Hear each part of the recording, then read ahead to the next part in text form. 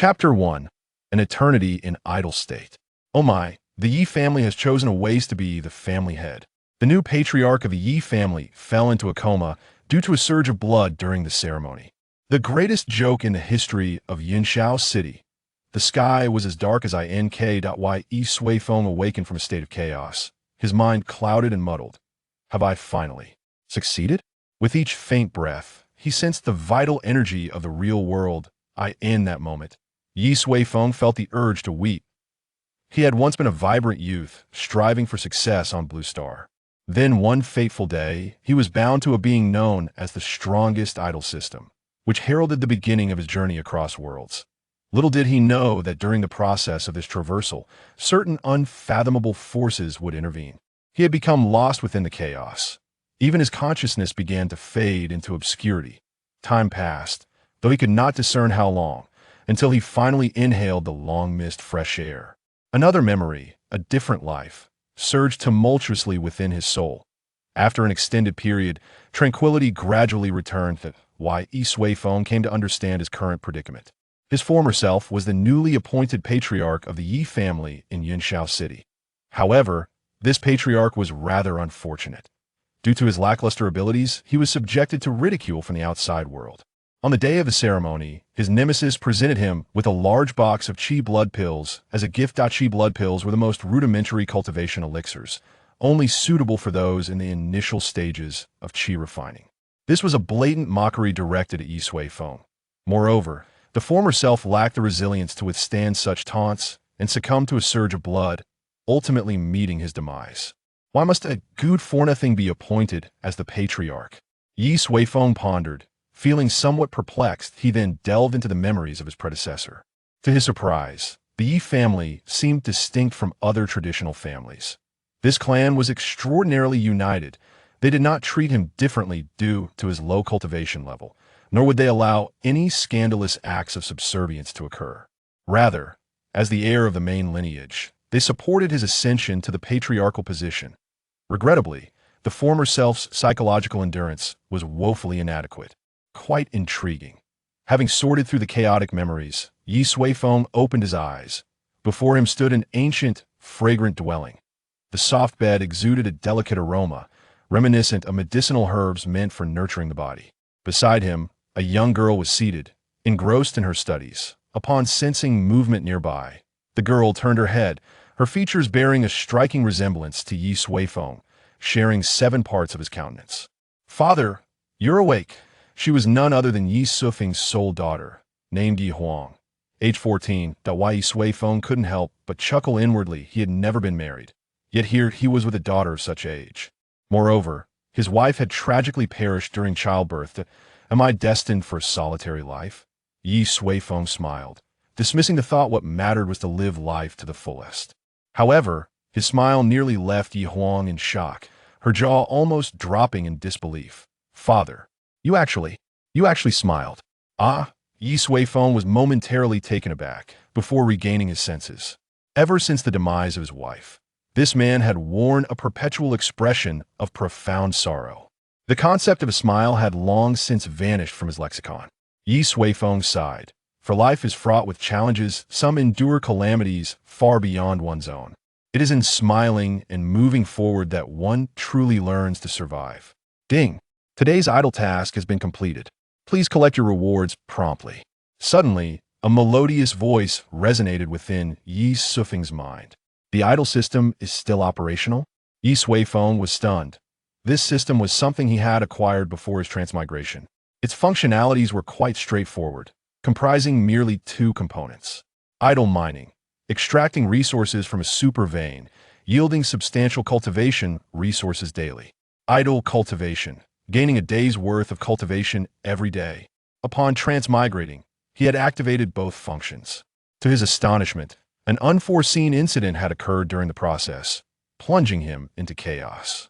In that chaos, time lost its meaning, and he was unaware of the duration of his idleness.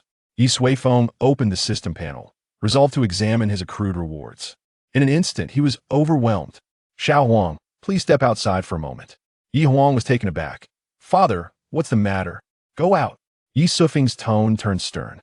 Though perplexed, Yi Huang obediently left the room. Once his daughter had departed, Ye Suifeng took a deep breath, his demeanor solemn. He then re-entered the system interface. 1, 2, 3. 13 digits. My math isn't great. How much is this? He stared at the astonishing figures, struggling to comprehend. After an extensive period, he finally managed to tally them all. Low-grade spirit stones. Daily yield of 100,000, currently possessing 3,560 trillion. Mid-grade spirit stones. Daily yield of 10,000, currently possessing 36.5 trillion. High-grade spirit stones. Daily yield of 1,000, currently possessing 3.65 trillion. Spirit crystals. Daily yield of 100, currently possessing 365 billion. Celestial stones. Daily yield of 10, currently possessing 36.5 trillion.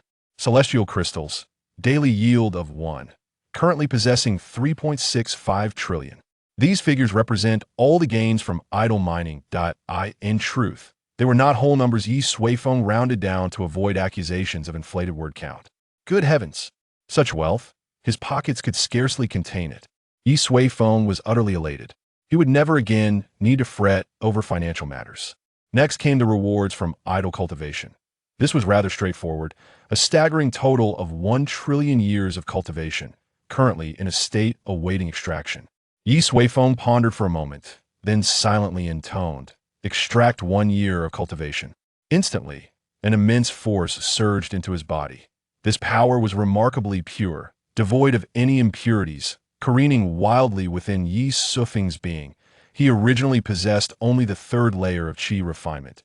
Yet through this surge, he broke through 5 layers, ascending directly to the 8th layer. It had merely been a year of cultivation. Ye Suifeng surged forward, continuously extracting his cultivation power. His strength soared as if he were aboard the Shenzhou 13 spacecraft, soaring through the heavens. Qi refinement, transformation, foundation establishment, golden body, golden core, nascent soul, out of body, divine transformation, union, tribulation crossing. In the brief span of a fragrant stick of incense, Ye Suifeng achieved the consummate state of tribulation crossing. When he resumed extracting his cultivation, an immense mental force instantly sensed the shifting clouds and winds in the sky. A terrifying energy of lightning was gathering. He was about to face his tribulation. Enduring this trial at home was hardly advisable. Ye Suifeng hastily interrupted the extraction process, causing the brewing thunderstorm to dissipate immediately. Oh, how intriguing! He attempted to extract his cultivation once more, and the ominous clouds above coalesced again, faint thunder rumbling in the distance. When he interrupted, the thunderstorm dispersed once more. Ye Suifeng's playful spirit ignited. He alternated between extracting and interrupting his cultivation numerous times. A calamity shared is merely a game. After toying with the thunderstorm for a while, Ye Suifeng ceased his provocations. Glancing at his cultivation reserves, he realized he had consumed merely around 5,000 years' worth. Not even a fraction of the total. After some contemplation, Ye Suifeng decided to remain at the perfected state of tribulation crossing. It was essentially sufficient. After all, if memory served correctly, the strongest individuals in Yunxiao City were merely at the golden core stage. It was indeed a dimensional suppression. Having concluded his thoughts, Ye Suifeng chuckled. The Ye family warmly welcomes their new patriarch. At this moment, it was already the latter half of the night. In the midst of late autumn, the nights in Yunxiao City had grown exceedingly cold. Yi Huang sat outside the door, her face marked with profound melancholy. Her mother had passed away, giving birth to her, leaving only her father as a relative to accompany her in growing up. Her father had been nominated by the family as the next patriarch, which had initially brought her joy. But who would have thought this would become the final straw that burdened her father? If time could flow backwards, she would surely urge her father to relinquish the position of clan leader. For the burdens of this role were simply too great. Her father was utterly incapable of bearing it. It's all my fault. If I were just a bit more exceptional, I could surely alleviate my father's worries. Yi Huang silently reflected. Suddenly, a creaking sound emanated from behind her as the door opened, and the tall figure of Ye Suifeng appeared behind her. Father! Yi Huang quickly stood up. Ye Suifeng inquired with confusion. Why are you still here? Shouldn't you be resting? I just worry about your health. Yi Huang replied softly. Yet, Looking at Ye Suifeng, radiant and imposing, there was no sign of ill health about him. In fact, he appeared infinitely better than before. What on earth had transpired? Ha ha! Ye Suifeng chuckled heartily. Do not worry, my dear. I am in splendid health and relishing every meal. Confronted with this cheerful demeanor of her father, Yi Huang was taken aback, her face a canvas of astonishment. Noticing her bewilderment, Ye Suifeng continued, This recent ordeal has granted me clarity on certain matters. Rest assured, such occurrences shall never transpire again. With a warm smile, Ye Suifeng affectionately tousled his daughter's hair. The white Yi Huang stood momentarily dazed, yet she nodded in agreement. Now, off to bed with you if memory serves. You have alchemy lessons awaiting you tomorrow. Do not let them slip by. The hour was already late into the night. Yet, Yi Huang's expression dimmed as she replied, Father, you are unaware that today the family's alchemists, blacksmiths, and array masters have all departed. Ye Suifeng was taken aback, astonished by the gravity of the situation. The Yi family was substantial, encompassing a multitude of direct and collateral descendants. Indeed, there were over 100 young members alone. Thus, numerous masters from various fields have been invited to serve as instructors. Yet, the unexpected exodus of so many was truly shocking that it was evident that they had chosen to leave upon realizing that Ye Suifeng had ascended to the role of head of the family, believing the Yi family lacked a promising future. Some individuals simply missed the swift train of historical progress. He mused. Father, what do you mean? Ye Suifeng chuckled softly. I mean to say, their departure is a loss entirely of their own making. Return to your rest. Now, come tomorrow. I shall resolve this matter. Chapter 2. Family Crisis. The following day, in the family council chamber, Ye Suifeng stood with his hands clasped behind his back, gazing at an ancient scroll on the wall. It contained a set of venerable regulations, the 3 ironclad laws of the Yi family. Those who betray the family without cause shall be executed. Those who disrupt the unity of the family shall be executed. Those who deliberately oppress their kin shall be executed. These 3 principles serve as the foundation for the Yi family's enduring cohesion and collective stance against external adversaries. Such a family evoked a sense of admiration in Ye Suifeng. Suddenly, the grand door of the council chamber swung open, and 4 imposing middle-aged men entered in succession. Once Ye Suifeng turned to take his seat, they followed suit, each assuming their designated place. They were the family's principal figures and direct descendants of the Yi lineage, Ye Suifeng's cousins.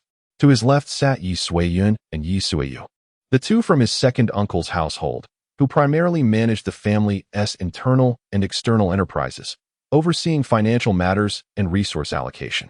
To his right were Ye Suihu and Ye Suibao, the 2 from his third uncle's household, responsible for the family's martial prowess and the acquisition and protection of external resources. Ye Suifeng had a 4th uncle as well, but his son was still quite young and lacked the qualifications to be a decision-maker in the family. His second, third, and 4th uncles had retreated to the background, serving as elder statesmen, only emerging for critical resolutions. Indeed, it was a large family. Ye Suifeng cleared his throat, stating, Now that everyone is present, let us commence today's meeting. Beside him, Ye Suiyun expressed concern. Eldest brother, is your health in order? It is well, and I have encountered some fortuitous opportunities. Ye Suifeng replied, surveying the gathered individuals. Our family shall fear no one, nor any challenge. If you have any concerns, raise them now, and we shall address them collectively. Upon hearing this, the others exchanged glances, momentarily at a loss for words. After a brief silence, Ye Suifeng turned to Ye Suihu and inquired, I have heard that several of our esteemed instructors departed yesterday. Ye Suihu nodded, his voice gruff. Indeed, these ungrateful wretches, whom we have never treated poorly, have all fled. From now on, I shall strike them whenever I encounter them. Beside him, Ye Suiyun sighed and remarked, This matter was instigated by the Li family. They lured away our instructors with superior compensation. The Li family was the Yi family's archrival. Within the 3 prominent families of Yunxiao City, the Yi, the Li, and the Tang family stood as the most formidable, often aloof from worldly affairs.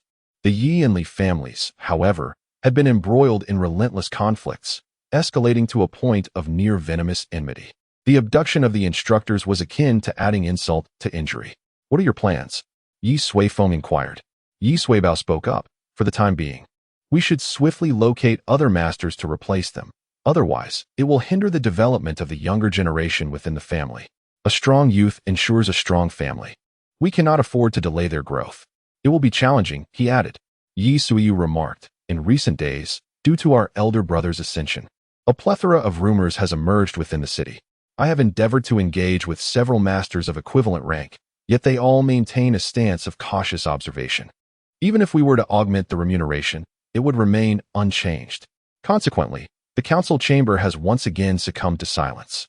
Several individuals furrowed their brows deeply, realizing that this matter is indeed rather challenging. If all else fails, we might have to lower our standards for the teaching masters, Ye Suifeng suggested. Surely someone will come forth. This is but a last resort. However, Ye Suifeng would naturally not allow such a situation to transpire. If my memory serves me well, the 3 masters who departed were all of the 5th rank, correct? The alchemist's ranks are classified into 9 tiers, from the lowest to the highest. A 5th rank master is already considered to be among the elite in Yunxiao City. What is their hiring fee? Ye Suifeng inquired. Well, they are all quite similar. Roughly around 10,000 low-grade spirit stones per month, Ye Suifeng responded, specifying that this refers to low-grade spirit stones. Nonetheless, 10,000 low-grade spirit stones is still an exceedingly generous remuneration, sufficient to support his daily cultivation and afford him a comfortable lifestyle in Yunxiao City. Ye Suifeng glanced at his own purse, which contained a 20-digit sum of low-grade spirit stones. That should suffice, he mused. Have you had any dealings with those above the 5th rank? Ye Suifeng asked again. The others were taken aback.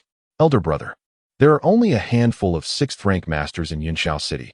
They exist in a realm apart and would not entertain any offers of employment. Moreover, even if they were to consent, the exorbitant fees would be nearly insurmountable for us, Ye Suifeng explained. Ye Suifeng chuckled softly, as long as there is a price. It can be addressed. Rest assured, I will present them with an irresistible proposition. The others exchanged glances, yet ultimately chose to place their faith in their family head. Aside from this matter, is there anything else? Ye Suifeng inquired. Indeed, came the response from Ye Suifeng, who primarily managed the family's resource allocation and appeared somewhat troubled at that moment. Elder brother, concerning the training resources for the younger generation of the clan, it may require further reductions. Ye Suifeng raised an eyebrow. What is the reason for this? Ye Suifeng sighed. In recent years, the family's enterprises have not been thriving, and the Li family has persistently interfered, resulting in our current financial situation being insufficient to sustain internal expenditures. The Ye family possesses 2 primary sources of income, a resource site outside the city and their shops. In recent years, the yields from the resource site have been poor, coupled with repeated disturbances and sabotage from the Li family, leading to a significant decline in revenue. Solely relying on the shop as a source of income is far from adequate. What is the current distribution of resources among the younger generation? And what are the monthly expenditures? Ye Suifeng asked. Ye Suifeng pondered for a moment before responding. To begin with, let us consider the qi refinement stage. Direct descendants receive 50 spirit stones per month, along with 10 bottles of qi refinement pills and 10 bottles of bone strengthening pills. In the vast realm of kinship, the monthly expenditure for the collateral descendants amounts to 30 spirit stones, 5 bottles of qi refinement pills, and 5 bottles of bone strengthening pills. When considering additional rewards, their total monthly expenses exceed 100,000 spirit stones. The resources required for alchemy, artifact forging, array formations, and talisman crafting are even more substantial. Furthermore, the costs associated with cultivation techniques, spiritual artifacts, and training facilities add to the burden. Ultimately, the expenses dedicated solely to nurturing the younger generation hover around 1 million spirit stones each month, a staggering figure indeed. This is the reality of prominent families. Behind their formidable strength lies an accumulation of countless resources. However, for Ye Suifeng, financial concerns are of little consequence. Very well, let us proceed, he declared, prompting the others to focus intently on his words. The younger generation represents the future of the family. Only by nurturing their growth can the family flourish and thrive. Therefore, starting today, the fixed resources allocated to everyone will be doubled.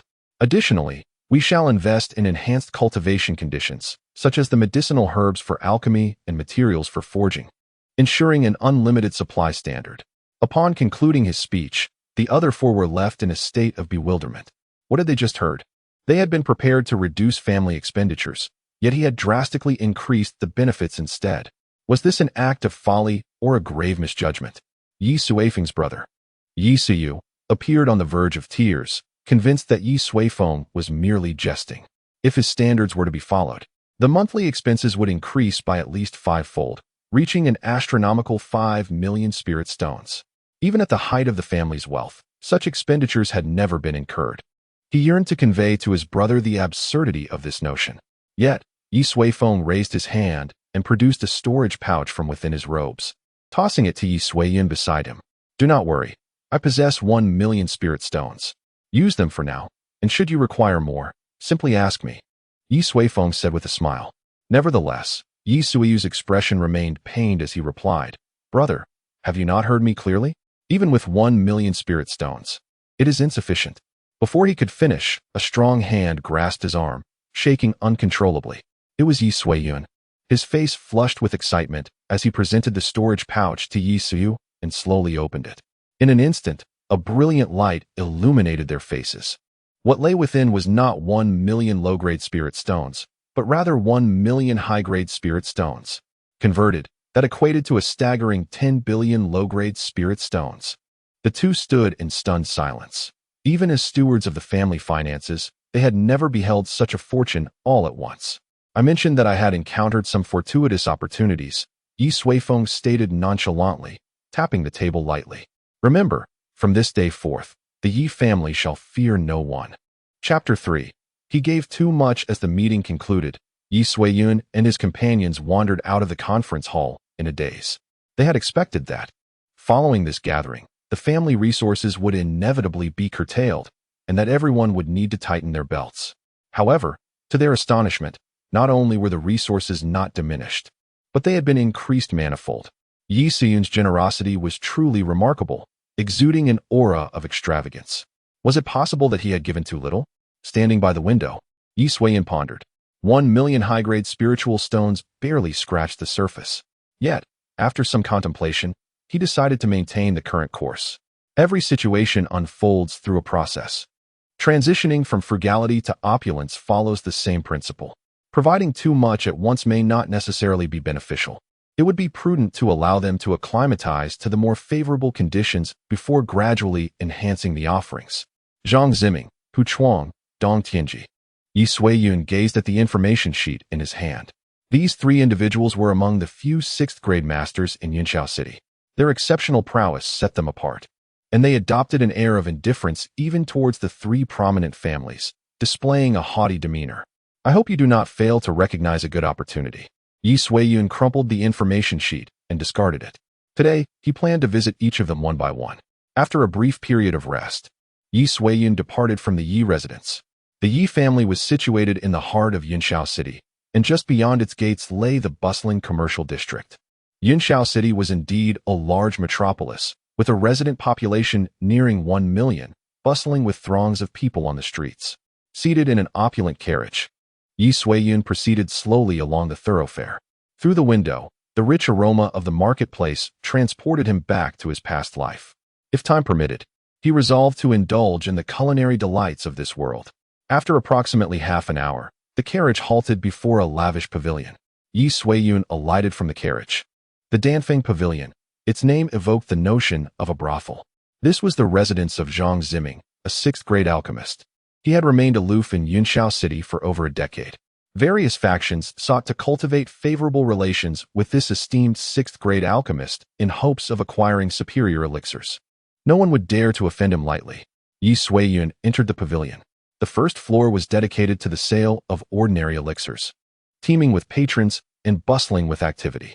Ye Suiyun held little interest in the elixirs and directly approached the floor manager, stating, "Inform Zhang Ziming that Ye Suiyun, the head of the Yi family, has come to see him." His tone was nonchalant. A mere 6th-grade alchemist was not worthy of posturing before him. However, this demeanor provoked the ire of the floor manager. In all his years at Danfeng Pavilion, he had witnessed countless visitors approach the master with utmost deference. Even the head of the Tang family comported himself with politeness. What of the head of the Yi family? The manager cast a sidelong glance at Ye Suiyun and replied, "Our master is currently refining elixirs. I must ask you to leave." This attitude did not take Ye Suifeng by surprise. One who remains in a position of power for an extended period often develops inexplicable flaws. A vast consciousness suddenly enveloped the entire attic, and Ye Suifeng immediately discerned an elderly man with flowing long hair, leisurely seated at the highest level of the loft, indulging in translucent grapes. I shall grant you one final opportunity to take me to see Zhang Ziming. Otherwise, do not blame me for my lack of courtesy, Ye Suifeng declared. The responsible party's expression immediately turned frigid as he waved his hand, summoning a group of formidable warriors at the Golden Body realm to surround him. Humph, Ye Suifeng, I have heard of your reputation. Without the title of family head, you are but a waste in the qi refining stage. Let us see what you can do. He spoke with unbridled confidence in a tone that brooked no opposition. A smile crept across Ye Suifeng's lips. Then watch closely. With that, he boldly reached out and grasped the collar of the responsible party.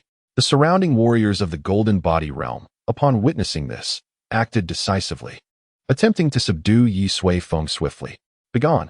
Yet, with merely a sharp rebuke, Ye Suifeng unleashed an immense force. The several Golden Body realm cultivators felt as though they had been struck by an ancient wild bull, instantly sent flying and crashing into a multitude of tables and chairs. The people in the hall below erupted into chaos, their faces filled with panic as they gazed at Ye Suifeng. Could it be that someone dared to cause trouble in the Danfeng Pavilion? That individual's strength is extraordinary. Even the Golden Body realm experts are no match for him. I remember now, that is Ye Suifeng, the newly appointed head of the Ye family. The crowd murmured in uncertainty. The responsible party was equally bewildered. Was it not said that Ye Suifeng was a mere waste in the qi refining stage? How could he possess such formidable strength? Yet, Ye Suifeng's expression remained unfazed. Now do you see clearly? Let us proceed together. With that, he effortlessly lifted the man and ascended to the attic. The Danfeng Pavilion comprised 5 floors, each selling different grades of elixirs. As Ye Suifeng climbed, numerous individuals attempted to obstruct his path. However, they were no match for him. Merely the aura he emitted sent their bodies flying, their mouths spilling blood. Soon, he arrived at the top floor. Ye Suifeng pushed open the door. Zhang Ziming sensed the intrusion. However, he was not only a 6th-grade alchemist, but also a formidable cultivator at the late Golden Core stage. In Yunxiao City, he feared no one. Your audacity is rather excessive. Zhang Ziming's face darkened. Ye Suifeng casually discarded the responsible party and strode inside. Your subordinates are too arrogant. I am merely here to educate them. Arrogance, Zhang Ziming bellowed. Do you truly believe that I am easily bullied? With that, he brought his fingers together, pointing horizontally at Ye Suifeng. The sound of a sword resonated as a flying sword, shimmering with golden light, pierced through the air, carrying with it a tempestuous energy, and arrived before Ye Suifeng in an instant. That was Zhang Ziming's life-bound treasure. He aimed to vanquish Ye Suifeng in one decisive blow. However, he had chosen the wrong opponent. Confronted by the swiftly approaching short sword, Ye Suifeng merely flicked his finger. An invisible wave emanated from the center of his fingertip, rippling outward. The formidable life treasure of a late-stage Golden Core practitioner, upon encountering this wave, abruptly altered its course and swiftly lunged toward Zhang Ziming, ultimately halting at the skin between his brows, suspended in midair. Subsequently, everything in the room, save for the furniture by the window, was instantaneously reduced to dust and vanished. Zhang Ziming's eyes widened in terror, paralyzed by the overwhelming strength of the individual before him, far surpassing his imagination. Senior, let us discuss this calmly. His voice trembled. Ye Suifeng chuckled softly, stepped forward, and took a seat opposite Zhang Ziming. The life sword gently descended, lying flat upon the table. For Ye Suifeng, the treasures of the Golden Core stage could be obliterated with but a thought. Yet, he refrained from doing so. His purpose today was to recruit Zhang Ziming as a mentor for his family. Destroying the life treasure would result in a backlash, necessitating a lengthy recovery period. Such an act was unnecessary. Observing Zhang Ziming, who was drenched in sweat and visibly tense, Ye Suifeng remarked, "Now you are willing to converse properly, are you not?" Zhang Ziming hastily nodded. "Senior, please speak. I shall do my utmost." He was genuinely frightened. Ye Suifeng's earlier display of power was beyond anything he had ever encountered. Even his master, who was in the out-of-body stage, would likely be incapable of such feats. Who exactly is this person? Zhang Ziming's heart raced with trepidation. Ye Suifeng plucked a grape and popped it into his mouth. The cool, fragrant taste of this fruit from the cultivation realm was indeed extraordinary. It's quite simple. Ye Suifeng began. My family is currently in need of an alchemist to instruct the younger members, and I wish for you to assume the role of a teacher. Zhang Ziming was momentarily taken aback, then felt a wave of perspiration wash over him. He had thought it was something significant. It turned out he was being invited to serve as a guest elder of the Ye family. Was it necessary to go to such lengths? He thought, discreetly wiping the sweat from his brow. Of course. To work under a senior like you is a great honor. When would you like me to begin? Ye Suifeng bore a playful smile. So eager? Shouldn't we first discuss compensation? Zhang Ziming awkwardly chuckled. Ah, senior, you flatter me. This opportunity you've granted me is a blessing. How could I dare to speak of monetary matters? Internally, he thought, after you so effortlessly subdued me, how could I possibly ask you for compensation? Ye Suifeng waved his hand dismissively. I am no brigand. I do not engage in oppression of the weak. This time, I am hiring you as a guest elder of the Ye family, so name your price. Zhang Ziming, perplexed, scrutinized Ye Suifeng for an extended moment, attempting to gauge his intentions, wondering if this was a ruse to ensnare him. Yet, regrettably, Ye Suifeng remained composed, revealing nothing, left with no choice. Zhang Ziming hesitantly extended his trembling hand. Senior, although my strength is lacking, I am nonetheless a 6th-grade alchemist. Under ordinary circumstances, a monthly remuneration of at least 500,000 spirit stones would be required. However, in your presence, this price is indeed negotiable. For the families of Yunxiao City, a monthly sum of 500,000 spirit stones is not entirely unaffordable, yet it is deemed unnecessary given their multitude of expenditures.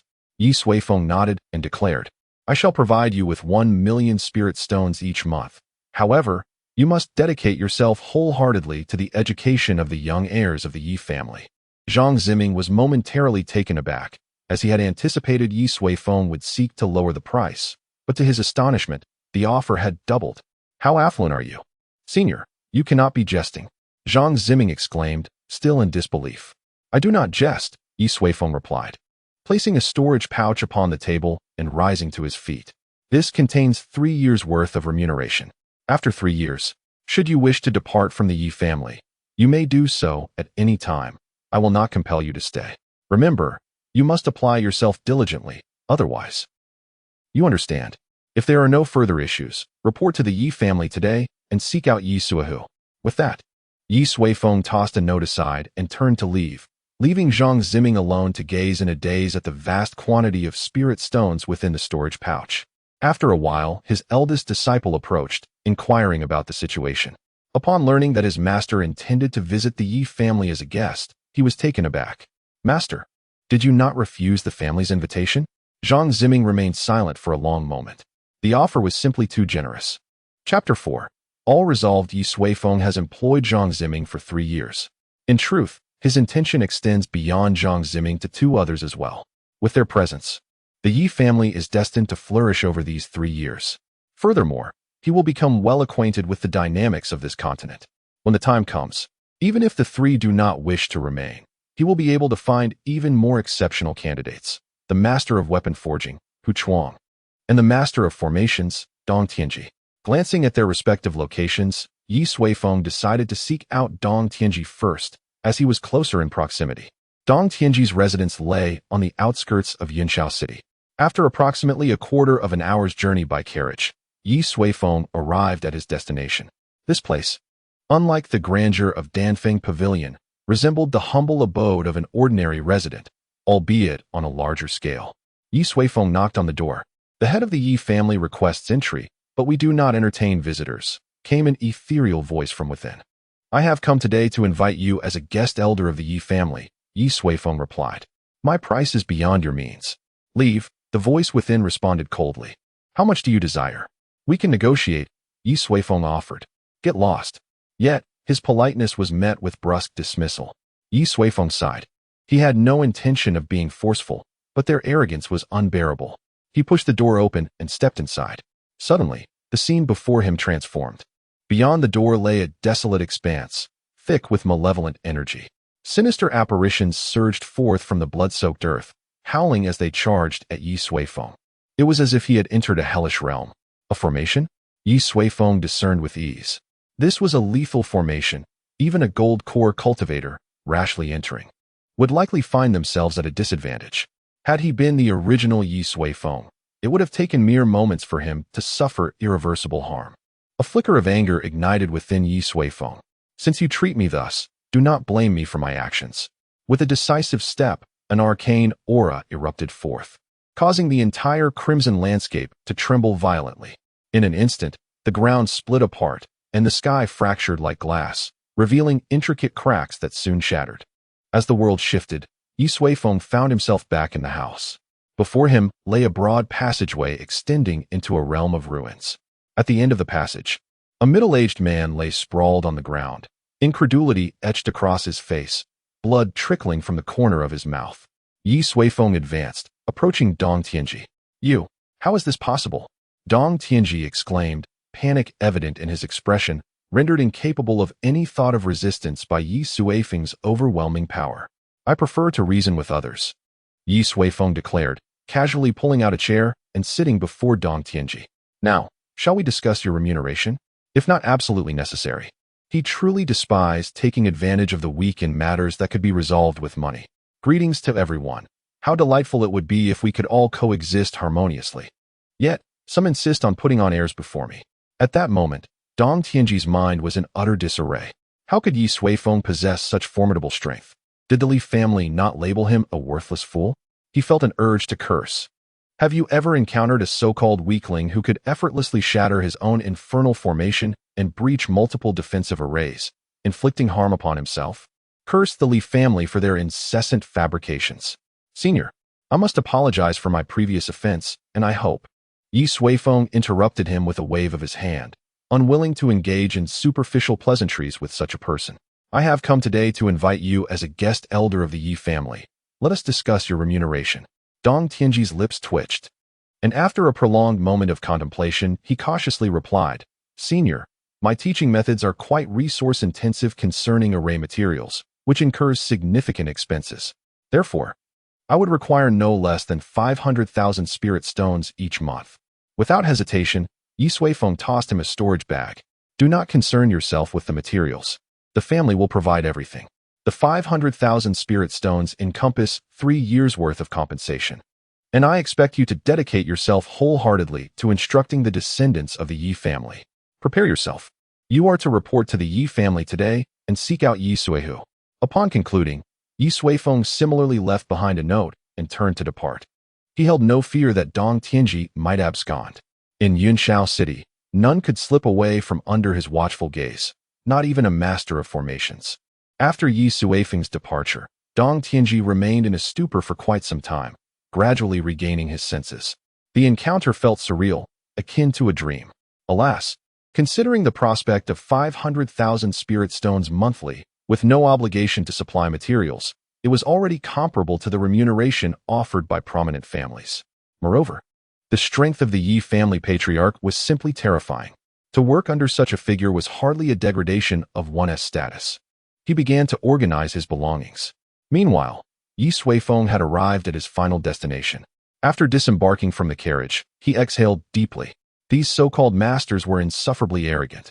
Without imparting a lesson, even if he were to entice them back, they might not perform their duties diligently.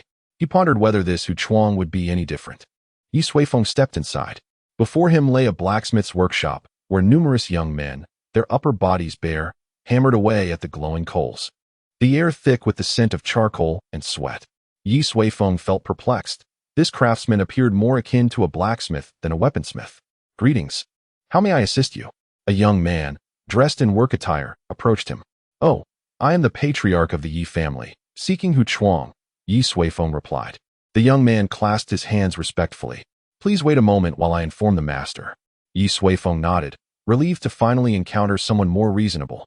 After a short while, the young man returned. "Master Yi, the master craftsman awaits you at the back. Please, this way." "Very well." Subsequently, Ye Suifeng followed the young man to the rear courtyard of the blacksmith shop. Within the yard, 3 immense iron furnaces stood proudly, while several older youths diligently added materials into them. Behind them, a middle-aged man dressed in modest attire stood with hands clasped behind his back, occasionally offering guidance. Indeed, this is what a forging place ought to resemble. Master, the head of the Ye family has arrived, the young man announced to the elegantly attired middle-aged man. It appeared that he was Hu Chuang. Hu Chuang inclined his head in greeting towards Ye Suifeng, saying, "Please, this way." They then proceeded to the reception room, where a servant had prepared fragrant tea for them. "You are Hu Chuang?" Ye Suifeng inquired. He appeared quite unassuming and slender, making it difficult to associate him with the esteemed status of the only 6th-grade master craftsman in Yunxiao City. "Indeed, that is I." Hu Chuang's voice carried a cultured tone as he responded, "You must be Ye Suifeng, the newly appointed head of the Ye family. What brings you here today?" Ye Suifeng nodded and replied, "I wish to invite you to serve as a guest elder for the Ye family, to impart knowledge of forging to our young disciples. What are your thoughts on this?" Understanding that Hu Chuang was a reasonable individual, Ye Suifeng approached the matter with politeness. However, upon hearing Ye Suifeng's proposition, Hu Chuang could not help but chuckle sadly. "I appreciate your kind intentions, but I truly cannot abandon this group of rascals." The rejection was anticipated. Ye Suifeng inquired, "What do you mean by that?" Hu Chuang gestured towards the group of young individuals outside and explained, "You must have noticed upon your arrival. My blacksmith shop is filled with a multitude of apprentices. Their sustenance and well-being depend entirely on me. If I were to leave, they would be left to fend for themselves." Haha. Ye Suifeng, puzzled, asked, "Why is that the case? Is their tuition insufficient to cover expenses?" In this world, education was an exceedingly costly endeavor. Especially for a master like Hu Chuang, one would require substantial financial resources to become his disciple. Hu Chuang took a sip of tea, smiling as he said, "These youngsters were all impoverished children I took under my wing during my travels. They possessed determination and talent, yet have been deprived of opportunities to shine on a grand stage. Thus, I offered them this chance." Ye Suifeng suddenly understood, realizing why Hu Chuang felt so deeply for them. Forging was an expensive pursuit, and without Hu Chuang's guidance, these young talents would likely revert to their former lives, brimming with potential, yet ultimately unfulfilled. Ye Suifeng clasped his hands together in respect, saying, "Your character commands my utmost admiration." Hu Chuang waved his hand dismissively. "It is of little consequence. Therefore, I shall decline your offer to become a guest elder," he chuckled. Ye Suifeng smiled and shook his head, saying, "No, if that is the case, I believe you ought to accompany me even more." Hu Chuang was momentarily taken aback, inquiring, "Why do you say that?" Ye Suifeng replied, "Tell me, with such a large group of young apprentices under your care, what is your monthly expenditure?" Hu Chuang, caught off guard by Ye Suifeng's persistence, contemplated before responding, "If we account for all the materials consumed in refining, this sizable group requires at least 200,000 spirit stones each month. Indeed, refining is an endeavor that demands substantial financial resources." Ye Suifeng then extended 5 fingers. "Should you become a guest elder of the Ye family, I can provide you with 500,000 spirit stones monthly. Furthermore, if you desire, we can relocate this entire blacksmith shop to the Ye family, along with all the apprentices. Rest assured, they will remain yours, and I will grant you complete autonomy. Your only obligation will be to impart knowledge to the young scions of the Ye family. Additionally, the Ye family will supply all refining materials. Simply inform me of your needs." Upon hearing Ye Suifeng's conditions, Hu Chuang was utterly stunned. He momentarily questioned whether he had misheard. 500,000 spirit stones each month, along with the provision of all refining materials. Was this not an unsustainable expenditure? Even the prominent families of the South could scarcely bear such costs.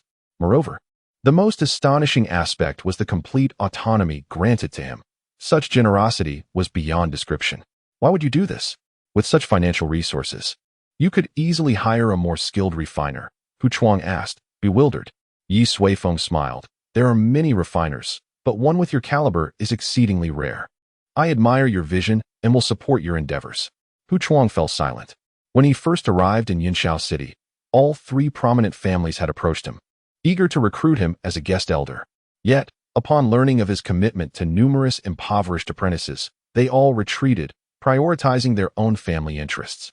In contrast, Ye Suifeng was the first to offer unwavering support, along with a staggering remuneration. Do you truly mean this? Hu Chuang asked. Ye Suifeng nodded affirmatively. Very well. Hu Chuang declared, I will proceed as you proposed, relocating the blacksmith shop to the Ye family. However, rest assured, I will manage all expenses for those unruly youths. Furthermore, 500,000 is excessive. I only require what is necessary for daily operations. 50,000 will suffice. Not a penny more. Ye Suifeng replied, you too must cultivate, and I hope you can accept a few more talented impoverished youths. That truly is too much. Then how about 499,000? Very well. Ye Suifeng rose, stating, money, when spent wisely, yields the greatest value. Please make the necessary arrangements. Ideally, you should head to the Ye family today. I will ensure that the family's affairs are well prepared. With that, Ye Suifeng produced a piece of stationery, clasped his hands in farewell, and departed. Left alone, Hu Chuang was overwhelmed with emotion, unable to find tranquility for a long time. Chapter 5. Ye Suifeng and the Chaotic Stones. So many spirit stones. How should they be spent? Ye Suifeng sat in his study, staring blankly at a storage bag brimming with spirit stones.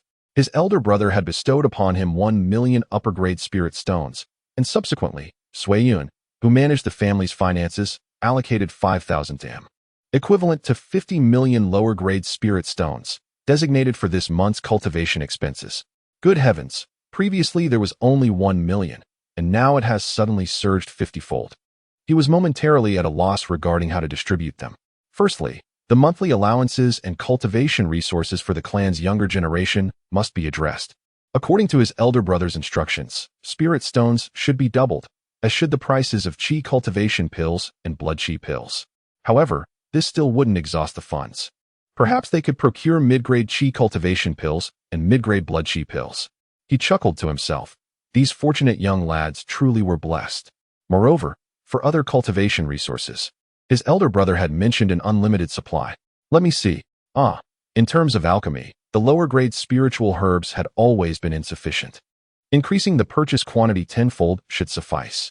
As for refining materials, array materials, and talisman-making materials, let us also augment those by 10 times. Our meals should be enhanced as well, incorporating higher-grade ingredients to aid in everyone's cultivation. After calculating for quite some time, Ye Suifeng found that he had spent a total of 20 million spirit stones. Yet, there remained 30 million. What to do with that? For the first time, he was troubled by having too much money to spend. Then it would be wise to acquire higher-grade cultivation resources. Ye Suifeng steeled himself, his brush once again dancing across the paper. Cleansing pills, body-tempering liquid, yellow-grade techniques, yellow-grade spiritual artifacts, qi cleansing pills. He wrote for an extended period, his mind swelling with numbers, until he finally expended the remaining 30 million spirit stones. Ye Suifeng collapsed back in his chair, exhaling a long breath. At last, he had completed the expenditure plan for the month. Gazing at the lengthy list of purchases, Ye Suifeng felt somewhat dazed. With such financial investment, how could the Ye family not flourish? The Li family, the Tang family, would inevitably be overshadowed by the Ye family. Just as he pondered, a sudden knock echoed at the study door. Come in. A middle-aged man dressed in butler attire entered. Butler Wu, is there something you need? Ye Suifeng inquired. Third master. Someone requests an audience, Butler Wu replied. Ye Suifeng, being the third among his direct siblings, was respectfully referred to as third master within the clan. Who is it? Ye Suifeng asked. Butler Wu hesitated momentarily before stating. He claims his name is Zhang Ziming, and that he has been sent by the family head to serve as the clan's master of alchemy. What? Ye Suifeng nearly toppled from his chair. At the Ye family entrance, Zhang Ziming, accompanied by 2 disciples, lingered at the door. After receiving the funds, he did not dare to delay. He quickly packed his belongings, entrusted Danfeng Pavilion to his eldest disciple, and brought along his 2 favorite disciples to report to the Ye family. He moved swiftly, anxious not to displease Ye Suifeng. Zhang Ziming. Suddenly, a familiar voice resonated from behind. Zhang Ziming turned around and was surprised to find it was Dong Tianji, a 6th-grade formation master from Yunxiao City. As peers of equal standing, they were well acquainted. What brings you here? They both inquired simultaneously. Zhang Ziming, with a glint in his eye, replied, I was invited by the head of the Ye family for a visit. And you? Dong Tianji snorted, saying, no need to pretend. You two have come as a guest scholar for the Ye family, haven't you? They understood each other's circumstances instantly. It seems, brother, you may have offended Elder Ye?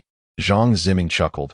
noticing the flush of energy in Dong Tianji, clearly indicating he had recently sustained an internal injury.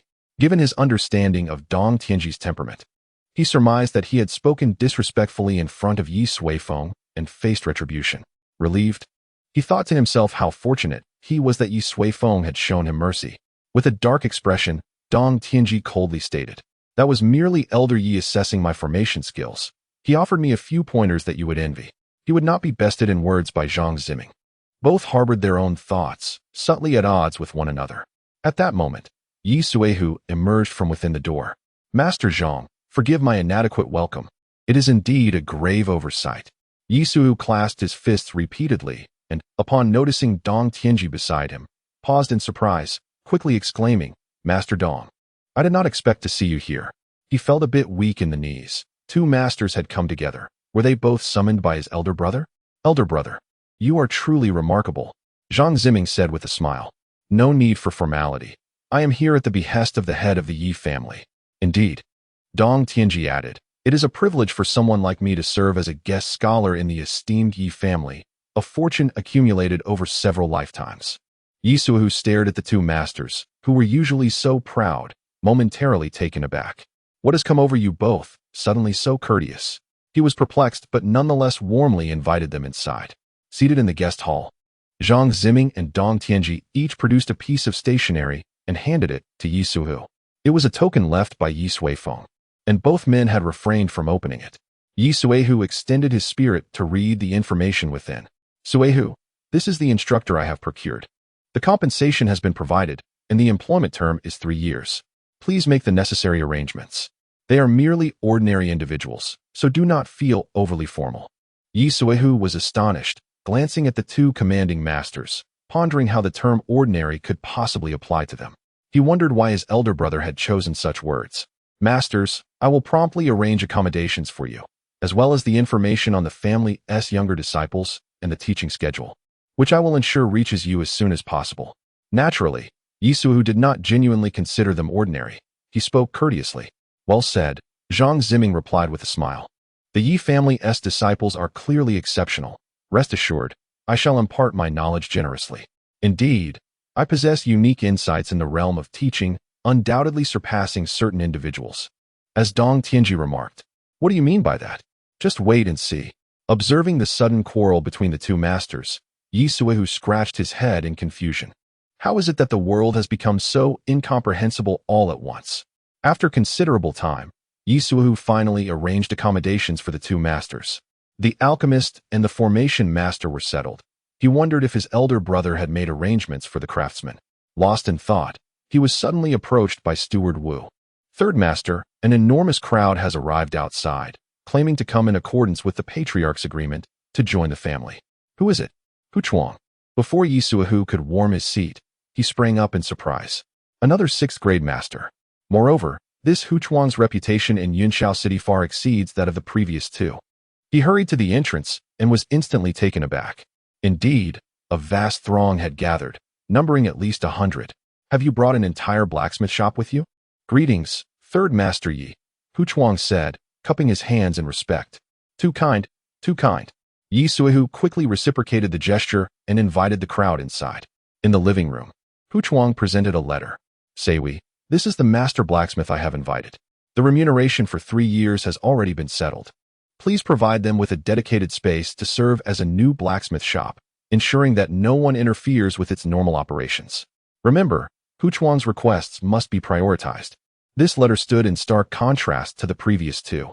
It was evident that his elder brother held this 6th grade craftsman in high esteem.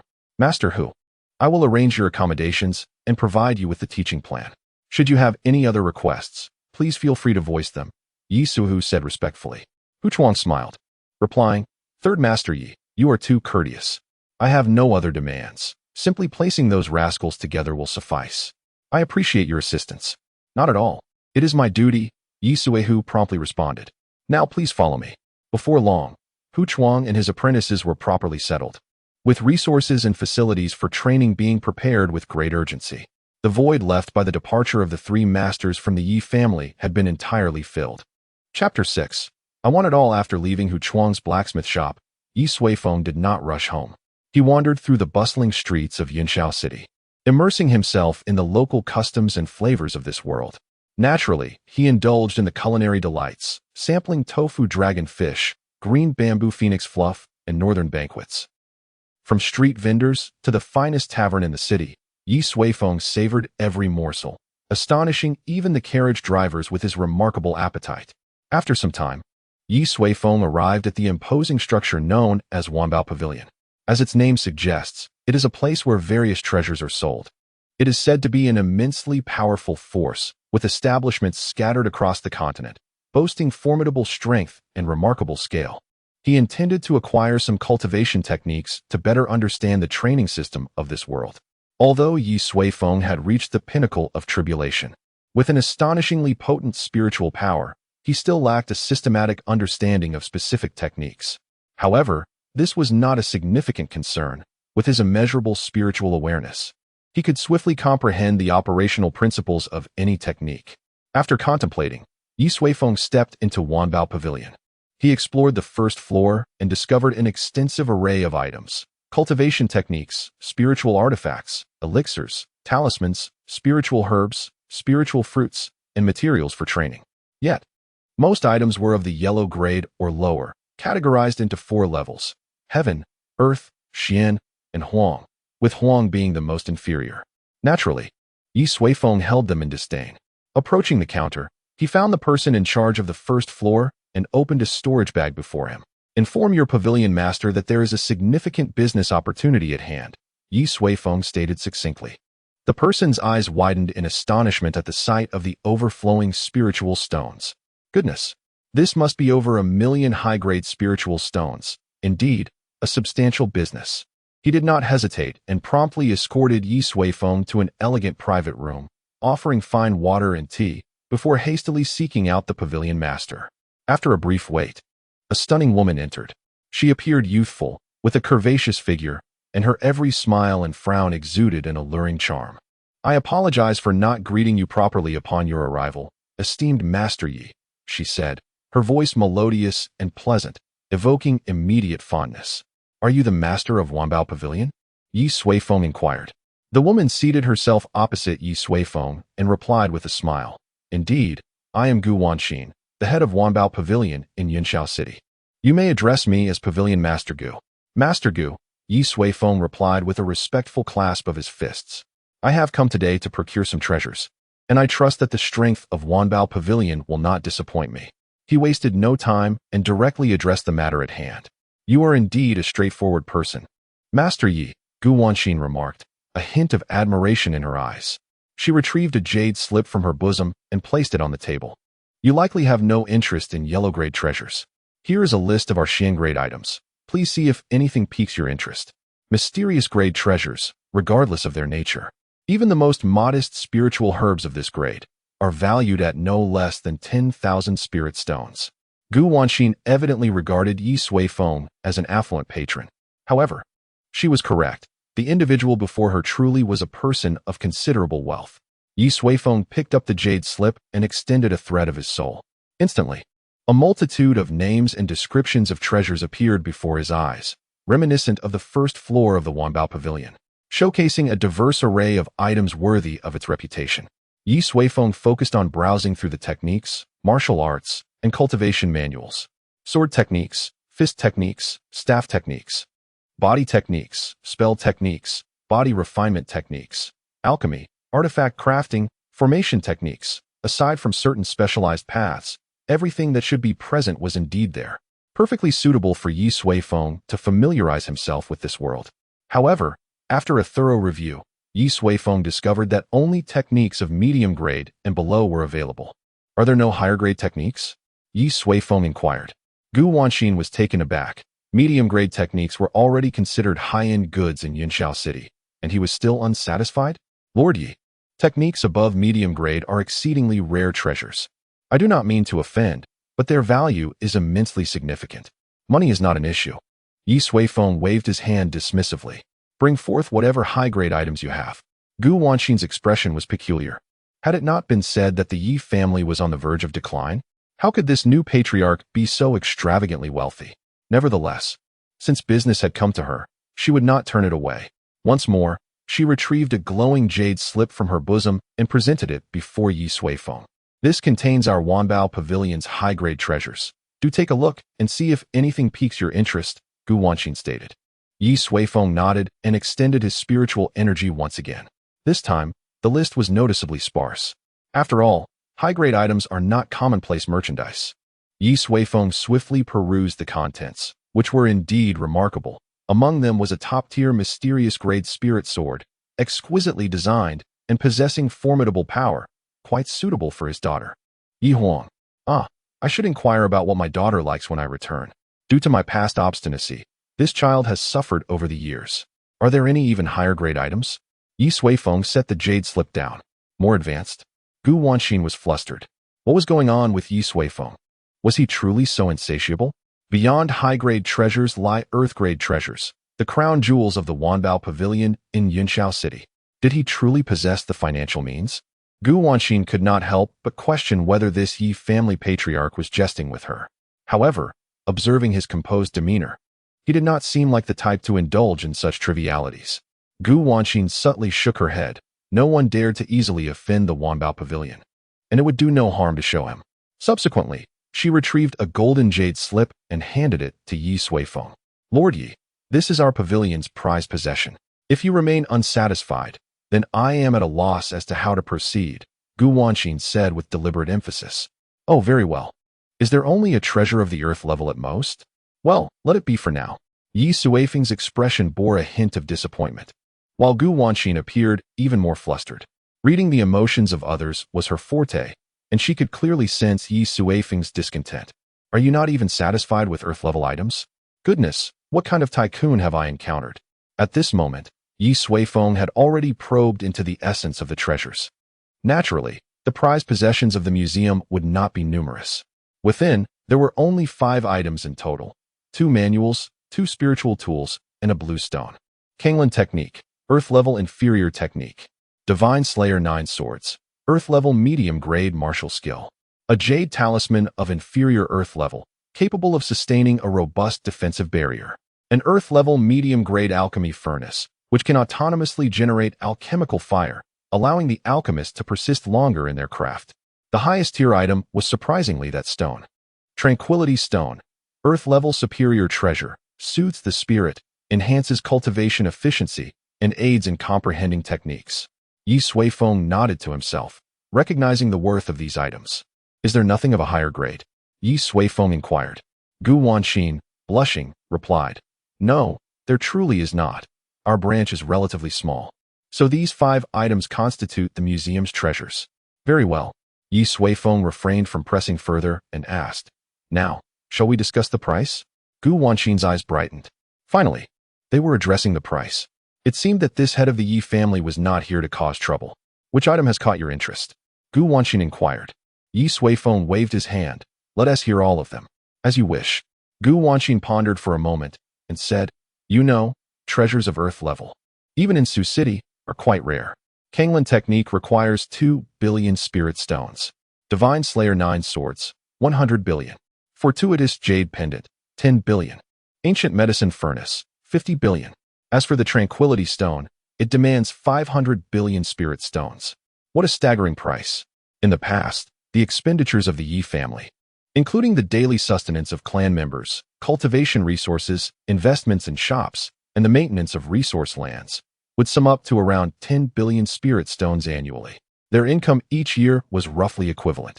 They could not even afford the cheapest fortuitous jade pendant in the entire Yunxiao city.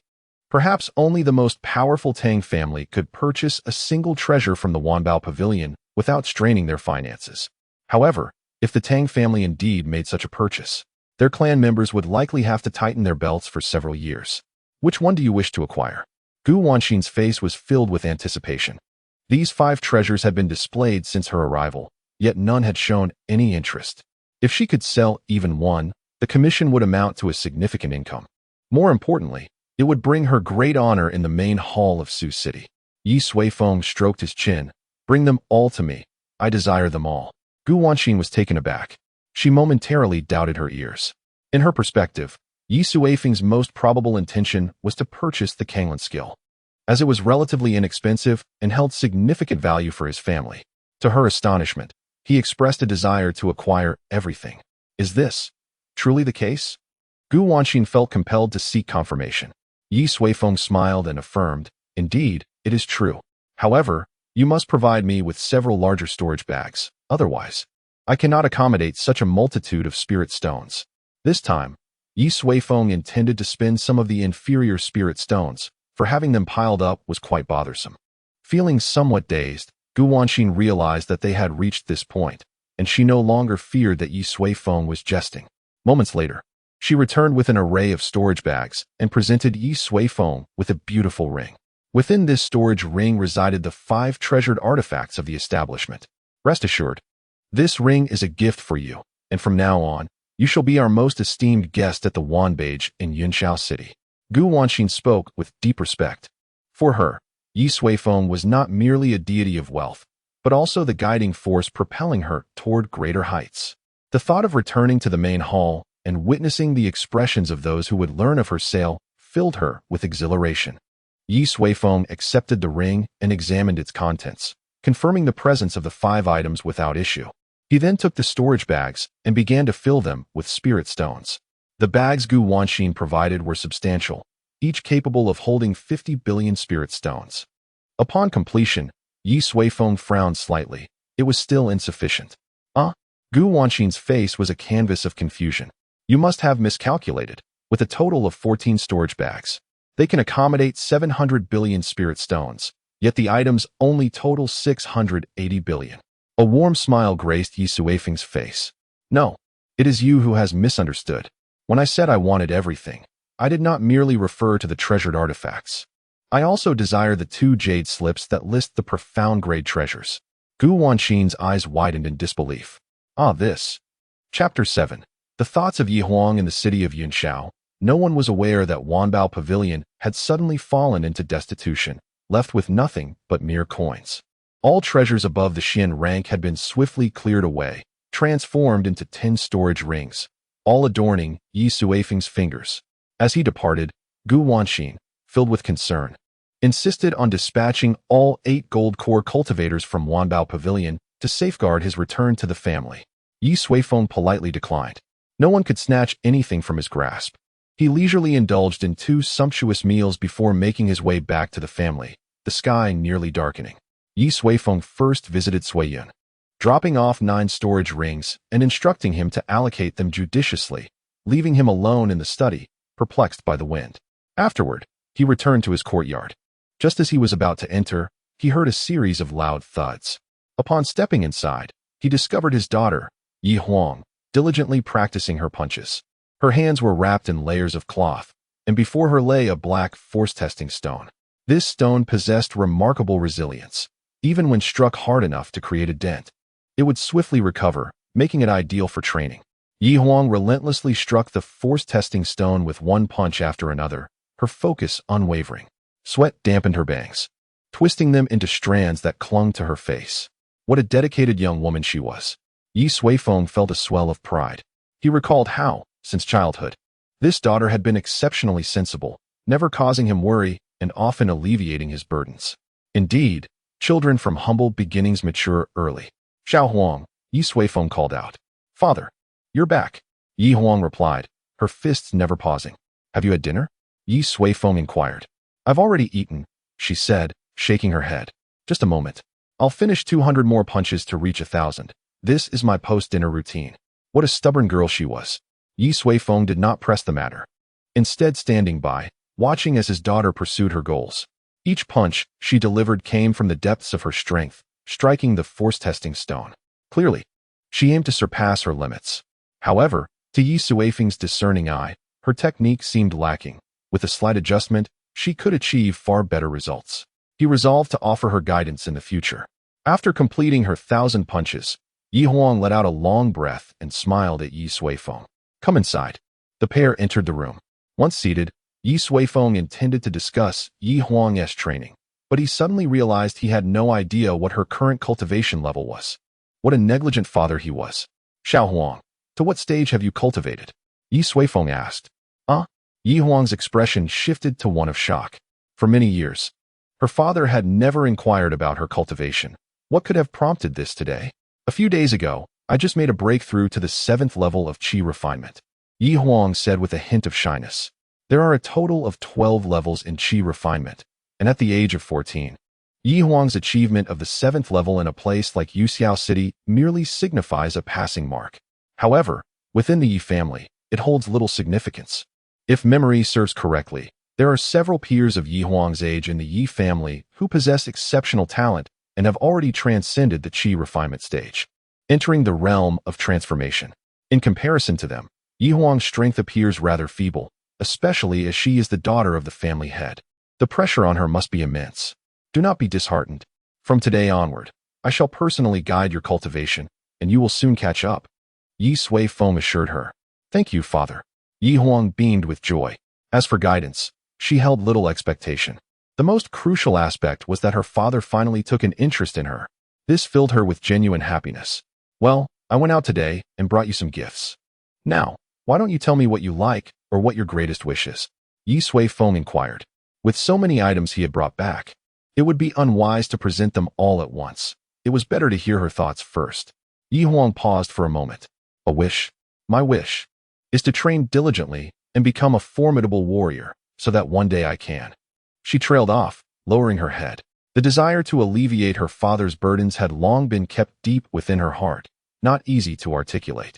So that you can. Ye Suifeng pressed gently. So that I can participate in the upcoming Yunxiao City battle.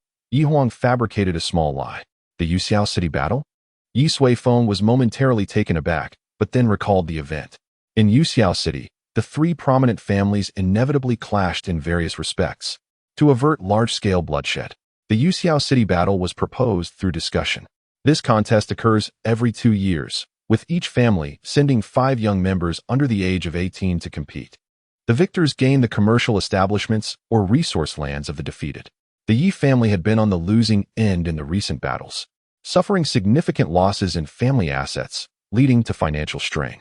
The next Yunxiao City battle was merely 6 months away.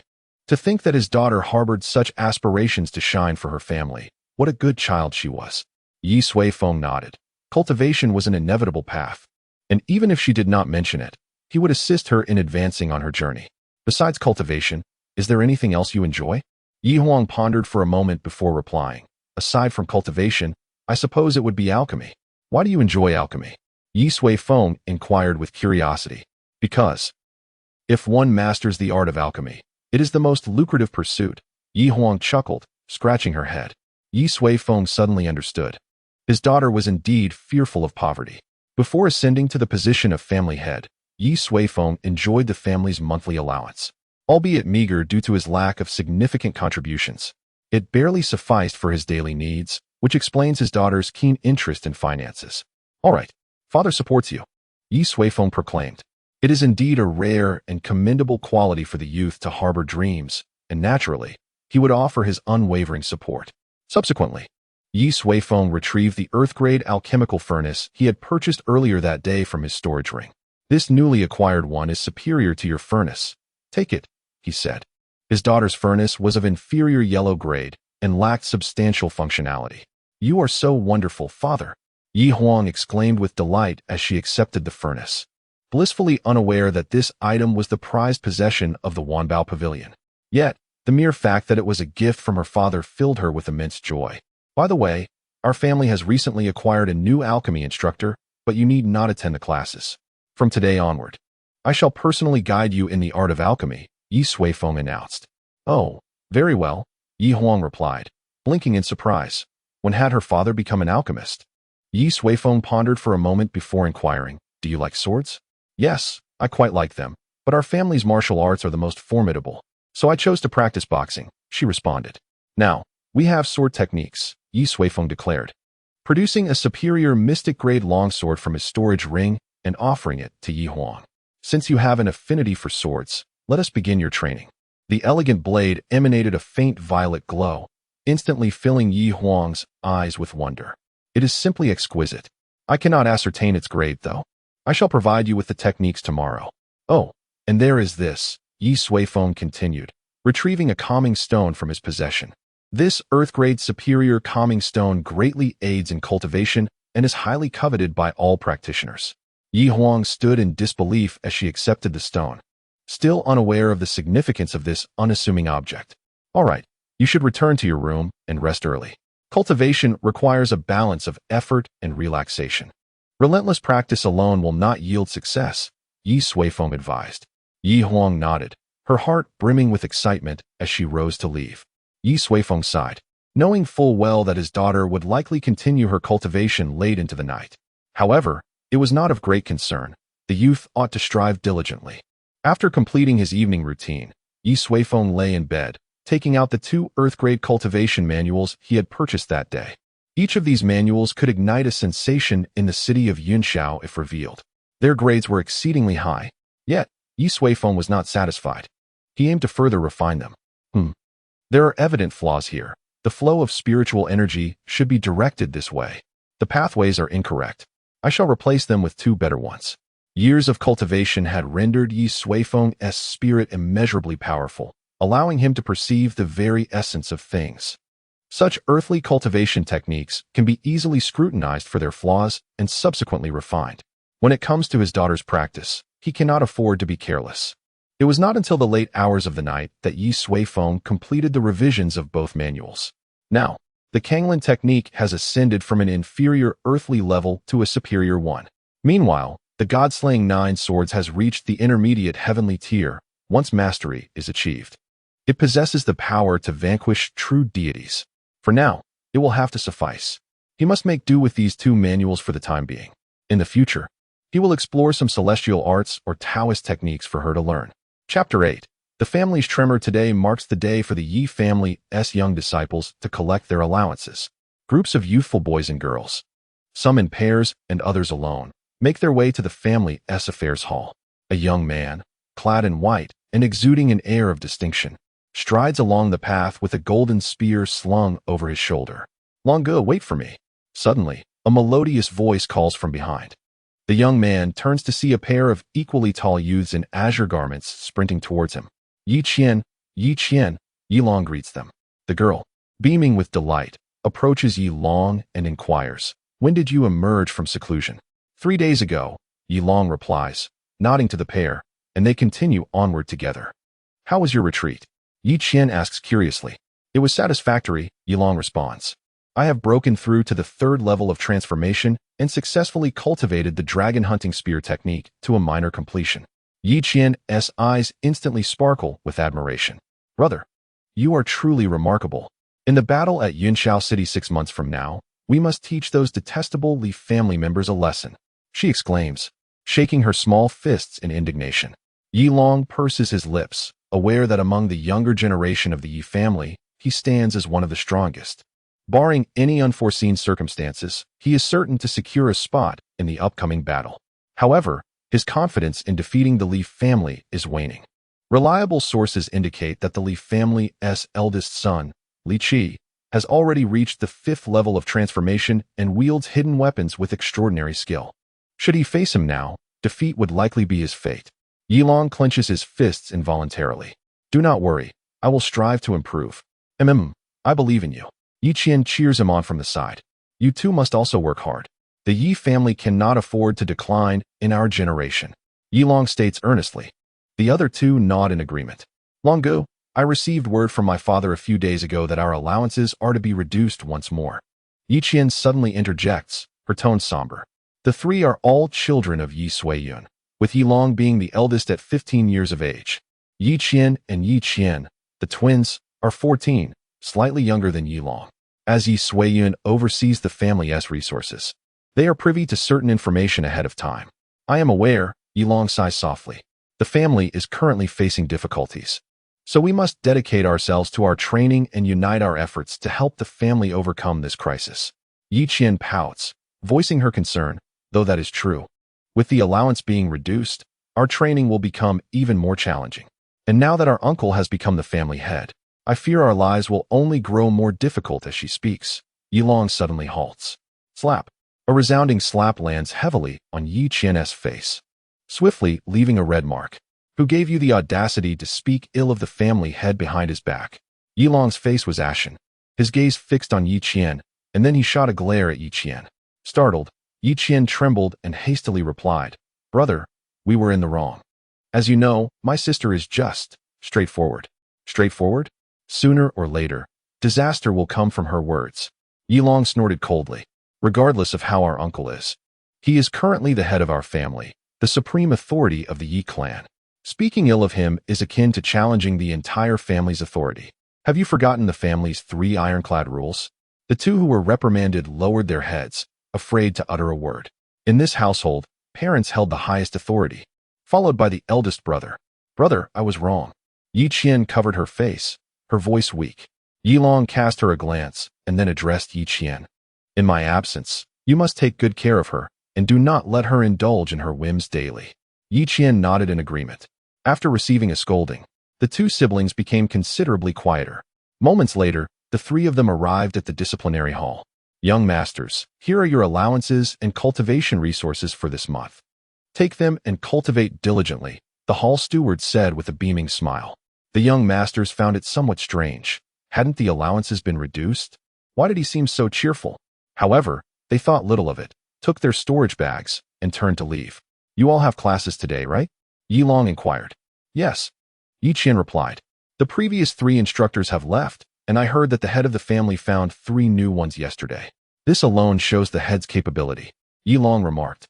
"So, dispel those unwarranted thoughts and focus on your cultivation. That is the right path."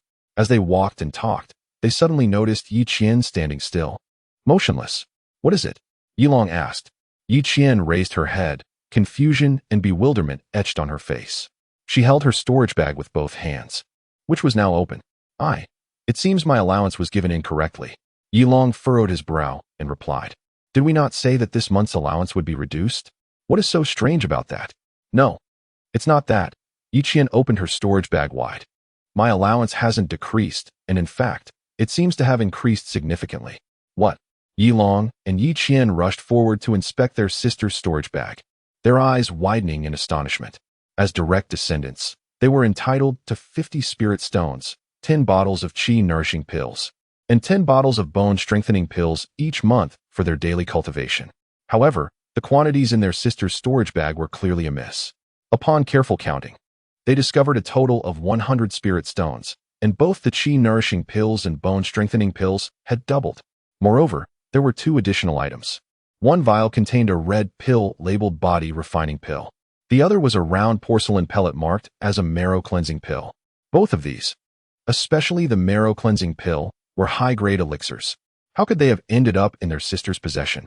"It must be a mistake," Yi Qian said. The abundance of resources before them seemed utterly unbefitting of their allocation. "Let us examine our own supplies," Yilong suddenly suggested. Subsequently, the 2 individuals opened their storage bags, only to be rendered momentarily speechless. They were identical. What could this mean?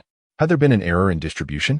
The trio exchanged glances, each witnessing a reflection of confusion on the other's faces. After a brief silence, Yilong closed his storage bag and spoke solemnly. "There must have been a mistake. These items undoubtedly belong to someone else, and we cannot accept them." The other 2 nodded in agreement. They would not compromise their integrity by accepting what was not rightfully theirs. Thus, the 3 returned to the steward's hall to return the storage bags to the steward. "Liao, these do not appear to be our belongings," Yilong asserted. "Oh, a misallocation?" Steward Liao inquired, accepting the storage bags for a closer inspection before returning them. "Young masters, you jest. The contents are indeed correct. They are meant for you," he replied with a smile. The trio was once again taken aback. Yet, the quantity steward Liao waved his hand dismissively, chuckling. "Did you not notice the family insignia within?" Yilong exclaimed, his face a canvas of bewilderment. He then opened the storage bag to discover an unusual item nestled inside. It was a small insignia, and upon activation, a commanding inscription unfolded before them. "Resources are ample. Cultivate diligently." Chapter 9. Guidance in Cultivation. The Yi family was abuzz with excitement. No one anticipated that this month's allocation would increase so dramatically.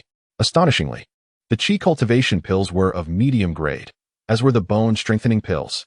Upon consuming these elixirs, individuals were immediately overwhelmed by the immense spiritual energy they contained.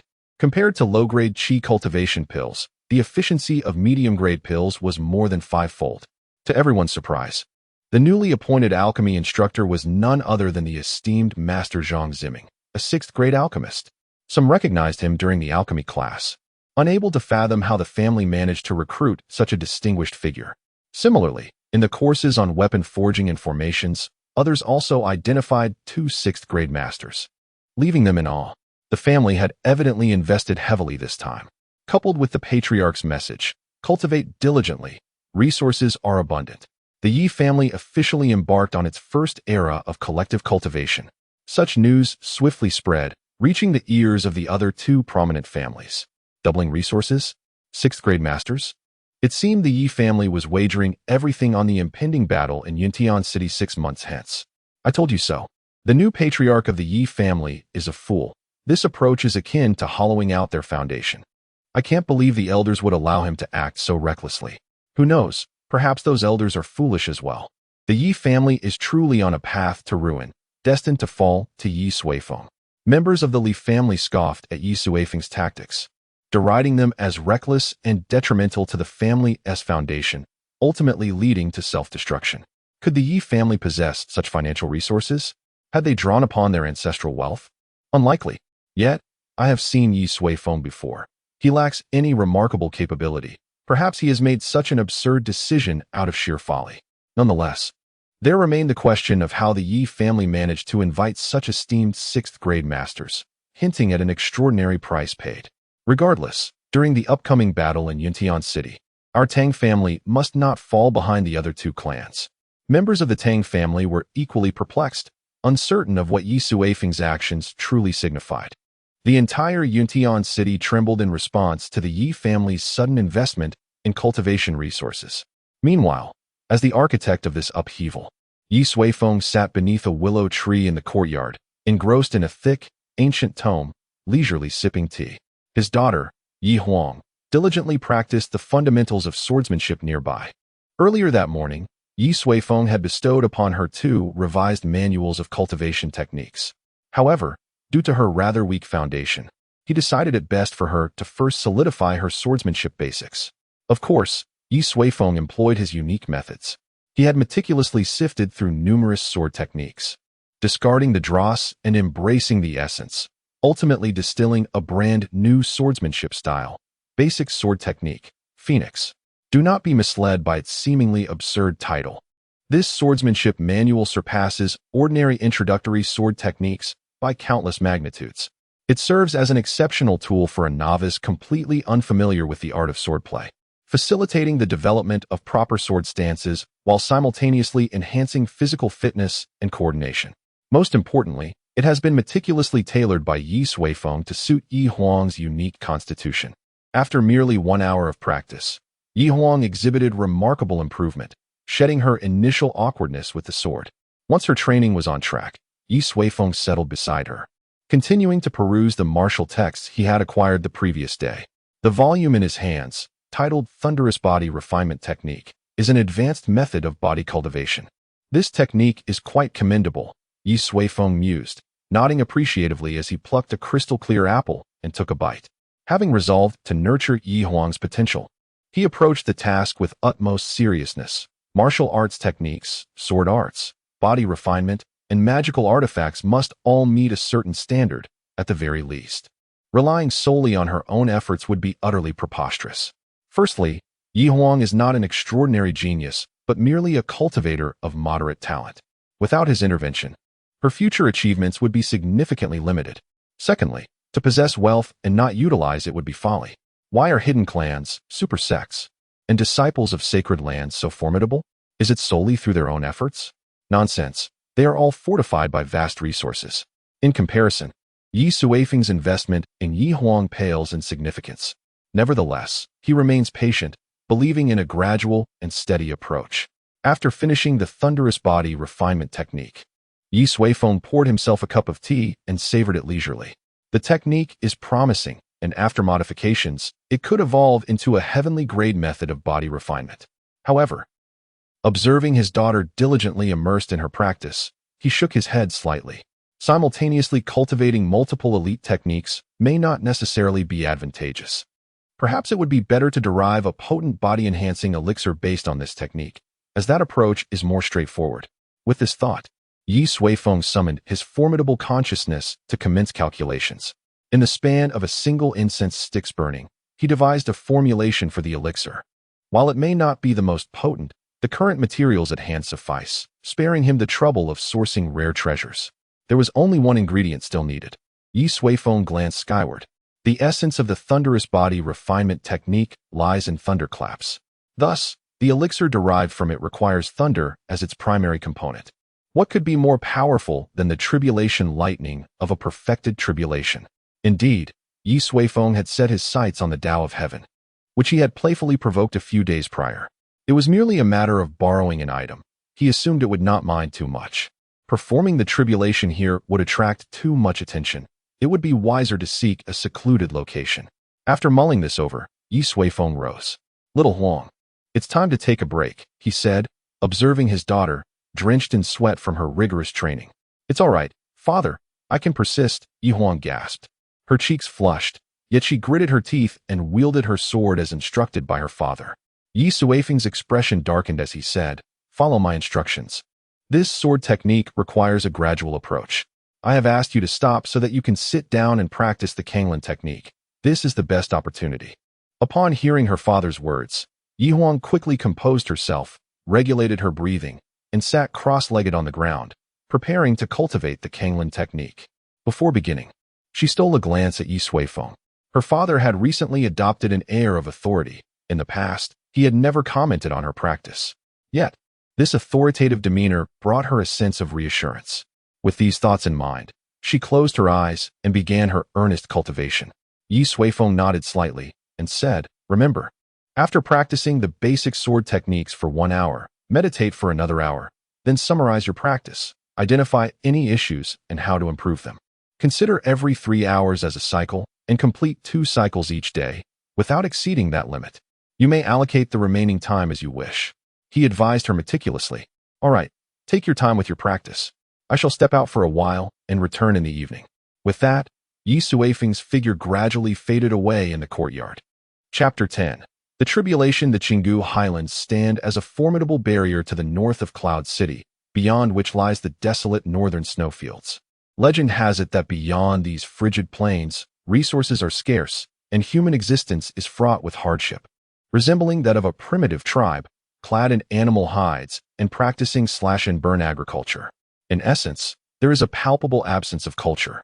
However, these notions are merely conjectures of the people from Lingnan, as few have dared to traverse the Qinggu Highlands to witness the northern snowfields firsthand. The Qinggu Highlands halt the progress of nearly all who approach. Towering mountains and dense thickets conceal ancient territories rarely trodden by human feet. Countless formidable beasts lurk within the depths of these highlands, and one misstep could easily lead to fatal consequences. Yet, such perilous conditions draw numerous cultivators eager to hone their skills. The beasts possess treasures aplenty, and should fortune favor them with the discovery of a high-grade spiritual herb, they could find themselves suddenly affluent, free from future worries. At this moment, several young cultivators tread cautiously around the periphery of the highlands. Suddenly, a distant rumble reverberates through the air, startling them. One long-haired youth, with disheveled hair, immediately drops to the ground, straining to listen. His expression shifts dramatically. "Run! A massive horde of beasts is charging towards us." He bellows in alarm, only to find his companions frozen in place, jaws agape, staring skyward. The youth follows their gaze, his eyes widening in disbelief. Above them, dark clouds roil, obscuring much of the sky. They swirl in a vortex, pulsating with eerie violet luminescence. An oppressive sensation weighing heavily upon his chest, as if his heart might burst free. What is that? They tremble, their legs growing weak. This spectacle feels akin to an omen of apocalypse. As the rumbling intensifies, they witness flocks of birds taking flight in panic from the nearby thicket. "It's a beast tide. We must flee," the long-haired youth exclaims, springing into action. His companions, jolted from their stupor, hastily follow suit, racing toward the mountain's edge. On a mountaintop deep within the highlands, Ye Suifeng observes the encroaching storm clouds above, furrowing his brow. The commotion is unexpectedly loud. Had he known, he would have ventured further inside. He had chosen this spot to summon the tribulation lightning, hoping to avoid disturbing ordinary cultivators. Yet the expanse of these ominous clouds has far exceeded his expectations, nearly spilling over the mountain's perimeter. "Come on, hurry up," Ye Suifeng mutters in dissatisfaction. His tribulation. The fearsome 9-9 heavenly tribulation comprises a total of 81 bolts, each one exponentially more powerful than the last. The quality of each strike also increases significantly. Ye Suifeng has been awaiting the final bolt, hence his prolonged wait. As if responding to Ye Suifeng's provocation, the storm clouds above begin to swirl with greater urgency. With a thunderous roar, the heavens seem to respond. A violet thunderbolt descended from the heavens, carrying with it an overwhelming celestial might, instantly hovering above Ye Suifeng's head. Yet, with a mere flick of his hand, this seemingly invincible calamity was shattered into countless fragments, cascading like celestial petals upon the surrounding peaks. In an instant, the earth trembled violently, and several small mountains were cleaved asunder, collapsing under the force. At this moment, Ye Suifeng appeared unscathed. The thunderbolts continued to rain down in relentless waves, yet before Ye Suifeng, they resembled nothing more than soft cotton candy, utterly incapable of withstanding his presence. Finally, the final trial of the heavenly tribulation approached. The ominous storm clouds above began to contract, yet the ferocious energy contained within surged to an unprecedented level. When the clouds shrank to their most minuscule form, a resounding boom echoed as a brilliant purple lightning bolt plunged downwards. "I have awaited your arrival," Ye Suifeng declared, ascending into the air to meet the annihilating thunderhead head-on. With the transformation of his right hand, intricate and profound energies coalesced within his grasp, while his left hand produced a white jade bottle, glistening like mutton fat. In the blink of an eye, Ye Suifeng collided with the thunderbolt. Yet the anticipated cataclysmic explosion did not ensue. Instead, it abruptly ceased, akin to the final chord of a pipa. The violent tempest transformed into a serene azure sky. Ye Suifeng's figure gently descended, cradling a swirling mass of purple energy in his palm, restless and agitated. "Be calm," he instructed as he clenched his fingers, causing the purple energy to diminish in size until it condensed into a tiny droplet, floating delicately above his hand. Subsequently, this droplet was ensconced within the jade bottle. "Phew, I've finally accomplished it." As he gazed skyward, a majestic celestial gate materialized in the ether, appearing both ethereal and grand. The gate gradually opened, enveloping Ye Suifeng in a radiant golden light, accompanied by ethereal melodies emanating from within. He had successfully traversed the ninefold tribulation and was on the verge of becoming an immortal. "Ah, no need to rush. Perhaps it is best for you to return," he mused, dissipating his celestial aura, his cultivation stabilizing at the pinnacle of tribulation transcendence. This realm could not harbor immortals. To ascend, one must rise to a higher plane. Yet, Ye Suifeng was reluctant to leave so soon. He had only just arrived and yearned to savor the culture and charm of this world. Moreover, he had a lovely daughter awaiting his return. As Ye Suifeng relinquished his immortal aura, the celestial gate in the void seemed to lose its target, lingering for a moment before gradually fading away. "Well then, the task is complete." He stowed the jade bottle into his storage space, having prepared the primary elixir, ready to concoct the body-tempering liquid for Yi Huang when the time was right. The final bolt of the 9-9 heavenly tribulation, simultaneously embodying the essence of both destruction and creation, left even Ye Suifeng unaware of the immense effects that the body-refining liquid he concocted would ultimately yield. Standing atop the mountain, he observed the utter devastation surrounding him. The landscape had been ravaged, with the mountain beneath him reduced by several dozen meters due to the ferocity of the tribulation. The terror of the heavenly trial was palpable. Gazing northward, his formidable spiritual perception extended thousands of miles away, reaching a vast expanse of icy plateau. There lay the fabled northern snowfield, appearing desolate and barren. As Ye Suifeng's awareness meandered aimlessly, an immense spiritual presence suddenly surged from the depths of the plateau, rushing toward him with alarming speed. This presence seemed to merge seamlessly with the entire northern expanse, nearly matching the infinitesimal fraction of spiritual perception that Ye Suifeng projected. It was extraordinarily powerful. Could there truly exist cultivators of such caliber in this world? Upon sensing the approach of this formidable presence, Ye Suifeng promptly retracted his own awareness. He was not yet inclined to engage with the apex forces of the world at this moment. Perhaps another time. With a shrug, he noted that the sun was already dipping in the west. The 9-9 heavenly tribulation had consumed far too much of his time. It was time to return home. In the far north, a pair of icy eyes suddenly opened. Peering into the realm of divinity, one wondered, friend or foe? Another thread of fate lay shrouded in mist. How much longer could we endure? Chapter 11. The Rescue. A silhouette flashed across the sky above. Beneath, the towering mountains stretched endlessly, receding rapidly into the distance. Ye Suifeng could have instantaneously returned, yet he chose to admire the beauty of this world instead. As he journeyed, he could distinctly sense the devastation wrought by beasts in many areas of the mountains, with some timid demonic creatures still appearing panic-stricken, clearly affected by his tribulation. Suddenly, he detected the scent of a fierce battle nearby, suggesting the presence of humans. After a moment's contemplation, he altered his course and soared in that direction. Hovering in the air, Ye Suifeng beheld 4 young individuals, 3 males and 1 female, engaged in a fierce struggle against a single horned azure bull. This creature, a second-tier demonic beast, was equivalent to a human at the late stage of Qi transformation, while the young fighters were merely practitioners at the late stage of Qi refinement, revealing a significant disparity in strength. It was unclear how long the battle had raged, but 2 of the 4 were already wounded and moving sluggishly, leaving only a long-haired youth and the female combatant persistently fighting on. Suddenly, the long-haired youth was struck and sent flying by the bull. Yet he quickly recovered and positioned himself to restrain the beast's advance. Gritting his teeth, he felt the surge of blood within him from the previous blow, realizing he had sustained internal injuries. Strike at its lower body, the long-haired youth shouted.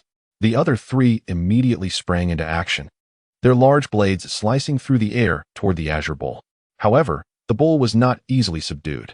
As they approached, it erupted into a frenzy, its powerful hooves thwarting their assault. One individual, already injured, was unable to evade and was struck by the bull's iron hoof, sending him crashing into a thicket, blood spewing from his mouth, unable to rise. Ma Fong, the long-haired youth roared, his eyes burning with fury. Gripping an iron rod, he swung it fiercely toward the bull's head. Yet, that was the bull's most formidable area, and his attack had little effect, instead leaving him unsteady as he was once again thrown back by the beast. With a thunderous roar, the horned azure bull repelled all 4 of them, bellowing to the heavens as if it were an invincible ancient demon. The ground trembled under its iron hooves, resonating with a deep rumble, and it then turned its gaze toward the fallen Ma Fong, a flash of crimson flickering in its eyes before it charged forward. It had long since attained sentience, understanding the necessity of eliminating a human combatant first before picking off the remaining ones one by one. The bull moved with astonishing speed, its seemingly indestructible horn aimed directly at Ma Fong. No, the long-haired youth cried out in despair. Was his companion, with whom he had shared countless days, truly about to perish before his eyes? Meanwhile, Ma Fong lay on the ground, eyes closed, resigned to the impending arrival of death. Suddenly, a small sapling emerged from the thicket before Ma Fong, standing tall. As everyone turned a blind eye, it waved its diminutive branches, striking the head of the azure bull. A thunderous roar erupted, accompanied by a deluge of earth and stone. From the explosion, a colossal figure was sent flying, showering the air with warm blood before crashing to the ground. The long-haired youth's eyes widened in astonishment as he clearly discerned that the one flung away was none other than the formidable azure bull.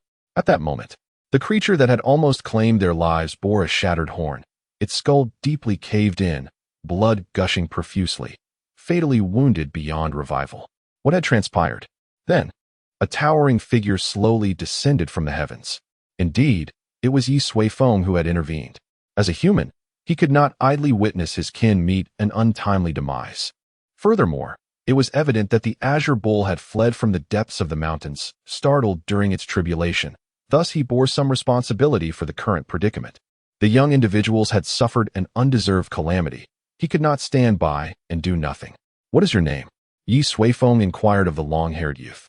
Feng. Feng Ji, replied Feng Ji, still slightly dazed, as he marveled at the immense power of the man before him, who had effortlessly slain a second-tier demonic beast. The azure bull. Could he be a formidable cultivator at the foundation establishment stage? Go check on your companions, Ye Suifeng urged. Feng Zhi quickly regained his senses, scrambling to his feet and hastening towards Ma Feng, who was curiously examining a small sapling before him. Ma Feng, how are you? Feng Zhi called out loudly. Ma Feng looked up at him, then struggled to rise, managing a wry smile. I've taken quite a hit. It will take at least half a month of recuperation before I can recover. Seeing his condition, Feng Zhi let out a sigh of relief. It was good that he was alive. However, he soon furrowed his brow, asking, Ma Feng, what about the sapling? Why are you staring at it so intently? With an odd expression, Ma Feng replied, Feng Gu, you may find this hard to believe, but it was this sapling that suddenly sprang up and struck the azure bowl, saving my life. This sapling could very well be an ancient divine tree. Feng Gu, we are in luck. Feng Zhi's expression darkened. Brother, don't be foolish. It was that senior who intervened and saved us. He then carefully assisted Ma Feng to his feet.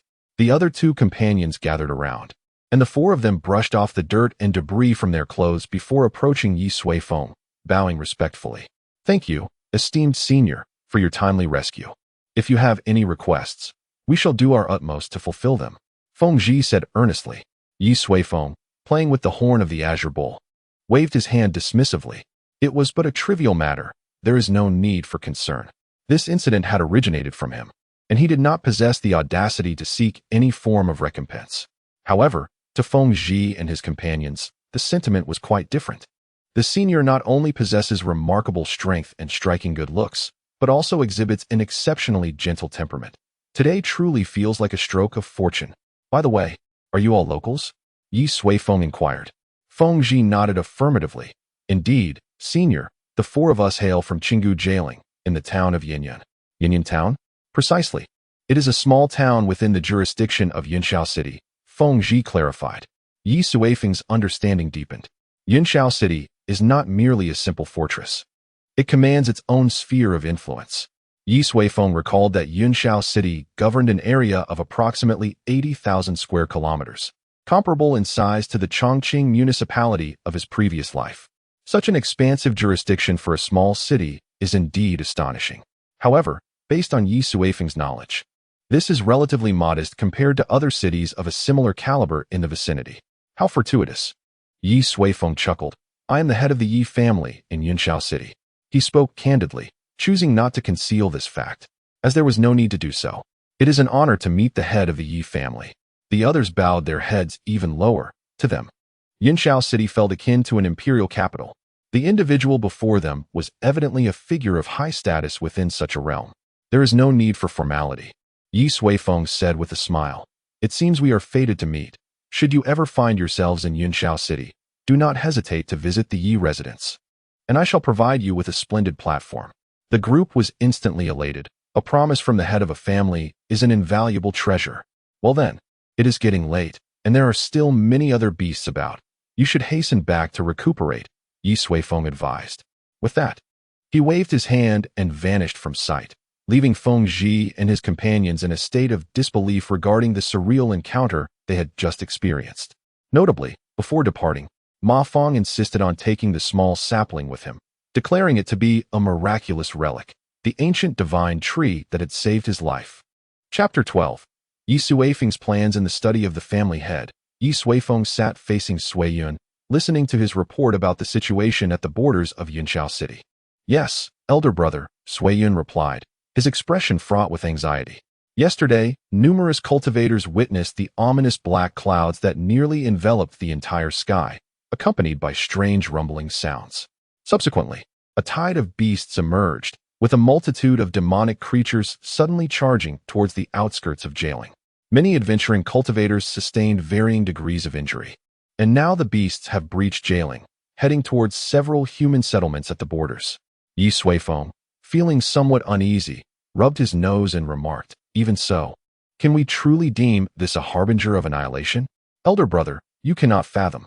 Sui Yun replied solemnly. Those black clouds are unnaturally sinister, seemingly manifesting only beyond the borders of our Yunxiao City. Some have posited that either a great demon has emerged or evil has descended. There are already individuals preparing to flee to other cities, and panic has ensued. Ye Suifeng wore an odd expression, genuinely uncertain how to articulate his thoughts. It was merely a tribulation, yet it had sparked such a tremendous chain reaction. Truly, it echoed the ancient adage, the lower one's cultivation, the more bizarre phenomena one encounters. The Li and Tang families have already begun mobilizing personnel towards the borders, Suiyin stated. They intend to provide assistance at the borders? Ye Suifeng stroked his chin thoughtfully. Indeed. Suiyin confirmed. Should we remain indifferent, the territories managed by the Ye family, along with our resource lands, may soon face significant issues. The governance of Yunxiao City is notably unique. All its domains are collectively managed by 3 prominent families. Each family governs its designated area, the Tang family predominantly in the south, the Li family in the northeast, and the Ye family in the northwest. The 3 families intersect, balance each other, and cooperate. Most of the Ye family's income from enterprises, including resource lands, lies within its own sphere of influence. Any arising issues would greatly impact the Ye family. How many personnel are they preparing to dispatch? Ye Suifeng inquired. Suiyin pondered for a moment before responding. It should not be too many. In prior similar situations, we would send a portion of the family's mid-level forces to oversee matters, which generally sufficed. I see. Ye Suifeng mused for a moment, then declared, let us also send personnel. However, this time, we shall not only dispatch the mid-level forces, but also include that group of unruly youngsters from our household. Suiyin was taken aback and asked, why so? The demonic beasts are ferocious, and they are still quite young. There is bound to be some mishap. It is precisely because they are young that they must venture forth to gain experience. Ye Suifeng asserted, a fledgling that has never weathered storms will never soar high. Furthermore, you must instruct them properly. Once they arrive, they should not flaunt the arrogance of a grand family. It would be best for them to foster good relations with the cultivators of the border cities. Moreover, let us transport additional resources, for if anyone sustains injuries, we shall provide them with complimentary medical care. Ye Suifeng's series of actions left Suiyin utterly bewildered. What on earth is happening? While those regions hold great significance for the family, it hardly warrants such an extreme response. Creating such a commotion, fostering relationships, and offering free medical services? Brother, though we are now affluent, that does not mean we should squander our wealth. Observing Suiyun's perplexed expression, Ye Suifeng gestured dismissively and asked, Suiyun, tell me, what is the most crucial element for a formidable force? Money, Suiyun replied without hesitation. Indeed, money is vital, but if one aspires to expand their influence, talent is the most indispensable asset. Thus, during this reinforcement, we must not only exert our utmost, but also cultivate amicable relations with them. This way, our future expansion will proceed more smoothly. Do you comprehend? Ye Suifeng's actions were a strategic preparation for the future. While financial resources are fundamentally important, they are not all-powerful. Certainly, with Ye Suifeng's strength and wealth, he could obliterate the Li and Tang families with a mere breath and gather a multitude of talented individuals. However, what follows? Excluding Ye Suifeng, the members of the Ye family would face unprecedented weakening, akin to an infant in swaddling clothes, utterly helpless. The Ye family constitutes a clan, and a clan is a complex collective. Should Ye Suifeng single-handedly shield the entire family, the Ye family would indeed meet its demise. He aspired to establish a truly formidable force. I have encountered several young cultivators from the borders whose potential rivals that of certain scions from our families. Hence, do not regard them with disdain, they merely lack resources. They represent untapped potential for the family. By the way, what level of cultivation have you and the others? Including who? Suiyin responded, we are all at the golden course stage, having remained there for many years. Ever since assuming responsibilities within the family, we have had little time to enhance our cultivation, and our innate talents are rather average. Ye Suifeng shook his head. A few days ago, I instructed you all to engage in comprehensive family cultivation, which does not pertain solely to the youth. From this moment on, you too must intensify your training. My vision extends far beyond the modest confines of Yunxiao City. Suiyun nodded vigorously. If there were an opportunity to advance in cultivation, who would wish to live a life of mediocrity? The conversation in the study thus reached a conclusion. Ye Suifeng's directives were swiftly disseminated and implemented. Within a single day, nearly the entire Ye family mobilized, carrying a substantial amount of resources, and set forth to support the borders. This spectacle astonished the other 2 prominent families in Yunxiao City. Insanity. They have truly lost their minds. Someone exclaimed in shock. The demeanor of the newly appointed head of the Ye family is truly eye-opening. Huh. It would be a disservice to his efforts not to bestow upon him the Saint of Cloud City award. A mere rustic brute. What purpose does this elaborate display serve?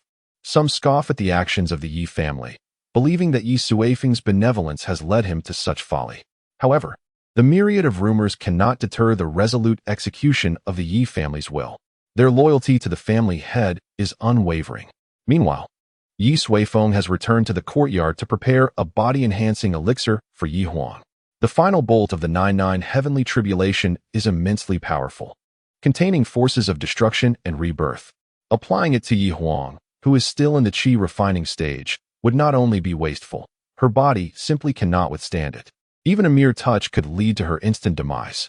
It requires a balancing act. Ye Suifeng extracts a drop of thunder liquid and swiftly casts incantations. The raging thunder gradually calms under his soothing influence, ultimately condensing into a pure energy form. Producing a cauldron from thin air, he tosses in the prepared materials. After a brief moment, all the components transform into a golden liquid. Yes, the body enhancement process can commence. Ye Suifeng nods in approval. Suddenly, the door to his room is forcefully flung open from the outside. A figure bursts in with fervor. Father, why am I not on the list of those sent out for training? Ye Huang demands indignantly. Chapter 13. Refining the body, all my brothers and sisters have set forth. Why am I not allowed to join them? I too wish to contribute to the family's development. I refuse to accept this. In that moment, Ye Huang resembled a furious little lion, venting her wrath within the confines of her room. Ye Suifeng watched with amusement, as it was the first time he had witnessed such a display from her. The young girl had finally gathered the courage to assert her rights. This was a positive development. However, there were times when discipline was necessary. With an impassive gaze, Ye Suifeng fixed her with a serious expression and inquired, "Do you wish to go to the border?" "Absolutely," Ye Huang replied with unwavering determination. "Then let me ask you, do you know the cultivation level of Yilong?" Ye Huang hesitated for a moment before responding. "He is at the 3rd level of qi transformation, but I shall inquire further. What about Yi Qian and Yi Qian? What are their levels of cultivation?" "Full mastery of qi refinement. Very well. Let me ask you about your second uncle's 2 siblings. And the 2 sisters from your 5th uncle's family?" Ye Huang fell silent. Among her direct siblings of the same age within the family, the lowest cultivation level was at the 10th level of qi refinement. Her cousin Yi Long, along with a cousin from her 5th uncle's family, had even broken through to the qi transformation realm. She was, indeed, the weakest among them. You, with a mere 7th level of qi refinement. What use would you be at the border besides courting death and bringing shame upon me?" Ye Suifeng remarked mercilessly. Ye Huang lowered her head, her hands twisting her garment, her lips pursed in silence. Strength was her deepest anguish. As the daughter of the family head, she felt overshadowed by even the collateral relatives. Even though no one had openly expressed this sentiment, it had weighed heavily on her heart. Observing his daughter, Ye Suifeng realized that his words were harsh and hurtful. He had expected her to break down in tears, yet she had shown remarkable resilience. "Thus, my dear, you should remain at home and focus on your cultivation. When you have matched their strength, then you may consider contributing to the family," he declared with a huff. Ye Huang bit her lip, clearly disheartened. Yet suddenly, she lifted her gaze and spoke softly. "But, if I stay at home, wouldn't that also bring you shame?" Ye Suifeng was taken aback. So, this was her line of thought. All the family members had been dispatched, leaving only his daughter behind. She was evidently concerned about how the clan might perceive such favoritism. The girl's mind was indeed quite perceptive. After a moment of silence, Ye Suifeng let out a faint sigh and beckoned to Ye Huang. "Little Huang, I understand your feelings. However, no achievement comes instantaneously. If you truly wish to bring honor to our family, you must dedicate yourself to your cultivation and enhance your abilities." Ye Huang nodded in agreement, yet it was evident that she still bore a hint of dissatisfaction within her heart. Ye Suifeng shook his head gently and said, "I promise you, if you can cultivate the sword technique, I will teach you to a minor success. I will allow you to venture to the borders and train alongside your siblings." Upon hearing this, Ye Huang's eyes brightened with excitement. "Really? You wouldn't deceive me?" Ye Suifeng chuckled. "Of course not. The 9 styles of god slaying. If you can master it to a minor success, then there will be no obstacles in your way. At that point, Your combat prowess will surpass that of any young member of the Ye family. With all your might. Even Yi Long would not be able to withstand you. But what if they return by the time I finish training? Yi Huang inquired, her brow furrowing in thought. They will not, Ye Suifeng assured her. This training will require at least 4 months. Do you not have faith in your ability to achieve mastery within that time? I do, Yi Huang exclaimed, her excitement palpable. Under Ye Suifeng's guidance, she had already grasped some of the fundamentals. Perhaps within 2 months, she could perfect the sword technique. The thought of fighting alongside her brothers and sisters thrilled her. I will begin immediately, Yi Huang declared, eager to commence her training. Wait. Ye Suifeng intervened. Somewhat helplessly. Do not rush. First, you must undergo body tempering.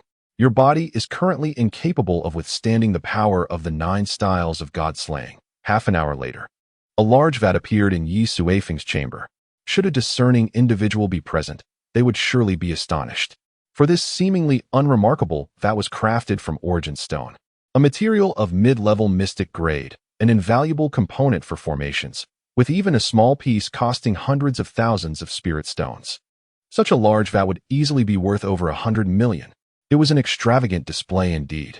Step inside, Ye Suifeng instructed. Yi Huang obediently disrobed and entered the vat. Gasp! The deep crimson liquid nearly overflowed, and Yi Huang felt an intense, searing heat accompanied by a tremendous surge of energy crashing upon her from all directions. Her brow furrowed. She had some understanding of the body-tempering liquid. It was an exceedingly rare spiritual liquid, concocted from various spiritual herbs, and generally, the higher the grade, the more potent the energy contained within. She promptly closed her eyes, circulating her energy in preparation to absorb the surrounding tempering energy. Such a precious substance must have cost her father a fortune. It was imperative not to waste it. Smack! Ye Suifeng delivered a light slap to the back of her head. What was that for? Yi Huang asked, rubbing her head in confusion. What are you doing? He questioned. Absorbing the body-tempering liquid? I haven't even added the body-tempering liquid yet. Are you attempting to absorb air? Yi Huang grew even more perplexed, pointing at the crimson liquid in the vat. Isn't that the body-tempering liquid? Ye Suifeng shook his head, bemused by his daughter's increasing foolishness. These are merely supplementary elixirs designed to enhance the absorption of the body-refining liquid. What are you pondering day after day? Subsequently, he retrieved a vial containing a golden liquid. Listen closely, the energy of this body-refining liquid may be rather potent for you. Henceforth, you must steadfastly guard your heart and diligently practice the Kanglin technique. Regardless of any upheaval in the external world, do not allow your focus to waver. Do you comprehend? Yi Huang nodded earnestly. Yet, a trace of confusion lingered within her. Was the crimson liquid truly just a supplementary elixir? How formidable, then, was the genuine body-refining liquid? Enough chatter. Close your eyes and embrace tranquility, Ye Suifeng instructed before uncorking the vial. Suddenly, a golden dragon surged forth from the bottle, soaring and twisting through the air. Go! Ye Suifeng gestured, and the golden dragon spiraled before diving into the water tank. Instantly, the spiritual liquid within began to whirl rapidly, coalescing into a swirling vortex centered around Yi Huang, as a golden radiance danced within. Cultivate your energy, Ye Suifeng commanded, and Yi Huang promptly engaged in the Kanglin technique. In that moment, the golden dragon seemed to sense an extraordinary essence and swiftly penetrated her body.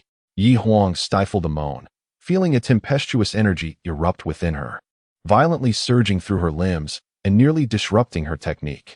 Nevertheless, she gritted her teeth and persevered. Ye Suifeng nodded, his hand weaving intricate seals, causing the golden dragon to emerge once more. However, its golden luminescence had dimmed slightly. Well, the next phase is straightforward. Once Yi Huang fully absorbs the energy from earlier, the golden dragon will once again enter her body. This process will repeat until a full hour has elapsed. The golden dragon eventually transformed into a mere phantom, while the spiritual liquid in the tank had nearly become transparent. When they vanished entirely, Yi Huang abruptly opened her eyes, and a flicker of flame flashed within them. Chapter 14. Injustice, how does it feel? After the body tempering was completed, Ye Suifeng inquired. Yi Huang's eyes were hazy, as if she had yet to fully return from the experience of tempering.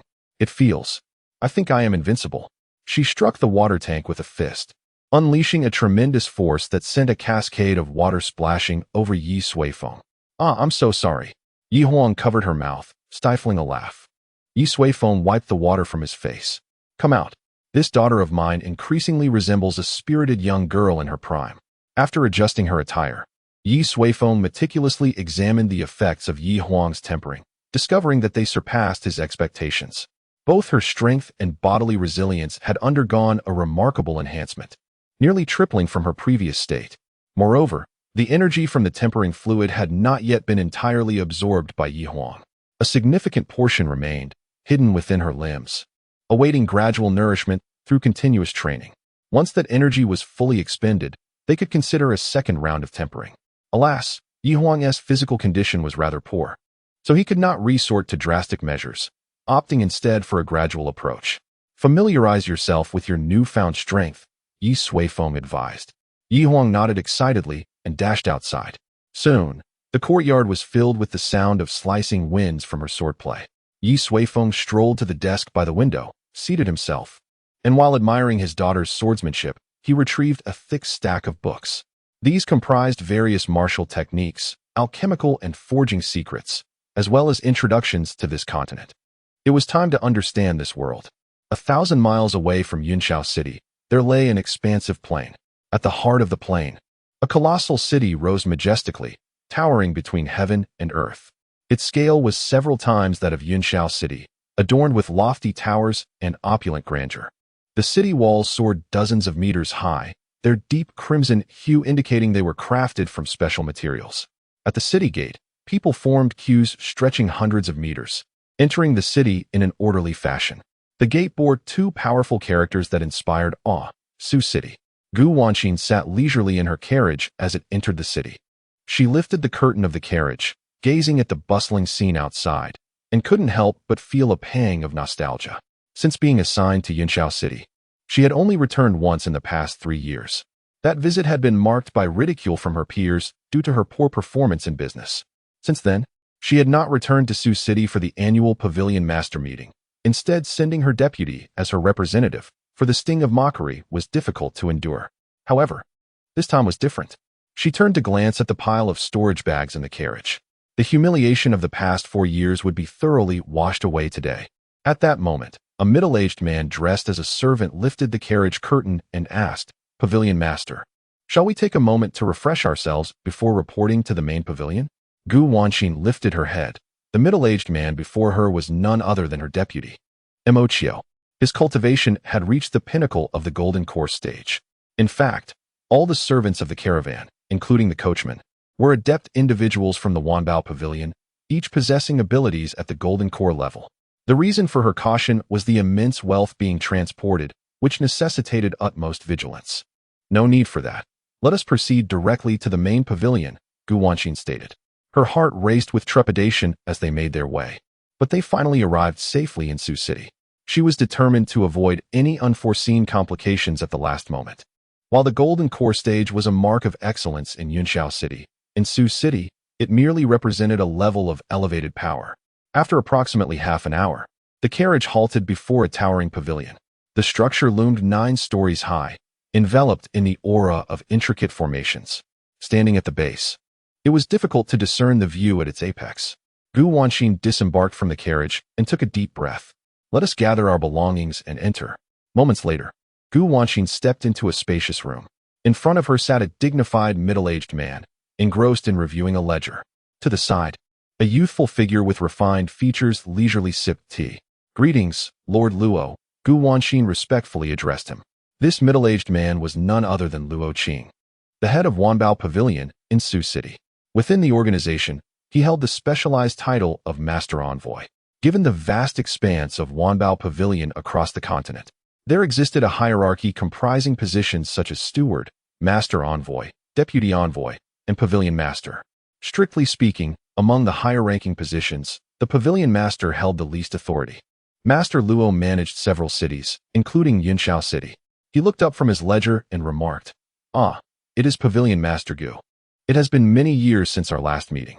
Gu Wanqin clasped her hands in acknowledgement, stating, "The demands of my duties have kept me occupied. I hope you can forgive me, Lord Luo." Suddenly, A burst of laughter erupted from the side. Just say it outright. What business could someone from the impoverished Yunxiao city possibly have? The young man, casually reclining with his legs crossed, scrutinized Gu Wanxin with disdain. Her expression darkened instantly. This young man was none other than Song Shuang, the one who had insulted her most grievously in the past. This matter does not concern you, Pavilion Master Song. Gu Wanxin retorted. Song Shuang responded with another round of flippant laughter. Wanxin, I fear you will soon have to address me as Deputy Envoy Song. Gu Wanxin remained silent, casting a glance at Luo Qing. He smiled and said, Indeed, Song Shuang has brought considerable profits to the Wanbao Pavilion in recent years. I intend to promote him to Deputy Envoy, and he will manage Yunxiao City in my stead. Gu Wanxin's eyes widened in disbelief. Allowing Song Shuang to govern Yunxiao City? Given their past grievances, if this were to transpire, she could expect no peace in her future. Master Luo, this may not be appropriate. Gu Wanxin exclaimed anxiously. Luo Qing, casually toying with the bead in his hand, replied nonchalantly, Are you questioning my judgment? Gu Wanxin was taken aback for a moment and quickly responded, No. The Wanbao Pavilion has always let achievements speak for themselves. How could I dare to question your choice? I merely believe that Yunxiao City is fully capable of independence and does not require an additional deputy envoy. Preposterous. Song Shuang chuckled lightly. You, Gu Wanxin, have not returned to the main pavilion for 3 years, and your annual profits are exceedingly meager, even inferior to a second-rate city. On what grounds can you claim independence? Gu Wanxin was about to retort when she was interrupted by Luo Qing. Master Gu, although Yunxiao City may not be prosperous, it is still a minor main city. Your recent performances have been, frankly, unsatisfactory. In contrast, Master Song's Huangye City generates nearly 100 billion spirit stones in profit each year. Having him manage Yunxiao City would also provide you with an excellent opportunity to learn, Luo Qing stated indifferently. Gradually, Gu Wanxin's heart sank.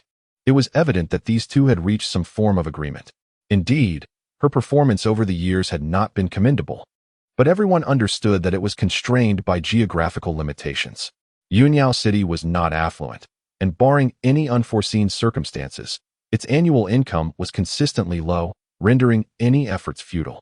Conversely, Huangye City was a major city, second only to Sucheng, with numerous influential families within and sects outside the city, resulting in frequent conflicts. Such strife naturally led to a substantial demand for resources. To be frank, if she pursued it, she could also achieve annual profits in the hundreds of billions.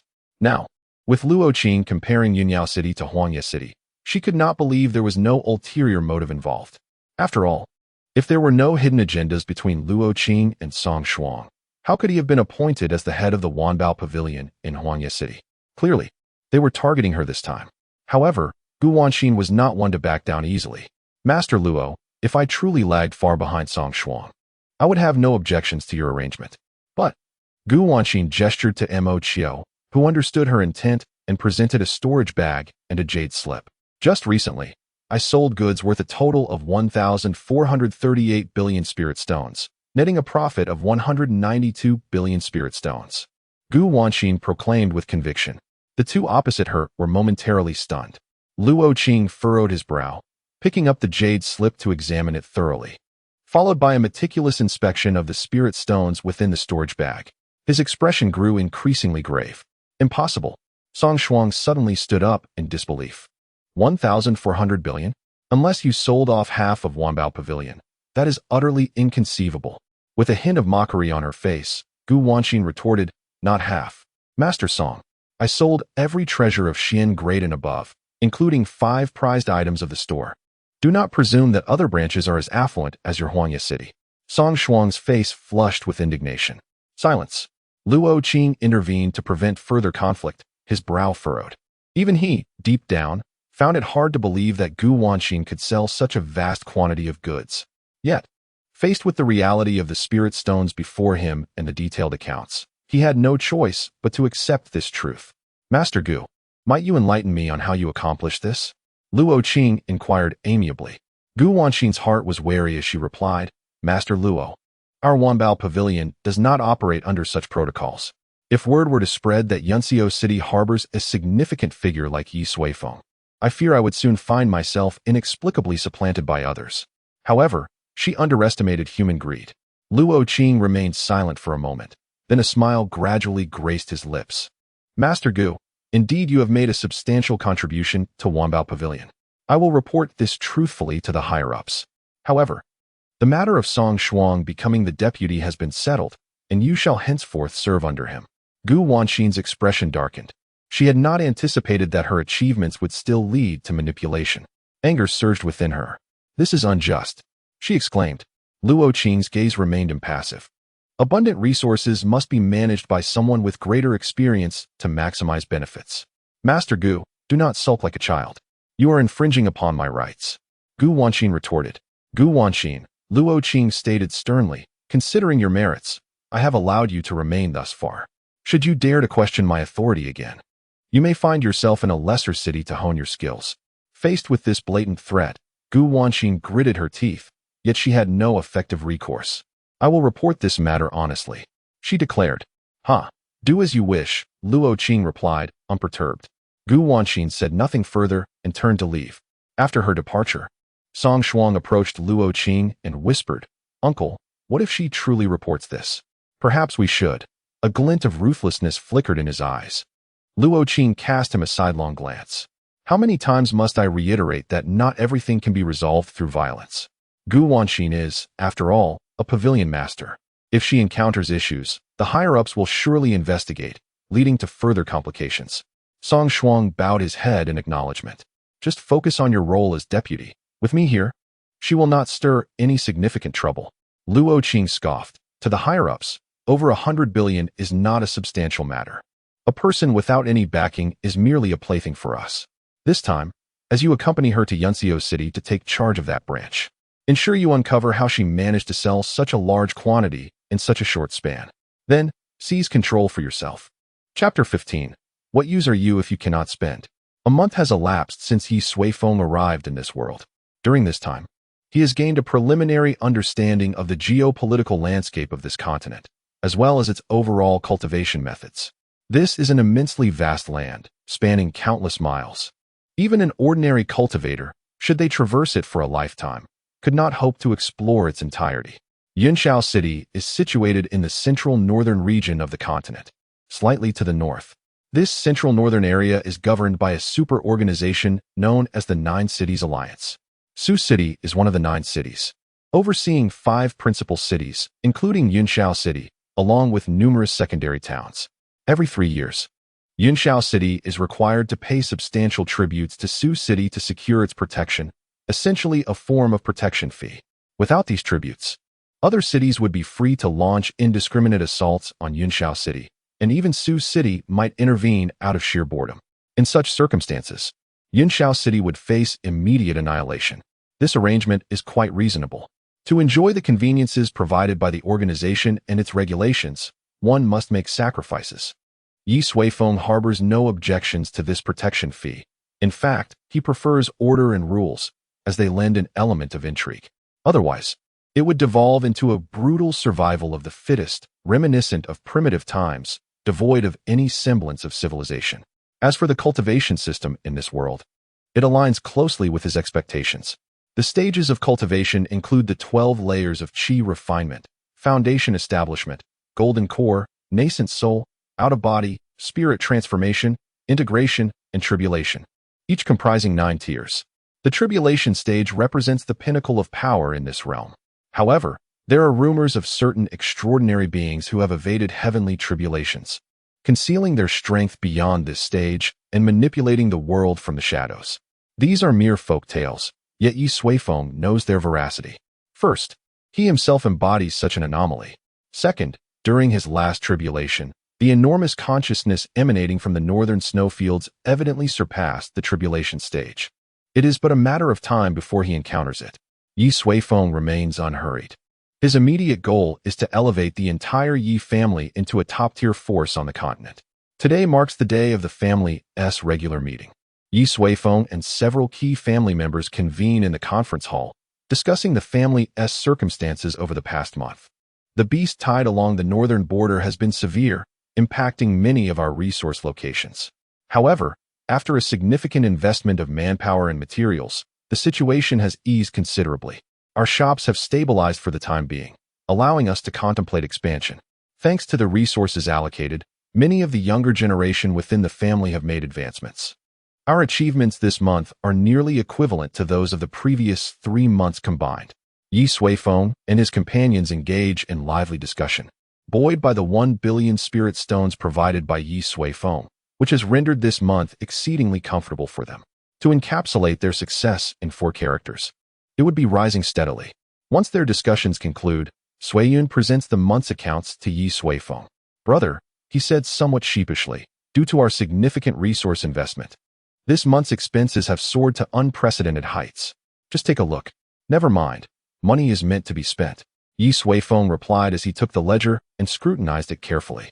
Suddenly, a surge of anger welled up within him. He tossed the ledger onto the table and glared at Suiyun. You spent 15 billion spirit stones last month? The group fell silent in an instant. Suiyun's forehead glistened with sweat as he stammered. Brother, this is my first time managing such a large sum of spirit stones, so there were a few planning oversights.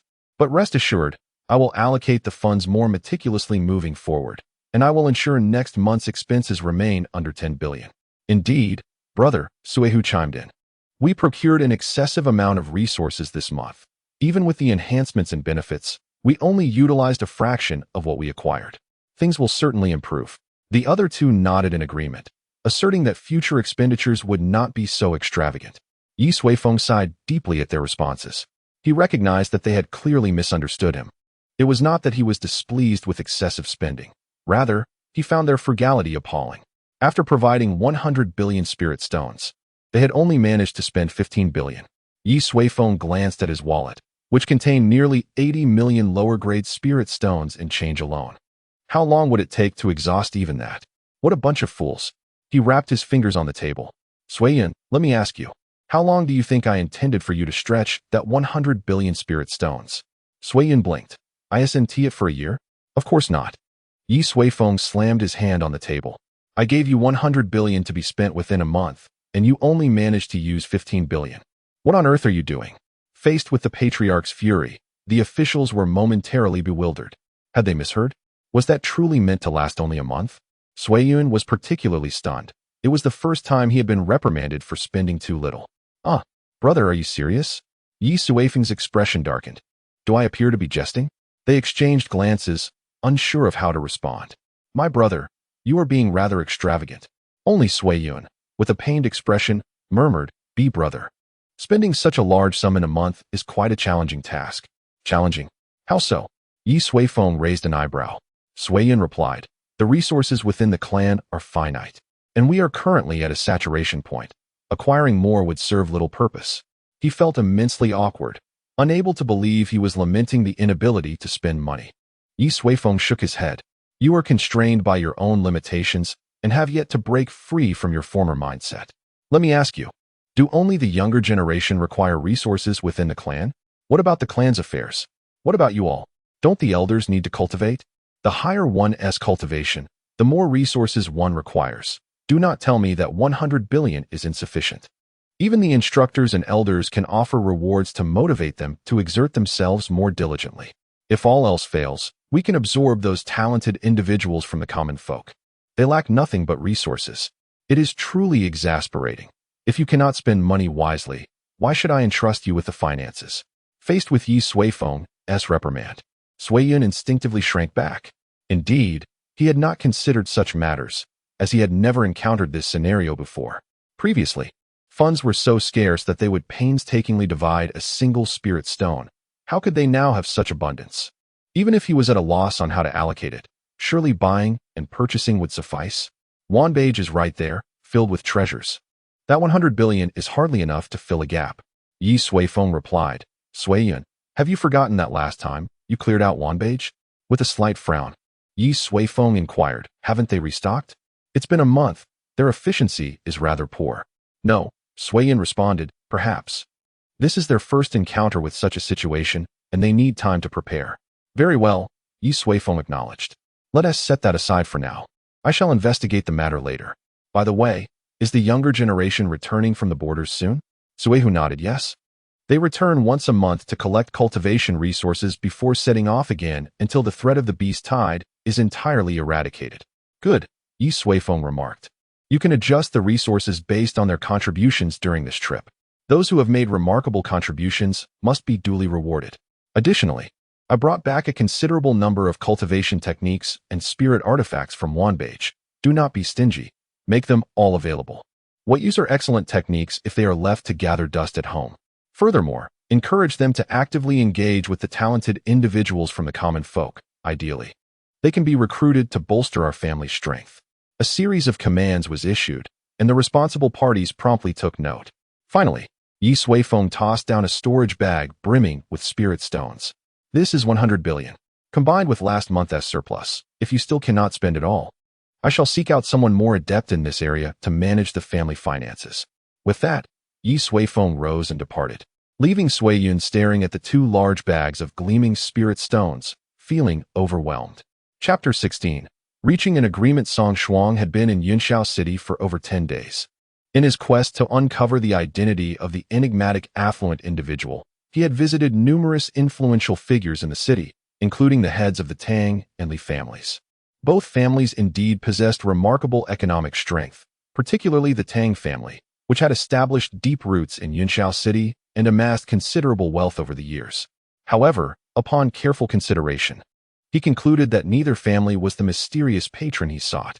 The Li family, in particular, lacked the financial capacity to procure the substantial amount of spirit stones required for resource acquisition. As for the Tang family, they had no compelling reason to engage in such dealings. His investigation was proving to be increasingly challenging. Deputy Envoy, perhaps we should consider visiting the Ye family? A middle-aged man suggested to Song Shuang. Furrowing his brow, Song Shuang pondered for a moment before ultimately shaking his head. No need. According to our information, the Ye family is merely a relatively recent establishment, having risen to prominence only in the last century. Their ascent is attributed to familial unity and a certain degree of tenacity, but their foundation is quite shallow. They could not possibly be the ones we seek. Furthermore, based on my discussions with the Li and Tang families, they hold the Ye family in disdain, labeling the new head of the Ye family as nothing more than a fool. We have no reason to squander our time there. The middle-aged man nodded in agreement, fully understanding Song Shuang's reasoning. They were acutely aware that, for any faction, depth of foundation was a critical measure of strength. Throughout history, many illustrious families and sects had once basked in glory, yet only those that could endure the test of time truly possessed genuine power. Then we shall have to focus our efforts on Gu Wanxin, the middle-aged man proposed.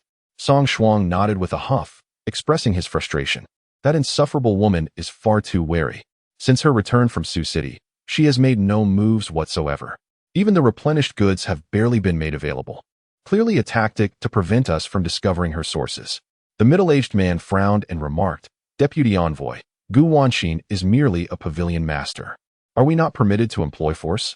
After all, her actions have begun to disrupt the normal operations of Wanbage.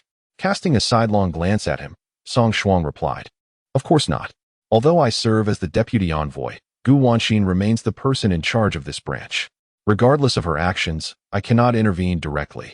I can only report and await higher authorities' decisions. Wanbage is governed by strict rules that cannot be challenged. This is also to protect those who lack power and influence. Very well, Song Shuang sighed. Let us keep a close watch on Gu Wanxin.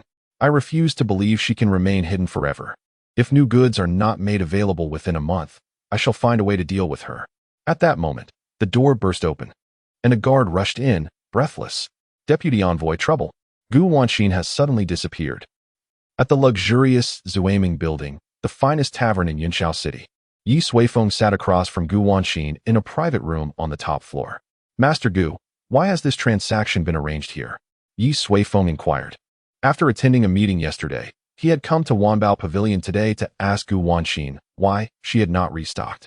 However, before he could disembark from his carriage, a maidservant of Gu Wanxin approached him and informed him that she was at the dreaming drunken pavilion, subsequently leading him there.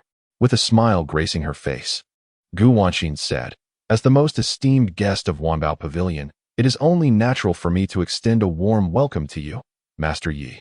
With that, she clapped her hands.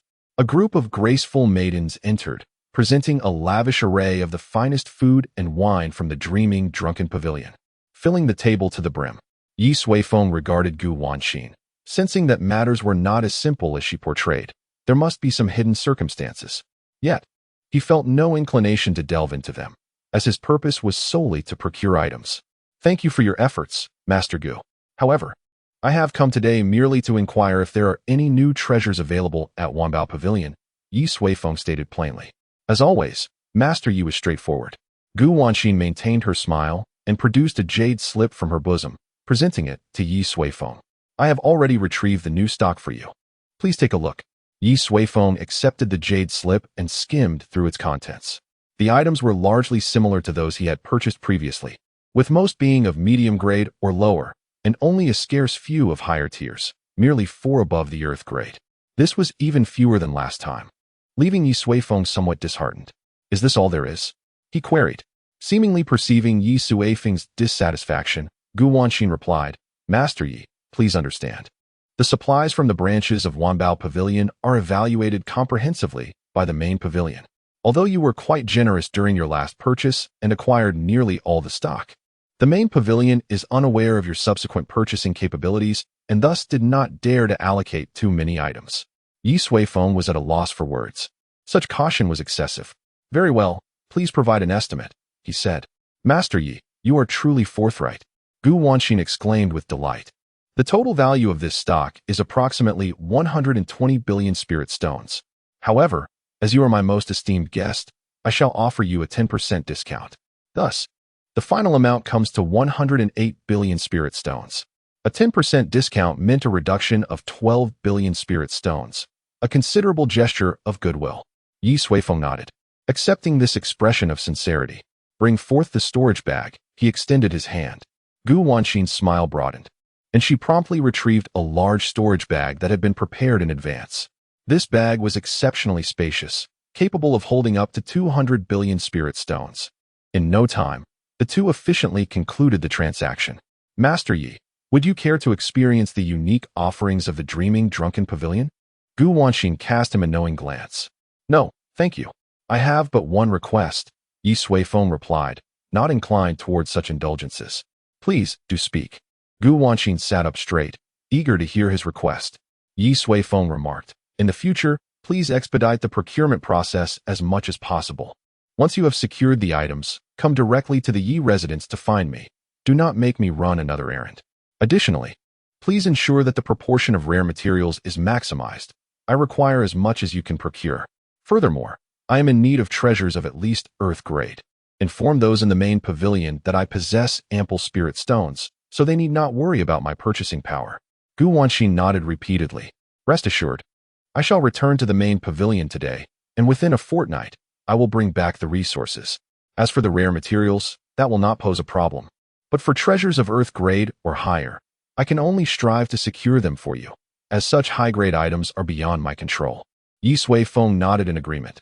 Very well, I shall await your good news. With that, he stood to leave, casually taking a roasted duck on his way out. Much to Gu Wanxin's surprise. After a while, the door to the private room was abruptly pushed open. Gu Wanxin, what are you doing here? Song Shuang entered with a scowl. Gu Wanxin, crossing her legs, chuckled. Deputy Envoy Song, you seem to be meddling a bit too much. Do you really need to oversee my every need? You. Song Shuang felt a surge of anger, yet he could do little to reprimand Gu Wanxin. Humph. I merely came to remind you that as the pavilion master, you should be dedicated to your duties rather than idling away your time, allowing goods to remain unsold. If this continues, I will certainly report this to Envoy Luo. Gu Wanxin sipped her fine wine and rose from her seat. Then it would be unnecessary for you to trouble yourself, Deputy Envoy. Coincidentally, I too plan to return to the main pavilion today. Would you care to join me? Song Shuang furrowed his brow. What business do you have at the main pavilion? Gu Wanxin laughed lightly. Naturally, it is to replenish our stock. The items I brought previously have all been sold, totaling over 1 trillion spirit stones. In just a month's time, I have moved over 2 trillion worth of goods. I trust Envoy Luo's attendants will find this rather intriguing. She leaned closer to Song Shuang, smiling sweetly. By the way, given the substantial amount of spirit stones involved and the long journey to Sioux City, I hope you will fulfill your duties and dispatch guards to escort me to Sioux City. I would be most grateful.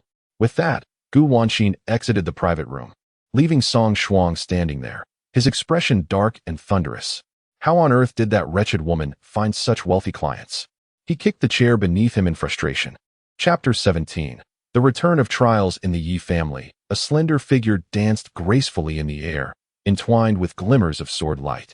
One moment she was as light as a swallow. The next she possessed the fierce might of an eagle, twisting and turning with agility. With a soft shout, she unleashed a strike upon the black measuring stone before her.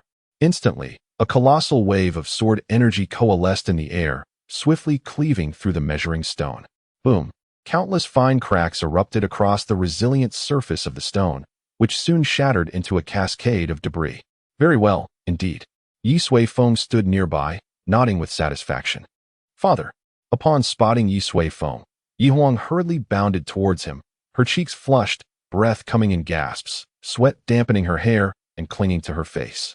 Yet, her spirit was at its zenith. I have mastered the 9 styles of god-slaying. Ye Huang spoke slowly, striving to contain her inner excitement. Ye Suifeng affectionately tousled her hair, fully aware of his daughter's dedication and growth. Previously, he had promised her that upon mastering the 9 styles of god-slaying to a minor completion, she could accompany the clan's youths to the borders for training. Ever since, Ye Huang had thrown herself into relentless practice, dedicating herself entirely to cultivation, save for meals and sleep. With the aid of the tranquil stone, she had remarkably accomplished her goal in just a month, progressing to the minor completion of the 9 styles of god-slaying. Furthermore, she had broken through 2 levels in her cultivation, reaching the 9th layer of qi refinement, nearly matching the standards of the clan's most exceptional youths. Her progress was nothing short of extraordinary. Father, may I? Ye Huang gazed at Ye Suifeng with eager anticipation. Ye Long and the others will return tomorrow. You may accompany him on this journey. Ye Suifeng understood his daughter's thoughts all too well. I love you, father. Ye Huang exclaimed joyfully, leaping in delight. Her relentless efforts had been aimed at earning her father's approval, and now it all felt worthwhile. Look at how happy you are. Ye Suifeng chuckled, shaking his head. Come here, let me assess your body refinement. He placed his hand atop Ye Huang's head, his consciousness sweeping over her. During the previous body refinement, most of the energy had lain dormant within her, gradually nourishing her form through her training. A month had passed, and she had absorbed nearly all that energy, enhancing her strength and physicality nearly tenfold compared to a month ago. Moreover, Ye Suifeng was astonished to discover that Ye Huang's cultivation aptitude had also seen a slight improvement. It seemed the transformative powers within the tribulation thunder had taken effect. Go rest for a while. Tonight, I shall conduct your second body refinement, and then you may act as you please, Ye Suifeng declared. Thank you, father. Ye Huang responded, brimming with excitement. That evening, Ye Suifeng performed the second body refinement for her. This time, the process was notably gentler than the last. Ye Suifeng altered the formula. Having discovered the enhancing effects of the body-quenching liquid, he shifted his focus toward this aspect. The vast majority of energy remained concealed, gradually awakening Ye Huang's potential as she matured. This was a long-term strategy. Subsequently, Ye Suifeng bestowed upon his daughter the talisman he had purchased previously. The reason for not giving it to her before was quite simple. He had forgotten. The following day, the Ye family suddenly burst into life. The young members of the family, having returned after a month away, brimmed with vitality after their experiences. They shared tales of their adventures and the extraordinary sights they had encountered along the way. Such opportunities had never arisen before.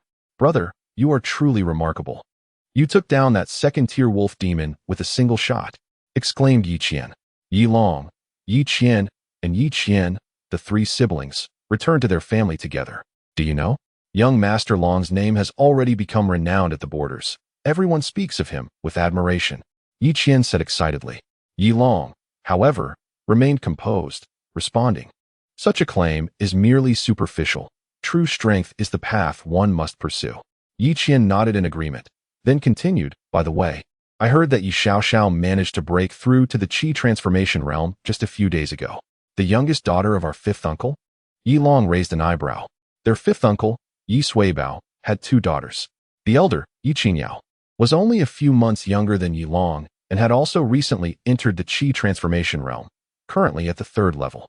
marking her as another prodigy of the Ye family. Ye Suifeng, on the other hand, was merely 13 years old and had astonishingly achieved the same realm. These two sisters from our fifth uncle's family are truly exceptional, Ye Qian remarked. Indeed, Ye Qian replied, she's even younger than I am, yet so formidable. Moreover, Sister Qingyao was also impressive during this experience, earning the title of Fairy Qiao. Ye Qian pouted, as her brother and idol. It unsettled her that Ye Qingyao could stand alongside Ye Long. That's a positive development, Ye Long smiled, saying, do not let the excellence of others stir feelings of resentment, nor should you feel disheartened. You have been at the pinnacle of the Qi refinement stage for some time now. With a little more effort, I believe you will soon break through to the Qi transformation realm. Ye Qian nodded earnestly. Moments later, she suddenly turned to Ye Qian beside her and inquired, Big Qian, what is wrong with you today? You haven't said a word. Ye Long glanced over as well.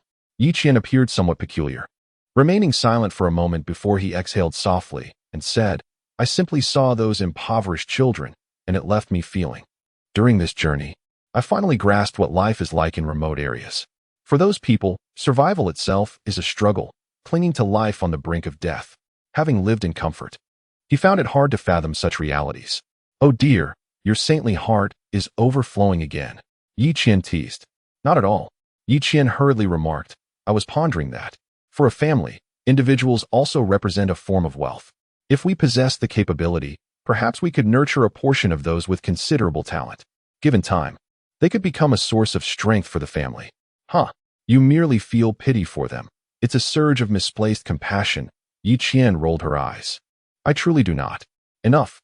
Ye Long interjected, halting their escalating dispute. He turned to Ye Qian and inquired, is this truly your perspective? Indeed, Ye Qian affirmed. I believe that for a power to thrive, talented individuals are indispensable. Ye Long nodded in agreement. What you say holds merit. To expand one's influence, it is essential to have sufficient talent. However, nurturing talent is an exceedingly resource-intensive endeavor, fraught with complexities. You might consider discussing your thoughts with Uncle first and see how he would handle it. Ye Qian nodded earnestly. Wow, brother, you are truly impressive. You even considered this aspect of the relationship. Unlike some people who are always overwhelmed by compassion, Ye Qian praised. Ye Qian immediately widened his eyes in protest. Hey, I was referring to the same matter as my elder brother. No, my brother is contemplative. You are merely sentimental. Chapter 18. The Patriarch's Gold Medal, Adopting Orphans? Ye Suifeng sat in his study, gazing with mild astonishment at his refined nephew before him. No, it was not merely an act of adoption. Ye Qian appeared somewhat restrained as he spoke. I wish to transform them into a force for the family's future. Ye Suifeng stroked his chin, intrigued by his nephew's thoughts, which surprisingly aligned with his own. Very well, he replied. Ye Qian was momentarily taken aback. Wide-eyed as he asked, Uncle, do you really agree? Ye Suifeng chuckled, saying, Indeed, why would I not agree? This is a commendable endeavor. Ye Qian stood stunned. He had summoned considerable courage for this visit. He was acutely aware that such an idea, within the brutal reality of the world, was indeed an anomaly. To squander the family's resources nurturing a group of unrelated individuals would likely earn him ridicule. He had prepared himself for a harsh reprimand upon his arrival, yet unexpectedly, his uncle had readily acquiesced, so straightforwardly, so calmly, that he found himself momentarily at a loss. Uncle, you truly do not oppose this? Ye Qian still could not believe it. Certainly, Ye Suifeng reaffirmed with conviction. Ye Qian inhaled deeply, proclaiming, Your support, uncle, fills me with immense encouragement. In a climate where everyone else opposed him, Ye Suifeng's affirmation bestowed him with great confidence. Ha ha, Ye Suifeng laughed. Very well. Proceed with your plans. Should you encounter insurmountable challenges, do not hesitate to seek my counsel.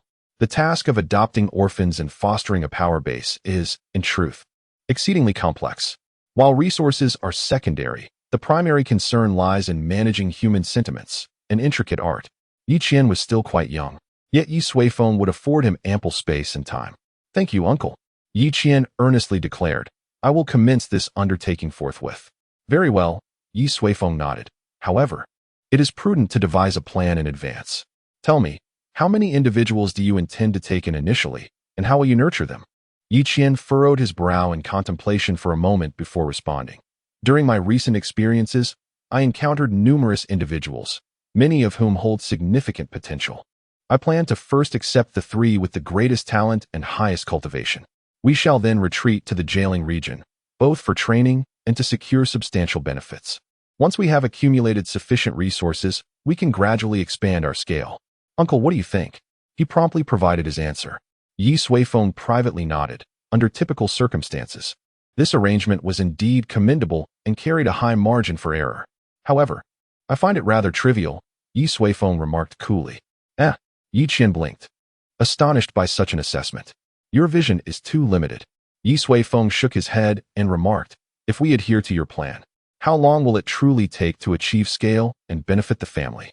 10 years? 20 years? I cannot wait that long.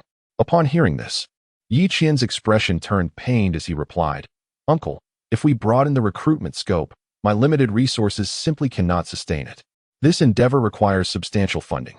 Yi Qian had only dared to voice this idea after noticing the recent increase in available resources. The notion of expanding the scale was something he had never even dared to consider. However, Ye Suifeng chuckled, saying, what a foolish boy you are. Do you think my support is merely verbal? Isn't it? Yi Qian blinked in confusion. Certainly not. Ye Suifeng shook his head and continued. There is something you are still unaware of. The family has already decided to support you in harnessing external forces to join our ranks, while simultaneously building your own strength. Furthermore, we will provide the necessary resources as circumstances dictate. Upon your return, draft a plan detailing your requirements, how many spirit stones you need, and what resources are necessary, so that you can directly obtain them. Since you were the first to propose this idea, do not hesitate to report any future needs to me. I have but one request. Pursue your endeavors with freedom. Yi Qian stumbled out of the family head study, feeling dazed. Outside, Yi Long and Yi Qian were waiting for him. So, did Uncle agree? Yi Long inquired. Yi Qian turned back, appearing as if in a stupor. Observing his demeanor, Yi Qian scoffed. Humph, I knew Uncle would never agree to such an outrageous request. It's not as if we have an excess of funds lying around. Uncle agreed. Yi Qian interrupted her, then produced a lightweight golden token from his pocket. The token was entirely gold, emblazoned with the character for wind. The family head's gold token. Yi Long's expression shifted to one of shock. As direct descendants of the Yi family, both understood the significance of this item. The family head's gold token had but one effect. It allowed for unconditional access to family resources, be they spirit stones or spiritual techniques and artifacts. Such tokens were likely possessed only by a few core family officials. Now, one had been given to Yi Qian. Was the family head out of his mind? Yi Long's heart raced. Yi Qian, what exactly did you discuss with Uncle? Nothing much, Yi Qian replied. I merely shared my thoughts with him, and he expressed his full support, after which he gave me this gold token. Yi Long and Yi Qian exchanged wide-eyed glances, left utterly speechless. This was rather reckless. Were they not concerned that Yi Qian might squander the token frivolously? In that case, would they no longer need to worry about resources in the future? Yi Qian gazed at the token, her eyes nearly glazing over. For them, this symbolized boundless resources. However, Yi Qian tucked away the gold medal. With a solemn expression, he earnestly proclaimed, for me, my uncle's support is the most significant aspect. I must ensure that I accomplish this task, for I cannot betray my uncle's trust. I will not utilize this gold medal for personal gain. Having spoken, he departed with resolute strides. I hope that lad is not so rigid and can use the medal to truly enhance himself, Ye Suifeng murmured to himself, shaking his head. His conversation with Yi Qian today revealed an important insight. The young individuals in the family are indeed remarkable, yet they possess one flaw. They are excessively stubborn. Alas, there is no remedy. These children have become accustomed to frugality. It seems that we must intensify our policy efforts. Chapter 19. Contribution points. What is the dream of a cultivator? It is to possess a suitable cultivation method, a quality spiritual artifact, and an ample supply of cultivation resources. Most conflicts and disputes arise from these desires, with many willing to pay the ultimate price for them. Thus, from a certain perspective, the majority of cultivators find themselves in a state of poverty. The former Yi family was exceedingly destitute, lacking in cultivation resources, limited to a singular and inferior method, and unable to even aspire to possess spiritual artifacts of any significant caliber above the Xian level. This form of poverty significantly constrained the talents of individuals and restricted the upper limits of their power. Ye Suifeng's vision was straightforward: to eradicate such limitations, allowing every member of the Ye family to fully realize their potential within a resource-rich environment. Suiyun, you are to design a contribution point system, establishing the cultivation hall, spiritual artifact hall, and treasure hall. Everything within these halls will be linked to contribution points, enabling family members to exchange their points for what they desire. Ye Suifeng summoned Suiyun to his study. Suiyun took meticulous notes and responded, "I understand. This is akin to the practices of large sects, which can serve as an incentive for our kin." Ye Suifeng nodded, affirming, "Precisely. Yet we are a family, and our methods must differ from those of sections. The sects employ such systems to enhance their cohesion and sense of belonging while leveraging their numerous disciples to accrue greater benefits. We, however, do not require such a strategy. My intention is to alleviate the worries of our kin regarding resources, allowing them to focus more intently on their cultivation. Thus, the acquisition of contribution points must be carefully considered. Achieving breakthroughs in cultivation levels will count as contributions. Attaining accomplishments in specific areas will also yield points. Assisting fellow family members will be recognized as contributions, and even marrying and having children should be included in the contribution tally." Suiyun, eyes wide with surprise, exclaimed, "Having children counts as well?" Ye Suifeng retorted, "Why should it not? A thriving lineage is the hallmark of a flourishing family. Not only should it be counted, but it should be given additional weight. In summary, all actions beneficial to the family must be incorporated into the contribution system. After you return, discuss the specific evaluation criteria thoroughly with Suyu and the others." Ye Suifeng entrusted the detailed tasks to the family officials, as he was responsible solely for proposing policies and providing financial support. Upon returning, Suiyun and his companions held a night-long discussion, swiftly formulating a preliminary set of contribution point guidelines. Subsequently, the cultivation hall, spiritual artifact hall, and treasure hall were announced as permanently open to the family. The members of the Ye family soon learned of the methods to acquire contribution points. "I possess 1,000 initial contribution points. Is this a considerable amount? I, too, have 1,000. It seems most people have an initial contribution of 1,000. Youngsters gathered together to deliberate on the newly implemented policies, seeking ways to accrue contribution points. Each advancement in the Qi refinement stage bestows one with 100 contribution points. Indeed, upon breaking through to the transformation realm, one can directly acquire 3,000 contribution points. Goodness! Becoming a first-tier alchemist also grants 3,000 contribution points. Assisting an elderly lady across the street earns 10 contribution points. Recruiting a genius for the family yields 500 contribution points. Giving birth to a child awards 5,000 contribution points. This, as people observed, they noticed a sudden shift in the narrative. Some were familiar with the sect's contribution point standards, typically accompanied by a task system, whereby only through the completion of specific tasks could one earn corresponding points or contributions. However, the rules of the Ye family were astonishingly inclusive. Never had they heard that childbirth could be considered a contribution. They foresaw that in the near future, the population of the Ye family would undoubtedly surge to unprecedented levels. Yet, let us not rejoice too soon. We remain unaware of how many contribution points are required to exchange for those precious resources. Someone poured cold water on their excitement. Instantly, the crowd fell silent. Indeed, if the costs were exorbitant, the benefits would be minimal. Let us go see. Sigh, I hope my 1,000 contribution points can be exchanged for a mid-tier yellow-level martial technique. The crowd began to surge towards the newly opened 3 great halls. Upon seeing the prices displayed within, everyone was left dumbfounded. My goodness, a yellow-level low-tier technique costs merely 10 contribution points. Good heavens, there are also profound-level techniques available for 1,000 contribution points, though regrettably, each person is limited to 2 exchanges. Let us be content. Such opportunities were previously unheard of, and besides, one should not be greedy. A yellow-level low-tier spirit sword only requires 50 contribution points. Oh, at last, I too am a possessor of a spirit sword. Everyone was astounded. The prices of those precious resources were astonishingly affordable. It felt as though they were practically being given away. All present began to sing praises for the family and their beloved patriarch, Ye Suifeng. Sister, our uncle is truly magnificent. Outside the spirit equipment hall, a girl with 2 long braids exclaimed with excitement. She held a radiant long sword in her hand, gently caressing it as if it were the most exquisite object in the world. Xiao Xiao, that is a profound level spirit weapon. Be careful not to injure yourself. Another slightly older girl admonished helplessly. Dear Yaxianzi, I would never. Before she could finish, Ye Suifeng let out a startled cry as crimson droplets of blood appeared on her fingertip. She hurriedly placed her finger in her mouth. Ye Qinyo shook her head in disbelief. We only have 1,000 contribution points, and you have already spent them all. That is quite wasteful. Ye Suifeng, sucking on her finger, whimpered, It is not wasteful. It is fated to be mine, and it shall undoubtedly radiate its greatest light and warmth in my hands. It is such a pity that I broke through too early. Had I delayed my breakthrough to the transformation realm for a few more days, I could have acquired 3,000 contribution points once again.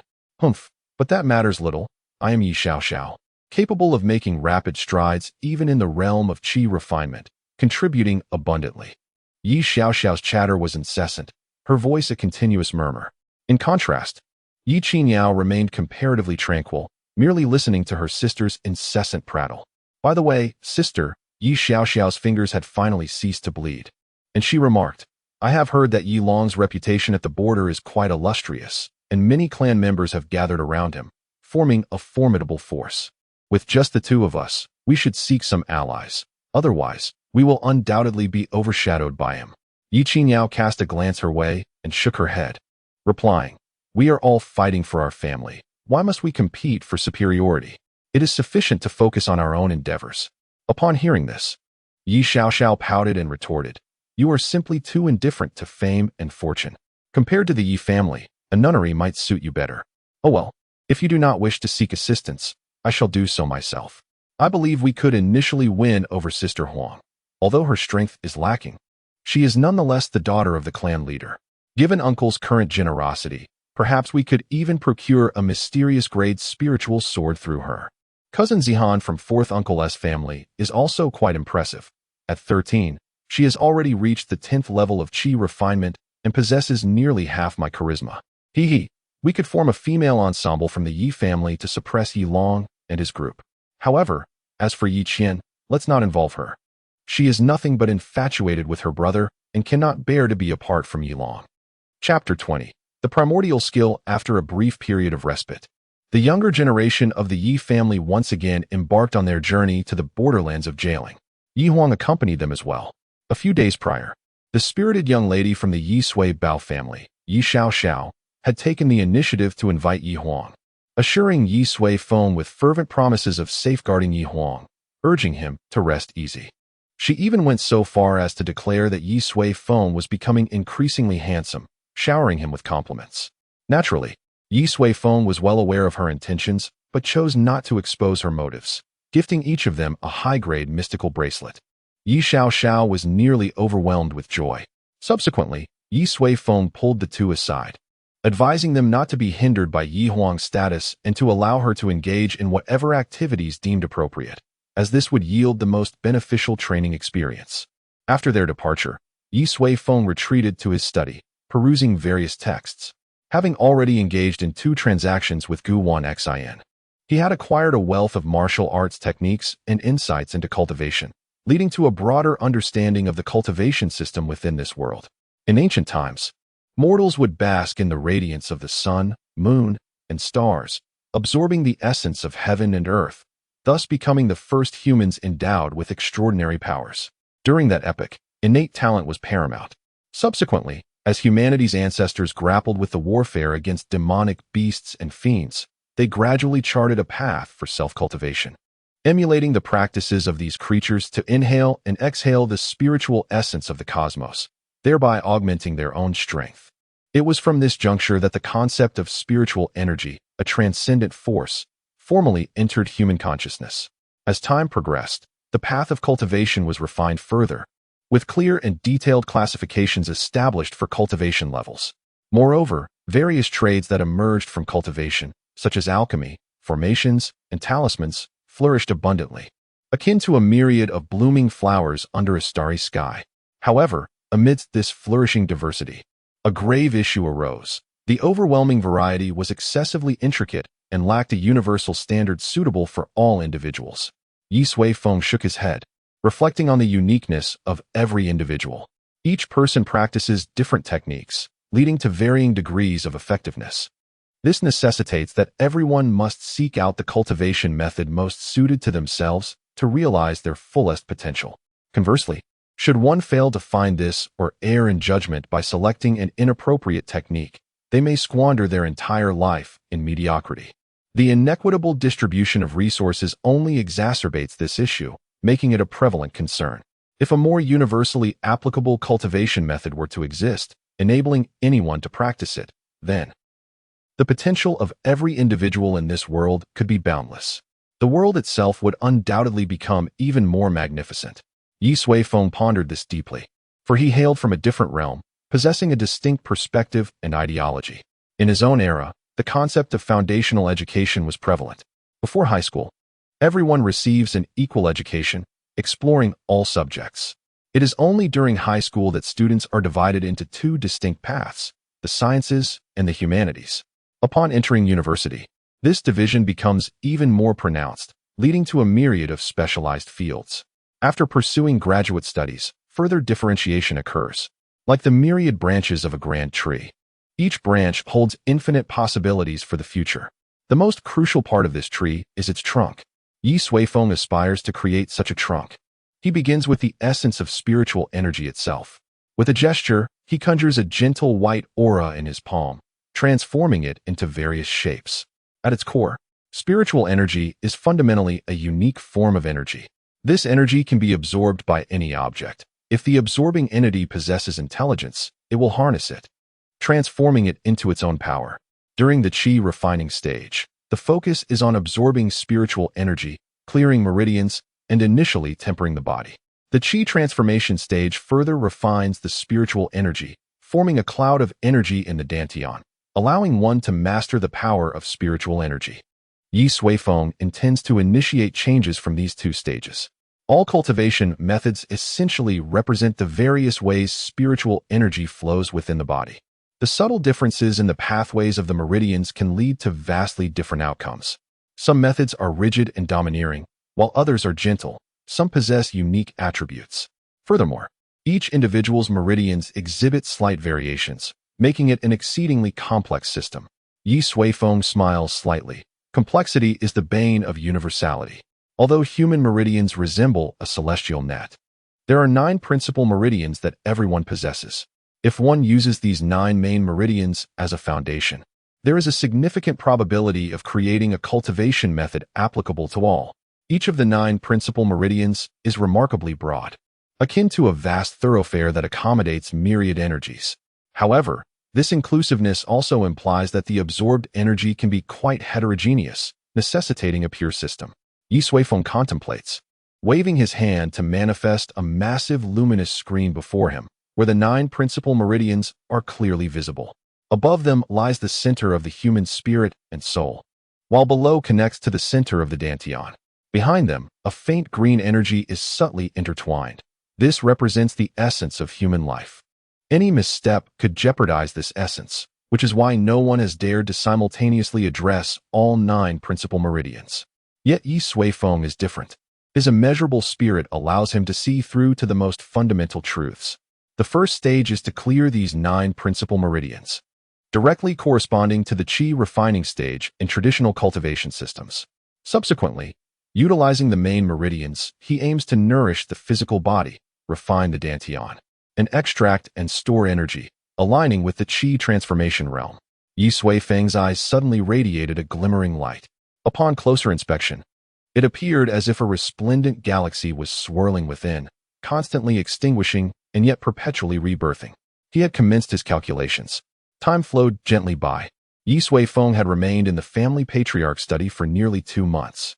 The last time he elevated the divine, slaying 9 swords by a significant degree. It merely took the duration of a tea break. This clearly indicated the immense difficulty of his current endeavor.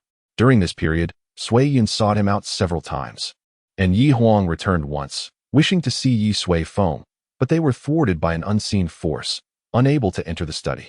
They speculated that Ye Suifeng had entered seclusion. 2 months later, The starlight in Ye Suifeng's eyes gradually faded, and before him, a luminous tome transformed, gently closing its final page. With a sigh of relief, he realized he had finally completed his task. Initially, he had not anticipated that crafting this technique would consume so much of his time. It was time to bestow a name upon it. With a smile, Ye Suifeng gazed at the tome as if it were his own child. This technique represented an entirely new cultivation system. The energy it harnessed was not limited to mere spiritual essence. It could absorb and utilize the quintessence of heaven and earth, the very essence of all things, and even the energies of demonic and magical origins.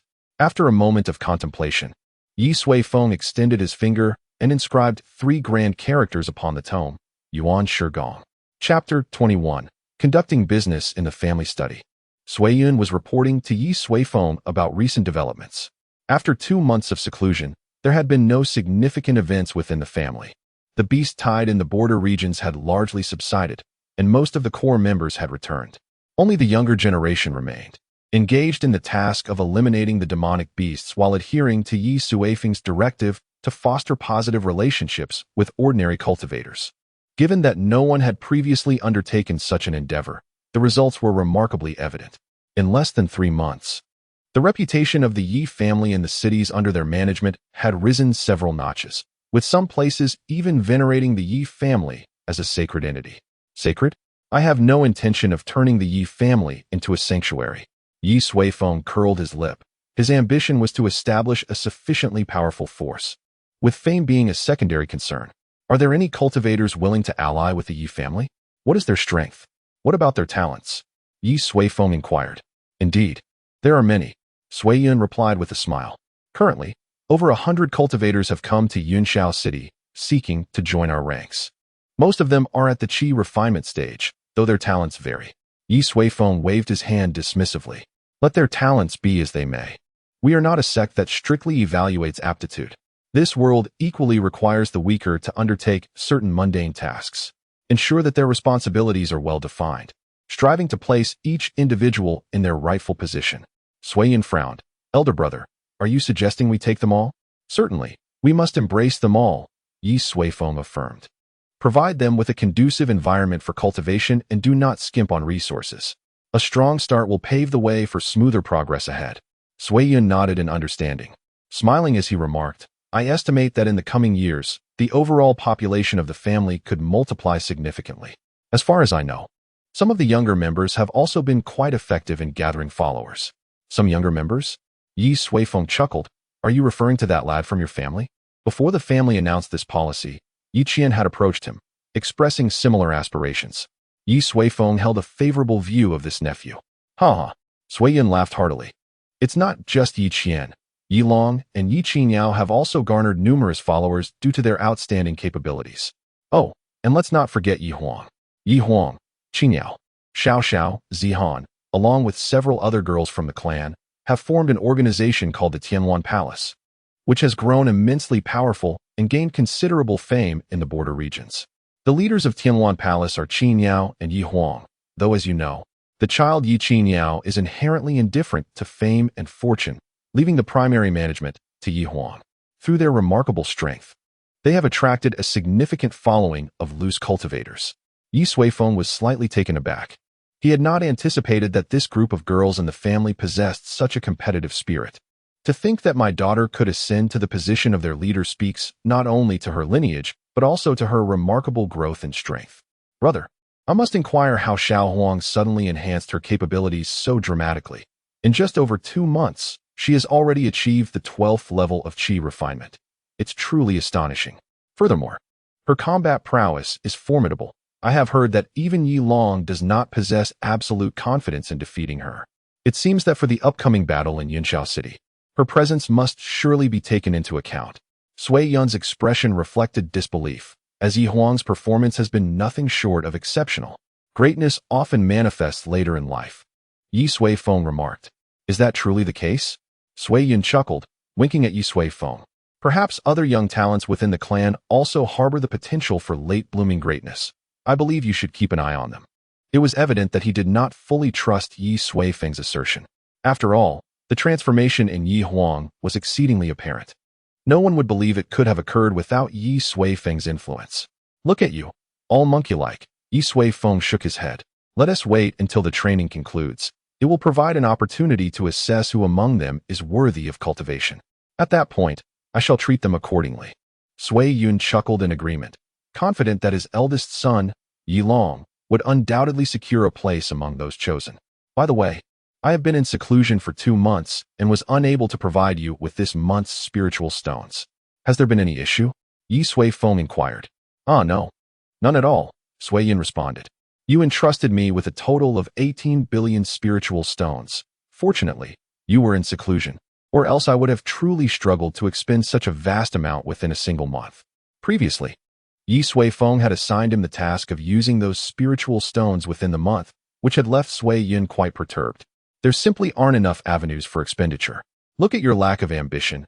Ye Suifeng chose not to press him further, allowing matters to unfold at their own pace. Nonetheless, this situation prompted him to consider an important issue. Should he unexpectedly enter a prolonged seclusion, the family's financial stability would undoubtedly be jeopardized, making it impossible to develop according to his vision. After some contemplation, Ye Suifeng handed Sui Yun a storage bag. Here are 10 billion high-grade spiritual stones. Take good care of them and manage them as you see fit. I have but one request: to provide the family with an optimal cultivation environment within reasonable bounds. Cultivation and expansion will be our focus for quite some time. You must ensure proper management. Sui Yun trembled as he accepted the storage bag. 10 billion high-grade spiritual stones equate to a staggering sum of wealth. He had never witnessed such an immense fortune in his lifetime. Rest assured, brother, I shall maximize their potential, Sui Yun declared with utmost seriousness. He understood that this storage bag of spiritual stones represented not merely wealth, but also Ye Suifeng's trust in him, alongside the tremendous responsibility that accompanied it. Ye Suifeng nodded gently in acknowledgement. By the way, has that person from Wanbage, Gu Wanxin, reached out to you recently? Ye Suifeng inquired. Previously, they had agreed to bring back a batch of resources every half-month.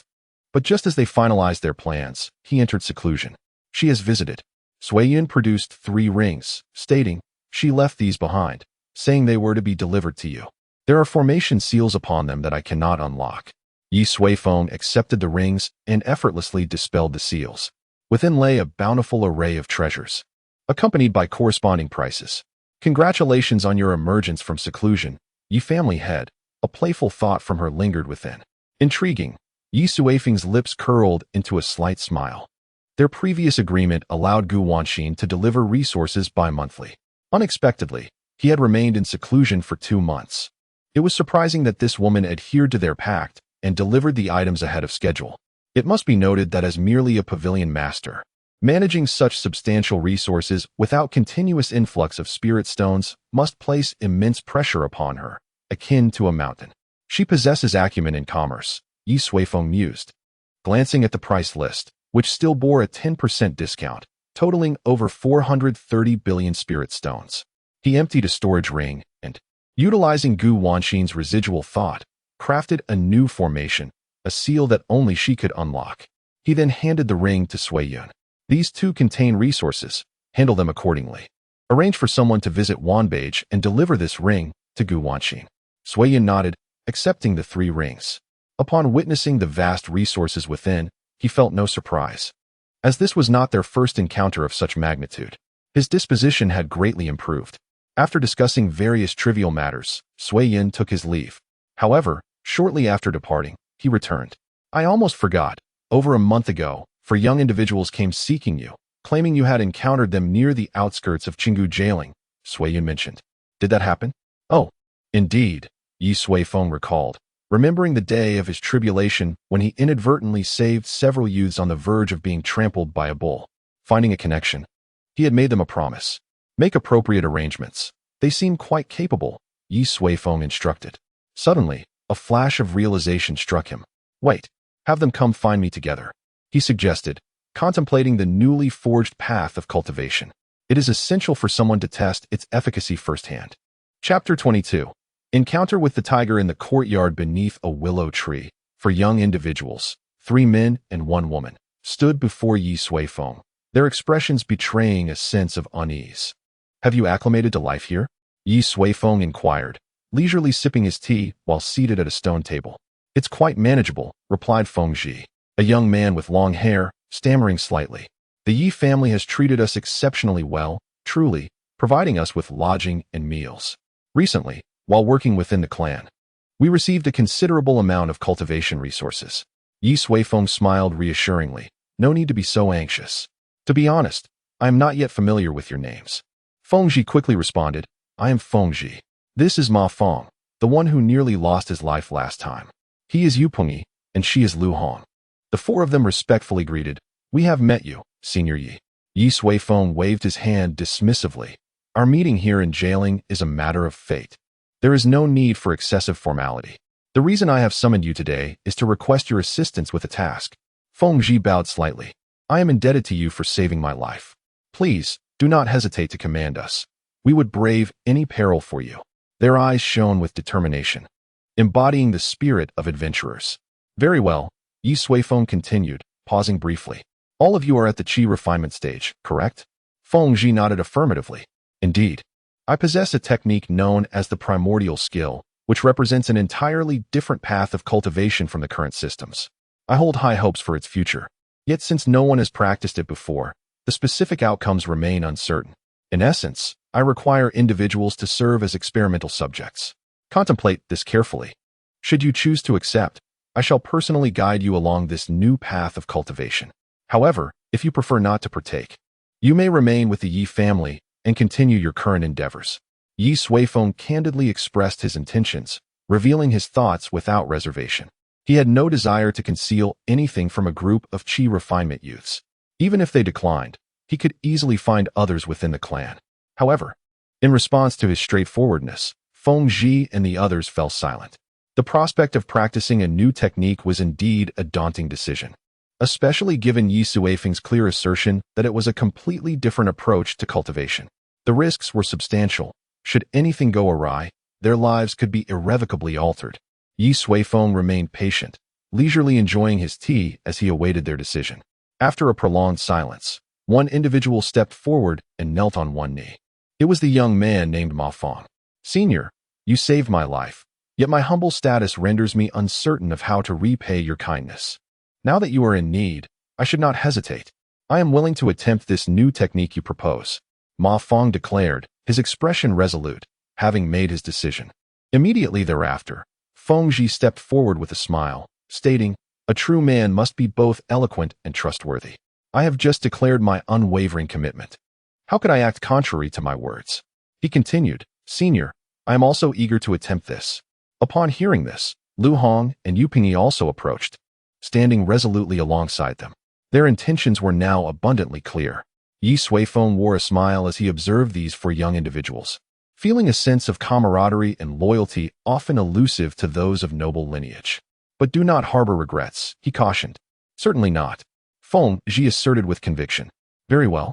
Let us commence at once, Ye Suifeng proclaimed, rising to his feet. His vast consciousness enveloped the group, revealing all the secrets hidden within their beings. Feng Zhi, 8th level of qi refinement, with moderate talent.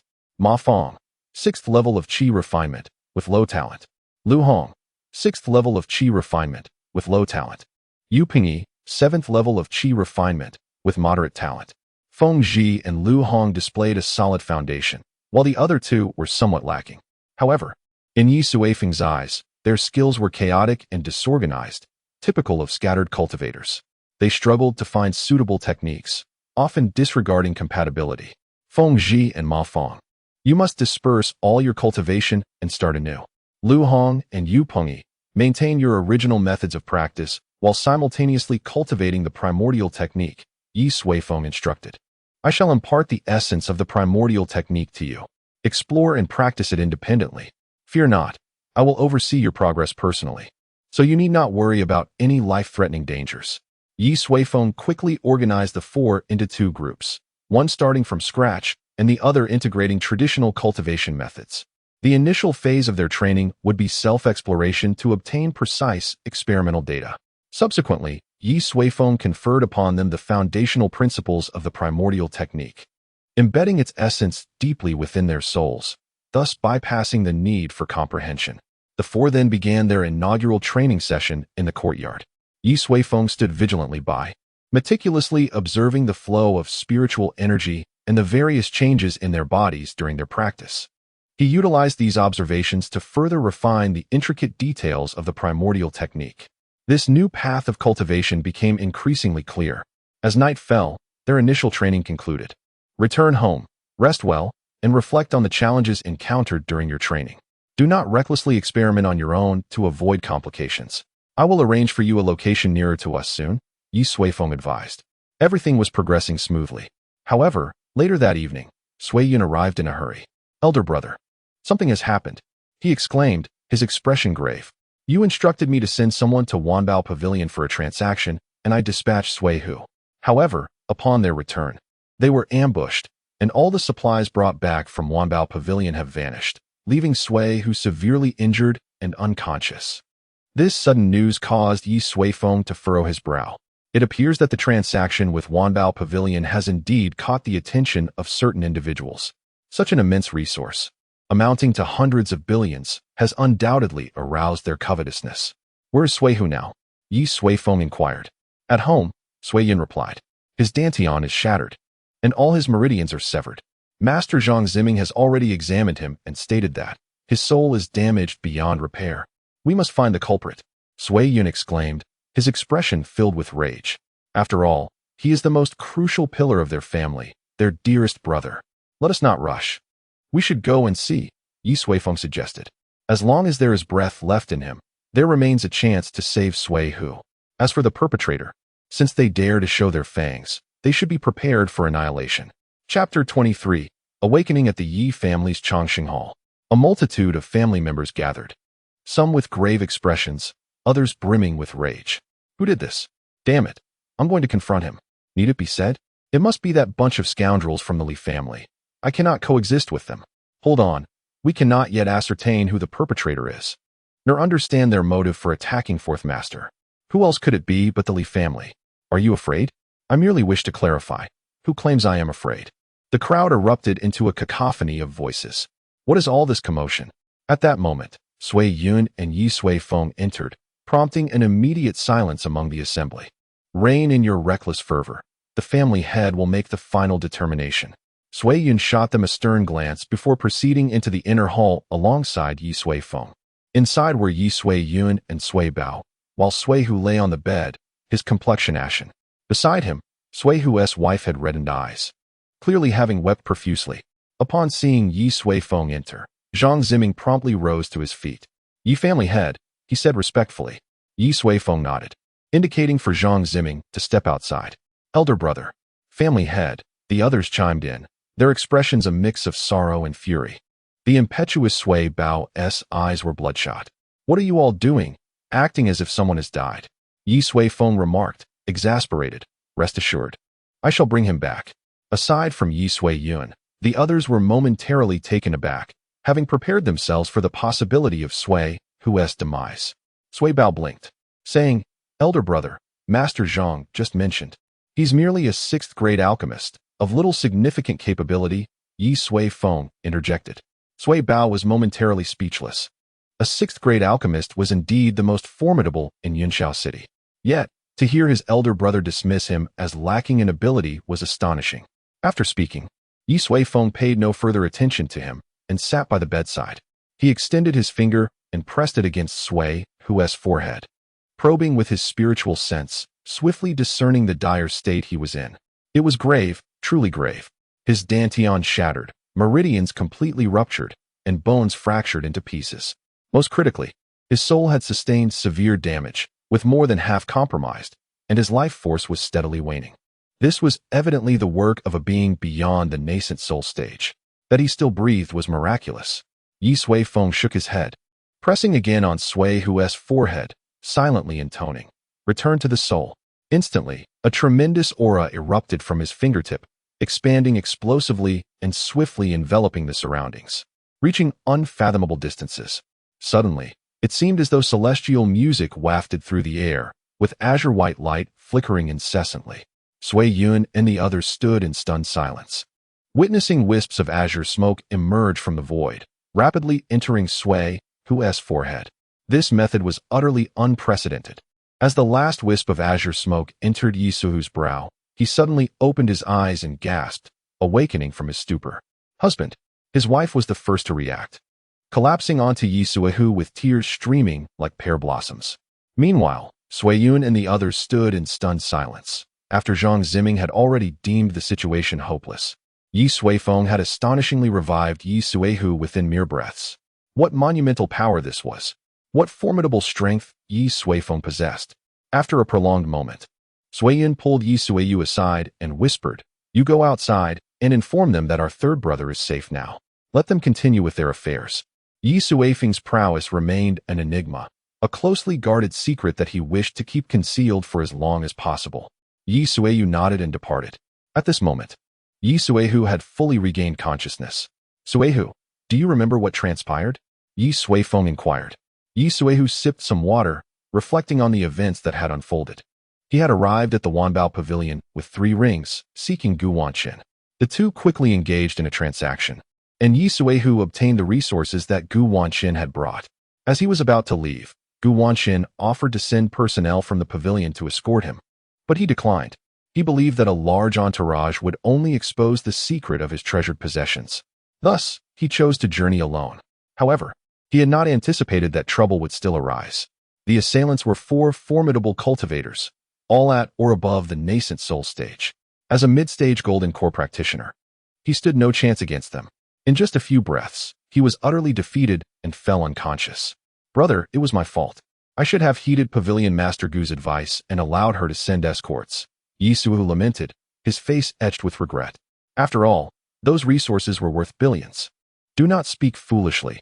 The important thing is that you are alive," Ye Suifeng replied. 4 nascent soul cultivators. Which family in Yunxiao City could possibly muster such formidable strength? Suiyun furrowed his brow. The pinnacle of combat power in Yunxiao City was typically at the golden core stage. Perhaps some family harbored an ancient monster or two, who might have broken through to the nascent soul stage. However, such beings were often in seclusion, rarely taking action, and certainly not forming a quartet. Thus, the attackers were unlikely to be from the Li or Tang families. Could it be Wanbao Pavilion? Ye Suihu suggested. Wanbao Pavilion has always been shrouded in mystery. Their true strength is a matter of speculation. It is quite possible they could dispatch 4 nascent soul cultivators, he continued. "Brother, what should we do? If it truly is Wanbao Pavilion, then we are in serious trouble. What shall we do?" Ye Suifeng stood up, resolute. "Do you recall what I once said? Our Yi family fears no one. Should anyone dare to reach out, we shall sever their claws." Ye Suifeng glanced at Ye Suihu and said, "Leave this matter to me. You all should utilize the finest resources to nurture Suihu's body. When the time comes, I shall assist him in restoring his dantian and regaining his strength." With that, Ye Suifeng prepared to depart. "Elder brother, do you truly intend to go alone?" Ye Suiyun inquired, still somewhat apprehensive. Ye Suifeng nodded. "There is no need for concern. Just focus on your own responsibilities. Regardless of the adversaries we face, I have become impervious to fear." Subsequently, Ye Suifeng waved his sleeve and vanished from the room. The remaining individuals exchanged glances, uncertain of how to respond. Second brother, has elder brother's transformation not been rather drastic?" Ye Suihu murmured. "First, there was a fortune so immense it could induce faintness, followed by his effortless rescue of Ye Suihu from the brink of death. Now, he exuded an aura of dominance, seemingly unperturbed by even 4 nascent soul cultivators. Was this truly the same elder brother they had known? The one who was always taciturn and merely a chi refinement stage cultivator? Regardless of how profound the change, he remains our elder brother," Ye Suiyun remarked gravely. "In these past months, we have all witnessed the alterations within our family. Should he be absent, everything would revert to its former state.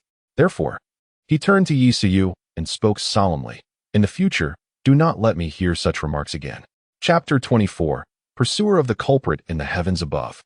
Ye Suifeng traversed through the clouds with his hands clasped behind his back. A gray line, a manifestation of causality derived from the aura of Ye Suihu, illuminated his path. With this thread of causality, he could pinpoint the location of the recent skirmish. Soon, he arrived at a secluded path within Cloud City. From his vantage point, the remnants of battle were unmistakable, along with traces of array formations. The concealed formations suggested that the adversaries had come prepared. What is she doing here? On the path, several figures appeared to be investigating.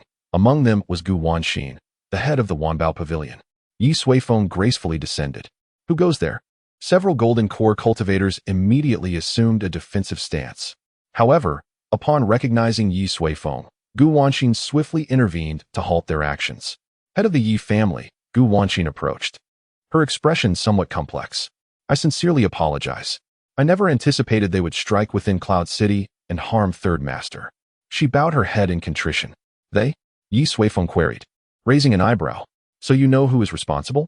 Gu Wanxin pressed her lips together, replying, I am not entirely certain, but based on the circumstances at the scene, it appears to involve 4 formidable Yuan Ing period cultivators.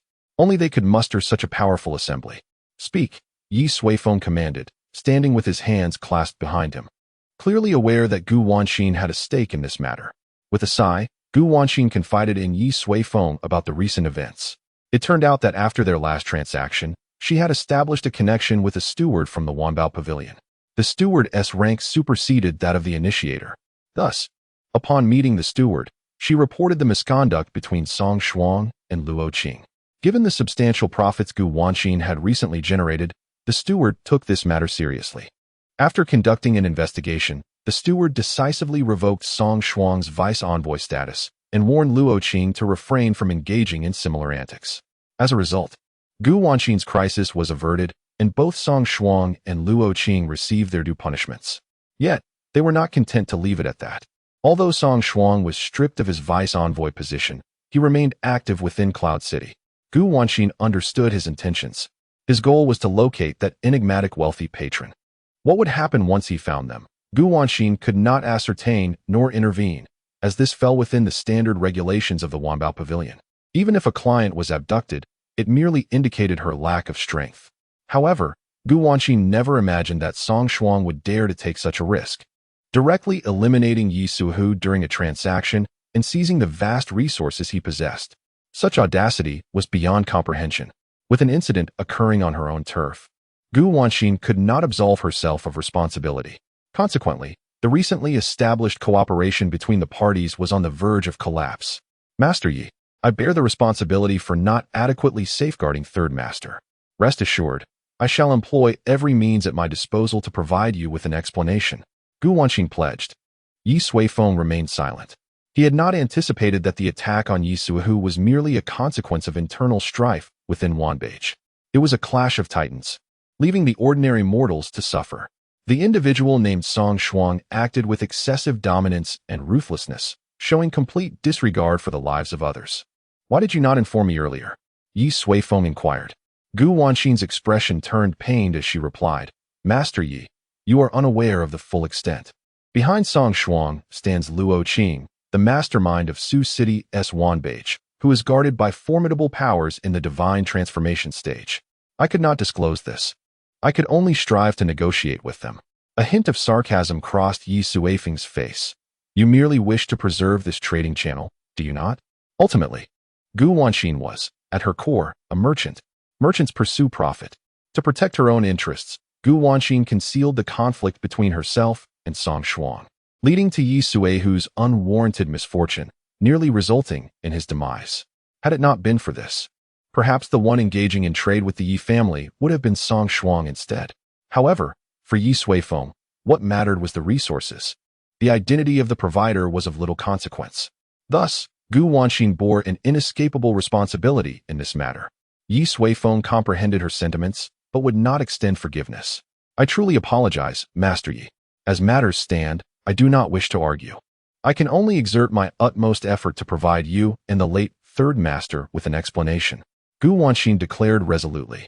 Ye Suifeng fixed his gaze upon her eyes. To be frank, this woman was remarkable. She had adeptly maneuvered through her superior's ranks despite lacking any significant background, even emerging victorious. Unfortunately, she had underestimated the power of absolute strength. Third Master is not dead, Ye Suifeng stated coolly. You need not concern yourself with this matter. I shall handle it myself. However, there must never be a next time. Regardless of what transpires, should there be anything that could jeopardize the Ye family, you must inform me at the earliest opportunity. Do you understand? He resolved not to cast blame upon her. Firstly, Gu Wanqing's business acumen was indeed commendable, and her proactive approach was still of value to him. Secondly, should he replace her, there was no guarantee that further complications would not arise, an undue hassle indeed. Upon hearing Ye Suifeng's words, Gu Wanqing was taken aback. Master Yi, I do not quite grasp your intent. There is no special intent, Ye Suifeng replied. Our agreement stands. As for Song Shuang, I will personally attend to him. Gu Wanqing opened her mouth to speak. Master Yi, I urge you to reconsider. With such immense wealth, Song Shuang will surely return to seek Luo Qing.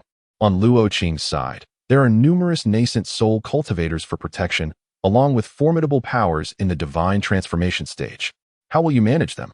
She simply could not comprehend how Ye Suifeng dared to utter such words. The pinnacle of combat strength in Yunxiao City barely reached the Yuanying stage. Yet, Ye Suifeng shook his head and replied nonchalantly, Yuanying, Huashan, mere insects. Very well, accompany me, lest you find yourself hesitant to confide in me when faced with unforeseen circumstances. With that, Ye Suifeng reached out into the void. Suddenly, the entire realm shifted in hue. The great Dao resonated, and a magnificent galaxy unfurled before the eyes of the onlookers. Time rewound. The world transformed. The surroundings began to whirl around them. In the midst of Gu Wanqing's astonished gaze, the scene crystallized upon a single figure, Ye Suifeng's brother, Ye Suhu. He was briskly traversing a narrow path when, all at once, four silhouettes descended from the sky, blocking all avenues of escape. Among them was a slender figure, adorned with a resplendent gemstone long sword at his waist and strikingly arched brows that soared skyward. It was Song Shuang. Gu Wanqing gasped in astonishment. Chapter 25. Kneel before me in the upper levels of the Wanbao Pavilion in Suching. Luo Qing sat opposite Song Shuang, idly toying with a delicate ring in his hand. Rest assured, uncle, I have successfully lifted the mental seal imposed by that wretched Gu Wanqing. Even if she suspects me, she is powerless to act against me, Song Shuang declared triumphantly. After months of lurking in Yunxiao City, he had finally reaped significant rewards, an immense fortune amounting to trillions. A sum he could scarcely hope to amass in a century of toil. It was, indeed, a windfall. Moreover, this maneuver would undoubtedly sever the ties between Gu Wanqing and the Yi family, potentially tarnishing her reputation with allegations of mismanagement, thus reducing her to her original status. A mere commoner, how could she dare to contend with him? Luo Qing stowed away the storage ring and inquired, Are you certain that the Yi family is not a prominent clan and lacks substantial power? Absolutely, Song Shuang replied with a grin. After nearly 3 months in Yunxiao City, I have thoroughly investigated the local factions. The most formidable cultivators there are merely at the nascent soul stage, and most are in seclusion. As for the Yi family, they are the weakest among the 3 great families of Yunxiao City, perhaps lacking even a single nascent soul practitioner. And their head is nothing more than a newly appointed fool. We need not fear any retaliation from them. With unwavering confidence, Song Shuang recounted his clandestine inquiries in Yunxiao City, even locating the alchemists and craftsmen of the Yi family. According to them, they had only joined the family for the lucrative rewards offered. Thus, he orchestrated this ambush to claim the vast resources for himself. But if the Yi family is so feeble, how do they possess such wealth? Luo Qing queried. Song Shuang chuckled. The world is full of wonders. There are indeed many who stumble upon fortune while wandering. I surmise that the Yi family is one such case, having fortuitously acquired a considerable wealth, yet lacking the wisdom to exercise restraint, instead squandering it recklessly. Even if I had not intervened, others would surely target the Yi family. Wouldn't you agree, uncle? Luo Qing nodded slightly, echoing the sentiment. The Yi family's actions undeniably bore the hallmarks of nouveau riche, a type he had encountered all too often, usually leading to a dismal fate. You have done well this time. Rest assured, once the dust settles, I shall find a way to restore your position as deputy. As long as that Yi family does not catch wind of it, Luo Qing assured him with a smile. Song Shuang erupted into hearty laughter. Of course, it is impossible for the Yi family to find me. However, his mirth was abruptly interrupted when he noticed Luo Qing's expression had turned to one of frozen shock. They have found you. A ghostly voice echoed from behind him. Startled, Song Shuang turned to see the source of the voice, nearly toppling from his chair in sheer fright. In the void, suddenly a pitch-black portal emerged, slowly expanding, revealing several figures before him. Gu Wanqing. Song Shuang recognized the woman, and in a surge of fear, he let out a sharp scream, reminiscent of a woman's. You all, how can this be? His face was etched with terror. To tear open a portal in the void was an extraordinary feat. What formidable cultivator could achieve such a thing? His legs felt weak. At this moment, Ye Suifeng, accompanied by Gu Wanqing, stepped out of the void and stood before Luo Qing and Song Shuang. So this is Song Shuang? Ye Suifeng inquired. Gu Wanqing nodded, still in a state of shock. She could hardly fathom that Ye Suifeng had grown so immensely powerful, able to effortlessly open the river of time and return to the source. With a mere wave of his hand, he traversed an unknown gray trajectory, directly breaking through the void to find the real Song Shuang. It was simply terrifying. Song Shuang, oh Song Shuang. Neither of us anticipated the dreadful existence you have entangled yourself with. Who are you? Song Shuang's legs trembled. It was evident that this person was not to be trifled with, and he was clearly targeting him. Ye family's head, Ye Suifeng. Ye Suifeng, expressionless, spoke coolly. Who granted you the audacity to attack my family's core members and seize resources? Upon hearing his words, Song Shuang's eyes widened in shock. What? He is the head of the Ye family? The heads of the Li and Tang families had assured him with utmost confidence that the new head of the Ye family was merely a waste in the qi refining stage. He felt an overwhelming urge to grab their collars and interrogate them. Could a qi refining cultivator truly open a portal in the void? Let me explain. Song Shuang attempted to articulate his thoughts, but Ye Suifeng did not afford him that opportunity. With a raised hand, he delivered a slap that bore the weight of heavenly might, crashing down upon Song Shuang's face. Instantly, Song Shuang collapsed to the ground. One side of his face swollen to an alarming degree, his teeth mingled with blood, spraying it everywhere. Ye Suifeng's demeanor remained cold. He had no desire to engage in unnecessary dialogue with Song Shuang. He had come today to render judgment. He had come today to kill. Bang! Ye Suifeng once more stomped down on Song Shuang, and a torrent of violent spiritual energy surged into Song Shuang's body, wreaking havoc within. His meridians, dantian, and bones were all shattered in that instant. Ack! Song Shuang let out a pained howl, blood frothing from his mouth. Luo Qing watched the scene in horror, his body trembling involuntarily. Hesitantly, he spoke. Sir, if you have something to say, please say it calmly. Ye Suifeng cast a glance at him, his eyes cold. Who are you to address me as sir? With that, he stepped forward. An aura of terror enveloped Luo Qing, and then it erupted with a thunderous roar. Boom! A tremendous energy, centered around Ye Suifeng, detonated explosively. The layers of protective formations disintegrated as if they were mere sheets of paper, shattering instantaneously. Debris flew in all directions, wooden splinters scattered wildly. The uppermost structure of the Yunxiao pavilion was utterly obliterated, reduced to a mere open platform. Heavens above! What is happening? Everyone flee. Many cultivators and patrons who had come to acquire goods below were caught off guard by the sudden explosion, thrown into a state of panic as they hastily evacuated the Yunxiao pavilion. Xinxing stared in shock at the expansive rooftop. Above, Luo Qing trembled uncontrollably. How terrifying! That surge of energy, had it been directed at him, would have surely resulted in instantaneous annihilation, leaving not a trace behind. Song Shuang, what kind of existence have you provoked? Ye family head, he is our orchestrator, and also the uncle of Song Shuang, Gu Wanqing whispered. Ye Suifeng glanced over. Oh, you are implicated as well. Luo Qing's eyes widened, and he hurriedly exclaimed, No, I have no. However, before he could finish, Ye Suifeng exerted a subtle pressure with his hand. Luo Qing felt as though a divine mountain had descended upon him, causing him to spew blood, his knees buckling as he collapsed to the ground. Who dares to cause a disturbance at the Yunxiao pavilion? Suddenly, a formidable aura erupted from the lower levels of the pavilion. An elderly man clad in a brocade robe ascended slowly, his expression grave and his demeanor extraordinary. The presence of a transformation stage cultivator. Yet, a mere glance from Ye Suifeng nearly made him lose control of his faculties. It is I. What can you do to me? Ye Suifeng replied indifferently. Esteemed elder, let us speak amicably. The transformation stage elder quickly clasped his fists in respect. Ye Suifeng lowered his gaze. For now, kneel. Chapter 26. Summon your ancestors. The Wanbao Pavilion in Suching stands as one of the city's most iconic structures, soaring 7 stories high and enveloped by intricate formations. Particularly at night, the uppermost levels emanate a soft purple glow, exuding an air of opulence. However, on this day, the pinnacle of the pavilion was irreparably breached. Splintered wood and shards of tile exploded outward, littering the ground below. A solitary figure stood nonchalantly, while several prominent figures of the Wanbao Pavilion knelt before him in utter submission. Who could this be? Could he possibly be a higher-ranking individual within the pavilion? It would be foolish to think so. Surely, a member of their own would not demolish their own property. Clearly, this man harbored enmity towards the Wanbao Pavilion. My heavens!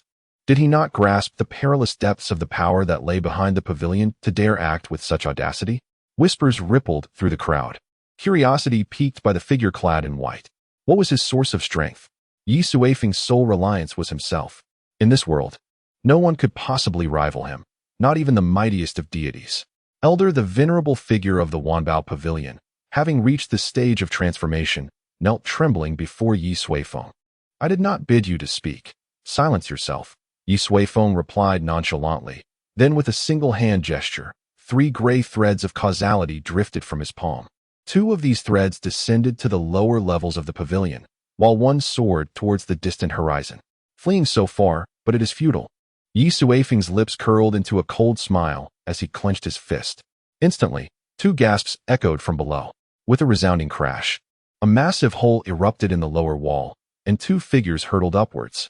Accompanied by their cries of despair, they collided violently with the floor, collapsing alongside Song Shuang and the others in a frantic display of submission.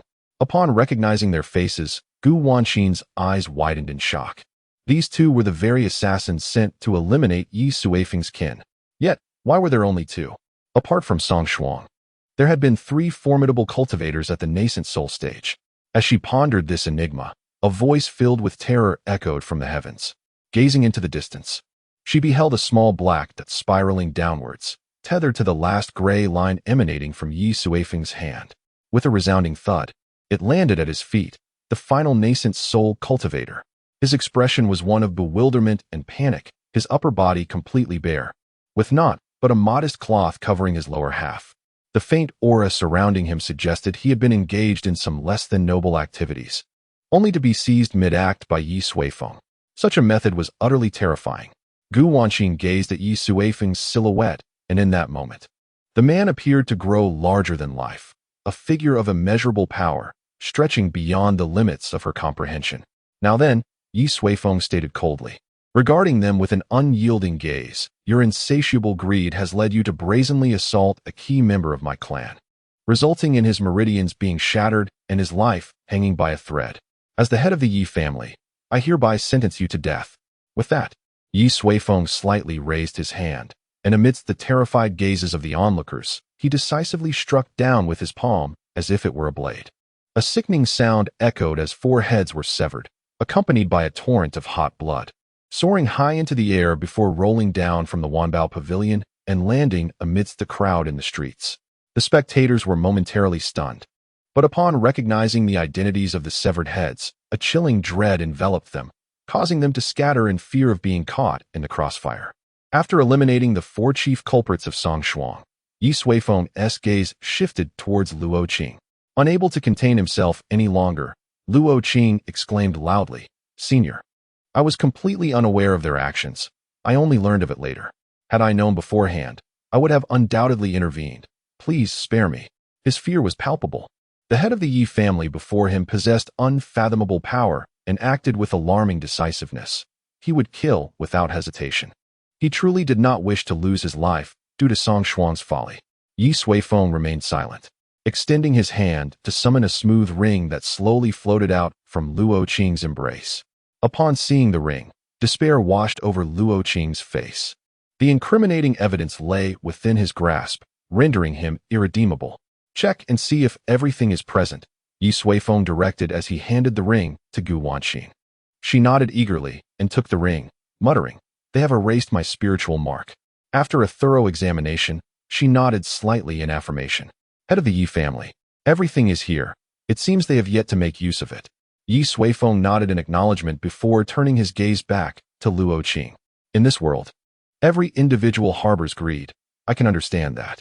However, your error lies in provoking me. Ye Suifeng's eyes narrowed, and two piercing beams of light swiftly penetrated Luo Qing's mind.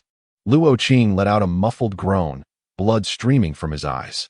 In that fleeting moment, every meridian in his body shattered, his dantian reduced to mere powder, and even his soul was severed by half.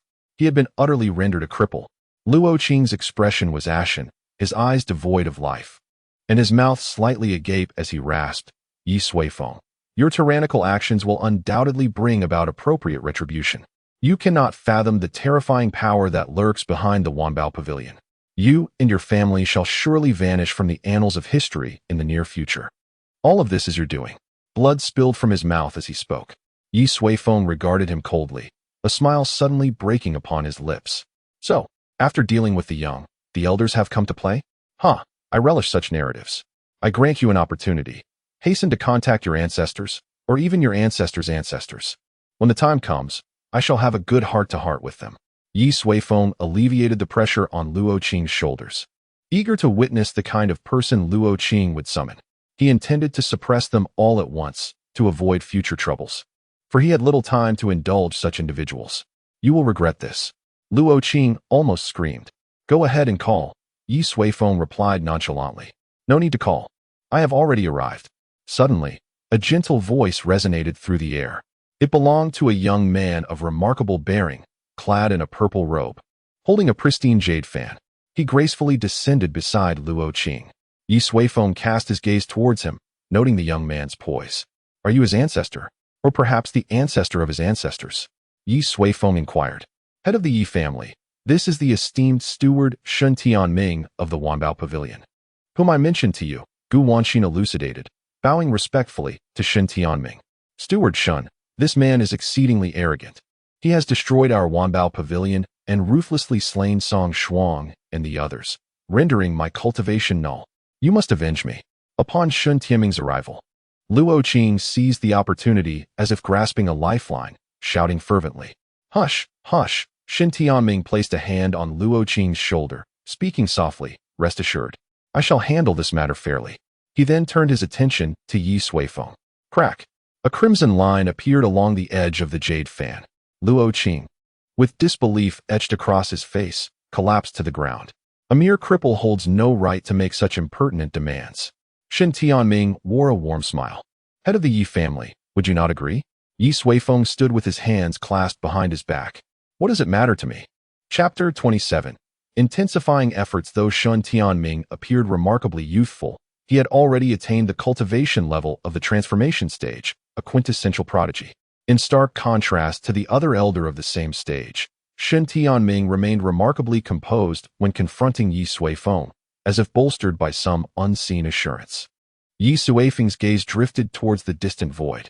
He could distinctly sense a formidable presence lurking behind the desolate expanse, observing the unfolding events. Merely a late-stage integration cultivator. Was this the source of Shun Tianming's confidence? Ye Suifeng felt a twinge of impatience and remarked, if you are here to support Luo Qing and the others, then do so swiftly. Alternatively, you may summon additional assistance. Shun Tianming casually nudged Luo Qing's lifeless body aside and chuckled. Master Yi has misunderstood. I am not here to advocate for anyone. The Wanbao Pavilion has always upheld fairness, both externally and internally, adhering to principles of righteousness. Especially concerning our guests, we would never engage in underhanded schemes. Song Shuang's brazen behavior, targeting the guests of Wanbao Pavilion, constitutes a grave transgression, rendering his demise entirely justifiable. Although Luo Qing did not directly partake, he is guilty of complicity, compounded by his previous acts of unscrupulous competition, leading to his expulsion from Wanbao Pavilion. Therefore Shun Tianming shrugged, adding, I must express my gratitude to Master Yi for eliminating these nuisances on our behalf. Ye Suifeng responded with a nonchalant "Oh," realizing that this fellow possessed some discernment. In that case, feel free, he said, preparing to open the portal to the void. Wait. Shun Tianming hastily called out to Ye Suifeng. What is it? Ye Suifeng inquired. Shun Tianming smiled and stated, Your wealth has garnered the attention of the upper echelons of Wanbao Pavilion. I previously heard from Pavilion Master Gu that you seek more, and even more precious resources and treasures? Ye Suifeng nodded affirmatively, indeed. Very well, Shen Tianming continued. I have come today to discuss the categories of treasures you desire. Perhaps we could find a quieter location to deliberate further? With a perpetual smile adorning his face and his handsome features, Shen Tianming easily inspired a sense of goodwill. Yet Ye Suifeng was disinclined to engage in further conversation. He harbored a distaste for those who appeared amiable while concealing a ruthless nature. Luo Qing's fate served as a prime example. I reiterate, regardless of the quantity of resources you wish to sell, feel free to present them without concern for my ability to afford spirit stones. As for the specifics, discuss them with Gu Wanxin. I only require the items. With that, Ye Suifeng waved his hand and turned, vanishing without a trace.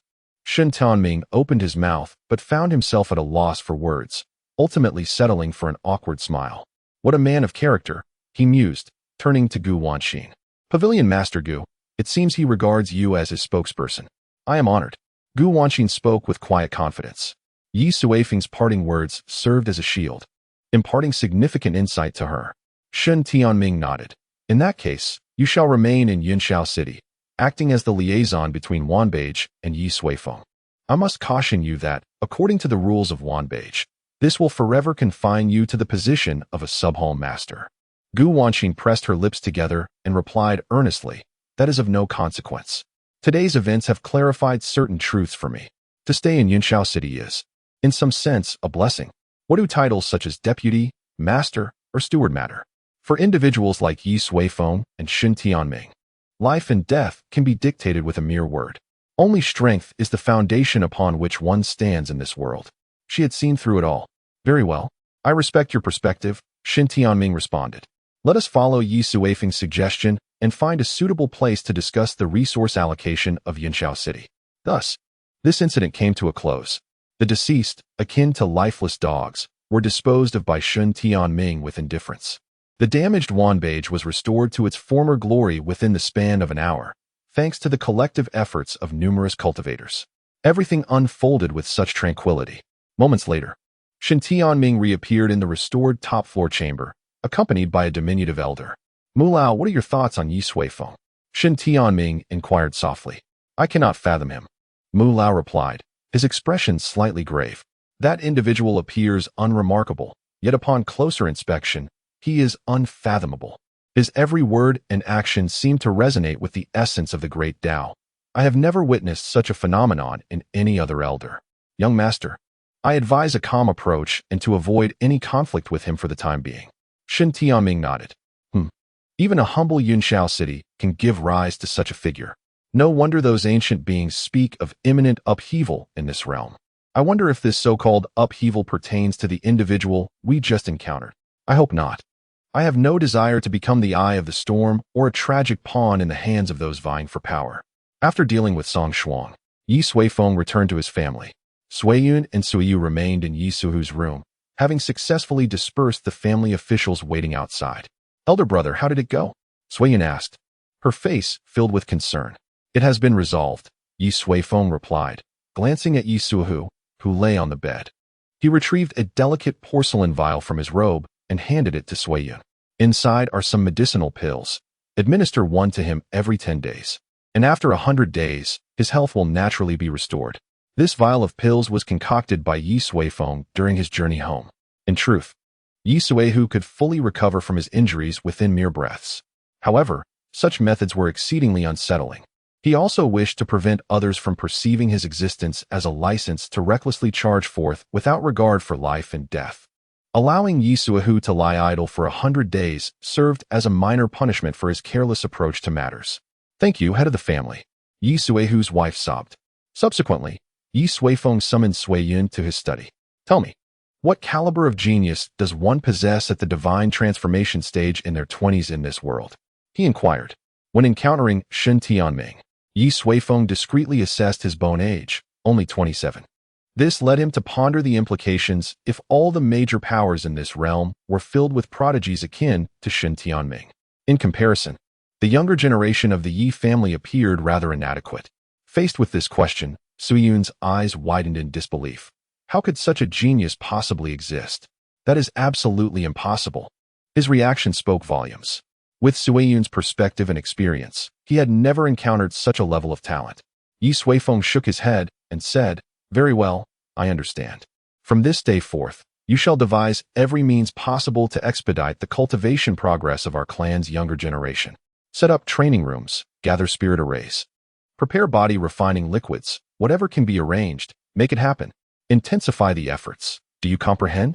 Chapter 28. Struggle in the woods. In the shadowy depths of the ancient and lofty mountains of Qinggu, a serene emerald lake lay nestled amidst the verdant foliage. Beneath the large azure stone at the water's edge, a colossal python coiled languidly, basking in the dappled sunlight filtering through the leaves. Unbeknownst to the slumbering serpent, several figures lurked within the dense underbrush, advancing cautiously towards it. These were 3 young cultivators, 2 women and a man, enshrouded in a translucent veil. As one inadvertently brushed against a droplet of dew, it swiftly crystallized into ice. The frosted garb, originally designed for the sweltering summer, possessed the remarkable ability to insulate against temperature and exhibited a peculiar effectiveness in concealing its wearer from serpentine beasts. Thus, even when in close proximity, the python remained blissfully unaware of their approach. With utmost care, the trio drew nearer to the great serpent, their breaths almost synchronized with its faint exhalations. The foremost woman, her countenance grave, signaled to her companions with a nod. In an instant, she surged forward, her long sword slicing through the air as she aimed for the python's head. Yet, her movement roused the creature from its repose. The python opened its eyes and narrowly evaded the lethal strike, retaliating with a swift lunge. The clash of its razor-sharp fangs against the blade echoed through the air, the tremendous recoil sending the woman hurtling backwards. However, a glimmer of resolve shone in her eyes. "Now," she exclaimed, as the other 2 emerged from the foliage, their swords raised high, targeting the serpent's vulnerable underbelly. The distraction provided by the first woman had momentarily exposed the python's critical point, falling within the striking range of her allies. It was a calculated ruse. With a fierce strike, their swords plunged into the python's flesh, tearing open gaping wounds and releasing torrents of crimson. "Wei Yuan, what are you doing?" The second woman, furrowing her brow in discontent, chastised. "My apologies, Hu Jie. I miscalculated," the young man replied, his face flushed with embarrassment.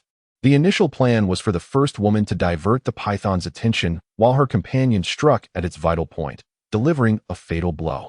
However, nerves had evidently gotten the better of Wei Yuan, resulting in a misdirected attack. Though the python appeared grievously wounded, it was not mortally so. It merely bore 2 additional gashes. "You, be careful," Hu Jie admonished, but her warning was abruptly cut short as her expression shifted to one of alarm. She lunged to shield Wei Yuan, just as the python's massive tail swept towards them. With a resounding thud, Hu Jie raised her sword to block the strike. Yet she had underestimated the creature's might, resulting in a spray of blood as she was flung away. "Hu Jie," Wei Yuan cried out in alarm. "Forget her for now. Evade and seize any chance to fell this beast."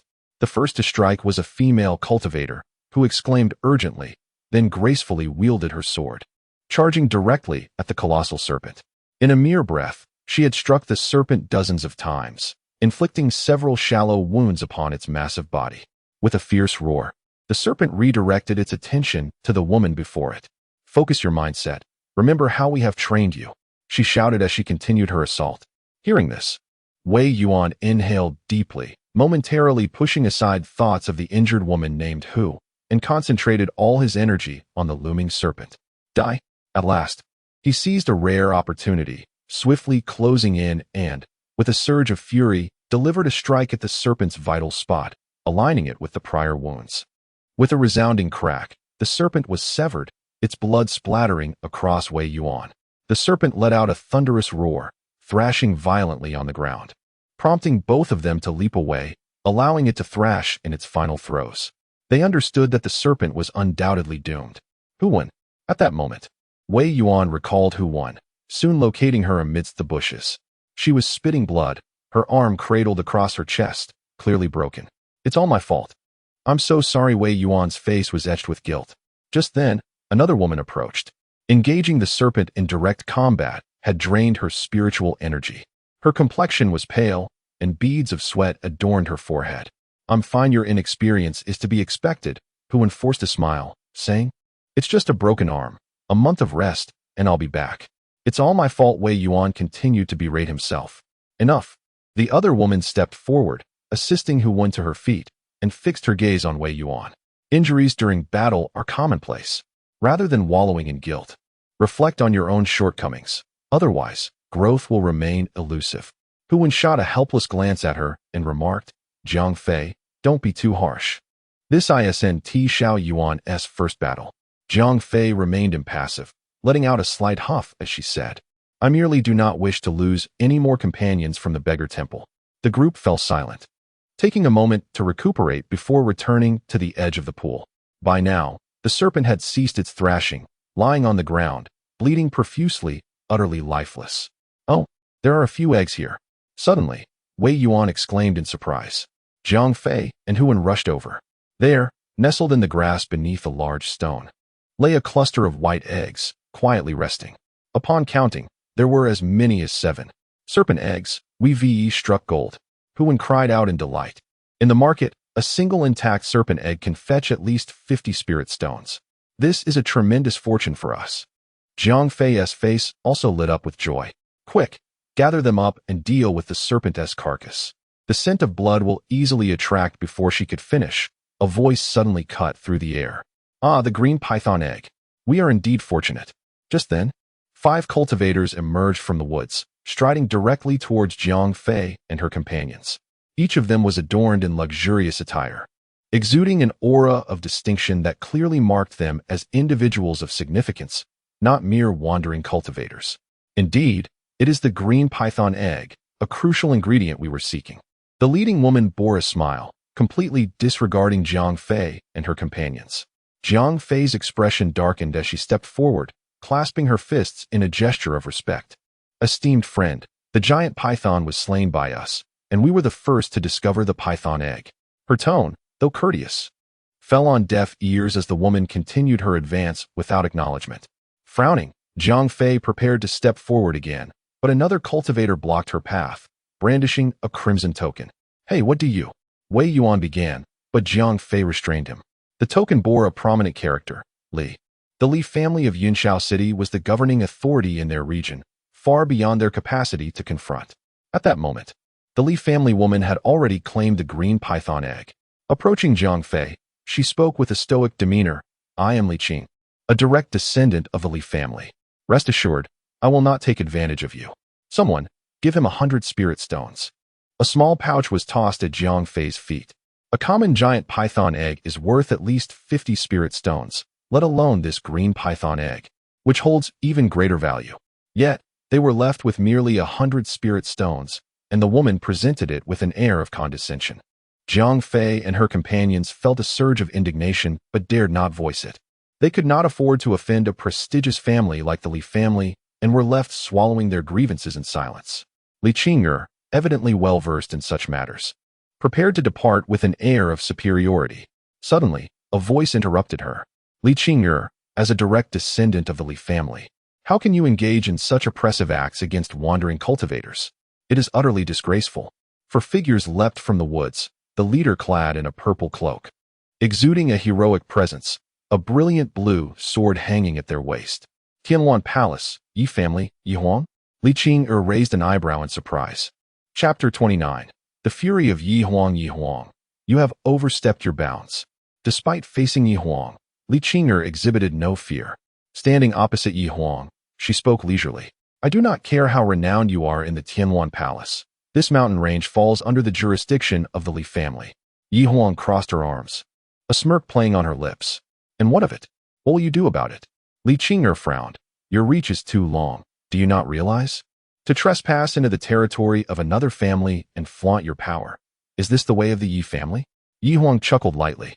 "The way of my family is to intervene when we see something we dislike. What can you do to stop me?" Li Qing'er attempted to steer the conversation towards familial allegiances, yet it was evident that Yi Huang was not swayed by her tactics. The Yi family had always been cautious and prudent. When had they become so domineering? She was perplexed. "Yi Huang, Do you not fear igniting a conflict between our two families? Li Qing'er's expression darkened as she spoke sternly. She still sought to leverage her family's influence to subdue Yi Huang. Yet Yi Huang merely laughed again. Are you foolish, or am I? Do you think a conflict between families can be sparked so easily? Yes, there is a possibility, such as if I were to kill you today, or vice versa. Are you willing to test that? Confronted with Yi Huang's provocation, Li Qing'er's face turned ashen. This individual was clearly unpredictable. Moreover, she was pressing forward relentlessly, a demeanor she had never encountered from a member of the Yi family before. Yi Huang, do not assume that I am afraid of you. Li Qing'er shot a glance at the individuals beside Yi Huang and coldly declared, do not think for a moment that I am unaware. The reputation of your Tianluan palace was built by Yi Qingyao. Now that she and Ye Suifeng are absent, how dare you, a mere qi refinement individual, speak so boldly before me? Li Qing'er had recently broken through to the transformation realm. While she could not defeat Yi Qingyao, she had no certain victory against the prodigy Ye Suifeng either. Yet, Yi Huang was merely a qi refinement practitioner, rumored to be on par with her inept father, around the 7th or 8th level of qi refinement. How could she possibly fear such a person? Observing the furious expression on Li Qing'er's face, Yi Huang shook her head. So, you are one who bullies the weak and fears the strong? You only dare to challenge me in the absence of Qingyao and Xiao. How pitiable. Allow me to demonstrate how a member of the Yi family handles such situations. With that, she stepped forward decisively, approaching Li Qing'er. Li Qing'er was momentarily taken aback. What was this person doing? What did she intend? In her hesitation, she instinctively took a step back. That single step ignited a surge of indignation within her. What do you want? She shouted. Yi Huang revealed a playful little thong and grinned. Nothing much. I simply find you displeasing and wish to strike you. With that, she launched a powerful punch, the force of which sliced through the air with a deafening whoosh. Hurtling toward Li Qing'er. Li Qing'er was truly astonished that she would have to strike directly. She hastily raised her defenses, and the aura of her qi transformation realm surged dramatically. A thunderous crash resonated as a formidable energy erupted between the two, causing the qi refinement stage practitioners, including Jiang Fei, to nearly lose their footing. When they regained their composure, they were left utterly dumbfounded. The qi refinement stage, Yi Huang stood unfazed, while Li Qing'er, in the qi transformation realm, staggered back several steps, leaving deep impressions of her feet on the ground. How could this be possible? Li Qing'er was filled with dread. After the previous collision, her arms felt numb. How could Yi Huang possess such immense strength? The qi transformation realm seemed rather insignificant in comparison. Yi Huang advanced once more, launching a series of attacks. The wind from her punches howled, leaving trails of phantoms in the air, clearly indicating that her martial arts had reached an extraordinary level. In a state of panic, Li Qing'er could only passively endure the blows, retreating incessantly as she was virtually overwhelmed. The onlookers were in a state of shock. They had never witnessed a qi refinement practitioner capable of rendering a qi transformation expert utterly defenseless.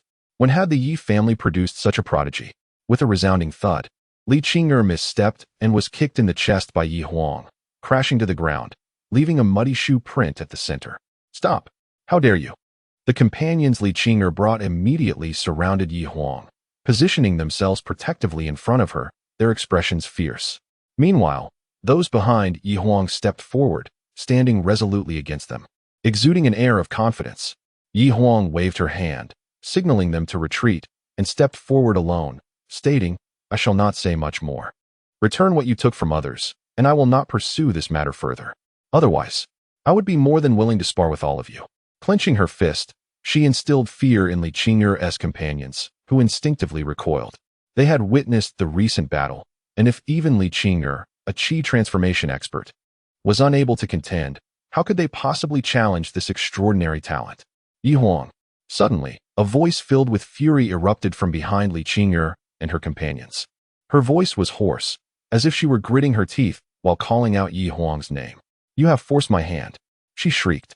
Instantly, a powerful aura erupted, prompting Li Qing'er's companions to hastily evade. A gray whip, emanating a hazy glow, shot towards Yi Huang at lightning speed. Yi Huang's gaze sharpened as she unsheathed her long sword. With a resonant clang of the blade, she met the whip head-on. Boom! Another surge of formidable energy erupted. even more violent than the previous clash. The towering tree overhead was instantly severed of countless small branches, which cascaded to the ground. On the earth, deep sword marks radiated from Ye Huang, winding outwards in all directions. A scar from a sword cut through the side of the large blue stone, severing it effortlessly. The break smooth as a mirror. The deep blue long sword hummed in the air, while the whip lay in several shattered pieces scattered upon the ground. An eerie silence enveloped the surroundings. Everyone stood frozen in place, their eyes filled with terror as they gazed upon the purple shadow, their bodies trembling involuntarily. Li Qing'er lay half reclined on the ground, clutching the broken whip with a dazed expression, her eyes brimming with disbelief. How could this be? How could this be? My thorn of poison is a profound-grade spiritual weapon. Why? She murmured to herself. Ye Huang slowly sheathed her longsword. After more than 2 months of training, having fought dozens of battles, she was well aware that the spiritual sword gifted to her by her father was far from an ordinary object. Produce the green python eggs, and I shall grant you a path to safety, Ye Huang said with an indifferent tone. After a moment of silence, Li Qing'er rose from the ground. Although she had not sustained severe injuries, the pressure and humiliation inflicted by Ye Huang were far more painful than any physical wounds. Li Qing'er produced 7 green python eggs and tossed them to the ground, casting a glance at Ye Huang before scoffing. If you have the capability, then participate in this year's battle of Yunxiao City. At that time, Brother Li Qi will surely avenge me. With that, she did not dare linger any longer and swiftly departed. Watching her retreating figure, Ye Huang murmured softly to herself, Li Qi, the eldest son of the Li family? We shall meet. Chapter 30. The pact between Li and Tang. Gratitude to Fairy Yi for her timely assistance. Jiang Fei and Huan approached Ye Huang, bowing deeply in respect. She never anticipated that amidst the oppression by the Li family's offspring, a figure would emerge to champion their cause for justice. Such individuals are indeed scarce in this era. To speak candidly, those who possess such qualities seldom enjoy longevity. Of course, she refrained from voicing her inner thoughts. Never mind, Ye Huang remarked. I merely did what I wished to do. Jiang Fei was taken aback. This seemingly simple statement encapsulated the very essence of what everyone yearns for. To desire and to act upon that desire. What audacity did she possess to express and embody such sentiments? Here is the green python egg. Take good care of it.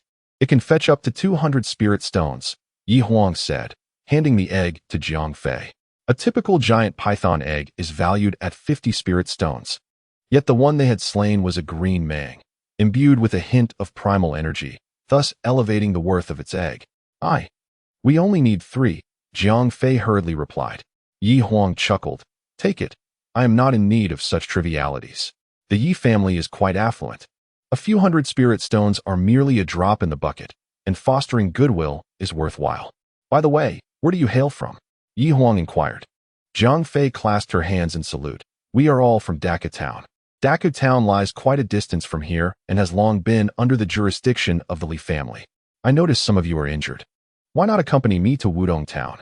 There, you will find a skilled healer, and the prices are quite reasonable, Ye Huang suggested, glancing at Huan. Jiang Fei hesitated. But, we are under the Li family's jurisdiction, and Wudong Town is, well, it's within the Yi family's domain. Conflicts among the upper echelons often trickle down to the lower strata. The Li and Yi families have been at odds for years, resulting in lingering tensions even in their respective jurisdictions. Typically, practitioners residing within the Li family's domain would not venture into the Yi family's territory. Ye Huang shook her head. What does it matter, Li family or Yi family? Fundamentally, we are all practitioners of Yunxiao City. You may not be fully aware, given the distance. Currently, many towns between the jurisdictions of the Yi and Li families are beginning to merge, striving towards common goals. Jiang Fei was momentarily taken aback. When did practitioners become so harmonious? Let us go and see for ourselves, Ye Huang grinned, revealing her charming little tiger teeth. Yi family, Master study. Ye Suifeng held a letter, a faint smile gracing his face. After a moment, he set the letter down and remarked, splendid. It exudes a powerful aura and reflects my style perfectly. The person across from him, also known as Sui Yun, wore a beaming smile. Brother, Xiao Huang's recent prominence is truly remarkable. The reputation of Tianluan Hall has nearly eclipsed that of Yilong. Children will always engage in minor skirmishes, Ye Suifeng replied, savoring a sip of fragrant tea. From the contents of the letter, it was evident that his daughter was no longer the burdened girl she once was. This was, in fact, anticipated, for he understood that within Ye Huang, a phoenix had long been lying in wait, yearning for rebirth through fire. He merely ignited that flame. The recent situation at the borders has been exceptionally favorable, Suiyin remarked, thanks to the family's active engagement and favorable policies, which have attracted many wandering cultivators from afar. Numerous exceptionally talented individuals have expressed interest in joining us. Ye Suifeng nodded. This was indeed one of his objectives. Only by amassing sufficient talent could the family truly evolve into a formidable power. Otherwise, it would merely remain a secluded family, lacking significance, something he did not desire. However, after his moment of joy, Suiyun's expression turned somewhat troubled. Brother, I must mention that due to our recent excessive activity, a multitude of cultivators have flocked to us, including many from the jurisdictions of the Li and Tang families. Particularly, the Li family has seen several small sects relocate entirely to our side. Might this not be somewhat problematic? Ye Suifeng raised an eyebrow. What is there to be concerned about? The mass exodus of cultivators might provoke thoughts from the Li and Tang families. Suiyin replied. Setting down his teacup, Ye Suifeng beckoned to him. Come, let me ask you, is this current situation of the family something you are pleased to witness? Suiyin paused momentarily and responded, of course. The younger generation is vibrant, and the family's reputation is flourishing. I have dreamt of this countless times. Then that settles it. Ye Suifeng chuckled. Just as Ye Huang said, if you wish to achieve something, then pursue it. As long as we do not stray from the proper path, there is no need to worry about trivial matters. The Li and Tang families, having been born in Yunxiao City, have already sealed their fate. If they behave, we shall offer them a gentle outcome. If they dare to stir trouble, well, I shall ensure they understand that the Ye family is no longer what it once was. Suiyin nodded, filled with absolute confidence from Ye Suifeng's actions over the past few months. Even if Ye Suifeng were to declare himself emperor and establish a dynasty, he would harbor no doubts. Let us think long-term, Ye Suifeng smiled. Do you recall that 27-year-old genius in the transformation stage I mentioned? Let us set a modest goal for our younger generation, aspiring for them to reach such heights. And may the Ye family strive to become a formidable force capable of nurturing such talents. Do you understand? Listening to Ye Suifeng's modest ambitions, the eyes of Suiyin sparkled with dreams and aspirations. Such a scene had never graced even his wildest dreams. Was there truly a possibility for realization? He glanced at the leisurely Ye Suifeng and silently nodded. With the guidance of his elder brother, the Ye family was destined to become a superfamily, one that would leave an indelible mark in the annals of history. Your current task is to lavishly spend resources and allocate them wisely, providing the family members with a nurturing environment for cultivation. Of course, do not neglect your own cultivation. I hope that within a year, you and the others will break through to the golden core stage and officially step into the nascent soul realm, Ye Suifeng remarked. Suiyin nodded earnestly. After discussing some trivial family matters, Suiyin took his leave. Ye Suifeng sat by the window, gazing into the distance, seemingly catching a glimpse of the adorable figure blossoming at the border of jailing. I just want to challenge you. What can you do about it? Haha, this little girl is becoming increasingly intriguing. As for the Li and Tang families, I hope they can recognize the prevailing circumstances. For now, Ye Suifeng had no desire to engage with those two families. There was simply no need. To him, both the Li and Tang families were far too weak. So weak that he could hardly muster the energy to regard them. Engaging in conflict with them would be nothing but a waste of time. However, the world has a curious way of unfolding its events. A few days later, Suiyin returned to the study. Elder brother, the heads of the Li and Tang families have sent invitations, requesting your presence at the Zui Ming Lu for a gathering. Chapter 31. The impetuous Ye Suifeng at the Drunken Dream Pavilion. In a private room, there were only two individuals, Ye Suifeng and Ye Suibao. Initially, Ye Suifeng intended to come alone, but Suiyun and the others insisted on bringing more people for the sake of appearances. Ultimately, they dispatched the most powerful among them, Ye Suibao, to serve as his bodyguard. It was questionable what protection a late gold core cultivator could offer to someone who had endured the tribulations. Why are we waiting for them when it was the Li and Tang families who invited us? Ye Suifeng remarked. All the guests have arrived. Yet the host has not shown up. It is utterly disrespectful. Brother, those two families have always acted this way. They look down upon us. Ye Suifeng exclaimed, his voice rising with indignation, almost ready to smash the table. Ye Suifeng quickly restrained him. Calm down, fifth brother. It's better to wait until they arrive before getting worked up. At that moment, the door finally swung open, revealing two figures, one stout and one slender, each accompanied by a graceful young woman, exuding elegance. Ye Suifeng observed that both men were at the gold core stage, while the four women behind them were also at the same level, albeit with an air of fragility, clearly bolstered by medicinal pills. Look at their prestige, Ye Suifeng thought, contrasting it with his own rough appearance, a stark reminder of their disparities. My apologies for making you wait, Ye Xiaodi, the rotund middle-aged man said with a smile. Ye Suifeng appraised him, and you are? The middle-aged man was momentarily taken aback, realizing Ye Suifeng was not jesting. His eye twitched slightly as he replied. Ye Xiaodi is truly humorous. Brother, he is Li Liusu, the head of the Li family, Ye Suifeng interjected. Ah, Ye Suifeng acknowledged. Not intentionally seeking trouble, but genuinely unfamiliar with the heads of the Li and Tang families. He had images and information about them at home, but had simply been disinclined to peruse them. And you must be Tang Zheng? He directed towards the other man. Tang Zheng merely snorted in response, choosing silence as he settled into his seat. This reaction prompted Ye Suifeng to glare, exclaiming, Hey, my elder brother is speaking to you. Tang Zheng's expression darkened as he glared at Ye Suifeng, seemingly offended.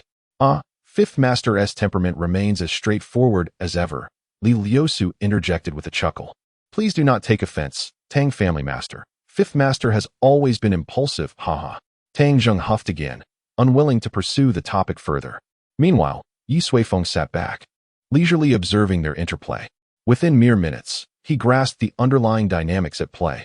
In Yunxiao City, the Tang family held the most formidable influence and heritage, and it was clear that Li Liusu sought to ingratiate himself with the Tang family while subtly undermining the Yi family.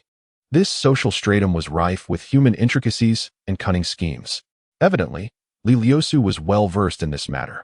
However, Ye Suifeng exhibited not the slightest interest. You have invited me here today for a purpose, I presume? He inquired directly. Li Liusu chuckled. Oh, there's no rush. Let us first enjoy the dishes.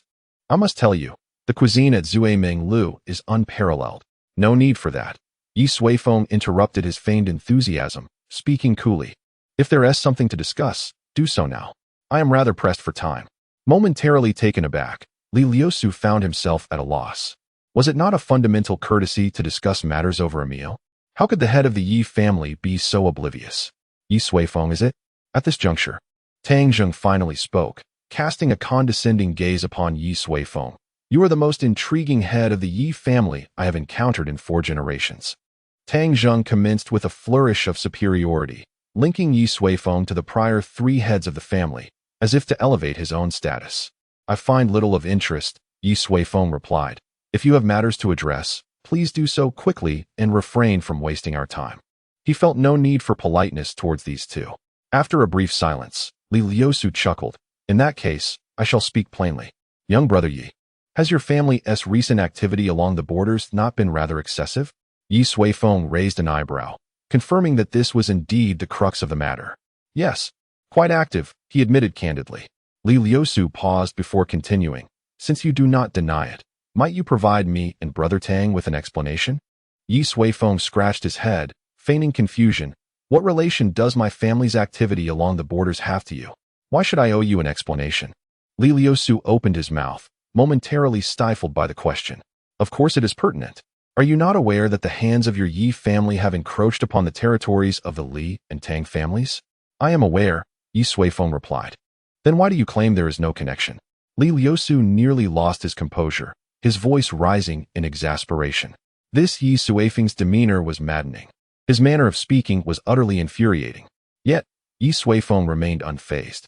He slowly sipped his tea, responding leisurely, and what of it? The color drained from Li Liusu's face, darkening like the bottom of a pot, as he stated sternly, Ye Suifeng, are you jesting with me and Brother Tang? The wrath of our 2 families is something you may not be able to withstand. Seeing Li Liusu finally shed his facade and reveal his fangs, Ye Suifeng waved his hand, saying, "Allow me to inquire first. What precisely have our Yi family members done along the borders?" Li Liusu was momentarily taken aback. "Are you feigning ignorance? Your Yi family, seizing the opportunity presented by the recent surge of highland beasts, has engaged in various means to recruit wandering cultivators, resulting in chaos within our territories as they flock to your side. What are your intentions? To raise an army? To challenge the Li and Tang families?" Observing Li Liusu, who was filled with inquiries, Ye Suifeng shook his head and inquired, "Let me ask you again, what means have we employed?" "Never mind, allow me to elucidate. As soon as the beast tide erupted, we dispatched a considerable number of personnel to assist the border cultivators in resisting the rampaging beasts. Subsequently, we allocated substantial resources to provide free medical care for those cultivators injured during the onslaught. Furthermore, we offered generous compensation to the scattered cultivators, uniting our efforts to weather this ferocious beast tied together. Pray tell, which of these so-called means violates the Yunxiao agreement?" The three prominent families of Yunxiao City established a codex known as the Yunxiao Agreement to ensure their coexistence. The treaties within this codex were formulated to prevent severe conflicts among the three families. As such, the actions of the Yi family have indeed not transgressed the Yunxiao Agreement. Perhaps no one anticipated that someone would be so reckless as to direct their focus towards the numerous scattered cultivators. I, for one, am a staunch adherent to the rules. Therefore, since I have not breached any regulations, why should I be accountable to you?" Ye Suifeng queried. Li Liusu and Tang Zheng both bore grim expressions. Ye Suifeng appeared impervious to reason. The dynamics among the great families were not akin to that of children. A mere agreement could not govern every circumstance. "Ye Suifeng, if you persist in this line of thinking, we shall find it impossible to continue our discussion," Li Liusu stated solemnly. Ye Suifeng rose from his seat. "Difficult to negotiate? Then let us cease our discourse." He restrained the impulse to overturn the table and remarked, "This is how the Yi family conducts its affairs. If you possess the capability, invest resources to encourage those scattered cultivators to return voluntarily. If funds are lacking, I can extend a loan. In short, I am operating within the confines of the rules. Should anyone breach the regulations and resort to underhanded tactics, they must not blame me for my ruthlessness. Enough of this. You may continue your meal at your leisure." With that, Ye Suifeng summoned Sui Bao and departed the private chamber. Li Liusu's expression darkened as he gazed at Tang Zheng, a glint of malice flashing in his eyes. However, Tang Zheng merely shook his head slightly. It is evident how much the Yi family is worth. They cannot stir up significant turmoil. I refuse to believe the Yi family possesses enough spirit stones to satiate that insatiable horde of scattered cultivators, Tang Zheng remarked. Li Liusu sighed, "I understand. Yet, his persistent actions are quite repugnant." Tang Zheng took a sip of tea and replied, "A small lack of patience may disrupt grand plans. Look at Ye Suifeng. He is merely a Navi youth. The Yi family's decision to appoint him as the head is tantamount to courting disaster. Soon, the battle for Yunxiao City will commence. And at that juncture, the Yi family will either replace their leader or meet their demise here." Li Liusu hesitated and said, "But the Yunxiao agreement. The agreement is but a lifeless document." Tang Jingyan, with a calm demeanor, remarked, "For the strong, the concept of breaking an agreement has never existed. It is merely a matter of amending the rules." Chapter 32, Preparations in Progress. "Brother, you are truly remarkable." On the way home, Sui Bao grinned widely, revealing a mouthful of large yellow teeth, and began to rant beside Ye Suifeng. Those two families are utterly infuriating. One is perpetually hypocritical, while the other always assumes an air of superiority. Today has been utterly satisfying. Sui Bao's excitement was palpable. "Calm down, it's just a minor situation." Ye Suifeng replied with an air of resignation. "Calm down. Not at all." Sui Bao's face flushed crimson. "You have no idea, when I was under the old patriarch, every encounter with those two families was a source of frustration." As he spoke, Sui Bao realized he had misspoken and hastily shut his mouth. The old patriarch referred to Ye Suifeng's father, Yi Zhenguang. Earlier this year, he had ventured deep into the Qing Gu Gaoling, only to tragically meet his demise at the jaws of a demon beast. Yi Zhenguang's brothers had since retreated from public life, which is why, according to ancestral decree, Ye Suifeng had ascended to the position of head of the Yi family. "Brother, I apologize. My tongue has been too loose," Sui Bao said, his face filled with embarrassment. "There is no need for concern. Ye Suifeng waved his hand dismissively. He held little memory of his father, Ye Guang, and thus felt no profound attachment. Nonetheless, he acknowledged that this man was a close kin of the body he now inhabited. What progress has been made regarding that matter? Ye Suifeng inquired. Since Ye Guang's passing, the Ye family had been diligently investigating the circumstances, but the complexities of the Qing Gu Gao Ling, rife with formidable demon beasts, posed significant challenges to their efforts. There is little useful information, Sui Bao replied, based on the remnants at the scene. The old patriarch unexpectedly encountered a blood fiend tiger, which led to his demise. The blood fiend tiger, a 6th-grade superior demon beast, possessed strength comparable to that of a nascent soul stage cultivator. Naturally, Ye Guang, at the golden core stage, was no match for such a foe. Furthermore, it was unlikely that the Li or Tang families were involved. They lacked the capability to command a blood fiend tiger. Thus, the incident appeared to be purely accidental. The only peculiarity was that the location Ye Guang had ventured to typically would not harbor such beasts, prompting the Ye family to continue their investigation into the details. Let it be. What is done, Ye Suifeng stated. I will visit that place myself one day to ascertain the truth. Brother, please don't. We've only just begun to see some progress. You cannot put yourself in danger. Sui Bao exclaimed loudly. Ye Suifeng sighed. Do not worry. It's merely a blood fiend tiger.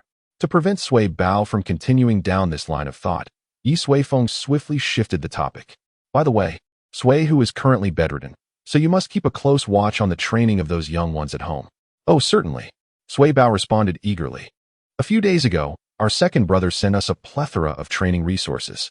We plan to construct a body-tempering pool, 10 meditation chambers inscribed with gathering spirit formations, along with numerous combat puppets, shadow training stakes for agility practice, a myriad of sword formations, and an array for refining the mind. Alas, if this continues, it seems the Ye family may soon transform into a sacred realm. Ye Suifeng shrugged, for a true sacred place would not appear so shabby. Let us proceed with our endeavors. In just over a month, the matters at the border will likely resolve. We cannot allow them to be idle. They must be rigorously trained. Ye Bao's lips curled into a smile. Rest assured, elder brother, I will not show them any mercy. The two stewards of the Ye family's martial prowess, Ye Suihu and Ye Bao, essentially take turns playing the roles of the stern and the lenient. Now that the one playing the lenient role is resting, the returning young ones will likely face a harsh ordeal. How amusing this scenario is. As time flows, Yunxiao City grows increasingly vibrant. Numerous cultivators flock to the streets, creating a cacophony of voices. The taverns and inns overflow with patrons, and businesses thrive. Even the fireworks lane and underground gambling dens are teeming with people. A vast wealth circulates within Yunxiao City. Many are puzzled. There is nothing particularly special about this time. So why have so many cultivators suddenly arrived? Some, privy to certain details, direct everyone's attention toward the Ye family. It turns out that the Ye family's activities in various regions have stirred these cultivators, prompting them to gather. They all seek to seize an opportunity for advancement with the Ye family. This move by the Ye family is unwise. I hold little faith in it. Indeed, a moment of folly, rarely seen throughout history, is demonstrated by such extravagant spending of spirit stones. When their financial resources become strained, those cultivators who came seeking refuge may swiftly turn into adversaries. Yes, the head of the Ye family, youthful as he is, has underestimated the treachery of human hearts. Some express considerable skepticism regarding the Ye family's actions, while others maintain a contrasting perspective. What do you know? The breadth of the Ye family's ambition is beyond the comprehension of you short-sighted individuals. Such is the fervor of the Ye family's devotees. Ahem, dear friend. Do not exaggerate. The greatest advantage of the Ye family's actions lies in their acquisition of a resounding reputation, garnering public favor. Even if they cannot win everyone over, they can certainly select a group of exceptionally talented individuals, resulting in an overall benefit. This is the perspective of a rational thinker. In any case, I am quite grateful to the Ye family. My family trades in spiritual herbs, and last month, our sales nearly doubled. This is the viewpoint of a speculator. In conclusion, opinions abound. At present, the names of Yunxiao City, the Ye family, and Ye Suifeng are fervently discussed. Of course, two other names are becoming increasingly renowned, Tianluan Hall and Jinlong Pavilion. Yi Huang, Ye Qiniao and Ye Long, the three leaders, are frequently mentioned. Purple phoenix soaring skyward, divine might overwhelming. The fairy Qiniao, strumming ethereal melodies. The true dragon descends, resplendent as jade. These three are heralded as the shining stars of the new generation of the Ye family. After Ye Suifeng's third body tempering, Ye Huang has successfully ascended to the Qi transformation realm. The transformative power within the thunder calamity liquid extended into her dantian, igniting a divine flame. Once unleashed, it could incinerate heaven and obliterate earth. In terms of true combat prowess, Ye Huang could be regarded as the strongest among the younger generation. Naturally, Ye Suifeng did not withhold his guidance from his two nephews, Qiniao and Ye Long, conducting body tempering sessions for each to further solidify their foundations. Additionally, he extended his support to Ye Xiao, Ye Qian, and the siblings Ye Zihan and Ye Hao Ran from the Suiyu family, as well as the brothers Ye Wei and Ye Ba from the Suihu family. This group of direct descendants received special attention from Ye Suifeng, significantly enhancing their strength. They represent the future of the Ye clan. After more than a month, Wanbao Pavilion finally delivered the first batch of resources exceeding the heavenly grade. 3 items were received: a low-grade heavenly measuring ruler with various marvelous functions, which Ye Suifeng entrusted to Sui Bao for the discipline of the younger generation; 10 pieces of azure gold, reputed to be a premium construction resource; and a small vial of Qilin blood, an elite material for body tempering, which Ye Suifeng allocated to the ongoing construction of the body tempering pool. The value of these items alone amounted to a staggering 20 trillion. Consequently, Ye Suifeng's reserves of low-grade spirit stones diminished by 0.00005. He scarcely noticed the change in figures. In addition to these developments, Ye Suifeng's experiments finally yielded initial results. Feng Zhi, Ma Feng, Lu Hong, and Yu Peng all made varying degrees of progress in their cultivation of the Yuan Shigong. Chapter 33. The 4 guardians in the courtyard. 4 figures sat cross-legged, each positioned in a distinct direction, their eyes firmly closed, exuding an aura of solemnity. Surrounding them was a bowl-shaped, translucent light curtain, enveloping them entirely. Outside this radiant barrier stood 2 individuals side by side, intently observing them: Ye Suifeng and Ye Huang, who had just returned from her training. "Father, are these the children you found in the mountains? I heard you intend to take them as your adopted sons?" Ye Huang inquired, pointing at the group. "What?" Ye Suifeng replied, bewildered. "Who told you that?" "Everyone is saying it," Ye Huang explained. "They claim you are the reincarnation of a sage, benevolent at heart, which is why you treat wandering practitioners so kindly and even took in 4 impoverished orphans." Ye Huang spoke earnestly, yet Ye Suifeng's expression darkened. "Who are these people? Their imagination is quite extravagant, isn't it? I merely acted on a whim that day, and my care for the wandering practitioners was merely a strategic move to expand our influence in the future. How did it transform into this notion of being a sage reincarnated? Absurd. Your father is not a sage, and this world cannot accommodate such boundless benevolence," Ye Suifeng advised. "Little Huang, remember this. You may be kind, but do not be foolish. You may engage in violence, but do not lose your true self. Nevertheless, everything is predicated on strength. Do you understand?" Ye Huang nodded, though her comprehension remained somewhat elusive. She was still too young, having yet to traverse the complexities of right and wrong. Ye Suifeng chose not to elaborate further. The future of his daughter lay in her own hands. "Father, what is this?" Ye Huang pointed at the translucent dome. "The spirit-seizing illumination array," Ye Suifeng explained. "It is an ancient formation that can significantly expedite the cultivation process." Ye Huang looked up, her eyes brightening. "Can I use it?" Though the array sounded impressively formidable, Ye Suifeng shook his head. "There is no need. This array has its flaws. It is better for you to proceed steadily." The spirit-seizing illumination array was, in essence, a pseudo-temporal formation, containing subtle loopholes in the laws of the heavenly path. Such vulnerabilities might manifest during the process of achieving great success or transcending to a higher realm. He had no desire to subject his daughter to such risks. Upon hearing this, Ye Huang nodded, a smile unconsciously gracing her lips. "Father still cares for me.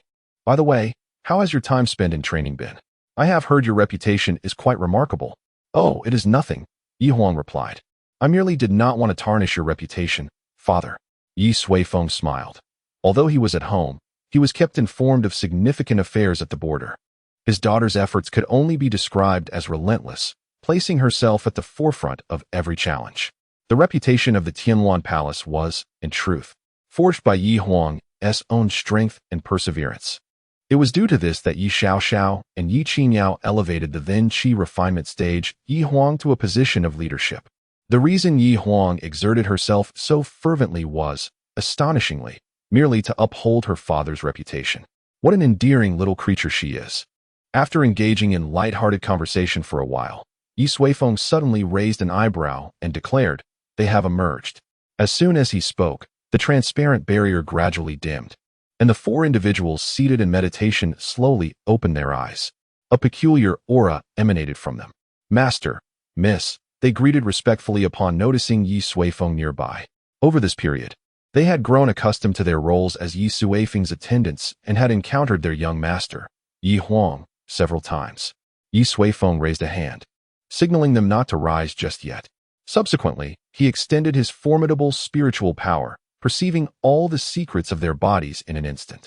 Feng Zhi had successfully opened 9 main meridians, his muscles solidified and radiating a star-like brilliance, concealing immense strength.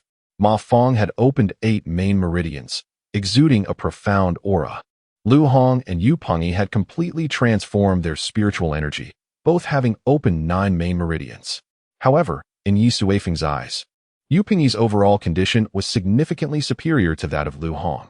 Over the course of more than a month of cultivation, Ye Suifeng had gained a deeper understanding of the effects of the Yuan Shigong. Compared to traditional cultivation methods, Yuan Shigong proved to be more comprehensive and formidable. Whether it be medicinal pills, spiritual fruits, spiritual stones, or the inner cores and blood of magical beasts, even malevolent or demonic energies could be directly absorbed and converted into usable primal energy. This significantly alleviated the resource constraints inherent in traditional cultivation methods, making it more accessible to the general populace. Furthermore, the enhancement of physical qualities through Yuan Shigong was unparalleled by conventional methods. Its comprehensive effects had met Ye Suifeng's expectations. Additionally, Lu Hong and Yu Pengyi had transitioned their techniques smoothly, without any backlash. This bodes well for future promotion efforts. Ye Suifeng was quite satisfied with this outcome. It seemed that 2 months of seclusion had not been in vain. Yuan Shigong could now be firmly established as a foundational technique for dissemination. However, the time for such a promotion was not yet ripe. Yi Huang, engage them in a spar, Ye Suifeng suddenly instructed. Yi Huang exclaimed in surprise. Although the aura of the 4 before her was peculiar, their specific levels of cultivation were indistinct. Based on her experience, they appeared to be at most at the late stage of Qi refinement. She was now at the transformation stage. Would this not be akin to a father sparring with his child? Limit your cultivation to the Qi refinement stage, Ye Suifeng advised. Yi Huang acknowledged with an "oh," though she still felt that these 4 were not her equals. Soon, the battle commenced. Having undergone 3 body tempering sessions, Yi Huang had undergone a qualitative transformation. Even when restricted to the Qi refinement stage, she possessed the strength to contend above her level. Moreover, her practical experience had become exceedingly rich after her trials. In theory, for ordinary cultivators at the peak of Qi refinement should pose no challenge to her. However, Feng Zhi and his companions were evidently different. Their auras were profound, and their spiritual power was robust. While their strength did not match that of Yi Huang, it far surpassed that of typical cultivators of their level. Under the relentless assault of the 4, Yi Huang found herself struggling to defend, continuously being pressed down. After a fierce exchange of over 10 moves, Feng Zhi seized an opportunity, rolling on the ground to grasp Yi Huang's calf, restricting her movements. Although he was swiftly kicked away, the attacks from the other 3 had already arrived, with a long sword poised at Yi Huang's throat. The outcome was clear. "My apologies, Miss," said Lu Hong, sheathing his sword. Yi Huang stood momentarily stunned. After months of rigorous training, she had faced countless battles, even engaging multiple times with cultivators of the transformation of Qi realm, emerging unscathed. Though she masked it well, a flicker of pride lingered within her. She had not anticipated that she would not only be defeated but would fall so swiftly. "It's nothing," Yi Huang replied, her expression a mixture of emotions. Ye Suifeng observed from the side, a subtle smile gracing his lips. Young people should occasionally encounter setbacks. Otherwise, they might truly believe themselves invincible. All right, Ye Suifeng continued. Fengji, you four should continue cultivating according to the primordial art, striving to break through to the meridian realm and enter the Dan Mansion realm as soon as possible. Furthermore, starting today, you will accompany Yi Huang as her guardians. Is that acceptable? In unison, Feng Ji and the others replied, understood. Ye Suifeng then turned to Yi Huang. I have a task for you as well. Defeat these four within the same realm. Can you achieve that? Yi Huang pressed her lips together, determination radiating from her small face. I will certainly do so. Chapter 34. Integration of the family. The tumult of the beast tide in Gaoling lasted approximately 5 months. As the beast tide subsided, the younger generation of the Yi family returned to the fold. Prior to their departure, they were merely sheltered fledglings, unacquainted with the trials of life. Yet upon their return, they had transformed into ferocious beasts. The entire Yi family was imbued with a spirited vigor. In the study, Sui Yun radiated with vitality as he reported the recent developments within the family to Ye Suifeng. The youngsters had undergone a remarkable transformation.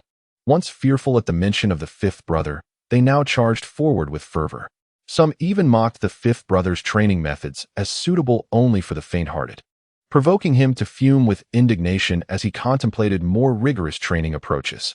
The youthful exuberance was a sight most pleasing to the family leaders, symbolizing a flourishing future. Let them settle for a while.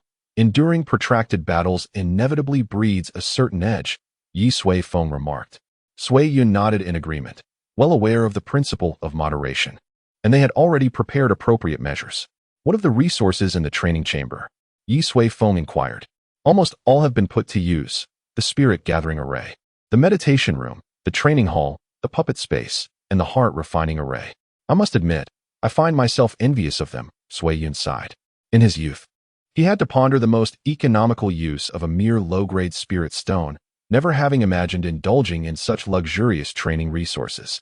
Only the body-tempering pool remains unopened.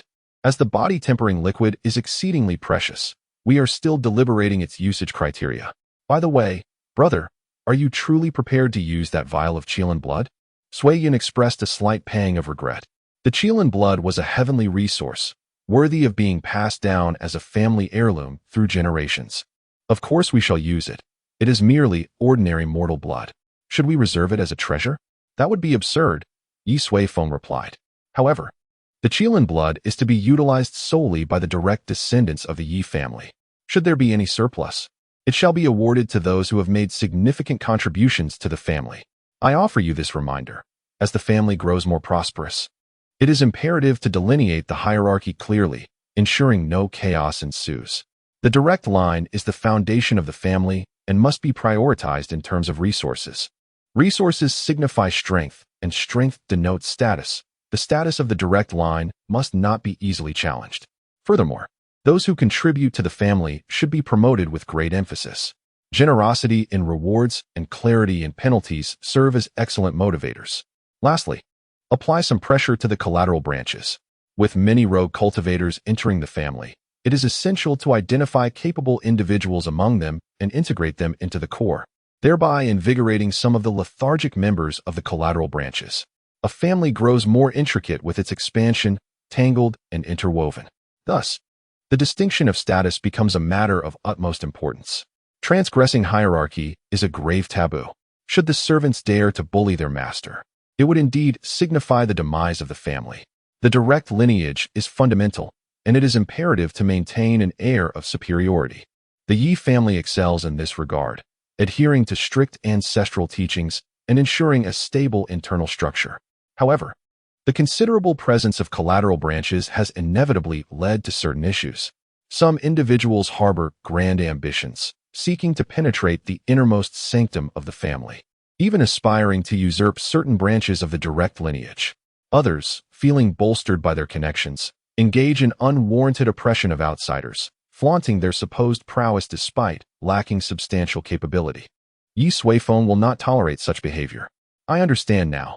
Indeed, some individuals require a firm reprimand, said Sui Yun. He was well aware of the familial dynamics, but previously, it had not been prudent to address these matters. By the way, elder brother, There have been some unsettling murmurs within Yunxiao City recently. Sui Yun's expression grew serious as he continued.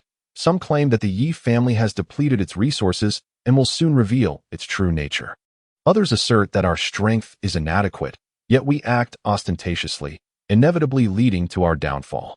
There are even whispers suggesting that our extensive recruitment of rogue cultivators is part of a nefarious scheme, with those rogues intended as sacrificial offerings.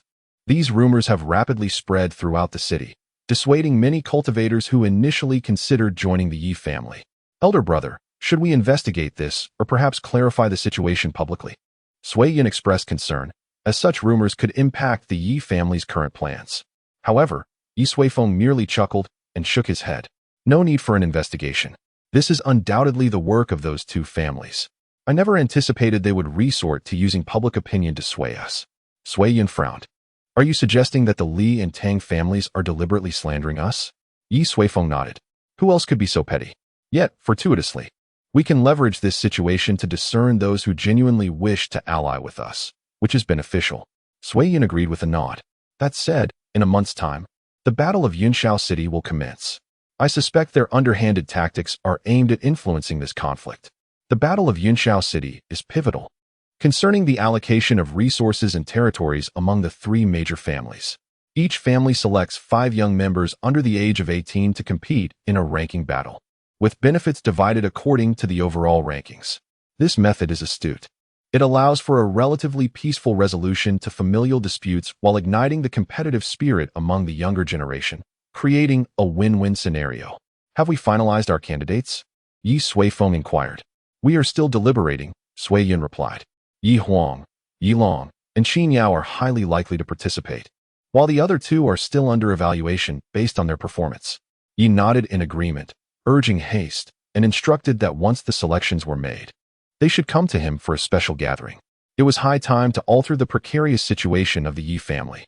Sui Yun, beaming with a smile, was somewhat aware of his elder brother's capabilities. The upcoming battle in Yunxiao City would undoubtedly mark the resurgence of the Yi family. Very well. You may go about your tasks and ensure the new members of the Yi family are settled. 5 days had passed since Jiang Fei and her companions arrived at the Yi family. After their encounter with Yi Huang at Jailing, they had ventured together to Wudong Town. The circumstances in Wudong Town far exceeded her expectations. She had never witnessed cultivators from diverse regions standing united, collaborating with a shared purpose. She had never seen the scion of a prominent family garner such unwavering support from various loose cultivators. Yi Huang's actions captivated her imagination. Hence, after deliberation, Jiang Fei resolutely joined Yi Huang's ranks and accompanied her to the Yi family in Yunxiao City. The initial days were indeed pleasant. The abundance of resources invigorated everyone, creating an environment akin to a dreamlike sanctuary for cultivation. However, just yesterday, her fears materialized. The relatively young Wei Yuan encountered conflict with a youth from the Yi family while exchanging a green python egg for contribution points. This individual, named Do Hua, was rumored to be connected to the family of the second elder's wife. By the time Jiang Fei and Huan arrived, Wei Yuan had already been seized by Do Hua, who accused him of disrespecting the Yi family and intended to deliver him to the enforcement team. Individuals like Do Hua were not someone they, as loose cultivators, could contend with. Reflecting on Wei Yuan's dire predicament, Jiang Fei felt a pang of regret for delving into the affairs of a prominent family. Today marked the day of Wei Yuan's trial. Jiang Fei and Huan arrived at the enforcement hall of the Yi family, weighed down by a heavy sense of foreboding as they awaited the final verdict. They could only hope that Do Hua might show leniency and spare Wei Yuan's life. Sister Fei, perhaps we should seek out Fairy Huang, Huan suggested. No, that's not advisable, Jiang Fei replied, shaking her head. Do Hua belongs to the second elder's family. It would not be wise to trouble Fairy Huang further. Huan fell silent, realizing the depths of the waters in a prominent family. A seemingly trivial matter could exact a significant toll on Yi Huang. They could not afford to take such risks. Blaming themselves for being overly protective of Wei Yuan, they acknowledged that he remained oblivious to the perils of the outside world. The two anxiously awaited outside the enforcement hall for over half an hour. At that moment, a plump figure emerged from the hall. It was Do Hua. Upon seeing him, Jiang Fei hurriedly stepped forward, exclaiming, "Young Master Do, it was entirely our fault. I implore you to show mercy and spare Wei Yuan. If you find us displeasing, we shall leave the Yi family at once and never set foot in Yunxiao City again. I genuinely beg you." As she spoke, she suddenly felt someone tugging at her sleeve. Upon turning her head, she saw who was staring at Dou Hua with a peculiar expression. Jiang Fei furrowed her brows and glanced over, instantly rendered speechless. Dou Hua, who was already somewhat round, now appeared nearly spherical, his face swollen. His eyes were red, clearly having been weeping, with a trace of snot lingering on his lips. A prominent handprint was visible on one side of his face. Jiang Fei was bewildered. What had transpired? As they stood there in a daze, Dou Hua parted his lips to utter an apology, rubbed his eyes, and fled. The two were left in shock. What on earth was happening? At that moment, two figures emerged from the enforcement hall. One was Wei Yuan, accompanied by a stern middle-aged man. Jiang Fei hurriedly approached, grasping Wei Yuan, examining him with concern. "Are you all right?" she inquired. "Of course, I am fine. As I mentioned, I was in the right all along." Wei Yuan replied with a grin. Jiang Fei regarded him with a complex expression and suddenly slapped his face. "Do you realize the magnitude of the trouble you've caused? Do you know how worried we were? If you act impulsively again, you shall go alone." Wei Yuan covered his face, looking at the furious Jiang Fei, and murmured, "Sister Fei, I understand my mistake. I have been too indulgent with you." Jiang Fei remained incensed. Youth is characterized by a pure heart, which can be a virtue. Just then, the middle-aged man behind Wei Yuan spoke. Jiang Fei glanced at him and sighed. A pure heart is often the key to demise. If he continues down this path, he will inevitably lose his life. The middle-aged man remained silent, gently stroking his beard while smiling slightly. "May I inquire who you are?" Jiang Fei asked, cupping her hands in respect. "I am the enforcer presiding over Wei Yuan's trial," the middle-aged man responded. Jiang Fei was taken aback and quickly expressed her gratitude. "Thank you very much for your attention. However, Dou Hua holds a significant identity. I've heard he has deep connections with the second master of his family. You must exercise caution." The middle-aged man paused for a moment before bursting into laughter. "I am merely carrying out my duties impartially. There is no question of care. Furthermore, I am, in fact, the second master of the Yi family you just mentioned." Jiang Fei. Oh, Chapter 35. Above the Nine Heavens in recent days. The Yi family has witnessed two significant events. The first, instigated by Wei Yuan, followed a confrontation with Dou Hua. Most wandering cultivators silently mourned for him, having witnessed similar incidents too many times. A rogue cultivator, having just entered a prestigious family, manages to offend one of its influential figures. Such a scenario, in their eyes, seemed akin to courting death. Yet, to their astonishment, Wei Yuan emerged unscathed while Dou Hua, who relied on his connections to act tyrannically, faced severe repercussions, reportedly losing even his stipend for 6 months. This shattered their preconceived notions. The Yi family's impartiality, favoring righteousness over kinship, was unprecedented. Following the incident involving Wei Yuan, several collateral branches of the family were also rigorously punished for their indiscretions. Conversely, certain outstanding external cultivators were promoted to prominent positions within the family. In a short span, many wandering cultivators began to identify proudly as members of the Yi family. The second major event is the upcoming battle in Yunxiao City, scheduled for a month hence. The Yi family intends to select 5 of the most exceptional young talents under the age of 20 to represent them in this contest. Yi Huang, Yi Long, and Yi Qingyao were undoubtedly included among the chosen. The remaining 2 candidates sparked fierce competition within the family, as no one wished to relinquish this honor easily. Among the young members of the Yi family under 20, those in the Qi refinement stage were not considered, while there were 19 in the transformation stage. Most of them had achieved breakthroughs during this recent endeavor, including Ye Suifeng and Ye Suifeng's sons, Yi Wei and Yi Ba. After intense battles, the final selections were made. One was Ye Suifeng, who had broken through during the first trial. Her exceptional talent and strong comprehension allowed her to surpass all challengers with ease. Now standing at the 3rd level of the transformation stage. The other candidate, however, surprised many. Yi Qian, whose talent and strength had always been modest, had only recently managed to break through to the transformation stage last month. His only claim to fame lay in his character, which had attracted a substantial following of wandering cultivators, nearly rivaling the scale of Tianluan Hall and Jinlong Pavilion. making him the third major force among the younger generation of the Ye family.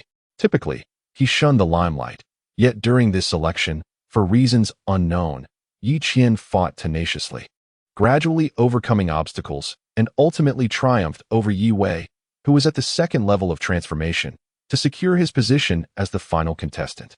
Thus, the 5 representatives of the Yi family were confirmed. At this moment, they stood together in the courtyard of Ye Suifeng. Ye Suifeng gazed at the 5 individuals before him, recognizing that they would become the first majestic dragons soaring from the Yi family. Their cultivation levels were evident to him at a glance. Yi Huang, 3rd level of Qi transformation, her prowess has advanced remarkably. It is no surprise, given that she spends her days dining at Ye Suifeng's hearth. Yi Long, 5th level of Qi transformation with a solid foundation. Yi Qinyao, 5th level of Qi transformation, exuding an ethereal grace. Yi Xiaoxiao, 3rd level of Qi transformation, her eyes darting playfully, embodying a whimsical spirit. Yi Qian, 1st level of Qi transformation, with bruises adorning his face, seemingly suffering from internal injuries. Why are you exerting yourself so fervently for merely a selection? Ye Suifeng inquired. Yi Qian responded with a steady gaze. Father told me that the participants in this event would receive your personal guidance, uncle. Therefore, I cannot let this opportunity slip by, as I do not wish to be forever addressed as the orphanage director. Orphanage director? Ye Suifeng asked, puzzled. Father, Yi Huang interjected, during this training, many of the individuals Yi Qian has taken under his wing are orphans. Hence, others have taken to referring to him by that moniker. Understanding dawned on Ye Suifeng. Months prior, this nephew had approached him regarding this matter, and he had supported him then, as he does now. Then strive diligently. Reputation is earned through one's own efforts. Ye Suifeng encouraged. He then turned his attention to the 5. From this day forth, I shall conduct specialized training tailored to each of your circumstances.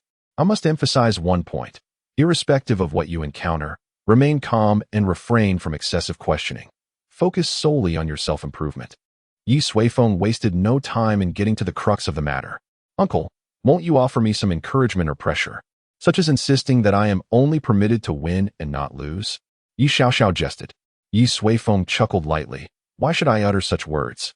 My father employed similar tactics when training us, urging me to defeat cousin Yi Wei and my sister to best brother Yi Long. Yi Qinyao and Yi Long exchanged awkward glances, realizing the tactlessness of her remarks. Ye Suifeng laughed heartily, recognizing that with such a spirited nature, it was no wonder his 2 daughters excelled. I shall refrain from such declarations, for after this specialized training, you will surely triumph over the formidable Li and Tang families. Ye Suifeng proclaimed. The group stifled their laughter, seemingly amused by the term cattle used to describe their rivals. Regardless of what the future holds, do not forget that your roots lie here, Ye Suifeng emphasized, pointing to the ground beneath them. Now let us commence. Ye Suifeng first turned his attention to Yi Huang. Fully aware of his daughter's circumstances, Yi Huang had already taken a small step in the realm of swordsmanship, having integrated foundational sword techniques and achieving minor success with the 9 swords of God slaying. What she currently lacks is intent, sword intent. Only by honing sword intent can one truly take the first step upon the path of the sword. There are myriad methods to refine sword intent, such as engaging in duels with masters of the sword or practicing within formidable sword formations, as many great powers cultivate their core disciples in this manner. However, Ye Suifeng would never resort to such trivial means. Yi Huang, come with me. You few wait here for a moment. With a wave of his sleeve, the 2 vanished from the courtyard. Unbeknownst to all, their figures had already appeared tens of thousands of miles above the ground. From the perspective of a past life, they were now in the atmosphere. At such heights, fierce winds howled like blades, capable of reducing even a golden core practitioner to mere dust in an instant. A transparent shield enveloped the 2, standing steadfast amidst the raging winds. This is the first heaven, Ye Suifeng declared. Yi Huang's eyes brimmed with curiosity, for she had never ascended to such heights before. Father, am I to cultivate here? She inquired. Training at such an altitude is truly magnificent. Of course not. This is merely the beginning. Ye Suifeng lifted his head slightly and raised his hand, prompting their ascent to continue. Along the way, they traversed vast seas of clouds, dense mists, golden expanses, and terrifying regions fraught with thunderstorms. Ultimately, they arrived in a dazzling realm of vibrant colors. It resembled a fairy tale world, with ever-changing hues of heavenly light, a scene straight out of a dream. "Father, where are we?" Ye Suifeng smiled gently. "This is the Nine Heavens, also known as the edge of the world. Beyond lies the boundless chaos." Yi Huang's mouth fell agape. Is this truly the edge of the world? Ancient texts describe it as limitless, devoid of anything but endless destruction and disorder. Yet, it appears otherwise, resembling the realm of immortals. "The splendor before you may not be as beautiful as it seems." Ye Suifeng chuckled, then gestured with his hand to capture a wisp of violet light, which floated harmlessly in his palm. He then retrieved a black staff from his storage ring. This was a top-tier weapon forged from the core black gold, renowned for its indestructibility and eternal durability. "Behold," Ye Suifeng said, tossing the black staff into the air, where it slowly made contact with the violet celestial light. Upon the initial touch, the staff paused for a brief moment. Then, to Yi Huang's horror, the black staff disintegrated into countless fine particles and vanished from sight. "This is the power of obliteration," Ye Suifeng explained. Yi Huang struggled to swallow, grinning nervously. "Father, I won't have to use such a thing for cultivation, will I? That is far too terrifying." Ye Suifeng's face was alight with a smile. "You shall. Rest assured. I shall diminish its power to a mere fraction of 1 in 100 million, in accordance with your capabilities. As you progress and grow, it will gradually strengthen. I sincerely hope to witness the day when you conquer and master them." Yi Huang's expression was intricate, and she remained in a daze for quite some time. Ultimately, she nodded and declared, "I shall never let you down." Chapter 36. The Eternal Arena. After ensuring that Yi Huang was settled, Ye Suifeng returned to his courtyard. Merely a quarter of an hour had passed. The three individuals remained standing there, awaiting Ye Suifeng's return. Only Ye Xiaoxiao was stealthily indulging in the grapes that Ye Suifeng had placed beneath the willow tree. Upon seeing him return, she hurriedly dashed back to her position, bowing her head and standing obediently. Ye Suifeng couldn't help but chuckle. This girl was indeed quite spirited. However, he bore no grievances, for everyone possesses their own unique character. If all were like Yi Qian, taciturn and methodical, life would lose its charm. "Let us not be overly formal. We are all family. Be a bit more relaxed," Ye Suifeng remarked. Hearing this, Ye Xiaoxiao immediately lifted her head, grinning as she playfully patted Yi Qinyao beside her. "See, uncle is very easygoing." Yi Qinyao wore a look of helplessness. "All right." Ye Suifeng cast a sweeping glance around before finally resting his gaze upon Yi Long. For a long time, Yi Long had been the most outstanding junior in the family. His character was resilient, his dedication to cultivation unwavering, his demeanor steady. And he was quite handsome, a true shining star of the Yi family. He was their only representative. Recently, however, Yi Huang and Yi Qinyao's rising prominence had begun to catch up, putting Yi Long's top position to the test. Yet, based on Ye Suifeng's observations, this junior did not exhibit jealousy or any negative sentiments. Instead, he seemed to have become much more cheerful. Perhaps the title of the family's future hope was not merely a commendation for him, but also a heavy burden. Now that there was finally someone to share the pressure, Yi Long's mindset experienced a notable transformation, aiding him in successfully breaking through to the 5th level of Qi transformation. "Yi Long, your foundation is commendable, and you are on the right path in your cultivation. Therefore, I do not wish to interfere excessively with your journey. Speak up. What kind of training method do you desire?" "Think big," Ye Suifeng said. Yi Long had his own understanding of cultivation. Too much external involvement could be counterproductive. Thus, Ye Suifeng decided to grant him the autonomy in this decision. Yi Long was evidently taken aback by this unexpected response, momentarily at a loss for words. Yi Xiaoxiao, watching anxiously from the side, continually gestured to him. Eventually, she rushed to Yi Long's side, giving him a gentle nudge as she said, "Don't be foolish. Hurry and request a new technique. Your current low-tier Xian-level spear technique is outdated." Ye Suifeng, overhearing this, chuckled. "You are currently practicing a low-tier Xian-level spear technique?" "Indeed." Yi Long nodded. "The dragon hunting spear technique was procured by my father a year ago, and I have now fully comprehended it. Why didn't you mention this earlier?" Ye Suifeng responded. "I recall that our family treasury contains a high-tier earth-level spear technique. You should retrieve it yourself later. Just mention that I suggested it." Your father, knowing this, Failed to inform you. How utterly foolish. The martial art manual must be the one that Gu Wanxin sent last time. Ye Suifeng had a vague recollection of it.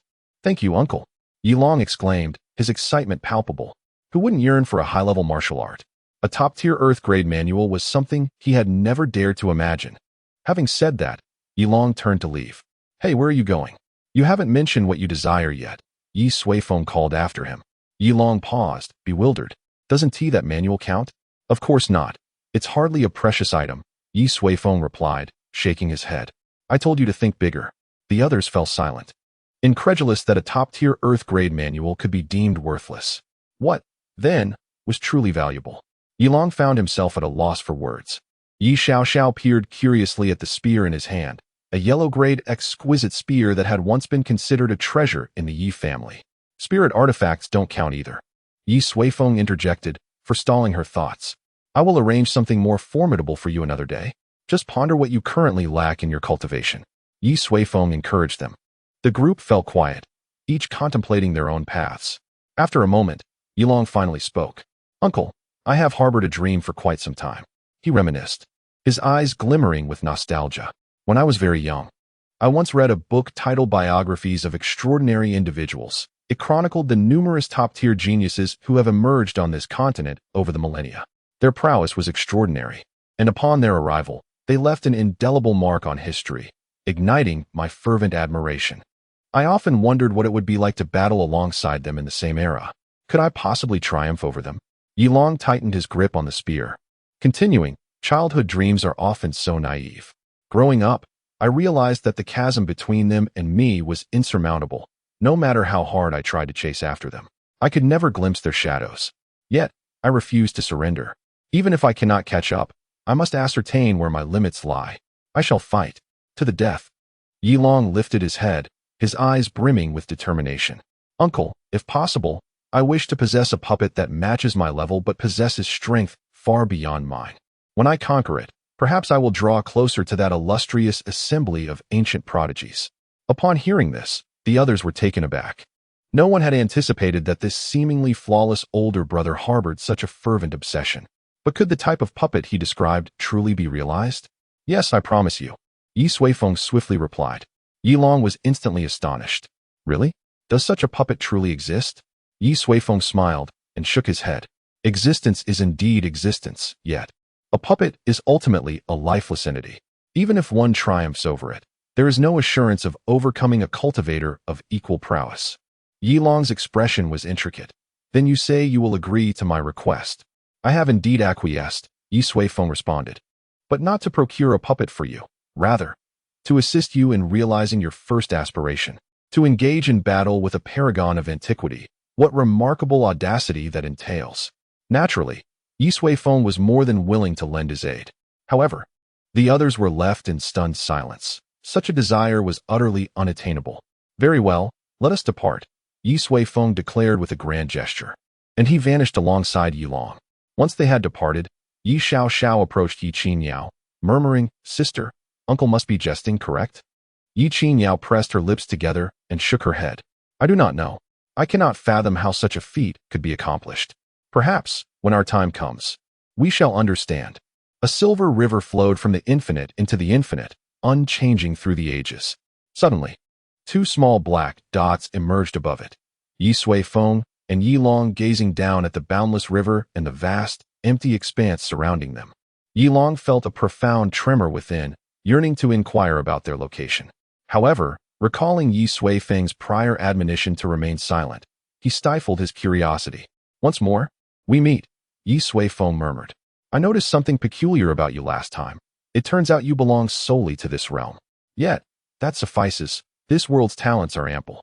Upon finishing his words, Ye Suifeng snapped his fingers, and the surrounding world transformed instantaneously. Beneath their feet, a colossal arena emerged, inscribed with countless intricate runes that nearly overwhelmed Yi Long. Fortunately, Ye Suifeng swiftly executed a hand gesture, causing the array's symbols to shimmer and vanish, leaving only a vast expanse of bluestone platform. From this day forth, you shall engage in combat and cultivate here, Ye Suifeng instructed. Yi Long furrowed his brow. But what of my opponent? Right here, Ye Suifeng replied with a gentle smile, extending his fingers and making a subtle grasping motion. Instantly, numerous gray lines erupted with a thunderous roar, all surging toward the shimmering silver river. Before long, one of the gray lines began to quiver. Subsequently, a white figure emerged at the opposite end of the gray line, akin to a fish caught on a hook, landing upon the arena. It was a young man radiating an aura of chill, his brow furrowed in confusion, seemingly unaware of the unfolding events. As he turned, he laid eyes upon Ye Suifeng and Ye Long, who, in turn, discerned the young man's visage. Ye Long staggered back 2 steps, collapsing onto the ground. His eyes wide with shock as he pointed at the youth, trembling as he stammered, "White-clad spear god, Bu Fei Shui." His tone had shifted dramatically. Bu Fei Shui, the pride of heaven from a millennium ago, wielded a single spear and vanquished all adversaries. Once, he had stormed into an ancient sect, a lone figure amidst a sea of enemies, and in a single night, the sect was drenched in blood, forever etched into the annals of history. Later, Bu Fei Shui ascended to challenge the formidable 9-9 heavenly tribulation, enduring until the very end. Yet, the might of the heavens is not to be trifled with. The final bolt of lightning was insurmountably powerful, leading to Bu Fei Shui's demise, leaving nothing behind. But why was he here? Ye Long's mind buzzed with confusion. What had his uncle done? Who are you? Why am I here?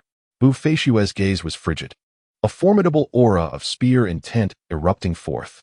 However, Ye Suifeng merely waved his hand, enveloping Bu Fei Shui in a thin veil of mist. Subsequently, he closed his eyes and drifted into slumber. It is not your turn to speak. Ye Suifeng turned to Ye Long with a smile. Did you not express a desire to challenge them? Why do you appear so intimidated at the first sight?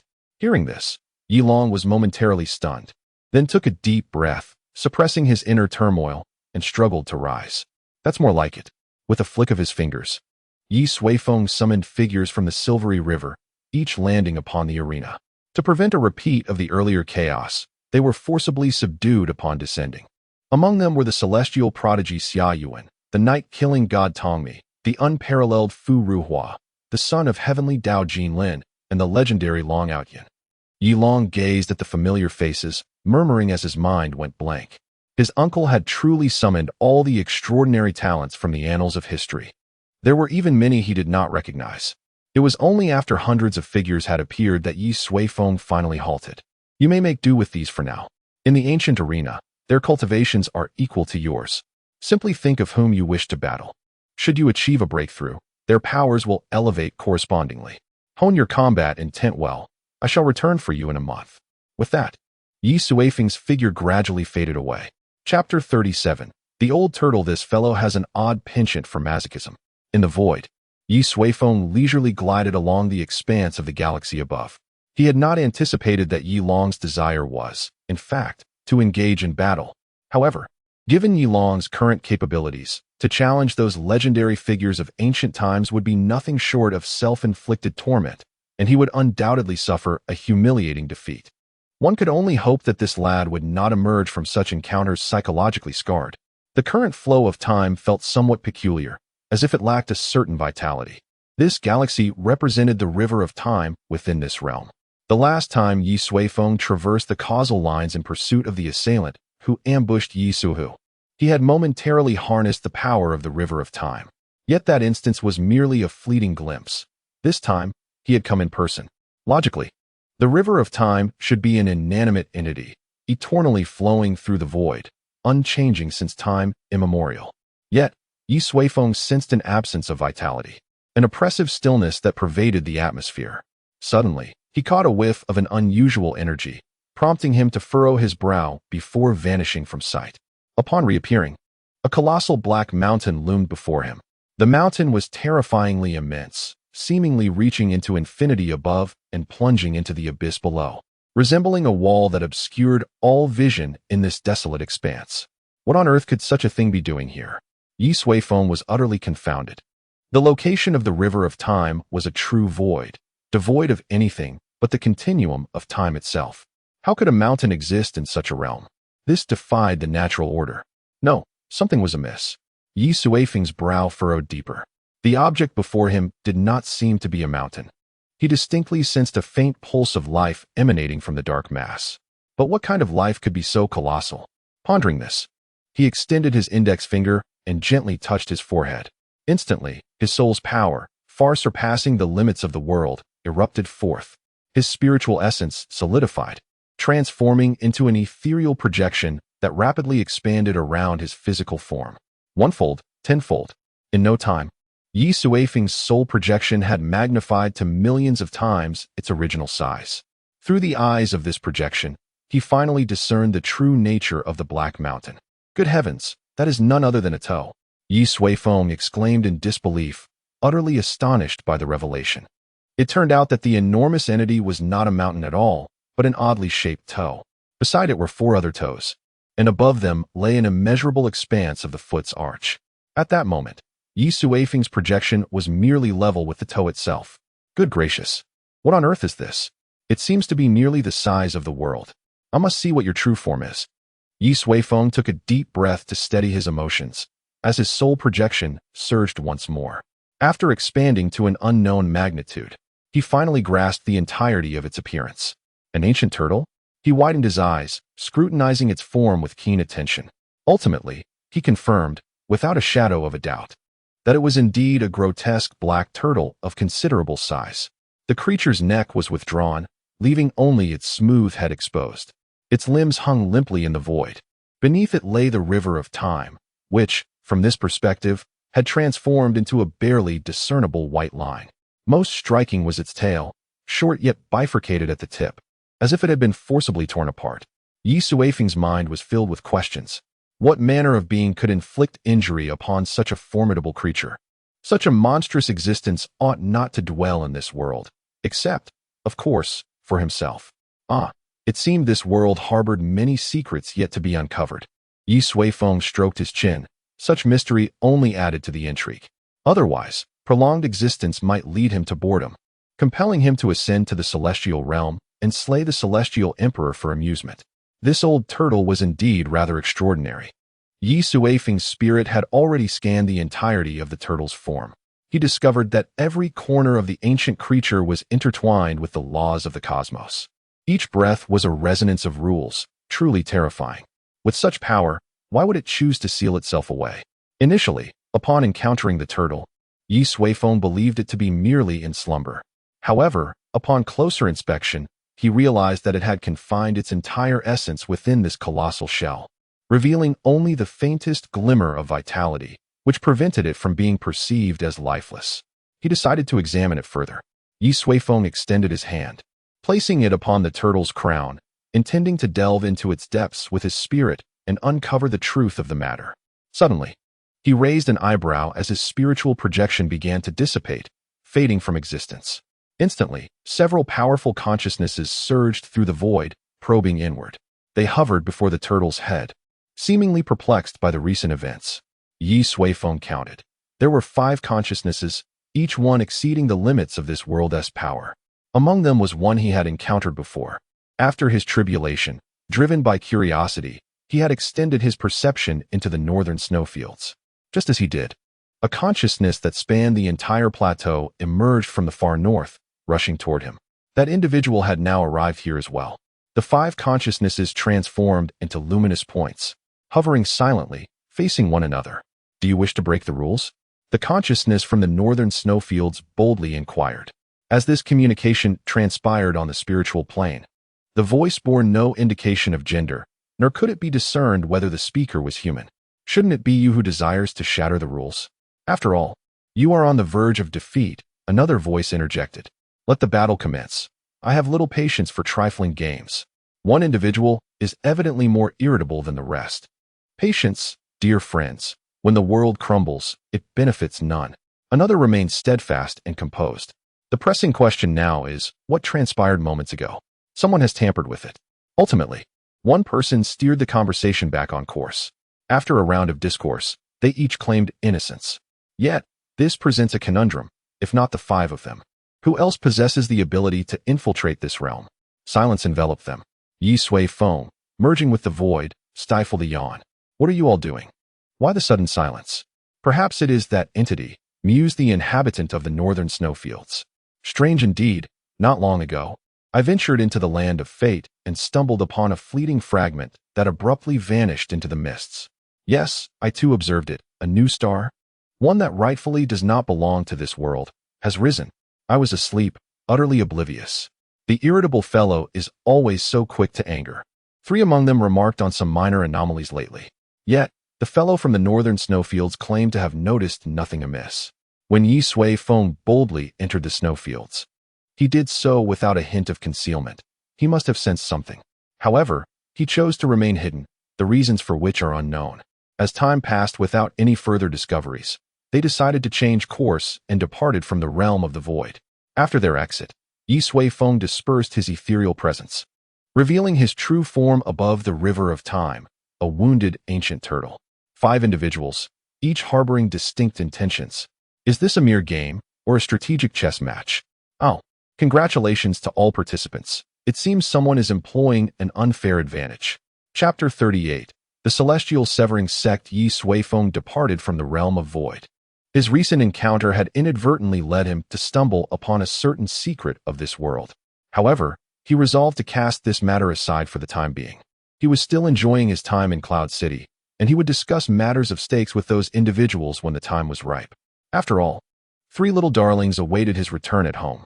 After a while, Ye Suifeng returned to his courtyard.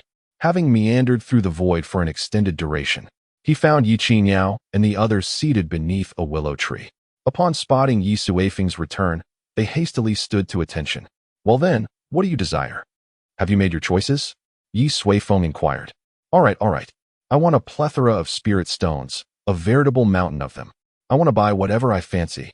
Ye Xiaoxiao was the first to leap forward, her eyes practically emblazoned with the word money. It's not your turn yet. Let Qingyao speak first, Ye Suifeng interjected. Bypassing her. Behave yourself, Ye Xiaoxiao retorted, pouting as she returned to her place. Qingyao smiled and said, Uncle, I have also made up my mind. You may find it amusing, but I do not possess grand aspirations like cousin Yilong. In truth, I lack the motivation for cultivation.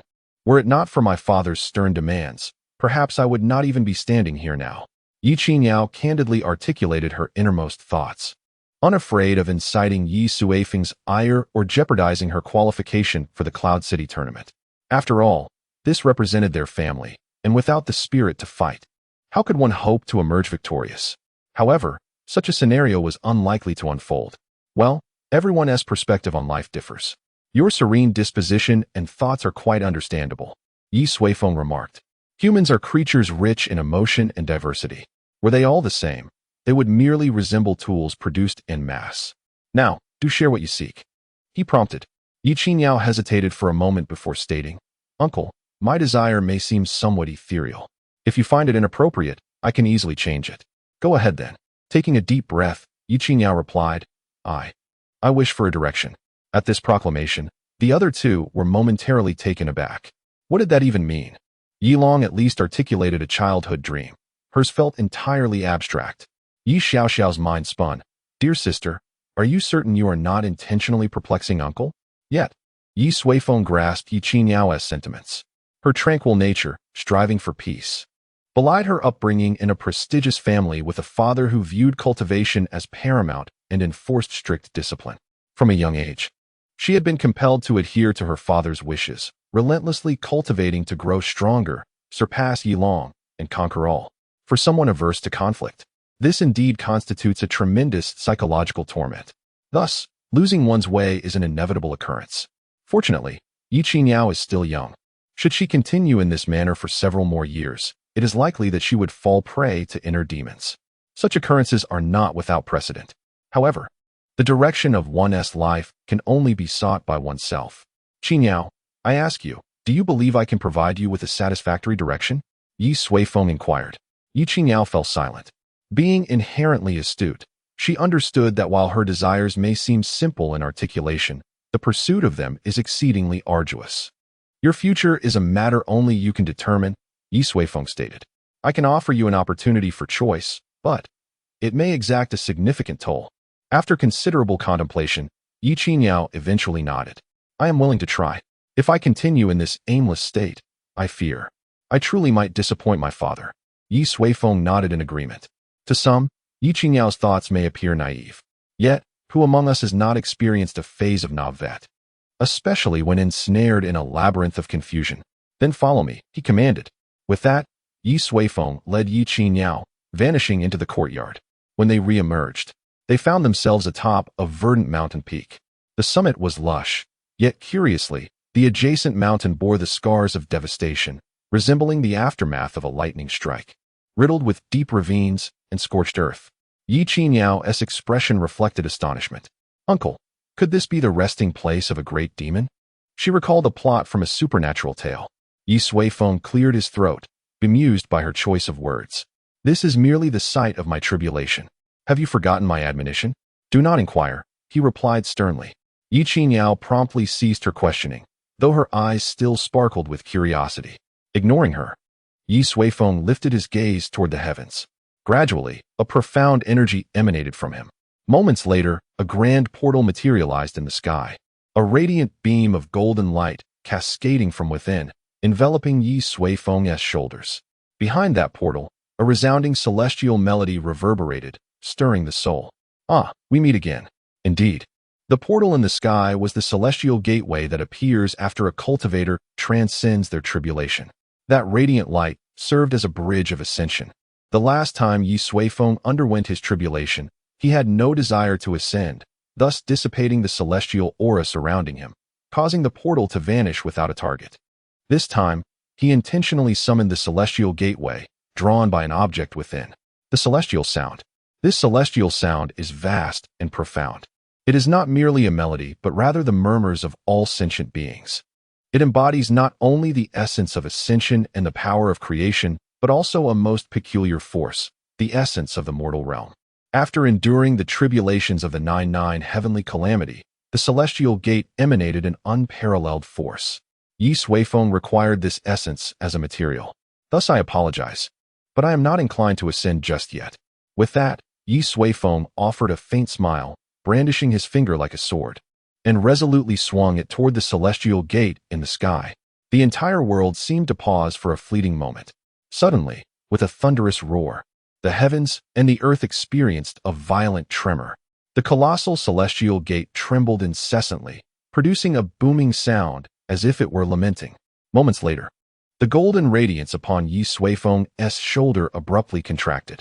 Following this, the celestial gate, after a fierce oscillation, astonishingly plummeted from the sky. A vast shadow enveloped Ye Suifeng's head. From a distance, the area obscured by the celestial gate was vast enough to encompass dozens of mountain peaks.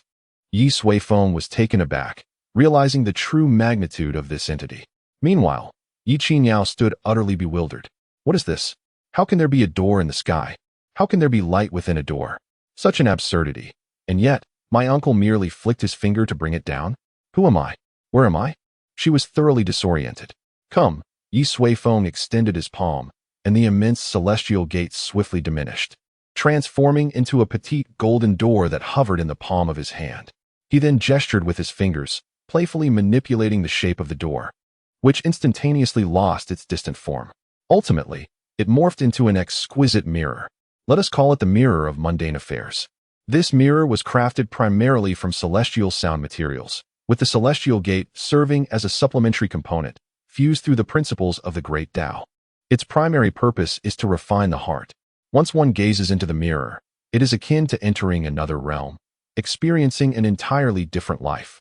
Ye Suifeng glanced at the dazed Yi Qingyao and gently tapped her, restoring her clarity. Are you prepared? Once you enter, everything will rely solely on you, he stated. Yi Qingyao regarded the mirror before her and earnestly nodded. Then embark on your training diligently. Remember, no matter what transpires, do not forget who you are. Upon uttering these words, the surface of the mirror of mundane affairs suddenly rippled like water. Subsequently, Yi Qinyao's figure gradually vanished from sight. Walk your own path. Ye Suifeng sighed, then turned his gaze toward the sky. The heavens had regained their tranquility.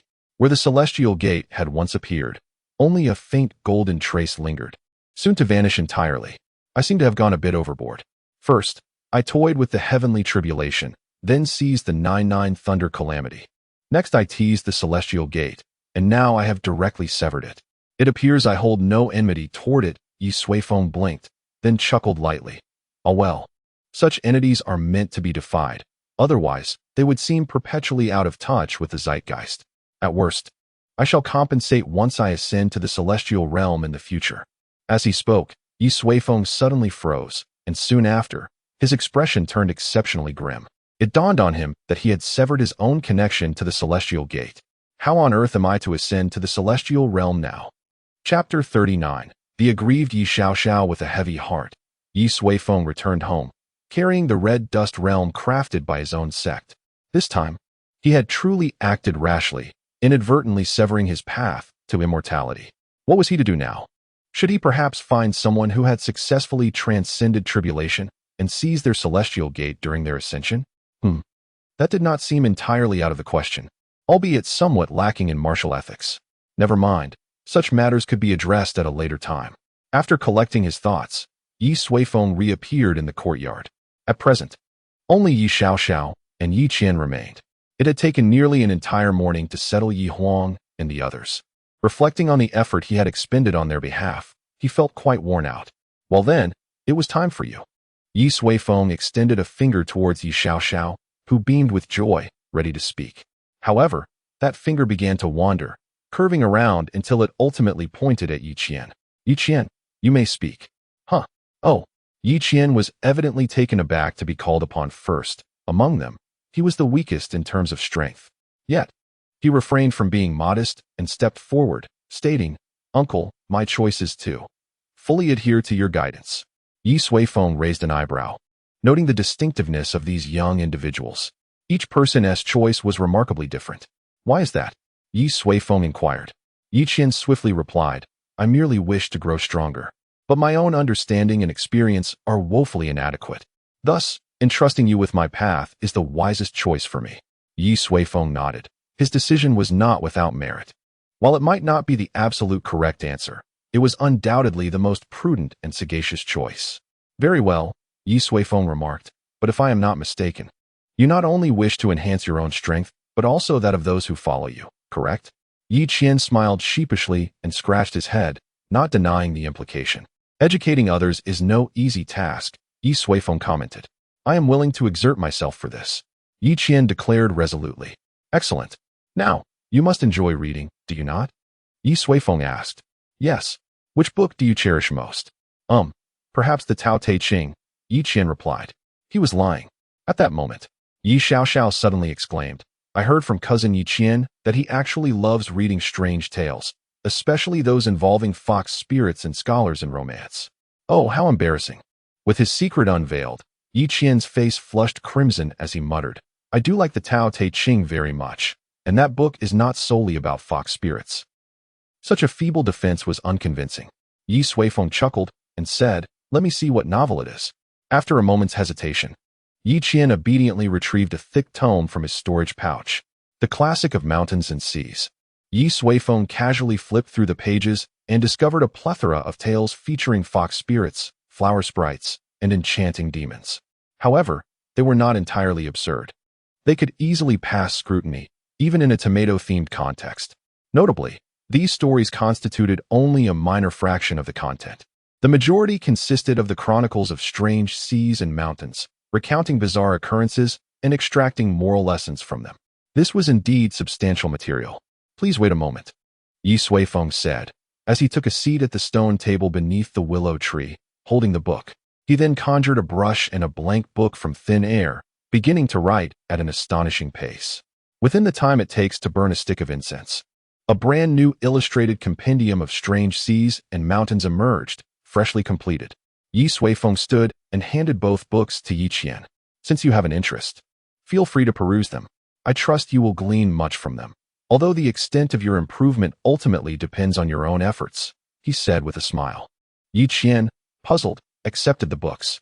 He understood that reading could impart knowledge, but how could it enhance one's strength? Did the books conceal some unparalleled techniques? He placed the two volumes side by side, noting that their covers were identical, showing no signs of alteration. The only distinction lay in Ye Suifeng's handwriting, which appeared far more vigorous and powerful than the original version. As Yi Qian continued to observe, he suddenly noticed the characters for strange seas on the new book begin to warp. In that instant, An overwhelming gale seemed to howl in his ears, accompanied by a faint, briny scent that invaded his nostrils. Stunned, Yi Qian stood frozen in place. What was happening? Suddenly, the tempest subsided, and the taste of the sea vanished. Yi Qian's vision gradually regained clarity, revealing that Ye Suifeng had been shielding the characters with his finger. Reflect on it more once you return, Ye Suifeng said with a smile. The illustrated compendium he had painstakingly transcribed was certainly no ordinary tome. It was a product of the fusion of profound principles. Every character, every sentence, and every story within constituted a distinct world, a different path of cultivation. In essence, this book was a supreme guide to enlightenment. If classified by the rank of techniques, it would be regarded as an exceptional celestial art, infinitely close to the Tao. Alas, time was limited, and I could only achieve this level. For now, make use of it, he added, grateful for his uncle's guidance. Yi Qian bowed respectfully and departed the courtyard. This left only Ye Suifeng behind, who was evidently unable to contain her impatience any longer. Uncle, I truly desire spirit stones, an abundance of spirit stones. Can you grant me that?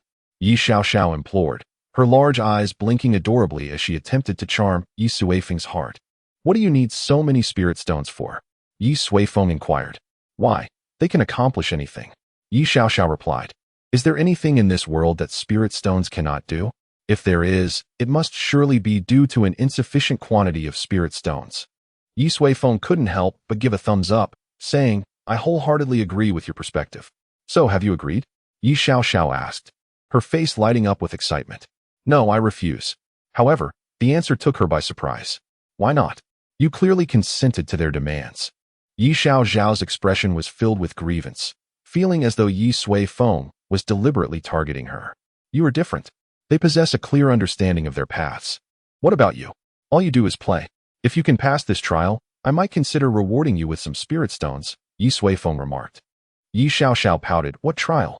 This, Ye Suifeng snapped his fingers, and in an instant, their surroundings transformed completely. A dreary haze enveloped them, with countless grayish creatures scuttling about, occasionally a dark shadow darting swiftly by. Where are we?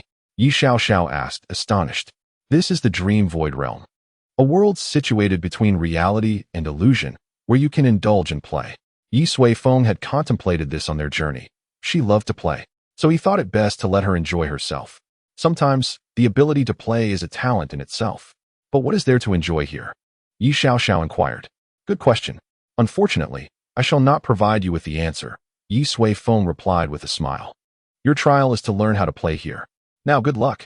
With that, Ye Suifeng slipped away, leaving Ye Suifeng alone, staring vacantly at the distant gray creatures.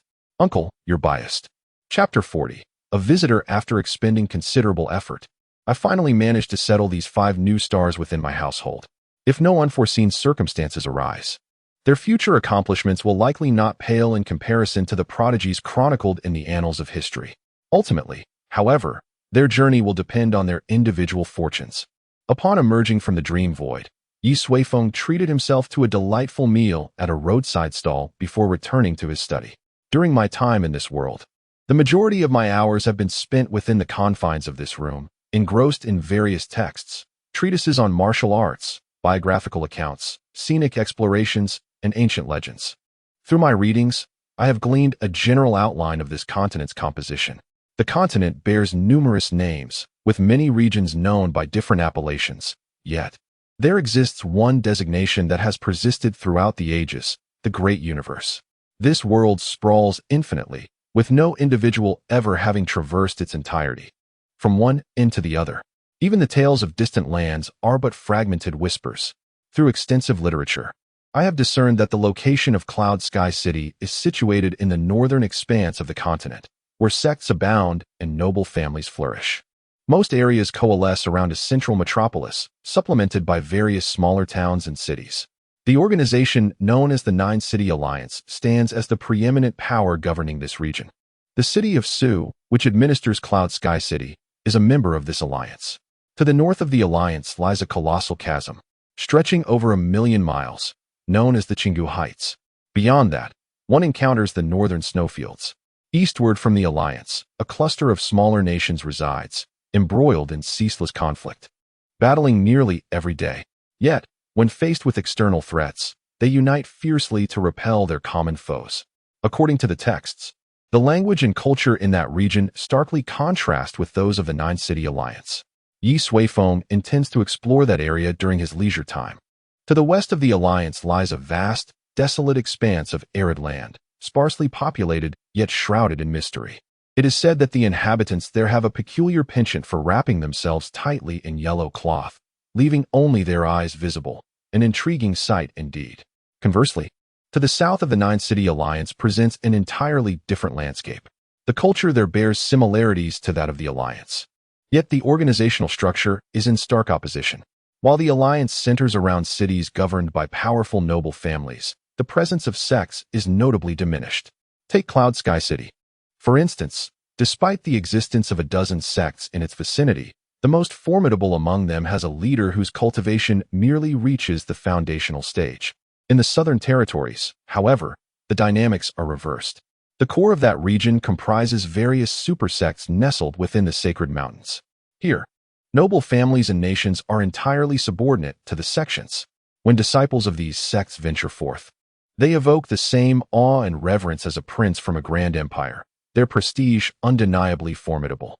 One day, when time permits, Ye Suifeng silently resolved to explore these places. Since he had arrived in the great universe, it would be rather unwise not to traverse every corner. Through literature, he gained a general understanding of the organizational structure of the great universe. Additionally, by delving into a variety of martial arts texts, Ye Suifeng developed a profound comprehension of the cultivation system in this realm. It could be said that he had completely grasped the essence of martial arts. Any technique, upon a single reading, could be mastered instantaneously, and he could even modify it, transforming it into an even more formidable technique. Indeed, such was his prowess. Remaining composed, Ye Suifeng suppressed his hubris and prepared to refine the primordial technique further. Through experiments conducted on 4 white mice, he identified some minor issues that required adjustment. However, this time, the process would not take 2 months, nor would it necessitate a seclusion period. In just 3 days, Ye Suifeng completed the new technique and imparted it to Feng Zhi and the others through a transmission of enlightenment. They, in turn, did not disappoint his expectations. As days later, they all broke through to the second major realm of the primordial technique, the Danfu realm, akin to the traditional cultivation stage of qi transformation. The focus of this realm lies in the dantian, yet the primordial technique is more domineering and versatile. To commend their efforts, Ye Suifeng, in his delight, imparted a sword technique to them, the heavenly grade inferior martial skill, the slaughter immortal sword formation. Slaughter immortal, execute immortal, trap immortal, sever immortal. Once fully cultivated, it could slay immortals.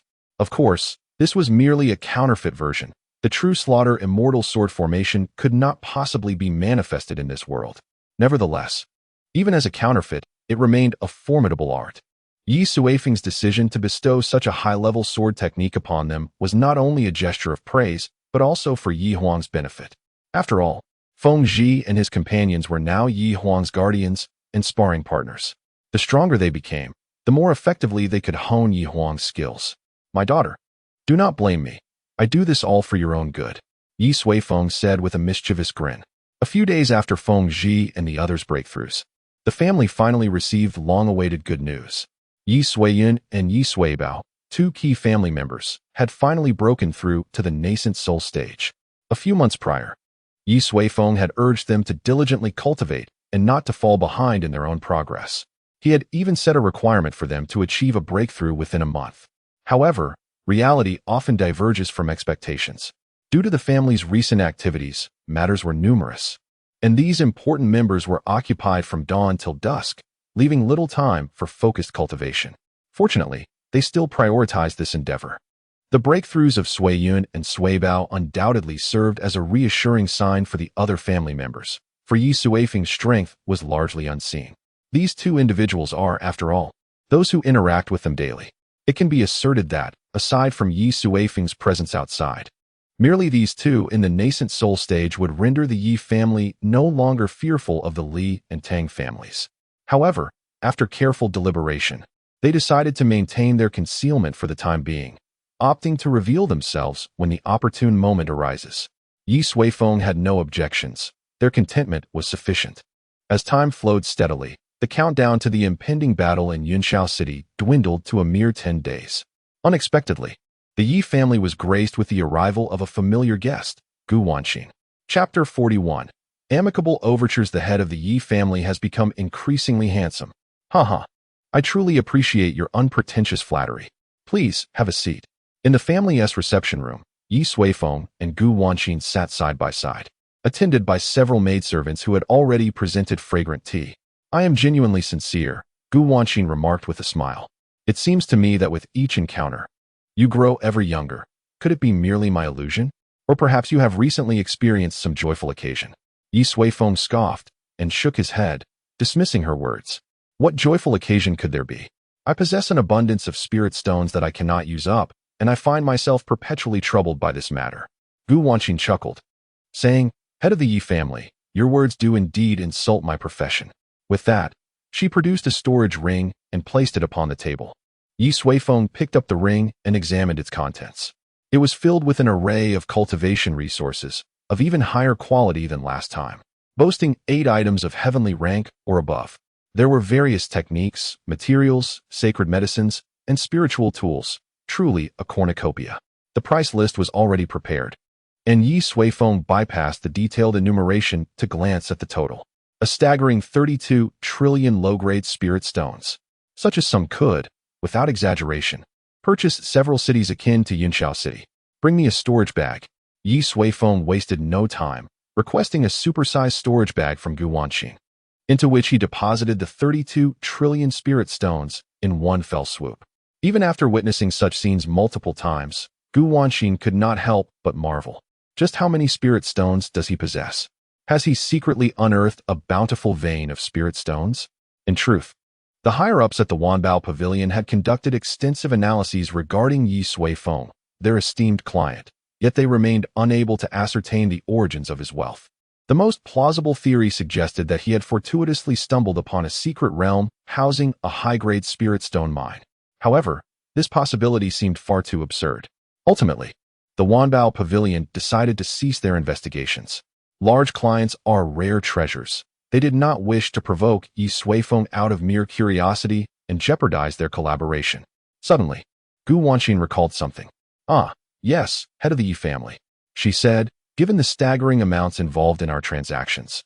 The upper echelons of Wanbao Pavilion have asked me to inquire whether it would be possible to conduct our dealings using mid-grade or high-grade spirit stones. Of course, if that is not feasible, it is entirely acceptable. This is merely for convenience. Each transaction amounts to hundreds of trillions, and merely tallying the stones necessitates the presence of individuals at the out-of-body stage or above. If we were to use high-grade spirit stones, the quantity required would diminish by a factor of 10,000, making it manageable for those at the golden core stage. Well, let me deplete my low-grade spirit stones first, Ye Suifeng replied. That would be splendid. Gu Wanxin nodded with delight. In their transactions, they had consistently utilized low-grade spirit stones, and she believed that Ye Suifeng's reserves could not be excessively abundant. Once more, it should suffice. Ye Suifeng sipped his tea, observing Gu Wanxin, unsure of what amused her so. By the way, may I pose a question? I have noticed that your Wanbage appears to be a relatively pure commercial organization. Does it not? Ye Suifeng inquired. Gu Wanxin nodded. Indeed, the foremost tenet of Wanbage is to maintain unwavering neutrality, never to engage in the conflicts of other factions. Our sole interest lies in spiritual stones. This piqued my curiosity, Ye Suifeng remarked. If you do not partake in battles, what then do you require such an abundance of spiritual stones for? This inquiry indeed perplexed Ye Suifeng. Wanbage is an extensive entity, its presence felt almost everywhere. The sheer volume of spiritual stones circulating within such a formidable organization is surely staggering. Thus, the question arises, where do the spiritual stones they acquire ultimately go? And for what purpose are they utilized? This was a matter of great concern for Ye Suifeng, as he now faced a similar predicament. Money, if left in one's wallet, remains merely a figure. It is the expenditure of money that grants it true value. In response to Ye Suifeng's question, Gu Wanxin appeared momentarily stumped. Master Yi, I must admit, I have not contemplated that. However, regardless of the means by which we acquire spiritual stones. Are we not ultimately doing so to spend them? Ye Suifeng slightly shook his head. Indeed, the manner in which one spends money may seem a rather absurd question. Yet, once the numerical figure surpasses a certain threshold, the challenge of how to allocate that wealth becomes genuinely burdensome. He found himself quite troubled. If all were to be spent on resources, it felt rather trivial. Perhaps I could inquire on your behalf. I do recall there being some rather extraordinary items that consume substantial amounts of spiritual stones, Gu Wanxin suggested. Very well, I would appreciate your assistance. It would be an honor. Gu Wanxin gladly accepted the task. After a brief pause, she continued, Master Yi, in addition to our transaction today, I bring you news. Oh, Ye Suifeng raised an eyebrow and extended his hand for her storage bag. Gu Wanxin hesitated, quickly waving her hand. No, this is complimentary. She inwardly panicked, realizing he truly had an abundance of wealth.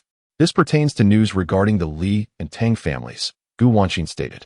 Ye Suifeng nodded. Good, please proceed. Gu Wanxin leaned closer to Ye Suifeng and said, Master Yi, in 10 days, the biennial grand event of Yunxiao City will take place, the Yunxiao City Battle. The list of participants from the 3 major families was released a few days ago.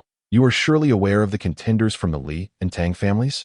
Ye Suifeng's expression grew serious, for he was unaware. Sui Yun had brought the list a few days prior, resting on the desk in the study. Yet he had been too lazy to peruse it. As the head of the Yi family, is it not somewhat foolish to be unaware of who the enemy is? This Gu Wanxin, why has she suddenly broached this topic? Ye Suifeng's expression shifted, uncertain of how to respond to her.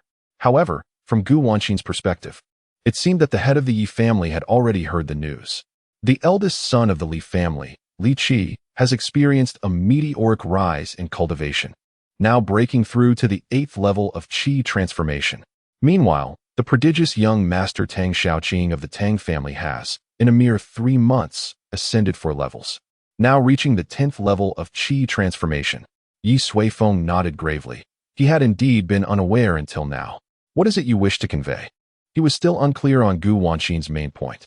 Gu Wanxin moved closer to Ye Suifeng and whispered, head of the Yi family. Their cultivation levels are not merely, as rumored outside. The Li and Tang families have suddenly gone to extremes, pouring immense resources into their combatants. The extent of this investment is nearly on par with nurturing a golden core stage cultivator.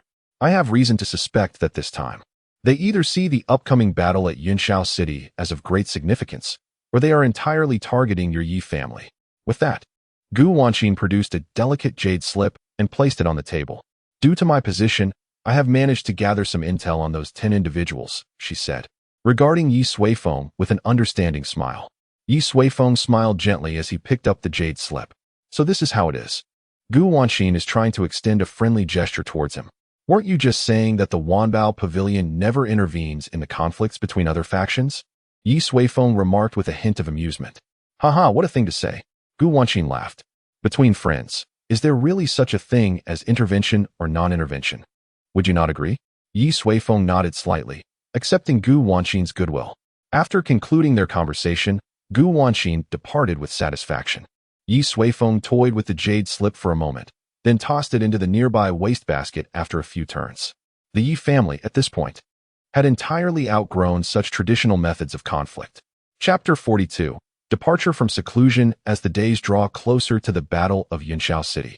The atmosphere in this city grows increasingly vibrant.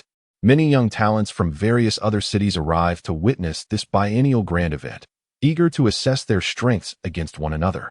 Indeed, young Master Li Qi is remarkable. Having just turned 18, he has already achieved the 8th level of the Qi transformation stage, a status that, in our Haiyan city, would undoubtedly place him among the elite. A dusky youth from Haiyan City voiced this sentiment with admiration. Truly, he is a product of a remote village.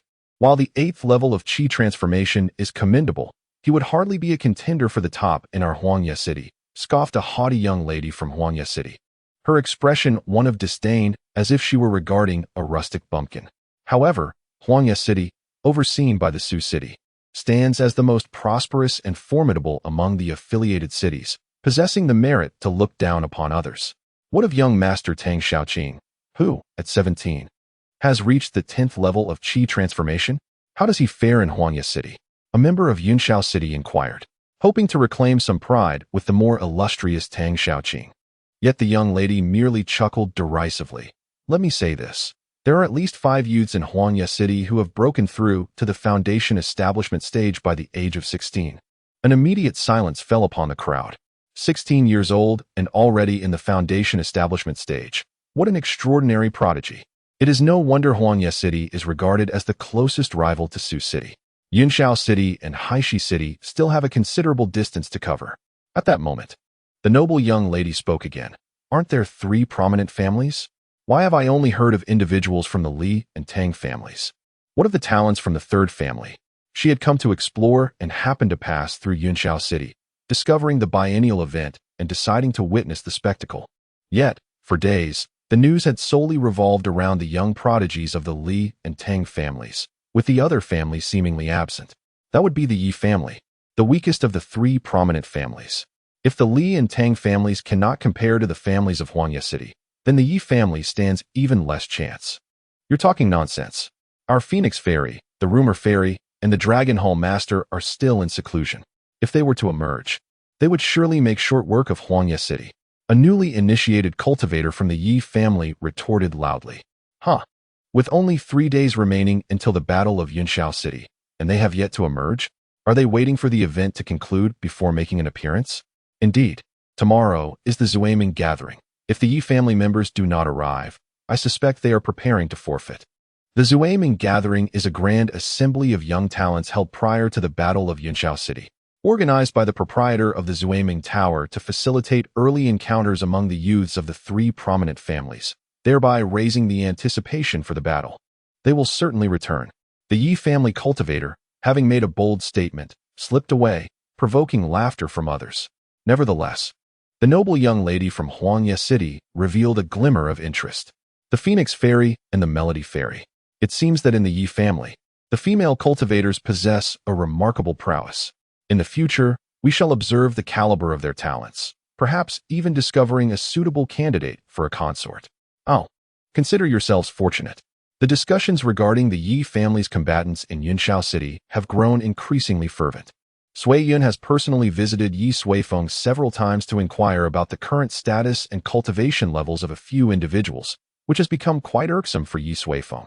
Nevertheless, it seems the initial phase of cultivation has reached a satisfactory point, and he decided to ascertain their progress.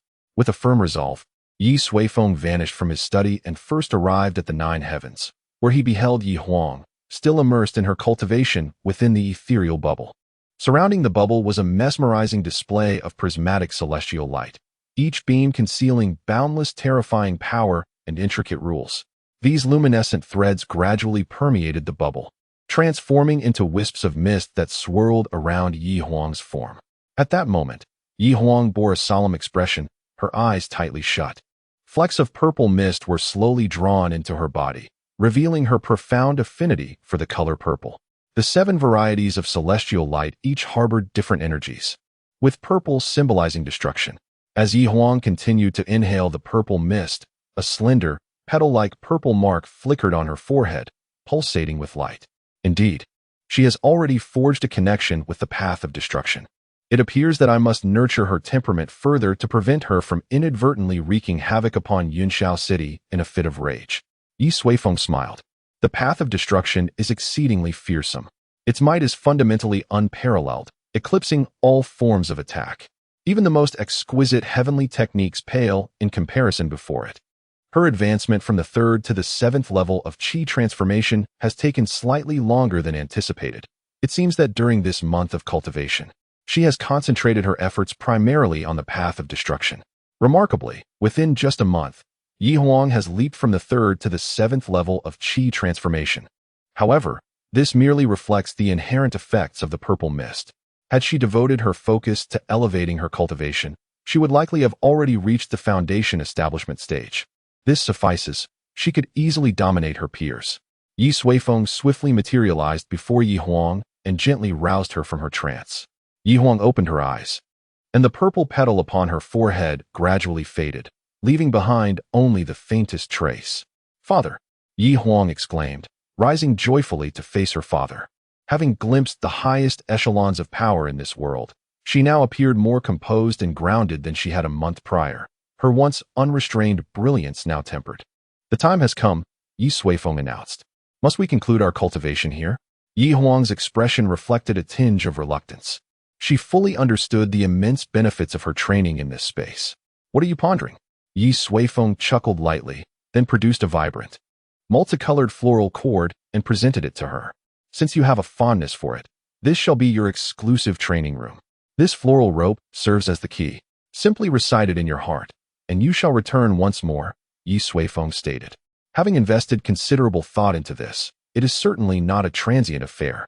He had long since prepared the key in advance. "Thank you, Father," Yi Huang exclaimed with joy, instinctively yearning to leap into Ye Suifeng's embrace as she had done in the past, yet she ultimately restrained herself. The 6 months of experience had indeed fostered her growth. She understood that to attain true independence, she must not covet the warmth of her father's arms.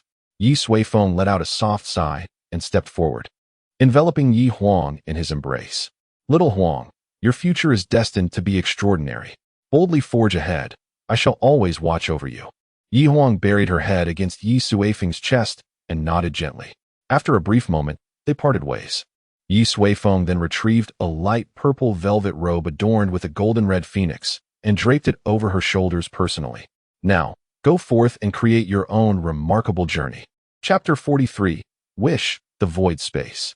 The vast river of time stretches infinitely, originating from the ancient past and flowing toward an endless future. Above this river, a grand arena constructed entirely from dark slate hovers in midair. Within the arena, 2 figures clad in white engage in a fierce battle. Both wield long spears, their strikes powerful and resonant with each collision. Bang! With a resounding impact, one of them is struck hard and sent flying. He crouches, struggling to regain his stance, crimson blood trickling from the corner of his mouth. "I have told you, you are no match for me. Surrender," Wealthier declares coolly, standing with his spear poised. Ever since he inexplicably arrived in this realm a month ago, he has been in constant combat with the young man before him.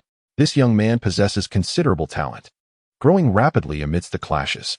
Alas, their strengths remain in different leagues. "I have already stated that I will never give up." Yi Long wipes the blood from his mouth, rising with unwavering determination and fervor. "Let us continue the fight," he shouts defiantly, ready to charge forward once more. However, a radiant light halts his advance. Ye Suifeng descends slowly before him. "Uncle?" Yi Long inquires, puzzled, realizing that the time must be up. "Well, it seems you have made significant progress," Ye Suifeng observes, noting the remarkable transformation in Yi Long over the past month, even surpassing Yi Huang. Primarily, his cultivation has ascended from the 5th to the 8th level of qi transformation. More importantly, he now exudes an aura akin to a divine spear, brimming with an insatiable desire for battle. It appears Ye Suifeng's earlier concerns were unfounded. "Uncle, could you grant me a little more time? I am on the verge of success." Yi Long pleads anxiously, fearing that this return might be his last. Ye Suifeng smiles gently and produces a small token, handing it to Yi Long. "Do not be so hasty, progress steadily. This is the key to the ancient arena. Henceforth, you may come here to train whenever you wish." With trembling hands, Yi Long accepts the token, exhilarated at the prospect of battling legendary figures from the ages. "Thank you, Uncle." Ye Suifeng nods. "Let us depart." As he speaks, he glances at Wealthier, raising his hand to prepare for another seal. "Senior," Wealthier calls out urgently. Ye Suifeng raises an eyebrow and pauses. Wealthier exhales in relief and continues, "If I am not mistaken, this place serves as your training ground for successors, correct?" Seeing Ye Suifeng's silence as an affirmation, he adds, "Your methods are truly extraordinary, leaving the younger generation in awe." Ye Suifeng responds coolly, "Let us skip the pleasantries and address the matter at hand." Wealthier cleared his throat twice and said, "Senior, I merely wish to inquire when I might be permitted to return." He found himself inexplicably drawn into this place, forced to train alongside a foolish, insipid lad. Given his pride, it would be a lie to claim he was not vexed. Yet, over the past month, each time he awoke, he sought a means of escape, only to discover that he had found nothing at all. Gradually, Wealthier came to realize that the creator of this arena possessed extraordinary abilities, far beyond his imagination. To depart, He could rely solely on himself. You cannot go back. However, Ye Suifeng provided an answer he could not accept. Bu Feishua's expression darkened instantly. Senior, is it not somewhat excessive of you to act in this manner? Do you not fear the repercussions of arbitrarily imprisoning another? Ye Suifeng chuckled lightly. Oh, you are aware of cause and effect, I see. Of course, Bu Feishue retorted coldly. I once read an ancient tome that stated, for those of great fortune, the entanglements of cause and effect are immense. Should one forcefully interfere, even the mighty may not escape unscathed. Moreover, I wish to inform you that I am not without support. His voice was a chilling threat. Yet, he spoke the truth, the higher one's cultivation, the greater the entanglements of cause and effect. Between these connections lies great terror. Thus, those powerful enough to command heaven and earth often operate from the shadows, maneuvering pawns upon the grand chessboard of existence. Bu Feishue indeed possessed considerable understanding, but this time, he was mistaken. Ye Suifeng spoke slowly. I care not who your supporters are. My refusal to release you will not invoke cause and effect. It is your return that would invite such consequences. Since you understand the ways of cause and effect, you should comprehend the implications of my statement. Bu Feishue furrowed his brow, while Ye Long, beside him, appeared equally bewildered. Suddenly, Bu Feishue's countenance changed dramatically. He staggered back, nearly losing his footing. He pointed at Ye Suifeng, his voice trembling uncontrollably. Impossible. Absolutely impossible. Ye Suifeng nodded gently. Indeed, you have perished. I merely extracted your memories and cultivation, and within this ancient arena, I have reformed another version of you. Should you exit this ancient arena, chaos will ensue. Do you understand? The individual behind you has already forsaken you. Bu Feishue's expression was one of panic. He simply could not believe that he had already died. Ye Suifeng regarded him silently. In truth, these words should not have been spoken to Bu Feishue. They held little significance. Ultimately, he was merely a tool. However, conveying this information bore no substantial consequence. He could simply erase this segment of memory forcibly. Ye Suifeng gradually raised his hand. Senior, came a hoarse voice. Could you assist me with a favor? If possible, in the days to come, I shall strive with all my might to aid your disciple in becoming a true paragon of the world. Bu Feishue's gaze was fixed, and after a brief silence, Ye Suifeng nodded. Speak, he urged, curious to discover what a deceased soul yearned for most. Bu Feishue lifted his head, his eyes brimming with nostalgia, and murmured, I wish to taste the soil of my homeland, if I may. Both Ye Suifeng and Ye Long were taken aback, not expecting such a request from Bu Feishue. I assumed your desire would be connected to Shui Yin'er, Ye Suifeng remarked. Shui Yin'er was merely a woman. She does not warrant my profound attachment, Bu Feishue replied. Yet, in a moment of fury, you annihilated an ancient sect for her. Ye Long exclaimed incredulously. The Yunxiao sect? Bu Feishue chuckled softly. If they killed my beloved, do you expect me to spare them? Ye Long's face was a mask of disbelief. Could it truly be so? There was no gallant heroism nor poignant love story. The fall of the Yunxiao sect was simply the consequence of provoking a force best left undisturbed. Very well, I shall grant your request, Ye Suifeng declared. This task is but a trifling matter. He found Bu Feishue to be quite intriguing. Thank you, esteemed senior. Bu Feishue bowed deeply in gratitude. Subsequently, a beam of light enveloped him, lulling him into a deep slumber. Ye Suifeng waved his hand, and he and Ye Long vanished from sight. On their return journey, noticing Ye Long's taciturn demeanor, Ye Suifeng inquired with a smile, what is the matter? Has the image of your idol crumbled, leaving you somewhat unsettled? Ye Long scratched his head. It is a bit surprising. However, it is not something I cannot accept. I only care about his strength and whether I can surpass him. Ye Suifeng nodded. Indeed, individuals like Bu Feishue possess unwavering resolve and a life of brilliance. If he could remain by your side, it would greatly benefit your future path. Ye Long acknowledged with a sound of agreement. Suddenly, he looked up in astonishment at Ye Suifeng. Uncle, do you mean? Ye Suifeng smiled faintly, remaining silent. Was it not merely the resurrection of the deceased? Was it not the work of a hidden hand? Was it not the path of cause and effect? As long as he desired it, no one could stand in his way. Chapter 44. The five of the Ye family, Ye Huang and Ye Long, were personally brought back by Ye Suifeng. Ye Qingyao remained within the confines of the red dust mirror and did not need to venture outside. In the courtyard, Ye Suifeng retrieved the mirror and gently tapped its surface. A beam of light flashed, and Ye Yao's figure gradually materialized in the courtyard. Her gaze appeared somewhat dazed, as if she had not yet fully returned from her trials. After a long while, she gradually regained clarity. "Uncle," Ye Yao spoke softly. "How is it? Have you found your direction?" asked Ye Suifeng. Ye Yao remained silent, merely nodding gently. She stood there, serene and ethereal. Her bright eyes were extraordinarily clear, yet unfathomably deep, like a tranquil ancient well. It was evident that she had undergone a complete transformation. "Uncle, I may need to return to that place for further cultivation," Ye Yao expressed, being the first to proactively suggest the desire to continue her practice. "Is your direction still unclear?" Ye Suifeng inquired with interest. "No," Ye Yao replied. "In the first layer of time, I already understood my future path. I wish to enter the second layer of time once more." "Oh," Ye Suifeng was taken aback. The red dust realm comprises 3 layers of time. In the first layer, a single day equates to an entire year. Ye Suifeng had originally intended for her to cultivate for a month in the first layer, which would amount to 30 years, a sufficient duration to discover her path. However, he did not anticipate that Ye Yao sought more than that. In the second layer of time, a day equates to 10 years. "Uncle, I wish to enter and complete my red dust melody." As she spoke, Ye Yao extended her delicate fingers, and an ethereal image of an ancient zither slowly coalesced before her. As she gently plucked the strings, a wondrous melody instantly filled the entire courtyard. The willow trees above them began to sway gracefully in the absence of wind, in harmony with the music. A single willow leaf fell upon Ye Yao's shoulder. Once a shade of yellow, it gradually transformed to vibrant green under the influence of her melody, ultimately bursting forth with life. Suddenly, a formidable aura erupted from Ye Yao.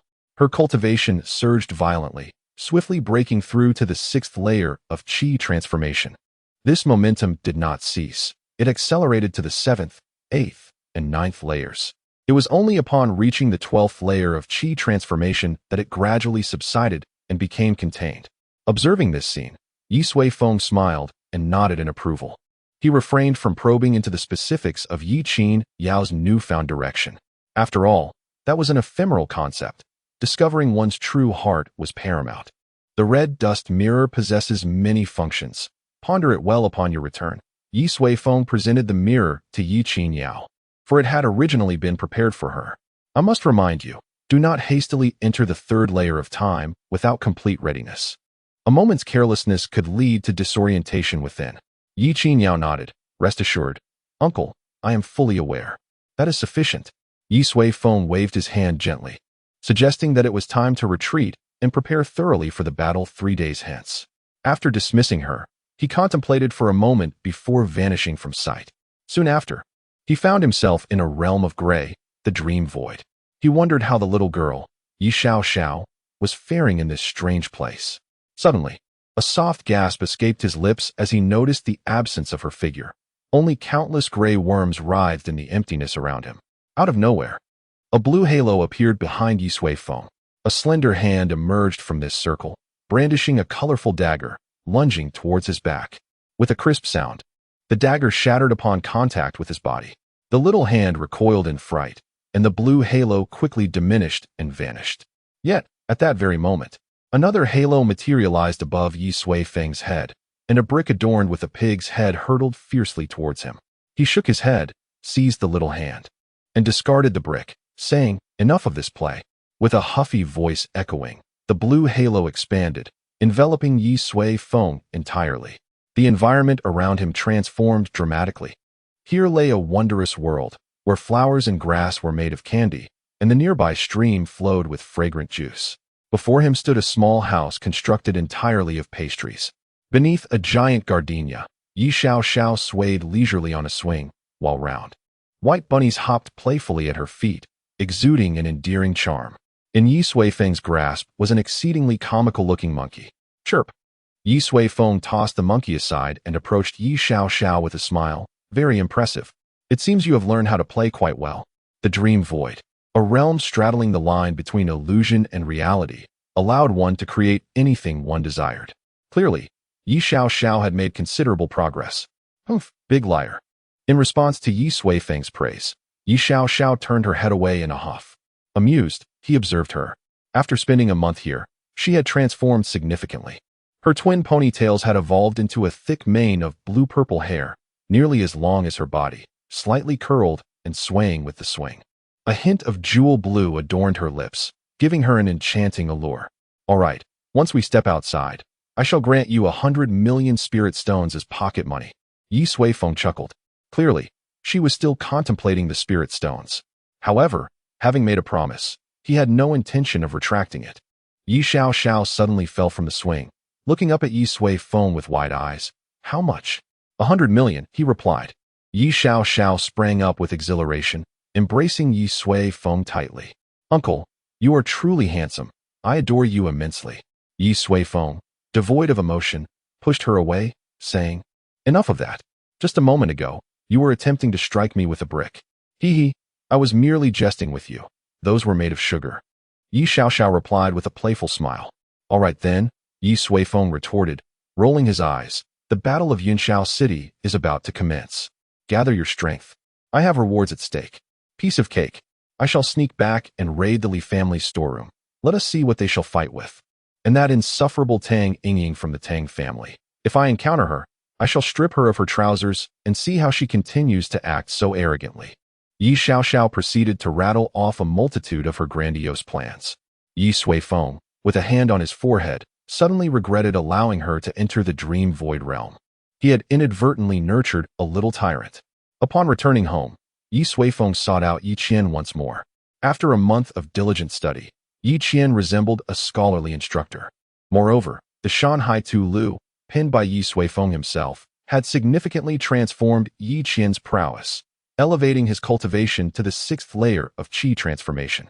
As for the other 4, Yi Huang had reached the 7th layer of qi transformation, Yi Long, the 8th layer, Yi Qiniao, the 12th layer of qi transformation, achieving great perfection, and Ye Suifeng, the 7th layer.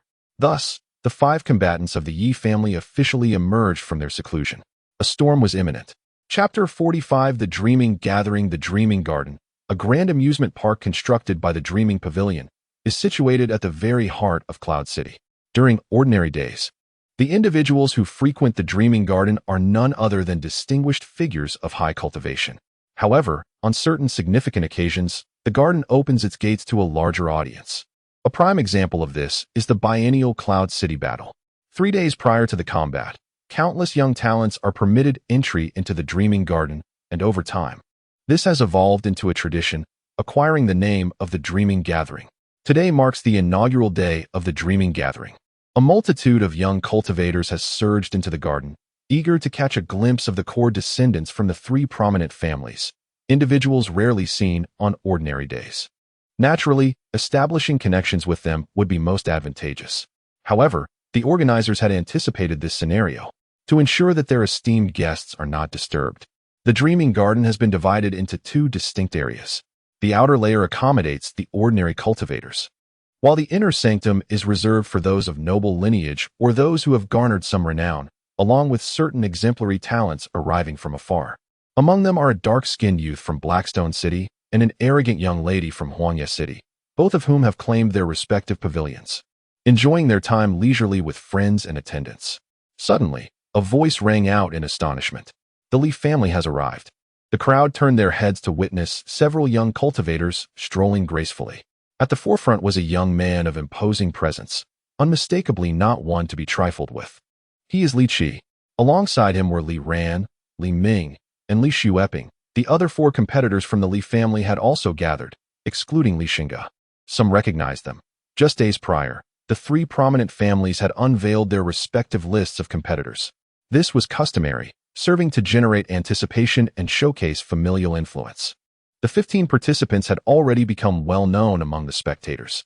Under the gaze of the crowd, the Li family approached the pavilion that had been meticulously prepared for them. Goodness! Li Qi exudes such an overwhelming aura. He must have encountered some fortuitous event. Someone exclaimed loudly. The youth from Blackstone City nodded solemnly, feeling a palpable pressure emanating from Li Qi. In contrast, the young lady from Huangye City merely cast a fleeting glance before dismissively turning away, her disdain evident. Not even close, she stated without reservation. Some cultivators from Cloud City felt angered by her remark, but found themselves unable to retort. After all, Ye City was indeed superior to Cloud City. Look, the Tang family has arrived. That must be Tang Xiaoqing. Moments later, another voice cried out, seemingly with the intent to provoke the young lady from Ye City. Nevertheless, it did capture her attention. The Tang family was represented by all 5 of their competitors. Leading the group was a round-faced youth, not particularly tall, wielding a folding fan with a warm smile gracing his features. The other 4 participants were Tang Yin, Tang Mengxian, Tang Wuhua, and Tang Yingying, comprising 3 males and 2 females. We, Tang Xiaoqing, are indeed a prodigious youth with a cultivation level of the 10th layer of the Qi refinement stage. Someone deliberately addressed the young girl from Ye City. It's just mediocre. Yet, such prowess failed to stir her emotions. However, no one anticipated that after the Tang family settled, Tang Xiaoqing would boldly approach the young girl. A few young male cultivators beside her immediately stepped forward to interpose themselves between the two. Do not misconstrue my intentions. I merely wish to extend a greeting. Tang Xiaoqing remained unperturbed, chuckling lightly. If I am not mistaken, you must be Ye Suifeng, the little princess of the Ye family from Ye City. Do you know me? Ye Suifeng raised an eyebrow. Only by hearsay, Tang Xiaoqing replied with a smile. 6 months ago, I had the fortune of encountering your sister, Ye Fengfei, and I have since been looking forward to the opportunity of meeting her again. Upon hearing this, Ye Suifeng's eyes narrowed. Are you trying to pursue my sister? No, I merely don't harbor such fantasies. Ye Suifeng scoffed, a mocking smile gracing her lips. Do you have any idea how many suitors are queuing up to chase her? Among them are outstanding talents who have broken through the foundation establishment stage before the age of 18. What are you in comparison? Confronted with Ye Suifeng's blatant derision, Tang Xiaoqing opened his mouth, but ultimately only shook his head and smiled. We are merely friends. When you return, you may remind her that she still owes me a drink. With that, Tang Xiaoqing clasped his hands in farewell and departed. Ye Suifeng huffed twice. Pride plastered across her face. This scene further irked the cultivators from Yunxiao City. Could it be that even Tang Xiaoqing, a figure of renown, could not garner the attention of this girl from Ye City? Who then could? What of the Ye family? Why have they not yet arrived? Even if they did, what difference would it make? If Li Tang could not prevail, could they truly reclaim their honor? Perhaps the rumors were true. The Ye family intended to forfeit their participation in the Yunxiao City contest. The crowd engaged in fervent debate. Just then, a group slowly made its entrance. Here they come. Yet, why were there only 2? Yi Huang and Yi Long led the way, followed by a throng of their own followers. The group casually found a pavilion and took their seats. The others buzzed with speculation. This was the Drunken Dream Gathering, a stage for families to vie for influence. How could the Yi family send merely 2 representatives? What of Fairy Yao? I came here today specifically for her. Sighing, someone lamented.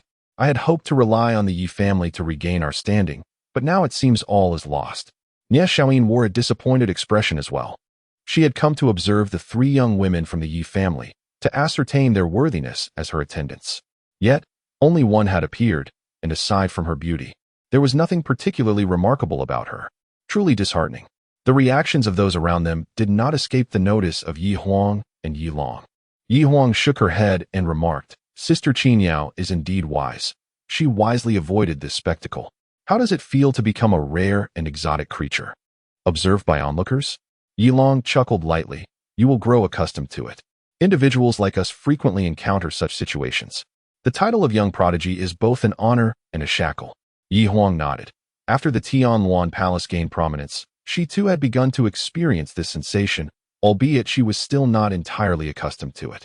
Sister Qingyao has undergone a remarkable transformation, as if she has suddenly morphed into an elder sister, Yi Huang remarked. Xiao Xiao is no different. When I saw her yesterday, she startled me, resembling a little sprite. Is she planning to steal your sword? Yi Long laughed. I too had a similar experience. She attempted to pilfer the spear my uncle just gifted me, but I managed to catch her in the act. After a month of intensive training, everyone's transformations were significant. Take you for instance. I find you increasingly inscrutable, Yi Long observed. Likewise, Yi Huang smiled, and the two shared a knowing glance, clinking their cups together. Suddenly, Yi Long was astonished to discover that Yi Huang's cup contained wine. In the Yi family, particularly among the core disciples, Alcohol was strictly regulated to prevent the core members from indulging in decadence and debauchery. Cousin, this, he began. It was a gift from my father, Ye Huang replied, taking a delicate sip and savoring the lingering flavor. He said, I have grown up now. I truly envy you, Ye Long sighed, glancing at his cup of tea, which suddenly seemed far less appealing. However, a finely crafted wine jug was presented before him. My father said we have all matured. Ye Huang smiled. With a knowing smile, Ye Long emptied his tea and filled his cup with wine once more, clinking glasses with Ye Huang. The exquisite liquor flowed down his throat, refreshing and invigorating. This is exceptional spirit. Ye Long's heart raced, quickly realizing that anything gifted by his uncle could not be of ordinary quality. By the way, Brother Long, Ye Huang inquired after finishing her drink, what exactly is the purpose of the drunken dream gathering? Are we simply to sit here idly? Ye Long burped softly, reluctantly setting down his cup. Certainly not. Each drunken dream gathering serves to showcase the influence of various families. How do they showcase it? It varies each time. After a moment of contemplation, he added, sometimes it is a display of financial prowess, other times it involves showcasing treasures, and at times it assesses the capabilities of one's followers. We shall see how they proceed. Ye Huang pouted. How dull. It sounds like a child's game. Who says otherwise? Ye Long chuckled. Yet everyone seems to revel in this charade. There's nothing we can do but wait. At that moment, a young cultivator approached the pavilion where the Ye family was gathered. Fengji dutifully blocked his path. What business do you have? Fengji inquired. However, the young man, with an air of arrogance, completely disregarded Fengji, gazing upwards as he proclaimed, you must be Ye Huang of the Ye family. My lady requests a meeting with you. Ye Long furrowed his brow slightly and regarded him, inquiring, may I ask your families? Yet before he could finish his sentence, a resounding clap echoed as Ye Huang slammed her palm upon the table. Without turning her head, her voice rang coldly, this is Yunxiao City. If she wishes to see me, let her come in person. Chapter 46. In a frenzied dream garden, as one of Ye Xiaoying's followers approached the Ye family, nearly all gazes converged upon him. Shrouded in uncertainty regarding Ye Xiaoying's intentions and the Ye family's potential response. When the follower extended an invitation to Ye Huang, a collective tension gripped the hearts of onlookers. Would this encounter mirror the previous humiliations inflicted upon the Li and Tang families by this proud young lady? However, Ye Huang's reaction defied all expectations. This is Yunxiao City. If you wish to meet me, come here in person. Such audacity was truly remarkable. The cultivators of Yunxiao City felt a surge of fervor within their chests. This was the voice of our city's elite. Yet, some harbored deeper concerns. Provoking Ye Xiaoying might bring dire consequences. All eyes remained fixated on the unfolding events. After Ye Huang's rejection, the young follower stood momentarily stunned, seemingly unable to comprehend the situation. What did you say? His disbelief was palpable. Since their arrival in Yunxiao City, they had been like a force of nature, with none daring to challenge their authority. Yet now, they found themselves publicly disregarded. Is my message unclear? Ye Huang replied coolly, still refusing to meet his gaze. Clang. Fengji stepped forward at the opportune moment, unsheathing his sword with a powerful aura erupting forth. Under Ye Suifeng's guidance, the four guardians had reached the 6th layer of the Danfu realm, equivalent to the 9th layer of the Qi transformation stage. Yet, they sought to grow even stronger. The follower of Ye Xiaoying had only just stepped into the Qi transformation realm and was utterly unprepared to withstand such pressure. Instantly, he staggered back several steps. Impressive. Huh? Has he finally encountered a formidable opponent? Let us see how he maintains his arrogance. The crowd erupted in approval. The young cultivator's complexion fluctuated between green and red, an embodiment of embarrassment. I hope you understand that my lady is the little princess of the Nye family from Huangya City. He attempted to wield Ye Xiaoying's name as a weapon against Ye Huang. At that moment, Ye Huang finally turned around, her gaze sweeping over him. He puffed out his chest, pride swelling within him, believing that the name Ye Xiaoying would once again hold sway. I also hope your lady understands that this is not Huangya City, and her status means nothing to me. With that, Ye Huang turned her back once more, returning to her drink. The young cultivator's face darkened, as if water could drip from it. I hope you do not come to regret this. He tossed those words over his shoulder before striding away. Ye Long regarded the composed Ye Huang with a complex expression and remarked, Cousin, are we not being a bit too arrogant? Ye Huang chuckled lightly.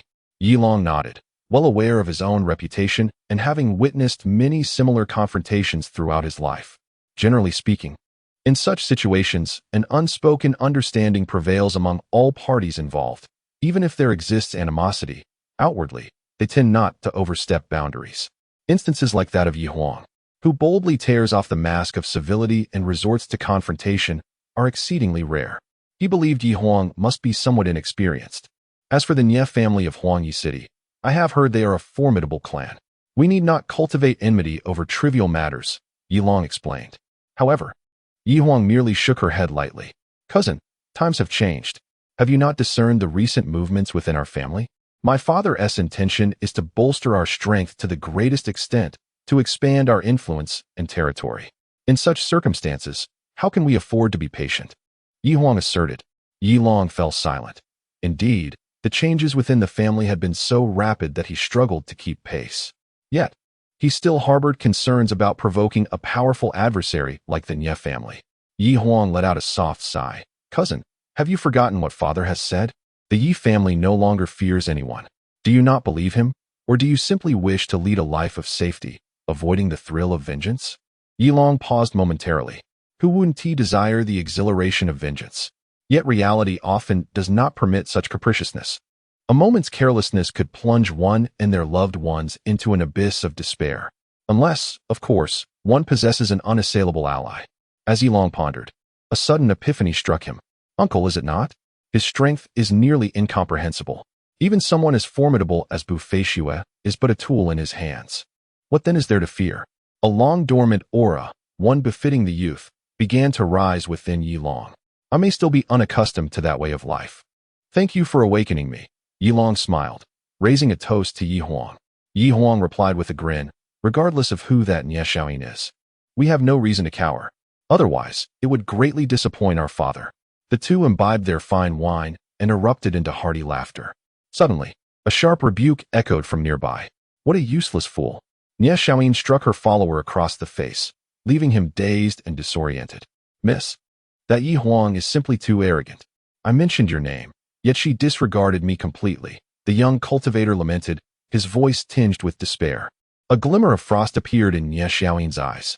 You mean to say my reputation is insufficient, causing you to be struck? The young cultivator trembled, quickly kneeling, repetitively asserting. No, it is my incompetence. With a disdainful huff, Ye Suifeng rose and approached the prostrate follower, her face contorted with disgust. She gestured, and the other two followers lifted him up. Come, I wish to see just how audacious a mere Ye family can be. Having concluded her words, several individuals made their way towards the direction of the Ye family. A crowd swiftly gathered, eager to witness the impending confrontation and its outcome.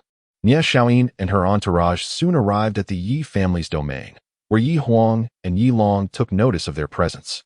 As they paused, Ye Suifeng suddenly struck the follower in the back with great force.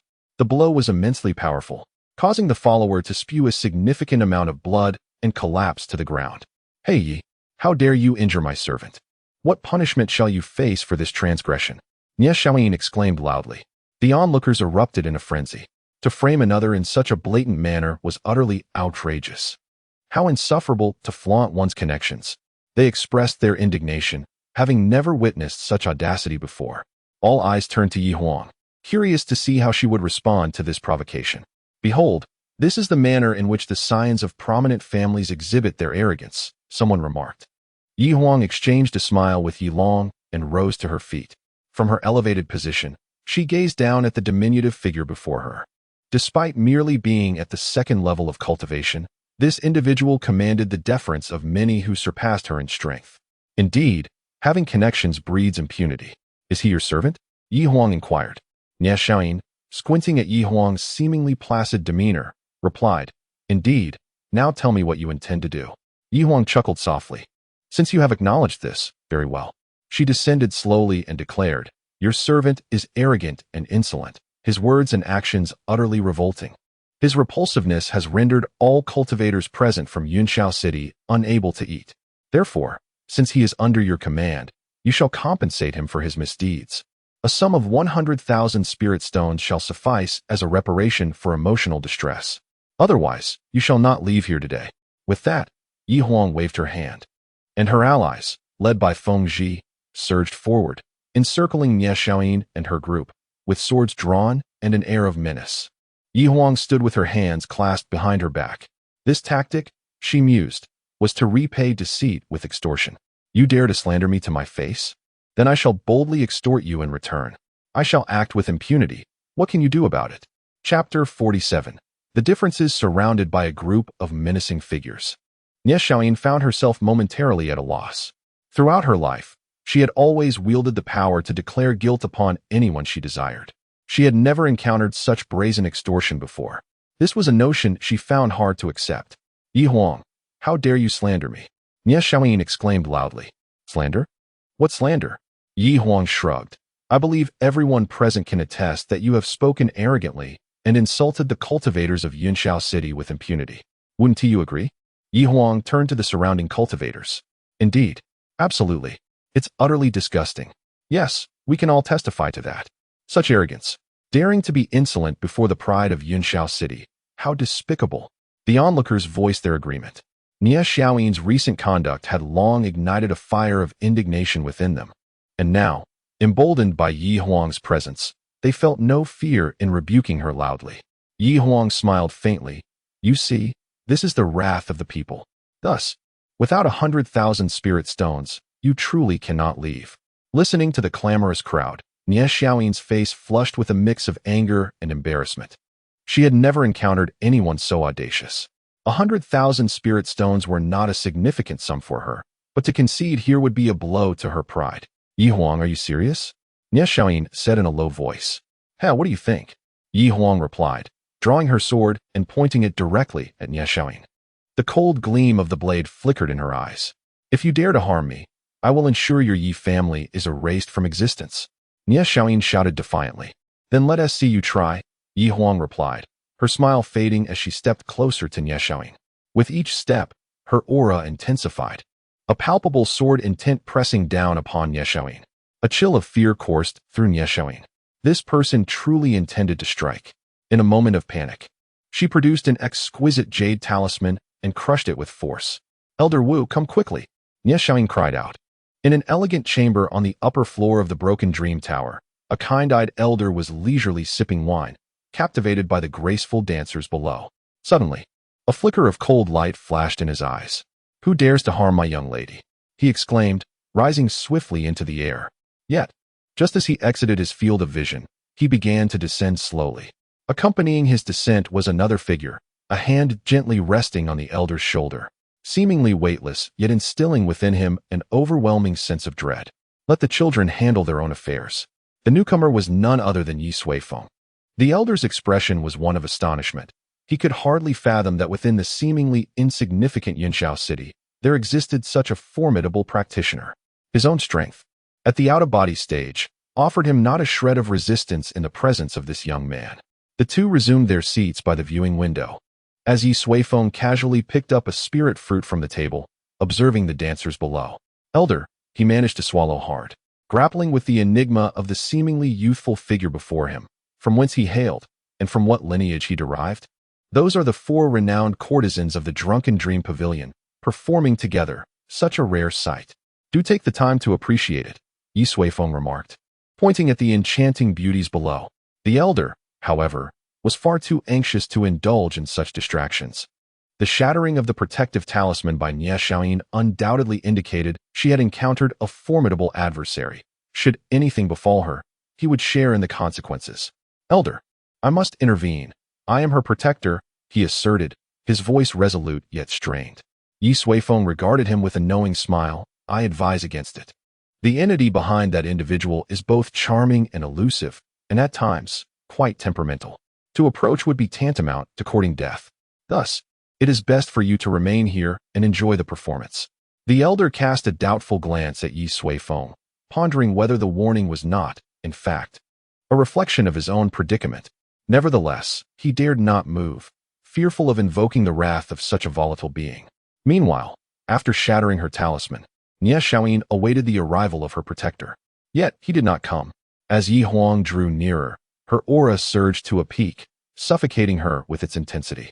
The murderous intent radiating from him sent shivers down her spine, and she felt genuine fear for the first time, trembling uncontrollably.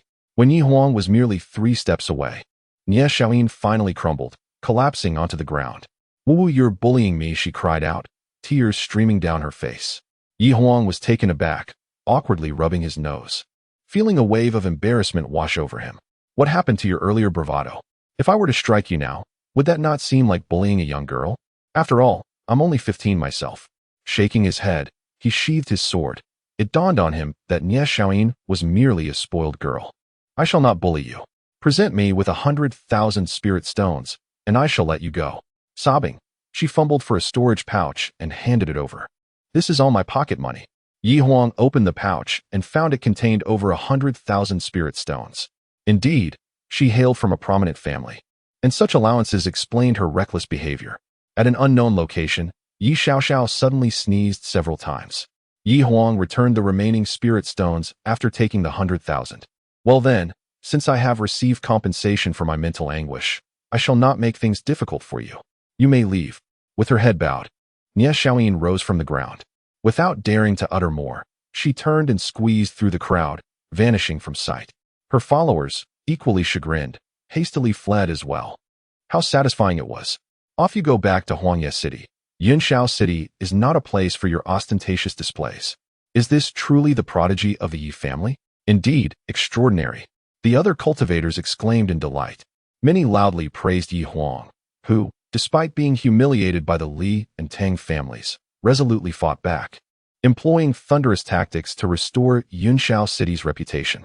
This is the true embodiment of youthful brilliance in their eyes. In no time, compliments poured forth incessantly. Observing this, Yi Huang waved her hand generously. "These 100,000 spirit stones belong to you all as well. Therefore, all expenses incurred today will be charged to my name." Yi Huang. Upon uttering these words, the crowd erupted in excitement, marveling at the exceptional nature of the Yi family's core disciples. In stark contrast, the Li and Tang families appeared rather pitiful, with only a few individuals, well connected to their families, remaining. After accomplishing all this, Yi Huang returned to her pavilion. Watching the lively scene around her, Yi Long chuckled and remarked, "It seems this drunken dream conference must conclude ahead of schedule." "What do you mean?" Yi Long gestured towards the surrounding cultivators. "Did I not mention that the competition at the Drunken Dream Conference is about family influence? The victor has already been determined. I must say, your handling of the situation was incredibly commanding. You flatter me, cousin. I merely relied on my father. Ultimately, I am not so different from that injured Ye Suifeng," Yi Huang replied, shaking her head. "Not at all." Yi Long pointed to the injured and abandoned follower of Ye Suifeng, then glanced at those standing beside Yi Huang. "This is where your paths diverge." Chapter 48. He is so handsome in the dreamy drunken pavilion. As the music concluded, the audience erupted in applause. Ye Suifeng joined in, echoing the admiration. Indeed, the dance presented in this world was truly unparalleled. Several naturally beautiful maidens, with their graceful figures, captivated hearts with every smile, every movement, without pretense yet dazzlingly splendid. They exuded allure without being overtly provocative. "How splendid their dancing is! I told you so," Ye Suifeng remarked. Beside him, an elderly man hurriedly agreed. Though he was already drenched in sweat, fidgeting restlessly, clearly unable to appreciate the beauty before him. "What a tiresome fellow!" Ye Suifeng shook his head. "Enough. You may take your leave now." The old man, as if granted a reprieve, rushed out of the dreamy, drunken pavilion, soaring towards Ye Suifeng's position. Ye Suifeng adjusted to a more comfortable posture, continuing to relish the next performance. With him present, no one could harm his daughter. In the dreamy garden, due to Ye Suifeng's presence, this year's dreamy gathering had nearly transformed into a private affair for the Yi family. The vast majority of the cultivators from Yunxiao City stood firmly on the side of the Yi family. This was both a gesture of goodwill and a sign of optimism. With the core descendants of the Yi family demonstrating such strength, their future prospects seemed undeniably bright. Meanwhile, the other two families found themselves deserted, left to entertain only their own. How dull it was. After all, what could they do against Ye Suifeng? They lacked both the strength and the audacity to confront the Ye family of Huangye City. As the day drew to a close, an unexpected incident occurred. Tang Yinying, an 18-year-old beauty from the Tang family, with her voluptuous figure and enchanting demeanor, typically dressed in a way that left little to the imagination. Her most striking feature was boldly exposed, captivating all who beheld her. Suddenly, a commotion broke out among the cultivators, who gasped and pointed, some audaciously whistling. Tang Yining looked down, only to discover that her delicate undergarment had mysteriously vanished, nearly leaving her entirely exposed. After the initial shock and embarrassment, a wave of furious anger surged within her. She vowed to capture the pervert who had stolen her garment. Yet, after an extensive search, she found nothing. As twilight descended and everyone prepared to depart, Li Qi stood up, and a colorful piece of lingerie tumbled from his embrace. It was indeed Tang Yining's. At that moment, the thief had been unveiled. Tang Yining's fury erupted instantly, and she charged at Li Qi, nearly igniting a battle in Yunxiao City. Fortunately, she was restrained by Tang Xiaoqing. Li Qi, utterly bewildered, fervently insisted that he was not the culprit. Meanwhile, in the pavilion of the Ye family, a girl with long, crimson-purple hair chuckled with delight. "So this is how you spend your days away from sight?" Yi Huang remarked, speechless. "Indeed, how amusing it is." Ye Suifeng blew a large bubble with the candy in her mouth, unabashedly admitting her actions while casting an impudent glance at Yi Huang's gradually developing bosom. "You can give it a try," she said, provoking an immediate scowl from Yi Huang. With a pop, the bubble burst, prompting Ye Suifeng to giggle. No, we are united in purpose, standing together against the world." Nearby, Yi Long instinctively tightened his belt, bemused by his cousin's unnerving antics. Her remarkable skills were simply astonishing. It remained a mystery what their uncle had imparted to her. After the first day, the dream of drunkenness event had essentially drawn to a close. The core disciples of the three prominent families had not returned, leaving only other cultivators to gather and discuss the events of the initial day and the impending battle in Yunxiao City. As anticipation mounted, the battle in Yunxiao City finally commenced. The city was teeming with cultivators, as many from neighboring towns flocked to witness the grand contest of talent among the elite families. Must it be this way? Ye Suifeng pondered, gazing at the extravagant array of garments before him, feeling somewhat overwhelmed. Sui Yun and Yi Huang stood nearby. "Brother, this is a grand occasion. Everyone is watching. Just bear with it," Sui Yun advised. The heads of the three families would indeed make an appearance at the Yunxiao City battle. Ye Suifeng, accustomed to his simple attire, realized that showing up in his usual garb would invite unwarranted scrutiny. Although some might deem him unconcerned with appearances, most would inevitably judge based on first impressions. Very well, Ye Suifeng conceded, opting to adopt local customs. It was not such a significant matter. There was no need to appear disheveled or engage in any antics. Moments later, he emerged, attired in new clothing. Yi Huang and the others widened their eyes in astonishment. Ye Suifeng, who usually embodied a casual demeanor, transformed remarkably upon careful dressing. Coupled with his increasingly youthful appearance, he eclipsed even the city's so-called most handsome man. "Look at me again like that, and I shall stride over bare-chested, munching on corn," Ye Suifeng remarked with a scowl. The group quickly averted their gazes, knowing he was a man of his word. The prospect of such a scene was too daunting to contemplate. As the sun reached its zenith, 5 exquisite carriages set forth with a slow grace. The venue for the Yunxiao City battle was at the Tingyun Arena, situated near the center of the city.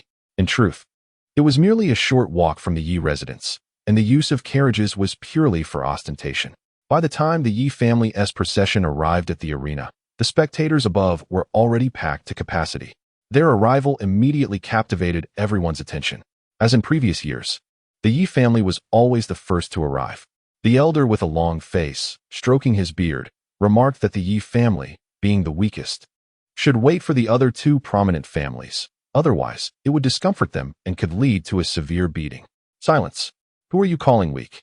Say that again." Suddenly, several voices of reprimand echoed from around. The long-faced elder was taken aback, glancing around. He noticed several young cultivators rising, their eyes filled with fury, seemingly ready to pounce at any moment. He was startled. What was happening? Wasn't it customary to jest about the Yi family every year? Why had it suddenly become taboo? As if one were poking a tiger's den? Seeing the agitated crowd, he fell silent, repeatedly bowing in apology, too intimidated to speak further. "Look, that is the new head of the Yi family, Ye Suifeng." At that moment, someone shouted loudly, and the crowd hastily turned their gaze. A young cultivator was gracefully ascending the steps towards the arena, exuding an air of nonchalance, as if descending from the celestial realms into the mortal world. He's so handsome. Is this truly the head of the Ye family? He seems far too young. I hereby declare that the title of the most handsome in the village of Dagua in Chitong Town, Yunxiao City, shall be relinquished. In a corner of the audience, several young individuals clad in simple blue garments watched the bustling arena, expressing their astonishment. Indeed, this was a world that valued appearances. You must admit, Ye Suifeng possesses an impressive demeanor and remarkable poise. We should pay close attention to their talents. Perhaps we could recruit one or two into our academy. I find that unlikely. This place is too small for true geniuses to emerge. We must not overlook them, lest we bring back a laughingstock. Fear not. With Senior Zhangdong here, we shall certainly not make a mistake. In front of them stood a young man in deep blue attire, hands clasped behind his back. Chapter 49. Yi Huang takes the stage at the Tungyan Duel Arena's pinnacle. At the highest vantage point of the arena, a grand viewing platform offers an expansive view, serving as the ultimate location to observe the forthcoming battles. Upon this platform, 3 plush chairs are arranged side by side, accompanied by a side table adorned with fruits and fragrant tea. This is the designated space for the 3 family heads. The proximity unsettles Ye Suifeng slightly, as he prefers to maintain a distance from the 2 other lords. With a subtle flick, the adjacent chairs shift several meters away in an instant, allowing him to recline comfortably in the central seat. As for whether the other 2 family heads might harbor any thoughts, what concern is that of his? As the sun ascends high in the sky, the carriages of the Li and Tang families finally make their entrance, their procession far grander than that of the Yi family, complete with a dazzling display of honor guards. Amidst the clamor of the crowd, moments later, Tang Zheng and Li Liusu make their way forward. Upon noticing Ye Suifeng seated centrally, they pause momentarily, with Tang Zheng visibly perturbed, for this position had always been his. However, given the multitude present, they refrain from squabbling over such triviality, unwilling to provide amusement for the onlookers. Li Liusu greets Ye Suifeng with a smile before allowing Tang Zheng to select his seat first, subsequently taking her own place. With the resounding chime of bells, the Battle of Yunxiao City officially commences. Naturally, a grand ceremony heralds the event, presenting an opportune moment for certain individuals to establish their reputations. Prominent forces in Yunxiao City, such as Zuaming Tower, Wanbage, and Mixiang Garden, showcase their unique performances. To Ye Suifeng's astonishment, Gu Wanxin emerges as the host of this contest.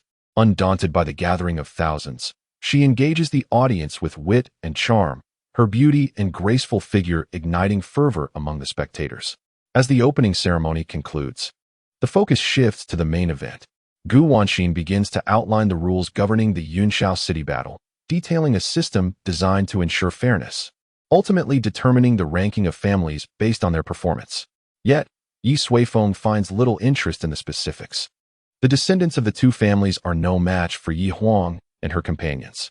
After reciting the rules, Gu Wanxin, with an impassioned voice, proclaims, "Now, let us extend the warmest applause to welcome the challenger from the Yi family, Yi Huang." Applause erupts like thunder, a wave of cheers cascading through the arena. A figure clad in purple robes strides gracefully onto the stage. Though young, she faces the gaze of thousands with poise. "Fairy Huang, I adore you. Look at me, Fairy. We met at the Zuaming event. Go forth and crush them." The crowd's enthusiasm surges, for after the events at Zuaming, Yi Huang's name stands out as the most fervently celebrated among the competitors. With a gentle smile, Yi Huang raises her right hand, and the arena swiftly falls silent, all eyes drawn to her gesture. Suddenly, she clenches her fist, an undeniable surge of battle spirit erupting forth.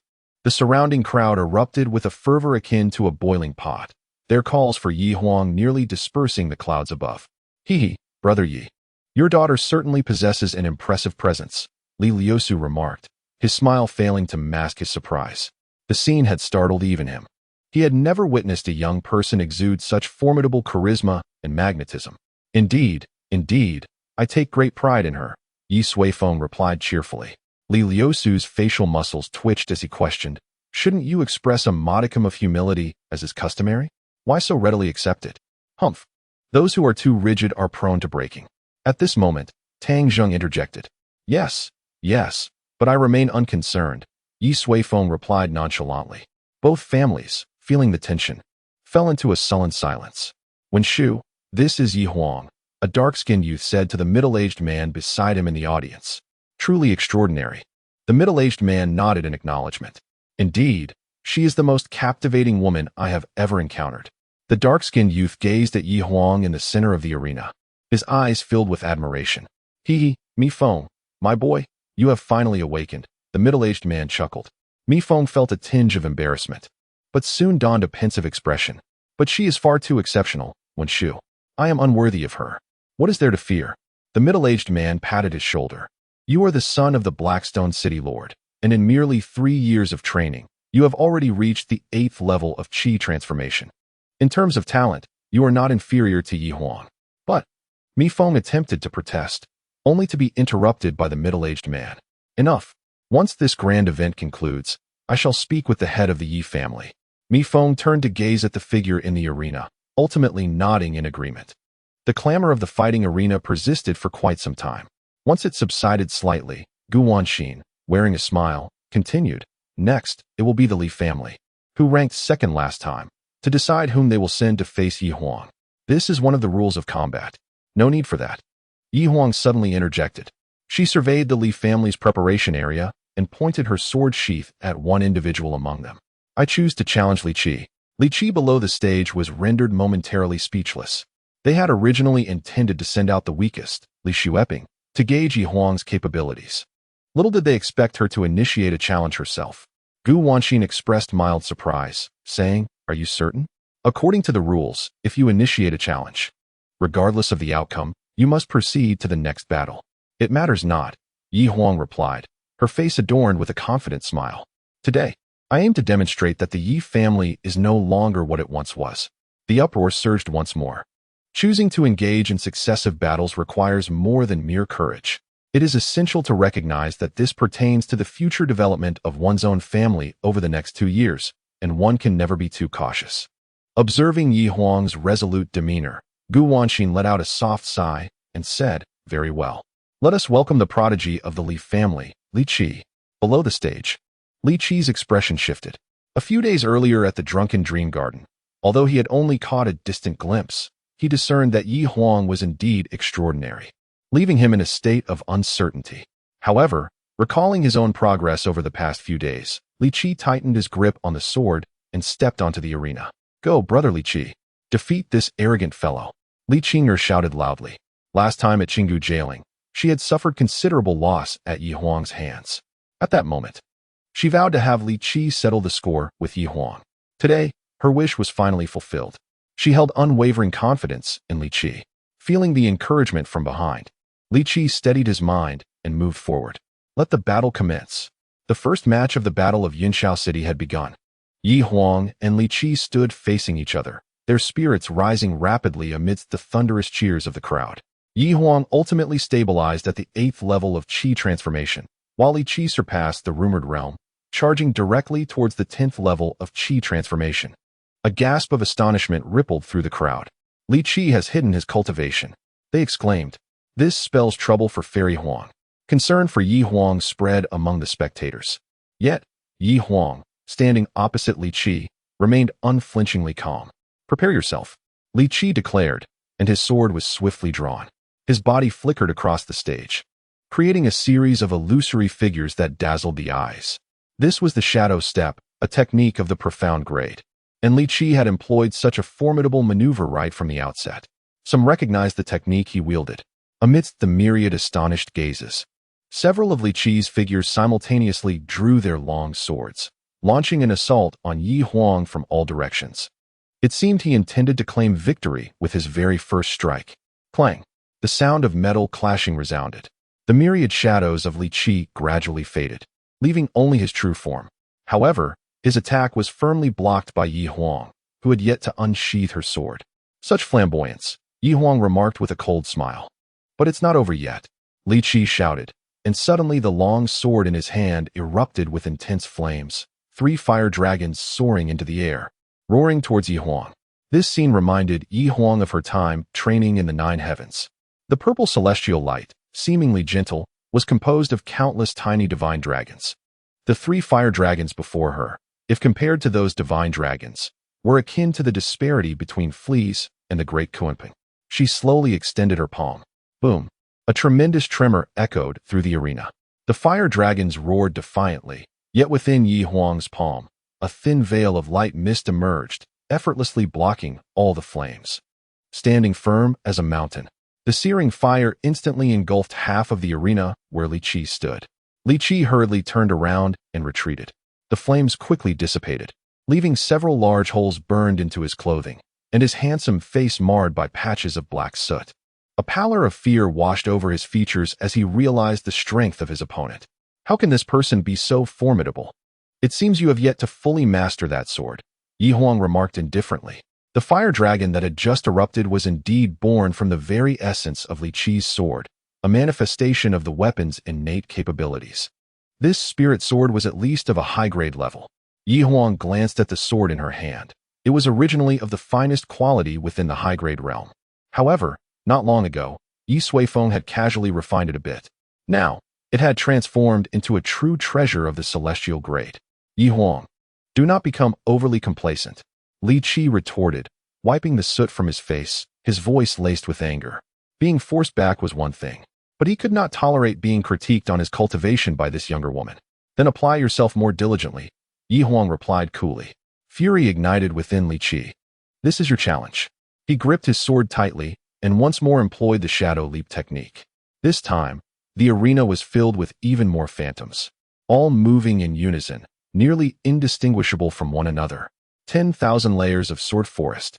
He shouted in unison with all his doubles. Instantly, the platform was enveloped in a myriad of glistening sword lights, dense and overwhelming, sending shivers down the spines of onlookers. Yet another high-grade sword technique. The shadow leap combined with the 10,000 layers of sword forest could conjure hundreds of thousands of sword lights intertwined in a dazzling display. He had clearly come prepared, and it was unfathomable how Ye Huang would withstand such an assault. The audience watched anxiously, their hearts racing for Ye Huang. However, she remained unfazed. Though she had only practiced in the 9 heavens for a mere month, she had encountered the destructive intent of heavenly realms. The sword lights before her were trivial in comparison. With a single hand, she wielded the sword sheath, deftly identifying all the true sword lights and blocking them effortlessly. Too weak. My father was right. You are truly insufficient, she stated while fending off Li Qi's attacks. Li Qi's rage intensified as he summoned all his strength to breach Ye Huang's defense. Yet it was all in vain. Enough. Let us end this swiftly, Ye Huang declared, drawing her sword for the first time and executing a horizontal slash. In an instant, the multitude of sword lights that had filled the arena vanished without a trace. Li Qi's figure flew backward like a kite severed from its string, blood spilling across the ground. Brother Li Qi, Li Qinger gasped in shock. Cheer. On the platform, Li Liusu finally lost the ever-present smile that adorned his face. Ye Huang slowly sheathed her sword. This battle required but a single strike, and throughout it all, she had not moved from her original position. Chapter 50. Your schemes. Li Qi's instantaneous defeat rendered the entire arena silent as a grave. Everyone was aware of Ye Huang's formidable prowess. Yet, Li Qi was also a prodigy, not an ordinary individual. He possessed a top-tier Xian-level agility technique and practiced a superior Xian-level swordsmanship, both of which could augment one another. Wielding a top-tier Xian-level spiritual sword in hand. In Yunxiao City, such a combination was truly luxurious. Apart from the 3 prominent families, no other faction could forge such a terrifying presence. Yet, before Ye Huang, he appeared as a feeble insect, ruthlessly toyed with and crushed on the spot. Ye Huang, how can you be so powerful? Fairy Huang, majestic. A voice, tinged with a faltering tone, rang out in the arena, quickly followed by a thunderous roar of cheers. They chanted Ye Huang's name, as if sharing in the glory themselves. On the seats of the Ye family, pandemonium erupted. Sui Yun, Sui Yu, Sui Bao, and the recently recovered Sui Hu, the key figures of the Ye family, were nearly moved to tears. Behold, this is our Ye family's prodigy. This is our future. Passion and fervor blazed like an unquenchable fire. Conversely, the scene on the Li family's side was starkly different. Li Qi lay bloodied at the edge of the stage, with Li Qinger collapsed over him, her eyes brimming with tears. Several clan elders hurried over to assess Li Qi's injuries. On the highest platform, Li Lu Su could hardly contain himself, nearly leaping into the arena. That was his son, yet he restrained himself in such a setting. A patriarch losing composure would be a tremendous blow to the family's reputation. Soon, someone approached the stage and whispered a few words to Li Lu Su, gradually alleviating his anxious heart. Ye Suifeng, your daughter is truly ruthless. Li Lu Su spoke in a hushed tone. At that moment, he had fully cast aside his facade. Not at all, Ye Suifeng replied with a slight smile. He's not dead, merely suffered a break of 100 or so bones. You, Li Lu Su, overwhelmed with rage, nearly lunged at Ye Suifeng to deliver a punch. However, he held back. After years as the Li family's patriarch, he was not so easily provoked. A talent that has yet to mature is merely a talent. I advise you to temper her, lest she invites disaster one day. Li Lu Su warned coldly, a thinly veiled threat. Ye Suifeng chuckled softly, remaining silent. Some individuals seemed to delight in narrowing their own paths. Tang Zhong, standing to the side, remained quiet, his expression grave. Yi Huang was indeed unfathomable. One could only wonder if their own progeny could once again rise above the masses. At that moment, Gu Wanxin ascended the stage once more. She regarded Yi Huang with a complex expression. This girl had truly exceeded her expectations. Yet what astonished her most was what Ye Suifeng had done to her. Gu Wanxin understood that Yi Huang's exceptional prowess was undoubtedly intertwined with Ye Suifeng. Yi Huang, are you prepared to challenge once more? Gu Wanxin inquired. Absolutely. Yi Huang replied with a smile, her gaze drifting toward the Tang family's preparation area. The 5 individuals there felt a sudden tension as her intense aura swept over them. Following the earlier battle, no one dared to underestimate the formidable daughter of the Yi family. I challenged Tang Xiao. Yi Huang was about to declare her opponent, but abruptly paused.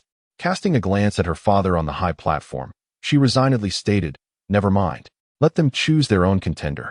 The crowd was taken aback. With Yi Huang's formidable strength, she could easily select one of the Tang family's strongest fighters, defeating them to pave the way for the 4 subsequent competitors from the Yi family.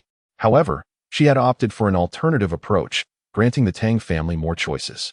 They would undoubtedly exploit this rule.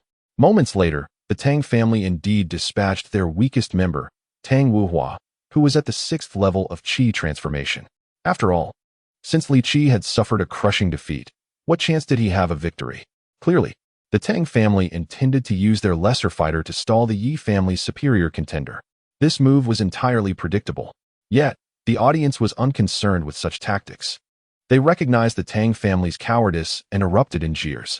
Tang Wuhua stepped onto the stage amidst the boos, his face filled with despair. Let the battle commence. Tang Wuhua clasped his hands in a gesture of respect towards Yi Huang. I hope you can show mercy. But before he could finish, a foot connected with his chest, sending him soaring off the stage, crashing to the ground, blood spilling from his mouth as he lost consciousness. A swift defeat.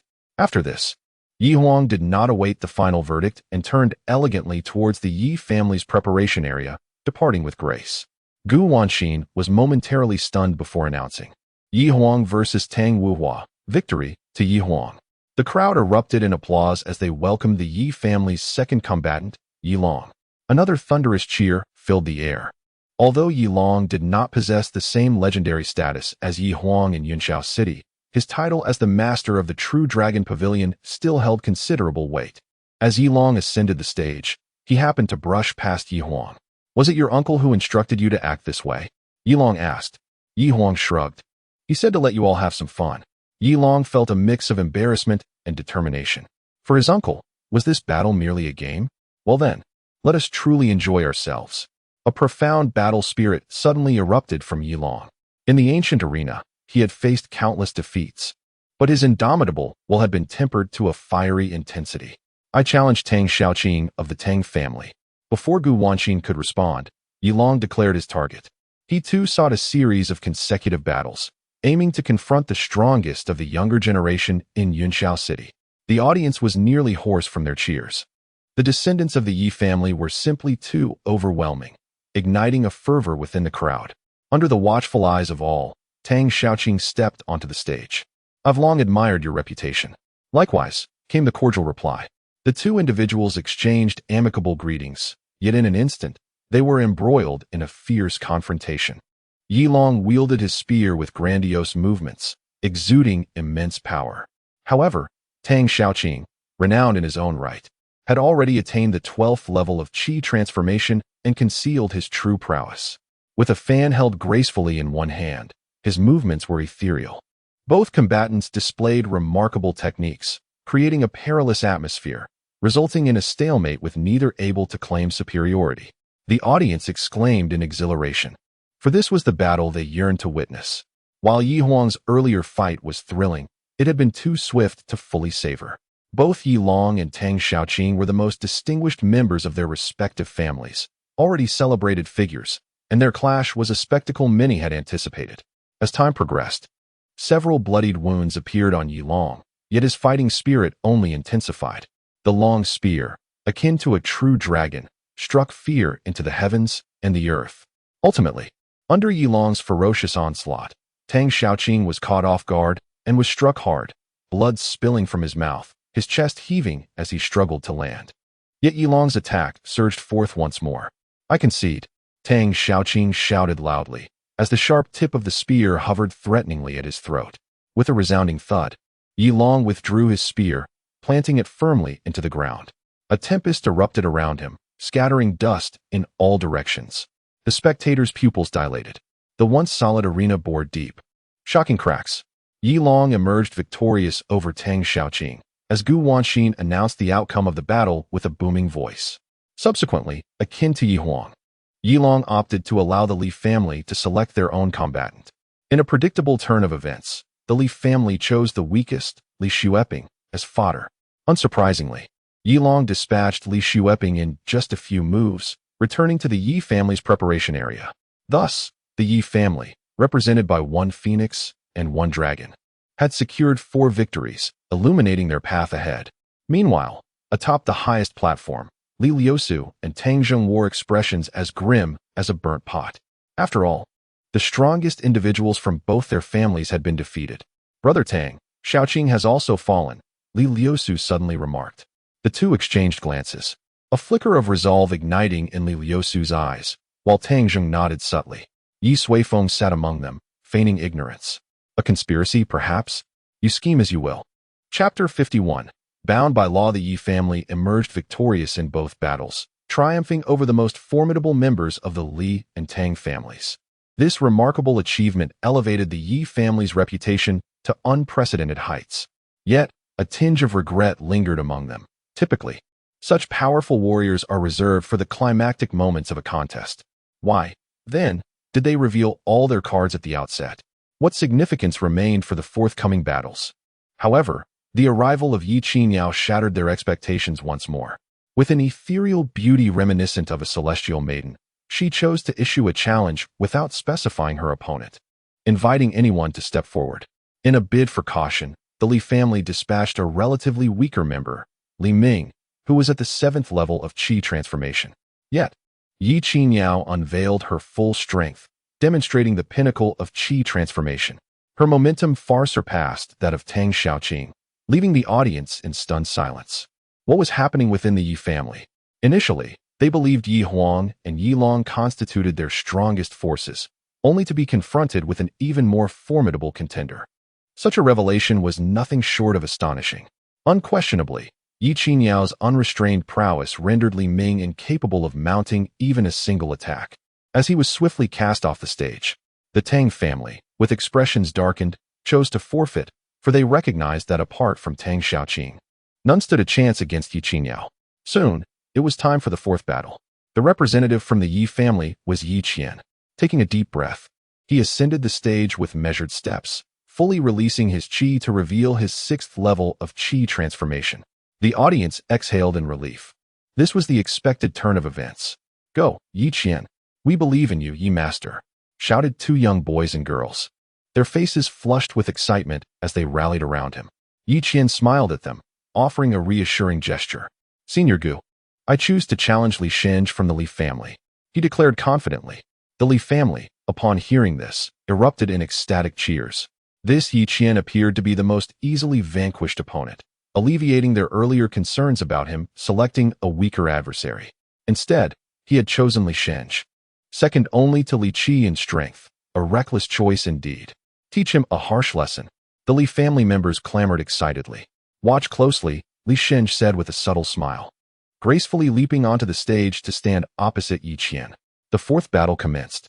Once again, we meet, defeated foe, Li Shenge remarked, holding a round fan and smiling softly. His fair skin and slightly opened peach blossom eyes made him resemble a legendary male fox spirit. I said I would bring you to justice, Yi Qian replied quietly. Overhearing the conversation between them, some were filled with doubt. Did these two harbor a long-standing grudge? Indeed, the young girl who had just cheered for Yi Qian had red-rimmed eyes and an expression of boundless rage. Oh, what exactly transpired? Inquired a bystander. With a sorrowful countenance, the young girl recounted her tale. She was originally from Qingxi Town, a territory under the jurisdiction of the Li family. Her parents were humble garment workers, and she had an elder sister. Though they were not affluent, the family enjoyed a modest yet harmonious existence. However, 2 months prior, the arrival of an individual disrupted this tranquil household. Li Shenge, a prominent scion of the Li family, had come to Qingxi Town, igniting excitement among the townsfolk, as it presented a splendid opportunity for social elevation.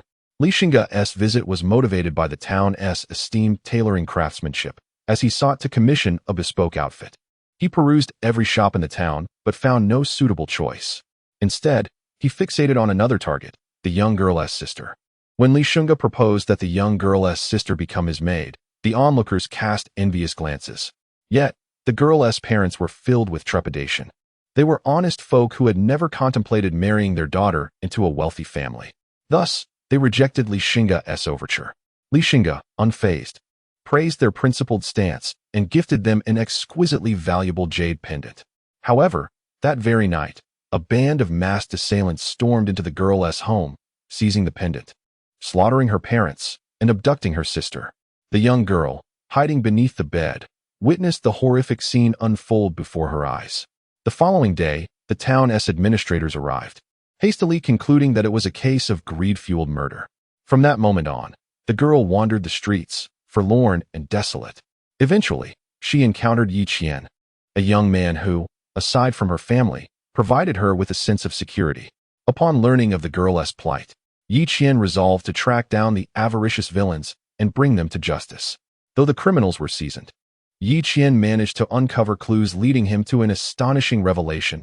Li Shenge dismissed Yi Qian entirely, even neglecting to deny his involvement, carelessly discarding the girl's sister.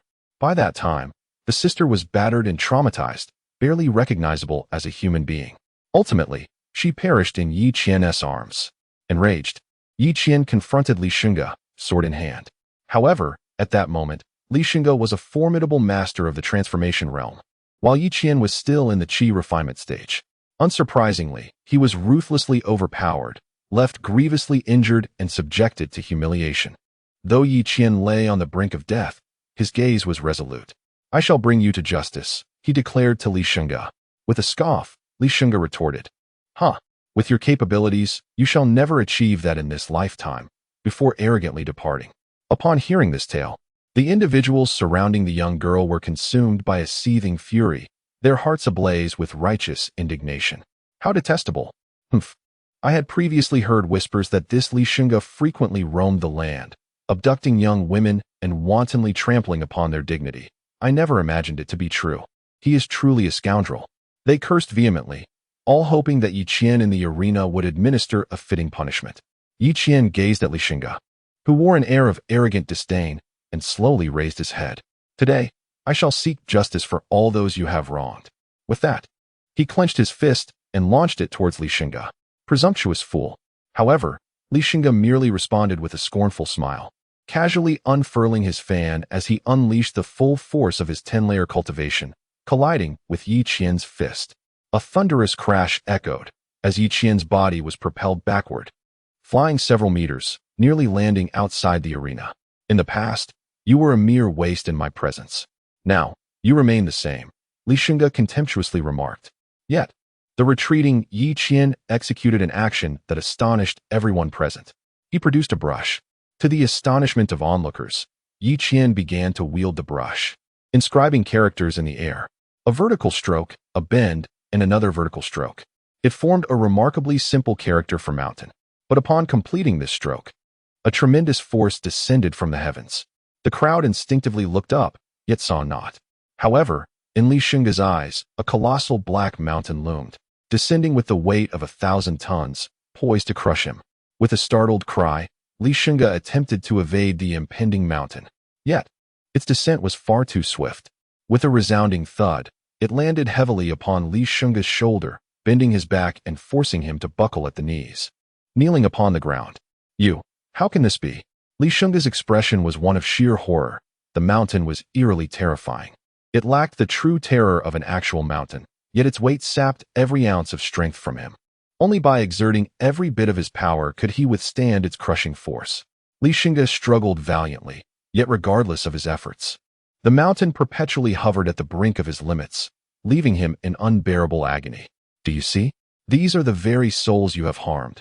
They linger above you, gazing down upon you, Yi Qian stated coldly. Upon hearing this, Li Xingge looked up, and a chill raced down his spine. His shoulder was no longer burdened by a mountain, but by familiar figures. Among them stood the sister of the young girl, her gaze fixed upon Li Xingge, tears of blood streaming down her face as she silently mouthed accusations against his transgressions. No, it cannot be. Li Xingge shrieked in terror. The scene before him was enough to send shivers down his spine. It is all a deception. You cannot frighten me, he roared defiantly, unleashing all his might as he forcefully struck at the ominous clouds above with the circular fan in his hand. However, he found himself in an empty void. When he opened his eyes once more, the sky was clear, and everything had vanished. Thousands of bewildered spectators surrounded him. What had happened to Li Xingge? Unbeknownst to him, he suddenly knelt before Yi Qian and began to strike aimlessly, grappling with the very air itself. He appeared like a fool, eliciting hearty laughter from the crowd. Breathless and with a pallor that mirrored the depths of despair, Li Xingge realized that the earlier spectacle was a mirage conjured by Yi Qian. Anger surged within him, an inferno threatening to consume him whole. He turned his gaze upon Yi Qian, his eyes aflame with unquenchable fury. Yet, at that moment, Yi Qian had inscribed a second character, C. A chilling breeze penetrated Li Xingge's collar. Not this trick again. Enraged, he prepared to pounce. But before he could move, a tempest roared, nearly toppling him over. The damp air, laced with the stench of blood, invaded his nostrils. Below him, he sensed a fluidity beneath his feet. Merely an illusion. Is that all you can muster? Li Xingge bellowed, opening his eyes wide. A crimson hue flickered in his gaze. He found himself enveloped by a vast ocean, an ocean of blood. No wonder the sensation beneath him had felt so viscous. The sanguine tide rose steadily, soon reaching his waist. He raised his hand, his palm slick with blood, trickling down like a macabre stream. You have claimed that blood is your greatest delight, a source of joy for you. Then savor it well, enjoy the experience. Yi Qian's voice echoed from all directions. Just an illusion, merely a mirage. Once I escape, I will certainly end you. Li Xingge shouted defiantly, then closed his eyes, striving to calm his racing heart. If he could only find tranquility, he would surely break free from this phantasm. Yet, the blood continued its relentless ascent, gradually submerging his nose. The overwhelming scent of iron, combined with a suffocating sensation, surged forth. Li Xingge fought to soothe his emotions. It was all an illusion, devoid of true harm. Yet, the feeling of asphyxiation intensified. If this continued, he would surely perish. Ultimately, unable to contain himself any longer, Li Xingge let out a deafening roar, releasing a torrent of bubbles, and then strained to swim upwards toward the surface of the blood sea. However, no matter how he thrashed, he could not break free, nor reach the surface. A profound sense of despair began to germinate within him, spreading swiftly. Panic, rage, discomfort, regret, and terror intertwined, allowing him to taste the breath of death. At last, he felt consciousness slipping away. With a crash, Li Xingge fell to the ground, inhaling the long-forgotten freshness of the air. You once claimed to torment others simply to understand what despair felt like. Do you comprehend it now? Yi Qian remarked coldly. Li Xingge lay on the ground, breathing heavily. At that moment, he was utterly exhausted, unable to utter a single word.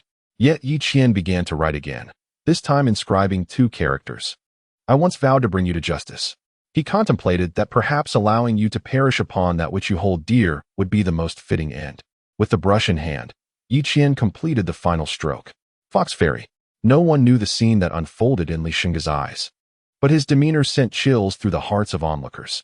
He oscillated between fits of laughter and tears, displaying a visage of despair and fear. Amidst his laughter, he tore at his garments, his fingers carving crimson lines across his body. He sobbed, apologizing as he bent his toes, shattering his own kneecap with his bare hands. Enough! Li Liusu on the high platform could no longer contain himself, shouting out loud. If this continued, not only would Li Xingge perish, but the Li family's reputation would be utterly tarnished. However, Gu Wanxin, who presided over the battle, appeared oblivious to his words. Ye Suifeng, this is truly enough. Li Liusu directed his gaze towards Ye Suifeng. Ye Suifeng stroked his chin thoughtfully. This young man had gleaned the path of killing from the Shanghai Atlas, which was rather contrary to his philosophy. It's nothing. It must merely be his obsession, he mused.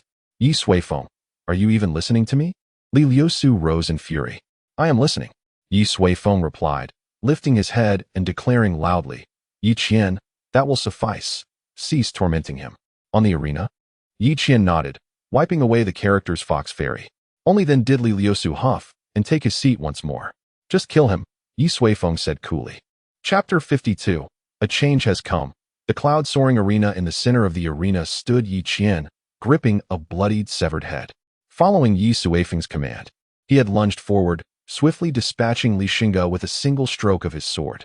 He tilted his head back, exhaling a long breath, and casually discarded the head at his feet. Then, he retrieved his earlier brush, snapping it in two with a flourish, and turned to the young girl on the stage. His face breaking into a smile. Tears stained her cheeks as she buried her head between her legs, sobbing softly. Sister, your vengeance has finally been avenged. Ye Suifeng observed the scene with a slight nod. Yi Qian's slaying of Li Xingge was a conquest over his own inner demons. Breaking the brush symbolized severing ties with the past and returning to his true self. This young man had evidently contemplated this before stepping onto the stage. How foolish of him to have worried whether Yi Qian had succumbed to darkness. Thank goodness, that was not the case. However, not everyone was at ease. Li Liusu's eyes were bloodshot as he glared intensely at Ye Suifeng. You have gone too far, he hissed under his breath. In battle, death is inevitable. Yi Qian merely lost control for a moment. As the head of a household and one of the three prominent figures of Yunxiao City, you ought to maintain your composure. Ye Suifeng grinned, embodying the essence of a villain. Li Liusu, enraged, felt the veins on his forehead throb, his teeth grinding audibly. Yet, he restrained himself. I hope you do not come to regret your actions today. He spat, taking a seat and falling silent. Ye Suifeng paid him no mind. It is the weak who endure. If you possess courage, come forth and challenge me. I assure you, I shall only utilize my tribulation stage prowess. His gaze shifted back to the arena. Yi Qian's defeat of Li Xingge had stirred quite a commotion. The first of the prodigies to fall. All present were cultivators, passionate individuals. Such a battle was indeed worthy of their attention, even if they did not fully comprehend the intricacies of the confrontation. Yi Qian triumphs over Li Xingge. Gu Wanxin announced the outcome of the duel. Next came the Tang family. However, upon witnessing Yi Qian's eerie ferocity, the remaining members of the Tang clan dared not step forward to fight. They chose instead to concede, met with a chorus of boos from the audience. Finally, it was time for the last member of the Yi family. Let us welcome Ye Suifeng. With resounding applause, a figure leaped onto the stage. She was petite, her long purple-red hair cascading nearly to the ground. As she bounced up and down, her movements were irresistibly charming. She was chewing on a peculiar candy that produced colorful bubbles. Isn't she just a child? Someone remarked. The onlookers cast disdainful glances in her direction. Have the first four members of the Yi family not taught you a lesson? How could their representative be weak? Everyone eagerly anticipated what skills this adorably captivating girl might possess. Ye Suifeng approached Gu Wanxin, a playful smile gracing her lips. Sister Gu, you look absolutely radiant today. So fair and round. Gu Wanxin glanced down at herself, a shy smile escaping her. Thank you for the compliment. It's merely the attire for the grand event. Hastily, she shifted the conversation. Would you prefer to adhere to the usual rules, or shall we engage in a challenge with others? Of course, it shall be a challenge. Ye Suifeng exclaimed, her large eyes darting towards the last remaining member of the Li family, Li Ran. His heart raced. The four from his family had not fared well in the previous matches. Yet, Ye Suifeng's gaze passed over him, ultimately landing on the Tang family's preparation area. Li Ran breathed a sigh of relief. You, Tang Yingying, Ye Suifeng declared, selecting her challenger. Tang Yingying paused momentarily, then huffed, swaying her curvaceous figure as she approached. The two prepared for battle. Why have you changed your outfit? Just as Tang Yingying was about to launch her attack, Ye Suifeng suddenly interjected.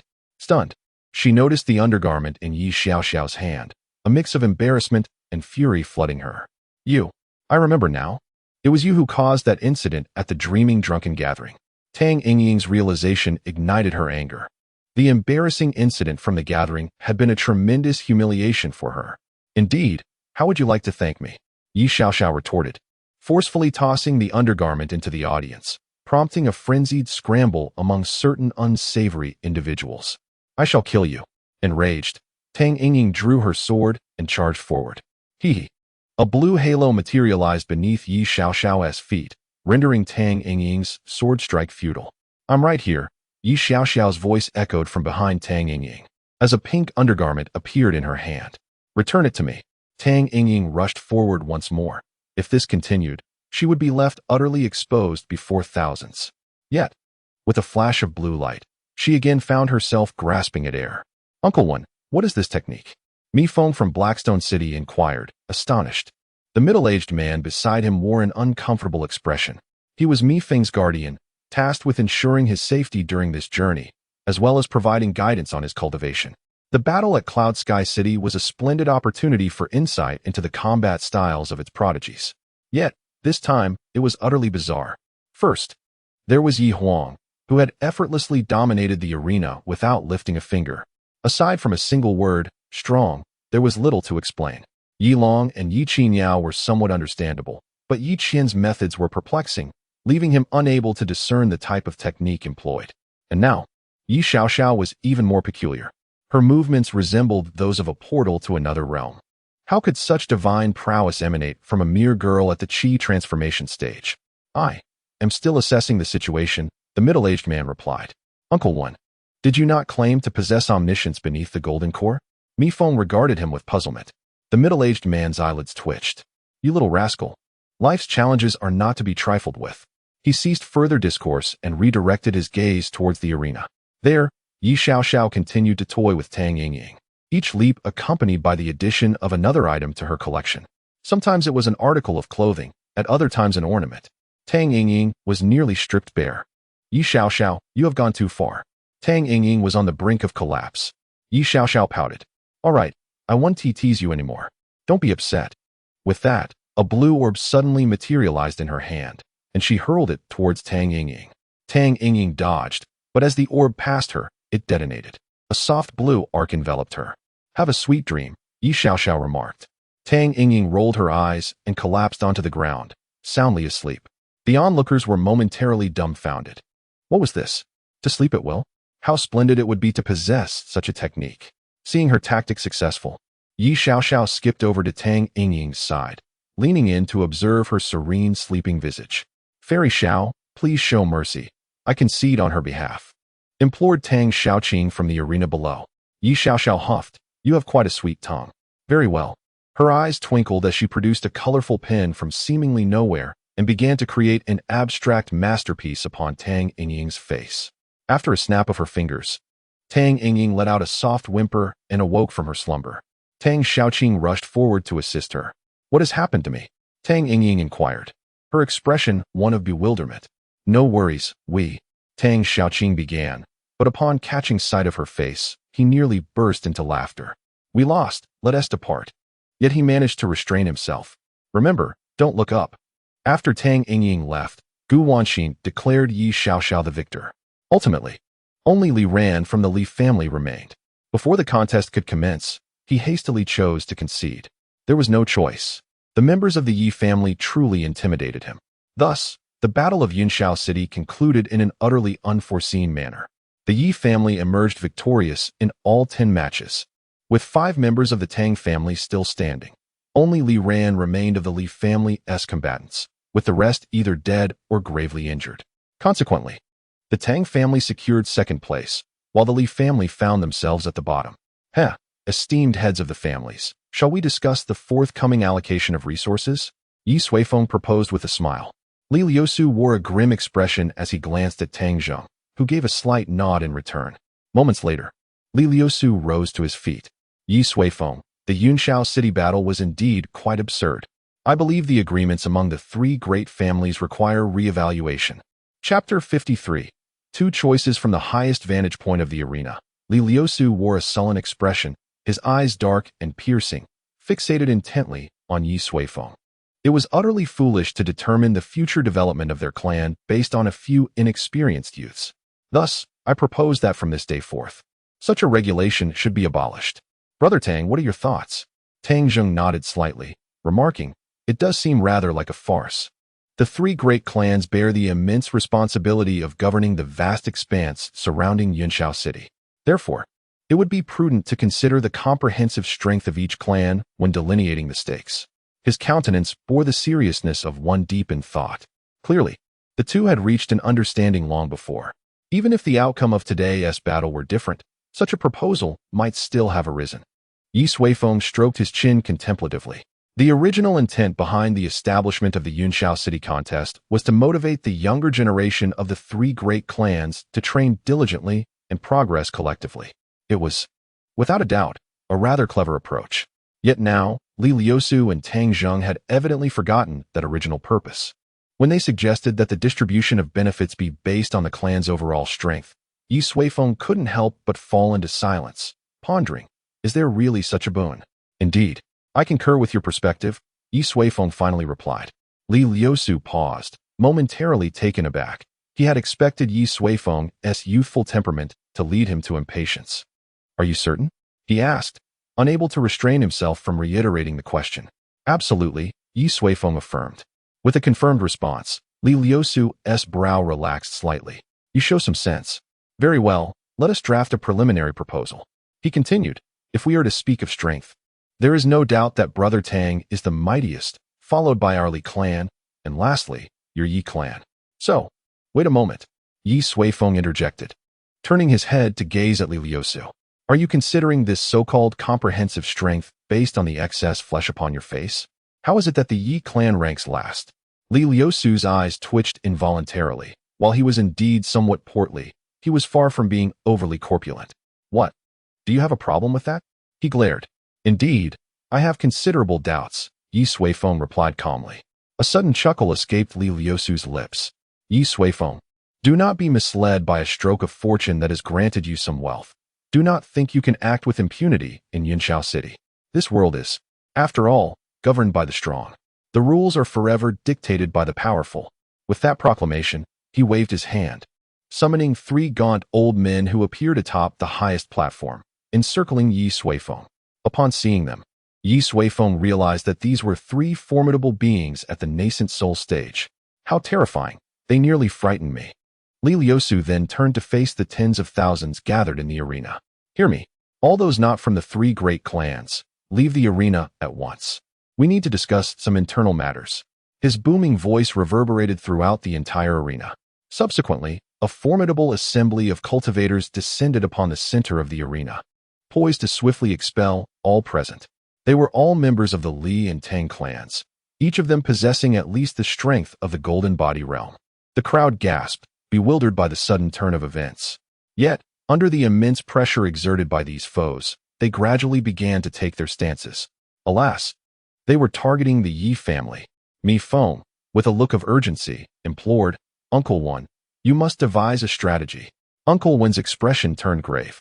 The three figures that appeared atop the highest platform exuded an overwhelming aura, clearly surpassing the Golden Core stage. Being merely at the late Golden Core stage, he found it difficult to conceive any plan. Sensing his silence, Mi Feng grasped the gravity of the situation.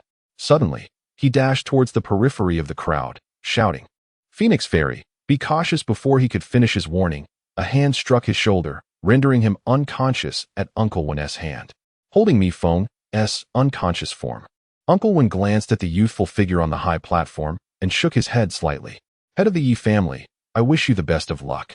In another direction of the arena, several young individuals clad in simple azure garments were also making their way outward. It appeared that the Ye family was in dire straits. Senior Zhang Dong, do think of a solution. Those few from the Ye family might possess the qualifications to enter our academy. The tall Zhang Dong surveyed the direction of the Ye family, but ultimately shook his head. Tianfu Academy cannot intervene in external conflicts. With that, he turned and departed slowly. Under the command of the numerous powerful beings, the Tanyun arena soon became desolate, leaving only the core figures of the three great families and a multitude of formidable cultivators from the Li and Tang clans, their expressions fierce and predatory. Ye Suifeng, now do you comprehend why I positioned the Ye family at the end? Li Liusu turned, gazing down upon Ye Suifeng with an air of superiority. He spread his arms wide and proclaimed, these individuals represent less than a third of the strength of our two families. And what of your Ye family? Existing for less than a century, devoid of any foundation, what do you possess to contend with us? What do you have? At that moment, Li Liusu radiated confidence and grandeur. Ye Suifeng, resting his chin on one hand, suddenly smiled. We have me. You? Li Liusu erupted in laughter. You. A mere half a year ago, were a well-known wastrel, nothing more than a fortunate upstart. I'm quite relieved that you lack the wisdom of humility and restraint. After acquiring wealth, you only know endless extravagance. Do you understand what this signifies? It means that the heavens do not intend for you to possess this fortune alone. Li Liusu's face was adorned with a triumphant smile. At that moment, Tang Zheng also rose, speaking solemnly. Ye Suifeng, the situation in Yunxiao City has remained remarkably stable, with everyone developing in harmony. However, your recent actions have disrupted a century-long peace. I do not blame you. Truly, what young person has not erred? Yet, your folly lies in possessing wealth that you cannot control. Such riches inflate one's ego and drive one to madness, causing you to forget that in this world, wealth is but a mere appendage. True strength is the only reality. Tang Zheng stood with his hands behind his back, resembling a sage steeped in righteousness. Ye Suifeng had come to understand. Ultimately, you two are simply coveting my modest amount of spirit stones, aren't you? Speak plainly. It is evident how distressed you both are, scheming this and that. Are you not weary? You are absolutely correct in your assessments. Ye Suifeng rose, sauntering towards the railing of the viewing platform, his gaze fixed upon the horizon.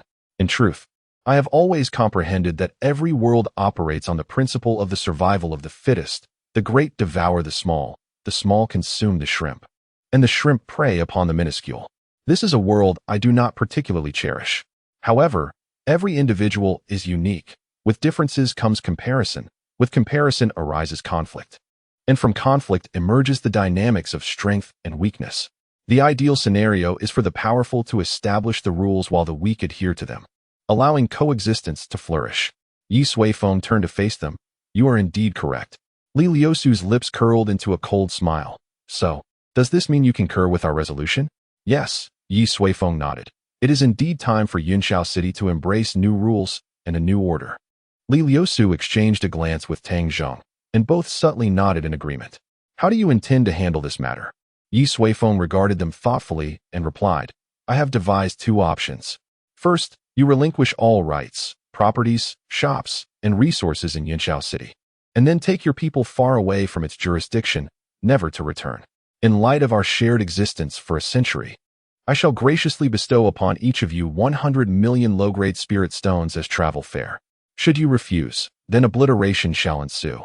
Chapter 54. A change in the weather. As Ye Suifeng uttered these words, a brief silence enveloped the high platform. Li Liusu and Tang Zheng furrowed their brows, seemingly unable to comprehend what they had just heard. They had thought Ye Suifeng was jesting. However, upon witnessing his indifferent demeanor, the two realized he was utterly serious. Ye Suifeng, Li Liusu's anger surged. You are truly courting death. We currently have 3. Enough. Bang.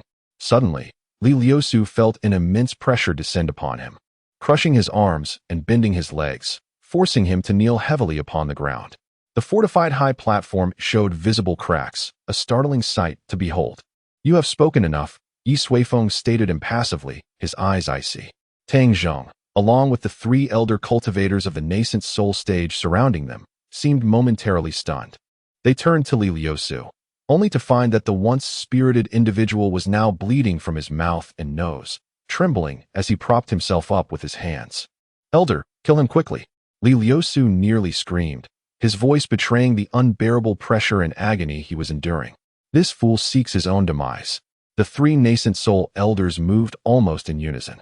Evidently, they were ancient beings who had lived for centuries. Their strikes unleashed profound techniques of high rank, overwhelming in their might, all directed towards Ye Suifeng. Boom! A tremendous roar erupted, accompanied by a cloud of dust that soared into the sky within the arena. The spectators who had just left the battlefield had not ventured far. They gathered around the periphery, anxiously awaiting the outcome. Upon hearing the noise, they instinctively looked up. "They have made their move," someone exclaimed in surprise. "The head of the Ye family is still too young.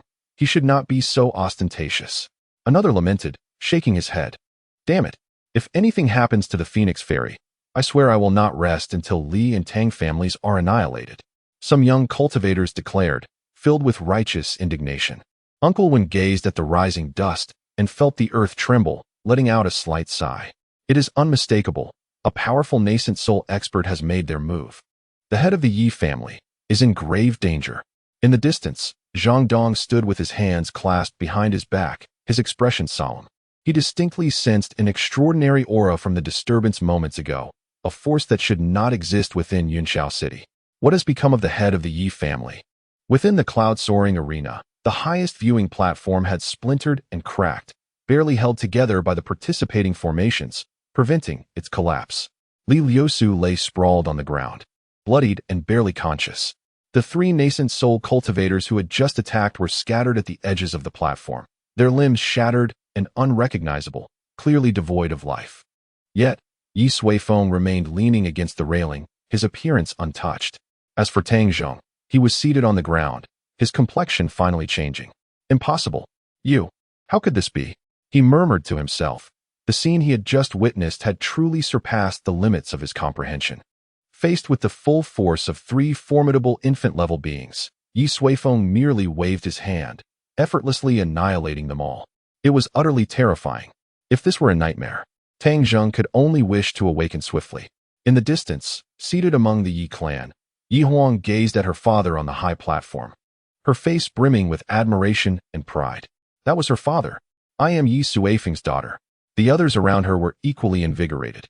Ye Suifeng was the steadfast anchor in their hearts. As for the members of the Li and Tang families, including those formidable beings above the Golden Body realm, they were frozen in place, paralyzed with fear, unable to make even the slightest move. "You proclaimed yourselves that this is a world where the strong reign supreme." Ye Suifeng straightened his posture and approached Li Liusu, gazing down at him. Li Liusu was not yet dead. He struggled to turn his head, looking at Ye Suifeng, who blocked the sunlight, his eyes filled with boundless terror. Why was he so powerful? Li Liusu regretted his decision to target Ye Suifeng. Such a being was far beyond the reach of the Li family. Spare me." Li Liusu's mouth opened and closed, attempting to plead with Ye Suifeng, yet he found it nearly impossible to articulate a complete thought. It was too late. Ye Suifeng spoke coldly. He was capable of acts of mercy, but he was not a merciful man. When Li Liusu had threatened him through his daughter, the fate of the Li family had been sealed. Ye Suifeng crouched down. "If it were I lying on the ground today, think about it. Would you spare me? Huh? You have long desired to tear me to pieces, haven't you?" He opened his palm, and a drop of Li Liusu's blood suddenly floated out, landing in Ye Suifeng's hand. The droplet spun gently, rising and falling. In Ye Suifeng's hand, it seemed almost alive, accompanied by his breath. A halo of hazy light surrounded it, eerie yet magnificent. "You were not mistaken. Indeed, the power here is only 1/3 of the Li family's strength," Ye Suifeng remarked. A flicker of red light in his pupils sending a chill through Li Liusu. What do you intend to do?" Li Liusu finally shouted. "Do you wish to see?" Ye Suifeng brought his palm closer to Li Liusu, and that drop of blood magnified infinitely in his eyes. Countless minute images became vividly clear. He saw Li Qi, still in a state of unconsciousness. He saw Li family members arguing on the streets. He saw the two ancestors of the Li family still in deep meditation underground. He saw himself lying on the ground, witnessing the entirety of the Li family's bloodline. No. Li Liusu had never encountered such a technique, yet he vaguely understood what Ye Suifeng intended to do. I was wrong, I was wrong. 2 lines of blood and tears streamed from Li Liusu's eyes. At this moment, his heart was filled with endless regret. Countless times, he had warned his descendants to exercise caution, to be prudent, to thoroughly understand the enemy's background before making plans, lest they commit an irrevocable mistake. Yet today, due to his underestimation of Ye Suifeng, he had made an error that he might never have the opportunity to rectify. Li Liusu locked eyes with Ye Suifeng, his gaze pleading for mercy. Farewell. Not all pleas will yield the desired outcome. The drops of blood in Ye Suifeng's palm suddenly began to whirl uncontrollably, radiating an infinite brilliance. Li Liusu could only watch in horror as, upon reaching a certain limit, it exploded with a deafening roar. All sights shattered like mirrors. On the streets of Yunxiao City, a young scion of the Li family wore a triumphant smile, while the person he had just argued with lay on the ground, coughing up blood. Undoubtedly, he had once again triumphed in this conflict, bolstered by the might of his family. However, an instant later, he furrowed his brow, sensing something amiss within his body. A slender vein appeared on his face. He staggered, turning to survey his surroundings. Yet, all that lay before him had transformed into a blood-red abyss. He wished to articulate something, but a sudden wave of dizziness engulfed him, plunging him into darkness as he collapsed, losing consciousness entirely. The crimson veins on his face deepened until they turned pitch black. The surrounding attendants hurried forward to assist him, only to discover that he had completely lost all signs of life. Such a scene unfolded throughout Yunxiao City, within its jurisdiction, and even in some distant towns. All those linked by blood to the Li family in Yunxiao City perished within mere breaths. In the arena of Tingyun, there was a profound silence in the Li family's seats. On the high platform, Li Liusu bore witness as scene after scene crumbled before him. Tears of blood glistened in his eyes as he gazed skyward. With his last ounce of strength, he let out a roar. It was uncertain whether it was a lament against Ye Suifeng or a lament for his own choices. Soon after, life fled from him. Ye Suifeng regarded his face, shaking his head slightly as he rose to his feet. The Li family's bloodline was numerous and held significant responsibilities throughout Yunxiao City. Their sudden demise would undoubtedly impact the city's governance. Suiyun, Yi Huang, Ye Suifeng called. Here, they responded in unison. You are to personally lead the Yi family members to stabilize the situation in Yunxiao City, taking complete control of all the Li family's and Tang family's assets. From now on, Yunxiao City shall be solely under the Yi surname. Chapter 55, A New Beginning in Yunxiao City. Chaos erupted unexpectedly. Under the broad daylight, a significant figure suddenly met with an untimely demise. Panic spread among the populace, yet upon closer examination, it was revealed that the deceased were all members of the Li family. Bewildered, they pondered what had transpired. On the bustling streets, a carriage sped by. Miss, are we truly not waiting outside the arena? After all, it is the Yi family, our most esteemed guests, inquired a young woman dressed as a maid. No need to wait, the outcome is already determined. Gu Wanxin languidly reclined against the plush seat of the carriage, the image of that man lingering indefatigably in her mind. The powerful beings of the transformation realm knelt at his feet. The Li family? The Tang family?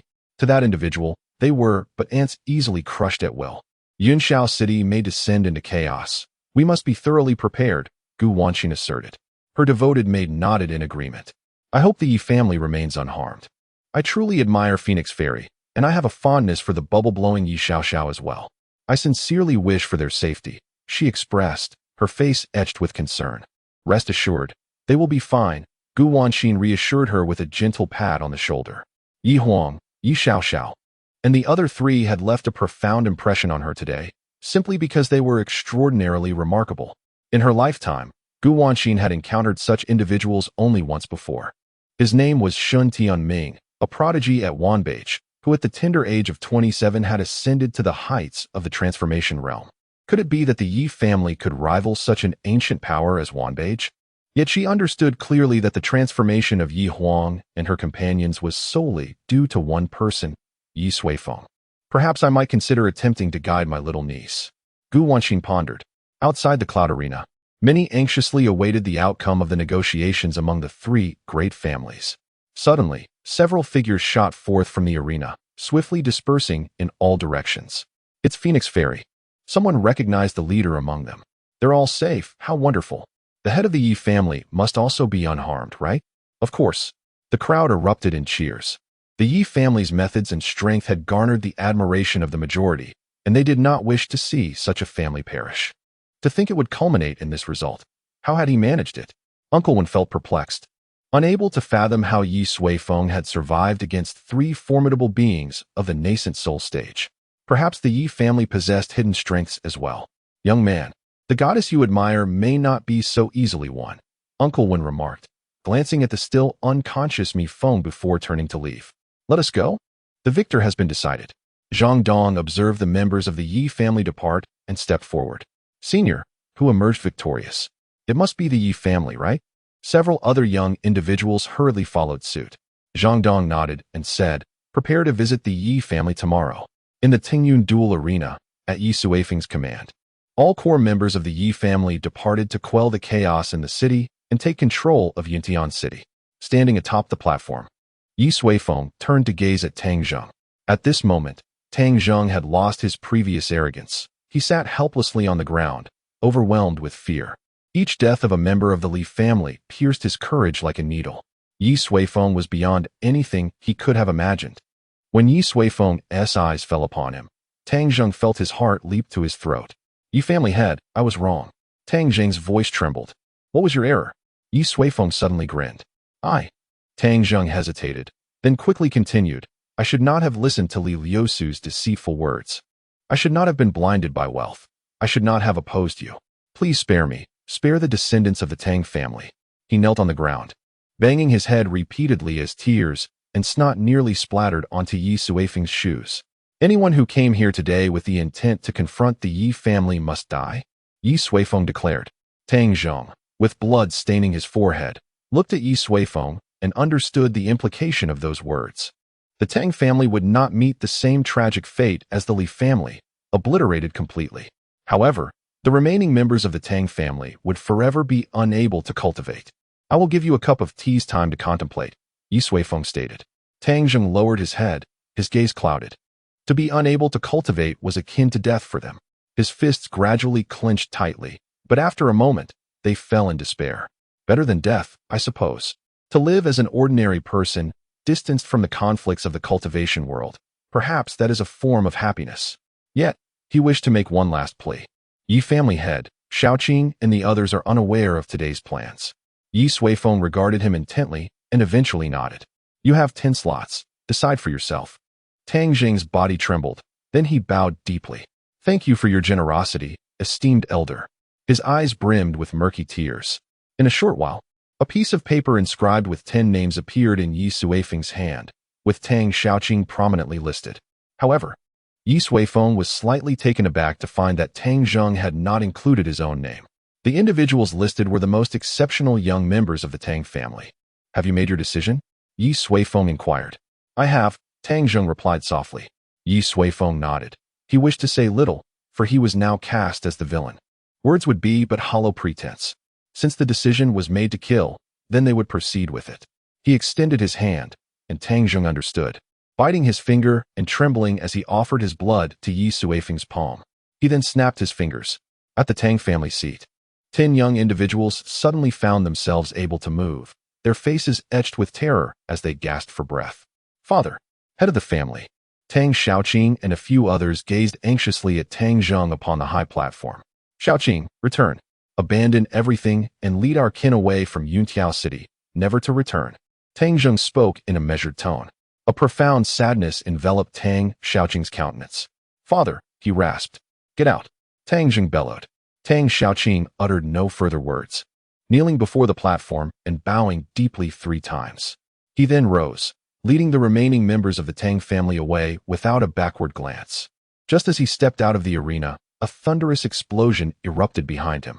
From the corner of his eye, he beheld the spot where the Tang family had once stood, now transformed into a river of blood.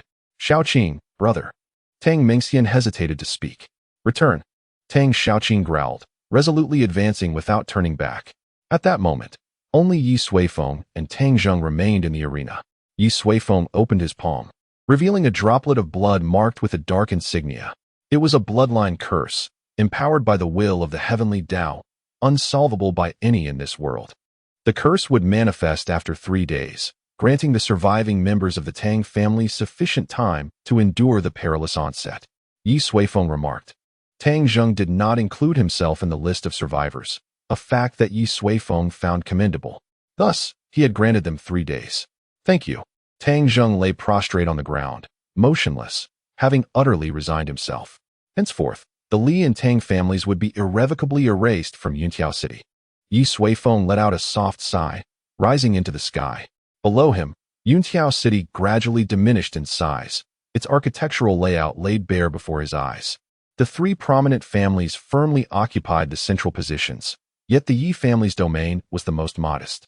Suddenly, Ye Suifeng extended his hand, forming a sword with his fingers, inscribing a colossal character for Yi in the sky. Upon completing the final stroke, an endless radiance erupted from the inscription, resonating with the great Dao, shaking heaven and earth. A beam of white light shot down from the center of the character, illuminating the heart of Yunxiao City, the very ground of the 3 great families.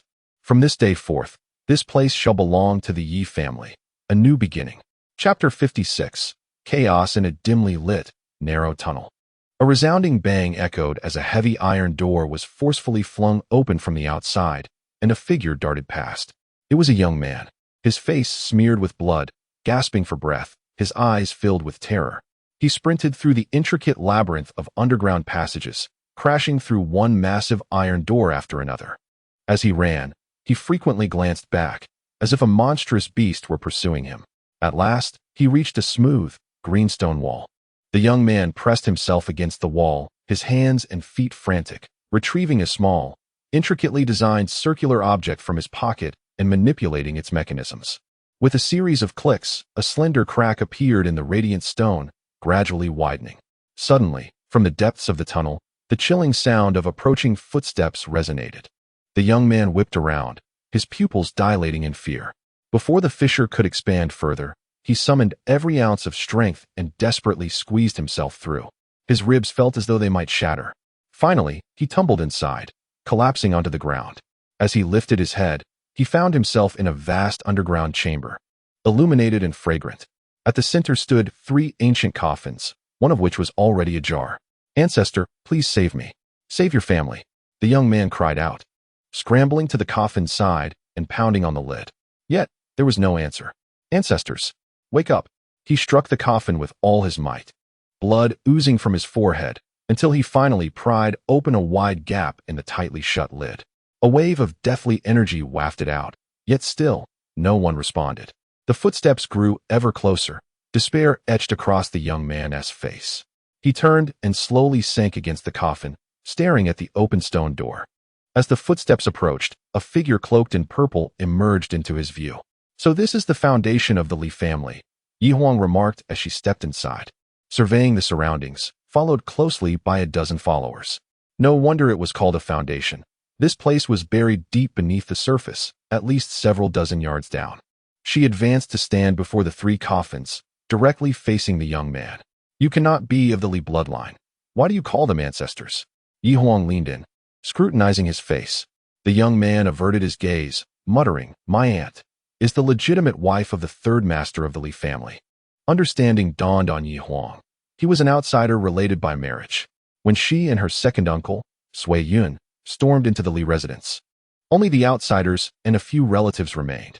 They were in disarray, oblivious to the chaos that had unfolded. Yi Huang's arrival undoubtedly incited their frenzied assault. However, under the formidable power of Uncle's nascent soul stage, no one could withstand the onslaught of the Yi family. In a heartbeat, they were forced into retreat, transforming the conflict into a deadly game of cat and mouse. Yi Huang, in pursuit of the young man, followed him into this subterranean realm. "Spare me, I am merely..." Clang! The flash of a sword cut through the air, severing the young man's head, which rolled lifelessly to the ground. Yi Huang sheathed her sword, her eyes devoid of any compassion. If the ancestor of the Li family were truly awakened, it would spell doom for her and all those behind her. Yi Huang straightened, surveying the artificially created space. "Let us obliterate it with explosive talismans." Our Yi family has no need for such buried legacies. Moments later, the earth trembled, accompanied by a deafening roar as the majority of the Li family's surface structures collapsed with a thunderous crash. Yi Huang stood beside Ye Suifeng, gazing at the scene before them. I never imagined I would witness the downfall of the Li family in my lifetime, Ye Suifeng murmured. Cousin Yi Long and Uncle Bao have gone to the Tang family. Should we not make our way there? Yi Huang inquired. There is no need, Ye Suifeng replied, lifting his gaze to the enormous character for Yi suspended high in the sky, a jade pendant at his waist glowing faintly. The moment that character appeared, he sensed that the pendant, symbolizing their family's authority, had transformed into a treasure of both offensive and defensive capabilities. In this moment, neither the Li nor the Tang family had any rivals. Meanwhile, the streets of Yunxiao City had descended into chaos. The sudden demise of the Li family threw the Tang family into disarray as they scattered in panic. Shops that once belonged to the two great families closed their doors, hastily packing their belongings in preparation for flight. In a lavishly adorned alchemy shop, a gaunt middle-aged man frantically filled his storage ring with vials and jars, their glow illuminating his hurried movements. As he nearly emptied the shop, urgency gripped him to leave. Just then, a loud crash echoed as the shop's door was flung open, and several figures blocked his path. Leading the group was Ye Suifeng. Master Du? Ye Suifeng paused upon recognizing him. This middle-aged man was none other than Du Haixing, a fifth-tier alchemist who had previously taught at the Yi family, but ultimately betrayed them. He had secretly forged an alliance with the Li family, abandoning the Yi family during their most desperate times while taking with him a wealth of talented disciples and numerous secrets. They had thought they would never meet again. Yet fate brought them together in this Li family shop. Ah, little Qingyao, Du Haixing remarked, observing the group without apparent anxiety, chuckling softly. I never expected you to achieve such heights. Nor did I anticipate you would seek refuge among our enemies, Ye Suifeng retorted. The atmosphere grew heavy in an instant. I am not one of your Yi family members, Du Haixing suddenly exclaimed, his voice raised. I am merely a guest you hired. When someone offers better, it is only natural for me to leave. People seek higher ground, just as water flows downward. Ye Suifeng regarded him coldly, her eyes devoid of any emotion. That does not justify your betrayal of the Yi family's secrets to the Li family. At that time, 3 masters from the Yi family departed simultaneously. And the losses were not merely those of instructors. Most importantly, they sold off a plethora of our internal secrets. Du Haixing fell silent, unable to refute these claims. Betrayal is betrayal.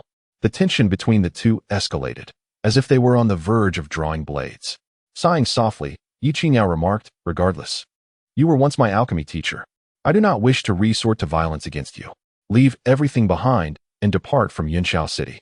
With that, Ye Suifeng extended her hand. From today onward, we share no further ties. Du Haixing's expression darkened as he caressed the storage ring on his hand. Inside lay the wealth of an entire shop, enough for him to live lavishly for the rest of his days. Yet, in the face of the formidable Yi family, his chances of taking it with him were slim. After a moment, he too sighed and removed the storage ring. He stepped forward and placed it in Ye Suifeng's palm.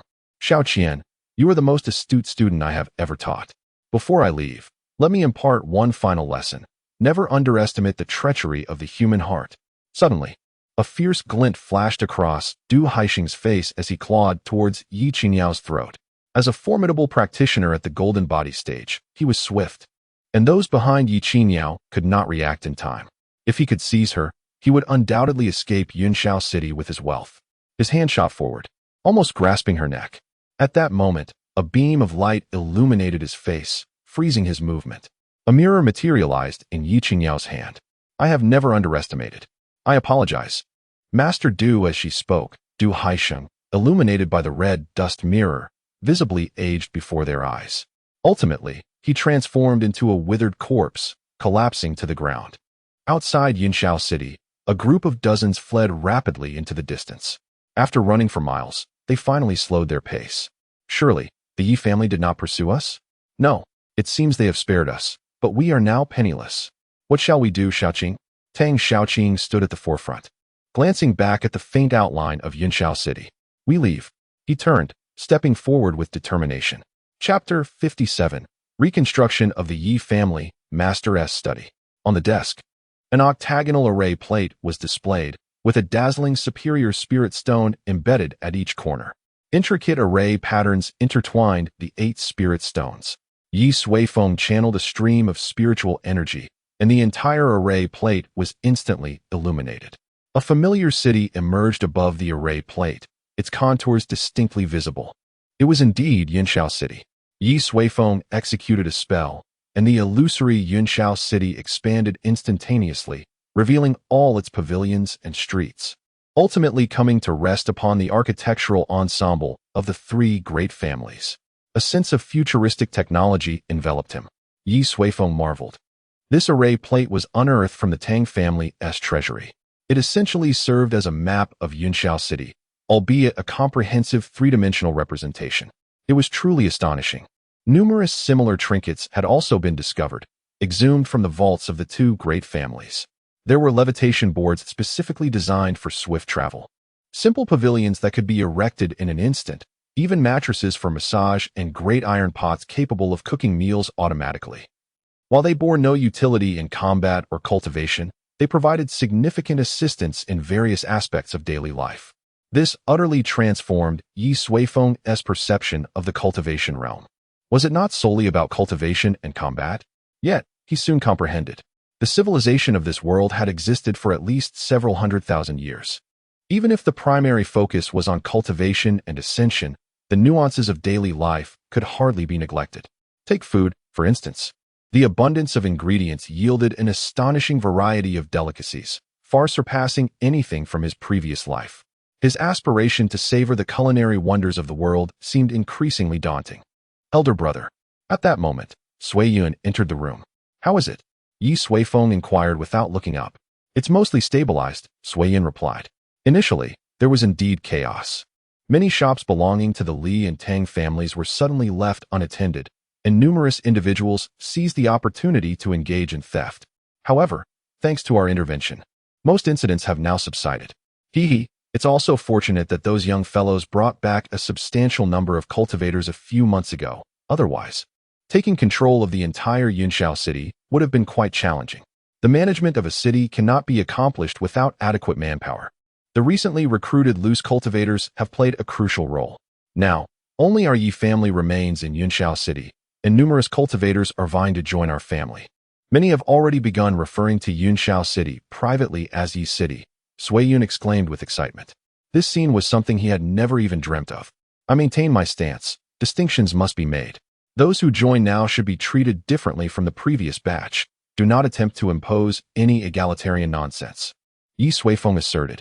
With a nod, Sui Yun, accustomed to his elevated position, understood well that treating everyone equally was akin to serving a bowl of exquisitely appealing poison.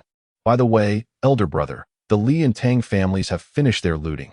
Their original structures have sustained varying degrees of damage. Particularly, the Li family has had their underground space blown up, nearly collapsing half of it. How should we address this? Sui Yun inquired. Ye Suifeng raised his hand, pausing the formation map over the cluster of the 3 great families' edifices. The map had yet to be updated, thus all structures appeared intact. The 3 families occupied a vast area at the very heart of Yunxiao City, with the Ye family comprising merely about 1/5 of it. Level it all and rebuild, Ye Suifeng stated. Sui Yun was momentarily taken aback. Elder brother, there are still many well-preserved buildings within. I am aware. I simply find them unappealing, Ye Suifeng replied nonchalantly. Sui Yun could not help but be astonished. Moreover, after leveling them, let us construct a new estate centered around the current Ye family, as the household has grown somewhat crowded. Ye Suifeng's hand traced a large circle on the map, its area exceeding that of the current Ye family by more than 10-fold. Elder brother, isn't this a bit excessive? The family hasn't expanded to such an extent yet. Sui Yun felt it was somewhat exaggerated. It will undoubtedly continue to grow. Ye Suifeng glanced at him. I have heard that sister-in-law is recently with child. Sui Yun's face flushed crimson in rare embarrassment, offering a sheepish chuckle. Ah, well, the family is flourishing, which brings me joy. An increase in descendants is indeed a blessing, Ye Suifeng remarked. I sincerely hope you can carve out some time to delve into the origins of life. Do you understand? Sui Yun, feeling somewhat sheepish, repeatedly affirmed, I understand, I understand. Ye Suifeng shook his head, noting that this world remained far less open regarding matters of intimacy compared to his previous life. He then turned his gaze back to the map. At a glance, the layout of Yunxiao City appeared rather chaotic, with crooked roads and numerous dead ends, inducing discomfort. After a moment's contemplation, Ye Suifeng casually drew 2 vertical lines, centering around the Ye family, thereby dividing the entire city into 4 sections. Construct 4 main roads radiating outward from here. Then, find a designer of high caliber to meticulously arrange the buildings within the city. My requirements are cleanliness, orderliness, convenience, and accessibility. Is that clear? Sui Yun's expression was one of astonishment. Elder brother, are you intending to demolish the entire city and start anew? Why not? Ye Suifeng replied. This disarray vexes me. I demand a complete redesign. As he spoke, he realized that the Ye family's position was slightly off-center within the city, leaning towards the left, which meant that if he were to draw a cross from it, it would not align with the 4 city gates. What shall we do about this? Ah, Sui Yun, observe this wall. It is grand, yet lacks curvature. Let us demolish it and construct anew, ensuring a perfectly round formation, Ye Suifeng stated earnestly. Sui Yun was utterly bewildered. He could not fathom his elder brother's intentions, nor dared he inquire. Yet, he recognized that his brother's actions were driven by some underlying rationale, which, given his own limitations, he found difficult to comprehend. I shall comply, he replied. Very well, I shall arrange it forthwith. After all, it is merely a circular city wall. Our Yunxiao city shall emerge as the most unique on the continent. However, unbeknownst to Sui Yun, his brother was merely succumbing to a bout of obsessive compulsiveness. Let us leave it at that for now. Ye Suifeng averted his gaze from the map, fearing the emergence of yet another idea. By the way, how have the other factions within the city fared recently? In Yunxiao City, aside from the 3 prominent families, there existed 3 additional factions of considerable influence. The first was the Wanbao Pavilion, a hub where cultivators congregated in droves daily. The second was the Suifeng Tower, the most prestigious tavern in Yunxiao City, which also boasted an accompanying Suifeng garden. The third was the Shangyun Courtyard, a realm of ephemeral delights, requiring no further elaboration. Has there been any movement from the Wanbao Pavilion of late? Ye Suifeng inquired. None, Sui Yun replied. Since the Yunxiao City battle, the Wanbao Pavilion has remained exceedingly quiet, with its members scarcely venturing outside, exhibiting great caution. Ye Suifeng nodded, recognizing the astuteness of Gu Wanqin. If he did not take the initiative, she would certainly refrain from acting independently. Have Gu Wanqin come to see me tomorrow. This woman still holds potential for collaboration. And what of the Suifeng Tower and Shangyun Courtyard? Sui Yun responded. The Shangyun Courtyard remains rather stable, though it seems the proprietor of the Suifeng Tower is becoming increasingly restless. Reports indicate he has begun acquiring nearby land, likely with intentions of expansion. Ye Suifeng stroked his chin, contemplating for a moment. Summon them all tomorrow. Let us engage in discussions about life. Chapter 58. Rectification upon learning of the Ye family's intention to reconstruct Yunxiao City. Dong Tianji was filled with excitement. As a 6th-tier formation master and an accomplished architect, he was determined to prove his worth, especially after a previous disagreement with the head of the Ye family. Resolutely, he approached the second elder, Ye Suiyun, to express his ideas. Suiyun, relieved to find someone willing to take on the task, gladly handed over the rudimentary blueprints and requirements. With confidence swelling within him, Dong Tianji eagerly opened the blueprints, only to be rendered speechless. Whose ingenious design was this? He was completely taken aback, having never encountered such an unconventional layout. Placing the family at the heart of the city was one thing, but the 4 direct roads leading straight to the family's residence? Was this not excessively ostentatious? Moreover, the demands for cleanliness and orderliness seemed more suited to a backyard than to a city. Shouldn't the initial considerations revolve around the distinctions between the upper and lower classes? What truly left him aghast was the circular city wall. Good heavens! Was the intention to create the most bizarre city on the continent? Dong Tianji felt overwhelmed. This task was indeed formidable. Yet, he was reluctant to forfeit this opportunity. After much contemplation, he sought out Hu Chuang, a fellow 6th-tier refining master. Having traveled extensively and seen myriad architectural styles, perhaps he had encountered a design as peculiar as this. Upon reviewing the blueprints, Hu Chuang furrowed his brow in concern. Like Dong Tianji, He believed positioning the family in such a conspicuous location was perilous. In the event of an emergency, escape would be exceedingly difficult. Thus, they decided to commence their efforts from underground. However, inspiration soon struck Hu Chuang, and together with Dong Tianji, they endeavored to steer the whimsical design back on course. Meanwhile, the originator of their woes was comfortably sipping tea in the reception hall. "Eldest brother, they have arrived," announced Sui Yun as he entered. "Then let us proceed one by one," replied Ye Suifeng. In the reception hall, 3 individuals awaited Ye Suifeng's summons. One was Gu Wanxin, who had visited numerous times before, appearing at ease and relaxed. The second was a middle-aged man of slightly stout build, with a fair complexion and dressed in extravagant attire, exuding an air of confidence. He was Feng He, the proprietor of Zui Menglu.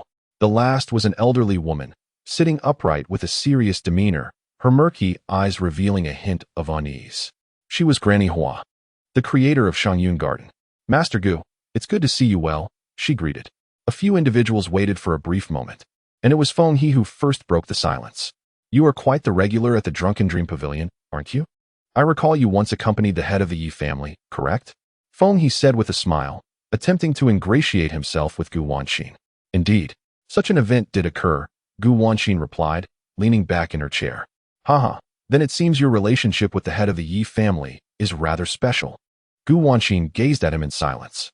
Assuming her silence was acquiescence, Feng He inquired, "Do you know why the head of the Ye family has summoned us here today?" Gu Wanxin did not respond. Instead, she shifted to a more comfortable position and smiled slightly. "Boss Feng, have you not been in Yunxiao City lately?" Feng He was taken aback for a moment, then laughed heartily. "Gu Pavilion Master, you truly possess keen insight. Indeed, half a year ago, I returned to Linjiang City in the south and have only just returned. I never anticipated such significant changes in Yunxiao City. Linjiang City, one of the 9-city alliance, lies to the south of Su City. It is said to be even more prosperous than Su City." Gu Wanxin nodded and chuckled softly. "In that case, if you had been around recently, you would not have used the word please." Feng He furrowed his brow slightly. "What do you mean, Pavilion Master Gu?" Gu Wanxin chose not to respond. She preferred to maintain a distance from such a person. Feng He felt somewhat perplexed, wondering why Gu Wanxin looked at him as if he were a fool. After a moment, he turned his gaze toward Granny Hua. "Granny Hua, as an old friend, I must kindly remind you, I have heard that the head of the Ye family possesses a noble heart, compassionate and benevolent, and cannot abide certain unseemly matters. You might want to choose your words carefully later," Feng He warned, though his eyes gleamed with malice. He and Granny Hua had a competitive relationship, and he was quite pleased to see a potential misfortune befall his rival. Granny Hua snorted in response, but remained silent. However, her expression was increasingly tense. Indeed, such rumors circulated outside. If it were the case that Ye Suifeng could not tolerate the world of indulgence, then, "Granny Hua, please come with me." At that moment, Sui Yun entered the reception room. Upon hearing her name called, Granny Hua involuntarily trembled and slowly rose, following Sui Yun with a grave expression. "Hee, she's certainly in for trouble," Feng He remarked with a grin towards Gu Wanxin. Gu Wanxin rolled her eyes and simply closed them. She was unsure of Granny Hua's fate. But if Feng He continued his antics, he would undoubtedly face consequences. In the inner hall, Ye Suifeng sat, holding several sheets of parchment. Under Sui Yun's guidance, Granny Hua entered. Ye Suifeng glanced at her and said, "Sit." "Thank you, head of the Ye family," Granny Hua replied respectfully. Ye Suifeng turned back. Observing her as he spoke, "The Shangyun courtyard in Yunxiao City was established by you, was it not?" "Yes," she affirmed. "To abduct virtuous women and subsequently cultivate them as playthings for the affluent. Such actions are indeed of your own doing, are they not?" The second query has plunged the heart of Lady Hua to the depths of the sea. "Master Yi, you need only respond with a yes or no." Ye Suifeng interrupted her words. "Yes, I have committed such acts." Lady Hua lowered her head. Ye Suifeng remained silent. An invisible pressure bore down upon Lady Hua, instilling in her a profound unease, as beads of cold sweat trickled down her furrowed brow. After a moment, Ye Suifeng set aside the letter in his hand. "From this day forth, do not allow me to uncover similar occurrences again. Do you understand?"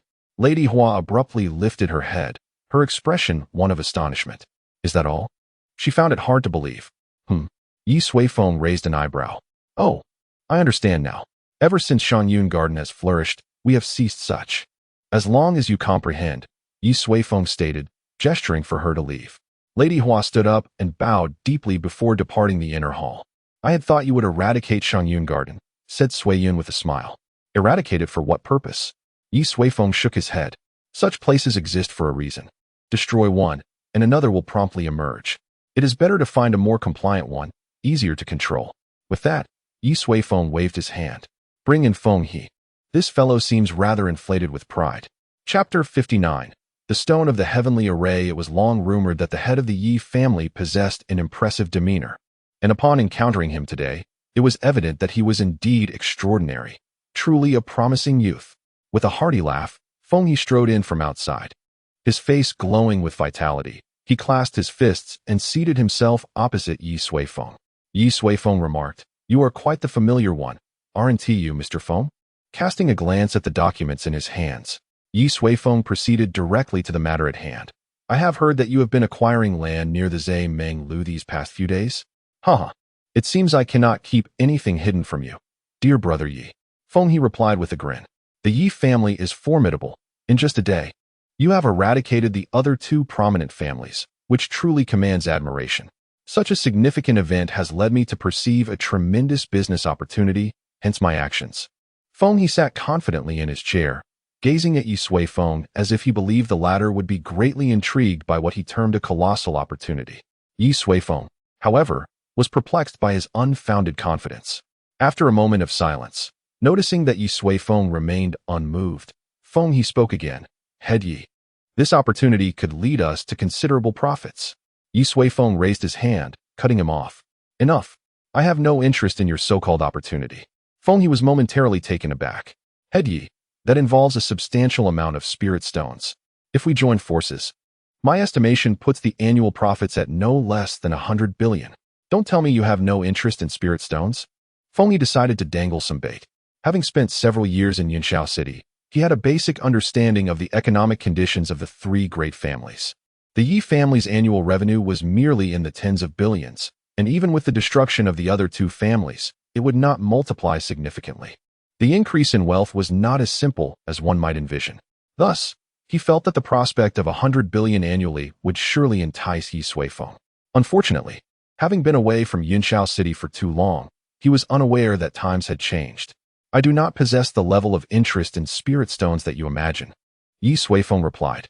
The reason I summoned you here today is for another matter. He set down the documents and produced a design blueprint, placing it on the table.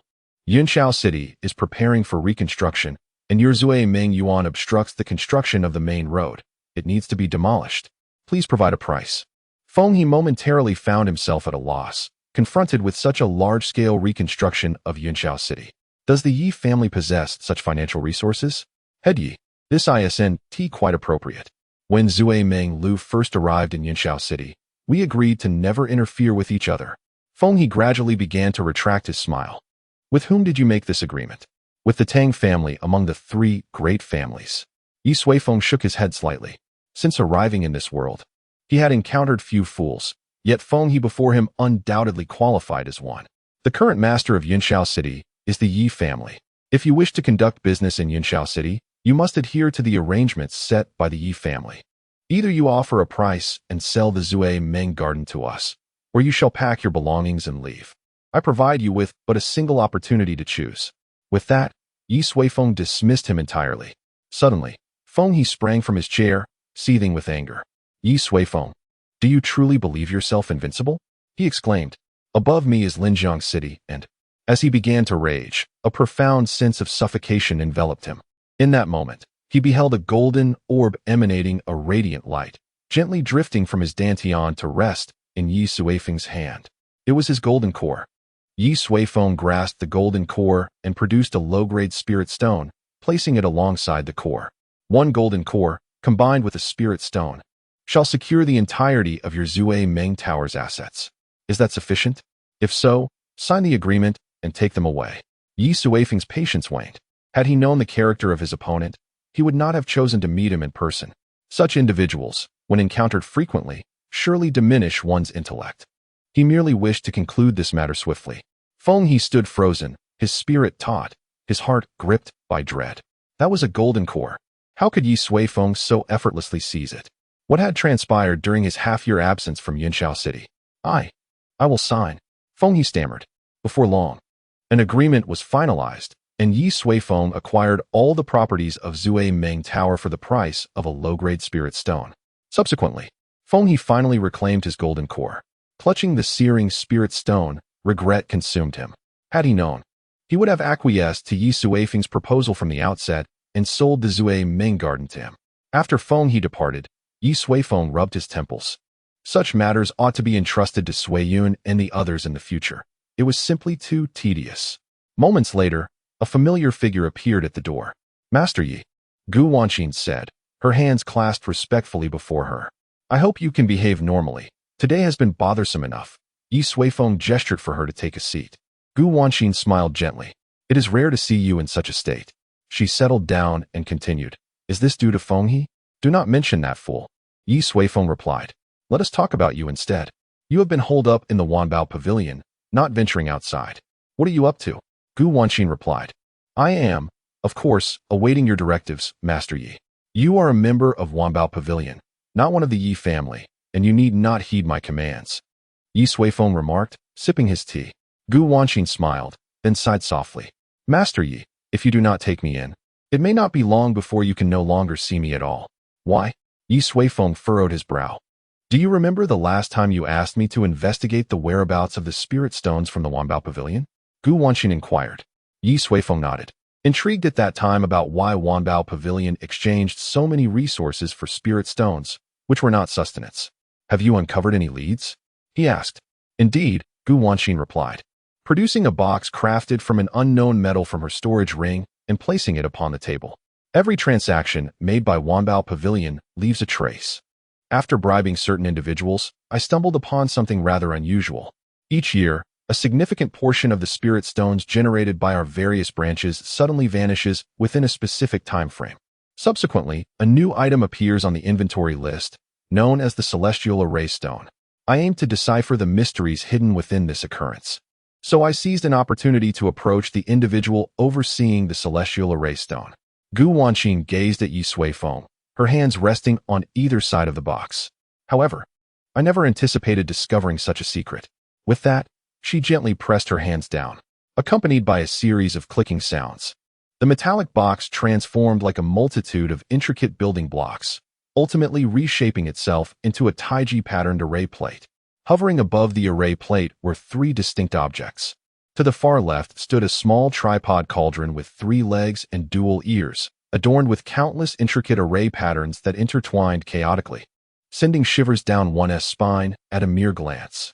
In the center rose a 9-tiered pagoda, transparent and crystalline, surrounded by ethereal clouds that lent it an air of mystery. To the far right, a glowing stone, vaguely familiar in appearance, was revealed. This is the Celestial Array Stone, Gu Wanqin remarked, her face reflecting utter disbelief. It is only now I realize that the immense wealth Wanbao Pavilion amassed in spirit stones was solely for this diminutive Celestial Array Stone.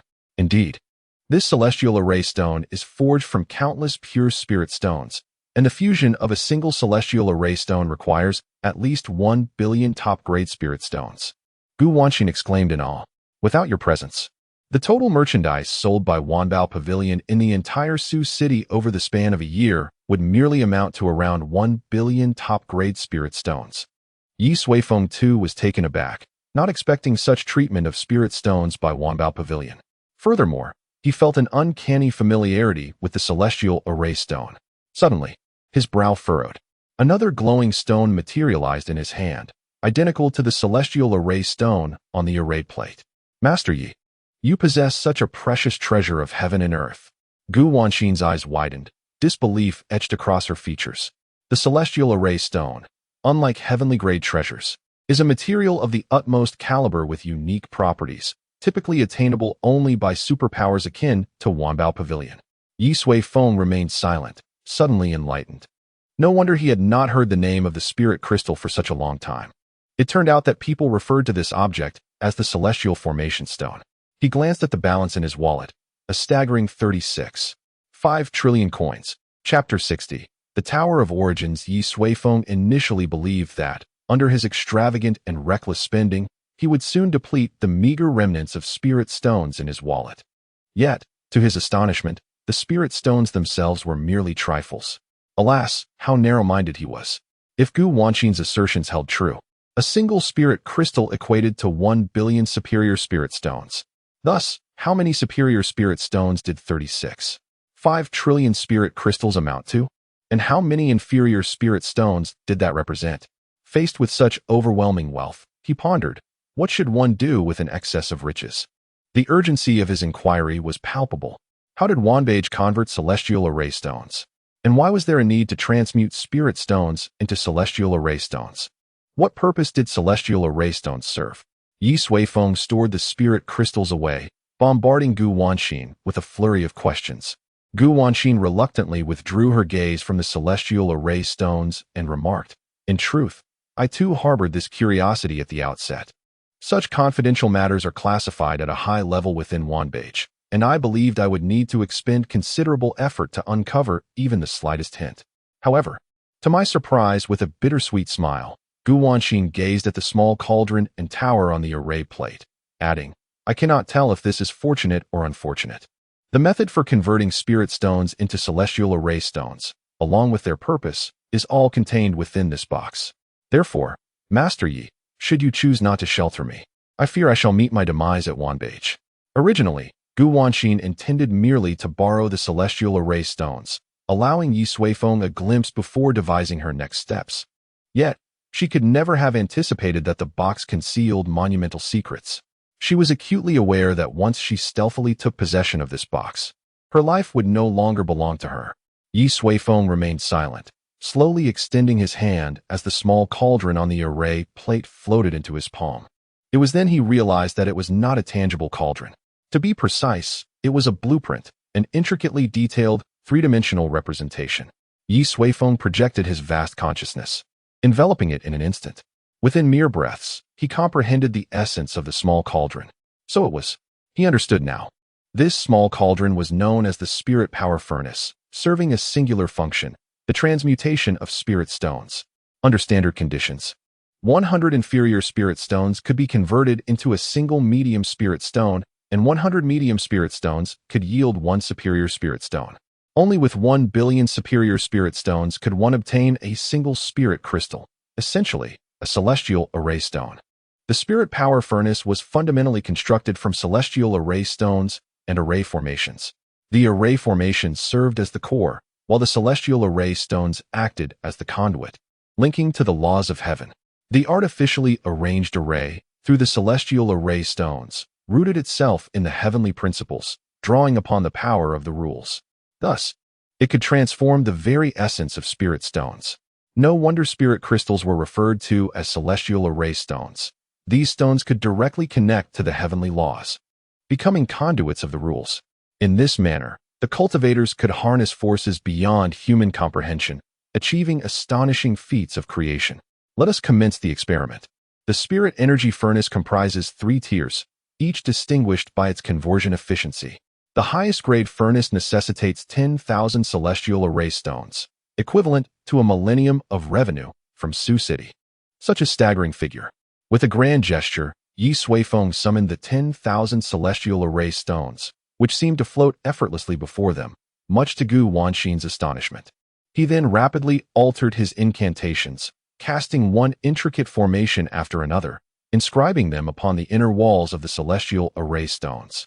The complexity and difficulty of the formations required for the spirit energy furnace were utterly mind-boggling. If Dong Tianji, a master of the 6th rank in array formations, were to undertake this task, even with relentless focus, it would take him at least several millennia to complete. Even Ye Suifeng found the endeavor somewhat challenging, taking an entire incense stick's duration to finalize all the formations. Success. With Ye Suifeng's proclamation, a small azure cauldron, roughly the size of a human head and featuring 3 sets of ears, gently descended onto the table. As it landed, a resonant sound akin to a great bell echoed softly, symbolizing the presence of a supreme treasure. Gu Wanxin stared in a daze at the cauldron, her mind in a tumult. The image of the 10,000 celestial array stones floating in the air still lingered vividly in her thoughts. Well then, let us proceed, Ye Suifeng declared, snapping his fingers, which instantly restored clarity to Gu Wanxin's mind, prompting her to focus intently. He contemplated briefly before opening his wallet, releasing a cascade of low-grade spirit stones into the cauldron as if discarding refuse, causing Gu Wanxin to be dazzled. He did not cease until he had poured in a staggering total of 100 trillion. Within the cauldron lay an expansive storage space capable of accommodating such a vast quantity. With a thought, he activated the first formation. After a brief moment, the brilliance of the formation gradually faded. Ye Suifeng extended his consciousness, discovering that all the low-grade spirit stones had transformed into medium-grade stones, totaling precisely 100 billion. How intriguing! Ye Suifeng chuckled softly and initiated the second formation. A few breaths later, these transformed into 10 billion high-grade spirit stones, demonstrating commendable efficiency. Nodding in approval, he activated the final formation.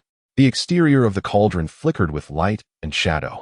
This process endured for a full incense stick's duration before gradually coming to a halt. An enigmatic aura emanated forth. With a gesture, a newly forged celestial array stone appeared in his palm. Quite satisfactory. Ye Suifeng felt pleased with this small cauldron, finally able to manage the low and medium-grade spirit stones cluttering his wallet. Those cumbersome numbers were indeed tiresome to behold. At this moment, had Gu Wanxin known the thoughts swirling in Ye Suifeng's mind, she would surely cling to his leg and exclaim, "Brother, bestow upon me your troubles. Allow me to bear them." After experimenting with the spiritual power furnace, Ye Suifeng turned his gaze towards the small tower at the center. The small cauldron is designed for merging the heavenly array stones, so it embodies their essence, does it not? He remarked. Gu Wanxin nodded, her expression a tapestry of complexities. Very well, let me take a look. With a mere thought, Ye Suifeng enveloped the small tower with his divine consciousness, unveiling all its secrets. The Tower of Origins. This was a 9-tiered treasure tower, constructed entirely from heavenly array stones and intricate formations, much like the spiritual power furnace. Each level of the origin tower served a distinct purpose, and with each ascending tier, the requisite number of heavenly array stones increased tenfold. Furthermore, with each elevation, the effects of all preceding layers multiplied tenfold as well. First level, it produces a drop of spiritual essence annually, requiring 1,000 heavenly array stones. Spiritual essence, an exceptionally pure liquid that can be used directly for cultivation, alter the density of spiritual energy within a certain radius, nurture spiritual artifacts, and enlighten spirit beasts. Its applications are myriad. Second level, it yields a drop of body refinement essence each year, necessitating 10,000 heavenly array stones. Body refinement essence. It refines the body and can merge with any auxiliary body refinement treasure, amplifying its efficacy manifold. It can also enhance one's innate cultivation talent to a certain extent. Third level, it generates a drop of soul essence annually, demanding 100,000 heavenly array stones. Soul essence. It refines the soul and enhances comprehension. The fourth level produces life essence, a liquid embodying the essence of life, capable of healing injuries and promoting the growth of spiritual herbs and medicines. The fifth level yields innate essence, which cultivates various innate physiques. The sixth level produces sacred essence, fostering extraordinary divine abilities. The seventh level generates creation essence, transcending the limits of life, allowing one to become a true child of the heavenly Dao. The eighth level offers rule essence, utilized to master the laws of heaven and earth. Finally, the ninth level can produce a drop of heavenly Dao essence each year, requiring a staggering 100 billion heavenly array stones. Heavenly Dao essence. It governs and creates rules. Upon absorbing this knowledge, Ye Suifeng finally comprehended the situation. No wonder these superpowers could dispatch a mere core disciple to effortlessly overpower most extraordinary geniuses from ordinary factions. The truth lay here. Chapter 61. First, 1,000 having absorbed all the information regarding the Tower of Origins, Ye Suifeng rested his arms on the table, cradling his chin, lost in thought. If the information were accurate, a 9-story Tower of Origins could yield an astonishing 100 million drops of spiritual essence, 10 million drops of body-tempering essence, and 1 million drops of soul essence each year. These three essences are fundamental to cultivation. Just imagine how many formidable beings could emerge from such resources. not to mention the subsequent innate essence, sacred essence, and creation essence. With such abundant resources invested, even the most extraordinary prodigies could be nurtured. If it weren't for Gu Wanxin fortuitously discovering this, he might have let his numerous spiritual stones and crystals gather dust for an eternity. My sincerest apologies, head Yi, Gu Wanxin said, observing the silent Ye Suifeng with a face full of regret. I was so astounded just now that I forgot to mention that the Tower of Origins is the treasure that truly requires the investment of heavenly formation stones. We should not have wasted that 1,000 heavenly formation stones on the spiritual power furnace. It's all my fault. Her tone was laden with guilt.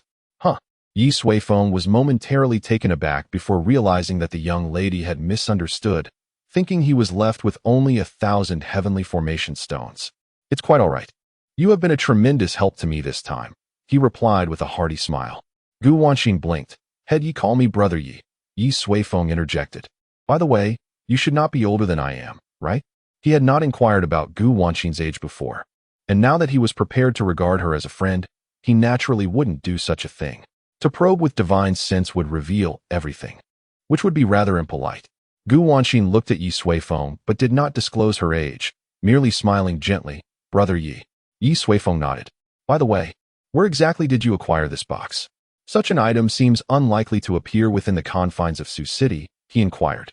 The box contained all the information regarding the spiritual power furnace and the Tower of Origins.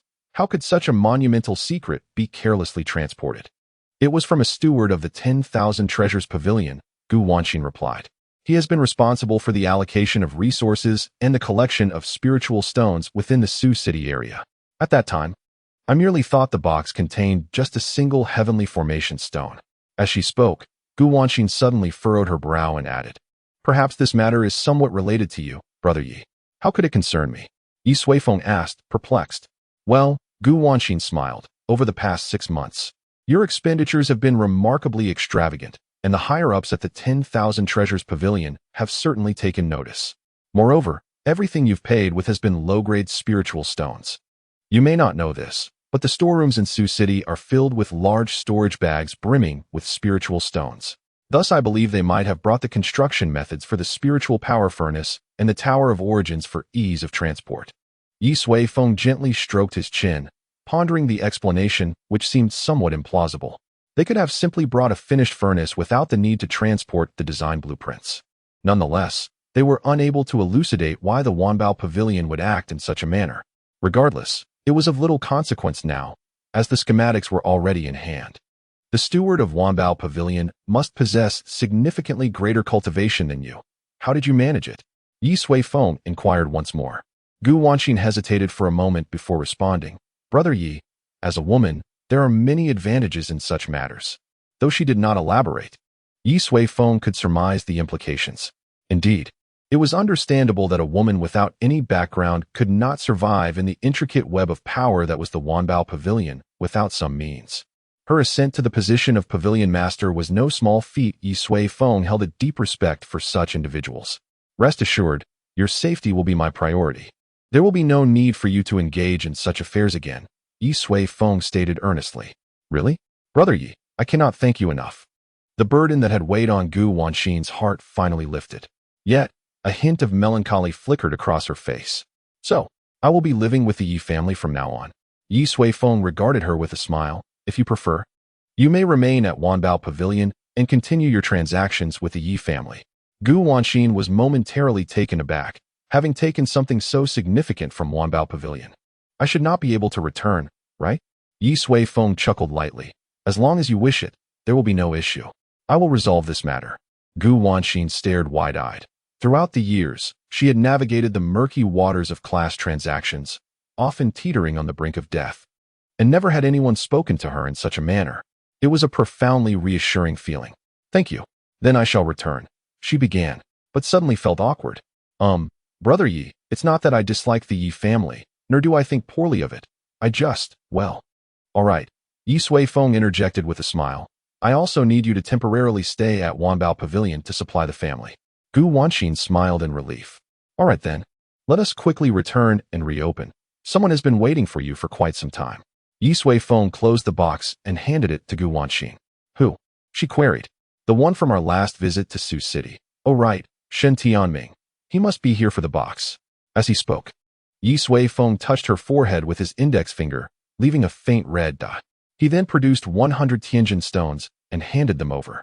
Deliver this to him and say that everything that transpired is to be forgotten. Otherwise, I shall acquire all of Wanbao Pavilion from the Nine Cities Alliance with just one inferior spirit stone. Ye Suifeng declared. Are you serious? Indeed. Rest assured, with this in hand, there is no need to worry about safety, Ye Suifeng assured, gesturing towards her forehead. Gu Wanxin nodded vigorously, her steps brisk as she exited. Once she departed, Ye Suifeng let out a long sigh, reclining in his chair. This time, Gu Wanxin had truly rendered invaluable assistance. The cultivation of the Ye family's disciples had encountered a bottleneck. The investment of resources had reached a saturation point. Any further increase would yield no qualitative change. Unless more rare resources could be obtained, or tailored training akin to that of Yi Huang and Yi Long was implemented, the situation remained stagnant. However, such an approach was excessively cumbersome, as Ye Suifeng was not a caretaker. He was only responsible for a select few outstanding core disciples. Thus, the origin tower of all things arrived just in time. How many should be constructed? A single 9-story origin tower requires 100 billion celestial array stones. Perhaps starting with 10,000 would suffice. Any more would be impractical. That amounts to 1 trillion celestial array stones. Indeed, Ye Suifeng was truly making a substantial investment this time. In Yunxiao City, at the Wanbao Pavilion, all patrons were inexplicably ushered out. Shen Tianming sat in the center of the first floor, his expression dark and brooding. At his feet, the steward responsible for managing the spirit stones lay bloodied and broken, slumped on the ground. He waited, his anxiety palpable. The second 9-story origin tower of Wanbao Pavilion was on the verge of completion. There must be no mistakes here. We must become the first force on this continent to possess 2 9-story origin towers. Chapter 62. Mirror Lake for an entire 3 days. Ye Suifeng immersed himself in his study, tirelessly concocting the origin towers without a moment's reprieve. To him, the creation of these structures was a relatively straightforward task. However, the intricacies involved were profoundly complex. Each layer contained myriad intricate formations, interwoven and densely packed. Crafting 10,000 towers was akin to requiring a student to transcribe the characters for Longxing Daze 1,000 times over. Eventually, Ye Suifeng managed to forge 10 towers simultaneously, culminating in the completion of all 10,000 9-layer origin towers within the span of 3 days. Upon concluding this monumental task, the study became inundated with the towers, filling the air to the extent that one could scarcely move without colliding with them. Alas, these creations possessed a spatial quality that rendered them incapable of being stored within his storage ring. The predicament arose: how to manage such a plethora of towers? Ye Suifeng found himself at an impasse. He could not simply bestow all 10,000 towers upon Sui Yun, as that would surely induce a state of shock. Contemplating a solution, Ye Suifeng rose and made his way outside. As he moved, the floating origin towers clinked and clattered against one another, with numerous errant towers obstructing his path. Begone, you wretched towers, he muttered in exasperation. Moments later, he exited the study, intent on assessing the progress of the new city. With a flicker of thought, Ye Suifeng ascended into the sky, gazing down upon Yunxiao City. Compared to 3 days prior, the city had undergone a remarkable transformation. The ancestral homes of the Li and Tang families had been completely razed, replaced by towering walls that encircled the area. A cadre of figures busily arranged formations upon the walls. This was the new Yi family. From the heart of the new Yi family, four expansive roads radiated outward, extending straight to the city's periphery. At the end of these thoroughfares stood four newly erected gates, while the new city walls were beginning to take shape, teeming with workers akin to foremen overseeing the construction. Ye Suifeng recognized 2 familiar figures among the crowd, Dong Tianji and Hu Chuang. Both had played pivotal roles in the design of various aspects of the new Yunxiao city. Inside the city, construction was rampant. Irregular structures had been dismantled, making way for neatly arranged, brand-new pavilions. The overall aesthetic was markedly more pleasing than before. Ye Suifeng nodded in approval. The pace of construction was astonishingly swift. Of course, upon reflection, this was to be expected in a realm of cultivation. The individual strength of its inhabitants was formidable, rendering heavy machinery unnecessary, as they could achieve remarkable feats with a mere gesture. Furthermore, specialized construction teams existed, equipped with puppets designed explicitly for building, capable of rapidly assembling new structures with remarkable efficiency. Thus, within just a few days, the framework of the new city had been established. The subsequent tasks would involve setting up formations and reinforcing the city walls, among other endeavors, all of which Dong Tianji and Hu Chuang would oversee. Ye Suifeng observed for a while and, seeing no significant issues, decided to shift his focus. He merely provided the requirements and the completion acceptance. The specifics would naturally be handled by his subordinates. At present, he was intent on arranging the placement of the 10,000 origin towers. Firstly, they required storage, as ordinary storage spaces were insufficient. Thus, he would need to create a separate space. This was relatively straightforward, although such a space would resemble another world, making it quite inconvenient for storage. Moreover, the low-tier essence was produced at an alarming rate, and even if distributed among the entire city, it would remain in surplus. Of course, I would not resort to such measures. The 9-tier origin towers, with the first tier's spiritual essence generating 100 million drops annually, would approximately yield around 1,000 cubic meters if amassed together. For 10,000 towers, this would amount to 10 million cubic meters per year. In just a little over a year, it could produce a volume of water equivalent to that of West Lake in my previous life. And this was spiritual essence. Ye Suifeng furrowed his brow, pondering for a moment, when suddenly a spark ignited in his eyes. Ah, Westlake. We could indeed create a lake ourselves. He glanced at the recently flattened Li Tang family estate, and a thought began to form in his mind. Abruptly, he flickered and appeared on the newly acquired land behind the Yi family mansion. This place is quite fitting. Ye Suifeng extended his finger and traced a perfect circle in the air before pressing his palm downward. Boom! The earth trembled, and the freshly leveled ground instantly caved in, revealing a colossal pit hundreds of feet deep. What just happened? Is a formidable being attacking? The townsfolk erupted into chaos, some still in their nightclothes, rushing out in alarm. Following the tremors, several figures soared into the sky, hastening towards the Yi residence. Jun was the first to arrive. He gazed at the suddenly formed pit, his expression one of shock. However, upon shifting his gaze to Ye Suifeng, who stood lost in thought, he gradually relaxed. No need for concern, continue your tasks. He instructed the approaching Yi family members, landing beside Ye Suifeng. Brother, at least give a greeting. Zhuiyun exclaimed, exasperated. I was merely testing the structural integrity of the newly erected buildings, Ye Suifeng replied, remarkably composed. In truth, he had been so engrossed in contemplation that he had forgotten about such matters. Nevertheless, Zhuiyun did not press further, instead gazing at the vast pit and inquiring, Brother, what are you planning to do? Create a large lake, Ye Suifeng stated. With the spaciousness now available, I intend to establish a grand garden here for leisurely strolls. Zhuiyun responded, Brother, for such matters, you could simply inform me. There is no need for you to exert yourself. You do not understand? Ye Suifeng shook his head. Wait here for a moment. I will explain how to proceed shortly. Upon finishing his words, he stood tall and soared into the vast void before the enormous character leaf. With a swift gesture, countless origin towers from the study lined up in an elongated procession, ultimately converging before him. Let them be placed here. Ye Suifeng unleashed a powerful punch, shattering the void before him into fragments, creating a pitch-black spatial realm. Subsequently, he pressed his hand upon the character, where myriad shards of space adhered to its outline and began to coalesce. In a mere moment, the white character leaf was adorned with a delicate golden edge, subtly radiating light. It represented a newly forged space, with the colossal character serving as the gateway to this realm. Enter. Ye Suifeng kicked the foremost origin tower, and thus the serpentine line began to move, each one passing through the gateway into the subsequent expanse. After all the origin towers had entered, Ye Suifeng's figure flickered and followed them into the space. This area was not particularly vast, roughly equivalent to the expanse of Cloud City. Next, he needed to establish a passage. The ancient Qian-Kuan translocation array seemed perfectly suited for this purpose. Ye Suifeng recalled this formation, his fingers tracing the void, and soon a grand array emerged on the ground. A deep, dark pit gradually manifested.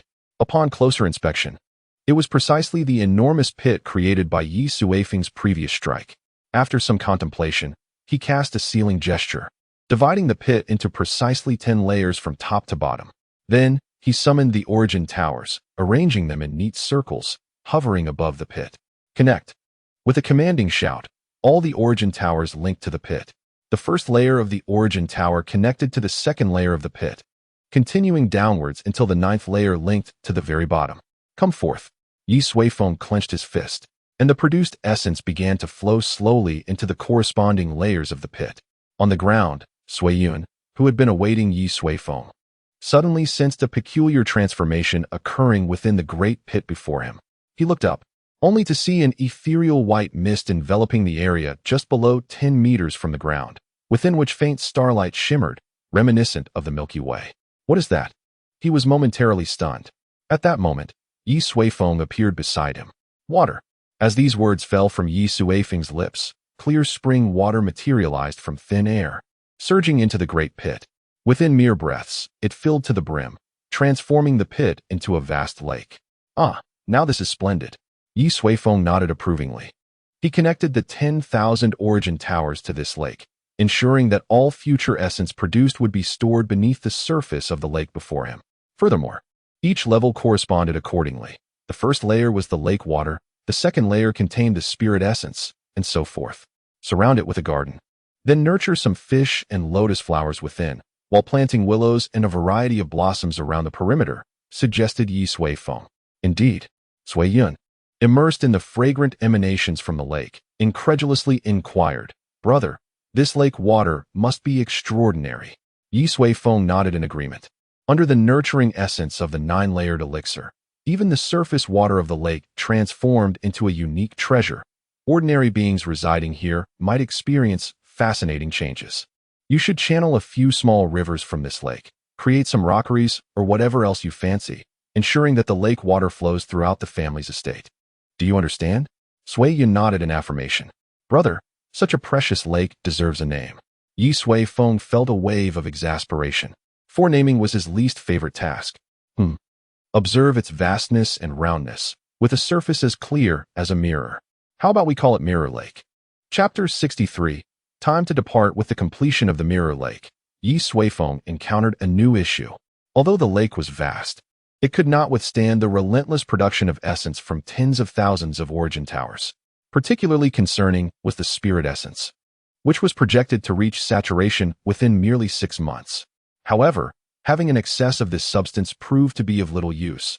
Thus, the surplus would be distributed throughout the territories of Yunxiao City. After a moment of contemplation, Ye Suifeng set about devising a timed formation. At specific intervals, the Mirror Lake would spontaneously vaporize a portion of its essence, merging it with the atmospheric moisture to precipitate as rain.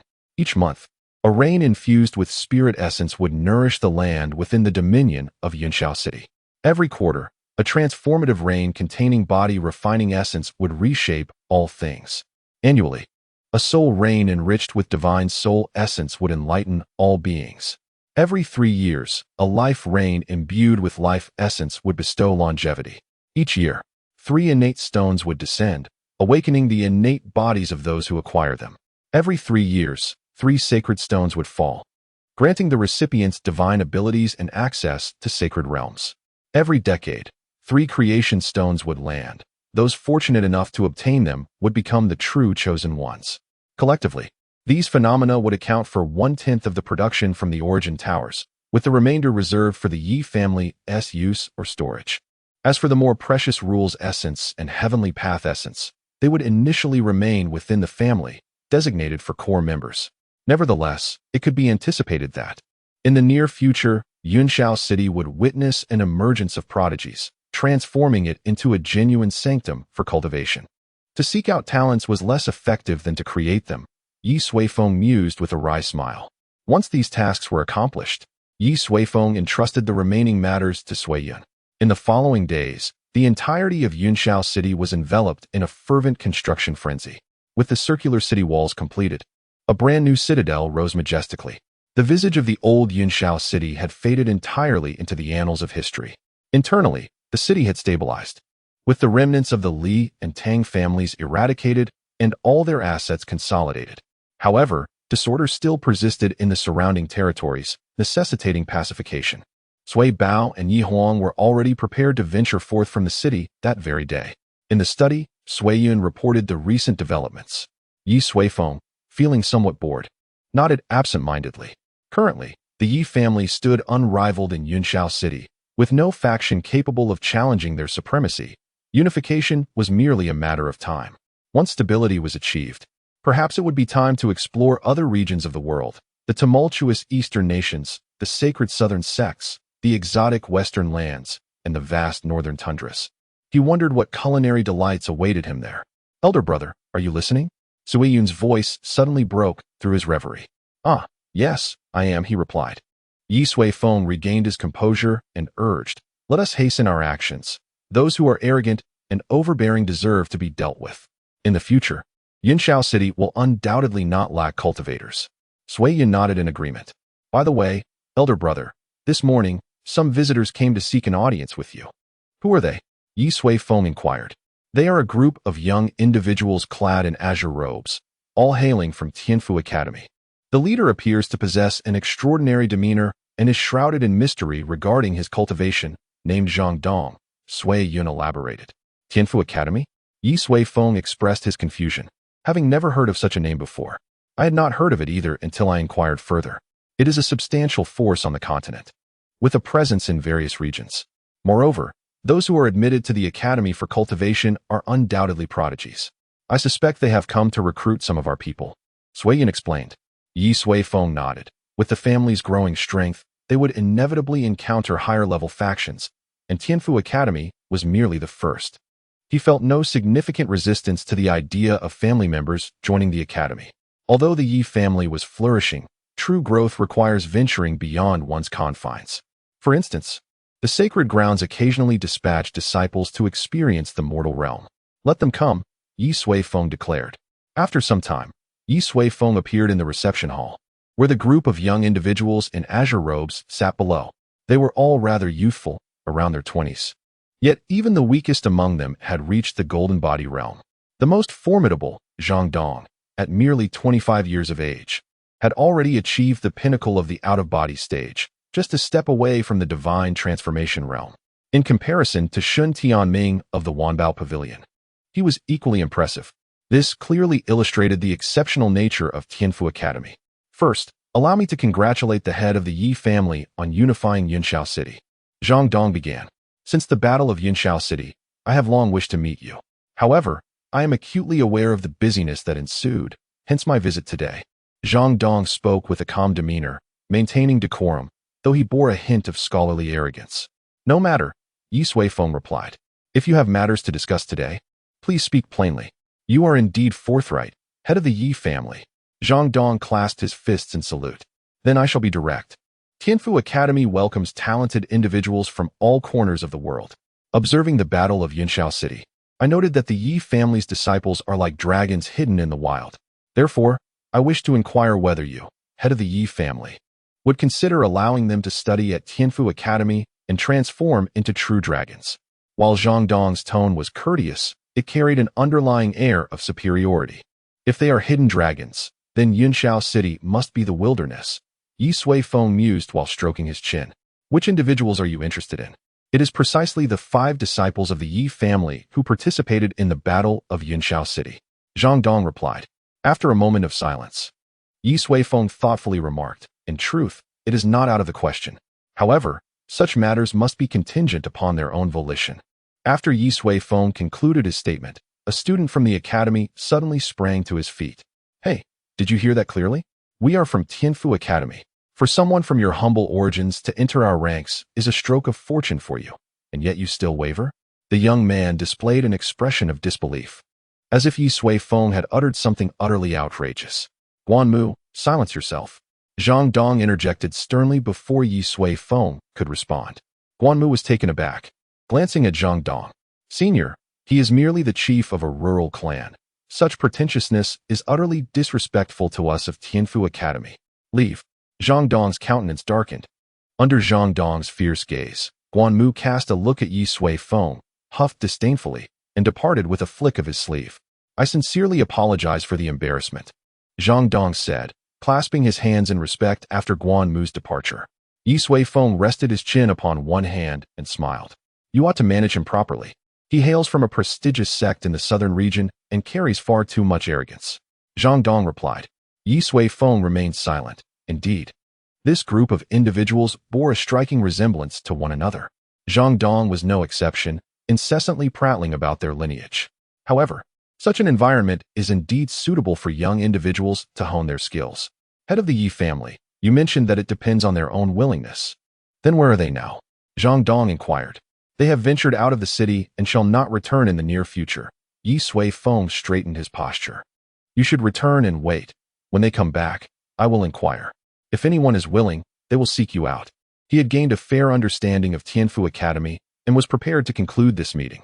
He held little affection for this group of people. Zhang Dong appeared somewhat taken aback by Ye Suifeng's words. Nevertheless, after a brief moment, he rose to his feet. I shall not impose further. However, we can only remain in Yunxiao City for 5 more days. If we do not receive any results by then, we shall have no choice but to return. Ye Suifeng nodded in acknowledgement. Understood. Subsequently, Zhang Dong cupped his hands in farewell, leading the other young individuals as they turned to depart. Ye Suifeng quietly observed their exit, and after a considerable while, he let out a barely perceptible sigh. It was indeed time. Time to leave. Chapter 64. Aspirations under the collective efforts of Yi Huang, Yi Long, and the core members of the Yi family. The rebellious forces in the territory of Yunxiao City were purged in a mere 4 days, along with the involvement of the Li and Tang clans. In an instant, the names of Tianluan Palace and Jinlong Pavilion resonated throughout the region. Upon their return, Ye Suifeng promptly summoned Yi Huang and her 4 companions to the courtyard. Having endured the trials of the battle in Yunxiao City and several subsequent rebellions, these 5 brilliant jewels of the Yi family had truly blossomed. Yi Huang and Yi Long had significantly elevated their cultivation, achieving breakthroughs almost every 2 days. At this moment, both had reached the pinnacle of the transformation realm. Meanwhile, Yi Qinyao had successfully advanced to the foundation establishment stage. Yi Xiaoxiao and Yi Qian, though slightly less advanced, had also made considerable progress. Coupled with their unique abilities, it could be confidently asserted that, even within the confines of Su City, there were no peers of their age who could rival them. Well done, Ye Suifeng praised them, and the group felt an immediate surge of excitement. The acknowledgement from the family head was indeed a rare honor. With the matters of Yunxiao City drawing to a close, Ye Suifeng prompted, now, share your thoughts. The sudden inquiry left them in silence. After a moment of contemplation, they realized that Yunxiao City was but a small place, and even Su City was merely a peripheral region of the continent. In the absence of competition and rivals, their growth would inevitably be stunted. Noticing their silence, Ye Suifeng continued, a few days ago, someone from Tianfu Academy approached me, expressing interest in having you join. The academy is located in the southern part of the 9 Cities Alliance, a place brimming with talent and fierce competition.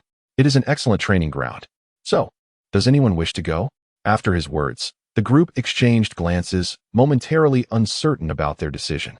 Father, after a brief pause, Yi Huang spoke. Will you be going? Me? Ye Suifeng shook his head slightly. That is a stage for you young people. What business do I have there? To engage in idle chatter with a bunch of arrogant individuals? I have my own plans. Truthfully, he felt that his presence at Tianfu Academy would serve little purpose beyond playing the fool or teasing the female instructors. Oh, then I won't go either. Yi Huang replied. Yi Huang. Ye Suifeng frowned. You cannot forever dwell under my protection. None of you can. Yi Huang was momentarily taken aback, then quickly waved her hands in protest. No. That is not what I meant. I was saying that if you go, then I would consider it. If you don't, I shall continue pursuing my own interests. Observing the beaming Yi Huang, Ye Suifeng felt a rare sense of surprise and curiosity, asking, and what is it that you wish to pursue? I wish to lead the people of the Celestial Pavilion to strike forth from the City of Clouds. Yi Huang stood tall, her cloak billowing as if caught by an unseen wind. I yearn to make the name of the Celestial Pavilion resonate. I aspire to elevate the name of the Yi family.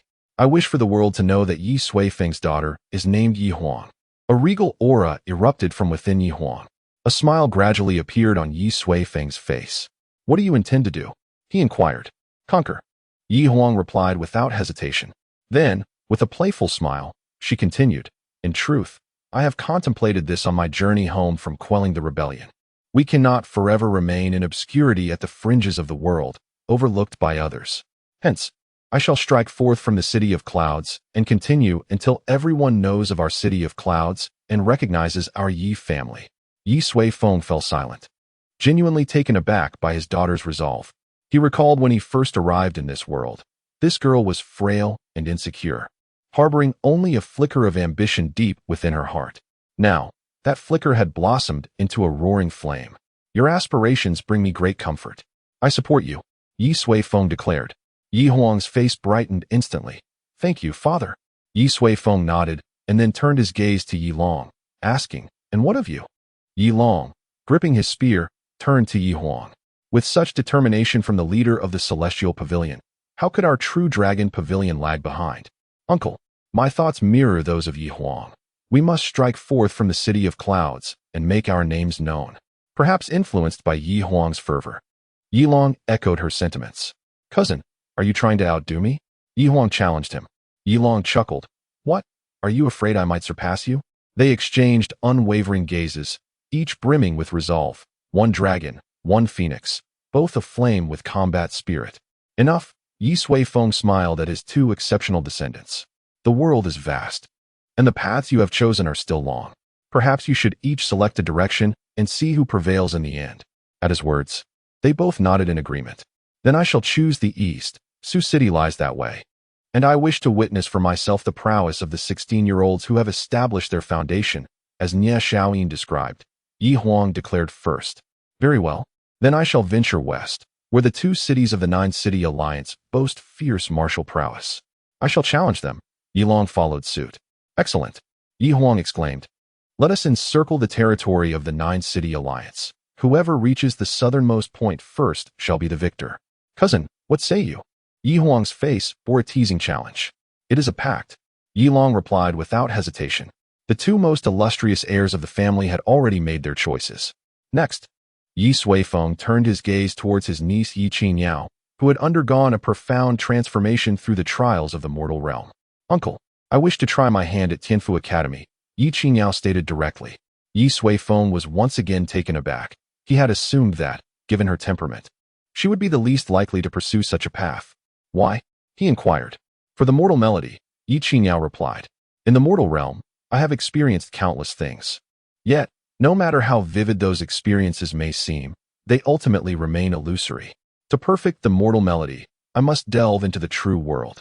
Ye Suifeng realized that Ye Qingyao had embarked on a path uniquely her own. The mortal melody was her calling. Very well, he consented, finding no reason to refuse her. He then turned to Yi Qian. "And you?" After a moment's contemplation, Yi Qian responded, "I wish to remain in Yunxiao City." The others cast him incredulous looks. "It is exceedingly difficult to make progress in Yunxiao City," he explained. "I cannot abandon Xiao Yi and the others." Xiao Yi was the little girl he had once rescued, whose family had been cruelly slaughtered by Li Shengge. Perhaps they were right all along. "I am indeed an academy head," Yi Qian chuckled softly. "Thus, I have resolved to establish a school in Yunxiao City, providing an opportunity for those children who aspire to cultivate." "Headmaster, so be it. I embrace this title." Yi Qian spoke candidly, a sense of relief washing over him.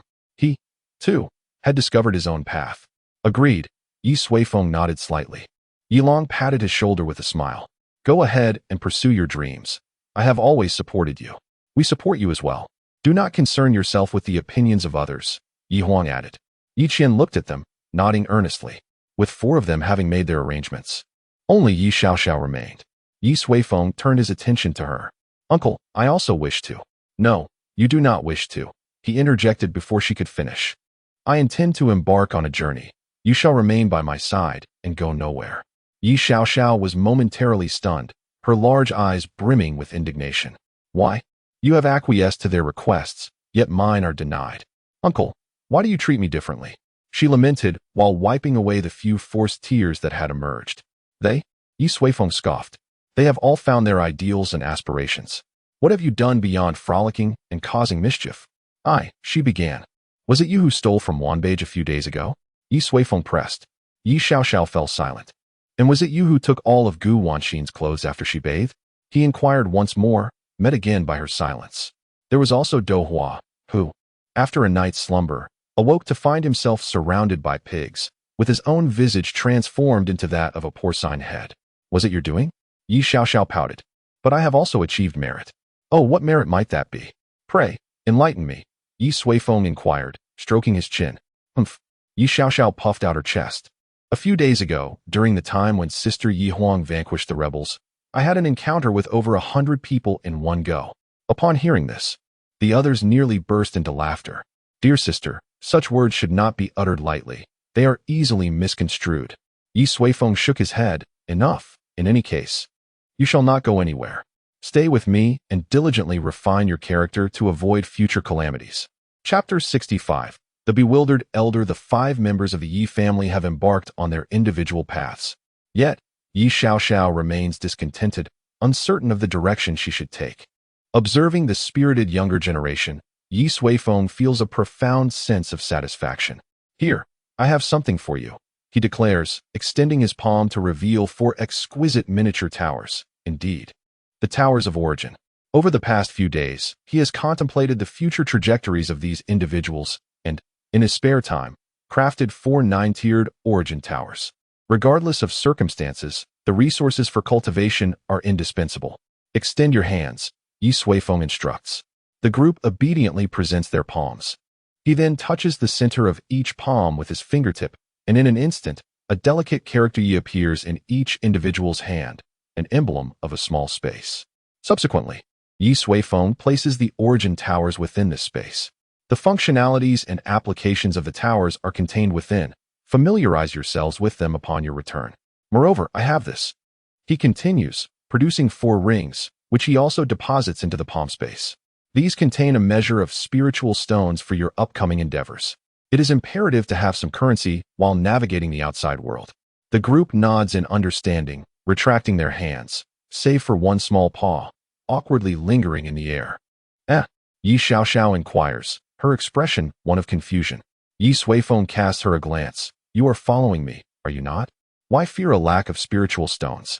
Ye Xiaoxiao shrugs, muttering to herself, it's merely a matter of getting used to it. All right, prepare yourselves. Those who must depart should do so, and those who remain may stay, Ye Suifeng concludes. Thus, the paths of the 5 have become crystal clear. Only Yi Qiniao is destined for the Tianfu Academy. I hope these young souls can traverse their respective journeys with great success. In a pitch-black expanse, a sudden surge of formidable energy erupts. Shortly thereafter, 2 radiant orbs pierce through the darkness. As the brilliance dims, it becomes evident that they are a pair of luminous eyes. I have finally broken through. A circle of candles is abruptly ignited, illuminating the space. It reveals a spacious chamber, its walls thickly clad in blue stone. At the heart of the room sits a man appearing to be in his 50s, garbed in a flowing white robe, adorned with a golden yi embroidered on the back. 3 years, swifter than I had anticipated. The middle-aged man rises, a cascade of dust falling away. Li family, Tang family, you shall no longer underestimate the Yi family. His eyes glint with determination as he sweeps his robe, causing the heavy blue stone door to slowly creak open. He then strides forth into the world beyond. He had just stepped out the door when he was astonished to discover another individual clad in the same attire standing there. Second brother? He pondered as he approached. Xingyao? The figure turned his head. If any member of the Yi family were present, they would be taken aback to find that his visage was identical to that of Yi Zhinzong, one of the 3 esteemed elders.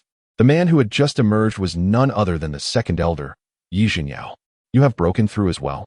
Yi Zhinzong inquired in surprise.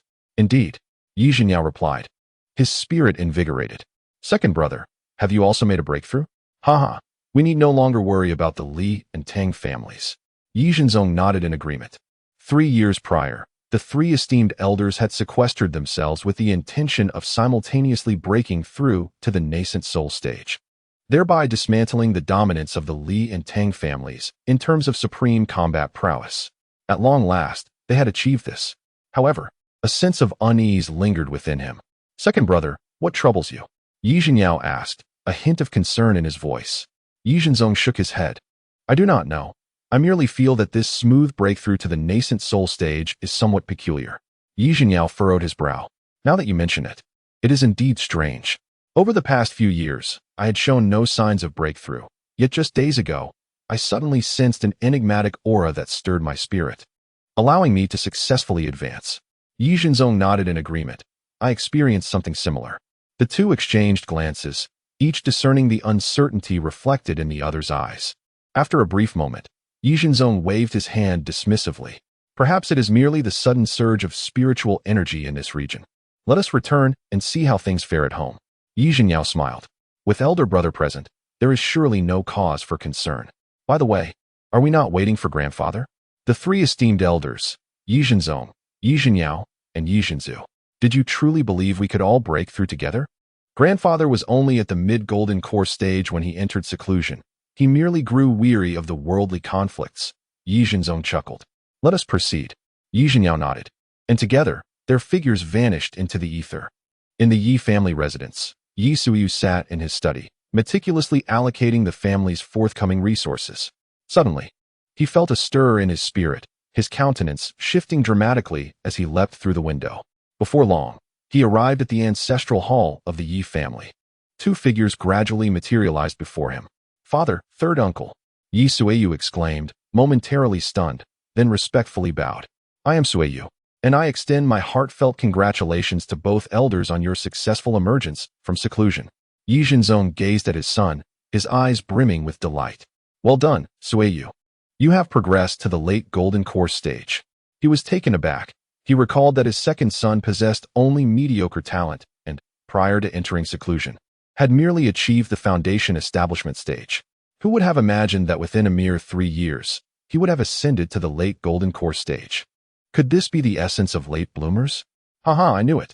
With an elder brother watching over the family, there is absolutely no way anything could go wrong. Ye Suifeng approached Suifeng and inquired, Where is your uncle? Hurry and summon him to welcome us. Haha. Confronted with this question, Suifeng dared not raise his head, beads of cold sweat trickling down his forehead. Ye Suifeng and the others sensed the unusual atmosphere. Suifeng, where is the head of the family? Ye Suifeng asked in a grave tone. Suifeng's throat felt parched as he stammered. Father, third uncle, the old patriarch. He has already passed away. The air turned frigid. What did you say? Ye Suifeng seized Suifeng by the collar, his copper-like eyes bloodshot. Fixated on him. What do you mean my elder brother is gone? Suifeng's gaze faltered as he stuttered. The old patriarch. He passed away unexpectedly a year ago. You're talking nonsense. Ye Suifeng shoved Suifeng aside, a tremendous force erupting within the Ye family ancestral hall. Anguish mingled with fury detonated within Ye Suifeng's chest. Calm down. Ye Suifeng restrained the enraged Ye Suifeng, his expression grim as he glared at Suifeng. Who did this? The Li family? Or the Tang family? He too was filled with rage, should it prove to be their doing. He vowed to ensure a relentless vendetta against the two prominent families. Suifeng sat on the ground, still reeling from Ye Suifeng's sudden outburst, his chest roiling with pain. No, it wasn't them, Suifeng quickly replied. The old patriarch ventured into the Qinggu highlands a year ago, but fell victim to an attack from a 6th-grade beast, the blood-fiend tiger. Upon hearing this, both Ye Suifeng and Ye Suifeng were left in stunned silence. How could they have imagined that their elder brother had met such a fate? Elder brother. Ye Suifeng knelt on the ground, his face etched with sorrow. Ye Suifeng, too, felt a heaviness in his heart. Furrowing his brow, he asked, with the old patriarch gone, who leads the Ye family now? It is the old patriarch's son, Ye Suifeng, Suifeng replied. Father, we have adhered strictly to the regulations. Ye Suifeng breathed a sigh of relief. Had it been Suifeng or someone else attempting to covet the position of head of the family, he would not have hesitated to take action, even against his own son. Thankfully, the members of the Ye family had long understood the importance of unity and had not engaged in any outrageous behavior. However, could Ye Suifeng truly shoulder the weight of such a complex family? If memory served correctly, elder brother Ye Zhongguang's son possessed an extraordinarily poor cultivation talent. After the old patriarch's departure, nothing significant occurred within the family, right? Ye Suifeng inquired. Suifeng shook his head. No. Well, there was something. What do you mean there was something? Ye Suifeng's brow furrowed. Did the Li and Tang families seize this opportunity to bully us? Ye Suifeng glared fiercely, as if ready to devour someone whole. Suifeng's expression turned peculiar as he blinked and hesitantly responded. Father, Second uncle, the Li and Tang families have already been annihilated. Ye Suifeng. Ye Suifeng. What happened? Who destroyed them? The two individuals were inexplicably astonished. In Yunxiao City, who possessed such immense power? Could it be that another formidable cultivator had arrived in Yunxiao City? Sui Yu, stroking his nose, slowly spoke. It is our new family head, Ye Suifeng. The two elders, having just broken through to the nascent soul stage, were left speechless. The atmosphere was thick with an inexplicable tension. He possesses such capability? How did he achieve this? They inquired almost in unison. He did, Sui Yu replied. Just after the battle in Yunxiao City concluded, the two prominent families suddenly changed their stance, sending 3 nascent soul cultivators to besiege family head Ye Suifeng. And then, well, Sui Yu hesitated. I couldn't observe clearly, but it seemed my elder brother merely raised his hand, and those 3 nascent soul cultivators instantly spat blood and perished. All others present from the two families were immobilized, unable to move. In an instant, my brother decreed the annihilation of the entire Li family's bloodline. In another fleeting moment, he decimated half of the Tang family, leaving the rest sealed, forever unable to cultivate. Upon hearing Sui Yu's account, Ye Suifeng and Ye Suifeng stood frozen in place, unable to move for an extended period. At that moment, it felt as if they had been enclosed within a colossal bell, incessantly struck by a massive iron hammer from the outside. Bang, bang, bang. Chapter 66. Commitment. When Ye Suifeng learned that the two elders had emerged from their seclusion, he was genuinely taken aback. For such a prolonged period, he had completely forgotten that several ancestors were concealed beneath the Ye family ancestral hall. His elder brother and the elders were currently in the revival courtyard. The revival courtyard was the place where the 4 brothers of Ye Jingguang had grown up, since the 3 elders entered their meditative retreat and the old patriarch passed away. It had remained sealed. Then, let us proceed, Ye Suifeng sighed softly. Concerning these 3 elders he had never met, he truly felt uncertain about how to approach them. What should we say to him? In the main hall of the revival courtyard, Ye Jingzong, Ye Zhengyao, along with Su Yu, Sui Hu, and Sui Bao, were all present. After listening to Ye Suifeng recount his experiences and the transformations within the Ye family in Yunxiao City, the 2 elders were filled with mixed emotions. Had they only been in seclusion for a brief period? How could the entire world change so drastically upon their return? Initially, when Sui Yu conveyed this sentiment, they found it hard to believe. However, as soon as Sui Yun and Sui Bao, who had both attained the nascent soul stage, arrived, they gradually began to accept this reality. Yet, it remained challenging to comprehend. Their most respected elder brother had passed away, and a nephew they had always found troublesome, who had never garnered their favor, had unexpectedly soared to great heights overnight. His methods were nothing short of miraculous, bordering on the extraordinary. When did the world undergo such rapid transformation? They truly did not know how to confront such an incomprehensibly powerful nephew. Father, my elder brother has indeed changed, but his heart remains devoted to the family. Sui Yu discerned their doubts and spoke to clarify. Indeed, without my elder brother, there would be no glory for our family today. The other 2 echoed in unison. The 2 elders exchanged glances, recognizing a shared sentiment in each other's eyes. The prosperity of the family and unity among the clan. Was this not the very goal they had tirelessly pursued? Perhaps some things that ought to be relinquished should be completely let go. At that moment, 2 figures approached from outside. It was none other than Ye Suifeng and Ye Suiyun. Suifeng congratulated the 2 elders on their successful emergence from seclusion. Upon entering, Ye Suifeng respectfully performed a bow. Although his soul had transformed, and he felt no emotional connection with them, they remained his elders, and he believed in honoring the appropriate gestures. Suifeng has arrived. The 2 elders rose and invited, please, take a seat. Heeding their words, Ye Suifeng stepped forward and sat below them. Everyone else may leave, Ye Jingzong instructed, as Sui Yun and the others exited the main hall, leaving only the 3 of them. A moment of silence ensued. I recall the last time I saw you. You were perpetually buried in books, disinclined to speak or stand before others. Ye Jingzong initiated the conversation. Ye Suifeng absent-mindedly touched his chin. Indeed. However, people are capable of change. Ye Jingzong smiled heartily. Indeed, people do change. Yet, I never anticipated that the transformations in this world would be so profound. We have witnessed the Ye family reach unprecedented heights under your stewardship. We are genuinely delighted. Ye Jingzong was adept at eloquence, artfully framing personal transformations as global shifts, thereby skillfully sidestepping the most awkward inquiries. Ye Suifeng gradually began to relax. As a member of the Ye family, I am naturally duty-bound to contribute to the family's development. Your return is most welcome. The addition of 2 elders will surely enhance our prosperity, Ye Suifeng remarked. Even though it was somewhat awkward, he could not refuse the 2 elders' continued roles as senior advisors. They had devoted their lives to this family.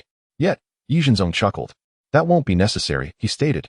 Ye Suifeng frowned slightly, perplexed. We have grown old, Ye Zhenzong continued. To be candid, upon emerging from seclusion and witnessing such vast changes within the family, we are struck not only by astonishment, but also by fear. Why is that? Ye Suifeng inquired. Ye Zhenzong smiled gently. As I mentioned earlier, this world is evolving too rapidly. Our thoughts can no longer keep pace with the family's development. Therefore, why should we retain the title of elder and issue bewildering commands? This family should be entrusted to your generation. I have absolute confidence in you. Ye Suifeng was taken aback. He had not anticipated that Ye Zhenzong would so nonchalantly relinquish the position of elder, especially after witnessing the current prosperity of the Ye family. What immense courage that required. They truly were the founders of the Ye family. Uncle, there is no need for such. Ye Zhenzong raised a hand, halting Ye Suifeng's words. Your calling me uncle is more than sufficient. His face radiated joy. If your elder brother were watching from above and knew of your accomplishments, he would undoubtedly be overjoyed. Ye Suifeng fell silent. He could not bear the weight of such emotion. I heard there are some hidden circumstances surrounding your father's passing, Ye Zhenzong suddenly remarked. Indeed, Ye Suifeng nodded. That bloodthirsty tiger should not have appeared on the outskirts of Qinggu jailing. However, upon investigation, no additional clues were uncovered. The investigation did not involve your participation, did it? Ye Zhenzong asked. Ye Suifeng touched his nose at that time. You know, my cultivation was too weak, so, Suifeng, Ye Zhenzong suddenly regarded him with earnestness. You possess the capability to uncover the truth, do you not? Ye Suifeng hesitated for a moment before responding. I should be able to. Promise me you will investigate this matter thoroughly and determine who is truly behind it. Will you? He spoke almost with a tone of pleading. Ye Suifeng was once again taken aback, gazing into Ye Zhenzong's sincere eyes, which concealed profound sorrow.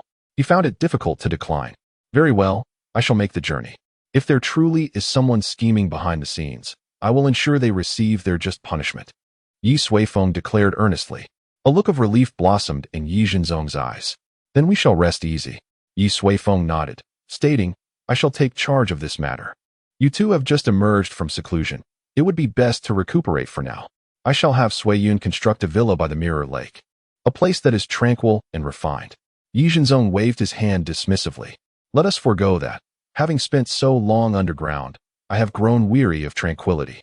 What then will you do? Ye Suifeng inquired, puzzled. Ye Zhenzong exchanged a glance with Ye Zhinyao and nodded. The world is vast, and we wish to explore it. After a lifetime of toil, we have yet to truly savor the delights of this mortal realm. They laughed heartily. Observing them, Ye Suifeng was uncertain how to respond. In that case, allow me to prepare some provisions for your journey. Just as Ye Zhenzong was about to refuse again, Ye Suifeng interjected. Please do not decline a younger one's respect towards their elders. Ye Zhenzong paused, then ultimately nodded. Very well, we are family and need not stand on ceremony. Indeed. Ye Suifeng smiled. Shortly thereafter, he exited the main hall, only to find that Ye Zhenzong and Ye Zhinyao had already vanished. Suiyun and the others wore expressions of helplessness. As the 2 elders had informed them before departing, go about your own affairs. Ye Suifeng dismissed them and turned his gaze towards the distant northern mountains. It was time for him to set forth. His first destination would be the Qinggu jailing. Chapter 67. Departure the following day, at the entrance of the Ye family. 2 ebony and ivory Qianlin steeds stood majestically on either side of the gate. 2 groups of riders had already assembled. Yi Huang and Yi Long emerged from within the gates, each mounting a Qianlin steed. They rode forward, facing each other. Cousin, this pure white Qianlin steed suits you perfectly, Yi Huang remarked with a smile. Dressed in white, Yi Long, atop his noble steed, exuded an aura reminiscent of the legendary figure, the white-clad spear god, in his youth. I never anticipated you would choose the most spirited one, Yi Long replied with a chuckle. The 2 shared a hearty laugh. their eyes betraying a hint of reluctance. Having grown up under the same roof, their relationship was marked by rivalry, yet it was overshadowed by the deep bonds of friendship and kinship forged through countless battles together. This parting was uncertain. They did not know when they might reunite. "Cousin, don't let me outshine you when that time comes," Ye Huang teased, dispelling the melancholic atmosphere of farewell. Ye Long grinned in response. "Your Tianwan Hall has more members than we do. If you find yourself short on travel expenses, I can lend you a bit." As he spoke, he retrieved from his spatial ring a storage ring gifted by Ye Suifeng, idly toying with it. "I suggest you keep it safe. We both have large families to support," Ye Huang laughed. "Our Zhenlong Pavilion relies on our own efforts to amass wealth. This little sum given by uncle is merely for travel," Ye Long began, but as his consciousness probed into the storage ring, he abruptly looked up, clutching it tightly. He had always assumed it was just travel money. If he wasn't mistaken, it seemed to be an enormous sum, certainly over $1 billion, and most of it appeared to be high-grade spirit stones. Seeing his flustered expression, Ye Huang burst into laughter. "It seems my father is giving you pocket money for the first time." Ye Long's lips twitched at the thought. Who gives pocket money in such a manner? "Cousin, we must not let him down. Until we meet again," Ye Huang said, clasping her fists in farewell. Ye Long mirrored the gesture, surreptitiously returning the storage ring to his spatial pocket. Then, they turned their steeds around. One group galloped eastward, while the other sped westward. In no time, they exited the city gates. Among Ye Huang's contingent, a dark-skinned youth glanced back towards Yunxiao City. "Mi Feng, keep up," Zhang Fei called out loudly. "Oh right." Mi Feng quickly turned back to join the group. After the battle at Yunxiao City, he hadn't instructed Uncle Wen to seek out the Yi family head, but had instead chosen to join Tianwan Hall. He was determined to stand on the same battlefield as the figure that resided in his heart through his own efforts.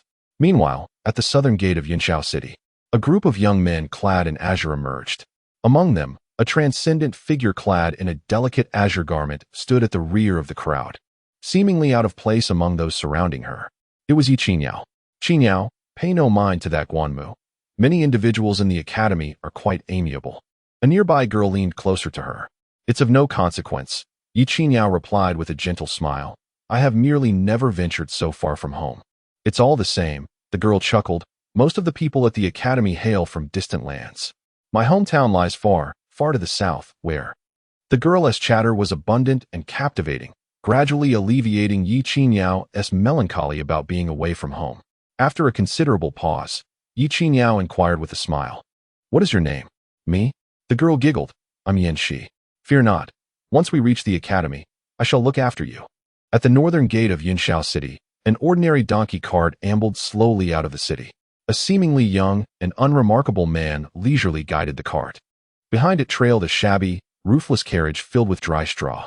Within the carriage sat a diminutive figure, wrapped entirely in a black cloak, with only a small face peeking out. Her large eyes brimmed with resignation, and her lips were pursed in discontent. "Is this truly how we are to depart, uncle?" Yi Xiaoxiao's tone was laden with reluctance. "What would you prefer, to be carried in a grand sedan chair? We are embarking on a journey, do you comprehend?" Ye Suifeng replied without turning back. Yi Xiaoxiao sighed deeply, propping her chin on her hands. She still had many aspirations yet to be fulfilled.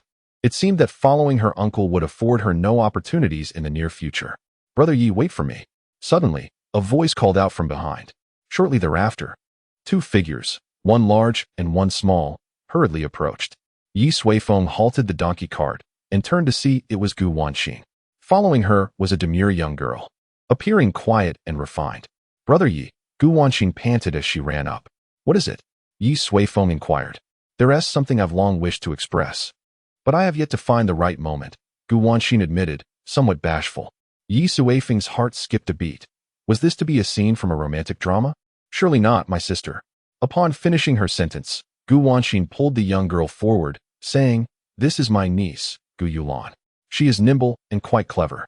I believe having a diligent maid by your side will prove convenient for you, brother." Ye Suifeng realized the nature of the situation. However, he had long grown accustomed to solitude. Having an extra person around might prove to be somewhat inconvenient. "Thank you for your kindness, but I shall decline," Ye Suifeng replied. "She is quite obedient and can attend to numerous mundane tasks for you," Gu Wanxing urged anxiously. Nevertheless, Ye Suifeng shook her head, stating, "No, I am accustomed to solitude." She can prepare a myriad of exquisite dishes from various regions. Gu Wanxin interjected. Ye Suifeng responded with silence. Moreover, she has been collecting culinary traditions from around the world and is currently learning them. Gu Wanxin added. Ye Suifeng remarked, "I believe that on the journey of exploration, having an additional companion enriches the experience with new vistas." Xiao Xiao, don't you agree? Yi Xiaoxiao responded with confusion. Moments later, a slender figure joined the modest donkey cart. Following the broad road, 3 individuals, accompanied by a donkey, slowly ventured towards the distant mountains. Chapter 68. The temporal black hole Wudong town. Nestled at the foot of the Qinggu Jialing Mountain, was initially a quaint settlement with a sparse population. It served as a temporary refuge for wandering cultivators seeking fortune in the mountains. However, several months ago, following a formidable alliance between the master of the Yi family's Tianluan Palace and the leader of the Zhenlong Pavilion to combat a fierce beast tide, Wudong Town gradually blossomed into a bustling hub. Its area had expanded several-fold, drawing numerous wandering cultivators who believed that embarking on adventures from this town would bestow upon them fortuitous blessings. On this particular day, a humble donkey cart ambled into Wudong Town. The driver was a young man clad in simple garments, while in the cart sat 2 distinctly different young maidens, one serene and the other restless. It was none other than Ye Suifeng and his companions. The journey from Yunxiao City to Wudong Town had taken a leisurely 10 days, during which they encountered breathtaking scenery, met a myriad of people, and savored an array of delectable dishes. Gu Yulan, the little girl, displayed remarkable culinary skills, rivaling even the chefs of the renowned Zuiming Tower. She possessed an uncanny ability to unearth the profound value of any ingredient, transforming it into exquisite delicacies, a true gem.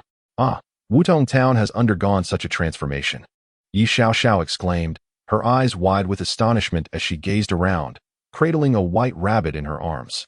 This rabbit was quite ordinary except for its conspicuously large front teeth, which were several times the size of those of a typical rabbit.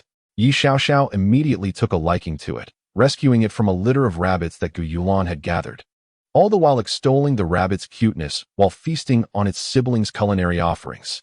Ye Suifeng regarded this spectacle with a mix of disdain and amusement. When I last visited with my sister, this place was merely a larger village, Yi Xiaoxiao remarked.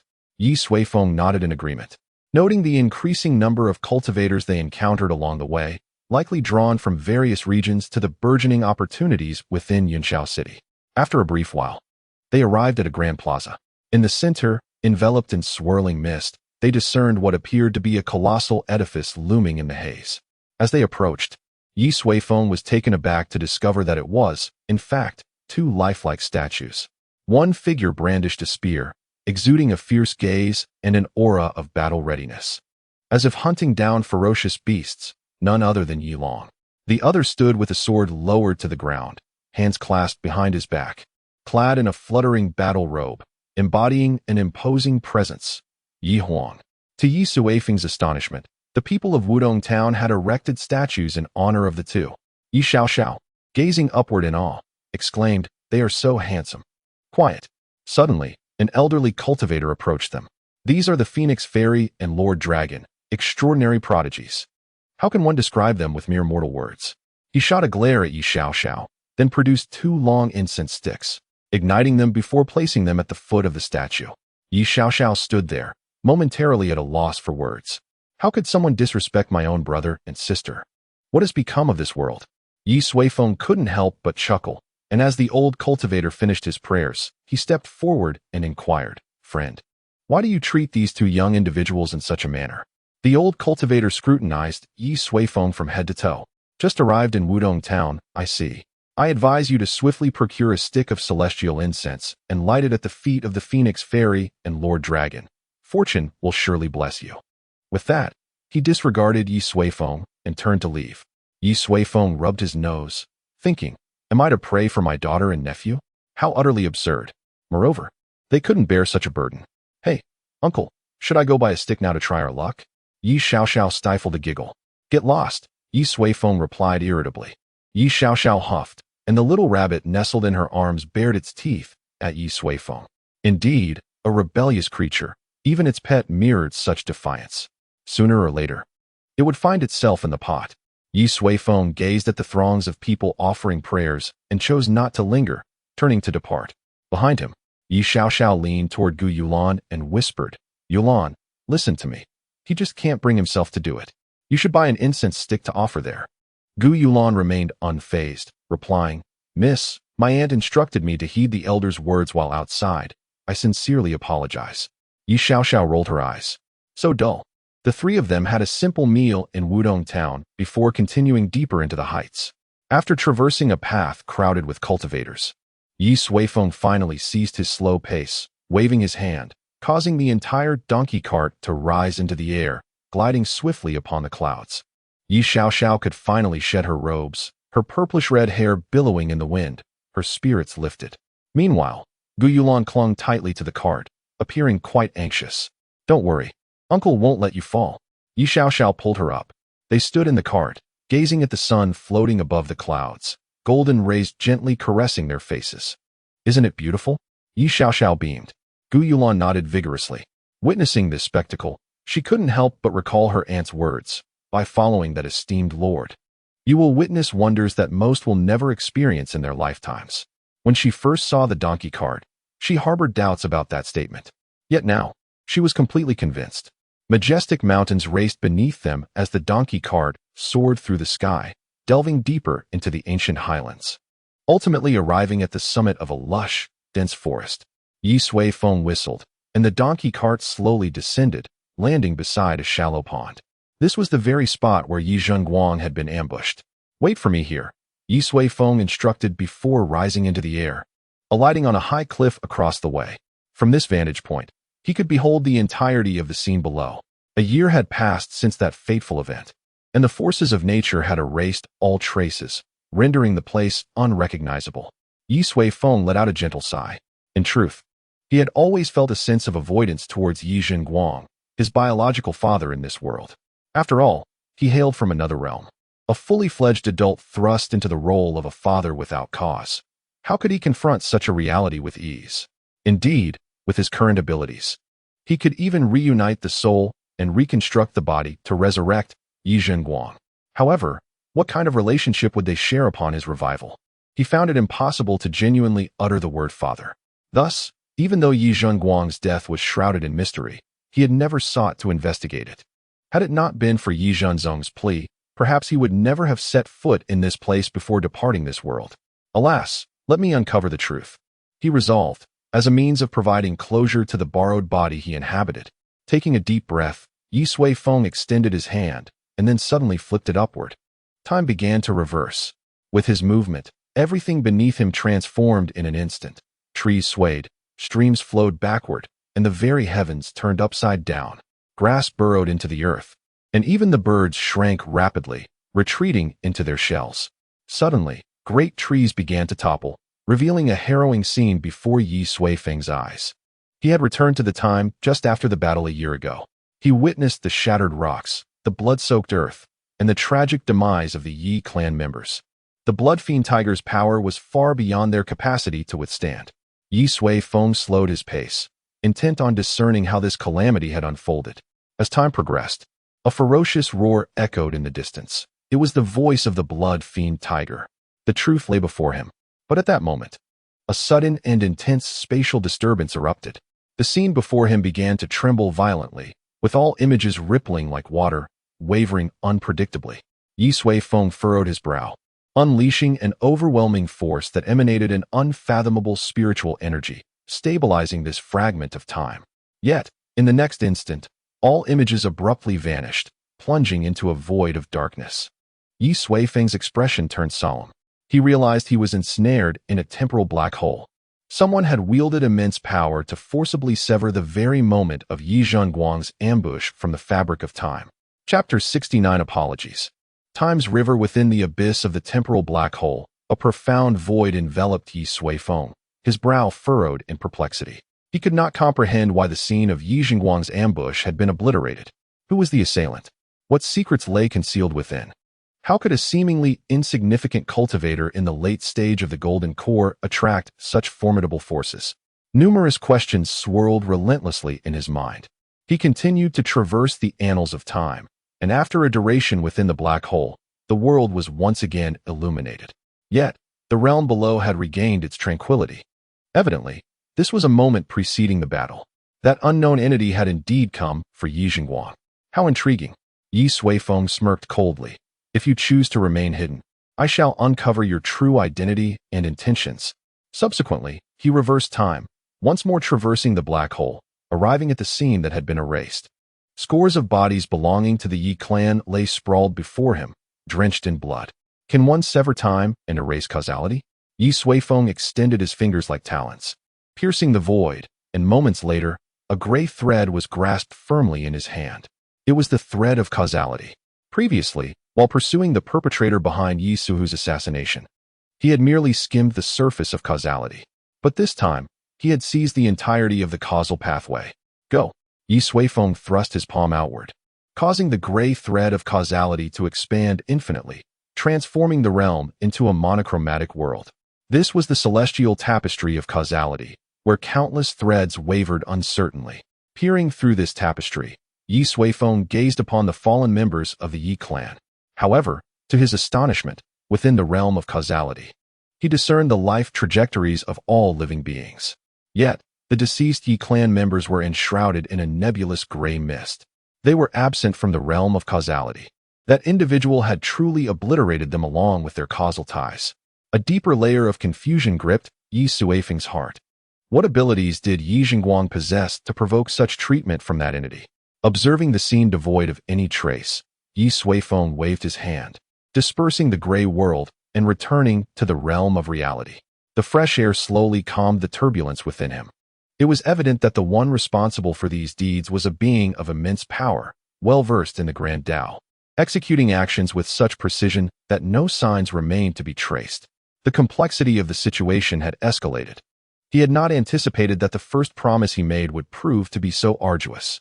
Ye Suifeng shook his head, a cold smile gracing his lips. But if you believe I will relinquish my pursuit, you underestimate me gravely. I shall find you.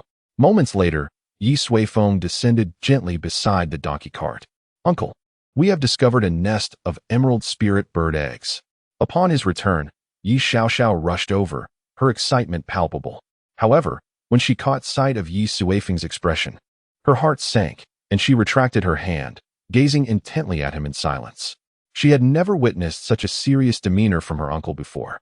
Ye Suifeng looked at her, smiled gently, and said, "It's all right. I must leave once more. You all stay here obediently and do not wander off." As he spoke, he extended his finger and drew a large circle around the donkey cart. Remember, you must not step outside this circle. The earlier incident had instilled a slight wariness within him. Perhaps the person behind it was not merely there for Ye Suifeng. Rest assured, uncle, I will definitely not stray. Ye Xiaoxiao nodded earnestly. Ye Suifeng chuckled as he ruffled her hair. Wait for me. I shall return shortly. With that, his figure gradually faded from sight. Uncle, Ye Xiaoxiao called out, but soon realized it was too late. She surveyed her surroundings and instinctively hugged her little rabbit tightly. Then, Ye Xiaoxiao pulled Gu Yulan into the cart's cabin. Yulan, don't be afraid. Let me tell you a story. In the void, a silver river of time flowed endlessly from the ancient past into the future, unceasing and imperceptible. Suddenly, a figure appeared above this river of time, Ye Suifeng. He gazed at the boundless current before him and smirked coldly. I refuse to believe that you can disrupt this place. The void was an evolution of the river of time. To resist, it was to oppose the entirety of space itself.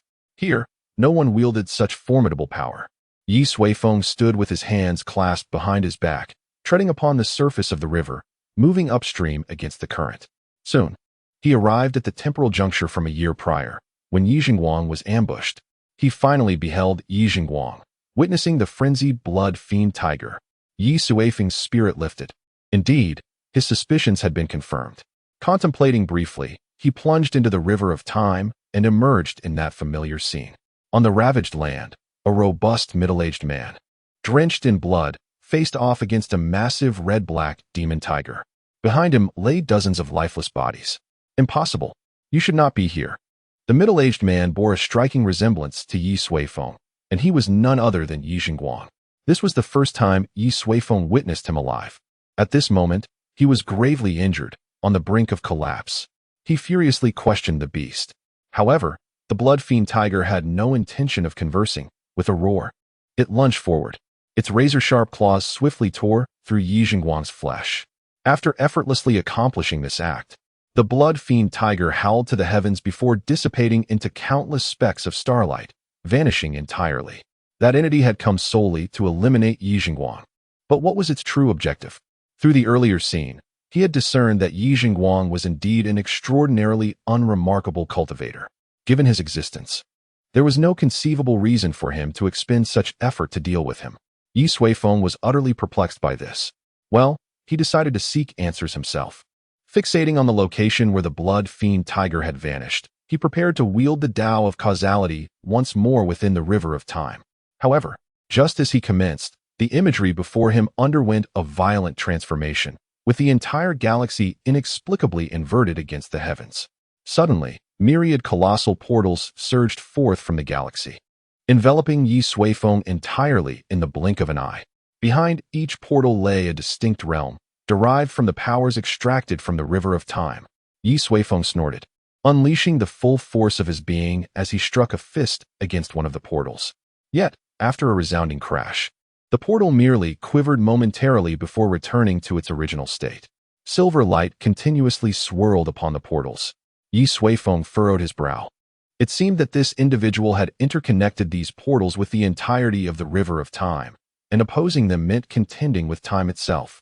This was clearly premeditated. Was this, for me? Gazing at the temporal forces circulating among the myriad portals, Ye Suifeng realized that the situation was far more intricate than he had initially surmised. But, are you truly prepared? With a cold smirk, Ye Suifeng felt a surge within, as the cultivation he had stored within the system instantaneously flooded into his body. 10,000 years, 100,000 years. Within the portals, Ye Suifeng's cultivation began an exponential ascent. That world possessed its limits. Exceeding them could potentially fracture it. Yet, within the void, such concerns were entirely absent. Ye Suifeng continuously drew upon his cultivation, causing ripples to emerge in the surrounding emptiness. The speed of the temporal power circulating through the myriad portals escalated, clearly sensing the mounting pressure. After extracting 100 billion units of cultivation, the portals became riddled with cracks. Begone! Ye Suifeng roared, clenching his fist and launching a direct assault on the portal before him. An unfathomably vast surge of energy erupted forth. The moment his fist made contact with the myriad portals, they disintegrated into mere dust. The sheer potency of that energy was overwhelming. After shattering the portals, it surged directly into the river of time. Boom! A thunderous roar resonated.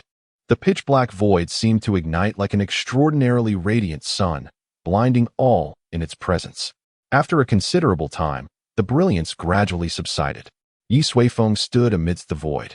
Before him, a gigantic fissure appeared in the silver river of time. His singular punch had cleaved the river of time in twain. The void surged forth, following the breach, flowing upstream and consuming the upper reaches of the river of time. In this world, all the moments of a year ago have been irrevocably lost beneath the wrathful blow of Ye Suifeng. Gazing at the scene before him, Ye Suifeng fell silent. Having just broken through, he had not managed to control his strength. My apologies, River of Time. Chapter 70. The Point of No Return in the Void. Ye Suifeng stood in the emptiness, watching as the distant river of time was gradually engulfed by the void, until it completely vanished from sight. Suddenly, a thunderous sound echoed, and the entire space trembled violently. Immediately, at the point where the river of time fractured, a surge of gray mist, akin to smoke, erupted wildly. It was the essence of chaos.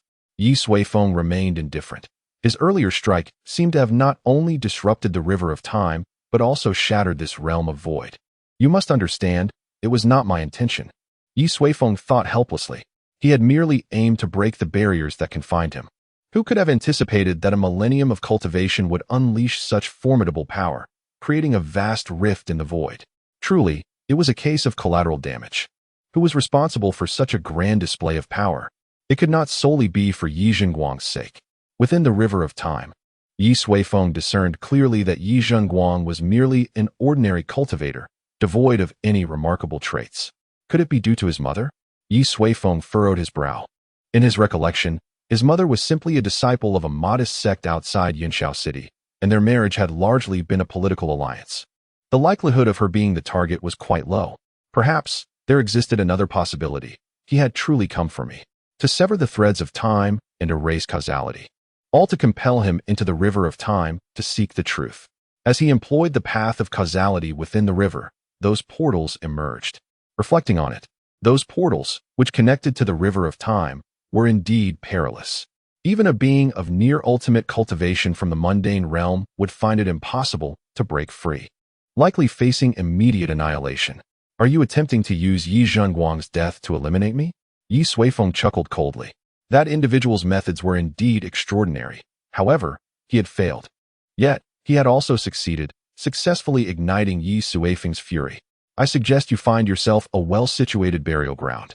As he spoke, Ye Suifeng opened his palm, revealing a snow-white leaf that lay quietly in his hand. Upon the leaf was an image of a creature, seemingly a bear with a thick coat of fur. At the moment Ye Suifeng inadvertently shattered the river of time, his consciousness had seized upon this leaf. It resided within the fragment of time where Ye Zhenguang was slain. Moreover, the leaf was exceptionally unique, having also been severed from the causality chain, thus existing outside of it. Wait for me. I will surely find you. Ye Suifeng tucked the white leaf away and turned to depart, preparing to return to his original world. As he swept through the void, a thin curtain appeared before him. The curtain serves as the barrier of this world, shielding it from the encroaching chaos of the outside storms. Yet, for Ye Suifeng, traversing it is an effortless endeavor. Without much contemplation, he stepped boldly through the world's barrier. However, in that very moment, a horrifying event unfolded. As his foot crossed the threshold, a cacophony of cracking sounds erupted. To Ye Suifeng's astonishment, the barrier before him began to fracture inch by inch. Countless principles of the celestial laws contained within the barrier shattered, one after another, turning to dust. Witnessing this scene, Ye Suifeng hastily withdrew his foot. The collapse of the barrier gradually ceased, slowly beginning to mend the laws that had just been broken. Ye Suifeng realized he had forgotten that he had extracted an immense energy equivalent to 100 billion years of cultivation, far exceeding the capacity of this world to bear. To put it dramatically, if he were to lose a strand of hair from staying up late and fall into this realm, within mere hours, the world would undoubtedly crumble to pieces. Arriving here in good spirits, now he found himself trapped. A profound sense of disbelief echoed in Ye Suifeng's mind. In the depths of the ancient jailing, a donkey cart stood incongruously amidst the dense primordial forest. Outside the cart, a white circle emanated a gentle glow, seemingly protecting it. Inside the cart, two young maidens, Ye Xiaoxiao and Gu Yulan, crouched within. Suddenly, a rustling sound arose from outside. Ye Xiaoxiao perked up her ears, turned, and leaned over the cart's edge, cautiously peeking out. The jungle lay silent, the foliage thick and shadowy. A flicker of fear flashed in her large eyes. Gradually, she withdrew her head. Liar, you promised to return swiftly, yet it has been 3 days without a trace.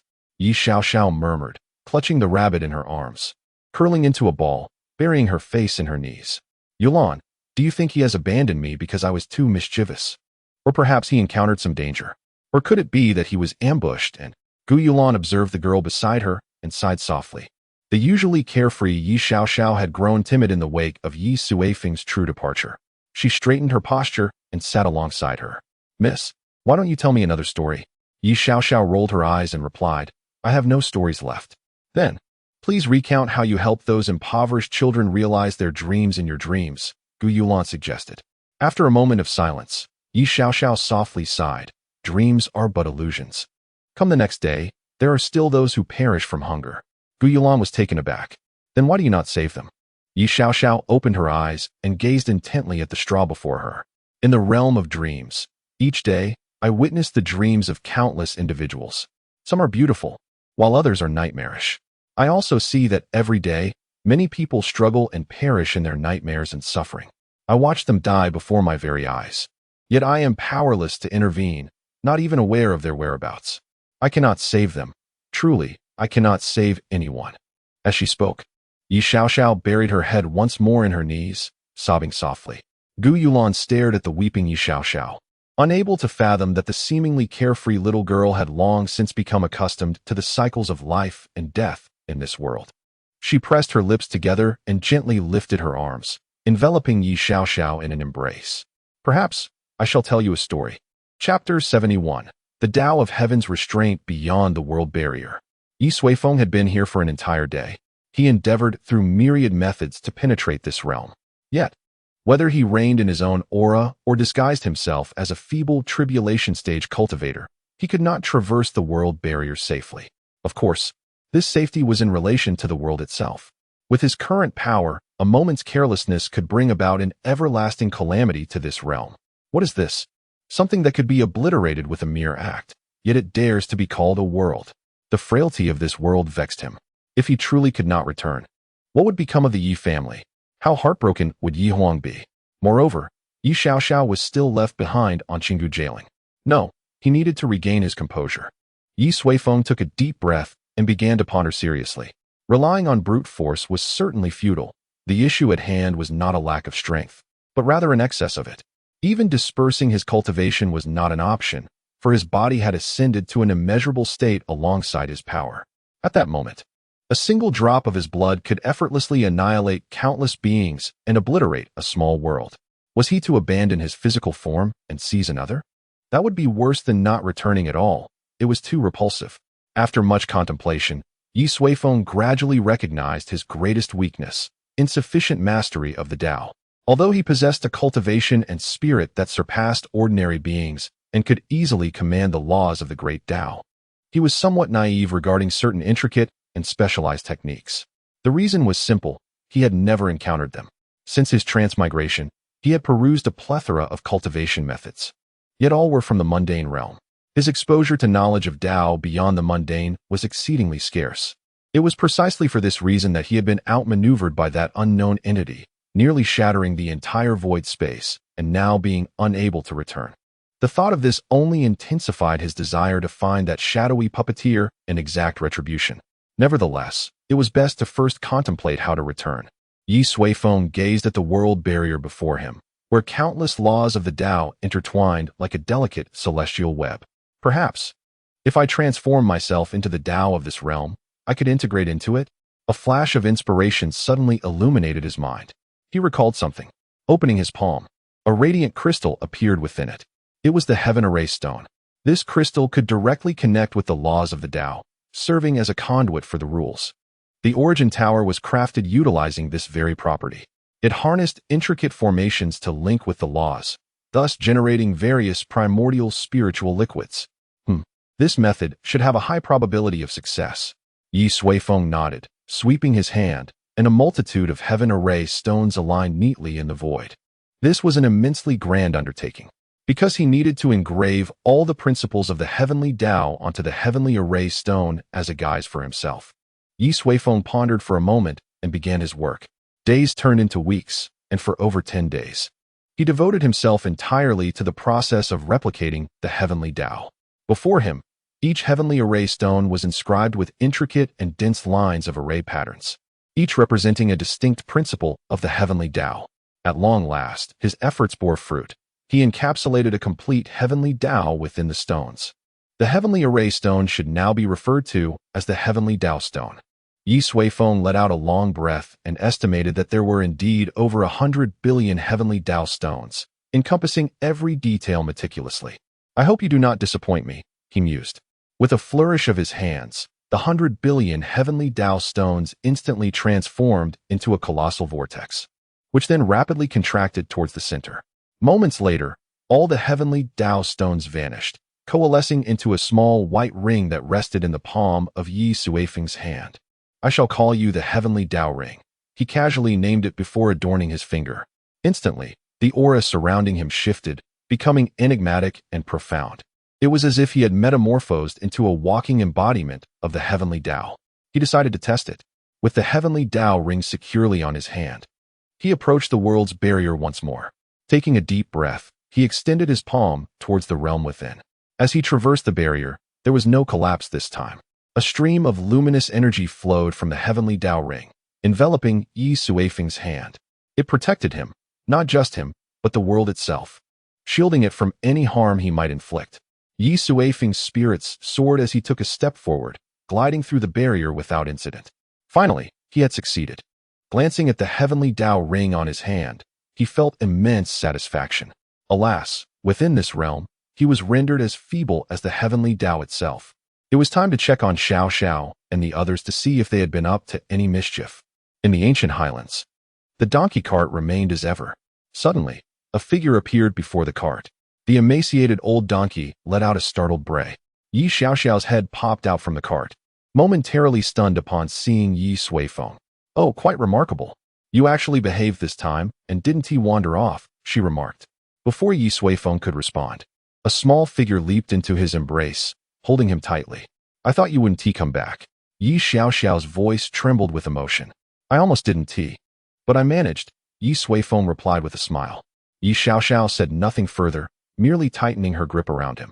Sensing her emotions, Ye Suifeng let out a gentle sigh and remarked with a smile, "I recall that during your last month in the dream void, you did not exhibit such feelings.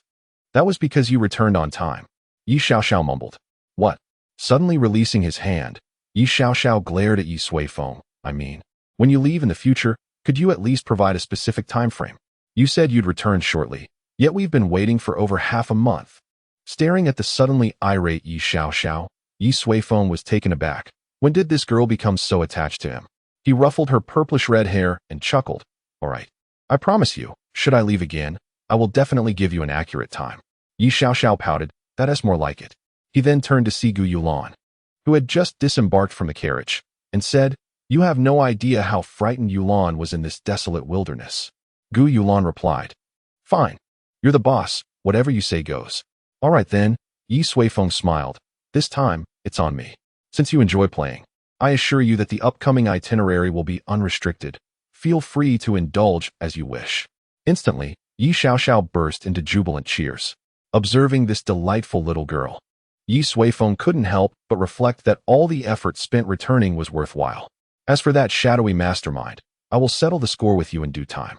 Chapter 72, Northern Snowfield and Majestic Mountains. Here, the peaks rise sharply, piercing the heavens, towering hundreds of feet high. Almost no human has ever set foot in this place, where everything remains in its most pristine form. Among these mountains, one peak stands taller and more magnificent than the others. At its summit, there lies a crystal-clear pool of emerald water. Beside the pool, a lion, entirely cloaked in azure, sleeps soundly with closed eyes. Suddenly, its ears perk up, and it turns its head towards the southern sky. A powerful wave of energy is rapidly approaching. The azure lion springs to its feet, its gaze fixed intensely on the distant horizon. The force emanating from that direction is nearly equal to its own, bold and unabashed. Is it challenging its supremacy? A fierce aura instantly surges from the azure lion, its fur bristling with rage. Who dares to provoke in this territory? Moments later, a colorful silhouette appears in its line of sight, resembling a bird in flight. The azure lion is taken aback, two streams of heated breath erupting, melting the stones beneath its feet. It recognizes the approaching avian figure as its nemesis, the resplendent rainbow phoenix, residing 100 miles away. As the rainbow phoenix swiftly draws near, growing larger within its vision, the azure lion puffs out its chest, fur dancing wildly, and lets out a thunderous roar towards the bird. A tremendous force erupts at the peak, creating a vast arc of clear sky as the surrounding clouds and mist are instantly dispersed. Roar! It unleashes its fury. Yet suddenly, it senses something strange in the surroundings. The essence of flora and fauna fades, replaced by a faint, delicate fragrance. The azure lion opens its eyes, and a human face materializes before it. Meow! A colossal fist looms larger in its view.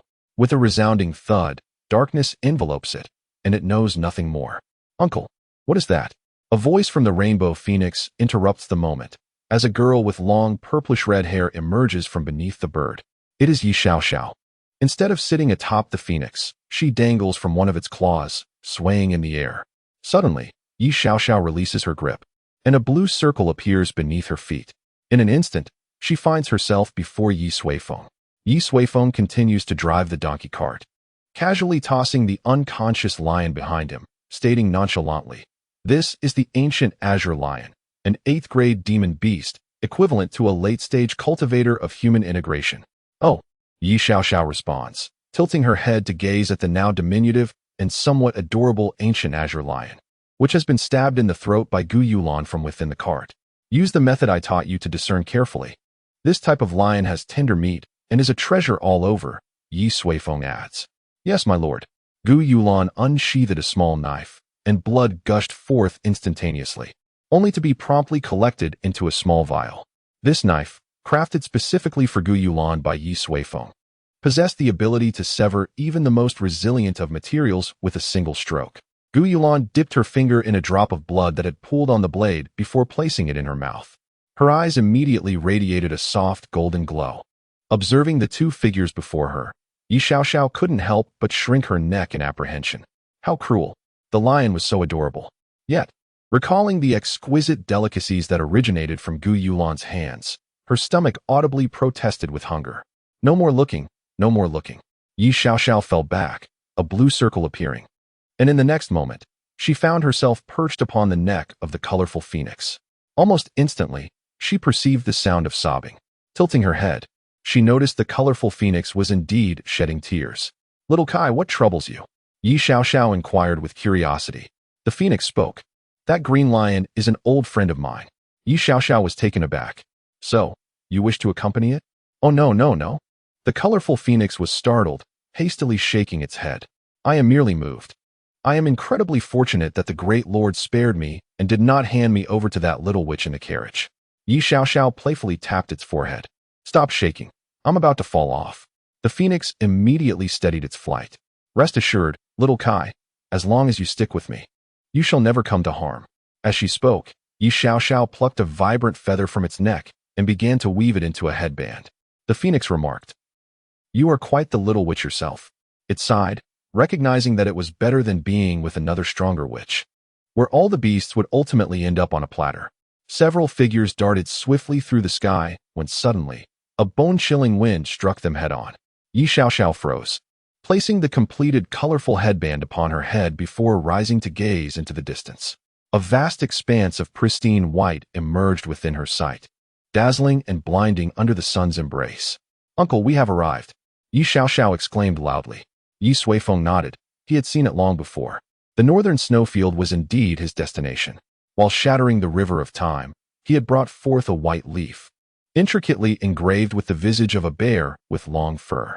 Upon closer inspection, Ye Suifeng recognized it as a legendary creature known to inhabit the northern snowfield, referred to by people as a calamity. Thus, he chose to traverse the Qinggu Highlands to reach the northern snowfield. However, his pace was deliberate, as he took the opportunity to fully appreciate the splendor of the Qinggu Highlands alongside Ye Suifeng and her companions. They feasted upon roasted dragon carp, steamed crimson fire chelan, and stir-fried divine silkworms, sweeping through all beasts of the 6th rank and above, gathering heaps of spiritual fruits, and plundering countless rare treasures along their journey. As the saying goes, the wild goose plucks the feathers, and this description is not at all an exaggeration. Fortunately, they have finally arrived at the northern snowfields. If the ancient high peaks possessed consciousness, they would undoubtedly shed tears of heartfelt gratitude. Uncle, where shall we go next? Ye Suifeng inquired. At this moment, they had officially stepped into the skies above the northern snowfields, where the earth was entirely blanketed in thick layers of ice and snow, devoid of any signs of life. Ye Suifeng extended his consciousness, sweeping across the landscape, and soon discovered a small settlement of humans several hundred miles to the east. We shall seek out people, he declared. And with that, the donkey cart altered its course, swiftly heading towards the human gathering. Ye Suifeng perched atop the resplendent bird, following closely behind. Chapter 73. The Eternal Winter Realm in the Northern Lands. An expanse of ice endures, perpetually shrouded in snowfall. The climate here is fiercely frigid, rendering survival exceedingly arduous. Yet, some resilient beings persist in this inhospitable environment. Humanity is among them. Across the vast snowfields, a towering wall stands resolute against the chilling winds emanating from the depths of the frozen wilderness. Constructed of wood, it is imbued with mystical runes that prevent its decay, allowing it to withstand the test of time. Behind this barrier, a cluster of simple wooden dwellings is scattered about. The exteriors and roofs of these homes are heavily adorned with thick layers of straw and beast hides, while the snow-laden streets occasionally witness hurried pedestrians, tightly wrapped against the cold. At that moment, a donkey cart approached from afar. Its design starkly contrasted with the local aesthetic, appearing woefully simplistic and drafty. Lacking even a canopy, a man accompanied by two young women, all clad in scant attire, was swept along by the biting wind. Strangely, they seemed impervious to the harshness of the cold, an extraordinary sight indeed. The donkey cart, though seemingly slow, reached the entrance of the wall in mere moments. The sentinels stationed there instantly heightened their vigilance. "Who are you? What is your purpose?" They shouted in a language entirely foreign to the Nine-City Alliance. Ye Suifeng snapped his fingers, and a wisp of spiritual energy emerged from the crown of one guard's head, splitting into three strands that entered the minds of the trio. In an instant, they comprehended the foreign tongue. "Who are you? What brings you here?" The guard bellowed, his bowstring taut and poised. With a playful gesture, Ye Suifeng mimicked Ye Suifeng, snapping her fingers as well. Immediately, the guard swayed and collapsed beside his post, succumbing to a deep slumber. With a mischievous grin, she beamed at Ye Suifeng, who merely shook his head as he urged the donkey cart forward. As they approached, the grand gate swung open of its own accord, revealing that the guards were now lost in dreams. Shortly thereafter, they arrived before a larger edifice, where various wild beasts were tethered, fiery steeds, unicorns, and an odd avian creature with elongated legs, all resembling mounts. The wooden tower stood as a sanctuary, from within which the muffled sounds of conversation could be discerned. "Let us explore within," Ye Suifeng suggested, dismounting the cart, followed by Ye Suifeng and Gu Yulan. The seven-colored phoenix had transformed into a sparrow-sized creature, nestled within Ye Suifeng's cascading hair.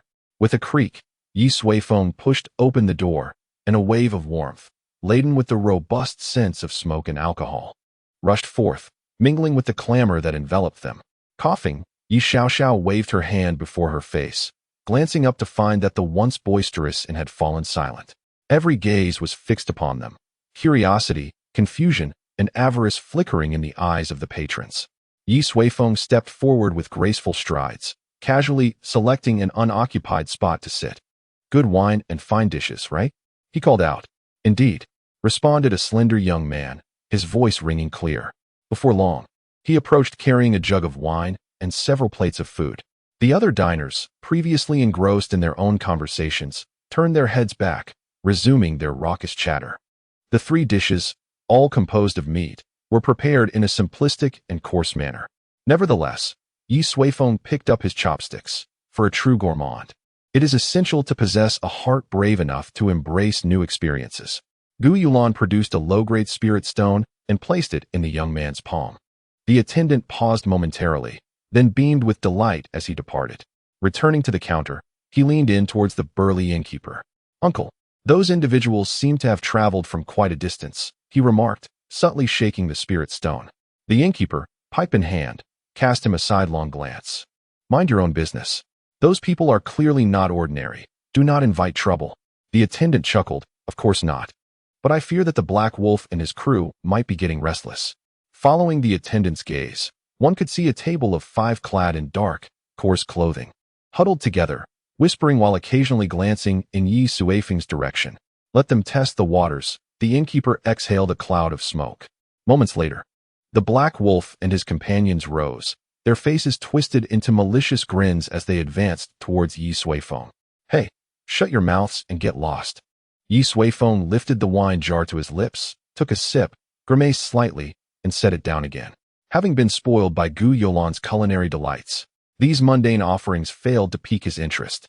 The Black Wolf, momentarily taken aback by the dismissal, was astonished. Throughout the years he had dominated this region, he had never encountered someone so brazen. "You son of a..." Bang!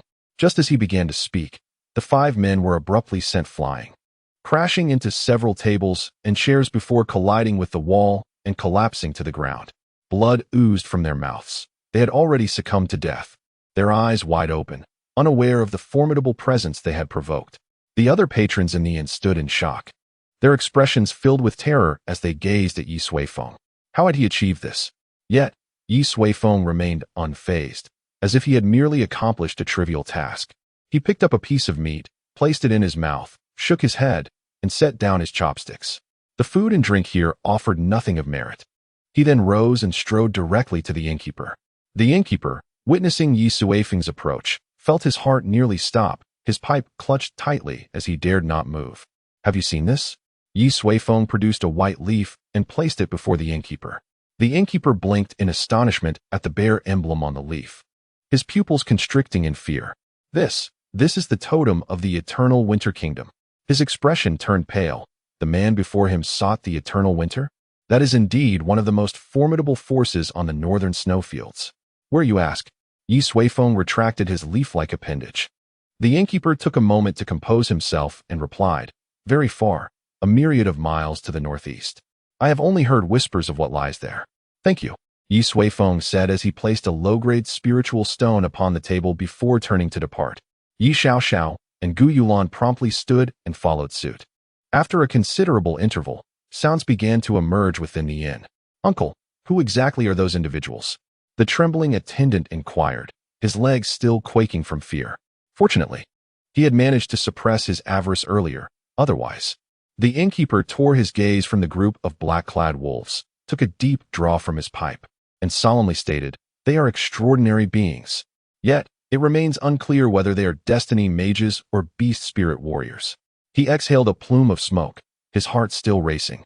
"Thankfully, their target appears to be the eternal winter kingdom." The attendant, puzzled, asked, "Why have I never heard of this name?" "Of course, you Haven Tea," the innkeeper replied. "It is a vast empire situated thousands of miles away, where extraordinary beings roam freely. Once, by a twist of fate, I accompanied an extraordinarily powerful being there, and the journey alone consumed 3 years." As they conversed, Ye Suifeng and his companions arrived before a magnificent archway, towering several dozen zhang into the heavens. It resembled a gateway to the sky itself. Above it, 2 robust and spirited characters were inscribed, "Eternal Winter." Chapter 74, The Enlightenment Tree. One more chapter. Pingyang Pass stands as the westernmost gateway of the eternal winter kingdom, majestically nestled within the western heavenly gate, resembling an ancient dragon coiled in this realm.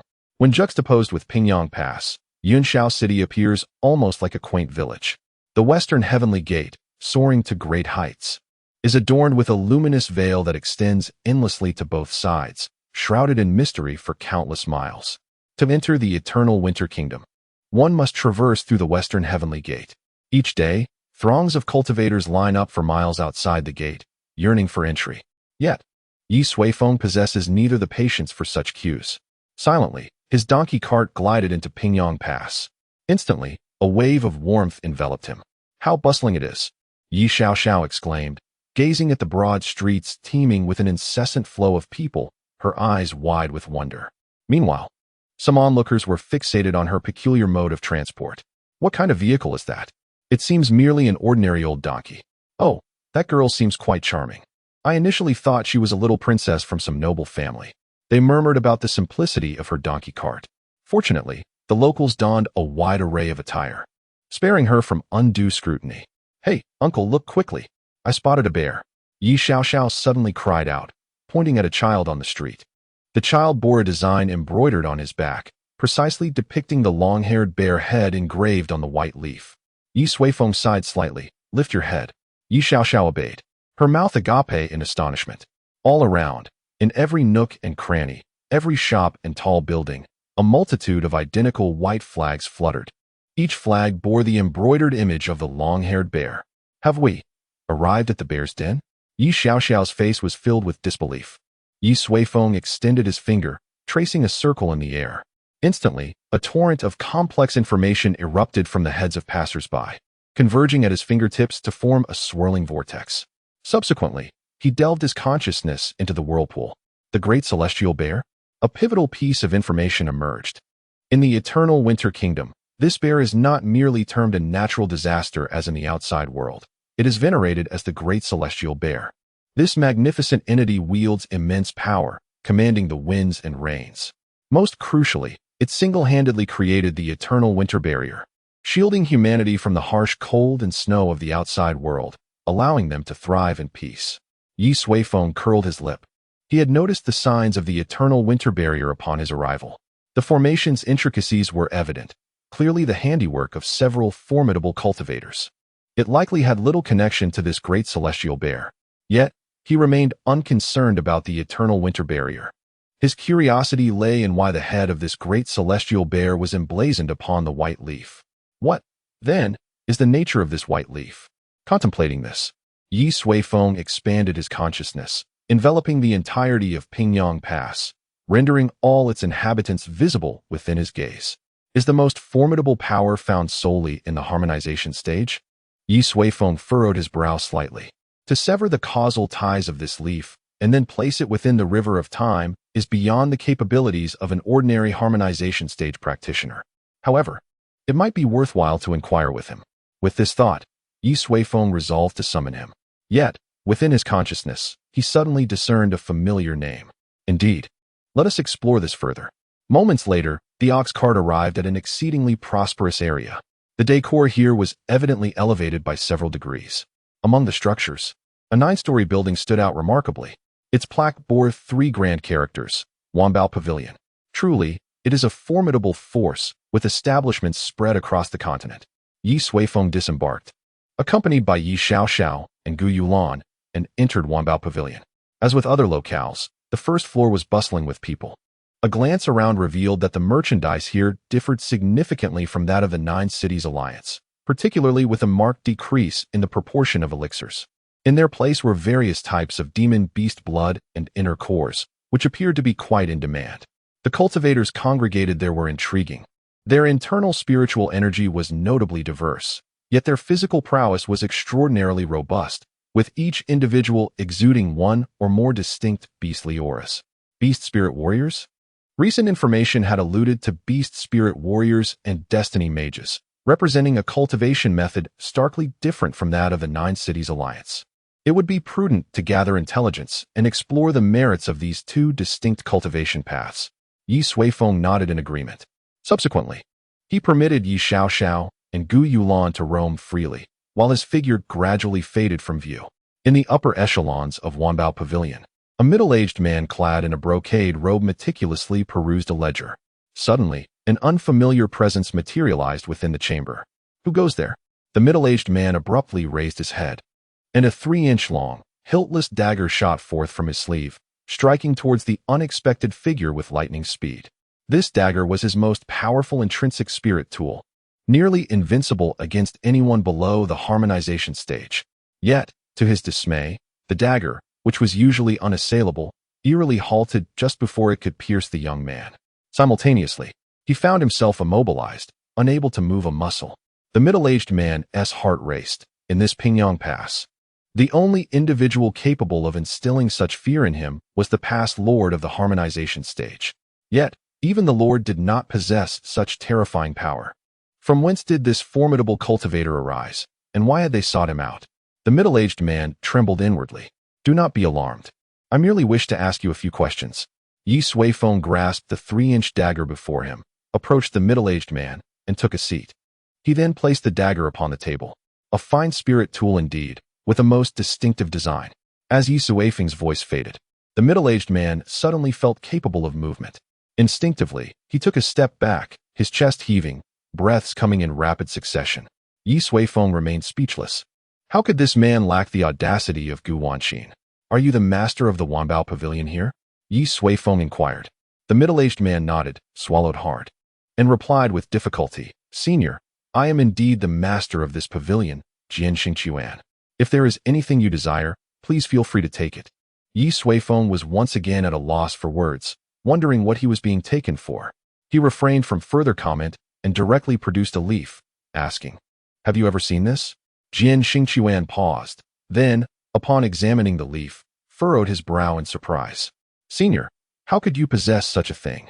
He appeared genuinely astonished. Ye Suifeng grasped the leaf firmly. Speak. Please wait a moment while I verify. Jian Xingquan exclaimed, swiftly darting to a large chest nearby. After intricately activating a formation to open it, he revealed a chest brimming with books, an extensive collection housed within a spatial storage box, numbering in the thousands. He began to rummage through the contents with urgency. Soon, he produced a very ancient-looking tome. Yes, this must be it. Jian Xingquan reverently placed the book before Ye Suifeng after flipping to a specific page. "Senior, please take a look." His series of actions brought a smile to Ye Suifeng's face. He mused that he had done nothing to warrant such fear. Shaking his head, he picked up the ancient book. The pages depicted a towering tree, beneath which a group of small, furry bears played joyfully, their innocence endearing. Ye Suifeng glanced at the title of the chapter, The Enlightenment Tree. Chapter 75, The Divine Gift Conference in the Primordial Chaos, when the heavens and the earth first emerged. A colossal tree rose majestically, serving as the pillar between the two realms. As it continued to grow, the distance between heaven and earth expanded, giving rise to an initial world. This magnificent entity was known as the World Tree, or the backbone of existence. Once the cosmos was stabilized, the World Tree fulfilled its purpose and subsequently collapsed. In the aftermath, several new saplings sprouted from its remnants, each one a remarkable offspring of the World Tree, possessing immense strength and extraordinary abilities. Among them was the Enlightenment Tree, a symbol of the primordial wisdom of the universe, capable of enlightening all living beings. One fateful day, a severely injured mother bear, pregnant and seeking refuge, stumbled upon the Enlightenment Tree to recuperate. Alas, her wounds were too grievous, and she did not survive. After giving birth to 7 cubs, her spirit departed from this world. The cubs thrived beneath the nurturing shade of the Enlightenment Tree, consuming the essence of the heavens and the dew of the earth, growing stronger with each passing day. Under the tree's profound influence, these cubs were anything but ordinary, each one more powerful than the last. After a series of intricate events, one day, one of the bears struck down the accumulated ice and snow of millennia with a single paw, establishing an oasis amidst the snowy plains, which later came to be known as the Eternal Winter Realm. This bear, the creator of the eternal winter, was revered by all living beings as the great celestial deity, receiving their utmost veneration. The tale inscribed in ancient tomes concludes here. The leaf held by Ye Suifeng, if the records are accurate, is indeed a leaf from the Enlightenment Tree, which is why the insignia of the great celestial deity is etched upon it. Ye Suifeng closed the ancient book, lost in contemplation. Could it be that the one who placed the leaf from the Enlightenment Tree into the river of time was the fabled great celestial deity? If the ancient texts are to be believed, this deity might possess the power to traverse the void. Pondering further, Ye Suifeng inquired, where might one find the Enlightenment Tree? Jian Xingquan's expression turned awkward. "Senior, I regret to say I am unaware of its whereabouts. My knowledge of the Enlightenment Tree is merely a vague impression gleaned from chance readings." Ye Suifeng nodded, realizing that such a magnificent entity surely eluded the knowledge of a cultivator at the late stage of transformation, who would possess information regarding the Enlightenment Tree or the great celestial deity. He probed further. After deliberation, Jian Xingquan replied, "Perhaps only those in the eternal Eastern Imperial City might have some insight into the Enlightenment Tree. However, if you seek the great celestial deity, the Divine Gift Conference, occurring in half a month's time, will see the deity's consciousness descend upon Pingyang Pass." Ye Suifeng raised an eyebrow. The Divine Gift Conference, a name he had encountered in his earlier inquiries, seemed to be a grand event. The influx of people to Pingyang Pass was undoubtedly drawn by this conference. "Tell me more about this Divine Gift Conference," Ye Suifeng urged. "Certainly," Jian Xingquan responded. Jian Xingquan nodded eagerly and said, "The Divine Bestowal Conference is held once every 3 years and is the grandest event in the Eternal Winter Kingdom." As Jian Xingquan elaborated, Ye Suifeng began to grasp the essence of the matter. In simpler terms, it was merely a selection event orchestrated by the great deity. The conference occurs every 3 years, and participants must be young extraordinary beings under the age of 16. Destiny mages, beast spirit warriors, and practitioners of various other schools are all eligible to compete. After undergoing rigorous selections and intense battles, the most exceptional young talents will be identified. Subsequently, the great deity will bestow certain blessings upon them based on their rankings. The top few individuals will be directly taken to the divine realm by the great deity, embarking on a uniquely legendary journey. For instance, this year, there are 5 slots available at the Pingyang Pass, all of which will be claimed by the great deity. It sounds as though this great deity resembles a cult leader, Ye Suifeng remarked with a smile. Jian Xingquan chuckled awkwardly, for he dared not respond to such sentiments. Should the locals of Eternal Winter discover someone describing their great deity in such a manner, regardless of one's strength, they would undoubtedly rush forward in a fervent frenzy. Are you certain the great deity's consciousness will come then? Ye Suifeng inquired. Indeed, Jian Xingchuan affirmed. Ever since arriving at Pingyang Pass, I have attended each divine bestowal conference. I can feel the terrifying presence of the great deity's consciousness, which instills an undeniable fear. No one can rival it. Though, of course, compared to you, esteemed senior, it falls woefully short. Ye Suifeng fell silent again. Your survival until now is likely inextricably linked to your somewhat timid disposition, he mused. However, if the great bear deity truly would come, he need not expend further effort in the search. When the time came, he would simply seize the opportunity, a swift punch first, and then pose his inquiries afterward. With half a month remaining, Ye Suifeng pondered and asked, does your Wanbao Pavilion possess any cultivation methods or texts pertaining to destiny mages or beast spirit warriors? Jian Xingchuan's heart sank. The concern he dreaded had come to pass. Wanbao Pavilion was bound to face dire consequences. Yet, he dared not lie before this individual. Yes, esteemed senior, not only do we have those methods, but we also possess techniques practiced by the cultivators of the Southern Highlands, along with spiritual artifacts, elixirs, high-grade monster cores, heavenly treasures, and spiritual stones. All right. Ye Suifeng interrupted, placing a hand to his forehead. I only require those two methods. Provide me with as many as you can. During this waiting period, he intended to examine the unique aspects of both cultivation systems. Understood. Soon, Jian Xingchuan presented a beautifully crafted storage ring before Ye Suifeng. Ye Suifeng glanced over it casually. Good heavens, there are at least tens of thousands of tomes here. This person truly emptied his home. How much in total? Let us settle on the standard pricing. Ye Suifeng particularly instructed with the phrase. Jian Xingchuan was momentarily taken aback, seemingly surprised that the senior would offer monetary compensation. The cost price, approximately 8 trillion low-grade spirit stones. Would that be acceptable? Ye Suifeng remained silent, first retrieving the cultivation techniques from his storage ring, then placing a sufficient quantity of spirit stones inside before handing it to Jian Xingchuan. It was merely a trifling matter. He had not yet fallen to the point of resorting to theft. Subsequently, he prepared to depart. Suddenly, a thought struck him. Right. How does one participate in this divine bestowal conference? With numerous prodigies gathered, it would serve as an excellent opportunity for Ye Xiao to gain experience. Finding her something to do would also prevent her from causing mischief. Well, the quota for the conference was already determined over a month ago. Jian Xingchuan mentioned.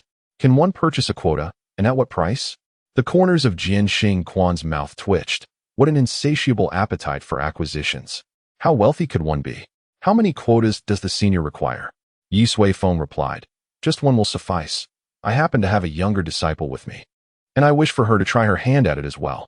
That can be arranged. Jian Xingchuan responded. Our Wanbao Pavilion has 10 quotas this year. I can provide one for you. Ye Suifeng furrowed his brow.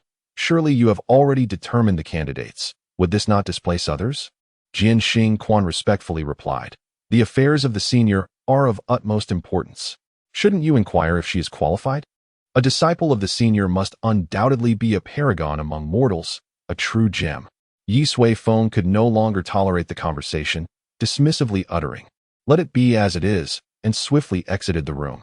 After a considerable time, Jian Xingchuan approached his chair and slowly seated himself, appearing somewhat shaken. He shook his head and sighed. I had thought that upon reaching the late stage of transformation, arriving at Pingyang Pass, such matters would be behind me. Who could have anticipated? It's all right. Maintain a calm mindset. As long as one lives, that is enough. Chapter 76. Who is the waste? Am I to compete? In an elegant and comfortable room, Ye Xiao exclaimed in surprise. Ye Suifeng lounged lazily by the window, a table adorned with an array of fruits. All exquisite specialties from the eternal winter kingdom. Their chilling taste melted upon contact. Indeed, it was akin to the Battle of Yunxiao City. Ye Xiao leaped from her chair. But this place is evidently much larger than Yunxiao City. There must be many formidable individuals here. What if I cannot defeat them? Ye Suifeng scoffed lightly. If you can't win, then stand tall and take your punishment. What else can you do? One must endure some hardships. You are already 14. It's time to grow up. Ye Xiao's expression was one of reluctance as she gazed down at her toes. She felt she had not truly matured. So, what are their abilities like? She inquired. I do not know, Ye Suifeng replied. However, all participants are teenagers under 16, so even the strongest among them cannot be overly powerful. There are still half a month before it begins. Use these days to contemplate how to confront them. It had been several months since they departed from Yunxiao City. Along the journey, he took the opportunity to refine some origin towers, utilizing the supreme essence they produced for cooking, personal hygiene, and bathing. Naturally, it was also used for daily cultivation. Supreme, after all, is not merely a phrase. With such resources at hand, even without dedicated training, Ye Suifeng's cultivation had surged remarkably. She had entered the foundation establishment stage over a month ago. Now, she was a budding genius at the 5th level of foundation establishment. Even Gu Yulan, who initially was only at the qi refining stage, had consecutively broken through and was now at the late stage of transformation. Indeed, the Pingyang Pass far surpassed Yunxiao City. Yet the prodigies under 16 would not be excessively extraordinary. The most exceptional among them would likely range from foundation establishment to gold body stages. According to the local cultivation hierarchy, this equates to 3rd to 4th tier destiny mages or beast spirit warriors. With Ye Suifeng's abilities, even if she were to lose, she would not suffer significantly. Very well, Ye Suifeng murmured. She had always been engrossed in the dream void realm, and her offensive techniques were indeed limited. It appeared she needed to contemplate this matter thoroughly. If you are truly concerned, there is a gathering at the Wanbao Pavilion tonight, where numerous participants will be present. You can observe them, Ye Suifeng suggested. A gathering? How delightful. Ye Suifeng's spirits lifted instantly. Do not engage in mischief, do not tease anyone, and certainly do not steal. Focus on understanding the strength of your opponents. Do you understand? Ye Suifeng admonished. This girl was still too young, having grown up under the protection of her family, with a penchant for playfulness. Rest assured, I have outgrown that phase, Ye Suifeng replied, feigning maturity. Ye Suifeng shook his head. Yet, he conceded she was right. Ever since that day at Qinggu jailing, the girl had changed somewhat. Though her temperament remained spirited, she no longer acted recklessly. All right then, go ahead. Ye Suifeng, with an air of authority, dismissed the others. After their departure, she withdrew a book and began to peruse its contents casually. Destined Mage, Beast Spirit Warrior.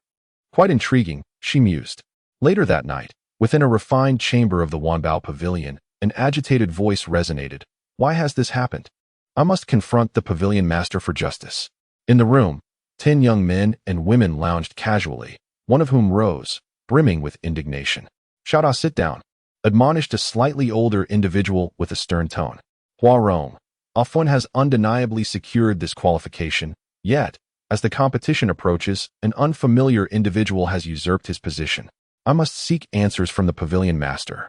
Shao retorted vehemently. Do you think the Wanbao Pavilion is subject to your whims? Hua Rong countered firmly. The pavilion master's decision undoubtedly holds its own rationale, and we must abide by it. Furthermore, did he not assure that Afun would receive appropriate compensation? Compensation? Shao scoffed. What could possibly surpass the value of the divine elixir? Perhaps he may even be selected by the great deity. At that moment, a companion of Hua Rong suddenly chuckled. Selected by the great deity? Such fanciful delusions you entertain. Hua Yining you. Are you not simply upset that with Afun's departure, you can no longer obtain the divine elixir from him? Hua Yining interjected sharply. Shao Da's expression darkened. Afun is my dearest friend. Indeed, a dear friend from whom you exploit daily. Do you believe we are blind? Hua Yining retorted with derision. Shao Da fell silent, aware that none present were fools. They were all keenly aware of the daily happenings. Meanwhile, another young woman playing with a dagger remarked, if this newcomer possesses considerable strength and does not hinder us, I have no objections. How could he possibly be strong? Shao Da spread his hands in exasperation. I have learned that this individual is merely a relative of the pavilion master, clearly an example of nepotism. Suddenly, a knock resounded at the door. A petite figure with violet-red hair peeked inside. Excuse me, is this the gathering point for contestants of the Wanbao Pavilion? It was Ye Suifeng. Her entrance rendered the room silent, as all eyes turned toward her face, some scrutinizing, others puzzled, some indifferent, and a few disdainful. In such an atmosphere, Ye Suifeng withdrew her head slightly before mustering the courage to re-enter. Is Hua Rong here? The elder Hua Rong stood. I am Hua Rong, and you are? Ye Suifeng exhaled deeply, stepping fully into the room, and presented a token to Hua Rong, saying, "It's from that Jin Xingquan. Yes, he sent me here." Everyone instantaneously realized that this little girl was indeed the new contestant. "Isn't this a bit too small? Surely this isn't a joke? You must be Ye Suifeng, right? How old are you?" Hua Rong was equally incredulous. Although the rules permit participation for those under 16, nearly all the competitors are 16. After all, at this age, a mere year can lead to significant disparities in strength and experience. "I'm 13. 14, Ye Suifeng replied. Instantly, a few sighs echoed throughout the room. Such youth participating in the Divine Gift Conference, is it not merely an invitation to suffering? The collective strength of their team is paramount. This cohort of competitors is undoubtedly under immense pressure. Xiao shrugged and remarked, "I told you. She must have used connections to enter. Now, we have lost a Tier 3 Fate Mage and gained what appears to be a foolish burden. This Divine Gift Conference will surely bring shame to our Wanbao Pavilion." As Xiao continued, he noticed the expressions of those around him shifting to one of utter strangeness. Everyone's gaze had turned towards him. Oh no, it was directed at his side. Xiao felt a perplexing sensation and was about to inquire when suddenly, a soft breath brushed against his ear. In an instant, his pupils constricted, and a chill ran down his spine. Struggling to turn his head, he was met with a pair of icy eyes, laced with a hint of anger, coldly fixing their gaze upon him. A sharp blade, exuding a frigid aura, pressed against his throat. "Who did you just call a burden?" Chapter 77. The bewildered wolf girl. A chilling dagger pressed against Xiao Da's throat, an intensifying sting sending shivers throughout his body. Crimson droplets of blood began to trickle down his neck. The occupants of the room were momentarily stunned, unable to comprehend how this girl, appearing no older than 12 or 13, had managed to approach Xiao Da so stealthily. No one could have anticipated her decisive action, which left a shallow gash across his neck. Paralyzed with fear, Xiao Da cast a pleading glance toward Hua Rong. "Yea, enough," Hua Rong murmured, aware that should a fatality occur, it would signify a grave dereliction of duty on his part as captain. Yet, Ye Suifeng did not even spare him a glance. The blade shifted slightly, and he insisted, "This is truly enough." He did not mean it. Hua Rong's expression grew somber. If this continued, he would have no choice but to intervene. Hypocrite, he clearly did it on purpose. Ye Suifeng scoffed lightly, the sharp blade once again shifting ominously. The atmosphere in the room had plummeted to an icy stillness. As the dagger inched closer to Xiao Da's vital artery, Hua Rong and the others were poised to act. Suddenly, Ye Suifeng let out a startled exclamation, and the dagger vanished from her grasp as she turned away, muttering, "I almost forgot. He forbids me from causing too much trouble. How annoying." With that, she took a seat, her tone and demeanor now lighthearted and playful, as if the earlier tension had merely been a game. With a sudden burst of energy, Xiao sprang up, colliding with several chairs in his frantic escape to hide behind Hua Rong. He pressed a hand against his neck, his gaze fixated on the seemingly nonchalant Ye Suifeng. Terror gleaming in his eyes. Cold sweat drenched his clothing, his entire body trembling. Just moments ago, he had genuinely felt the grip of death's fear. Seeing that Xiao Da was relatively unscathed, Hua Rong finally relaxed, flexing his fingers only to realize that his palms were also damp with sweat. This seemingly harmless little girl was surprisingly ruthless when provoked. "I quite like this newcomer," suddenly declared a woman playing with a dagger as she stood and approached Ye Suifeng. She was far more formidable than that foolish lad. A fun. A smile graced her lips, her exposed neck and shoulders adorned with tattoos.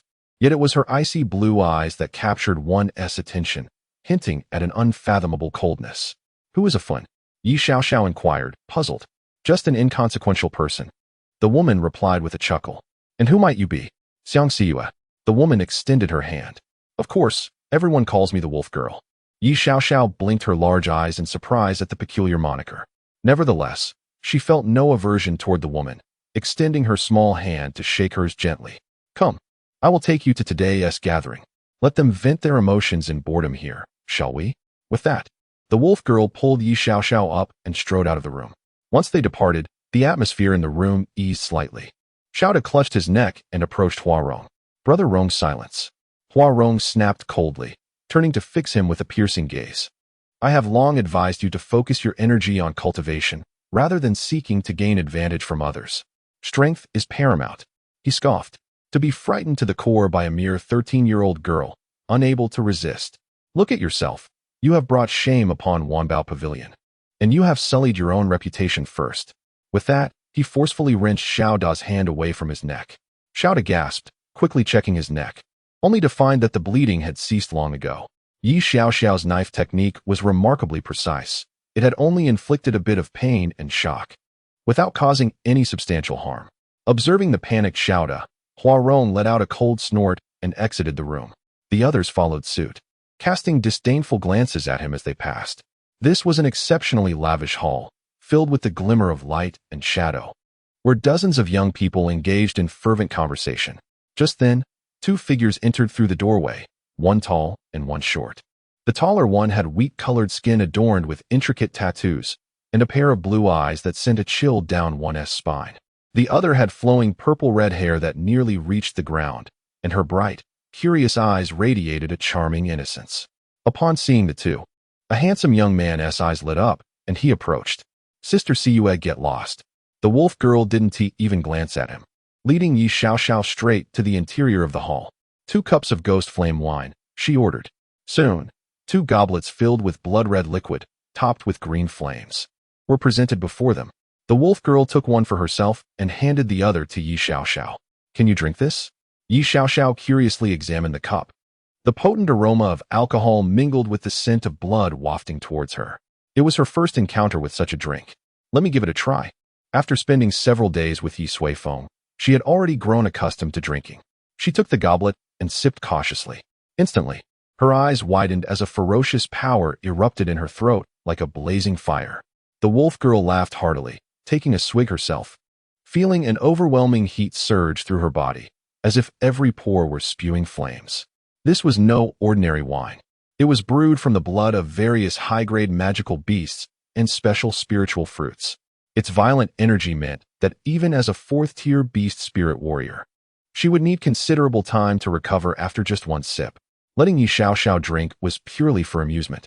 Hello, please bring me another cup. A voice interrupted her reverie. She then saw Ye Xiaoxiao downing her second cup of ghost flame liquor with gusto. The wolf girl exclaimed, Xiaoxiao you. Surely this contains sugar, right?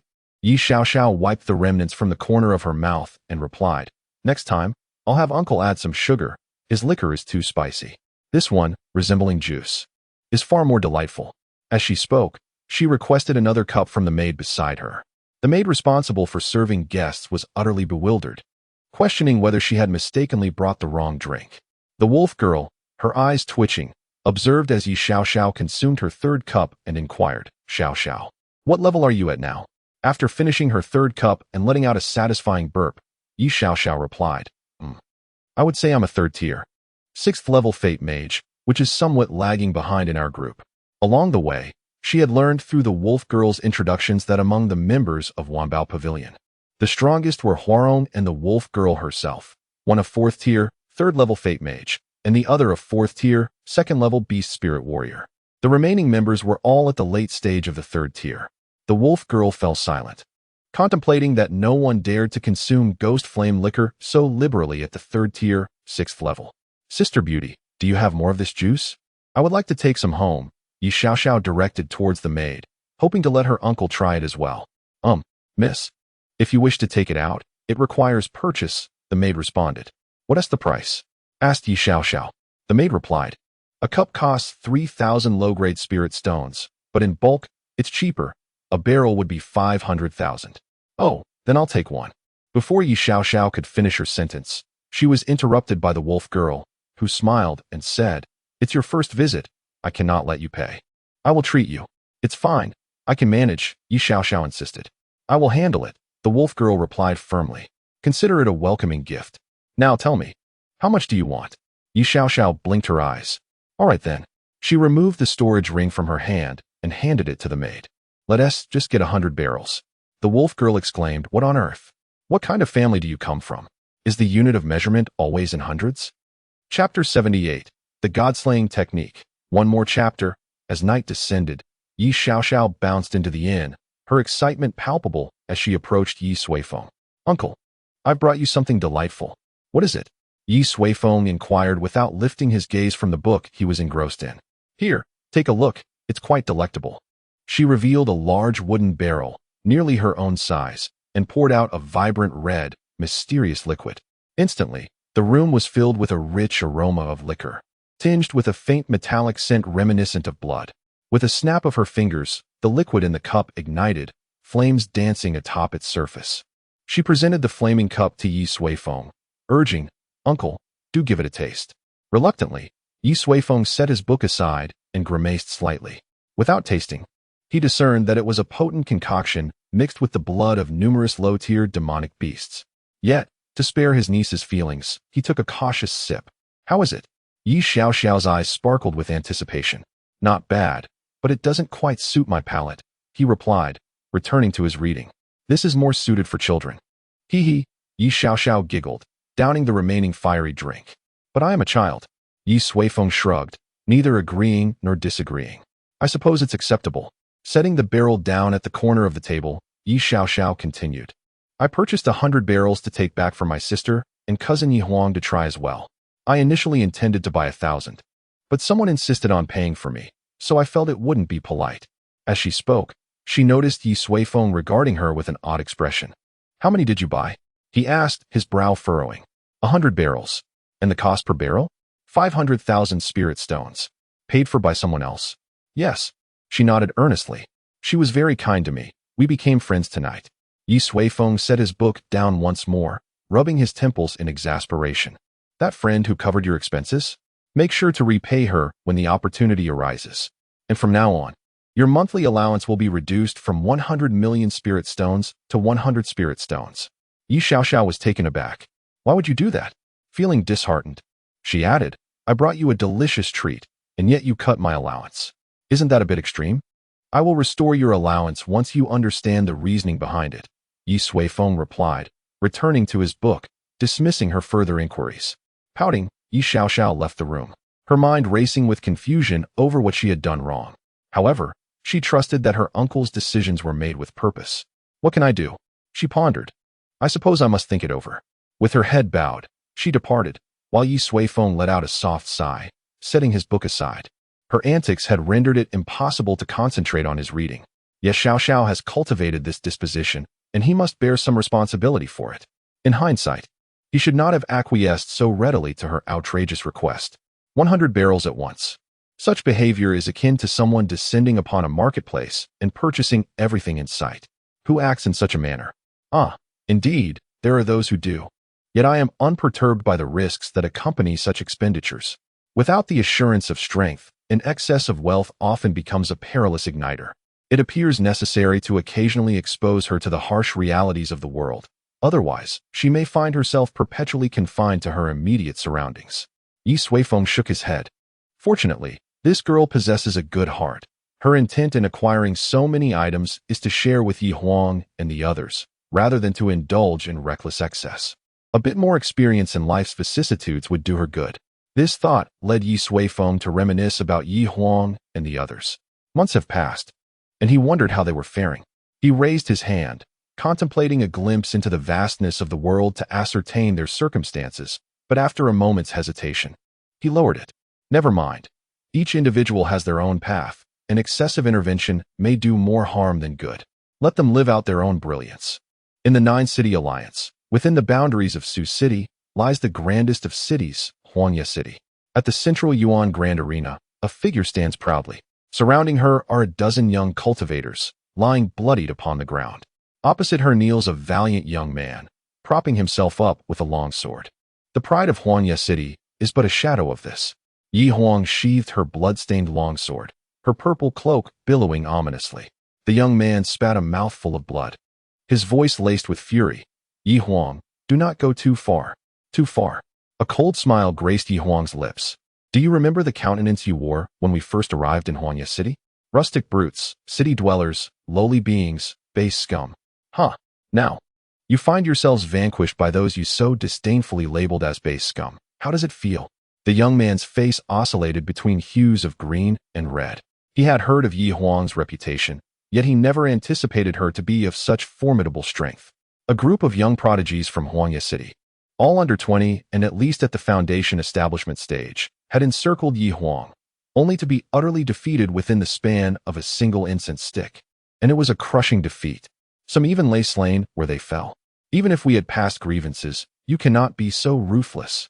The young man's eyes were bloodshot. Among the fallen were his friends. Ruthlessness is what you have taught me. Ye Huang advanced slowly, producing a small box and placing it before the young man. Upon opening it, he beheld 20 neatly arranged severed thumbs, each belonging to different bodies. Had you not tortured the disciples of Tianluan Palace to death, perhaps we would not find ourselves in this predicament. Perhaps today would not have come to this. A short dagger was drawn from Ye Huang's waist. The young man gazed at the glimmering blade, a low chuckle escaping his lips. If you dare to harm me, you shall not leave Huangyi City alive. Ye Huang's expression was devoid of warmth. If I do not harm you, I cannot return to Tianluan Palace. With a swift motion, blood, hot and vivid, flowed down the dagger, staining Ye Huang's hand. The young man's eyes reflected disbelief, intertwined with an unshakable terror, gradually draining of color. As the dagger was withdrawn, his body collapsed to the ground, blood soaking the box that contained fingers. Ye Huang stood upright, a gentle breeze caressing her hair. In that moment, she truly became the mistress of Tianluan Palace. My child. Suddenly, a resounding voice pierced the air. Ye Huang turned to see a middle-aged man, exuding tremendous authority, charging towards her. Behind him, a group of formidable cultivators followed closely. Upon seeing the young man lying at Ye Huang's feet, the middle-aged man's eyes filled with bloodshot fury. You dare to kill him, he roared. A violent aura surging towards Ye Huang, a power belonging to the Golden Core stage. Ye Huang stood amidst it, like a solitary leaf in a tempest. Who dares to harm my master? At that moment, a swarm of individuals clad in black garments leaped onto the stage, forming a protective barrier behind Ye Huang, collectively resisting the overwhelming pressure from the middle-aged man. You all shall perish. The middle-aged man glared at Ye Huang with eyes ablaze. Yet, Ye Huang remained unfazed, slowly uttering, I can understand your feelings, but... She produced a sheet of white paper, filled with writing. We have signed a death contract. The middle-aged man stared at the contract, fixating on the familiar name inscribed upon it, as grief and rage gradually consumed his reason. I care not for any death contract. You have killed my son, my only son. Today, even if the heavens descend, I shall slay you. He had succumbed to madness, unleashing his full power, charging forward. Ye Huang let out a soft sigh. Then do not blame me. A delicate purple petal floated down from her brow.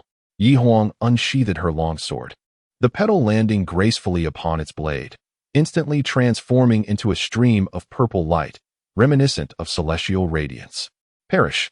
At this moment, the middle-aged man was utterly deranged, recklessly rushing forward. Yet, Ye Huang's countenance remained composed. She leveled her long sword, slowly speaking, God-slaying. First form. Chapter 79. The beginning Huangye City stands as the largest city within the boundaries of S City, its expanse several times greater than that of Yunxiao City. Viewed from above, it resembles a meticulously crafted cube nestled upon a fertile plain. However, today, a formidable fissure has emerged from the very heart of Huangye City, cleaving the city with a profound gash. A middle-aged man stands resolutely in the center of the arena, gazing silently at the origin of the crack. Beside him, a young girl clings tightly to his arm, her complexion ashen. It is none other than Ye Suifeng, who had participated in the dreaming drunk gathering. Father, is this truly the doing of Ye Huang? She inquires, her voice trembling, unable to fathom the immense power required to rend Huangye City in such a manner. Had Ye Huang unleashed this force upon her that day, the consequences would have been dire. The middle-aged man remained silent, merely nodding gently. At that moment, several formidable figures swiftly descend from the sky, landing beside him, their expressions filled with astonishment as they behold the enormous sword mark before them. Ye family head. One approaches and queries, where are the people from Tianluan Palace? They have departed, replies the Ye family head. Escaped? No, he shakes his head. After she killed the Huang family head, she did not flee. Instead, she awaited our arrival. The man is taken aback. And then, with a soft sigh, the Ye family head confides, I allowed her to leave. What? Another family head exclaims in shock. How could you let her go? She has dared to provoke us in Huangye City. She must pay a price. The Ye family head turns to him, his expression impassive. Have you considered Ye Suifeng? The others fall silent, struck by the realization. Indeed, if his daughter possesses such strength, what of her father? Ye Suifeng, single-handedly unified Yunxiao city and established a new realm beyond the imagination of ordinary mortals. Their tardy arrival was merely to witness the character inscribed high above Yunxiao city. A mere glance left them shaken, nearly incapacitated. Such a figure was beyond their capacity to confront. After a moment of contemplation, one dares to ask, what of the Huang family head? Here, the Ye family head opens his palm to reveal a severed thumb. This is, the other's hearts race in response. It serves as both retribution and a warning. The Ye family head gazes distantly towards Yunxiao city. Perhaps, we shall need to deliver our tributes to that place henceforth. Yunxiao city. Boom, boom, boom. The resounding chimes reverberate throughout the city. A brand new courtyard gradually unveils its gates, the plaque above descending to reveal the words concealed beneath a drapery. The two characters are inscribed with a flourish. Bold and vigorous, Tianxia. As the grand gate swung open, a group of young individuals clad in pale blue garments formed four elongated lines, gracefully entering the courtyard. Leading this assembly was a notably young girl, her demeanor solemn and expression dignified. She was none other than the girl, Xiaoyi, who had narrowly escaped from the clutches of Li Xinga. Upon stepping through the gate, they were greeted by a colossal sculpture, towering several dozen feet high. Standing majestically at the center of the plaza, the sculpture depicted none other than the lord of Yunxiao city, Ye Suifeng. Once inside, they arranged themselves in a wide arc around the statue, taking their seats in unison. We pay our respects to the dean, they proclaimed in harmonious chorus. Beneath the statue, Yi Qian slowly opened his eyes. Sandstone City, located in the western part of the Nine Cities Alliance, stands as a grand metropolis. Its significance comparable to that of the northern city of Sioux City. Despite its harsh environment, the local populace is renowned for their fierce spirit, and cultivators are notably combative. Fighting is nearly a daily occurrence for them. Within Sandstone City, numerous arenas, large and small, have been constructed for the purpose of battle. The Huangfeng Arena is the largest among them, consistently filled to capacity with spectators eager to witness the thrilling contests. Have you heard? There's a faction called the True Dragon Pavilion that has been particularly active lately, remarked two burly men, their torsos bare as they conversed loudly in the audience. I know, but the leader of the True Dragon Pavilion appears to be just a mere boy, fair-skinned and soft-looking, like a delicate flower, one of the men responded. At that moment, another individual nearby suddenly chuckled. Heh, you fellows have never encountered the Dragon Lord, have you? The two men turned their attention towards him. Why would we meet a mere child, simply because he resembles a pretty boy? Huh, here in Sandstone, we respect strength. You wouldn't abandon our traditions to follow that so-called Dragon Lord, would you, and become a coward? They taunted. Discontent? If you are unhappy, let us settle it in the arena. That is the way of Sandstone. Yet the provoked individual merely laughed. Let me ask you, why have you come to the Huangfeng Arena today? TCH. Coward. One man scoffed, turning his head away. The other chimed in with hearty laughter. We are here for the Gun King, of course. In just over a month, he has ascended from the smallest arena to the Huangfeng Arena, wielding a single gun. Moreover, he has chosen the fiercest opponents, leaving each battle drenched in blood. That is the kind of person we, the people of Sandstone, should rally behind. Not some delicate pretty boy. As tensions rose and a confrontation seemed imminent, suddenly, a thunderous cheer erupted throughout the arena. Gun King! Gun King! The crowd roared with fervor. A wave of excitement sweeping through them. Amidst the cacophony, a figure strode confidently into the arena. He held a long spear in his hand. His clothing tattered and stained with large splotches of blood. The aura of battle emanated from him. Ha ha! If you have the guts, summon your Dragon Master. Let him face the Spear King. The burly man laughed wildly. Yet, the other individual continued to smile, and his grin was one of supreme confidence. That may not be possible, for he is our Dragon Master. At the southern tip of the Nine Cities Alliance lies a vast mountain range. In the heart of the mountains stands a towering archway, reaching into the clouds, inscribed with four grand characters, Tianfu Academy. Ah, we have finally returned. Yanxi exclaimed with fervor. Standing beside her, Yi Qinyao gazed at the magnificent scene, her heart filled with emotion. Along their journey, they had traversed numerous places and encountered various cultural tales. Now, they had finally arrived at their destination. Let us proceed. Yanxi turned with a smile, taking Yi Qingyao's hand as they ascended a path that resembled a celestial stairway. This route, according to the rules of Tianfu Academy, could only be traversed on foot by anyone. As they walked, Yanxi narrated the significance of their surroundings. Soon, they reached the foot of the mountain gate. From this vantage point, the entrance to the academy appeared even more majestic. We shall go to the Dragon Gate. Yanxi guided Yi Qingyao, bypassing the main entrance and approaching a peculiar small door.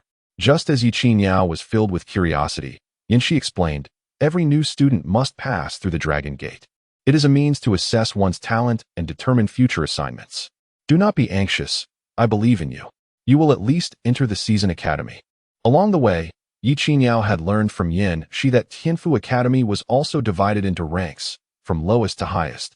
There were 5 levels: Mortal Academy, Gentleman Academy, Season Academy, Star Academy, and Heaven and Earth Academy. Gaining entry to the Season Academy signified one as a prodigy among prodigies. However, Yi Qingyao held no fixation on such standings. Wherever one might be, it was merely the mundane world. She stepped forward towards the Dragon Gate. When the bell tolls 5 times, you will enter the Season Academy. You can do it. Yanxi cheered from behind. Boom. The first toll resonated, as expected. Yanxi's expression turned anxious. She too was uncertain of the outcome. Boom. Moments later, the second toll echoed. Huh. Do not get your hopes up.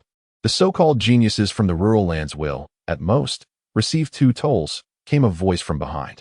It was Guan Mu, approaching them. Yanxi huffed, declaring, she will surely enter the Season Academy. Haha. Guan Mu laughed heartily. Do you think anyone can just waltz into the Season Academy? If she succeeds, I will give you a piece of Earth-level spirit equipment. Yanxi rolled her eyes, choosing to ignore him. Yet, the third toll had yet to arrive. And just as she felt she could no longer contain her anticipation, suddenly, the third toll resonated through the air. Before she could express her astonishment, the 4th bell tolled, swiftly followed by the 5th and 6th.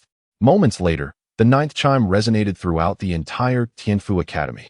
Suddenly, a tremendous explosion erupted, startling Ye Suifeng, who was engrossed in his studies. He furrowed his brow, preparing to investigate the commotion. At that moment, the door swung open, and Gu Yulan stepped inside. My lord, the Grand Assembly has commenced. Chapter 80, Destiny Stars. Beast Souls. A magnificent and resplendent firework erupted with a thunderous roar above the Pingyang Pass. The entire fortress was illuminated in a riot of colors. The streets and alleys were teeming with individuals waving the banners of the great deity, and the fervor of millions ignited this colossal edifice entirely. In a chamber, Ye Suifeng sat by the window, gazing at the ever-changing hues of the distant sky. My lord, will you not take a look? Inquired Gu Yulan, standing nearby. Ye Suifeng withdrew his gaze and shook his head. No, I have little interest. Turning back, he picked up a tome of cultivation methods and began to read. Such events held diminishing allure for him. Even the platter of fruits on the table seemed more intriguing. The competition officially begins today, and the young lady will make her debut, Gu Yulan remarked. Ye Suifeng paused momentarily, then replied, you should accompany her. Also, convey to her to perform well, for I shall be watching closely. Gu Yulan nodded in agreement and obediently exited. A short while later, another knock resonated at the door. Senior, it is I? Come in. Subsequently, a middle-aged man gently pushed the door open and carefully closed it without a sound. It was Jian Xingxuan. Isn't today the opening of the grand event? What brings you to my quarters? Ye Suifeng casually inquired. Such matters pale in comparison to the affairs of the senior. Jian Xingxuan replied with a bow. Ye Suifeng sighed inwardly. Jian Xingxuan was excessively cautious, bordering on servility. He preferred a more relaxed demeanor in interactions, as it fostered comfort. However, such traits were not easily altered. It was evident that Jian Xingxuan's nature had been shaped over many years. In the cultivation world, one could not survive for long without certain survival skills. What is it? Ye Suifeng asked. Jian Xingxuan respectfully presented a ring. Senior, I have procured some high-level cultivation methods you requested. However, to acquire the most elite ones, one must venture to the eternal winter imperial city. Ye Suifeng nodded and accepted the ring. Upon opening it, he found it meticulously filled with over 1,000 volumes, all pertaining to the techniques of destiny mages and beast spirit warriors. After his previous exploration of these 2 cultivation approaches, Ye Suifeng had developed an interest in them. They were starkly different from the practices of the southern regions. Destiny mages appeared to be a variant that incorporated formations into traditional cultivation. These formations were remarkably unique, connecting practitioners with entities known as destiny stars. Through communion with the destiny stars, cultivators could refine their bodies and learn spells. Compared to conventional methods, destiny mages offered a more convenient and expedited path, albeit with a greater emphasis on innate talent. The role of the destiny stars was particularly paramount within destiny mages, serving as their very foundation. If a person's fate star is feeble, it is likely that they may never ascend to the status of a destiny mage. However, the beast spirit warrior serves to bridge that gap. This method of cultivation is remarkably straightforward and unrefined. They augment their strength by merging with the souls of beasts and bathing in their blood, thereby enhancing their own power. Furthermore, they are able to acquire certain abilities of the beasts they merge with. Unlike destiny mages, this approach can swiftly forge an individual of considerable combat prowess. Consequently, within the realm of the Eternal Winter Kingdom, the number of beast spirit warriors is exceedingly vast. Both of these unconventional cultivation methods exhibit significant flaws, yet they also possess their own merits. As Ye Suifeng delved deeper into his understanding, he discovered that certain characteristics of these methods might be utilized to extend the stages of the primordial technique. After creating the initial 2 stages of the primordial technique, Ye Suifeng set the matter aside, treating it as an incidental endeavor. However, he now saw an opportunity to refine it further. Thus, a few days prior, he had instructed Jian Xingxuan to seek out more advanced techniques, intending to devise a plan after reviewing them. Safeguarding his ring, Ye Suifeng produced a verdant spirit fruit and presented it to Jian Xingxuan. "This is your reward." Jian Xingxuan hurriedly stepped forward, cradling the spirit fruit with both hands. He was somewhat perplexed, unsure of its nature. Gazing at the elegantly natural patterns on the fruit's surface and the subtle life force it emanated, Jian Xingxuan's pupils dilated. This appeared to be a fate source fruit, a sacred spirit fruit. It could prolong life, purify the soul, and even reconstruct the body. As he beheld the fruit, Jian Xingxuan's hands began to tremble, fearful that one misstep might cause it to fall and shatter. Senior, this reward is too generous." He hesitated to accept the spirit fruit. Such a treasure, even for those in the tribulation stage, was an elusive rarity. "Take it. Just take it," Ye Suifeng replied nonchalantly, retrieving a tome from his storage ring to peruse. While traversing the Qinggu Highlands, they not only swept away all 6th tier and above beasts, but also collected a plethora of 6th tier and above spirit fruits and herbs. Numerous sacred medicines akin to the fate source fruit were among their haul. Ye Suifeng felt that since the beginning, he had been reaping the benefits of the heavenly Dao. Cultivating his family was part of that endeavor. Each capture felt somewhat unjust. Therefore, he resolved to seize the opportunity during his travels to gather more sacred medicines and beasts, intending to return them to the Mirror Lake Garden. It would serve as a form of reciprocity to the heavenly Dao, and in the future, should he desire, it would be convenient for consumption. Observing Ye Suifeng's nonchalance, Jian Xingxuan cautiously accepted the fate source fruit, his hands still trembling. Of course, one must not defy the will of a senior. "All right, you need not keep coming to me. Go and preside over the assembly." Ye Suifeng began to usher him away. "Are you not going? I have arranged the best seat for you," Jian Xingxuan remarked. Ye Suifeng pondered for a moment and replied, "Let us wait until the final showdown." He was confident that with Ye Xiaoxiao's current strength, she would undoubtedly reach the end. Jian Xingxuan complied and exited the room. Moments later, he appeared above a vast arena, descending upon the highest viewing platform. The other members of the Wanbao Pavilion greeted him warmly and respectfully.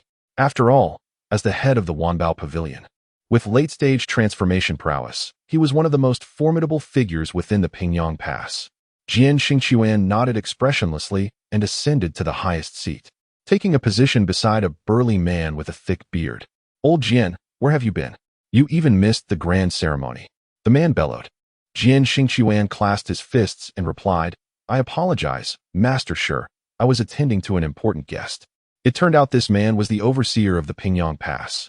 Master Shi turned his gaze to the empty chair next to Jian Xingxuan, noting that its position seemed even more elevated than that of Jian Xingxuan himself. "Is that a senior member of your Wanbao Pavilion?" Master Shi inquired. Jian Xingxuan turned slightly, narrowing his eyes, Master, I believe it's best if you do not concern yourself too much with Wanbao Pavilion matters. Humph. Master sure scoffed, though he refrained from pressing further.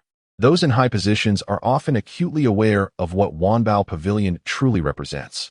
Suddenly, a tremendous cheer erupted from the grand arena, as the dozens of platforms surrounding it came alive with excitement.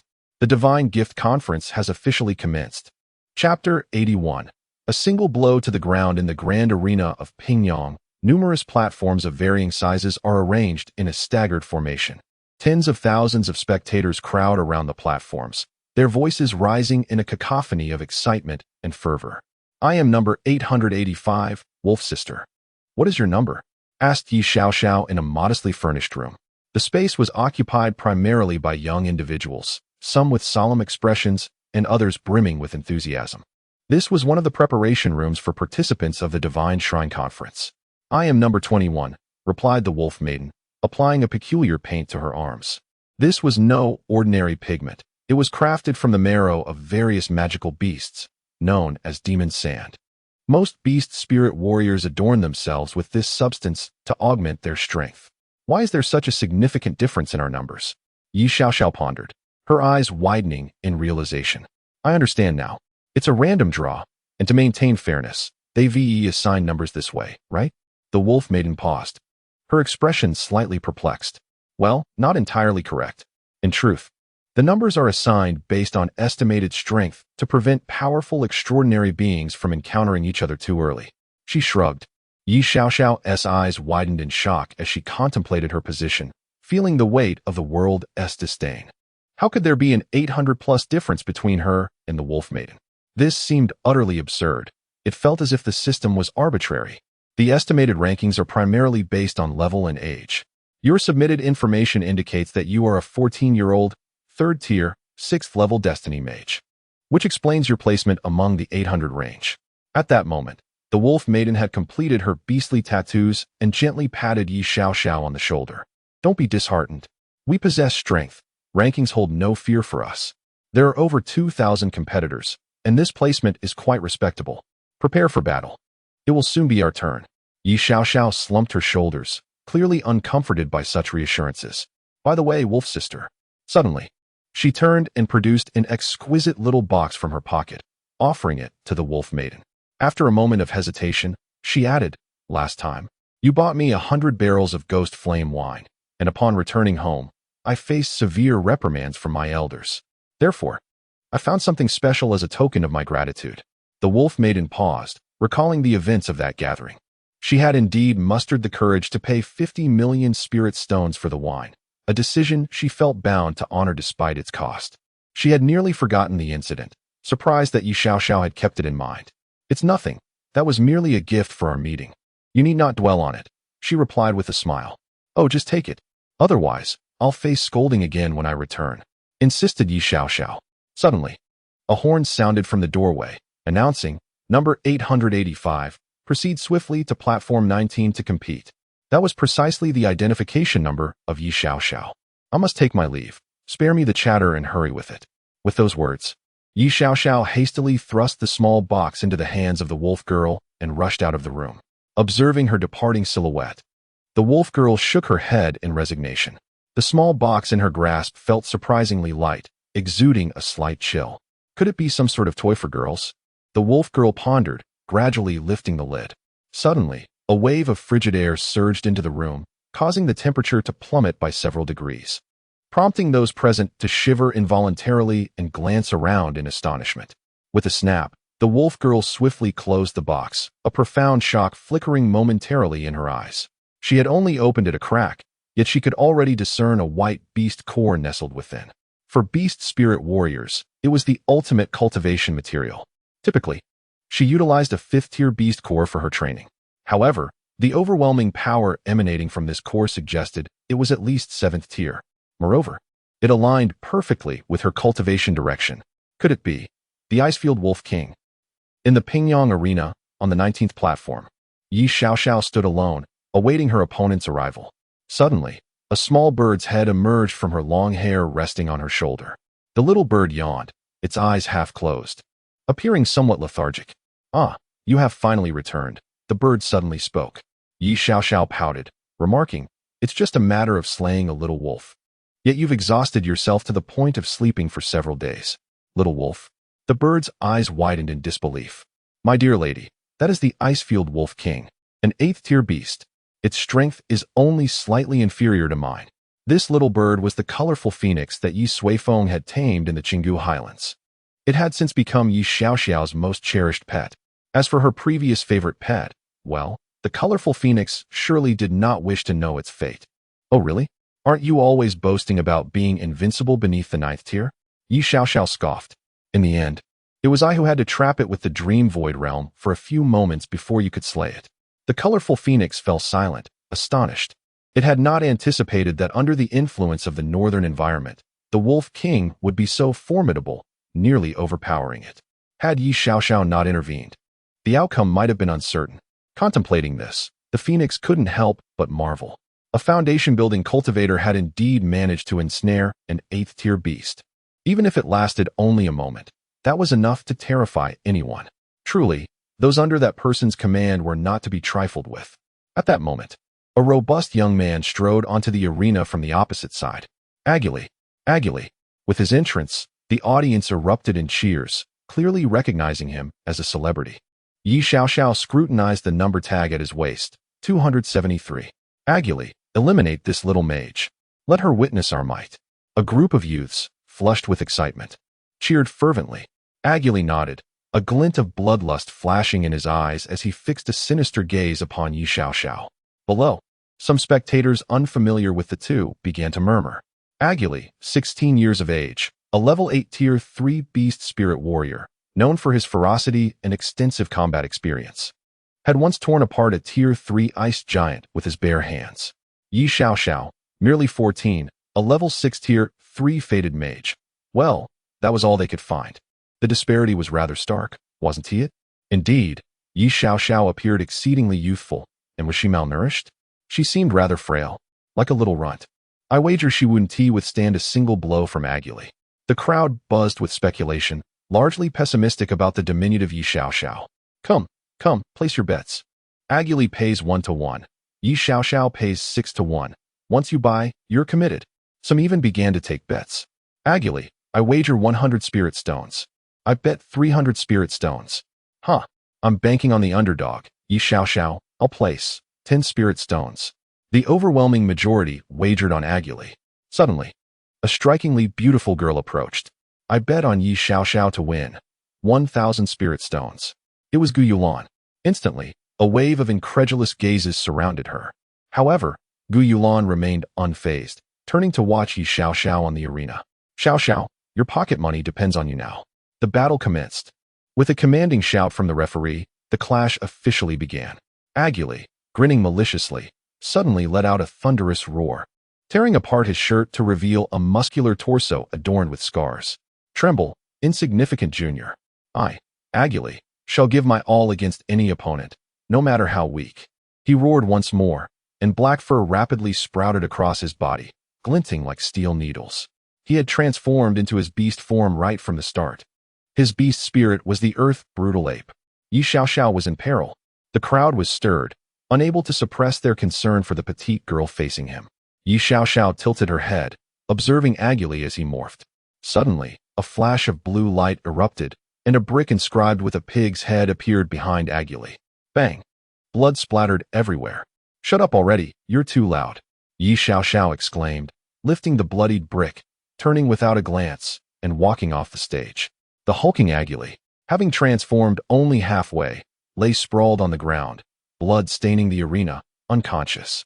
The audience stared in disbelief, rendered speechless. Was that it? Chapter 82. The Divine Essence. One more chapter, is he not coming? In the lounge, Ye Suifeng looked at Gu Yulan, her eyes filled with disappointment. I have researched numerous combat techniques and plan to showcase them to him. With her head bowed, the absence of Ye Suifeng struck her deeply. Over the past few days, she had scarcely rested, immersing herself day and night in the dream void realm, diligently studying methods of battle. All of this was to ensure that Ye Suifeng would witness her efforts. Yet, to her dismay, he had not come. The master said he will always be watching over you. Gu Yulan gently elaborated on Ye Suifeng's words.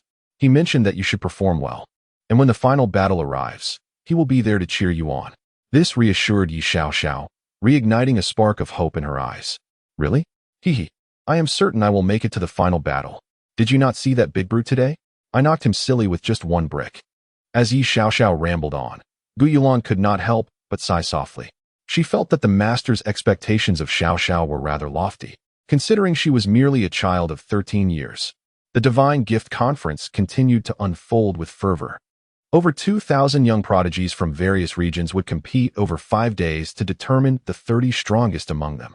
The top 100 would receive generous rewards from the Grand Lords, while the top 30 would be bestowed with the precious Divine Essence, a rarity of supreme spiritual liquid.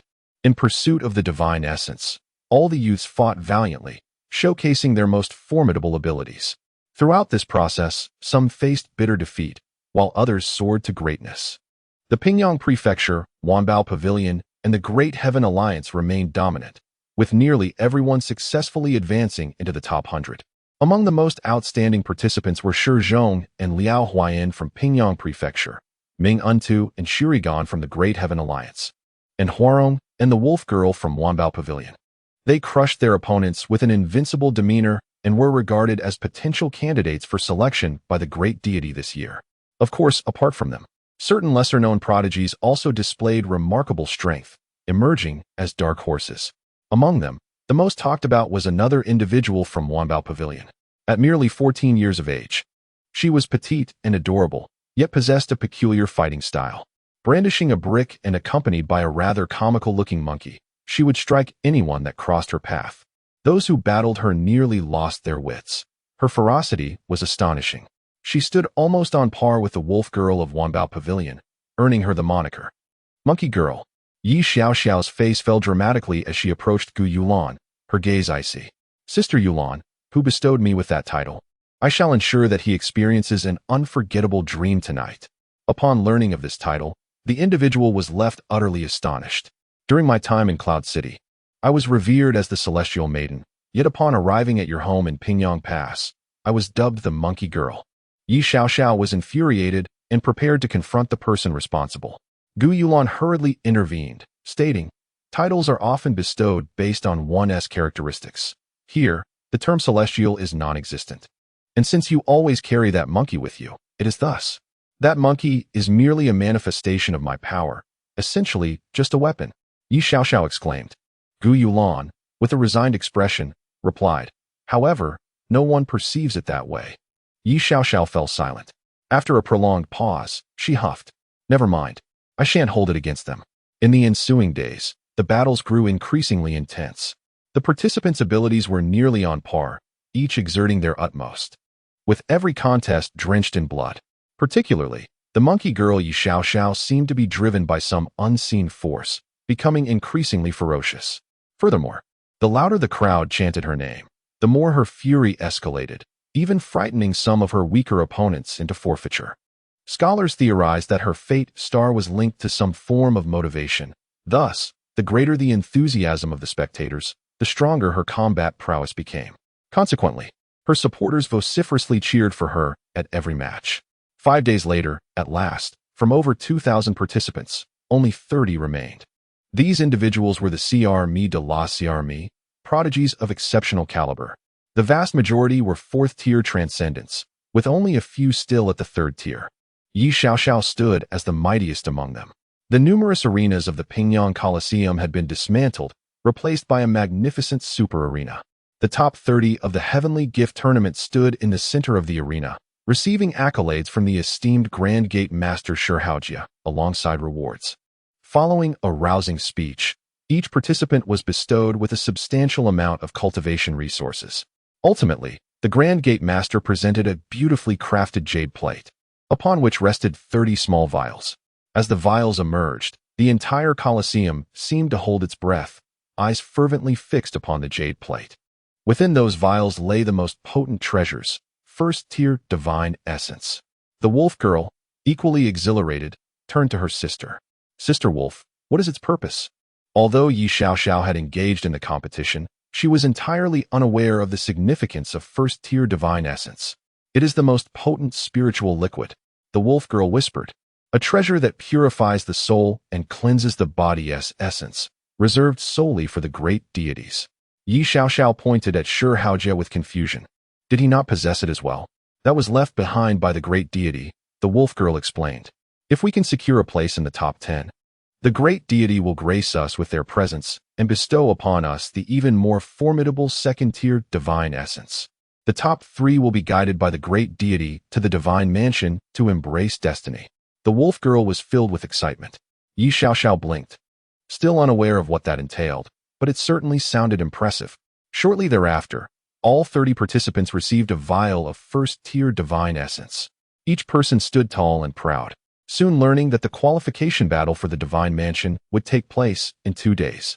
That evening, Ye Suifeng returned to her room, played with a little monkey for a while, and then took out the vial of divine essence. What could it truly be? After pondering for a moment, she gently opened the bottle.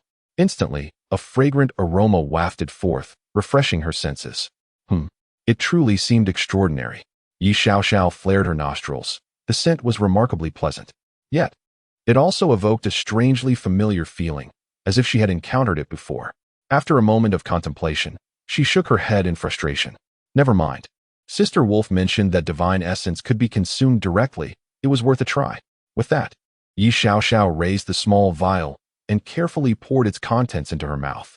The rich spiritual energy flowed down her throat, instantly nourishing every corner of her body. At that moment, Gu Yulan entered, carrying a basin. Miss, it's time to wash your feet.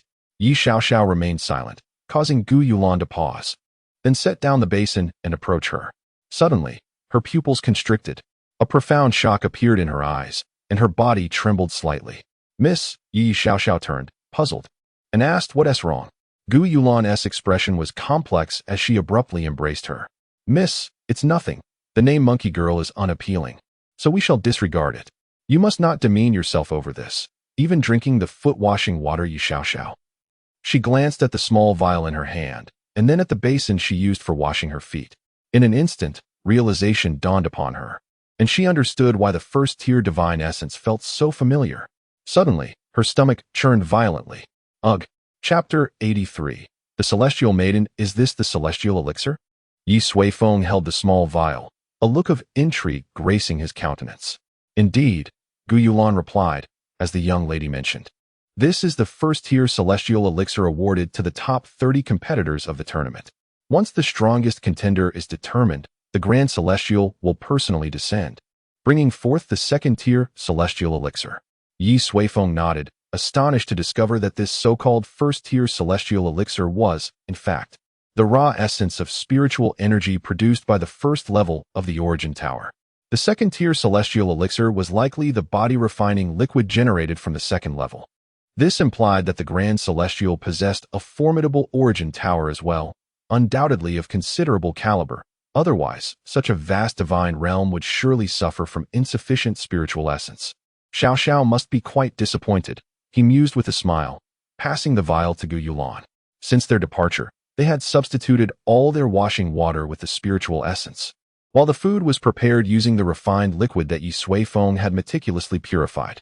Otherwise, the 2 young maidens would not have made such rapid progress. Yes, she is indeed very disappointed, Gu Yulan affirmed.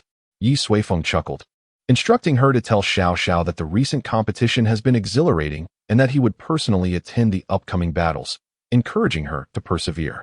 With that, Ye Suifeng picked up a book, immersing himself in the ocean of cultivation methods. You didn't let it slip, did you? Outside. Ye Suifeng intercepted Gu Yulan, her expression troubled. No, not at all. The master did not inquire further. He even praised you for your recent performance, Gu Yulan hastily replied. Upon hearing this, Ye Suifeng's expression softened slightly.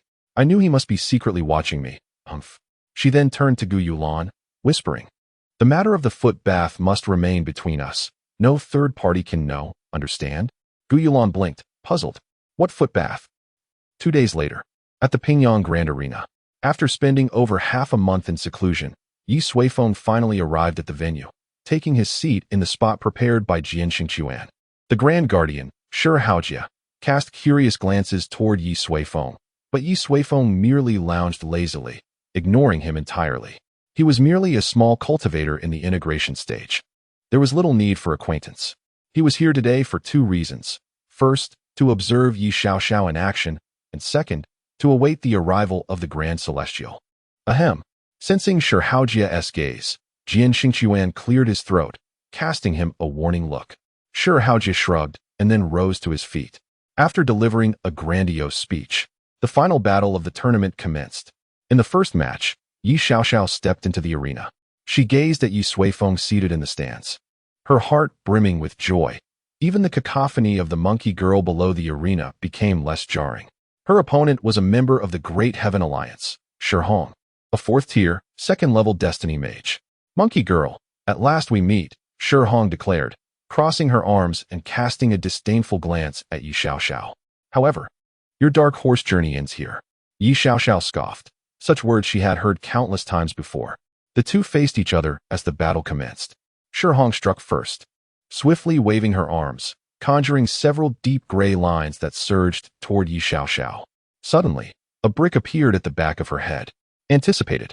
Shi Hong smirked wickedly, gray matter immediately swirling around her body. It surged forward to meet the brick, quickly ensnaring her and extending toward the hand that emerged from the blue ring, propelling upward. Ye Suifeng furrowed her brow, hastily retracting her hand and dodging the oncoming gray lines.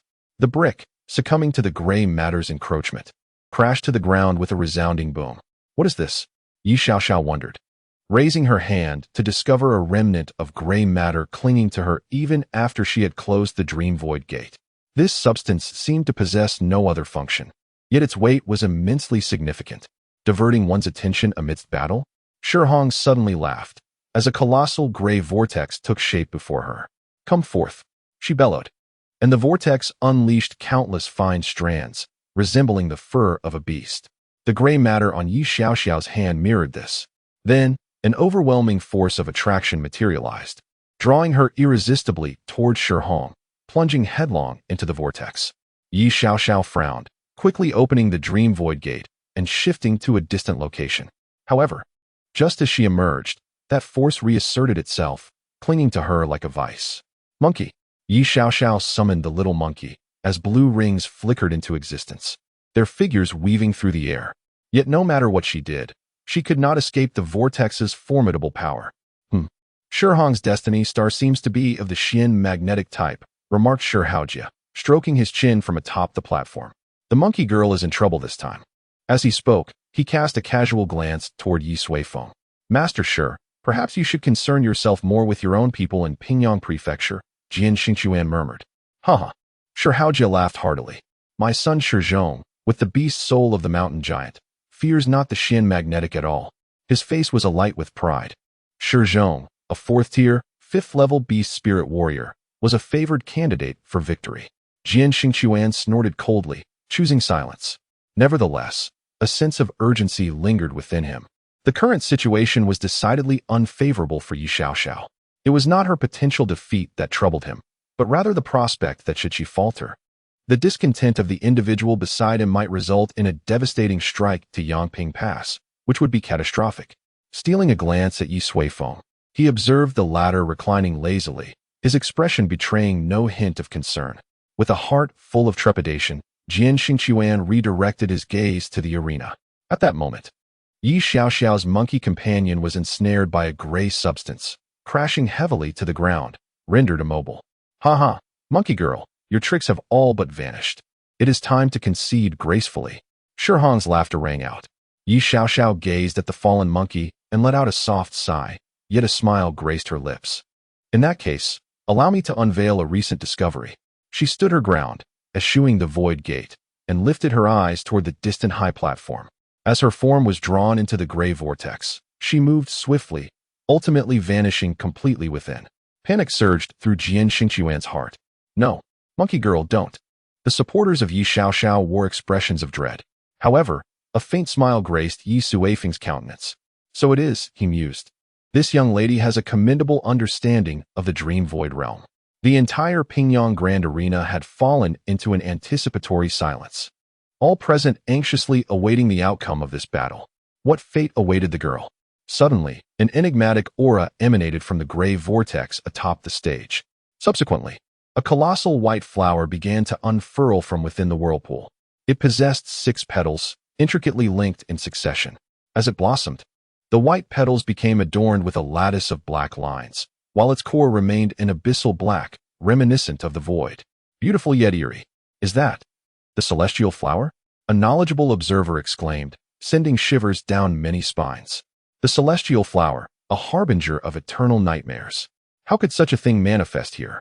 In that instant, a haunting melody, accompanied by a soft whisper, emerged from the depths of the celestial flower. It was the voice of Ye Suifeng. Almost immediately, the arena was enveloped by a multitude of colossal celestial flowers, enveloping the entire stage, including the terrified Shi Hong. All were captivated by this fantastical spectacle. Yet, Ye Suifeng's gaze shifted abruptly to the sky. Behind the void, an extraordinarily powerful force was approaching. The great heavenly deity?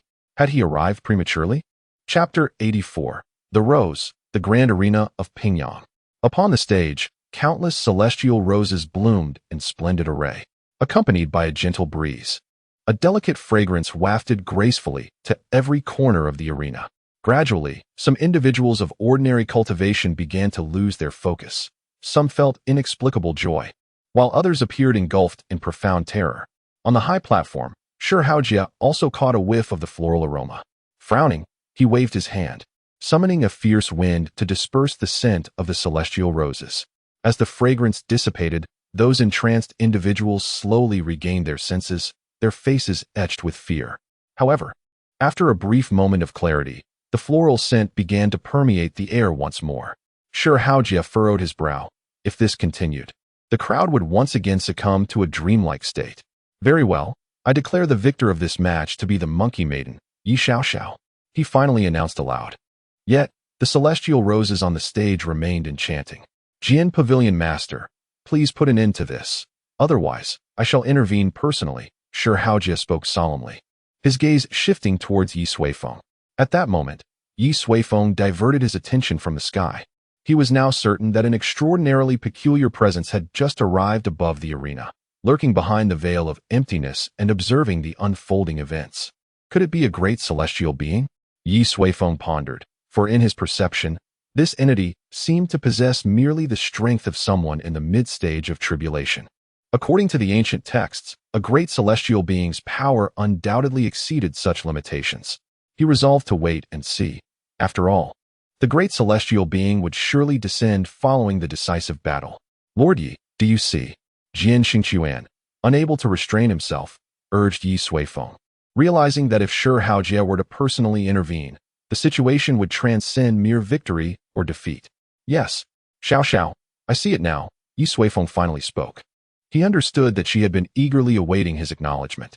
After all, she had painstakingly crafted something so extraordinary and no doubt wished to showcase it before him. As his words fell, the celestial roses upon the stage suddenly withered and shrank at an astonishing speed, ultimately vanishing entirely. All that remained was a purple-haired girl clutching a brick and Shi Hong, who lay on the ground, blood streaming from the back of her head. Hee. Ye Suifeng beamed triumphantly at the high platform, as if to say, see how impressive I am. In the end, with the referee's announcement, the first match concluded with Ye Suifeng's victory. Many exchanged bewildered glances, for they had not witnessed how Ye Suifeng had defeated Shi Hong, who had seemingly been in an overwhelming disadvantage. Yet, upon seeing Shi Hong being carried away, her face marred by an unmistakable terror that even blood could not conceal. Some began to understand. Perhaps it was inextricably linked to the sudden appearance of the celestial roses. So it was revealed. The monkey maiden was, in truth, the celestial rose. A voice rang out loudly, swiftly disseminating throughout the arena. Soon, it transformed into a resounding chorus of cheers. Celestial, celestial, celestial, they shouted with fervor, expressing their admiration and affirmation for Ye Suifeng. Overjoyed, Ye Suifeng returned to her preparation seat. Through her relentless efforts, she had triumphed over formidable opponents and earned her uncle's approval. Most importantly, she could finally shed the moniker of Monkey Girl. Oh, what a relief. Congratulations on your victorious debut, the wolf girl remarked with a smile. You too will surely succeed. Ye Suifeng chuckled, but suddenly recalled something. By the way, Sister Wolf, did you consume the first order celestial elixir we obtained a few days ago? Her large eyes sparkled with curiosity. The wolf girl shook her head and replied, "Such a rare treasure should not be taken lightly. I must find the appropriate moment to immerse myself, to clear my mind, and to be reverent." All right. No need to elaborate. I'm just glad you haven't taken it," Ye Suifeng interjected, feeling relieved. Yet, for some inexplicable reason, a tinge of disappointment lingered. It seemed she alone had consumed the footbath water. Shaking off her thoughts, Ye Suifeng produced a small vial and, with an air of mystery, handed it to the wolf girl. "Sister Wolf, you should sell that bottle of celestial elixir. What's inside this is far superior." The wolf girl was taken aback. She had believed the celestial elixir to be the ultimate treasure of this world. Could there be something even more potent? With curiosity piqued, she cautiously opened the vial. Instantly, a rich fragrance wafted forth, invigorating her senses and causing her blood to surge with renewed vitality. Swiftly, the wolf girl sealed the vial, her expression a complex tapestry of emotions. She could sense that the essence within bore a resemblance to the first-order celestial elixir. Yet the energy it contained was more than tenfold stronger. "Xiao, what is this?" The wolf girl could not restrain her curiosity. "Fear not. It is not something overly precious. We use this for cooking at home." Ye Suifeng waved her hand dismissively, concerned that the wolf girl might perceive it as too valuable and attempt to return it. The wolf girl fell silent, first presenting an inner core from an 8th-tier demon beast, then casually producing a liquid even more potent than the celestial elixir, claiming it was for culinary purposes. "Xiao, what kind of family do you come from?" The final battle of the Divine Gift Conference raged on with intensity. Following her initial victory, Ye Suifeng faced two more opponents, one of whom was a favored contender, Shirigan from the Great Tian Alliance. However, within the nightmarish celestial domain constructed by the Celestial Maiden, no one could successfully escape. Ye Suifeng emerged victorious in every battle, securing a place among the top 10. Hu Rong from the Wanbao Pavilion and the Wolf Girl also achieved success, their victories both clean and decisive. Hua Rong is faring well. He is indeed one of the most favored contenders for victory. The performance of the Wolf Maiden has also been unexpectedly formidable, even surprising the master, Jian Xingquan. Yet only the Wolf Maiden herself comprehends the terrifying advantages she has gained from the inner core of the Icefield Wolf King. She is profoundly grateful to Ye Suifeng. Little did she know that in the initial battle for the qualification to ascend, she would encounter Ye Suifeng. The final qualification match, first round, the Wolf Maiden, Xiang Siyue, versus the Monkey Maiden, Ye Suifeng.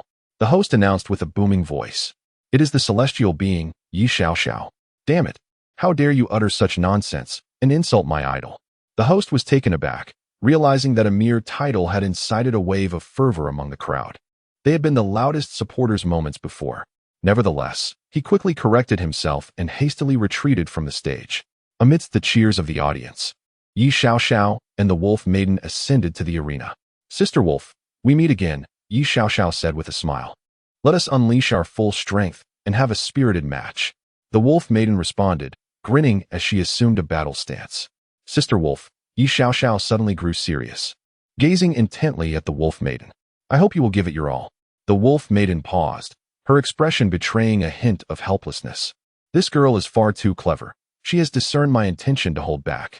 Over the past few days, she has genuinely grown fond of this naive yet spirited younger sister. After all, it is merely a qualification for entry into the Divine Mansion. Perhaps it is not as significant as it seems." "Truly, Sister Wolf," Ye Suifeng reiterated, "my master is watching me from the platform. I do not wish for him to think I have employed some underhanded methods to reach this point. He wishes to see my efforts, and I, too, want him to witness my dedication." Faced with Ye Suifeng's resolute demeanor, the Wolf Maiden fell silent for a moment before re-establishing her battle stance. "Then let it begin." Her eyes emanated an icy blue light as the black tattoos on her body began to shimmer ominously. "But you must understand the harsh and agonizing environment in which I was raised. The nightmares you create hold no sway over me." Ye Suifeng regarded the menacing Wolf Maiden and suddenly smiled. "Who says I only create nightmares?"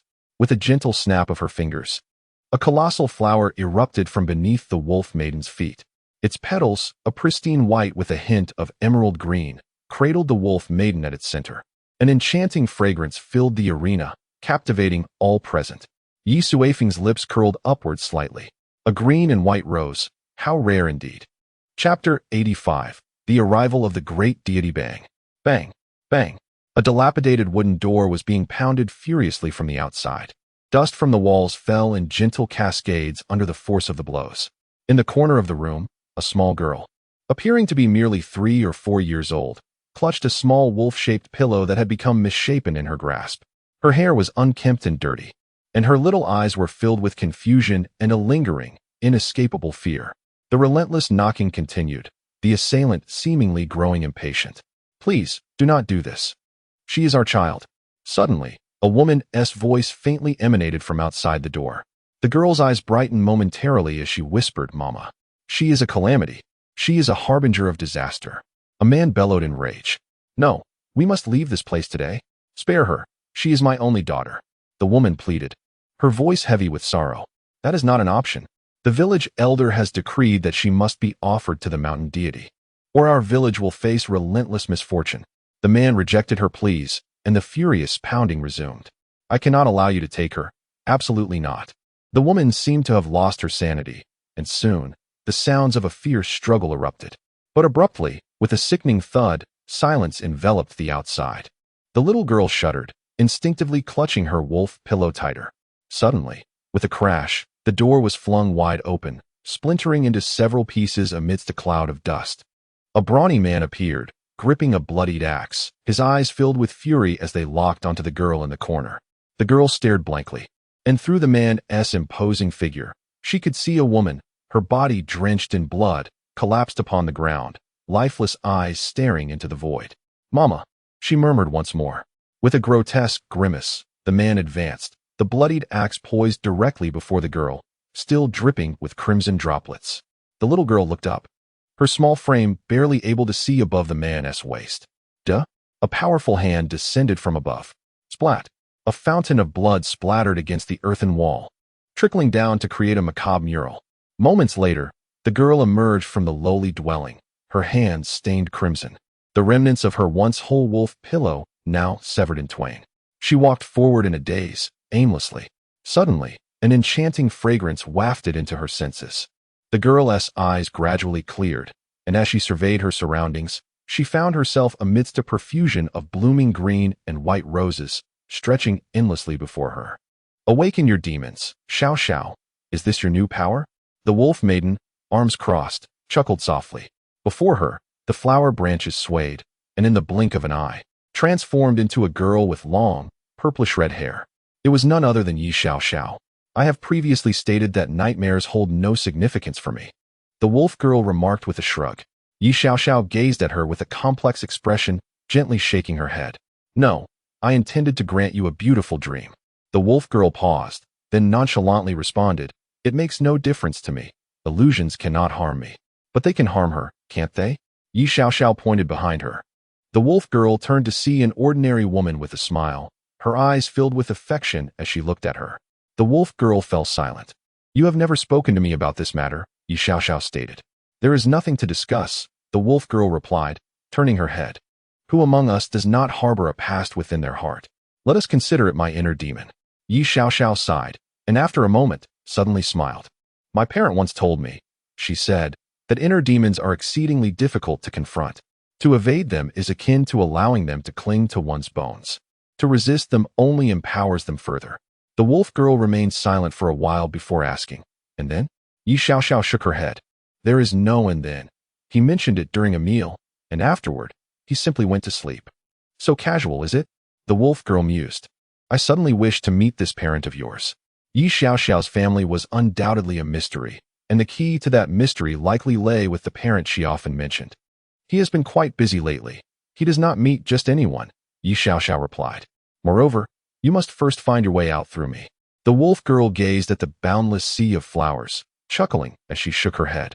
"I concede. I admit I underestimated your mastery over illusions. Here, I can find no means to shatter this illusion." Ye Suifeng chuckled lightly. "This is not an illusion, it is a dream."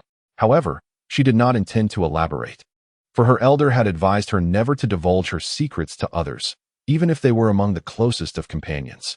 Moments later, in the grand arena of Pingyang, amidst a massive rose, the wolf girl slowly opened her eyes. Her gaze was clear, her expression serene. The spectators were perplexed, uncertain of what had transpired. It was only upon the announcement of the results that they learned the victor was Ye Suifeng. In the subsequent matches, Ye Suifeng triumphed over all challengers, soaring to new heights. In the final confrontation, she defeated the so-called invincible son of the gatekeeper, Shurchong, securing the top spot. She emerged as the dark horse of this divine gift conference.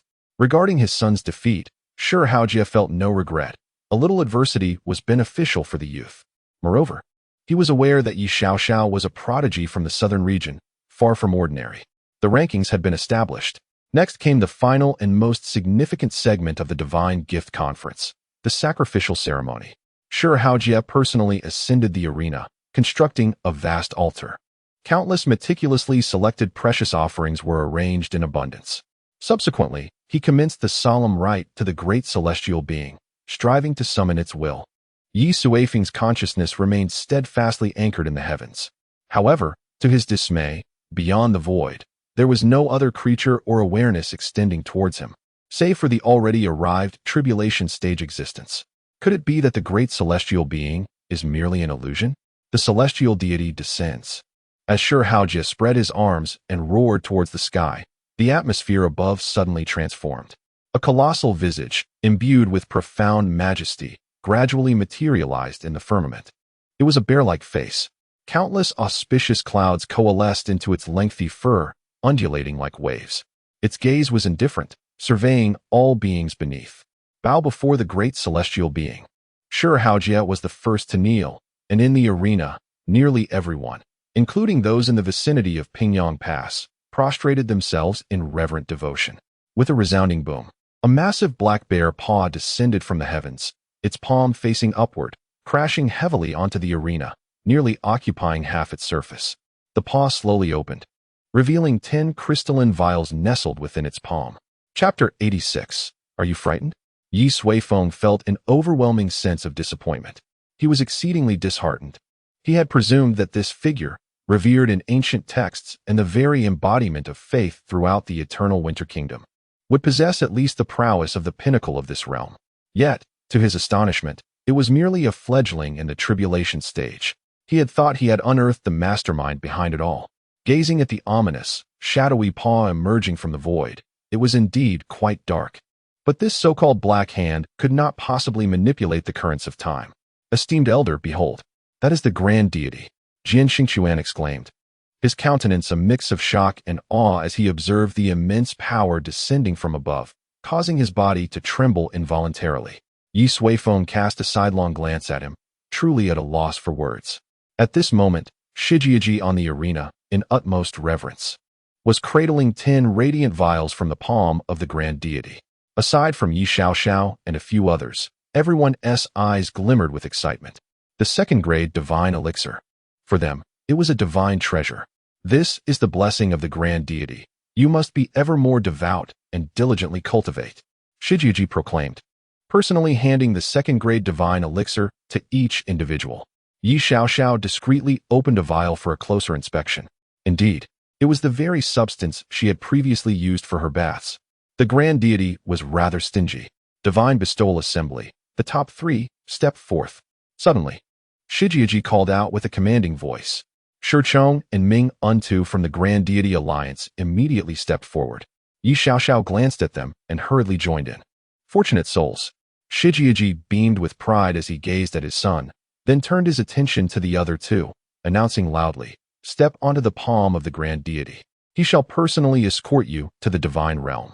The remaining individuals cast envious glances in their direction. The top 3 would be personally guided by the Grand Deity to the divine abode for cultivation, a once-in-a-lifetime opportunity. Meanwhile, Huarong's face was etched with discontent, for he had fallen to 4th place after losing to Ming Untu by a mere move, thus forfeiting this invaluable opportunity. "Father, I shall not disappoint you," Shurchong declared, bowing deeply to Shijiaji, filled with anticipation and excitement as he ascended the Grand Deity's hand. Ming Untu, after bidding farewell to his kin, resolutely stepped forward as well. However, Ye Suifeng appeared conflicted, glancing back at the high platform intermittently. What should she do? To ascend or to refrain? Elder, Jian Xingquan roused the contemplative Ye Suifeng. Is it time? The grand deity is about to take Miss Xiao Xiao away. Will you not go to bid her farewell? Jian Xingquan pointed towards the center of the arena. Ye Suifeng responded with a sound of realization, a peculiar smile spreading across his face. Aha, go. Of course. With that, he rose and swiftly made his way to Ye Xiaoxiao's side. Uncle, Ye Xiaoxiao exclaimed joyfully, leaping into Ye Suifeng's embrace. Others cast curious glances, and the wolf girl also directed her inquisitive gaze towards Ye Xiaoxiao's parents. It was the first time she had encountered them. They seemed rather ordinary, aside from their striking good looks. You've done well. Keep up the effort, but don't fall too far behind your sister and her friends. Ye Suifeng remarked with a smile as he tousled her hair. I certainly won't. When I return, I will defeat them one by one, Ye Xiaoxiao declared, her small fists raised in determination. At that moment, Shi Haojie suddenly approached. Esteemed Lord Yi, he said, casually clasping his fists, your junior must take their leave. We cannot keep the great celestial waiting for too long. Ye Suifeng lifted his gaze, his indifferent eyes causing a chill to creep into Shi Haojie's heart. He has only waited a short while. I have been waiting for him for over half a month, Ye Suifeng replied flatly. Be cautious with your words. Member of Wanbao Pavilion. Shi Haojie warned, his brow furrowing. He had always heard from Jian Xingquan that this was a formidable individual from the southern Wanbao Pavilion, known for a volatile temperament, and it was wise not to provoke him. For the sake of safety at Pingyang Pass, he had adhered to this advice, disregarding any lack of respect directed towards him. Yet, at this moment, he could not tolerate such insolence towards the Great Celestial. Southerner, the Great Celestial watches from above. Do not let a slip of the tongue jeopardize your junior's future or invite trouble upon yourself. Shi Haojie admonished sternly. Ye Suifeng gently patted Ye Xiaoxiao's small shoulder, encouraging her to step back. He then advanced slowly. As it happens, I wish to greet him, he stated, making his way towards the massive, dark paw of the Great Celestial. You should leave. This place may soon become unsafe, Ye Suifeng advised the two youths atop the paw. They were taken aback, for they were under the protection of the Great Celestial. How could there be any danger? How dare you? Shi Haojie could no longer contain himself. The overwhelming aura of his combined form erupted on the arena. He unleashed his most potent attack, a fierce punch aimed squarely at Ye Suifeng's back. However, Ye Suifeng did not even glance his way, merely waving his hand dismissively. In an instant, Shi Haojie's pupils constricted. A chilling sense of life and death crisis surged within his very soul. He instinctively crossed his arms, shifting from offense to defense. Boom! A tremendous force detonated on the arena. A multitude of individuals, including Shi Haojie, were sent flying like petals scattered by the wind, crashing to the ground. In the blink of an eye, only Ye Suifeng and Ye Xiaoxiao stood unscathed on the arena. I instructed you to leave, Ye Suifeng said calmly. Shi Haojie, lying on the ground, groaned and spat a mouthful of blood, his expression one of sheer horror. Moments ago, it felt as though an overwhelming force of nature had collided with him, a sensation that eclipsed any fear he had ever experienced, even in the presence of the divine will of the great celestial deity. My son. Shi Haojie urgently cast his gaze elsewhere, searching for his child. However, he soon realized that others were in a similar predicament, having merely been thrown off the stage without sustaining significant injuries. Yet, this realization only deepened his trepidation. What kind of formidable being could execute such finesse in that fleeting moment? It was a dire situation. On the platform, Jian Xingquan slumped in his chair, paralyzed by anxiety. What to do now? He had inadvertently provoked this terrifying entity. Senior, what are your true intentions? With great effort, he lifted his head to observe the arena. At that moment, Ye Suifeng had approached the enormous bear's paw, raising his gaze to meet the imposing visage of the colossal bear, a smile breaking across his face. What is the matter? Have I frightened you? Chapter 87. The great deity is struck gazing upon the formidable visage of the great bear above. Ye Suifeng raised his hand and gently pressed it against the bear's massive paw. Let us converse, he declared. At that moment, the great deity seemed to have finally succumbed to fury. The slender strands of fur formed by the auspicious clouds began to darken ominously. An overwhelming wrath descended from that bear-like face. It's over. The great deity is enraged. Shi Haojie exclaimed, his expression fraught with fear as he sensed the immense power emanating from it. The great deity was irreversible. He turned his attention to the figure of the human on the platform, pondering how one might endure the wrath of a god. Either you descend, or I shall ascend. Yet, Ye Suifeng remained unperturbed, his countenance tranquil, devoid of any semblance of fear. However, it appeared that the great deity had no intention of coming down. It let out a thunderous roar that reverberated through the air, causing the very eardrums of those present to throb as its long fur whipped wildly about. Subsequently, the bear's paw upon the platform began to rise slowly. Ye Suifeng shook his head softly. Today, if you do not clarify matters, you shall not depart. With that, he pressed down forcefully on the immense paw, exerting a sudden downward thrust. Boom! The tremendous tremor destabilized those standing nearby, causing the ground beneath them to sway violently, as if the entirety of the Pingyang Great Pass had quaked. On the high platform, Jian Xingxuan was struck with terror. He beheld Ye Suifeng, with but a single hand, force the great deity downwards, creating a colossal dent in the array-laden platform, numerous fine cracks radiating from it. Senior, do you intend to confront the great deity head-on? Soon enough, the great deity would provide an answer. A fist, as grand as a mountain, descended from the heavens, accompanied by a tempestuous roar, aimed directly at Ye Suifeng on the platform. Feeling the might of that blow, Jian Xingxuan was nearly paralyzed with fear.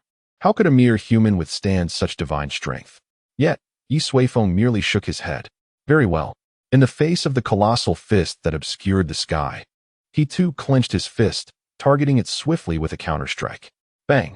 A resounding explosion erupted, unleashing a massive wave of energy that radiated outward in a circular blast, sending those near the platform sprawling several meters away. When they finally regained their senses, they were horrified to witness the cataclysmic fist had been obliterated. The enormous arm atop the platform severed in half and dissipating into the ether. In the sky, the colossal face of the great deity had vanished completely. The clouds themselves were rent asunder, creating a vast gaping hole. At the end of this abyss, the void shattered, forming a chasm as dark as ink. Within that cavernous space, a comically adorable little bear stood, its gaze fixed in stunned bewilderment. Ye Suifeng regarded the little bear with a broad grin. The bear turned tail and fled. However, as it spun around, it encountered a familiar figure standing before it. Speak, Ye Suifeng commanded. Roar. Suddenly, the little bear's body expanded dramatically, resembling that of a robust man, and it swiped a paw towards Ye Suifeng. In response, Ye Suifeng countered with a swift strike to its bare face. A resounding crash echoed as the very fabric of space shattered, and the bear was propelled out of the void, crashing heavily into the center of the arena, creating a significant crater upon impact. Dazed, the little bear shook its head and once again beheld the visage that sent a chill down its spine. Speak. Before it could fully comprehend, a fist loomed large before its eyes, crashing into its snout. The thunderous sounds reverberated as the bear's form obliterated the arena, soaring several meters away and carving a deep trench into the ground. Struggling to rise, it was met with another fist. Speak. Still not speaking? I shall make you. Ye Suifeng grasped the little bear, delivering blow after blow to its face. He meticulously controlled his strength, ensuring his strikes were non-lethal, yet infused with excruciating pain. The onlookers in the arena were utterly astonished. This seemingly endearing little bear was, in fact, their revered deity, and now, their deity was being mercilessly pummeled by a human cultivator, reduced to tears and snot, without a chance to retaliate. What had become of their world? Their faith crumbled swiftly with each of Ye Suifeng's strikes. Still not speaking, another powerful punch landed squarely on the deity's nose. Finally, the little bear could no longer contain itself and cried out, "Why don't you just ask?" To their astonishment, its voice was surprisingly high-pitched. Ye Suifeng halted his fist mid-air, gazing at the tear-streaked little bear. "Oh, I forgot to ask. Go ahead, then." With that, he seized the bear's fluffy ears and leapt into the sky, inadvertently taking along Ye Xiao, who had been watching the spectacle unfold. The little bear felt a profound sense of sorrow because of Ye Suifeng's forgetfulness. It had endured so many punches in vain. Moments later, in a room filled with tranquility, Ye Suifeng sat by the window, leisurely sipping tea, while two young girls stood beside him, curiously observing the adorable little bear before them. Is it truly the great deity? Ye Xiao questioned incredulously. Who would have thought the great deity could be so adorable? A vibrant bird's head emerged from Ye Suifeng's shoulder, eyeing the little bear with hostility, seemingly concerned about its own precarious position. "I am asking you a question," Ye Suifeng said nonchalantly. The little bear's expression shifted dramatically as it hurriedly replied, "I am the great deity." "No, I am not the great deity." "Wait, what even is a great deity?" The trio exchanged bewildered glances. "Are you speaking in riddles?" Ye Suifeng turned to face the little bear, which immediately appeared on the verge of tears. "I truly do not know what this great deity business is. I was merely invited by the eternal winter monarch to complete a task." As the little bear recounted its tale, Ye Suifeng gradually began to comprehend the unfolding events. In the eternal winter imperial city, there indeed exists a den of bears. They reside within a hidden realm, each individual possessing extraordinary strength, exhibiting formidable power akin to that of a human cultivator at the tribulation stage since their birth. Among them, the mightiest have nearly touched the pinnacle of this world. Every 3 years, the eternal winter emperor ventures into this secret domain, seeking to dispatch a portion of these bears to undertake a mission of guidance. Upon completion, they return to their sanctuary, remaining oblivious to worldly affairs. This little bear, for the first time, has accepted the invitation to carry out a task. Thus, it remains unaware of the folk title Great Celestial Being. "I've shared all that I know," the little bear murmured weakly, a sense of desolation enveloping its heart. Everything was fine until suddenly, an imposing figure emerged and subjected it to a brutal beating. Had it known, it would have declined the task. After listening, Ye Suifeng inhaled deeply. He had not miscalculated. This so-called great celestial being was indeed a ruse to deceive the masses, orchestrated by the human cultivator known as the Eternal Winter Emperor. "Very well," Ye Suifeng turned, revealing a white leaf with a flick of his fingers. "Do you recognize this?" The little bear stared at Ye Suifeng in astonishment. "That is a leaf from the tree above my home. How do you possess this?" Ye Suifeng raised an eyebrow, realizing that the enlightenment tree was, in fact, part of the little bear's abode. Perhaps the tales inscribed in that ancient tome were true. "Where is your home?" Ye Suifeng inquired. "It's in the hidden realm," the bear replied. "Where is this hidden realm?" Ye Suifeng pressed on. "Oh, it's right behind the palace in the eternal winter imperial city." The little bear scratched its arm, adding, "If you wish to go, I can guide you." Ye Suifeng paused for a moment. "Very well, let us journey together." Chapter 88. The grand formation of the imperial city. A resplendent bird of many colors soared into the heavens, its wings casting a shadow over the land as it ascended from the Pingyang Pass, soaring majestically towards the east. At last, it has departed.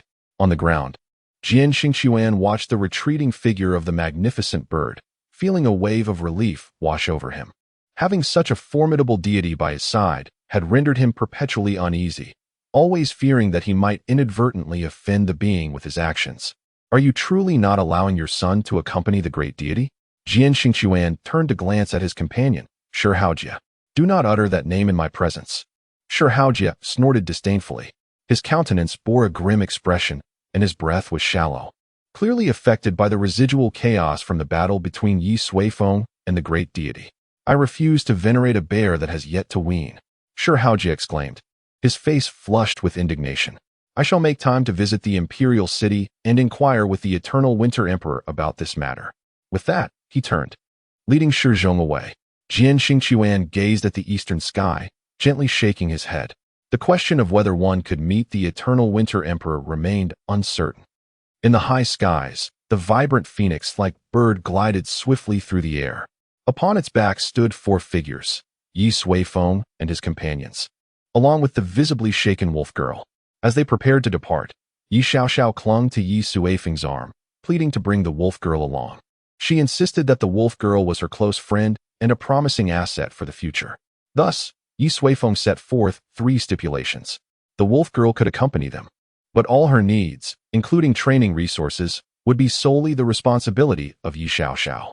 "After all, she is your companion, not mine." Ye Suifeng had anticipated that upon hearing these conditions, Ye Xiaoxiao would relent. However, to his surprise, she readily agreed, even patting her small chest to assure him of her commitment. Consequently, the wolf girl joined them aboard the resplendent bird, embarking towards the eternal winter emperor's city in the east. "Do not be anxious. Little color flies steadily, and there is no risk of falling," Ye Xiaoxiao reassured the wolf girl, who wore a tense expression. The wolf girl glanced at her, mustering a strained smile. It was not the fear of falling that troubled her. Rather, it was the little bear beside her, holding a milk bowl, that instilled dread. That was the great deity. Never had she imagined that one day she would sit alongside the legendary figure. Would you care for some? Suddenly, the little bear blinked innocently, offering the milk bowl to the wolf girl. Startled, she recoiled in fright, waving her hands frantically. Oh no. I don't need it. Thank you. Her words tumbled out incoherently. Come now. We are all adults. We have long since outgrown milk, Ye Suifeng said, unperturbed, as she approached the little bear. How old are you? The little bear, disinterested in the wolf girl, withdrew his hand while sipping and grumbling. I've only been alive for 19 years. Drinking milk at 19.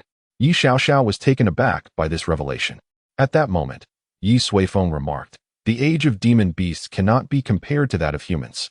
19 years in their lineage is akin to only 2 or 3 years for you.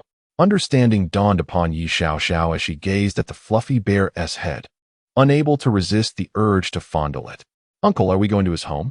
She inquired. Ye Suifeng nodded affirmatively, yes. We need to discuss a matter with his parents. Having waited for over half a month at the Pingyang Pass, initially expecting to encounter the mastermind behind Yi Jingguang's demise, they were instead met with this endearing little bear. Nevertheless, the bear's strength was indeed remarkable. If the ancient texts did not deceive, its 3 ancestors possessed the power to orchestrate plans across the river of time. Even if that were not the case, the origins of that white leaf suggested a connection to the eternal winter imperial city. Only by visiting would they uncover the truth.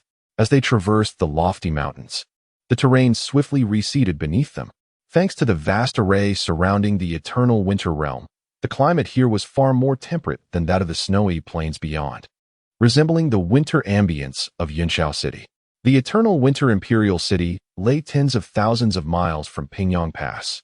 However, under the vigorous flight of the colorful phoenix, they beheld a grand and imposing city within mere hours.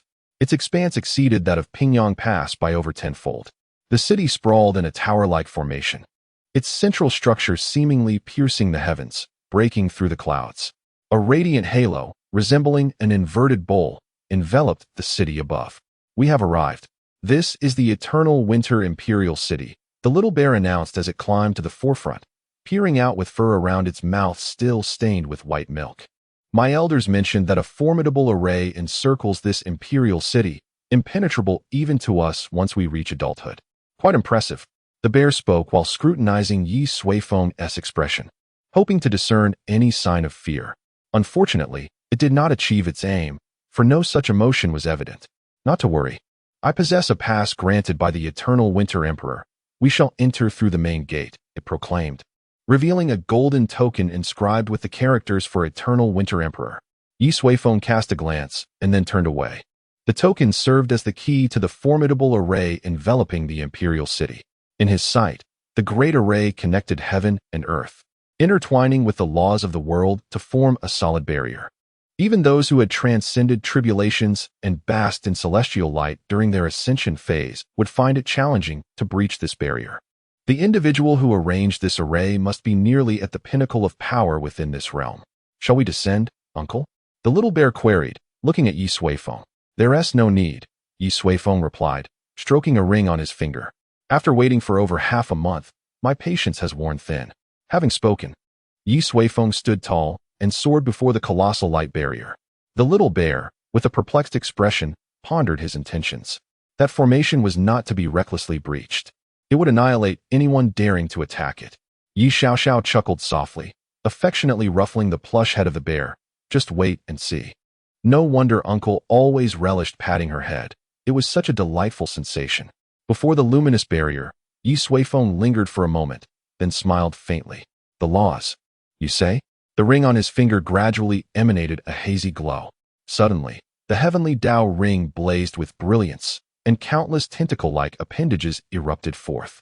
Each of these tendrils represented a complete heavenly Dao principle. They swiftly unfurled, enveloping the entire hemispherical barrier. At the forefront of each principle, a resplendent light shone forth, akin to miniature suns. The commotion was so great that the inhabitants of the imperial city soon took notice of this spectacle.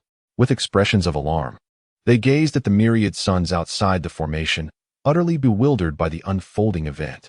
Within the innermost palace of the imperial city, a middle-aged man clad in a golden dragon robe, exuding an air of authority, suddenly felt a stirring in his heart.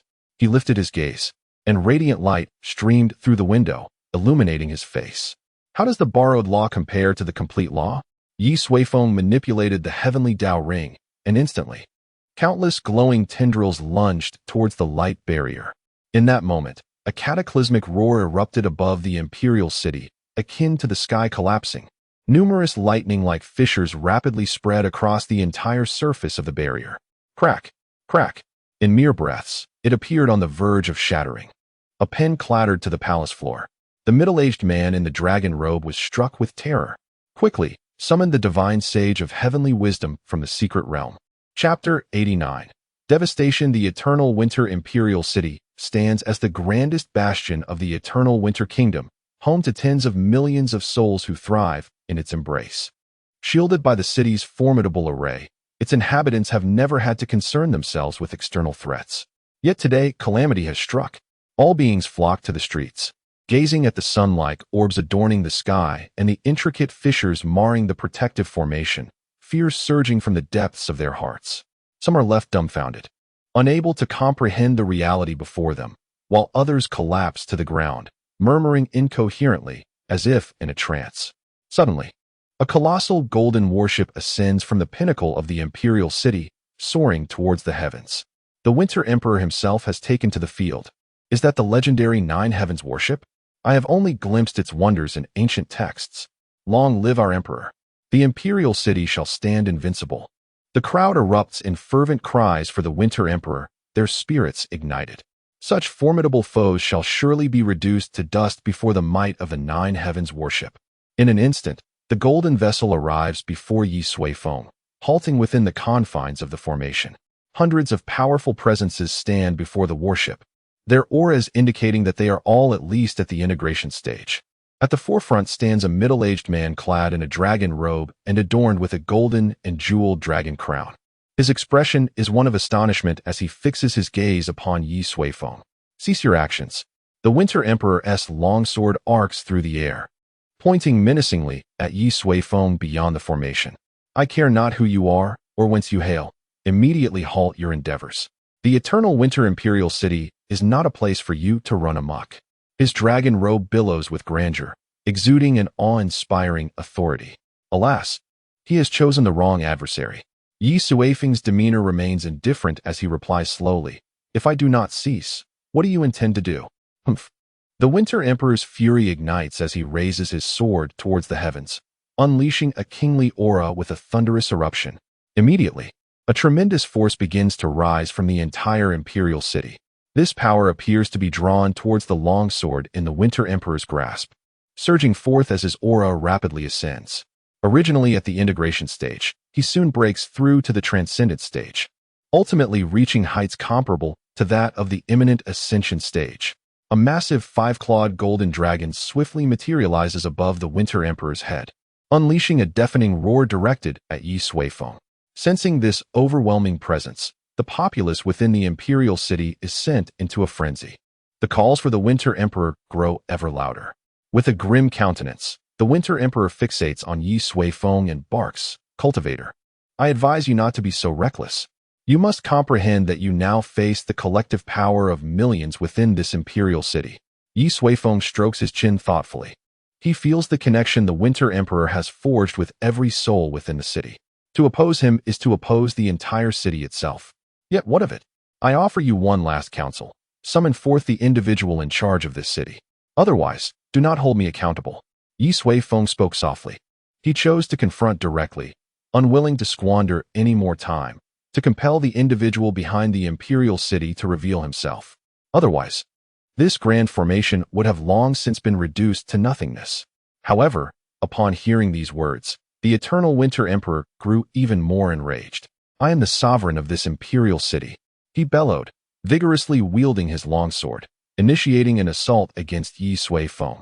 The five-clawed golden dragon soared into the air, enveloped in an overwhelming aura, lunging forward. He was doomed. The formation would not obstruct an attack from within. On the colorful phoenix, Little Bear exclaimed joyfully. Bang! Ye Suifeng tapped him on the head. Do not forget, you are still a captive. After admonishing him, she turned her gaze to Ye Suifeng, a hint of concern on her face. After all, the might of that golden dragon was truly formidable. Could Uncle withstand it? Very well. As he observed the attacking Eternal Winter Emperor, Ye Suifeng's expression remained impassive, and the heavenly Dao ring in his hand radiated light once more. Immediately, the countless heavenly Dao laws embedded in the imperial city's formation surged into action. In the blink of an eye, the cracks in the formation multiplied exponentially. Then, with a resounding crack, it shattered entirely. The heavenly Dao laws, akin to serpents gliding through the heavens, redirected after dismantling the formation and charged toward the five-clawed golden dragon. Boom! The deafening explosion reverberated through the air. Two immense forces collided violently. Subsequently, the five-clawed golden dragon was torn asunder by the heavenly Dao laws, reduced to mere dust.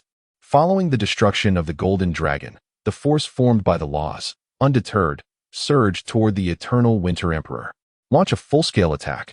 He was utterly horrified, unable to fathom that the so-called indestructible formation of the imperial city could be shattered in an instant by this individual. Moreover, the terrifying assault, harnessed from all the beings within the city, appeared feeble as an ant before him.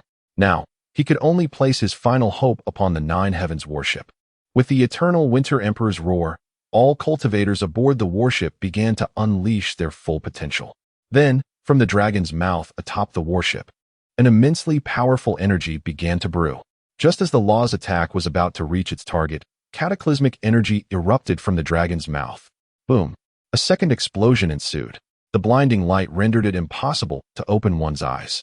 As vision gradually returned, the residents of the Eternal Winter Imperial City beheld in horror that the legendary Nine Heavens warship had been utterly obliterated, fragments raining down, nearly obscuring the entire sky above the Imperial City. They collapsed to the ground, witnessing a scene that resembled the destruction of the world. A chilling sensation spread swiftly from their heads to their heels. Our Emperor has been defeated? The Eternal Winter Emperor, covered in blood, held in his hand a heavenly-grade spiritual sword that had been completely shattered. He gazed at the remnants of the war vessels descending upon the Imperial City, his eyes filled with bewilderment. Why is it that some possess such overwhelming power? Power so formidable it engenders despair, sends shivers through the soul, and chills one to the bone. This battle can only be described with a single phrase: crushing devastation. A force compelled his body to drift forward, halting before Ye Suifeng. Is the one behind you prepared to abandon you? Ye Suifeng remarked coolly. The Eternal Winter Emperor regarded the towering figure before him, a bitter smile gracing his lips. Wait for them to arrive. You shall not escape. Ye Suifeng looked at him with indifference. You are overly arrogant. Indeed. Suddenly, a voice resonated from the void. Almost immediately, a young man clad in simple white garments gradually materialized. He had long resided in high office, and had indeed forgotten his original mission. The youth spoke, then waved his hand. A flurry of white leaves appeared from thin air. Ye Suifeng observed that the leaves were identical to the one he held, unmistakably from the Enlightenment tree. The leaves expanded swiftly in the wind, sheltering the imperial city above and intercepting the falling fragments of the war vessels. These remnants were exceedingly heavy. If they were to plummet into the city, they would likely devastate a significant portion of the imperial structures, resulting in countless casualties. The youth had safeguarded the residents of the imperial city. Afterward, he retracted the leaves and approached Ye Suifeng, bowing deeply. Forgive me, esteemed senior. My master has been awaiting you for quite some time. Chapter 90. The Elder of Secrets. The young man in plain robes spoke with a calm demeanor, yet his posture remained notably humble. Who are you? And who is your master? Ye Suifeng inquired. He was willing to engage in a meaningful conversation with anyone who approached him in earnest. My name is Yuhong. You may also refer to me as the Ninth Prince. He gestured towards the Emperor of Yongdong. He is the ninth son of His Majesty. Ye Suifeng furrowed his brow slightly, realizing that this youth was indeed a son of the Emperor. However, the young man's demeanor suggested a complete lack of reverence for his father. As for my master, Yuhong chuckled softly, I must apologize, esteemed senior. I cannot mention his name in the main world, for it may provoke unfortunate consequences. Thus, He is unable to personally welcome you, and I hope for your understanding." Yu Hong bowed once more. "Is he not in the main world?" Ye Suifeng extended his hand to retrieve the little bear that had been tossed onto the back of the phoenix.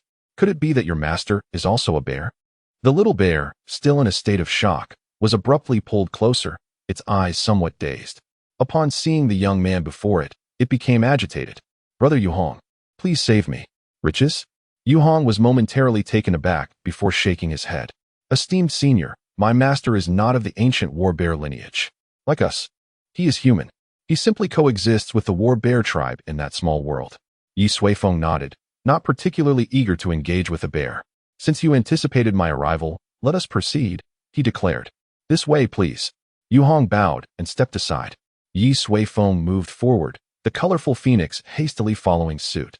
As they passed Yu Hong, the little bear cast him a pitiful glance, but Yu Hong merely shrugged in resignation. After they departed, Yu Hong lowered his head, observing the still frightened inhabitants of the imperial city, and sighed softly. "Master, is he truly the person you seek? Just moments ago, he displayed no compassion for these millions of souls." After another sigh, Yu Hong followed Ye Suifeng and his companions, disregarding the nearly lifeless emperor of Yongdong. A short while later, they arrived at the highest palace of the imperial city. It was already above the clouds. Yet behind the palace lay a landscape imbued with ethereal charm. "The entrance to the small world is right here," Yu Hong announced, halting before a shallow pool of water. Ye Suifeng's gaze flickered. Through the lens of the heavenly Dao, he could indeed perceive a distinct space behind it, a realm unto itself, entirely disconnected from the main world. Such an entrance was cleverly concealed, hard to detect without deliberate scrutiny. "Let us proceed." Ye Suifeng stepped directly into the pool. The heavenly Dao ring on his hand emanating a soft glow that enveloped his entire being. There is no way around it. He has become exceedingly formidable. Each time he traverses a realm, he must don the guise of the heavenly Daos, lest the world collapse before he even enters. The very fabric of existence is upended. After crossing the pond, Ye Suifeng found himself in a vast meadow. The expanse was modest, and at its center stood a colossal tree, solitary and imposing. Its trunk and leaves were entirely white. It was the Enlightenment tree. Beneath its boughs lounged several bears, resembling Fu Gui, lazily resting by a pool of water. Above the pool, a small tower floated serenely. Ye Suifeng raised an eyebrow. That tower was none other than the tower of the origin of all things, albeit only 8 stories tall. "My esteemed predecessor, my teacher resides there," he thought. Just then, Yu Hong entered, whistling as he did.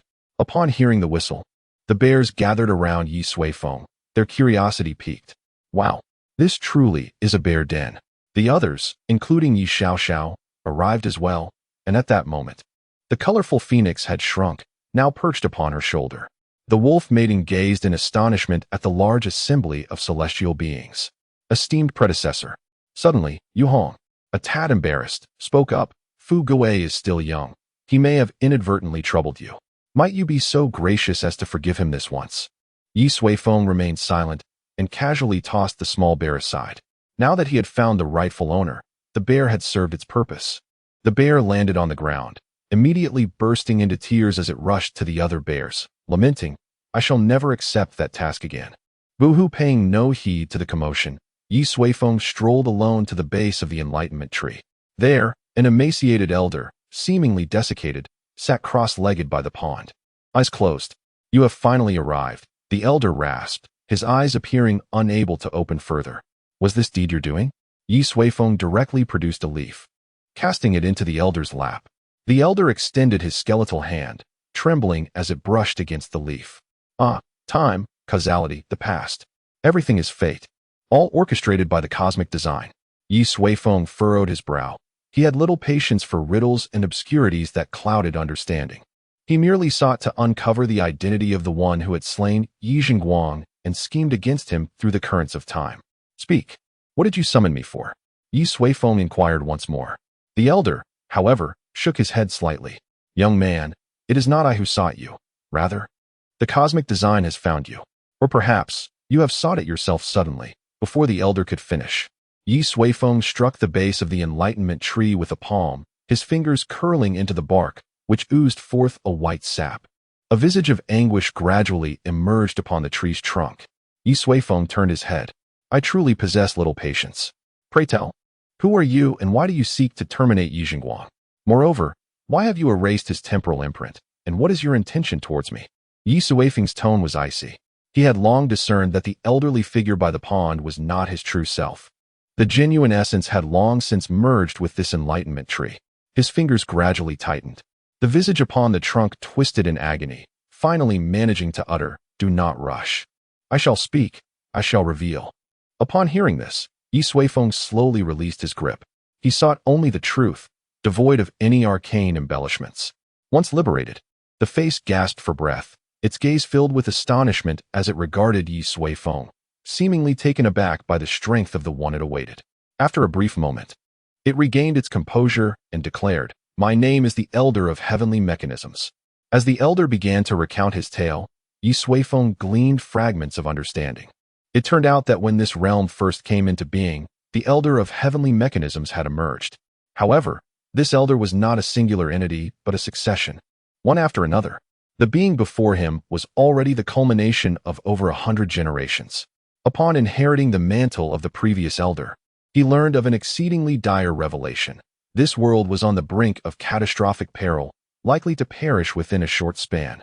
Thus, he devoted his entire life to seeking a method to salvage the world, yet year after year, he found himself in vain. Until one fateful day, while observing the heavenly mechanisms, he stumbled upon a nebulous star, one possessing the potential to save the world. He intended to examine it closely, but merely casting a glance almost drained him of his life force, leaving him on the verge of demise. Yet that star embodied the world's hope. Ultimately, the elder concentrated his life's essence, merging with the enlightenment tree, plucking a single leaf as a beacon, casting it into the vast expanse of the heavenly mechanisms. He aspired for this leaf, imbued with celestial secrets, to locate that star and ultimately rescue this waning world. He succeeded. Ye Suifeng had arrived. However, this formidable being, seemingly, had come solely to unearth certain truths. Thus, Yi Jingguang was not your doing. Ye Suifeng furrowed his brow. I do not know Yi Jingguang. And the trap within the river of time was not your creation? The elder of heavenly mechanisms replied with resignation. With my abilities, I cannot even approach such a level. Ye Suifeng sighed softly. Indeed, he had realized that with the elder's capabilities, meddling within the river of time was beyond reach. Or rather, within this realm, no one but himself could accomplish such feats. Perhaps only the celestial realm. However, the elder suddenly spoke again. If anyone could traverse the river of time, it might only be those whose powers surpass the limits of this world. Ye Suifeng turned his gaze back. Who? Chapter 91. Above the ceiling in every realm. Apart from the unknown celestial realms, there exists a limit, which Ye Suifeng refers to as the ceiling. Under normal circumstances, no being possesses the ability to shatter this ceiling. However, amidst the myriad worlds and boundless chaos, there are countless formidable beings who defy the heavens. Should a being surpassing the limits of this world leave behind traces that can be harnessed by the native inhabitants, they may seize the fleeting opportunity to transcend the world's boundaries and rise above the ceiling. In the world where Ye Suifeng resides, throughout history, there have been individuals who reach such heights. Through the explanations of the Elder of Celestial Mechanisms, Ye Suifeng came to understand the origins of this world. Once, it was merely a desolate expanse. Since time immemorial, powerful entities from countless realms engaged in fierce battles here, shattering the world repeatedly, only to weave it back together time and again. Until one fateful day, a seed fell upon this lifeless land. It absorbed the essence of divine and demonic blood, gradually growing to overshadow the heavens. One day, its vast roots pierced through the void, delving into the chaos. The forces of chaos, in turn, inadvertently spawned various fundamental laws. As time flowed, these laws evolved and matured, bringing order to the once chaotic realm. Thus, the heavenly Dao emerged. The great tree, in concert with the heavenly Dao, expelled the chaotic energies that permeated the world, purifying the heavens and earth, ultimately beginning the incubation of sentient life. A world with a complete set of laws came into being. However, the remnants of those immensely powerful beings lingered, proving difficult to eradicate entirely. As the beings of this world attained wisdom and grew increasingly powerful, some eventually discovered these remnants, forces that transcended their realm. Almost all beings yearned for them with insatiable desire. Thus, a cataclysmic calamity ensued. Amidst this turmoil, the great tree that nurtured the entire world was severed in two. Even the laws of the heavenly Dao suffered grievous wounds. And it seemed the world was on the brink of reverting to the ancient era of perpetual chaos and desolation. In the face of life and death, the spirit of the great tree merged with the heavenly Dao, forcibly igniting the nascent will of the world. Ultimately, the three became one, obliterating the vast majority of the lingering divine and demonic remnants. Yet, as a consequence, the great tree perished, leaving behind but a single seed. The spirit of the heavenly Dao dissipated, leaving only the immutable laws of heaven and earth. Thus, the world was left with a mutated will, eternally guarding the boundaries of existence. This seed of enlightenment was, in fact, the legacy of that great tree. Upon hearing these revelations, Ye Suifeng fell into a contemplative silence, realizing that this world had endured such a cataclysmic past. The myriad realms, both great and small, twinkled like countless stars in the vast cosmos. Every world is essentially akin to an individual entity. The world constitutes the body of this entity, while its will embodies the consciousness of the being. The laws of the celestial path serve as the means by which this world seeks to transcend itself. By continuously enhancing and refining these laws, the entire world will advance in unison. The essence of the celestial path signifies the road that enables the world to ascend. However, this path has now been severed. This implies that even if this world endures through the eternal passage of time, it holds no possibility of further advancement. The beings within the world, if they aspire to progress, must traverse a certain channel to enter a realm of greater power, such as the celestial realm. The celestial realm stands as the pinnacle among all realms. The elder of heavenly mechanisms continued, stating that all beings from the minor worlds can ascend to the celestial realm, thereby broadening their cultivation paths. This remains the sole avenue for the beings of our world. Ye Suifeng nodded in acknowledgement. Indeed, this is a path of breakthrough for all beings within the minor worlds. Yet, he was not particularly invested in the fate of this world. His curiosity was fixed on a singular inquiry. Who, exactly, is the one you mentioned, who surpasses the limitations of the world? The elder of heavenly mechanisms sighed softly. And then a disk resembling a palette of colors gently descended from the enlightenment tree, hovering before Ye Suifeng. It bore various regions of differing hues. In the aftermath of the ancient calamity, the world sacrificed its own prospects to preserve itself from destruction, expelling forces that did not belong to it. Yet, some unimaginably powerful entities remained. Certain individuals obtained these remnants, allowing their own powers to transcend the limits. Ye Suifeng gazed at the disk, which displayed dozens of regions, each adorned with distinct symbols. Some depicted an ominous vertical eye, others a crumbling tower, and yet others a shattered short sword. I have mentioned that our world faces annihilation once more, and indeed, it is due to them. The elder of heavenly mechanisms remarked, after transcending the world's limits.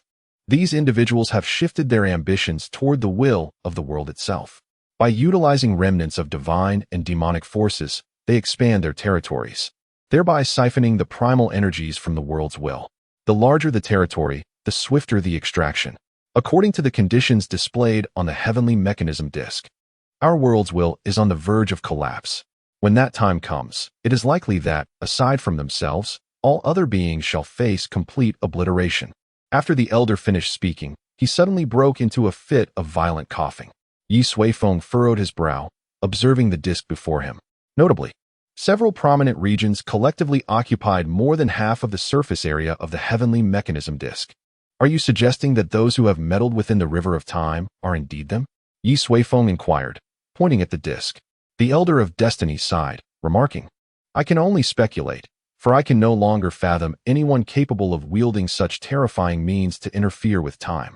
Ye Suifeng nodded slightly. Very well, thank you. With that, he rose to his feet, preparing to depart. Now that he had a new objective, it sufficed to pursue it directly. Wait. The elder of destiny called out anxiously. Ye Suifeng halted his steps. If you leave, what will become of our world? I know you possess the ability to save it. The elder rasped. Even if I do, why should I concern myself with it? Ye Suifeng replied slowly. But if the world were to perish, what of your loved ones? Your kin? I will safeguard them, Ye Suifeng coldly interrupted. It was no exaggeration to say that even if the world were to suddenly erupt in chaos, he could shield all of the Ye family, allowing them to endure amidst the turmoil and eventually discover a new suitable realm. Thus, I apologize. Farewell. With that, Ye Suifeng turned his back and departed without a glance. Watching his receding figure, the Elder of Destiny let out a heavy sigh. 2 streams of blood tears flowed from his lifeless eyes, cascading down the trunk of the enlightenment tree, pooling onto the ground. Alas, a sigh resonated suddenly. The Elder of Destiny opened his eyes, and Ye Suifeng's silhouette reappeared. His overwhelming strength had gradually dulled his emotions, leading him to appear indifferent to everything. Yet, the sentiments nurtured within the circles of his original world were indelibly etched deep within his soul. Family, ethnicity, nation, and the land that bore him, these were not easily cast aside. This world had indeed become his second homeland. Speak then, what must I do? Chapter 92. The method. Are you truly willing to save this world? The Elder of Destiny inquired, his disbelief palpable.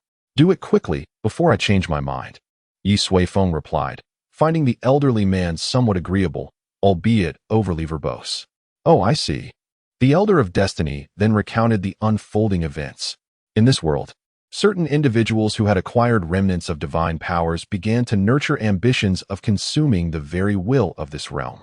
However, the will of the world resided beyond the boundaries of existence, making it exceedingly difficult for them to reach. Consequently, they devised another scheme. They harnessed the lingering essence of ancient deities, a potent force alien to this realm, to erode the very foundation of the world, thereby aiming to usurp its primal essence. Moreover, some of the most formidable beings were on the verge of success. The sole solution lay in the Enlightenment Tree, an entity that inherently belonged to the creators of this world, which could purify the earth entirely and thereby rescue the world's will, now on the brink of peril. Planting a tree can save the world? Then why don't you do it yourself? Ye Suifeng remarked, slightly incredulous, with a visage etched in bitterness. The Elder of Destiny replied, I have long been discovered by them, and their power far surpasses mine. That is why I have taken refuge in this small world. They have kept a watchful eye on me. In the main realm, even a mere mention of my name would alert them. Ye Suifeng nodded in understanding. It was no wonder the 9th prince had refrained from mentioning his master's name.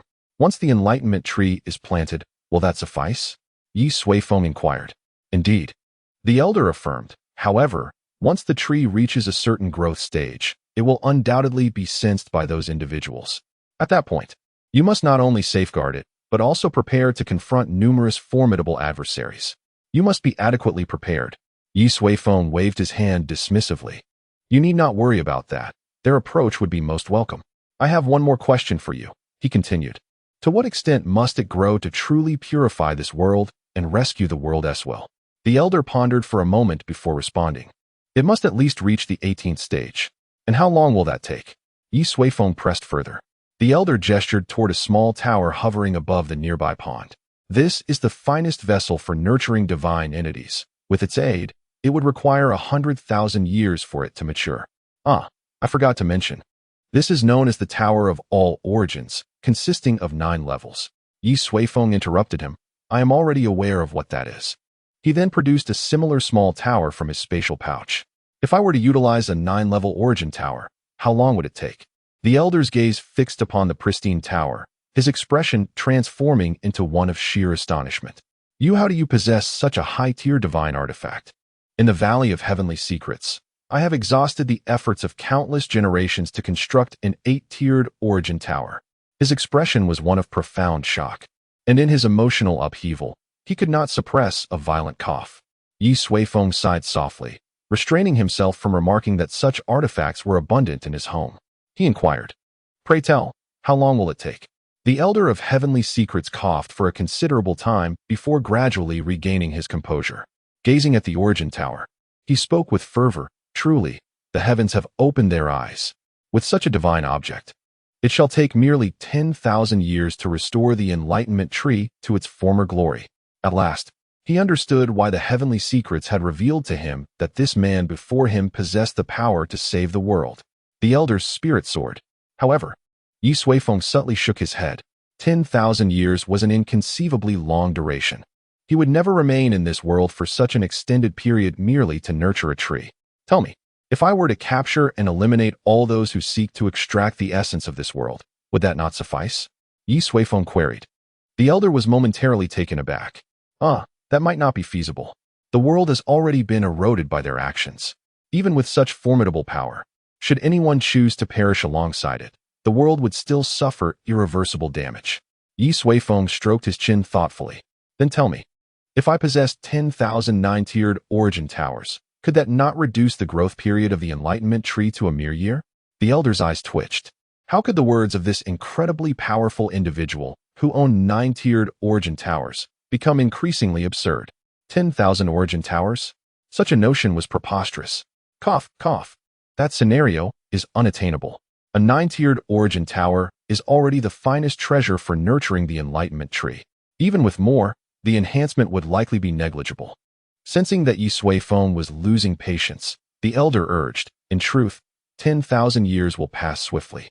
If you prepare adequately, perhaps within 5 generations, our realm will once again flourish.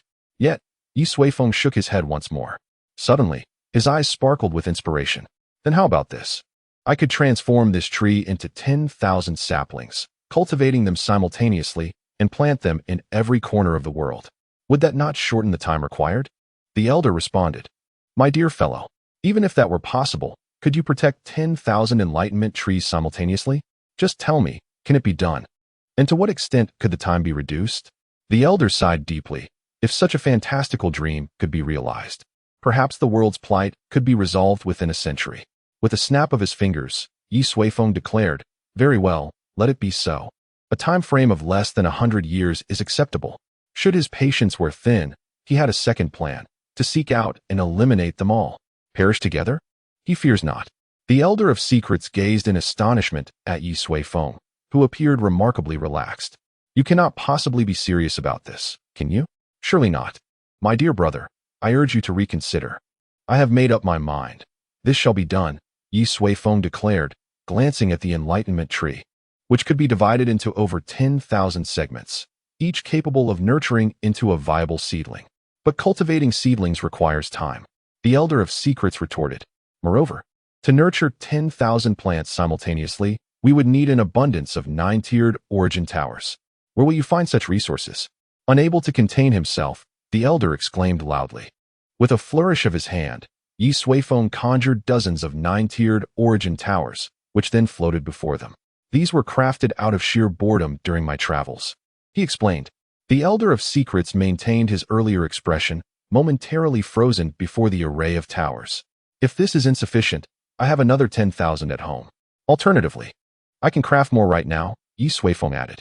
His intention was not to flaunt his wealth, but the incessant chatter of the elder was becoming rather tiresome. After a prolonged silence, the elder of secrets regarded Ye Suifeng with utmost reverence. May I inquire, esteemed brother, from which esteemed lineage do you hail?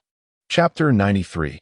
Planting trees together ultimately. Under the formidable influence of Ye Suifeng's exceptional abilities, the elder of heavenly mechanisms was completely subdued. He answered questions with remarkable openness, devoid of any lingering skepticism. After all, a person capable of effortlessly wielding dozens of 9-tier origin towers is a rarity throughout history. If such an individual cannot save the world, then the world is indeed beyond salvation. Through their discourse, Ye Suifeng gleaned information about the origin tower. Its origins trace back to remnants preserved from the battlefield of gods and demons. Subsequently, the ancestors of Tianji Valley devoted generations of effort to craft a tower that adhered to the rules of this realm, designed to cultivate enlightenment trees and restore the world to its original state. However, they did not anticipate that knowledge of the origin tower would disseminate beyond their confines. Those who had gained mastery over the remnants of the gods and demons, upon discovering the tower's immense potential, began to forge their own versions, surpassing Tianji Valley in progress. Consequently, many powerful factions outside now possessed 9-tier origin towers, while the founders of the Endeavor, Tianji Valley, have only managed to create 8-tier ones. Why have you ceased your forges? Ye Suifeng inquired. With a sigh, the elder of heavenly mechanisms replied, Tianji Valley, due to its unique circumstances, has faced a combined assault from nearly all other factions, making resource acquisition exceedingly challenging. Furthermore, the celestial formation stones, which are divine artifacts, only emerged during the world's infancy and cannot be naturally regenerated. Even if all the celestial formation stones in nature were gathered, they would scarcely suffice to forge a 9-tier origin tower. Eventually, our ancestors devised a means to transform celestial formation stones, resolving this dilemma. As he spoke, his gaze unconsciously drifted towards the origin tower, still hovering in the air. These must require trillions of celestial formation stones. How on earth did this individual acquire them? Meanwhile, Ye Suifeng was inspecting his own wealth. After counting, he nodded with satisfaction. Well, I still have 5 trillion celestial formation stones. That should suffice. Very well. Let it be for now, Ye Suifeng remarked. Originally, he had come to investigate the shadowy figure behind the scenes, yet unexpectedly found himself embroiled in a mission to save the world. Life is indeed unpredictable. However, Ye Suifeng did not leave empty-handed. Having uncovered the truths of this realm, he was now certain that the individual manipulating events across the river of time undoubtedly hailed from a superior world. The celestial realm stands as the most suspect target. If he were to pursue this further, ascending to the celestial realm might become necessary. Damn it, I've severed ties with my own celestial sect and haven't yet devised a plan for my journey. Should I smuggle through someone else's sect or simply take my family along? He decided to defer such thoughts for later. Moreover, since this individual had chosen to intervene, it was likely that this world was intricately connected to him. To thoroughly explore this realm, perhaps one might uncover the origins of that elusive hand behind the scenes. You must come forth quickly. I intend to detonate this tree, spoke Ye Suifeng.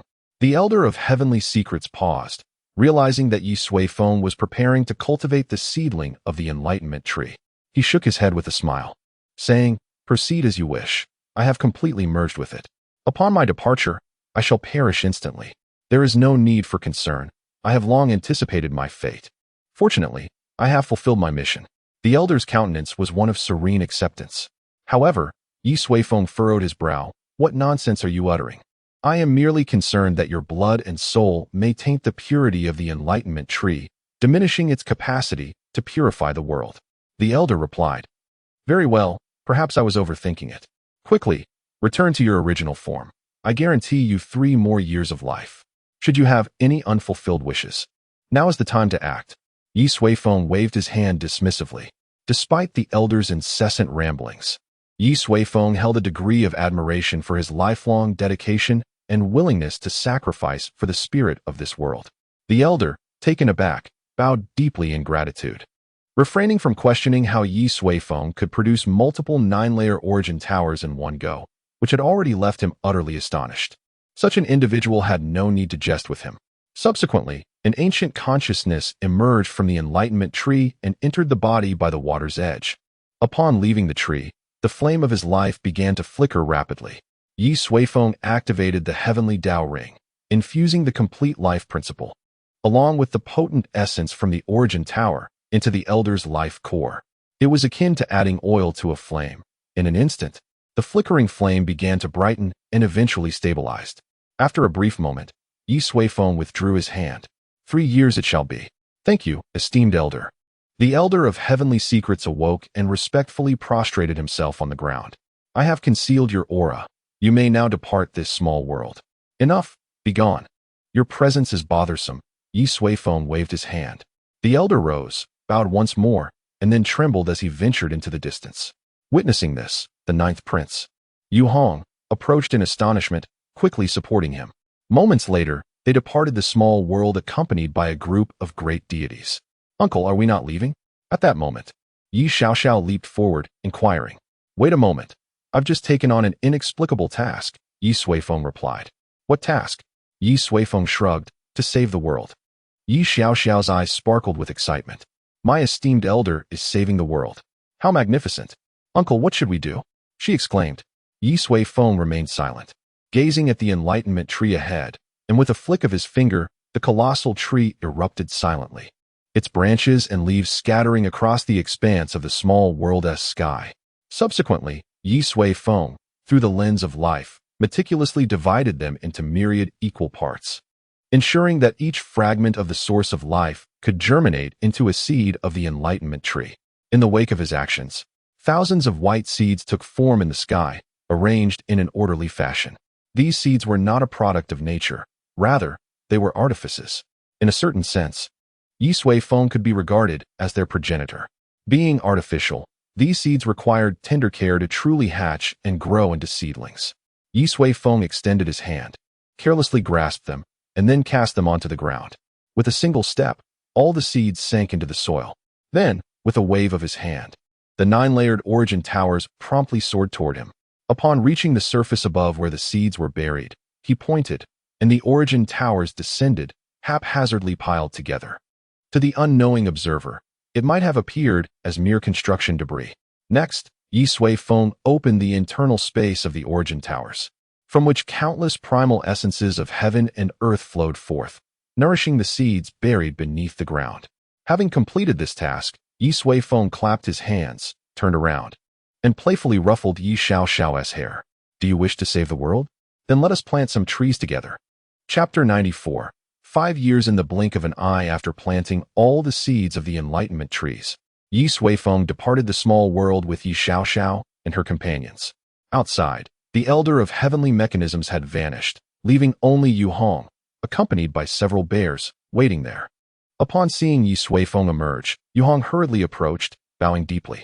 Senior, do you truly intend to plant tens of thousands of enlightenment trees in this world? Yu Hong's eyes brimmed with disbelief. When his teacher had mentioned it earlier, he thought his mentor had lost his mind. What? Are there other enlightenment trees? Ye Suifeng inquired. If so, we could plant even more. No, there are none left. Only the one in the small world remains. Yu Hong quickly waved his hands. Ye Suifeng let out a slightly disappointed "Oh. I wonder if you all are incapable of planting trees, clearly lacking in nourishment. If they were of better quality, perhaps they could yield 100,000 seeds. Ye Suifeng grumbled discontentedly. Meanwhile, Yu Hong stood dumbfounded, his eyes sparkling with astonishment. This senior was simply extraordinary. Those were enlightenment trees. Their ultimate form could nurture the very existence of worlds. To speak of hundreds of thousands so casually. However, upon reflection, he thought about how amusing it would be if those who siphon the essence of worlds were to witness the sudden emergence of 10,000 enlightenment trees in the main world. Hey, why are you lost in thought? Ye Suifeng roused him from his reverie. Oh, senior, whatever you command, I shall endeavor to fulfill, Yu Hong declared, dispelling the inexplicable grin from his face. You must be the sole disciple of the Heavenly Mechanisms Valley, correct? Ye Suifeng asked. Yu Hong nodded affirmatively. Yes. The lineage of the Heavenly Mechanisms Valley is passed down solely through me. After my teacher, I have become the elder of heavenly mechanisms in this era. Ye Suifeng acknowledged this. Every lineage possesses its unique methods, and he refrained from making judgments. The growth of the enlightenment tree seeds requires approximately 5 years. During this time, he needed to contemplate his next steps. After a moment, Ye Suifeng inquired, You seem to lack respect for the eternal Winter Emperor. At that moment, when Ye Suifeng had shattered the Grand Formation and the eternal Winter Emperor lay on the brink of collapse, this 9th prince had remained as indifferent as a passerby. Yu Hong chuckled. The ruler of the eternal winter realm appears to be the eternal Winter Emperor, but in reality, it has always been the Heavenly Mechanisms Valley. His position was only secured because I became the heir of the valley. After years of residing in high office, his ambitions have surely begun to stir. We are precisely preparing to replace him. Ye Suifeng fell silent. The dynamics of royal families cannot be perceived through ordinary lenses. Yet this outcome aligned with his suspicions. Then you must have a means to procure some top-tier techniques from fate mages and beast spirit warriors, correct? Ye Suifeng inquired. In the vicinity of Pingyang Dagua, he perused numerous texts and manuals concerning these 2 cultivation methods, discovering that certain aspects indeed bore merit. A span of 5 years was just sufficient for him to refine the subsequent stages of the primordial art. There was utterly no doubt about it. Yu Hong proclaimed, From this moment forth, as long as you command, I shall exert every effort to fulfill your requests, provided they exist within the eternal winter realm. These were the words imparted to Yu Hong by the Elder of Destiny before his departure. Ye Suifeng nodded in acknowledgement, stating, Then bring forth all the high-level techniques at your disposal. Furthermore, he glanced at Gu Yulan beside him. Please prepare a variety of different ingredients daily for her to practice with. Beasts of the 8th and 9th ranks will suffice. I have no particular preferences. Yu Hong's eyes twitched slightly, yet he respectfully replied, I shall diligently heed your esteemed instructions. At that moment, Ye Suifeng interjected, Uncle, are you going to read again? What about me? Ye Suifeng regarded the young girl thoughtfully before responding, You should continue your diligent cultivation. In approximately 5 years, we shall likely return to Yunxiao City. Do not let your older siblings mock you then. Ye Suifeng patted her small chest, declaring, Uncle, rest assured, I will demonstrate to them with my strength that following you is the most promising path. Ye Suifeng could only shake his head. Thinking to himself that carrying one was already sufficient, bringing along more would indeed make him a veritable caretaker. Suddenly, Yu Hong chimed in with a smile. If this little princess wishes to undergo training, I happen to know several excellent locations. The eternal winter realm may lack in certain areas, yet it possesses an abundance of secret realms, perfectly suited for the trials of the youth. Ye Suifeng nodded, appreciating the suggestion, as it would prevent her from seeking trouble unnecessarily. He then glanced at Yu Hong's cultivation level. In his 20s, at the mid-stage of integration, he was indeed a prodigy surpassing even Xin Tianming and Zhang Dong. Very well. Ye Suifeng pointed at Yu Hong, addressing Ye Suifeng. I have another task for you. By the time I emerge from seclusion, you must be able to engage him in battle without facing defeat. Otherwise, I shall not take you back to Yunxiao City, lest you bring me shame. Yu Hong was momentarily taken aback, wondering how he had suddenly been drawn into this. However, he chuckled inwardly, realizing that the little girl before him was merely at the pinnacle of foundation establishment. How could she possibly rival him within 5 years? This must surely be the elder's motivational tactic. Little princess, you must strive diligently, Yu Hong said with a smile. Ye Suifeng scrunched her nose, declaring, Humph, just him? Just wait, I will definitely defeat him. All right, you do your best, ha ha ha. Yu Hong laughed heartily, finding the little girl utterly charming. Ye Suifeng observed the joyful Yu Hong, hoping that he would still be so cheerful 5 years hence. Subsequently, Ye Suifeng remained within the eternal winter imperial city.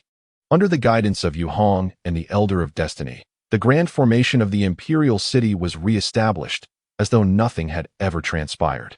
For the inhabitants of the imperial city, this day was nothing short of a nightmare. First, the so-called indomitable grand formation shattered, followed by the Eternal Winter Prince's campaign being vanquished with a single strike, culminating in the destruction of the Nine Heavens worship. They believed it was the end of days. Yet, who could have anticipated that the next day, the formation would be restored, the former Eternal Winter Monarch would descend from his pedestal, and the Crown Prince would ascend the throne, becoming the new ruler of Eternal Winter? The order of the imperial city swiftly returned to its usual state, as if the harrowing events of the previous day were but a fleeting dream. However, as time progressed, subtle changes began to emerge. For instance, the imperial city suddenly commenced an extensive search for martial arts techniques. Moreover, the Imperial Guard frequently ventured out, returning each time with a plethora of diverse magical beasts. Occasionally, some would catch sight of a group of bears, identical in appearance to the great deity, frolicking above the palace. Additionally, a mysterious squad appeared within the imperial city, fearlessly traversing various perilous terrains, consistently reaping substantial rewards. The leader of this enigmatic team seemed to be a girl with flowing crimson hair. Time sped by. In the blink of an eye, 5 years had passed. 2 tall figures appeared at the gates of the imperial city. Father, are you truly going to confront the new emperor? Perhaps it would be better to reconsider. The younger of the two spoke, with a hint of resignation. Of course I must go, retorted the middle-aged man, his face etched with indignation. I have devoted my life to the great deity, only to find that the ruler is but a weaned bear, who is even beaten by an outsider. This time, I will demand clarity on this matter. With that, he strode purposefully toward the city gates. The younger man gazed at the majestic imperial city and sighed softly. 5 years ago, you came alongside the great deity. I wonder, have you grown stronger since then? With his thoughts lingering, the young man quickened his pace to match the strides of his elder companion. If the people of Pingyang Pass were present, they would recognize the middle-aged man as the gatekeeper, Shi Haojia, and the young man following him as the grown-up Shi Zhong. Chapter 95. The Celestial Assembly in the Eternal Winter Imperial City. Atop the palace, significant changes have transpired over the past 5 years since the ascension of the new emperor. A complete overhaul of the administrative ministers has taken place, in accordance with the traditions of Eternal Winter. However, for the realms beyond the imperial city, it is merely the installment of a new sovereign. The overarching policies remain unchanged. Some lords have witnessed the reign of several emperors across generations. Shijiji, the lord of Pingyang Pass, is one such figure. Were it not for pressing matters, he would not forsake his post at Pingyang Pass, regardless of upheaval in the eternal winter imperial city. Yet this time, he chose to come forth proactively. The events of the Divine Gift Assembly 5 years ago shattered his faith entirely. He felt compelled to clarify the matter. Within the Grand Hall, Shijiji stood resolute, gazing unwaveringly at the new emperor seated upon the throne. Your Majesty, I demand an explanation. The new emperor lounged lazily, massaging his temples, and addressed the memorials before him. Lord Shijiji, you failed to attend the Divine Gift Assembly at Pingyang Pass 2 years ago, despite your position as Lord. How could I attend? Shijiji retorted angrily. The great deity I revered since childhood has been reduced to a pitiful bear. Impudent. However, before he could finish, the palace guards advanced menacingly. A formidable pressure bore down upon Shijiji, who, despite being a cultivator at the harmonization stage, found himself struggling against their overwhelming might. His once upright form began to bend under the weight of their presence. The new emperor raised a hand, prompting the guards to step back, alleviating the pressure momentarily. Yet, they remained vigilant, ready to suppress any further acts of defiance. In this palace, no one dared to disrespect the emperor of eternal winter. The new emperor regarded Shijiji and sighed softly. Eternal winter has its own customs. Regardless of what you have heard or witnessed, it is your duty to preside over the Divine Gift Assembly held every 3 years. The edicts of the imperial city are indisputable. Considering your long service in guarding the borders, this time, I shall overlook your absence. Shijiji clenched his fists, feeling the oppressive aura surrounding him, and ultimately exhaled deeply. Your Majesty, upon confronting the truth, I may no longer be able to continue as the Lord of Pingyang Pass. His visit was intended to resolve the turmoil within him, yet he had perhaps overestimated his own standing. Since time immemorial, the dignity of the imperial city has been an inviolable presence within the eternal winter realm, and they held no desire to offer explanations. Having already resolved to resign from his position even before arriving, a brief silence ensued before the new emperor spoke slowly. Shijiji, have you truly made your decision? I can grant you one final opportunity. Exhaustion etched upon his face, Shijiji bowed respectfully. My mind is made up. Very well. The new emperor paused momentarily and stated, in 3 days, the new lord of Pingyang Pass will journey to the frontier to assume his duties. You may return with him, or if you have your own plans, you are free to depart as you wish. The choice is yours. Shi Haojie bowed once more, expressing his gratitude. Thank you, Your Majesty. After Shi Haojie took his leave, a young man in plain garments appeared behind the new emperor. It was Yu Hong. You are more benevolent than my father, Yu Hong remarked. The new emperor sighed and rubbed his brow, confessing, I have only now come to realize that, in this position, benevolence can sometimes be a hindrance. Take your time. You shall be the most distinguished emperor of Yongdong, Yu Hong replied. Emperor? The new emperor chuckled. A puppet emperor, you mean? Yu Hong fell silent. Eldest brother, there are matters beyond our control. The new emperor could not deny this, and, with a faint smile, turned his gaze. Are you still guarding the tomb of the great god Tianhui? Yu Hong shook his head. Since my master's passing, I have been burdened with various responsibilities. I could only guard for a year before I had to step away. What troubles you? Your complexion seems rather poor, the new emperor inquired. Yu Hong sighed deeply. A vision of a bewitching figure with long, purplish-red hair flashing through his mind. This world is filled with strange occurrences that weigh heavily on one's heart, leading to restless nights plagued by nightmares. Yet, as time passes, these nightmares are nearing their end. Shi Haojie left the palace in a somber mood. Despite having anticipated this outcome, he found it difficult to find peace. Upon returning to the inn, he isolated himself, drowning his sorrows in drink day and night. Shi Zhong, witnessing his father's state, felt helpless. Nevertheless, life must go on. After a few days, Shi Zhong left the inn, determined to seek out a means of livelihood. He pondered and decided to enter a large tavern, a place where news circulated freely, hoping to discover an opportunity. Upon entering, he found a spot to sit and listen to the lively chatter around him. Some spoke of encountering a 6th-grade demon beast during their travels, having narrowly escaped with great effort. Others recounted tales of stumbling into a cave while exploring a secret realm, only to find it brimming with treasures, leading to instant fortune. One individual claimed to have met a snow mountain fox demon who had transformed into human form, enchanting all with her grace. This vibrant scene gradually lifted the weight from Shi Zhong's heart. Youthful vigor and adventure were indeed what young people yearned for. At that moment, a Group S conversation caught his attention. "I heard that the God of War gang is recruiting," one said. "Indeed, I plan to give it a try. It's the largest adventure guild in the Imperial City." "You? Huh. You might as well forget it. The God of War gang seeks true geniuses. You wouldn't even qualify to sweep the floors." Upon hearing their words, Shi Zhong felt a stirring in his heart. The name God of War gang exudes an aura of dominance. It appears that they exclusively recruit individuals of exceptional caliber. Shi Zhong does not consider himself a top-tier genius, yet he firmly believes he ranks among the elite. After all, becoming a member of the God of War gang should pose no challenge for him. A 20-something 6th-tier B spirit warrior is indeed a rarity. Contemplating this, he strides towards the group, intent on inquiring about the process of joining the God of War gang. At that moment, a formidable assembly of extraordinary beings approaches. Each exudes vitality, adorned with an embroidered celestial flower at the collar of their garments. The God of War gang? Huh. Their glory has clearly begun to wane. Their arrival silences the raucous tavern, drawing the attention of all patrons. Shi Zhong halts, perplexed by the sight of these individuals. That celestial flower seems oddly familiar. Upon overhearing this exchange, those deliberating entry into the God of War gang turn around, scoffing.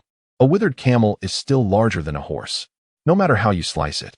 The reputation of the God of War gang has resounded in the Imperial City for decades, far surpassing that of your newly emerged celestial sect. It is evident that he is a staunch supporter of the God of War gang. Is that so? In response to the provocation, a member of the celestial sect retorts with a mocking grin. "Do you know why the God of War gang has begun recruiting?" "Heh. The celestial sect has recently welcomed many new members as well. Care to guess where they hailed from?" At this pronouncement, the crowd exchanges glances, realizing that the two most prominent factions are now at odds. It appears the God of War gang is on the defensive. And so what? The adherent of the God of War gang remains unfazed, stepping forward to declare, "No matter how powerful your celestial sect may be, I refuse to join a group as effeminate as yours. I hear your sect leader is just a little girl who hasn't even matured yet. Seeking death, are we?" The celestial sect members erupt with fury. The two factions stand poised for confrontation, tension thick in the air, when suddenly, with a resounding bang, the tavern doors are kicked open. A tall figure strides in with purpose, instantly engulfing the establishment in a bone-chilling aura. Upon catching a glimpse of the newcomer's face, Shi Zhong's pupils constrict in disbelief. It is her. Chapter 96. Acquaintances. A slender figure entered the tavern. She wore a short shirt, exposing her flat abdomen, seemingly unbothered by the cold. Several black patterns coiled around her body, extending up to her neck. Her ice blue eyes merely swept across the room, causing the temperature to plummet. After a moment's pause, she approached the tavern counter, gestured dismissively, and a collection of bloody heads instantly filled the tabletop.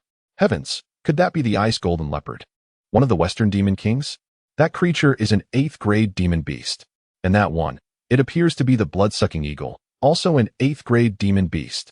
In the center, could it truly be the leader of the Black Sha secret realm, the 9th-grade demon beast, the great desolate Snowlin?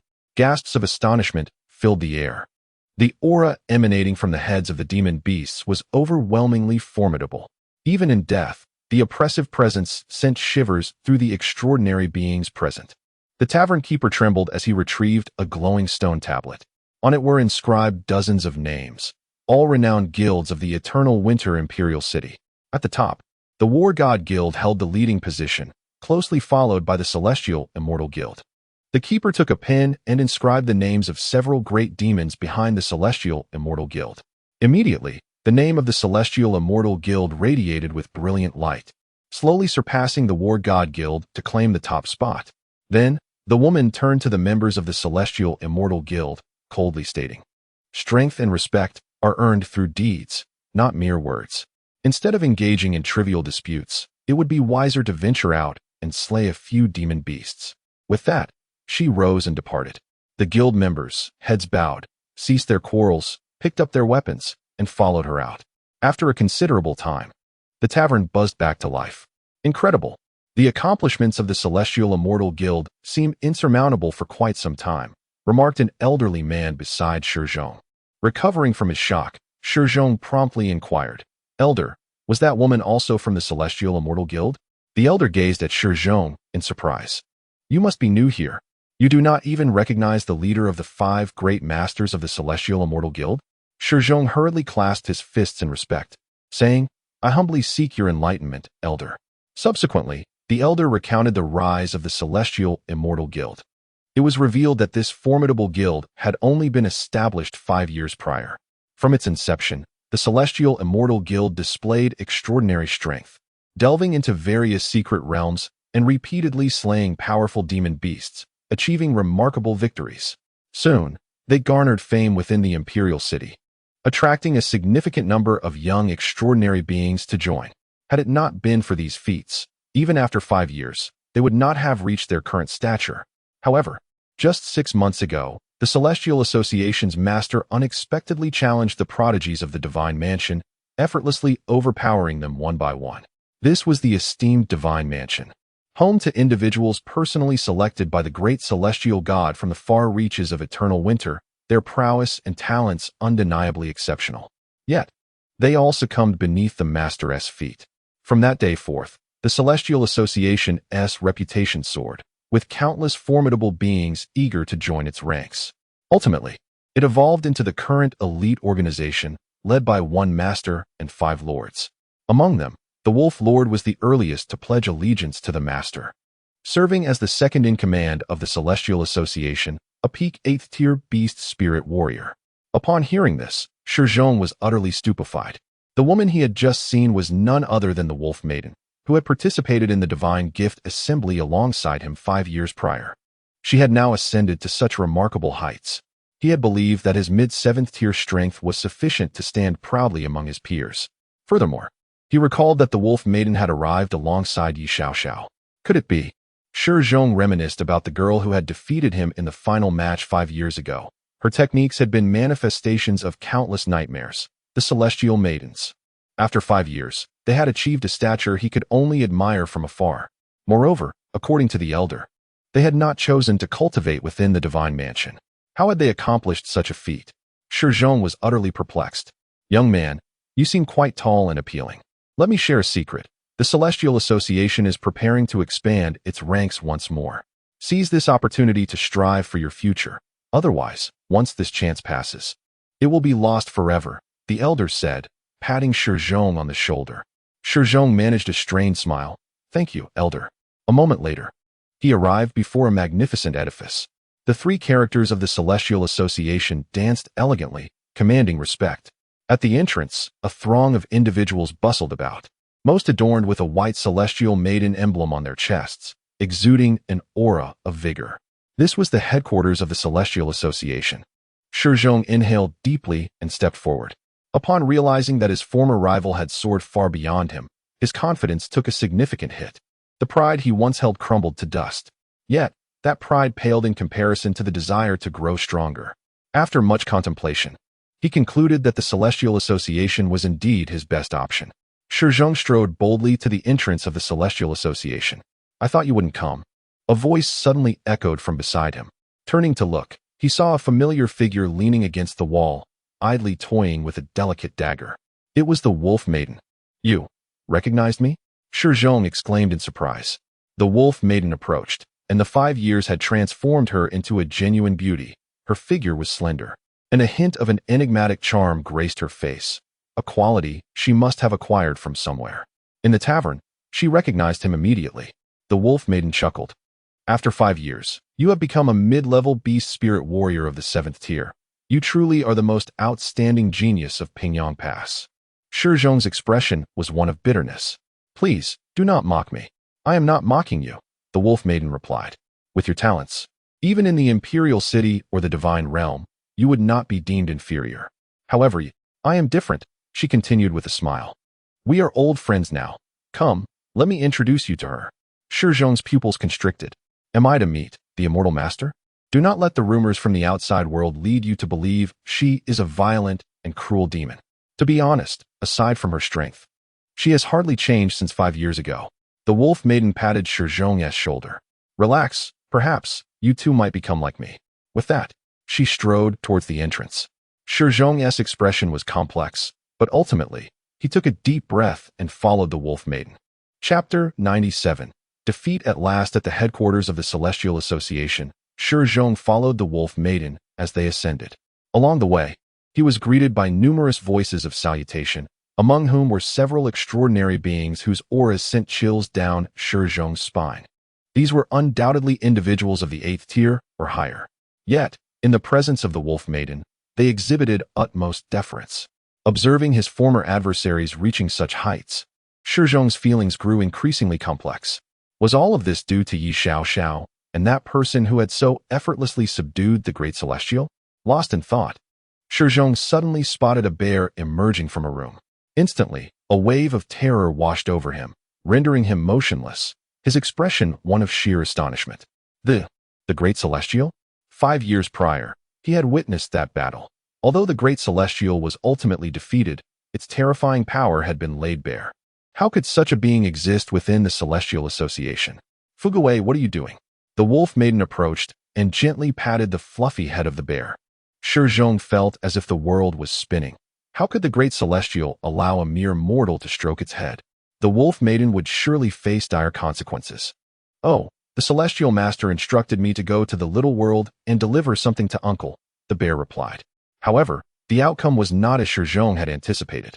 Not only did the great celestial show no sign of anger, but it appeared completely accustomed to such treatment, even tilting its fluffy ears back in response.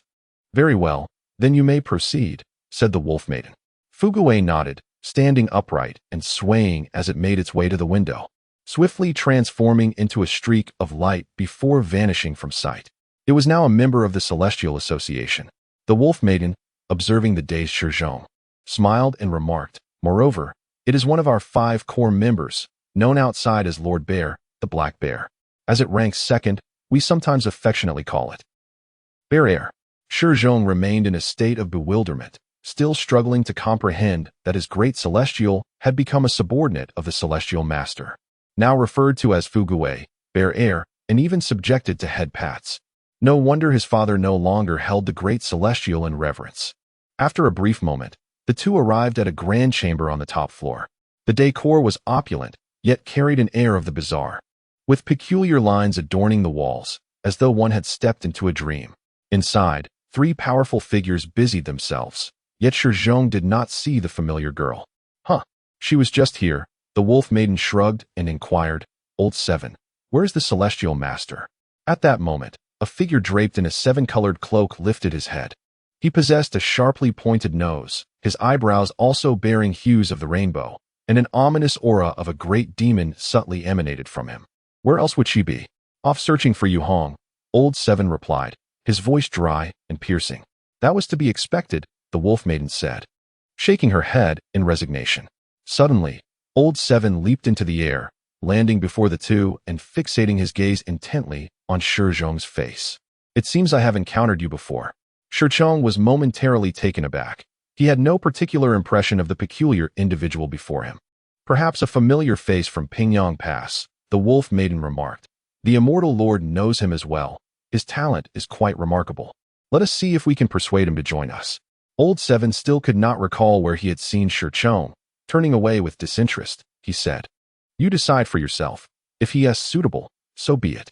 You know how she is, never concerned with such matters. It is we, her subordinates, who bear the burden daily. Old 7, do not forget that esteemed elder has long wished to savor the flavor of the mythical phoenix. The wolf maiden's words nearly sent Old 7 into a frenzy. Huh, I merely mentioned it in passing. The fact that the immortal lord entrusts me with these matters only underscores my significance. He forced a grim smile. If you wish to find her, the royal palace garden is where she is most likely to be. With a huff, the wolf maiden gazed at the distant palace before shaking her head. Never mind, I shall not disturb her in her task. We can discuss matters when we meet again. In the elegant and exquisite garden of the eternal winter palace, a pavilion stood where Yu Hong sat, gazing at a complex array before him. Rubbing his temples, weariness etched across his face. As time passed, his fatigue intensified, and his eyelids felt leaden, becoming increasingly difficult to keep open. Just as he was on the verge of slumber, Yuhong jolted awake. "No," he uttered, before collapsing onto the table, succumbing to a deep sleep. When clarity returned, he found himself amidst a sea of flowers. Inhaling the intoxicating scents, Yuhong lamented, "You've just returned, and you do not wish to rest?" Yet, no response came. Suddenly, the floral landscape transformed. Each blossom expelled a dense black mist from its core. The ethereal realm had swiftly morphed into a demonic domain. As this realization washed over him, countless flowers withered, morphing into grotesque fiends that drooled and shrieked as they lunged toward him. With a faint sigh, Yuhong raised his hand and began to etch in the void. In an instant, a colossal 8 trigrams array manifested beneath his feet, emanating brilliant golden light as it rapidly expanded. Wherever it reached, the myriad of demons disintegrated into dust.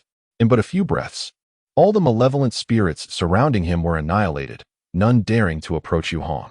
However, at that moment, a gigantic eye appeared in the sky above, captivating his very soul. Concurrently, beneath him, a gaping maw of an abyss slowly opened, lined with blood-soaked fangs.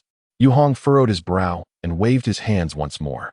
Soon, 2 divine inscriptions materialized, swelling against the wind, forming a colossal beam of light that pierced the heavens.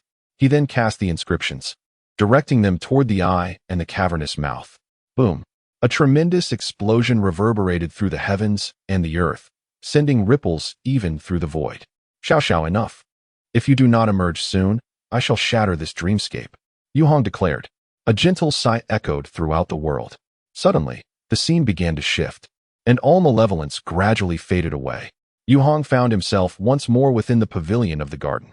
However, on the table before him sat a small figure. She still possessed long, crimson hair, her slender arms bare, swinging her legs in the air. Around her delicate ankles, a series of beads were entwined. Those of considerable power present would undoubtedly recognize that these beads were all miniature cores from demonic beasts, each at least of the 9th rank. "This is rather dull. It still lacks a touch of excitement," said Ye Suifeng, reclining on the table, her hands cradling her head, a look of melancholy adorning her face. The task given by her uncle was indeed quite challenging. Yuhong felt a pang of embarrassment. 5 years prior, when that senior had assigned this task to Ye Suifeng, he had thought it merely a jest. Who could have anticipated that within just 4 years, Ye Suifeng would ascend from the peak of foundation establishment to the transformation stage? Since entering this new phase, she had begun to challenge herself. Initially, it was manageable. After all, Yuhong was already a peak fusion stage cultivator, armed with the mysterious and formidable techniques of the Tiangong Valley. Although Ye Suifeng's methods were peculiar, they posed no real threat to him. Yet, her power had surged alarmingly fast. Within a year, she successfully broke through to the transformation stage, becoming a formidable fusion stage cultivator. Then, Yuhong found himself in dire straits. He could no longer easily evade Ye Suifeng's challenges, each encounter demanding considerable effort to escape from her bizarre dream realm. Today, however, was relatively mild. Perhaps it was due to her recent adventurous return. "This place is becoming increasingly uninteresting. Only you can keep me entertained for a while," Ye Suifeng mused. Gazing skyward, "What about the battle bears?" Yuhong suggested. The ancient battle bear family possessed strength exceeding that of tribulation transcendence. They preferred slumber, even within the dream realm, and were dreadfully dull. Ye Suifeng turned over. "Are there any more intriguing secret realms?" Yuhong grimaced, glancing at the beads adorning her ankles, muttering, "You are nearly wiping out the winter demon kings. Perhaps you should seek out the senior. He must have a solution." Yuhong merely wished to send this troublesome individual away. "Hee, look at you," Ye Suifeng exclaimed, leaping down from the table, her long hair cascading like waves to her heels. 5 years had passed, and she had perhaps only grown 5 centimeters taller, still embodying the form of a young girl. "Fear not. Once those saplings mature, we shall depart. At that moment, I shall present you with a gift." With those words, she skipped away. Yuhong shook his head gently, picked up the talisman brush, and resumed his study of the formation array before him. However, just as he barely touched the array, a burst of colorful luminescence suddenly erupted from the brush tip, swiftly enveloping him and entwining itself around his body. Yu Hong was taken aback, yet he soon realized that he was utterly immobilized within the grasp of the radiant light. Subsequently, the vibrant luminescence gradually coalesced at his chest, blossoming into a resplendent nine-colored flower. Moments later, it burst forth in full bloom. Yu Hong widened his eyes in astonishment, for at the heart of the flower, a comically exaggerated yellow round face was gazing at him with a mischievous grin. Suddenly, the flower detonated, transforming into a myriad of colorful specks of light. As the surrounding environment began to shimmer, it appeared as though a translucent veil was lifting. Once the veil dissipated, he found himself truly back in the realm of reality. Yu Hong reclined against the back of his chair as the colorful particles gently descended around him. After a considerable time, he chuckled and shook his head. I have indeed truly lost. Chapter 98. Awakening. Here lies a diminutive world, carpeted with lush green grass. At its heart, a shallow pond rests.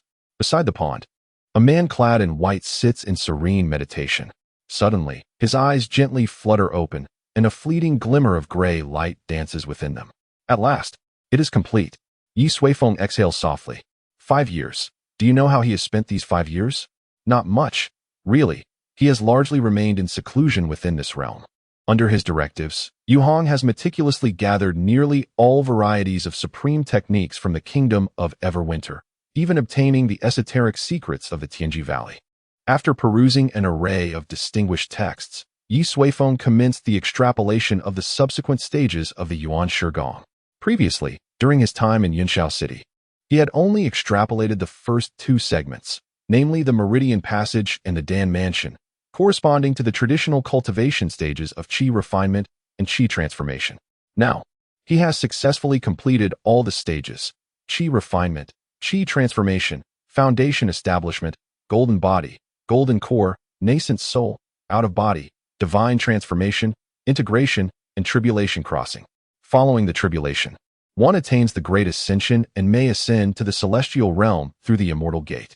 In the context of Yuan Shigong, these stages correspond to Meridian Passage, Dan Mansion, Dao Platform, Dharma Form, Condensed Dan, Awakening Spirit, Manifesting Spirit, Heavenly Mandate, Divine Union, and the 9 Tribulations. After the 9 Tribulations, one becomes an immortal, stepping onto the immortal platform and entering the celestial realm. Compared to traditional techniques, the paramount feature of Yuan Shigong lies in its universality. It disregards spiritual roots and attributes. As long as one possesses a fervent desire to grow stronger, the path of cultivation is open. Moreover, while the early stages of Yuan Shigong are relatively accessible, the subsequent stages become increasingly arduous. However, correspondingly, practitioners of Yuan Shigong will find themselves stronger than their peers at the same level. Ye Suifeng extended his hand, tracing movements in the void. Moments later, a tome descended, a complete text of the Yuan Shigong. If implemented, one could assert that it would elevate the cultivation standards of the entire world by at least tenfold. For the beings of this world, it is a boon, a manifestation of fortune. Simultaneously, it is Ye Suifeng's aspiration. He had previously encountered in an ancient tome the notion that when an individual exerts sufficient influence over all living beings, the chaotic cosmos would bestow upon them a profoundly mysterious primal force. Ye Suifeng found this power intriguing. After a brief interval, he extracted a passage from the Yuan Shigong and cast it into the void. Such an exalted technique, of course, necessitates experimentation on a few subjects. Feng Zhi and his companions remain his chosen test subjects. Over the years, each time he extrapolated a stage, he would directly transmit the insights into the consciousness of these individuals through the laws of heaven, periodically checking for any minor discrepancies. 5 years have elapsed, and they have not disappointed Ye Suifeng. They have all reached the pinnacle of destiny, the zenith of transformation, becoming 8th-tier transcendents of the eternal Winter Kingdom. The 4 have diligently practiced the primordial technique, and with the synergy of the extermination sword formation, they can effortlessly hunt down formidable cultivators in the integration stage. Over the years, they have become some of Yi Huang's most powerful assistants.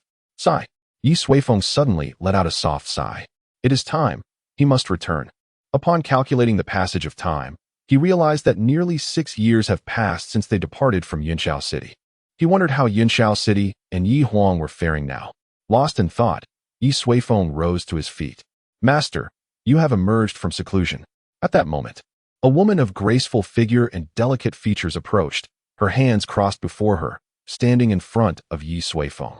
It was Gu Yulan.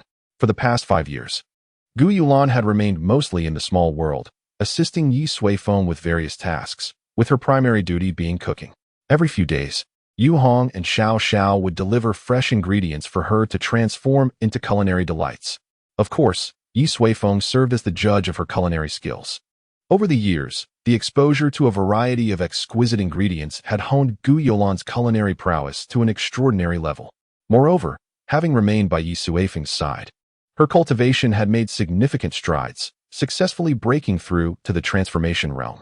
Her knife skills had even drawn praise from Yu Hong.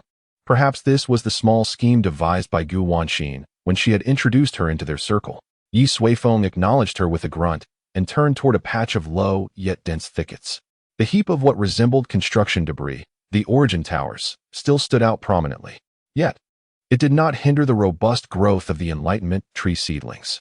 Tens of thousands of sprouts had already broken through the soil, emanating an extraordinary charm in this realm.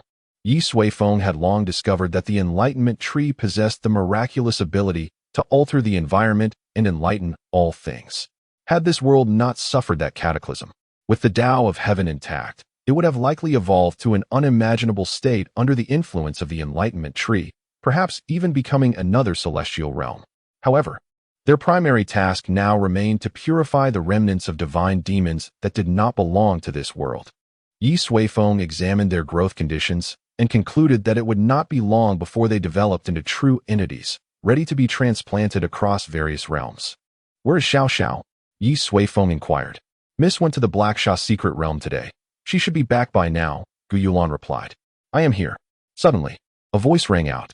Instantly, Ye Xiao Xiao emerged from the void, landing beside Ye Suifeng. She no longer required to open a portal to enter and exit the dream void realm. Hee.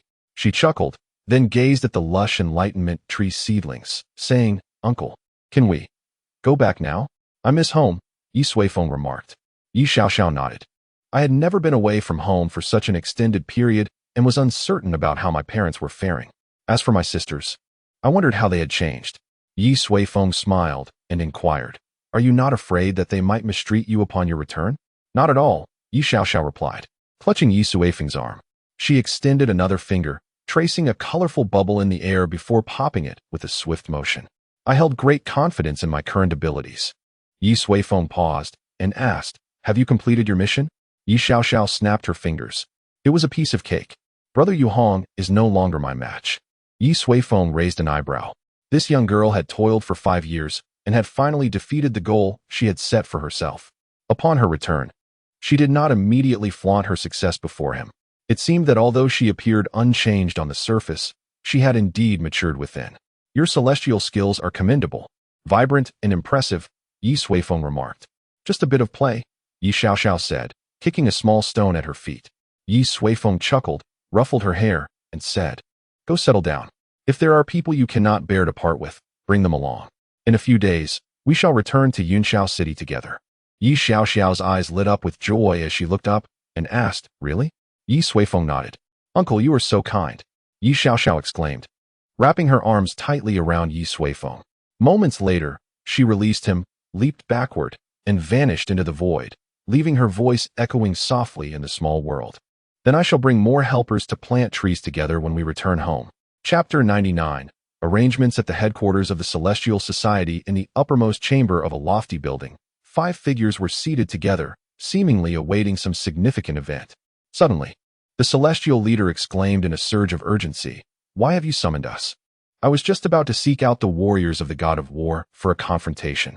Among them, a robust and imposing figure, known as Dali, the 5th champion of the Celestial Society, bellowed.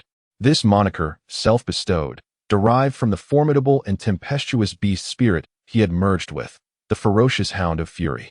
Dali himself was a peak 8th-tier beast spirit warrior. Looming, do you have any idea? Dali directed his gaze toward a seemingly frail young man beside him. This youth, known as the 4th champion of the Celestial Society, was called the Disaster Sovereign. A powerful ninth-tier fate mage, his astral embodiment was the star of calamity, leaving desolation in his wake. How would I know? Shouldn't you be inquiring with the Wolf Lord?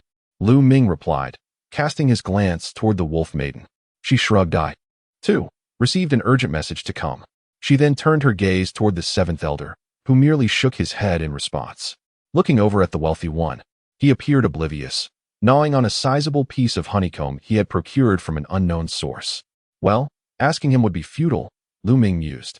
Nevertheless, the Wolf Maiden harbored some conjectures in her heart. 5 years had elapsed. The time had come. Suddenly, a figure descended from the void, taking a seat at the head of the table. Celestial leader. The others rose promptly. Ye Suifeng waved her hand and declared, "The sole purpose of today's gathering is this. I intend to return to the southern region of Gaoling. If anyone wishes to accompany me, now is the time to decide." She spoke with unwavering conviction. The Wolf Maiden bowed her head, deep in contemplation, while the wealthy one continued his indulgence in the honeycomb. Both Kuang Dali and Lu Ming were momentarily taken aback. Only the seventh elder seemed to have anticipated this development, bowing respectfully. "Wherever the celestial leader goes, I shall follow." "Good. One is confirmed," Ye Suifeng replied, extending her finger and turning to the Wolf Maiden. "And you, Sister Wolf?" The Wolf Maiden smiled brightly. "I will remain by your side, and I've longed to venture southward." Ye Suifeng nodded, then turned her attention to the wealthy one, Xiong Er. "Prepare your belongings over the next few days.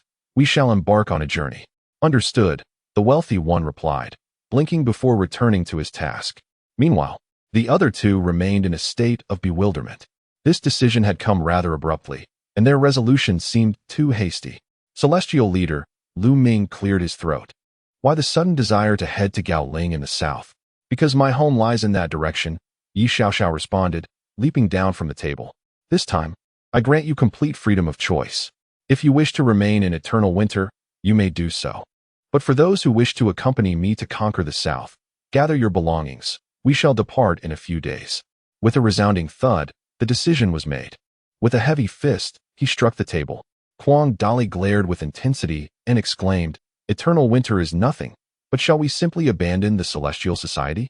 Lu Ming nodded in agreement, for the Celestial Society was the culmination of their collective efforts.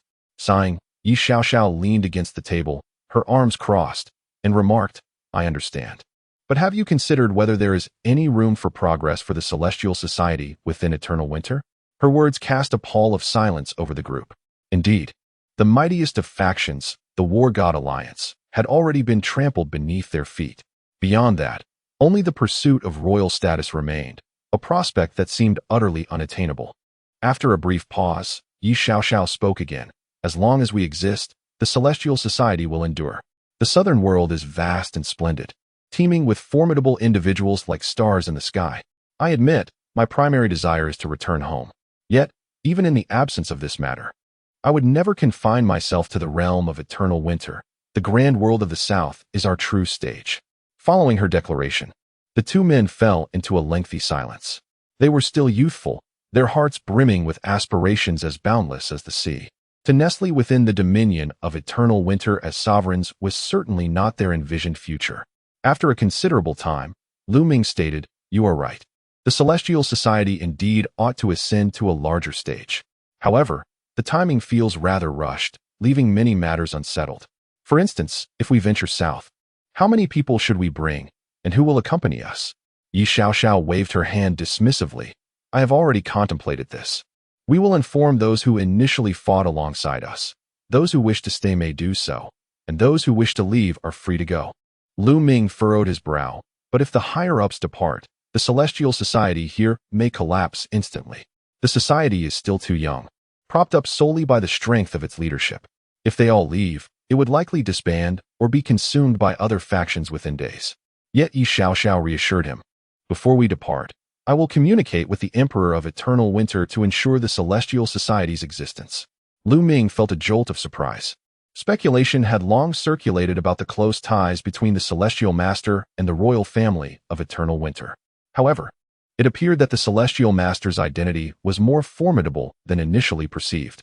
With the royal family's involvement, matters would become considerably simpler. Only one question remained. Lu Ming inquired, "If the core members leave, who will oversee the normal operations of the Celestial Society. I cannot place my trust in those who recently arrived from the War God Alliance.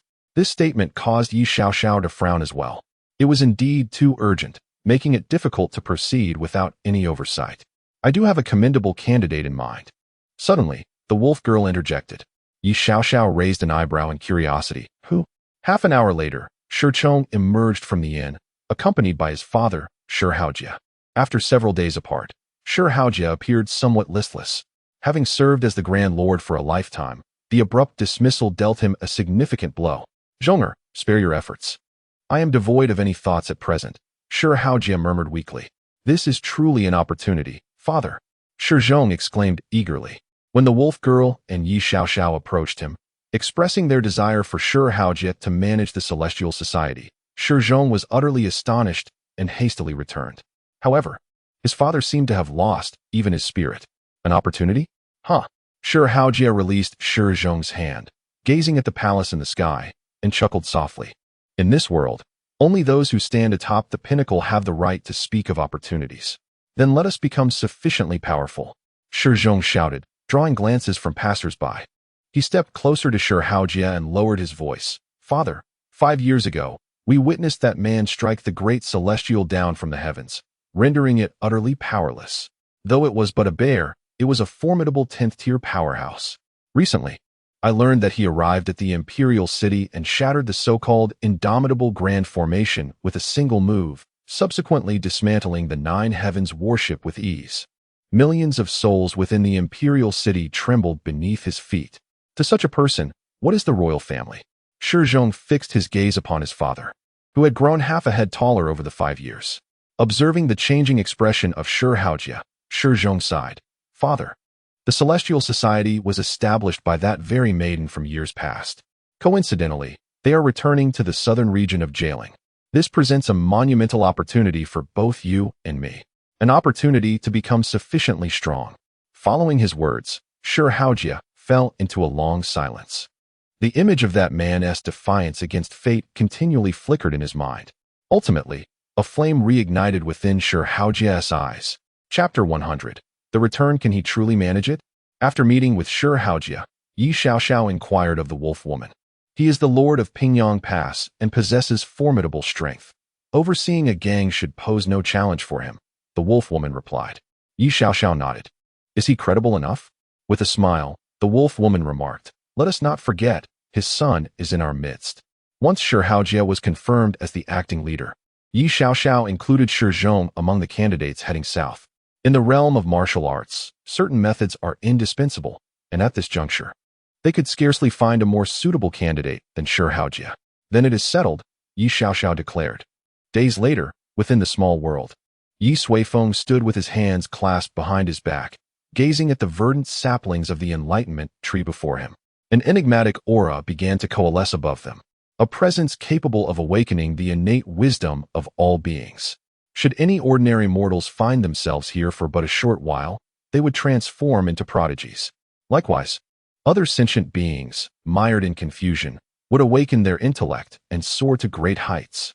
As time passed, the aura above the enlightenment trees grew denser, gradually manifesting as a mist of emerald green. At a certain moment, the entire small world quivered. Over 10,000 saplings of the enlightenment tree completed their metamorphosis, emerging as mature entities, each possessing the potential to become a pillar of the world. In that instant, the emerald mist transformed into countless droplets, cascading down. Due to the overwhelming number of enlightenment trees, the green droplets began to coalesce, forming a gentle stream. What a waste, Ye Suifeng murmured, retrieving a jade bottle. With a subtle gesture, the green liquid rose effortlessly, flowing into the vessel. After collecting several cubic meters of the verdant essence, the stream gradually dried up, with the remaining liquid permeating the earth, nourishing the newly sprouted saplings. It is time to depart. With a grand sweep of his hand, Ye Suifeng uprooted the myriad enlightenment trees, gathering them in the sky. Their crystalline roots shimmered with a dazzling emerald light. According to the description provided by the Elder of Heavenly Mechanisms, the enlightenment trees would only transform to white upon reaching the 6th stage. Prior to that, they resembled most other plants, cloaked in green. Once all the saplings were extracted, Ye Suifeng opened his personal space, placing them all within. Several origin towers, deemed as refuse, followed suit. Before their transplantation, these towers not only required nourishment, but also exhibited a notably slow growth rate. Only upon being relocated to the main world would they draw upon the powers of heaven and earth, purifying the land. All right, let us proceed, Ye Suifeng said. Subsequently, he and Gu Yulan exited the small world together. Outside, upon a vast elevated platform, a throng of individuals gathered here, seemingly anticipating something significant. At the forefront stood Ye Xiaoxiao, accompanied by the 5 formidable leaders of the celestial sect. Opposite her was Yu Hong, who had regained his vitality. Ever since their last encounter, Ye Xiaoxiao had not sought him out. Rest assured, I shall handle all matters concerning the celestial sect. You need to prepare your belongings promptly. We wouldn't want to delay our departure, Yu Hong said, his face beaming with delight. Finally, this little ancestor was about to leave. Ye Xiaoxiao, equally beaming, replied, "You are too kind. Not only have you provided us with ample provisions for unforeseen circumstances, but also an abundance of spirit stones, beast inner cores, soul fragments, and precious materials. I truly appreciate your generosity." Yu Hong's lips twitched. It appeared that aside from the food, he had prepared none of the other items for her. Gazing into her crescent-like eyes, he smacked his forehead and exclaimed, "Oh dear, how could I forget? I had prepared everything for you long ago." He hastily sent a mental message to the Imperial Treasury, instructing them to expedite the transfer of some treasures. As long as this esteemed lady could depart, nothing else mattered. Subsequently, the two engaged in a delightful act reminiscent of the Lunar New Year, exchanging gifts. One feigned reluctance, insisting, "Oh, I don't want it," while surreptitiously stuffing items into her pockets. The other, insisting, take it. If you don't, it would be a slight against my honor," while secretly reclaiming some for himself. Witnessing the sheer hypocrisy of the two, the wolf girl could not help but facepalm. "Fugaway, aren't you going to bid farewell to your family?" she inquired, glancing at the little bear beside her. Fugaway rubbed his eyes and replied, "I've already said my goodbyes." The little bear wore a sorrowful expression, prompting the wolf girl to crouch down and gently pat its head, offering comfort. "Do not be too disheartened. There will be time in the future. They told me to bring back a plethora of delicious food, or else they would unite to give me a thrashing." Fugaway pouted, sounding dejected. The wolf girl sighed. What extraordinary companions she had. Only Lu Ming and Quang Dali seemed remotely normal. As for the 7th brother, one could never expect anything sensible from a foolish bird. At that moment, Shi Zhong approached the wolf girl. "Feeling nervous?" She raised an eyebrow. "A bit," Shi Zhong admitted with an awkward smile. "I've only heard tales of the southern region of Gaoling. Never did I anticipate I would visit it myself. They say that prodigies abound there, with formidable individuals in abundance. Is that true?" The wolf girl rolled her eyes. "How would I know? You've been with the immortal master for quite some time." Shi Zhong chuckled in response. The wolf girl gazed at the diminutive figure of Ye Xiaoxiao and remarked with a smile, "If the talents there are anything like the immortal master, we shall be content to remain as humble subordinates." Moments later, 2 figures descended upon the high platform, and Ye Xiaoxiao hurriedly approached to greet them. All others fell silent, their expressions laced with reverence. They understood that this was the progenitor of the immortal lord, a being of incomprehensible power. "Are you prepared?" Ye Suifeng inquired. Ye Xiaoxiao nodded. Observing the multitude upon the high platform, Ye Suifeng remarked, "With so many people, how will you manage?" "I have the rainbow phoenix," Ye Xiaoxiao exclaimed, as she summoned the vibrant creature, now transformed into its humanoid form. The phoenix, now a 9th-grade demonic beast, had the capability to transport hundreds at once. It appeared somewhat weary, as though it was destined to bear the burdens of a carriage once more. Ye Suifeng nodded in acknowledgement. "Just look after your own. Well then, let us depart." The rainbow phoenix reverted to its true form, its wings stretching over 100 meters, landing gracefully upon the high platform. One by one, the crowd ascended. Naturally, Ye Suifeng would not join them. Instead, he plucked a leaf from the enlightenment tree and cast it into the air. The leaf swelled magnificently in the wind, transforming into a grand floating vessel. He and Ye Xiaoxiao, along with Gu Yulan and Fugaway, soared upwards. Yu Hong watched them, a serene smile adorning his face. Suddenly, Ye Suifeng turned his gaze toward him. "Yu Hong, you should come as well."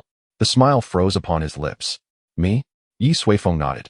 Your master entrusted me with a final request before his passing, to ensure you witness the enlightenment tree flourishing in abundance, fulfilling the ultimate destiny of the heavenly mechanism valley. Yu Hong's expression turned solemn as he bowed deeply. I shall faithfully abide by the wishes of my predecessors and my master. With one last glance at the resting place of the elder of heavenly mechanism, he turned and boarded the leaf boat. Moments later, a leaf ascended into the sky, soaring to great heights, accompanied by the magnificent rainbow phoenix, as they sped southward in tandem.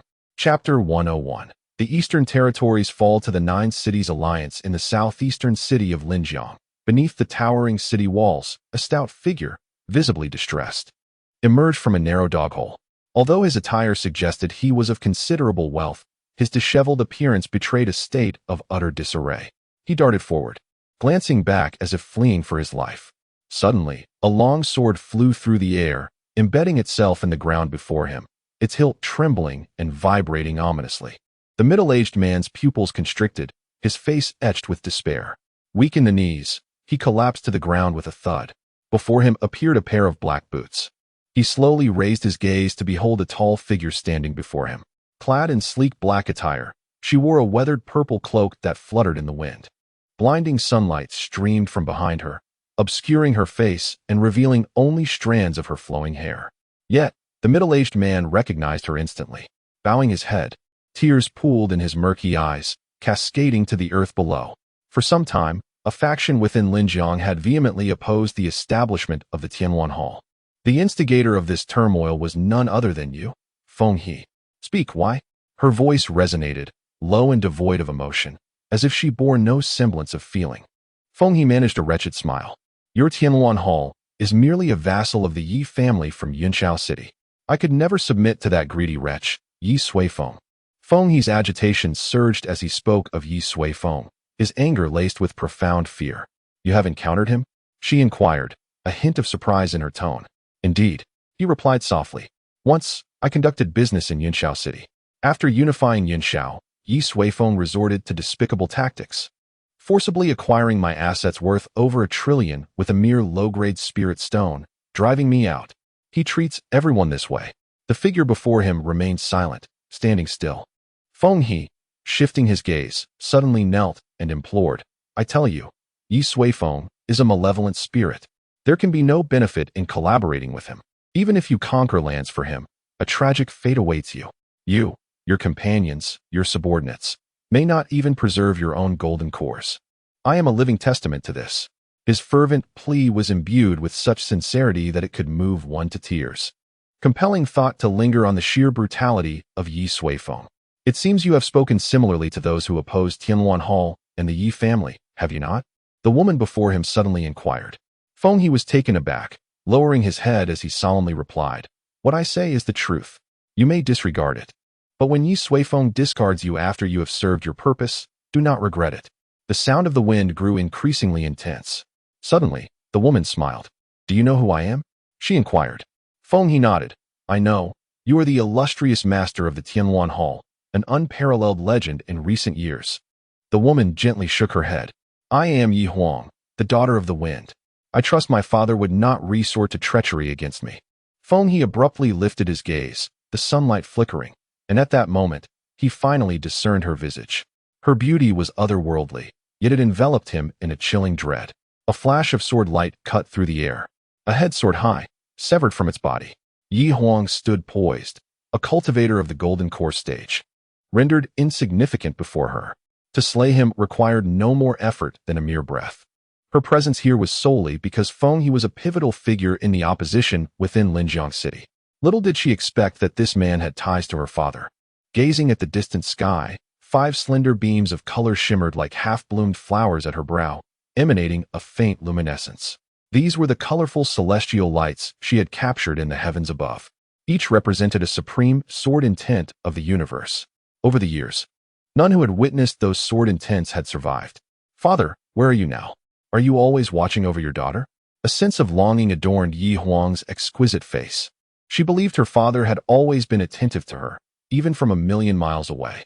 With the passage of time and the defeat of formidable foes beneath her feet, She had come to comprehend her father's immense power.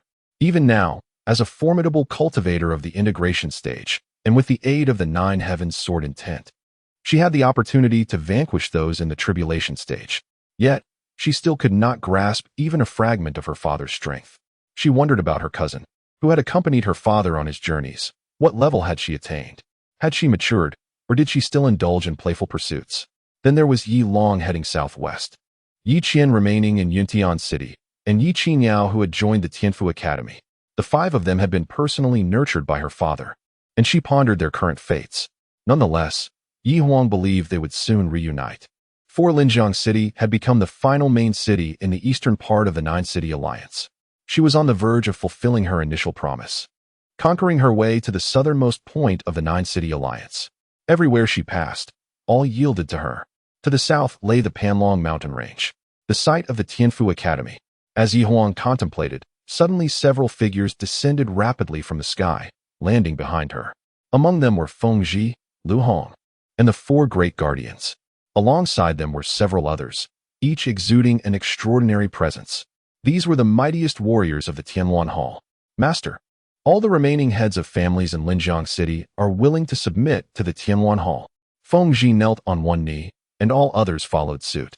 Congratulations, Master of the Hall. Their voices thundered, their fervor soaring to the skies. A gentle breeze caressed the purple cloak of Yi Huang, a battle robe bestowed upon her by her father. Now, let us eradicate the rebellious forces across the lands. Let the banner of the Yi family's Tianluan Hall wave triumphantly throughout the eastern regions of the Nine Cities Alliance. Yi Huang declared. Indeed, came the resounding reply from all present. Moments later, Feng Zhi approached Yi Huang. Master of the Hall, he began. What is it? Yi Huang responded with a slight nod. The four guardians were her most trusted allies. After a brief pause, Feng Zhi continued. The city of Linjiang has submitted, and the remaining opposing forces are but remnants. Incapable of stirring significant turmoil, their eradication is merely a matter of time. However, Haishi City remains the last bastion of resistance. As he spoke, Feng Zhi's gaze shifted to a remarkable young man in the crowd, his dark skin contrasting with his imposing presence. Mi Feng had emerged as the most outstanding commander in recent years, aside from the four guardians, and his identity was becoming increasingly known. He was the son of the Lord of Haishi City, the sole legitimate heir. Yet, Haishi City was among the staunchest opponents of the Tianluan Hall and the Yi family. Let him handle it for now. Yi Huang redirected her gaze. When my father returns, I shall permit not a whisper of dissent from the Nine Cities Alliance. Chapter 102. Yunxiao. The world. The resounding chimes echoed through Yunxiao City, reverberating 3 times. All within the city were acutely aware that this signaled the commencement of the monthly reflection conference at the Tianxia Academy. Yet, this chime heralded an even more momentous event, the arrival of the spirit rain. 6 years prior, the Yi family made grandiose efforts to reconstruct Yunxiao City. At that time, many remained oblivious to the significance of this endeavor. However, when the first drops of spirit rain descended, astonishment swept through the populace. On that fateful day, the sky was adorned with auspicious clouds. Ancient trees swayed gently in the soft rain, rejuvenated with life. Countless birds circled around Yunxiao City, while beasts knelt upon the ground, reverently facing the city's direction, akin to pilgrims in devotion. The earth flourished vibrantly, teeming with vegetation, as avian and aquatic creatures reveled in the heavenly dew. A sense of trepidation enveloped the hearts of the people. Was this a divine blessing bestowed upon humanity? Yet, it soon became apparent that this miraculous rain fell solely within the dominion of Yunxiao City, emanating outward from its center. The populace gasped in realization. Could this spirit rain be the handiwork of the Yi family? The following day, speculation crystallized into certainty. A monumental decree of rain appeared in the skies above Yunxiao City, detailing the monthly spirit rain, the tri-monthly transformation rain, the annual soul rain, and the once every 3 years life rain. Among others, the decree bore the signature of the family patriarch, Ye Suifeng. It was then that the inhabitants of Yunxiao City comprehended that the architect of these wonders was none other than that legendary figure. Overwhelmed by the radiant decree, the people fell to their knees. It was not merely divine grace, but rather the sanctified benevolence of the Yi family. From that day forth, the moniker Yi Sheng began to circulate among the masses. In the realm of Yunxiao City, this name became a symbol of faith, a forbidden reverence, an entity beyond reproach.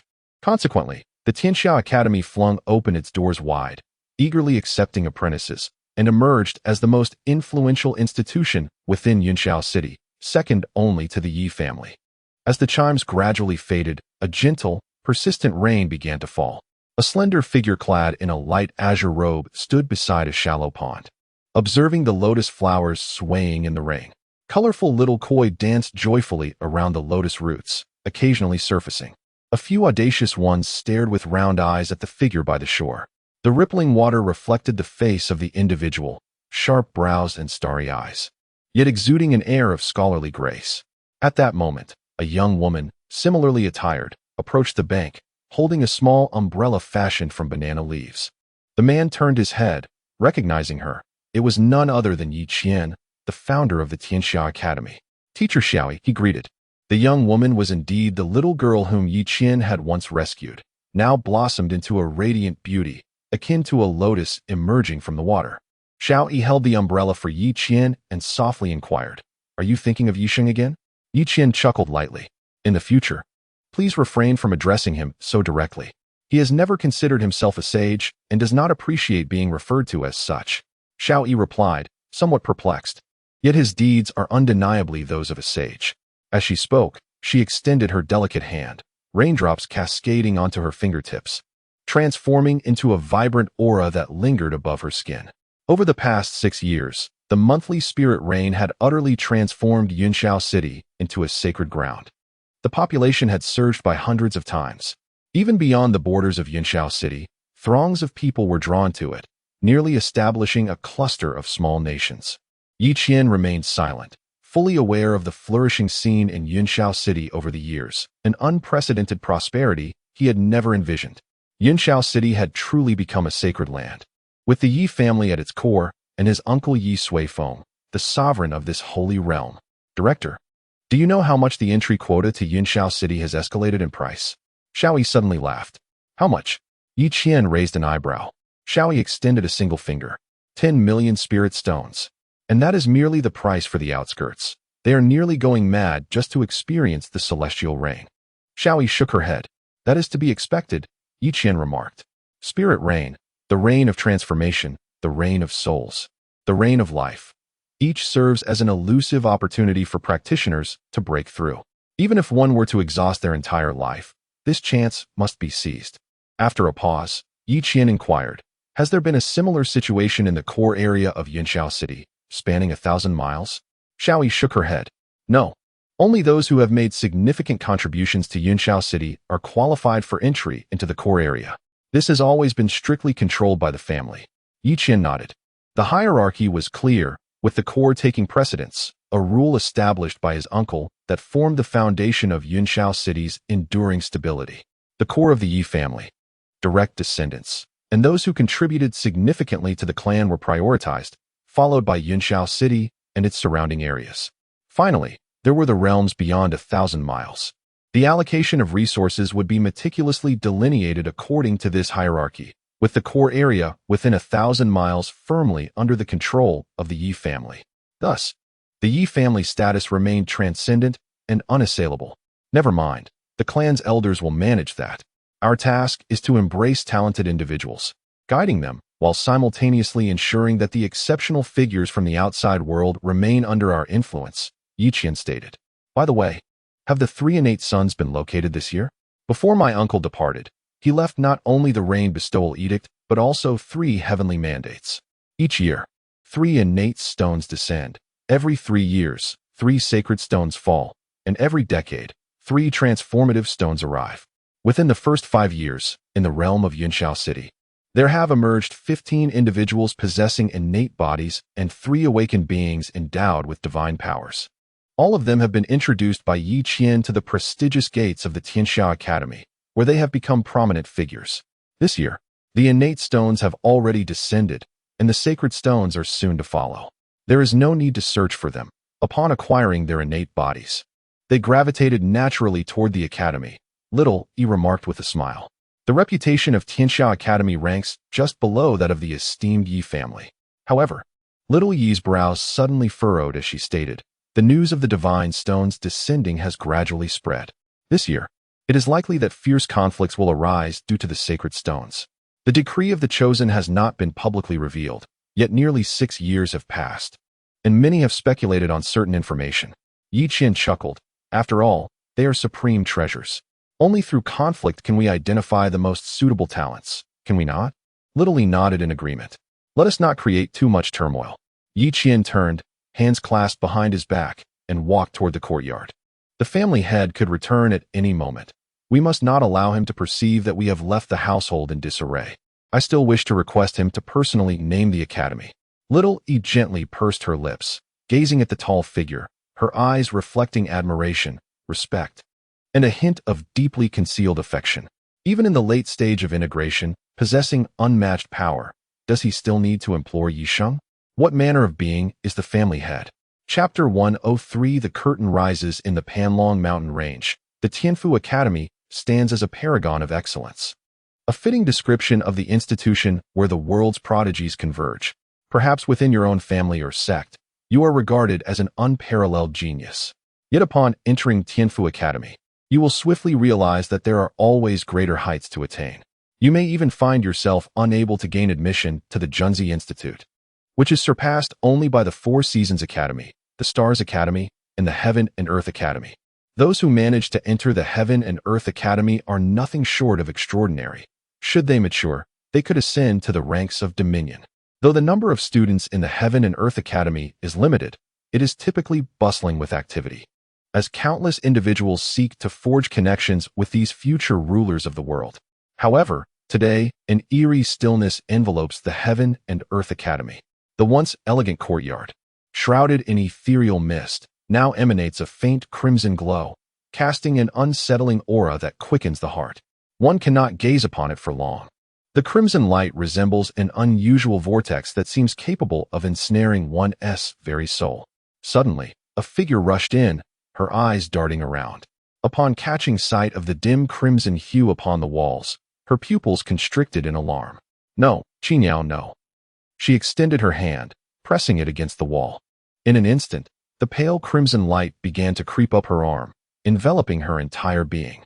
The scene before her shifted dramatically. The courtyard was no longer empty. It was strewn with corpses, rivers of blood flowing freely. Their attire revealed them to be the very elites of the Heaven and Earth Academy.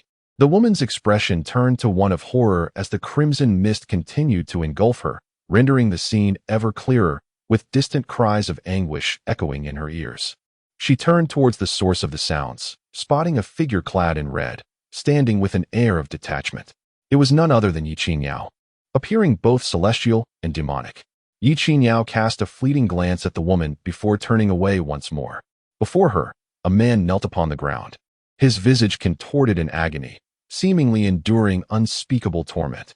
His body curled up, exuding a foul stench, as he had clearly succumbed to physiological distress. "Spare me.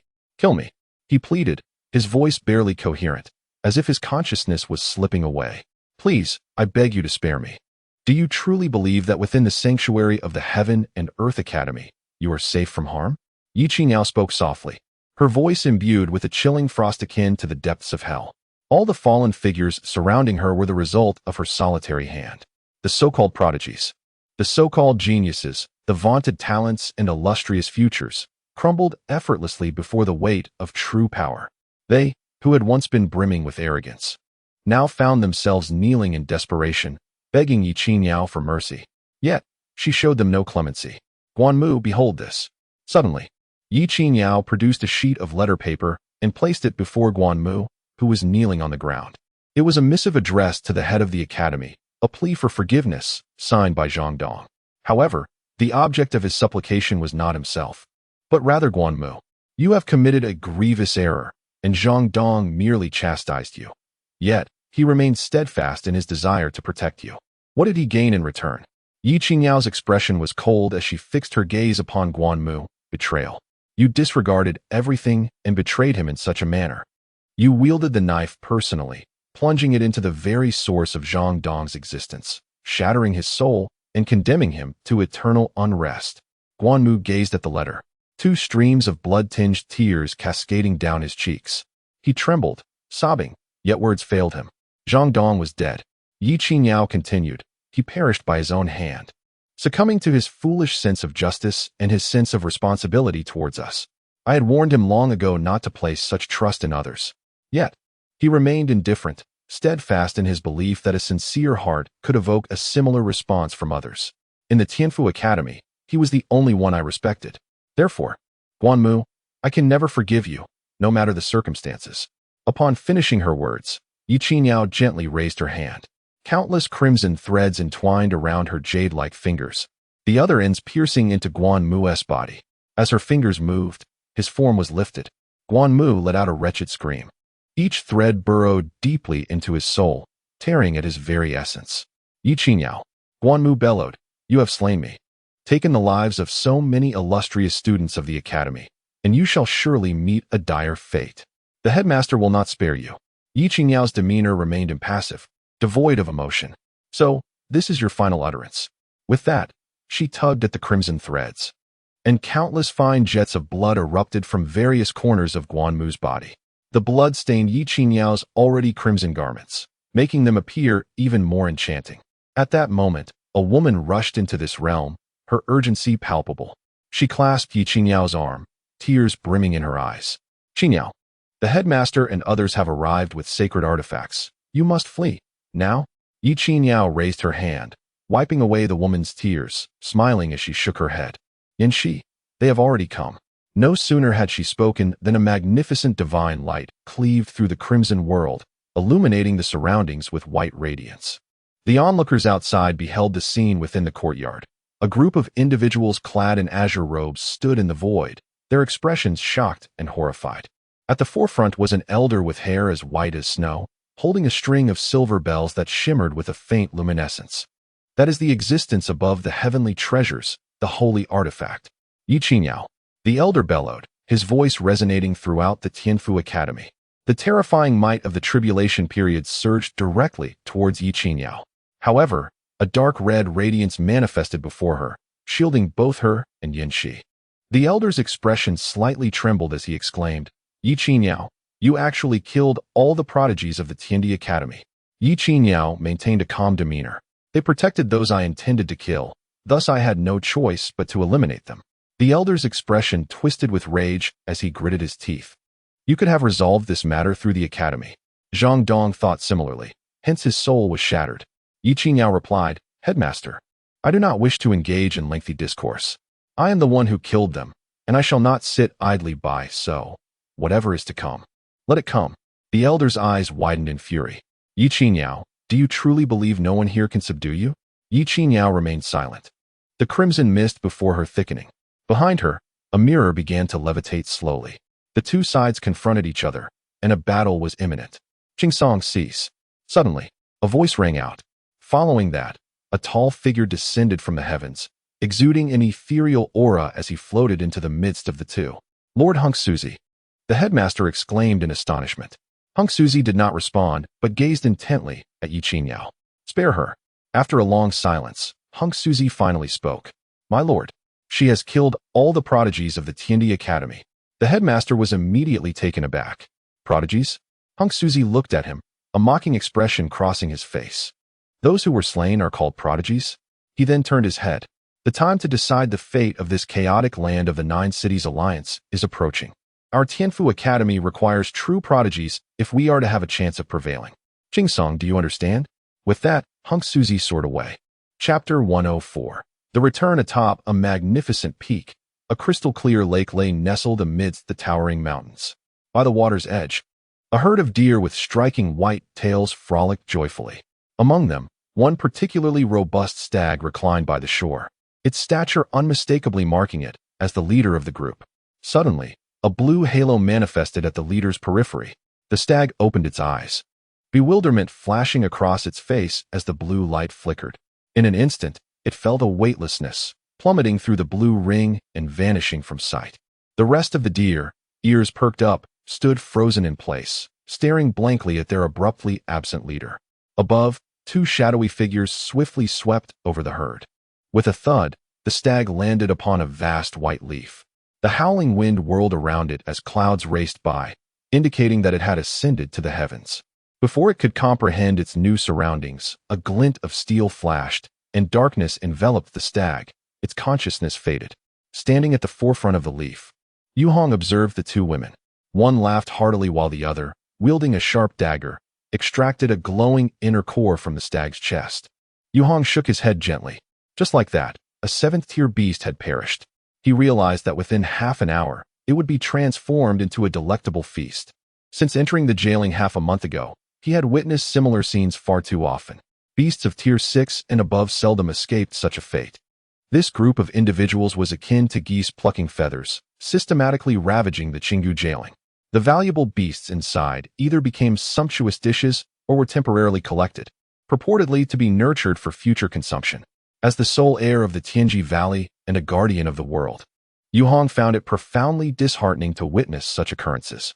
He even felt an urge to shed tears in lamentation. However, after Gu Yulan transformed them into meals, he found no tears, only involuntarily salivating at the thought. It was simply too enticing. With this thought, he glanced towards the leaf's edge, where Ye Suifeng stood. The elder was undoubtedly wise, bringing along such a talented cook on their expedition. What is it? Ye Suifeng sensed Yu Hong's gaze upon her and inquired, puzzled. Oh. It's nothing, Yu Hong replied, his expression awkward.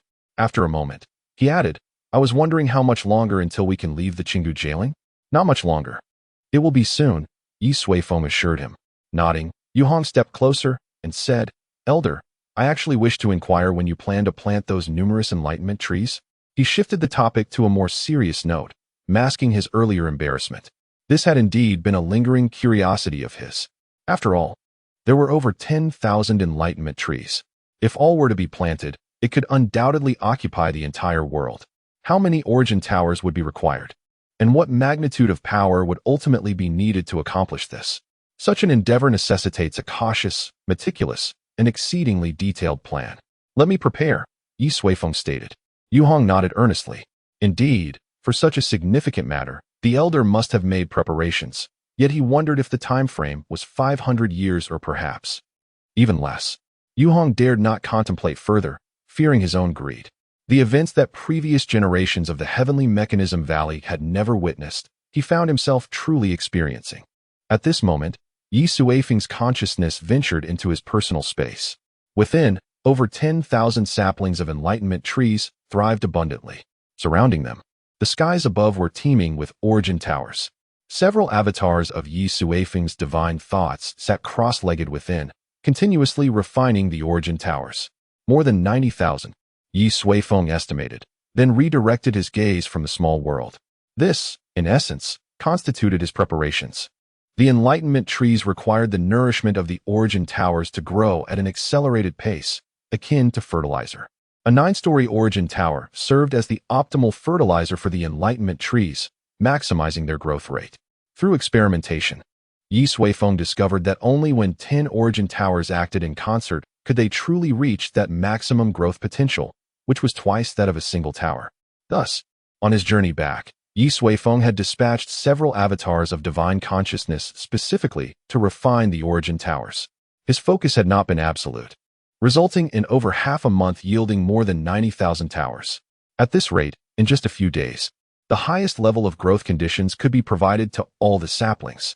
At that point, the grand endeavor of tree planting could commence. Yu Hong, patience is essential. One must be fully prepared before undertaking such actions.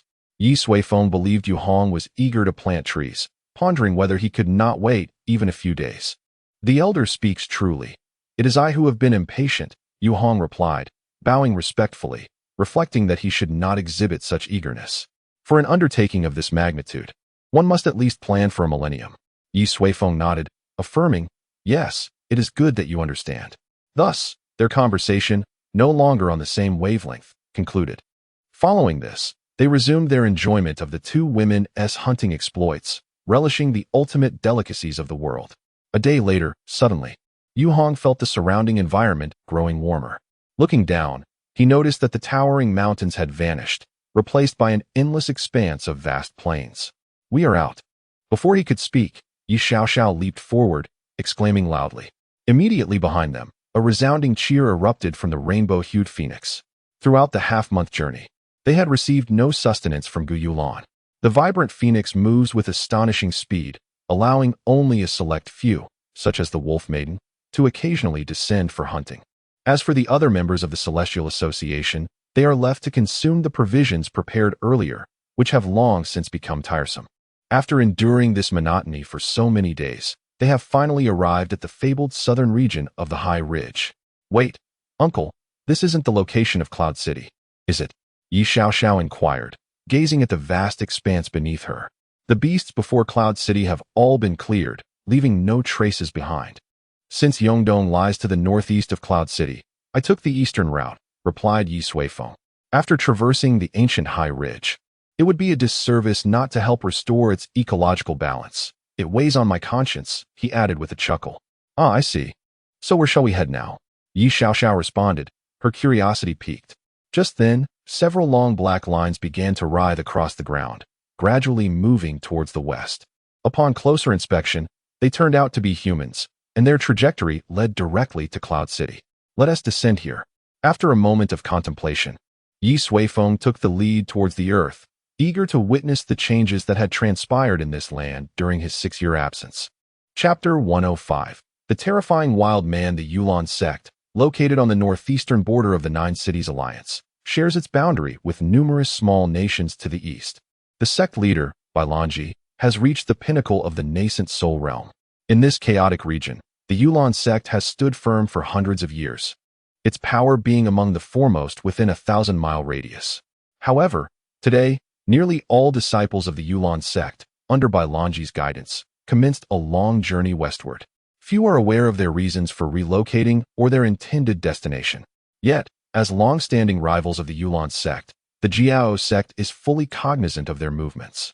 Soon after the Yulan sect's departure, the Jiao sect also mobilized, making their own westward trek. The two factions, one following the other, ultimately encountered each other on an expansive plain. Leader Bai, what a coincidence to meet you here. A celestial figure, an elderly Taoist standing on the back of a colossal celestial crane, blocked the path of the Yulan sect.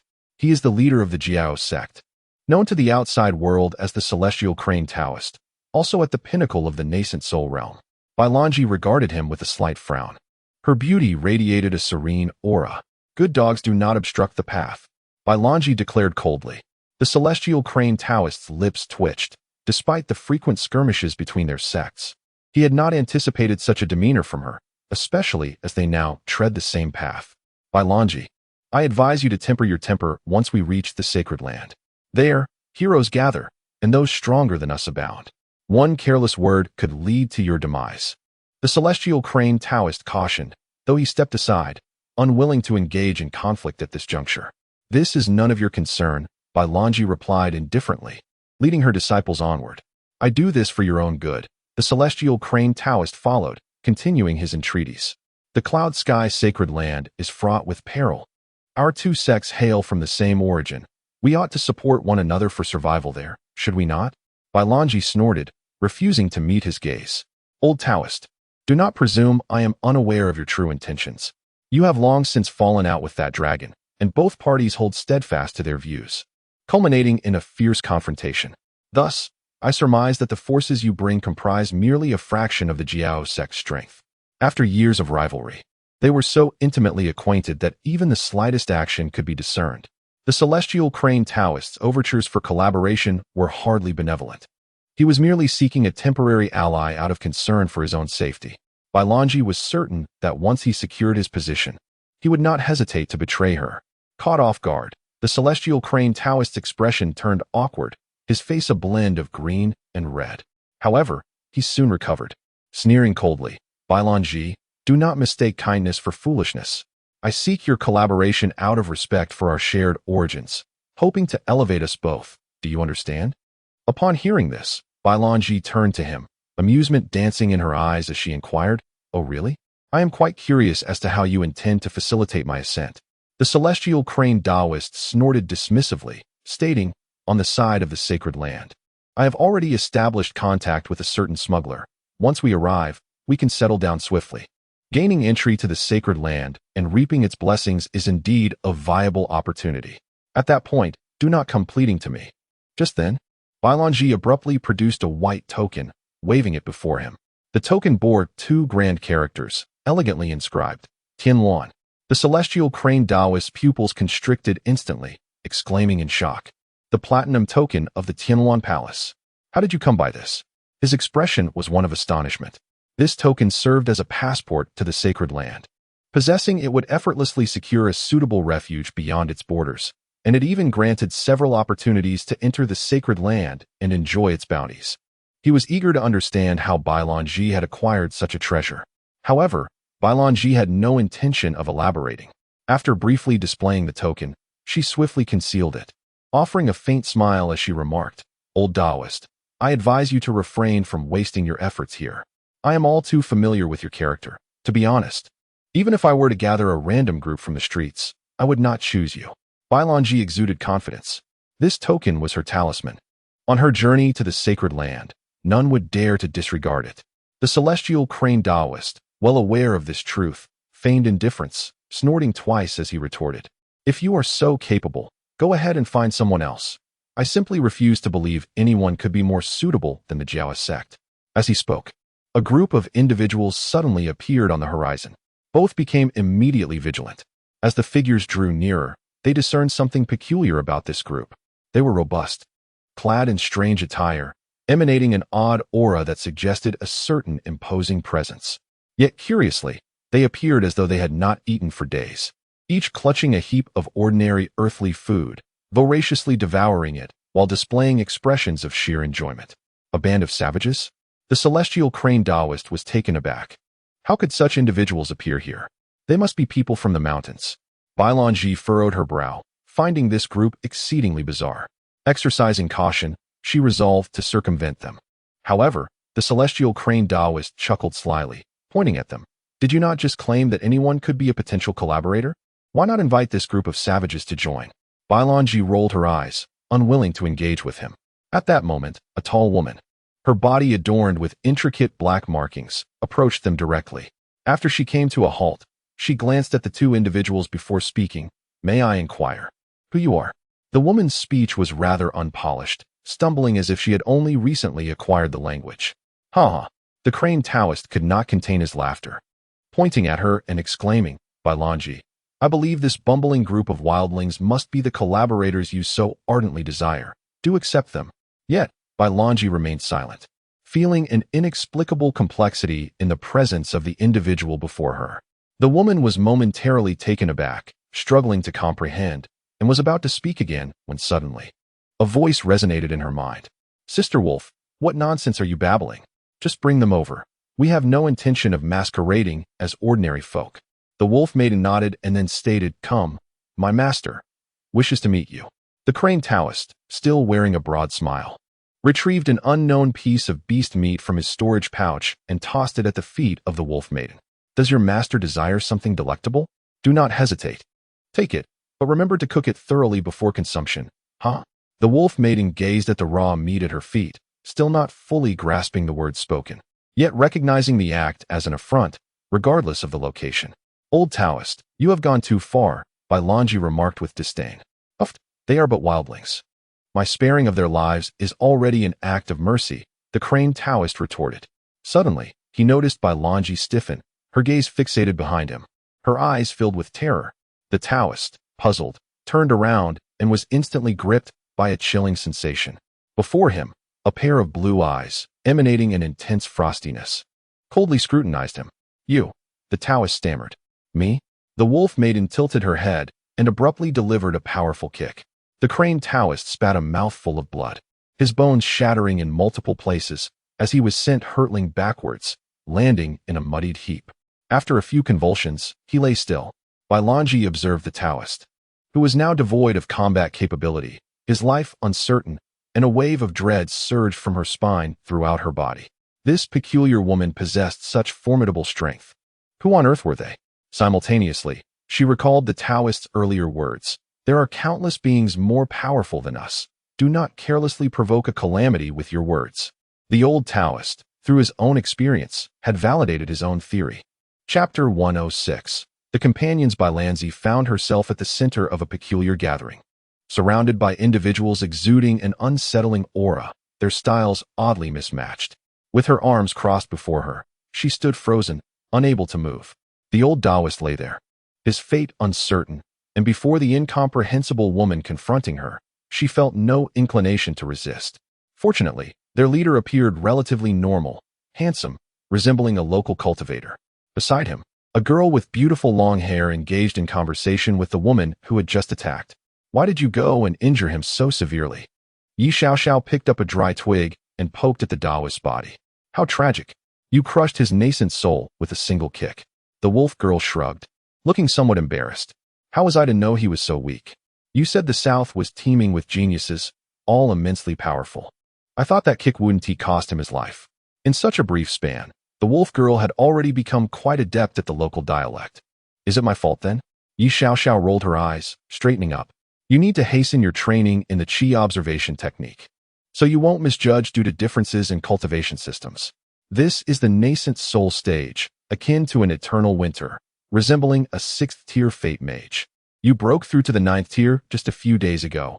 Even a 7th-tier extraordinary being would be no match for you. The wolf girl nodded, promising to be more cautious in the future.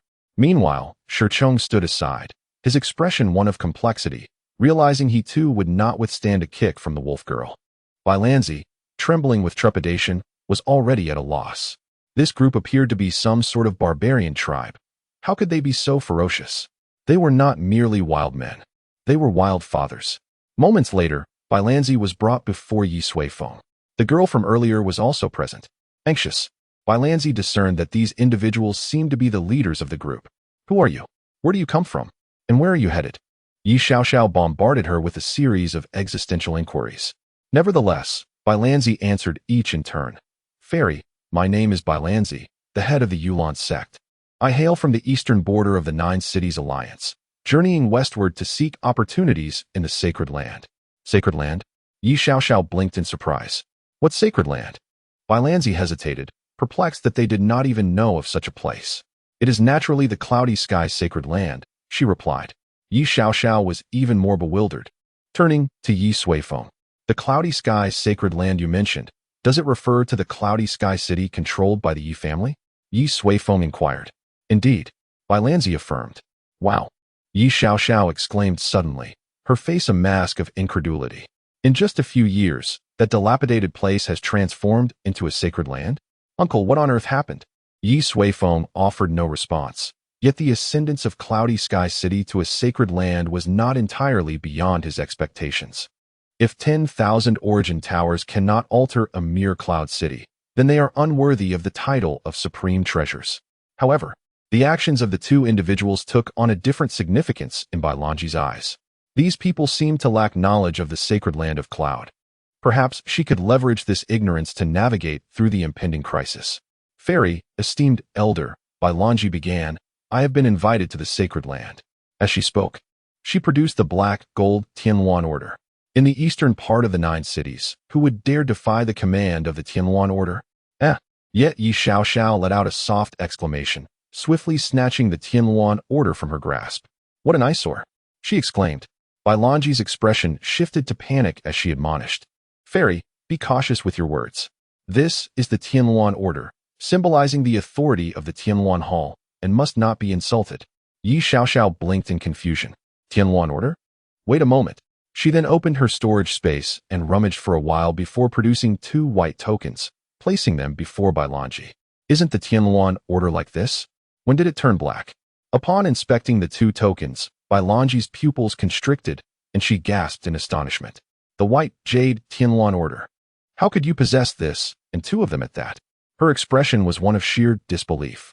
Observing Lanzi's sudden change in demeanor, Ye Suifeng grew more perplexed, and Ye Suifeng was equally baffled, prompting Lanzi to clarify the significance of the Tianluan order. They soon learned the truth. The current Tianluan order is classified into 5 tiers, from lowest to highest: black gold order, red gold order, platinum order, and the highest, the white jade order. The Tianluan orders are exceedingly rare. Possessing even a black gold order ensures one's safety in the eastern 9 cities. The white jade order, however, is reserved for founders of the Tianluan Hall or individuals who have made significant contributions to it. Some even claim that above the White Jade Order lies an even higher tier known as the Rainbow Order, though it has never been seen. Thus, the White Jade Order stands as the pinnacle of authority within the Tianluan Hall. After Bai Lanji finished explaining, Ye Suifeng absent-mindedly touched her nose and glanced back at her storage space. A plethora of White Jade Orders lay within, interspersed with a radiant, multicolored token. These were all crafted by her 6 years ago. At the time of the Tianluan Hall's establishment, Yi Huang and Yi Qingyao were preoccupied and could not attend to other matters. Amused, Ye Suifeng had produced a batch of White Jade Orders, claiming they represented their identities. As for the multicolored token, it was actually called the Rainbow Order, specifically prepared for the 3 of them, each representing the identity of the Hall Master. Little did she expect that, after 6 years, the White Jade Order had become so valuable. So the Tianluan Hall is quite powerful now? Ye Suifeng tossed the black gold order back and inquired. Indeed, it is, came the reply. Bai Lanji cautiously accepted the black gold order and remarked, the entire eastern half of the 9 Cities Alliance has now fallen under the dominion of the Tianluan Palace. Upon hearing these words, a smile graced Ye Suifeng's face. In the past, his daughter had chosen the path of conquest, and now, she had indeed achieved it. He felt a sense of relief. On the other hand, Ye Suifeng's emotions were somewhat intricate. While she was pleased with Yi Huang's accomplishments, she also harbored concerns. Was their group from the Celestial Club formidable enough to confront the current Tianluan Palace? She surveyed the surroundings, her gaze landing on Fuguwei. Aside from herself, this bear was the most powerful among the Celestial Club, equivalent to a cultivator in the tribulation phase. Yet, he was rather simple-minded. And there was a risk that Yi Huang could easily win him over with a jar of honey. He seemed unreliable. After some contemplation, Ye Suifeng approached someone nearby and gently tapped his arm. Ahem, Brother Yu Hong, considering the deep waters of the south, would you contemplate joining our Celestial Club? I can offer you a position as a formidable leader. Yu Hong remained silent, pondering that he might only have the choice to accept or be compelled to accept. At that moment, Ye Suifeng and Bai Lanji were engaged in conversation. Are you all preparing to head to Yunxiao City? Indeed, Senior, Bai Lanji nodded. Was the deceased one of your Baiyu sect? Not at all, Bai Lanji replied. He was the head of the Jiahua sect. We merely encountered him by chance along the way. Those over there belong to the Jiahua sect. Ye Suifeng cast a glance and then turned away. From this moment onward, they shall also be regarded as members of the Baiyu sect. For now, let us travel together to Yunxiao City. Chapter 107. Arrival at Wutong Pass. Bai Lanzi never imagined that the Jiahua sect, which had been in opposition to the Yulan sect for centuries, could vanish so abruptly. The utterance of a single individual had compelled thousands of disciples from the Jiahua sect to submit entirely to the Yulan sect. Is this the true essence of formidable power? She tightened her grip on the Tianluan token, resolutely vowing to establish her sect within the sacred land, thereby securing a brighter future. In the ensuing days, Ye Suifeng and Bailin journeyed toward Yunxiao City. Along the way, he gained a comprehensive understanding of the current state of Yunxiao City, which could be succinctly described as a convergence of nations. They encountered numerous groups hailing from various locales, some families relocating from other cities within the 9 Cities Alliance, while others traveled great distances, even from outside the Alliance, all in pursuit of an opportunity within the Yunxiao sacred land. The pace of their procession was brisk, and within a few days, they arrived at a bustling area. As far as the eye could see, newly constructed buildings sprawled across the landscape, restaurants, inns, shops, creating a veritable city. According to Bailin, this locale was still several dozen miles from the true domain of Yunxiao City. My heavens, how has it transformed so dramatically? Ye Suifeng gazed at the crowded streets, lost in thought.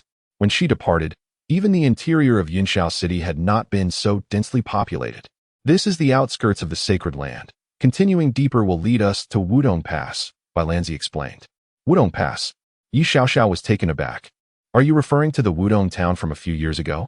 I cannot say, Bai Lanzi replied, though I have indeed heard that Wudong Pass was not originally vast. It has only flourished in recent times. Moreover, I have heard that there is a statue of the Hall Master within Wudong Pass. Ye Suifeng was at a loss for words. Indeed, there was a statue of Yi Huang in Wudong town, which she and Ye Suifeng had visited a few years prior. It must surely be Wudong Town. She could not fathom how such a monumental change could occur within just a few years. Who could be responsible for this transformation? Unconsciously, her gaze turned toward Ye Suifeng, pondering if only her uncle possessed such extraordinary capabilities. Ye Suifeng appeared remarkably composed, as this scenario was anticipated. The issuance of the Shiyu Order and the Tianxian Mandate was intended to elevate Yunxiao City to new heights. As the adage goes, population is one of the most essential elements of a power. It seemed that, in this regard, they had already achieved sufficiency. Senior, Fairy, shall we proceed forward? With the Heijin Tianluan token, we can find a suitable place to settle in the outskirts of the sacred land, Bai Lanzi suggested. Yi Xiaoxiao produced 2 white jade tokens. What if it were these? Fairy. Bai Lanzi was suddenly alarmed. She swiftly shielded the Baiyu token and lowered her voice, saying, Fairy, I am unaware of the origin of your token, but please do not reveal it here, lest it attract calamity. Her expression was one of panic as she cautiously surveyed her surroundings. Initially, Bai Lanzi was indeed intimidated by the 2 Baiyu tokens. However, upon further reflection, she questioned its authenticity. The Tianluan Palace had long ceased to distribute Baiyu tokens, and these individuals clearly lacked a comprehensive understanding of the Holy Land. How could they possibly possess such tokens? They must surely be counterfeit. To forge the Tianluan token was a grave offense. She had no desire to be implicated in such a death sentence merely upon her arrival to the Holy Land, before she even had the chance to realize her ambitions. This is genuine, Yi Xiaoxiao asserted earnestly. Let it be, Ye Suifeng interjected. Let us accompany her and observe the situation here. He chose not to return directly to Yunxiao City, wishing to truly experience its transformations. Those in high positions often overlook certain details. Some emperors, for instance, take great pleasure in incognito visits. Soon, over 10,000 people continued their advance towards Wudong Pass. The throng was vast and diverse, comprising all manners of individuals. Fortunately, Yunxiao City had dispatched managers to maintain order among the masses, so aside from a few indiscreet individuals, they encountered little trouble. Before long, they arrived outside Wudong Pass and beheld the true essence of Yunxiao's sacred land. This place is indeed a holy land, Yu Hong exclaimed suddenly, holding a small array disc that radiated dazzling light. This is a terrain disc, Yu Hong explained as others turned to him. It can detect any extraordinary figures or auspicious locales nearby. The area ahead is simply, I have never witnessed such a remarkable place of fortune. The title of sacred land is well-deserved. Yu Hong marveled, contemplating how fortunate one would be to be born in such a place. That is exaggerated, Ye Suifeng replied, shaking his head. Although nourished by 10,000 origin towers, it had only been a few years. True sacred lands have been cultivated over thousands or even hundreds of thousands of years to reach such a state. For Yunxiao City to attain that level may require another decade or so. Not exaggerated at all, Yu Hong insisted earnestly. This place is truly an exceptional site for planting enlightenment trees. Ye Suifeng nodded, considering that planting an enlightenment tree might expedite Yunxiao City's evolution into a sacred land. Reflecting on this, he glanced at the small world. All 100,000 origin towers had been successfully refined. Very well, upon our return, I shall plant one here, Ye Suifeng declared. Yu Hong was momentarily taken aback. Senior, did you not say that we should prepare for some time longer? Indeed, Ye Suifeng replied. Looking at him, have I not been preparing for several days? Yu Hong was taken aback, his eyes twitching at the corners. Is this what the senior's perception of time entails? He had anticipated preparing for a millennium. Well, there is no need to rush. It won't be long before everything is sown. I do not wish to expend excessive time on this matter. After a prolonged moment, Yu Hong bowed deeply. I shall dutifully heed the senior's instructions. Chapter 108. Aren't you brave? The gate was truly unsightly.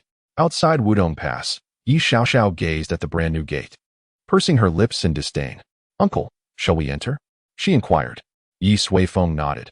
In recent days, they had gathered sufficient knowledge, rendering further covert visits unnecessary. Cultivating the enlightenment tree would require time, along with preparations for various other matters.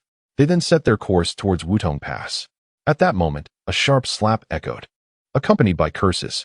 You wretched woman, do you think this is some kind of place? Turning to investigate, they found Bai Lanzi embroiled in a confrontation with a man who appeared to be in charge. The man's demeanor was abrasive, despite only possessing golden core cultivation. He brazenly struck Bailanji across the face without a hint of trepidation. Surprisingly, Bailanji did not retaliate. Bending down, she retrieved the black gold Tianluan order, stating solemnly, "This was bestowed upon me by the Tianluan Palace to express gratitude for our Yulan sect's assistance in quelling disturbances. They expressly stated that this token entitles our sect to a place of refuge on the outskirts of the sacred land." Bailanji invoked the name of the Tianluan Palace. Yet the man remained obstinate. "Damn it, do you even see how many people you've brought? Do you think this is a refugee camp? I will only grant you 50 spots. The rest, you shall have to manage on your own." As he spoke, his gaze insinuated towards the storage ring in Bailanji's hand. Understanding his true intent, Bailanji realized he was merely seeking to extort her. It seemed that no matter where one found themselves, troublesome situations were inevitable. Gritting her teeth, she removed the storage ring filled with supplies, preparing to hand it over to the man. Suddenly, a small hand grasped her wrist. Turning to look, she found the girl known as the Immortal Sovereign, who had been traveling alongside them. To Bailanji's astonishment, the Immortal Sovereign produced a radiant token shimmering with 7 colors. "Hey, will this thing suffice to exchange for a piece of land?" The surrounding crowd fell into stunned silence, and after a brief moment, the man in charge was taken aback, retreating hastily while pointing at Ye Suifeng. "You audacious fool! How dare you forge a 7-colored Tianluan order?" His words attracted the attention of many. The audacity of someone to present such a token was astonishing. "Do you wish to court death? Quickly, someone, apprehend these thieves for forging the Tianluan order." The man shouted in alarm. A group of formidable individuals swiftly surrounded them. However, before they could reach Ye Suifeng, they were blasted away by a peculiar group of people, rolling on the ground in agony. The crowd was instantly astounded. This group was not to be trifled with. They quickly dispersed, eager to witness the unfolding drama. "The fairy. You." Bailanji was equally taken aback. She had never anticipated that the fairy lord would not only produce a magnificent 7-colored token, but also take immediate action. "This is a sacred ground, a realm where authority cannot be challenged. What shall we do now?" "No need to worry, just watch," came the nonchalant reply from Ye Suifeng, who merely chuckled, seemingly unfazed. "You dare to strike," exclaimed the steward, finally recovering from his shock, his eyes wide with fury. "If I do not strike, should I simply wait for you to beat me?" Ye Suifeng retorted, her expression one of disbelief. The steward's countenance turned grim, and he growled menacingly. "If you possess the audacity, then wait here. Once the Lord of Wutong emerges, you shall not escape unscathed." With that, he produced a jade talisman, seemingly intended for communication. "No need for that," Ye Suifeng countered, turning her head to glance at Ye Suifeng, who showed no signs of concern. With a mischievous grin, she added, "Allow me to personally invite him and discover who this unfortunate soul is." Did he not realize that chaos was the very thing that the esteemed one detested most?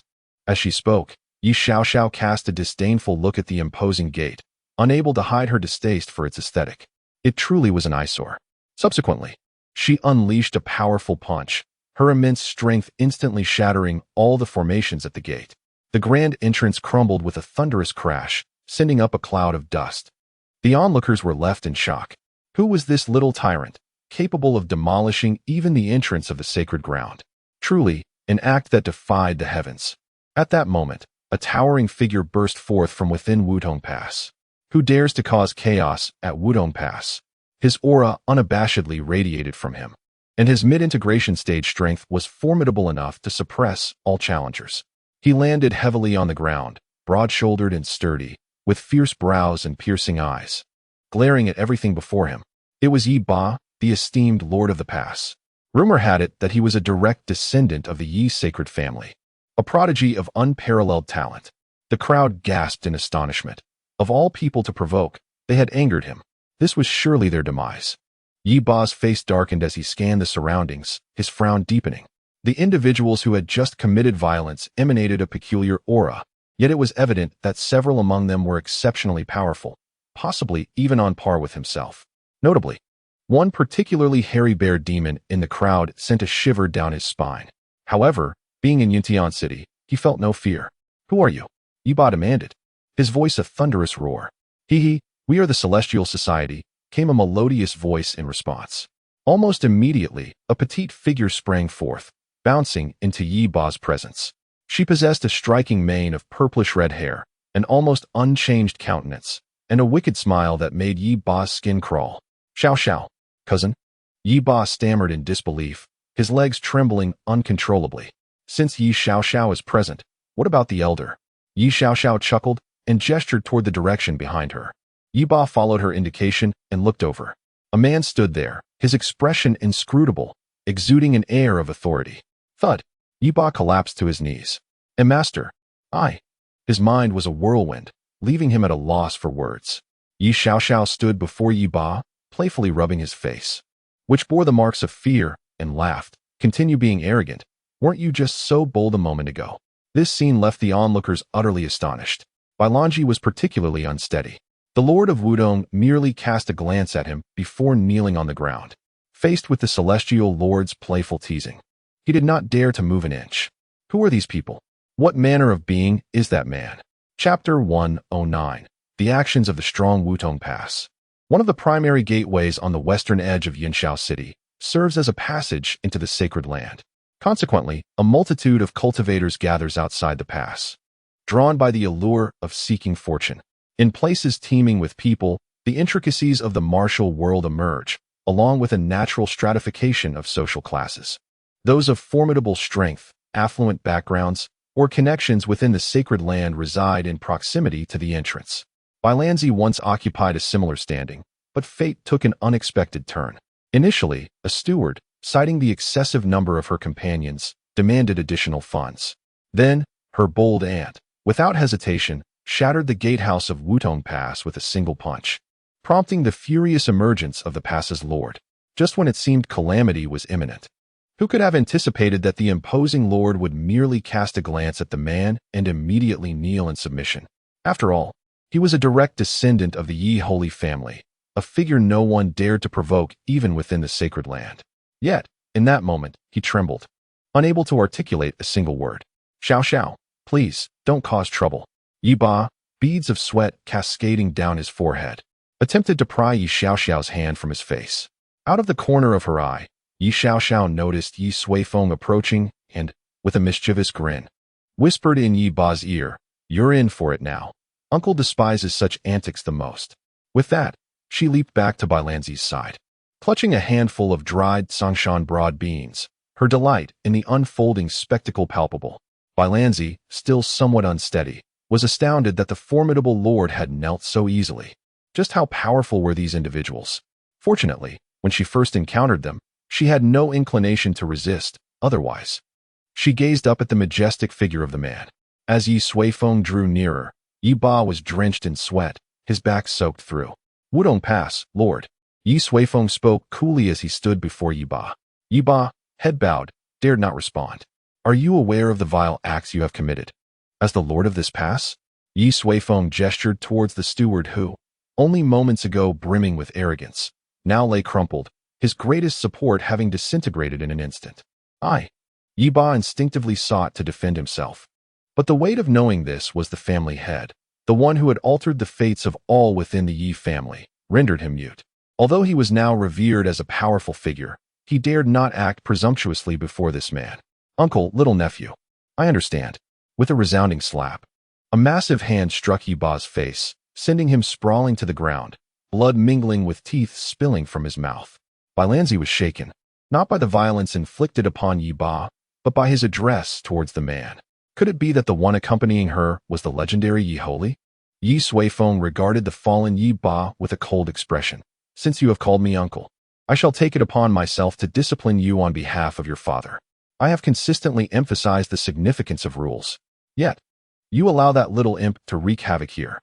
Is this the conduct befitting a sacred ground?" In the face of Ye Suifeng's reprimand, Yi Ba dared not utter a word. He was indeed aware of the exorbitant demands, and each month, he received a considerable tribute. Ye Suifeng's gaze was frigid.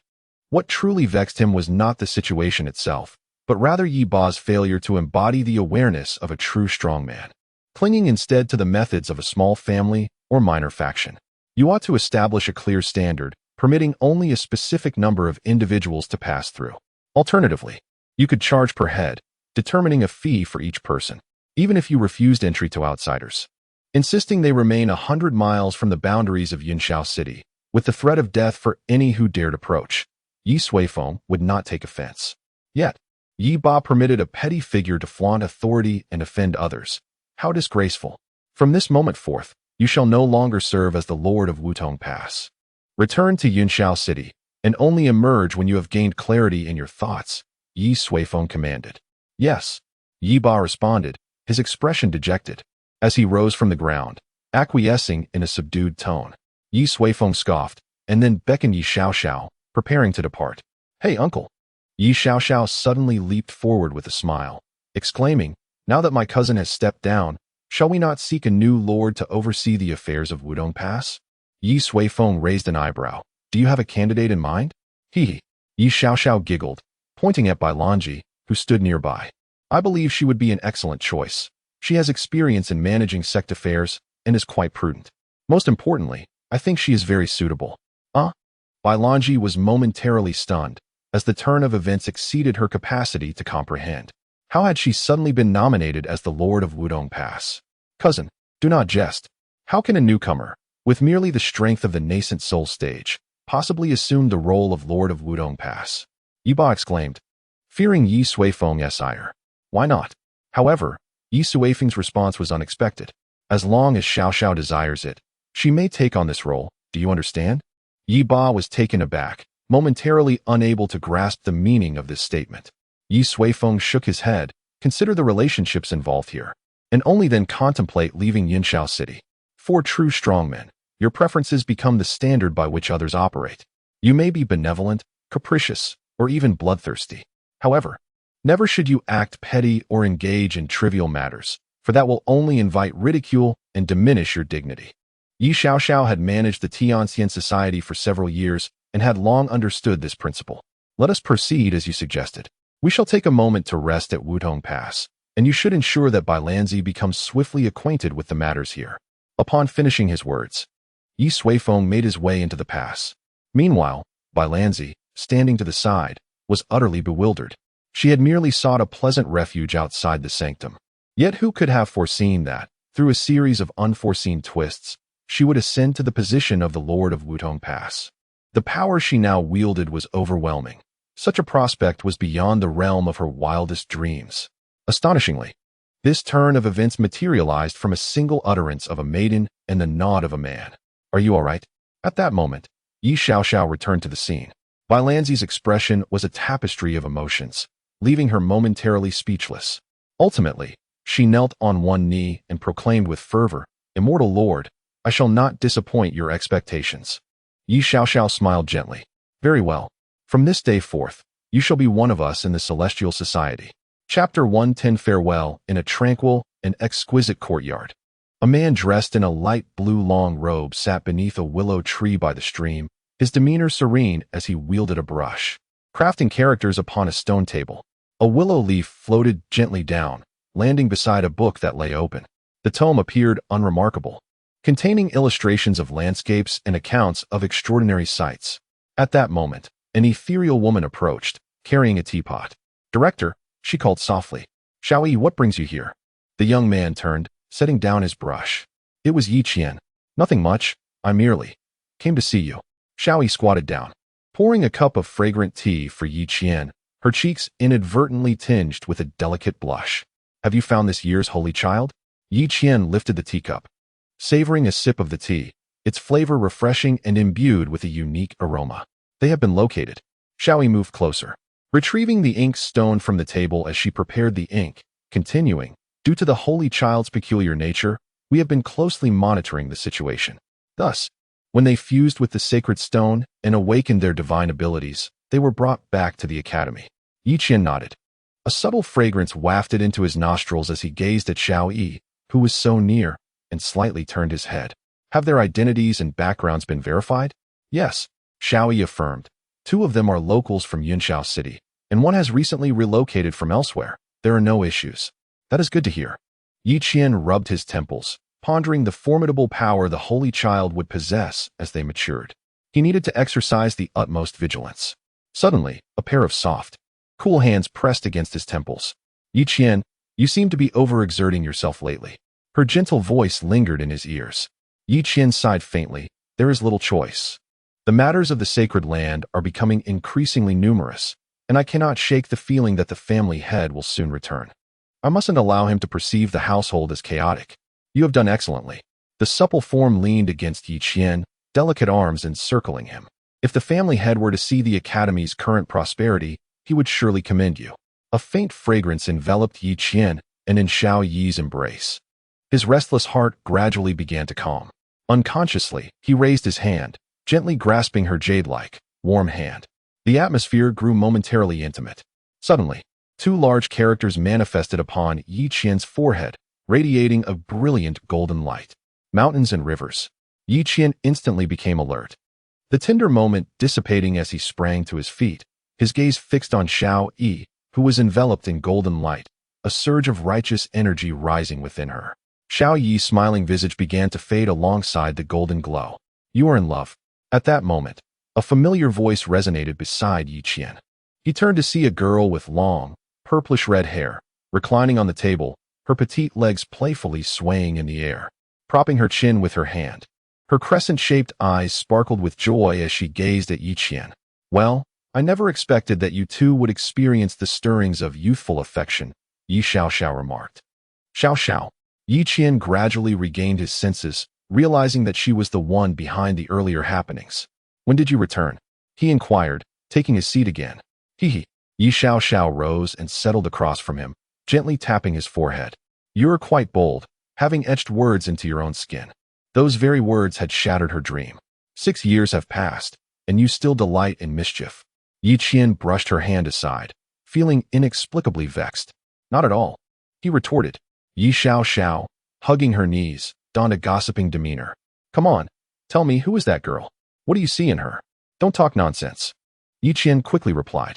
She is now a teacher at the academy. Our relationship is purely professional. Uffed, Yi Xiao scoffed.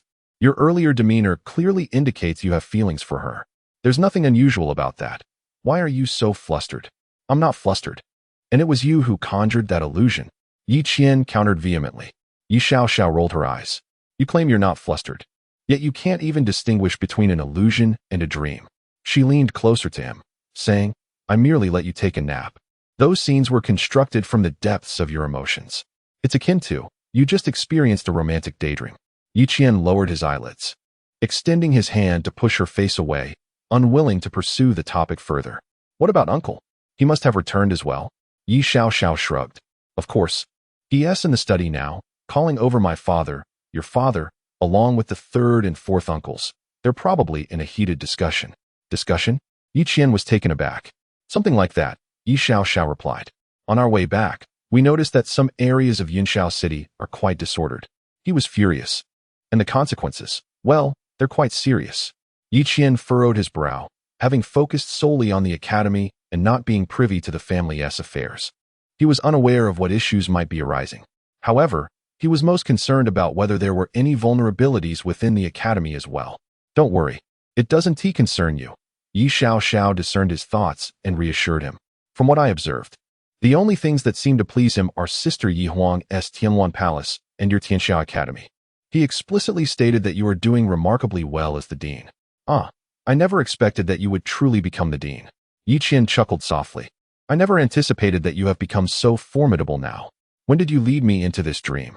Curiosity sparkled in his eyes. He had reached the pinnacle of the harmonization stage, etching the words penned by Ye Suifeng into his very being. Even formidable beings in the tribulation stage could withstand a blow or two. Yet, despite this, he found himself unwittingly ensnared in Yi Xiao's dreamscape. Yi Xiao remained silent, merely waving a willow leaf in her hand. Suddenly, Yi Qian realized that the dream had commenced at that very moment. Her methods were still as terrifying as ever. Prepare yourself, uncle. There may soon be matters of great importance to address, ones that could save the world, Yi Xiao proclaimed as she leapt down from the table. Yi Qian nodded earnestly, determined to give his utmost to whatever lay ahead. By the way, you should also take the time to attend to your own affairs. Yi Xiao added with a playful smile. Don't forget, having a child grants you 5,000 contribution points. If you feel shy, I could always approach her and say that you had a spring dream. with her as the leading lady. Yi Qian's expression darkened, resembling the bottom of a pot. No, please do not bring this matter up again. Chapter 111. Struck by fish beside a lake that gleamed like a mirror, the willow trees swayed gently in the breeze. The wolf girl stood at the water's edge, savoring the delightful caress of the cool wind. Before her rose a moss-covered stone tablet, emblazoned with two powerful characters, Mirror Lake. The wolf girl recognized these characters and instinctively reached out to touch them. Suddenly, a long branch descended from above, slowly sweeping past and brushing against her fingers. Do not. The stone tablet seemed to utter. To her astonishment, the willow tree nearby spoke as well. Startled, the wolf girl scrutinized the tree, realizing it had transcended to a spirit form. Moreover, its strength appeared to have reached the level of an 8th-tier tree demon. Do not move recklessly. This garden has awakened. The tree cautioned. At that moment, Yu Hong approached from behind, a look of incredulity on his face. What does this mean? The wolf girl inquired. Yu Hong gestured to the surrounding scenery. Every flower, grass, and tree here has gained intelligence and possesses remarkable cultivation. Some beings even make me feel a sense of trepidation. The wolf girl nodded, for she too felt a similar sensation. Ever since they entered the domain of the cloud sky's sacred land, everything they encountered continually reshaped their understanding. They had never witnessed such grandeur.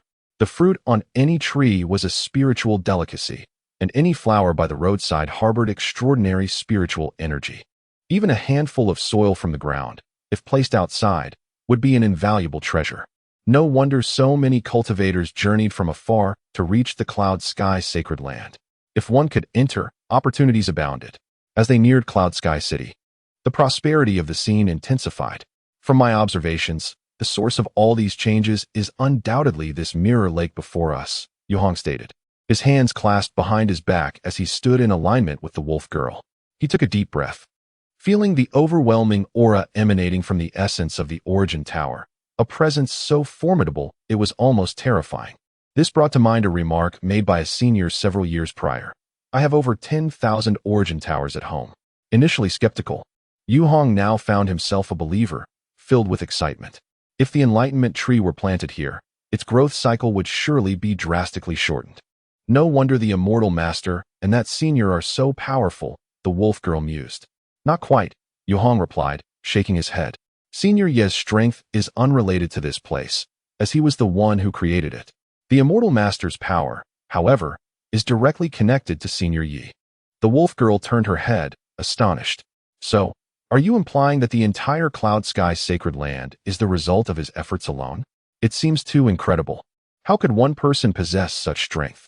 Yu Hong chuckled softly. I also find it hard to comprehend, yet the truth remains as such. Perhaps he is the one sent by the heavens to save our world. After witnessing the sacred land of clouds, Yu Hong's mindset has truly attained a profound serenity. As long as Ye Suifeng desires to rescue the world, there will undoubtedly be no issues. However, if he chooses otherwise, well, then no one could possibly impede him. At that moment, a sudden cry echoed through the air. Following the sound, they beheld a long-haired bear racing toward them from a distance, weeping and shouting, Yu Hong, please save me. I've gotten into a fight with the fish. Soon, Fu Gui arrived before the two. One side of its bare face was swollen and wet, evidently having suffered a severe blow. What on earth happened? Yu Hong pondered in astonishment. No matter how clumsy Fu Gui was, it was still a sacred beast, akin to a human undergoing tribulation. How could it end up in such a state? Could it have clashed with a member of the Yi family? Wiping its tears, Fu Gui began to recount the entire saga.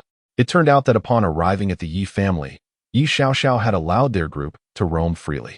While wandering, Fu Gui unexpectedly spotted a school of exquisite carp in a small stream, each one agile and brimming with intelligence. Most importantly, they were impressively large, appearing utterly delectable. Thinking of its kin back home, who had insisted it bring back some delicacies, threatening to beat it if it failed, Fu Gui resolved to catch a few carp. However, the carp proved remarkably nimble, skillfully eluding capture while playfully blowing bubbles at it. Incensed, Fu Gui unleashed its sacred beast aura and began to chase the fish. The pursuit led it all the way to Mirror Lake. Just as it prepared to employ its divine powers to catch them, a colossal red carp leapt from the water, striking Fu Gui with its tail. Enraged, Fu Gui retaliated, only to discover that this seemingly ordinary carp had reached the 10th rank of demon beasts, equivalent to a sacred beast.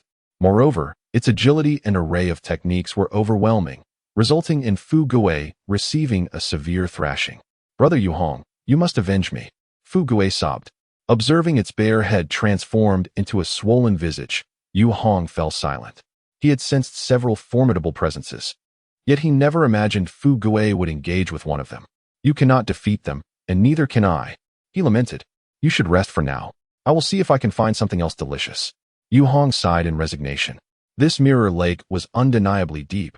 It was best to refrain from recklessness. The wolf girl sighed as well, stating, "A few days ago, I accidentally killed a cultivator, thinking the people from the southern region of Gaoling were no more than this. Yet, it seems we are indeed lacking." Despite her words, the icy blue light in the wolf girl's eyes grew increasingly intense. Such is the way of life. It is only through formidable adversaries that one can attain greater strength. Yu Hong nodded, affirming that following the immortal lord would undoubtedly be a wise choice. The wolf maiden teased, "So, you willingly join the celestial society now?" Yu Hong shrugged. Everyone possesses a peculiar sense of pride. It is only upon encountering true power that one realizes how laughable their arrogance truly is. 5 years ago, I could easily slay 100 immortal lords with a mere finger. Yet now, despite exerting all my strength, I may not even inflict a scratch upon her. Clinging to that meager pride would be utterly absurd. His gaze shifted from the mirror lake to the vast sky, where a colossal character for leaf loomed, and he smiled faintly. "To be chosen by him is undoubtedly the greatest fortune of my life." The wolf maiden also smiled. "Indeed, I too feel immensely fortunate to have encountered her that day." Meanwhile, Fu Gui, having just dried his tears, pondered in his mind how he might vanquish that vexatious carp. Chapter 112. Objectives and expansion. In the heart of a serene lake, there lies a small island adorned with pavilions and towers, where the fragrance of flowers mingles with the melodious chirping of birds, creating an ethereal atmosphere.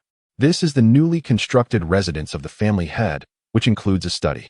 For 5 years, the island had been visited only by a few cleaning maids, but today, the study is filled with people. Ye Suifeng occupies the central position, flanked by Ye Suiyun, Ye Suiyu, Ye Suihu, and Ye Suibao, for principal figures of the Ye family.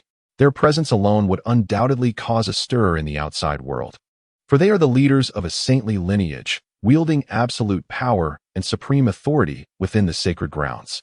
Yet, despite their esteemed status, each of them appears visibly tense, sitting upright in their chairs, awaiting the words of the man seated at the helm. Ye Suifeng lounges languidly, his gaze fixed on a resplendent treasure box before him. Contrary to expectations, the box does not contain jewels or artifacts. Instead, it holds a compendium of significant events that transpired in Yunxiao City over the past 6 years, along with all pertinent information regarding the family. This compilation, meticulously organized by Suiyun, was prepared so that Ye Suifeng could swiftly familiarize himself with the current state of affairs upon his return. Before long, Ye Suifeng has perused the contents of the box. Firstly, the Ye family's direct lineage has seen a remarkable increase, nearly multiplying to 10,000 members, half of whom are children born during these 6 years, a testament to their industriousness. The upper echelons of the Ye family have, as per Ye Suifeng's directives, firmly retained control over the family's critical powers, a position unassailable by any. For instance, Suiyun and the others have all transcended to the fusion stage, exhibiting extraordinary strength. Next, there is a substantial number of collateral branches and external practitioners who have joined the Ye family, their ranks surpassing 100,000. They enjoy cultivation resources second only to the direct lineage, and their collective prowess is commendable. The Ye family, in turn, governs the entirety of Yunxiao City, which commands the core region within 1,000 miles. Below this lie other realms of Yunxiao City, organized hierarchically with clarity and efficiency. However, this management structure, while straightforward and effective, is not without its myriad flaws. For instance, the incident involving Yi Ba at Wudong Pass stands as a prominent example of such shortcomings.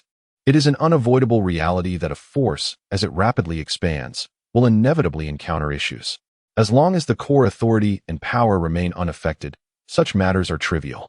Overall, the performance has been commendable.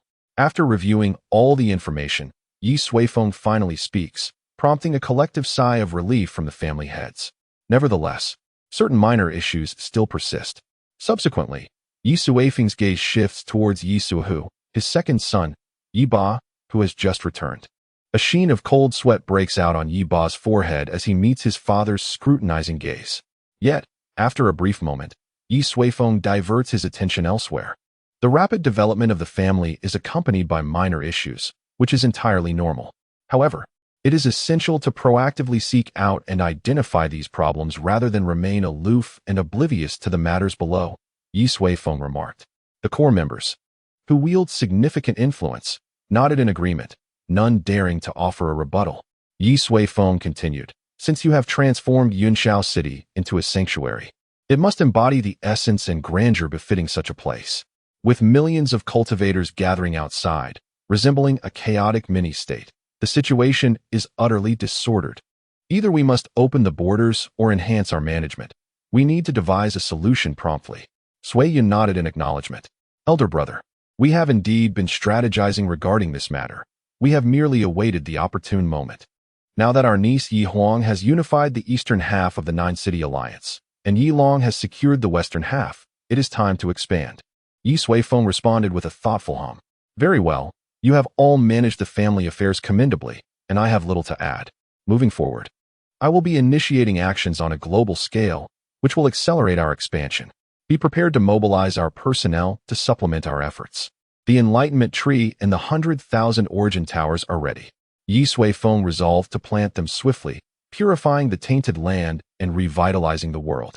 Additionally, he wished to investigate the so-called heights of power, to discern what capabilities lay beyond, and whether anyone had participated in the events of the River of Time. After discussing a few more matters, Ye Suifeng adjourned the meeting. Over the years, this group of core members had developed the capability to stand independently, alleviating him from the burdens of family affairs. Soon, Ye Suifeng found himself alone in the study. Suddenly, he spoke to the empty space before him. Come out. It must be exhausting to eavesdrop for so long. No sooner had he spoken than a petite figure tumbled from the void, landing on the expansive table. Hee, uncle, I thought you would scold them soundly, Ye Xiao teased. They are no longer children. Scolding serves no purpose, Ye Suifeng replied, shaking his head in bemusement. Have you seen your mother? I have, Ye Xiao said, reclining and gazing at the ceiling. I snuck back and hugged her from behind, giving her quite a fright. However, I can't shake the feeling that my parents are not as affectionate toward me as they once were. Her tone carried a hint of melancholy. That is because you have grown. They do not wish to confine your wings with familial ties. Regardless, they remain the ones who love you the most. Ye Suifeng reassured her. Ye Xiao sighed softly, falling silent. Beneath her seemingly youthful exterior, she was, in truth, grappling with the complexities of growing up. However, after enduring so much, it is impossible not to grow. She comprehends many things within her heart. Let Yu Hong and the others come over. We must prepare to plant trees, Ye Suifeng remarked, and call Yi Qian to join us as well. Subsequently, we shall require a considerable number of hands. Ye Xiao nodded, then executed a roll, vanishing into the void as she fell from the table. Chapter 113. The First Tree at the Mirror Lake. On the central island, before an elegant courtyard, lies a small pond. Though modest in size, it possesses an extraordinary depth. Occasionally, a few seemingly ordinary koi fish surface, playfully blowing bubbles. Ye Suifeng stands by the pond, hands clasped behind his back. This is the chosen spot for the first enlightenment tree. He holds a certain anticipation for the transformations that such a supreme tree might bestow upon the world. Uncle, they have arrived, Ye Xiao announces as she leaps down from the void, landing beside Ye Suifeng. In the distance, a group descends rapidly from the sky. Yu Hong, the wolf girl, and the affluent Gua, 3 celestial beings, lead the way. Additionally, a man and a woman, Yi Qian and Xiao Yi, follow closely behind.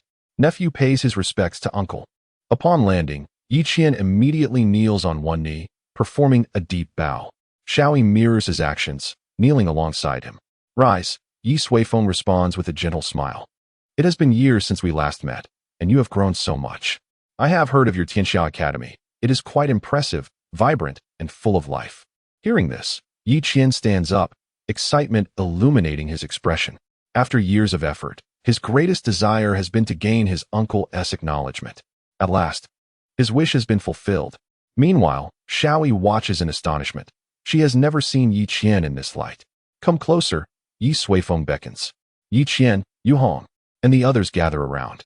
Ye Suifeng then opens his palm, revealing a small, verdant seedling that gradually expands to occupy his entire hand.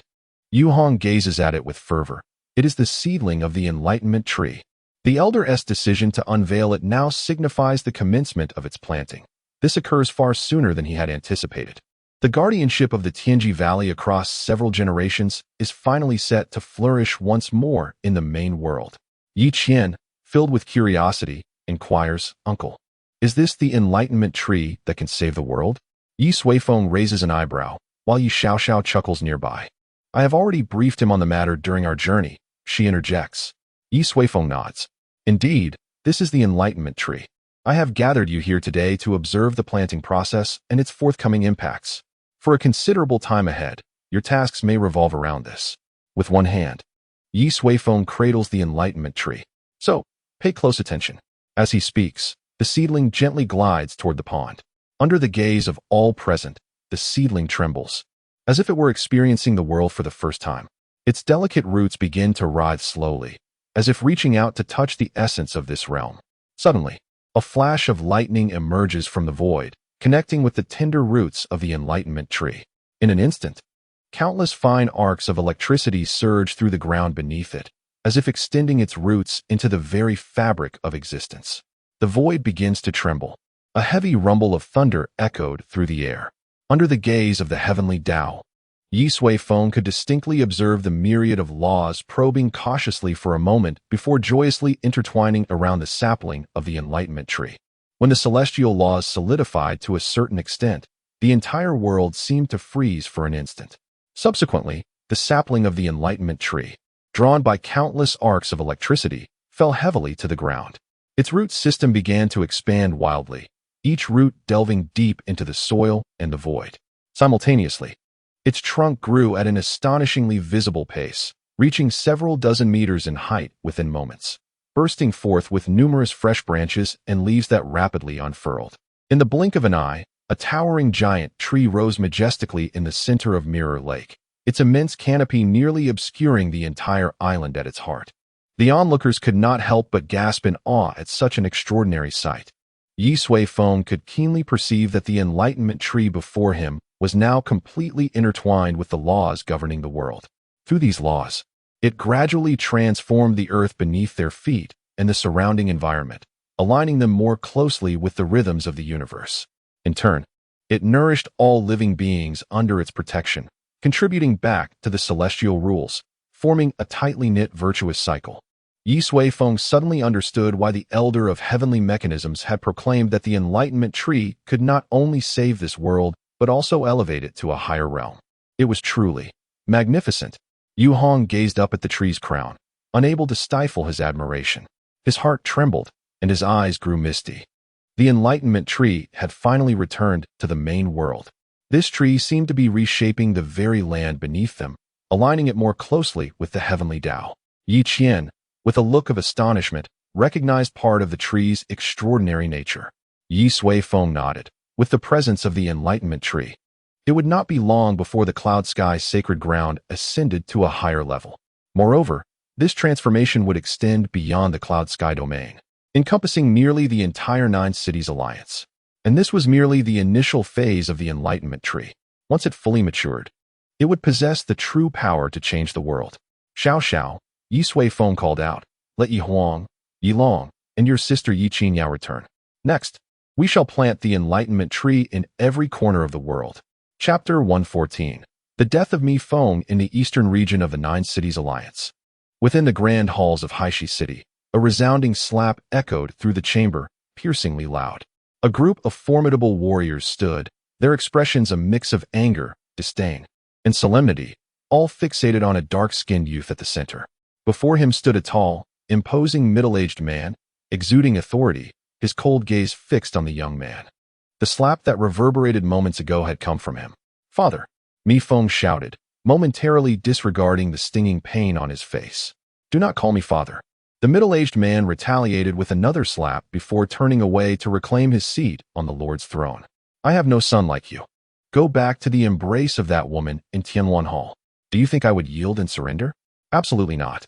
The Lord's furious voice resounded throughout the hall. Among the crowd, a thin, bearded middle-aged man, filled with helplessness, stood out. He was Yunxiao, the very person who had once taken Mi Feng to witness the battle of Yunxiao City. That is not surrender, father, Mi Feng exclaimed. Why not step outside and see? The entire eastern region of the Nine Cities Alliance is now under the banner of Tianluan Hall. Yunxiao City has already transformed into a sacred ground, where countless cultivators gather at its periphery, striving to draw nearer to this holy place for their fortune.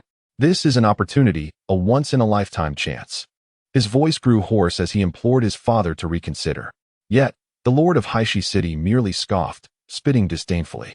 To hell with your opportunity. To hell with your fortune. To hell with Tianluan Hall. I have fought my entire life alongside the bloodthirsty beasts and against this world. Even in death, I shall never submit to a woman. The Lord's declaration incited a frenzy among the warriors, a band of true men who would rather face death than bow in submission. Mi Feng lowered his head, the cacophony of curses surrounding him relentless.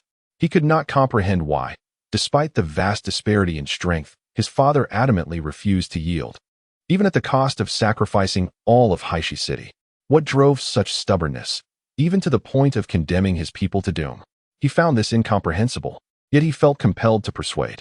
For if the negotiations failed, the assault from Tianluan Hall would be imminent.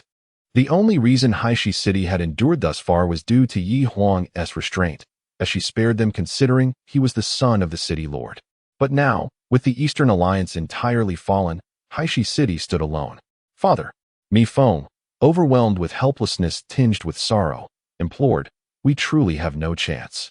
Think of Mother. Think of our family. Think of these warriors who have fought alongside you all your life. He yearned to persuade him once more. However, the lord of the city bore a cold demeanor. Between you and Blackstone City, there is no longer an us. Go back and inform your lord.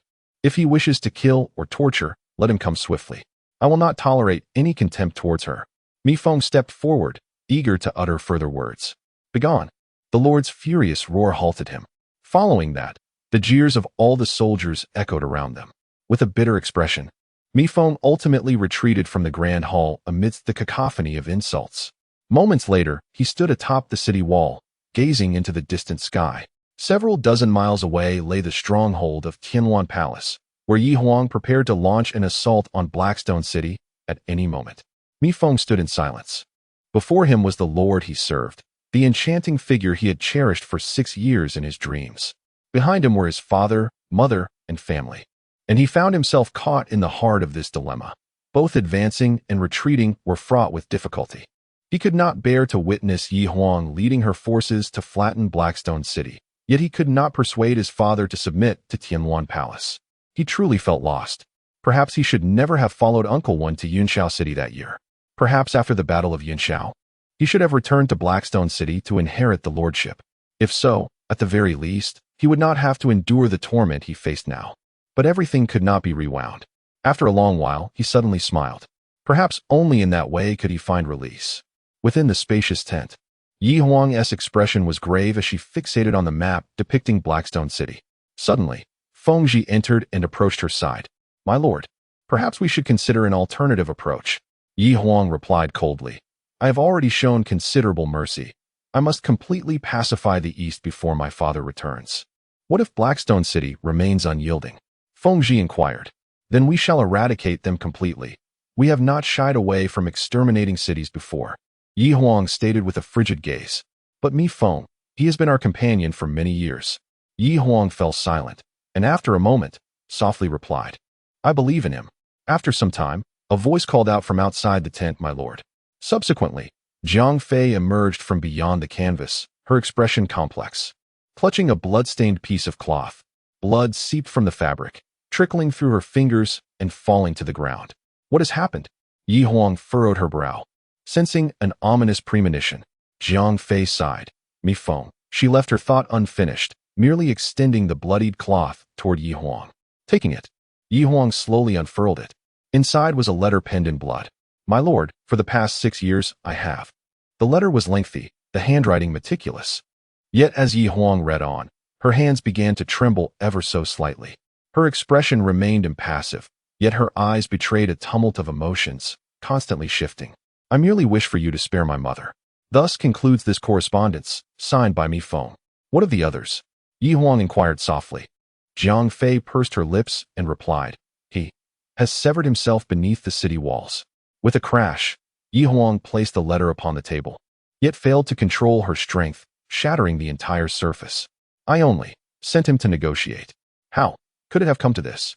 A dark aura began to swirl within Ye Huang's eyes. She stepped forward but faltered, nearly collapsing. Feng Zhi and Jiang Fei hastily supported her. Master, are you unwell? Ye Huang pushed them away, the dark essence within her intensifying. At the center of her brow, petals representing formidable sword intent quivered restlessly. I merely wished for my father to witness my accomplishments. I never intended for him to perish. Suddenly, a violent force erupted from Ye Huang, obliterating the grand encampment filled with formations. An evil black essence emanated from her eyes, swiftly spreading like wildfire. Feng Zhi and Jiang Fei stood frozen, recognizing Ye Huang's distress. Master, they attempted to rouse her, but to no avail. The malevolent energy surged, reeking of blood, swirling wildly, and making it difficult for them to approach. The terrifying sword intent at Ye Huang's brow grew more agitated. Feng Zhi felt a surge of dread. Should that sword intent erupt, it would likely claim the lives of half those present in an instant. Yet the encroaching evil was advancing too rapidly to be halted. Just as the sword intent was on the verge of breaking free, a delicate hand emerged from the void. The fingertip precisely touched Ye Huang's brow. Blue ripples radiated from the fingertip, swiftly enveloping her entire being, extinguishing the raging black malevolence. Ye Huang then swayed, collapsing to the ground. Chapter 115. The Cage. The assessment of innate talents has commenced. A dignified middle-aged man announced loudly. Several children, appearing merely 3 or 4 years of age, stood together, gazing bewilderedly at a lantern before them. This lantern was designed to gauge their talents, divided into 9 segments. As each segment illuminated, the tested individual's aptitude would increase.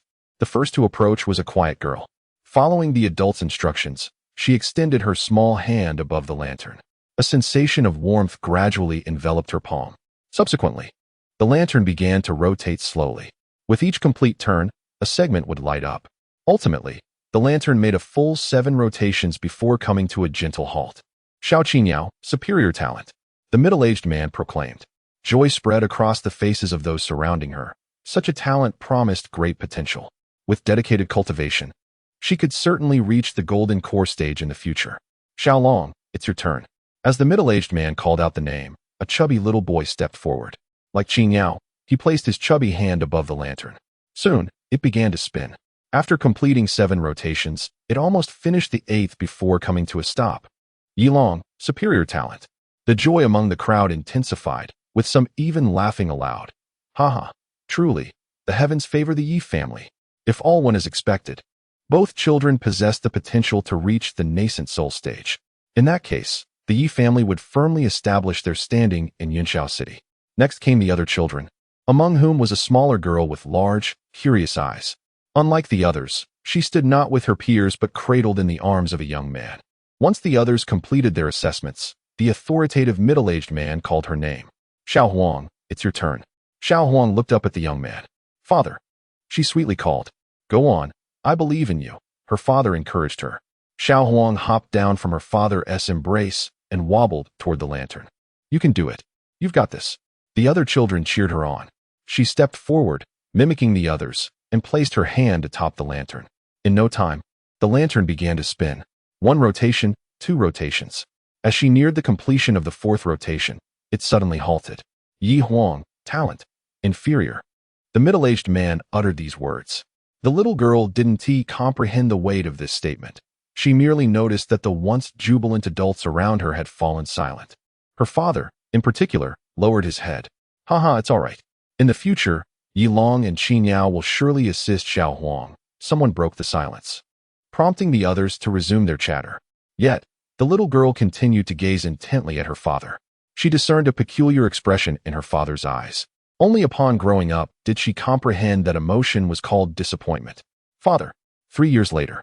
Father. I can finally feel the energy. A small figure dashed into the courtyard. It was little Huang. Unfortunately, her stature was too diminutive and the threshold too high. She failed to notice and stumbled, landing face first in the dirt. Little Huang quickly rose, dusting herself off, but suddenly felt a sharp sting in her elbow. She lifted her arm to inspect it, discovering a patch of skin scraped away, causing a throbbing pain. Nevertheless, little Huang paid it no mind, wiping it with her clothes as she walked into the room. Father, I can officially begin my training, she exclaimed upon entering. At that moment, her father emerged from the inner chamber, holding an ancient-looking scroll. Little Huang recognized that the scroll depicted a beautiful woman, whom she had heard others say was her mother. Father, look. She hid her injured arm behind her back and extended the other hand, where a tiny flame flickered to life on her fingertip, trembling and flickering. Splendid, her father remarked as he knelt down, wiping the dirt from her face with a smile, saying, Keep striving. I believe in you, and you will surely succeed. Little Huang nodded earnestly. The notion of effort subsequently took residence in her heart. Soon, she arrived at the family training ground, disregarding the pain in her arm, throwing punch after punch against the training pads. At that moment, a group of children noticed her and began to whisper among themselves. Hey, that's Ye Huang, the granddaughter of the family head. I heard her talent is quite poor, far behind Ye Long and Ye Qingyao. She's strange, while others are resting and playing. She's still training. I heard she's a jinx, having caused her mother's death. Yes, we should keep our distance from her. Little Huang overheard their words. Feeling bewildered as to why the other children disliked her, she had asked her father, who explained that her mother was simply too frail and that she had not caused her death. Yet, wherever she went, such rumors persisted. What are they saying? At that moment, a loud shout rang out. Immediately after, a long whip struck the children who had just spoken, causing them to cry out in pain. Wow, we won't dare again, leopard instructor.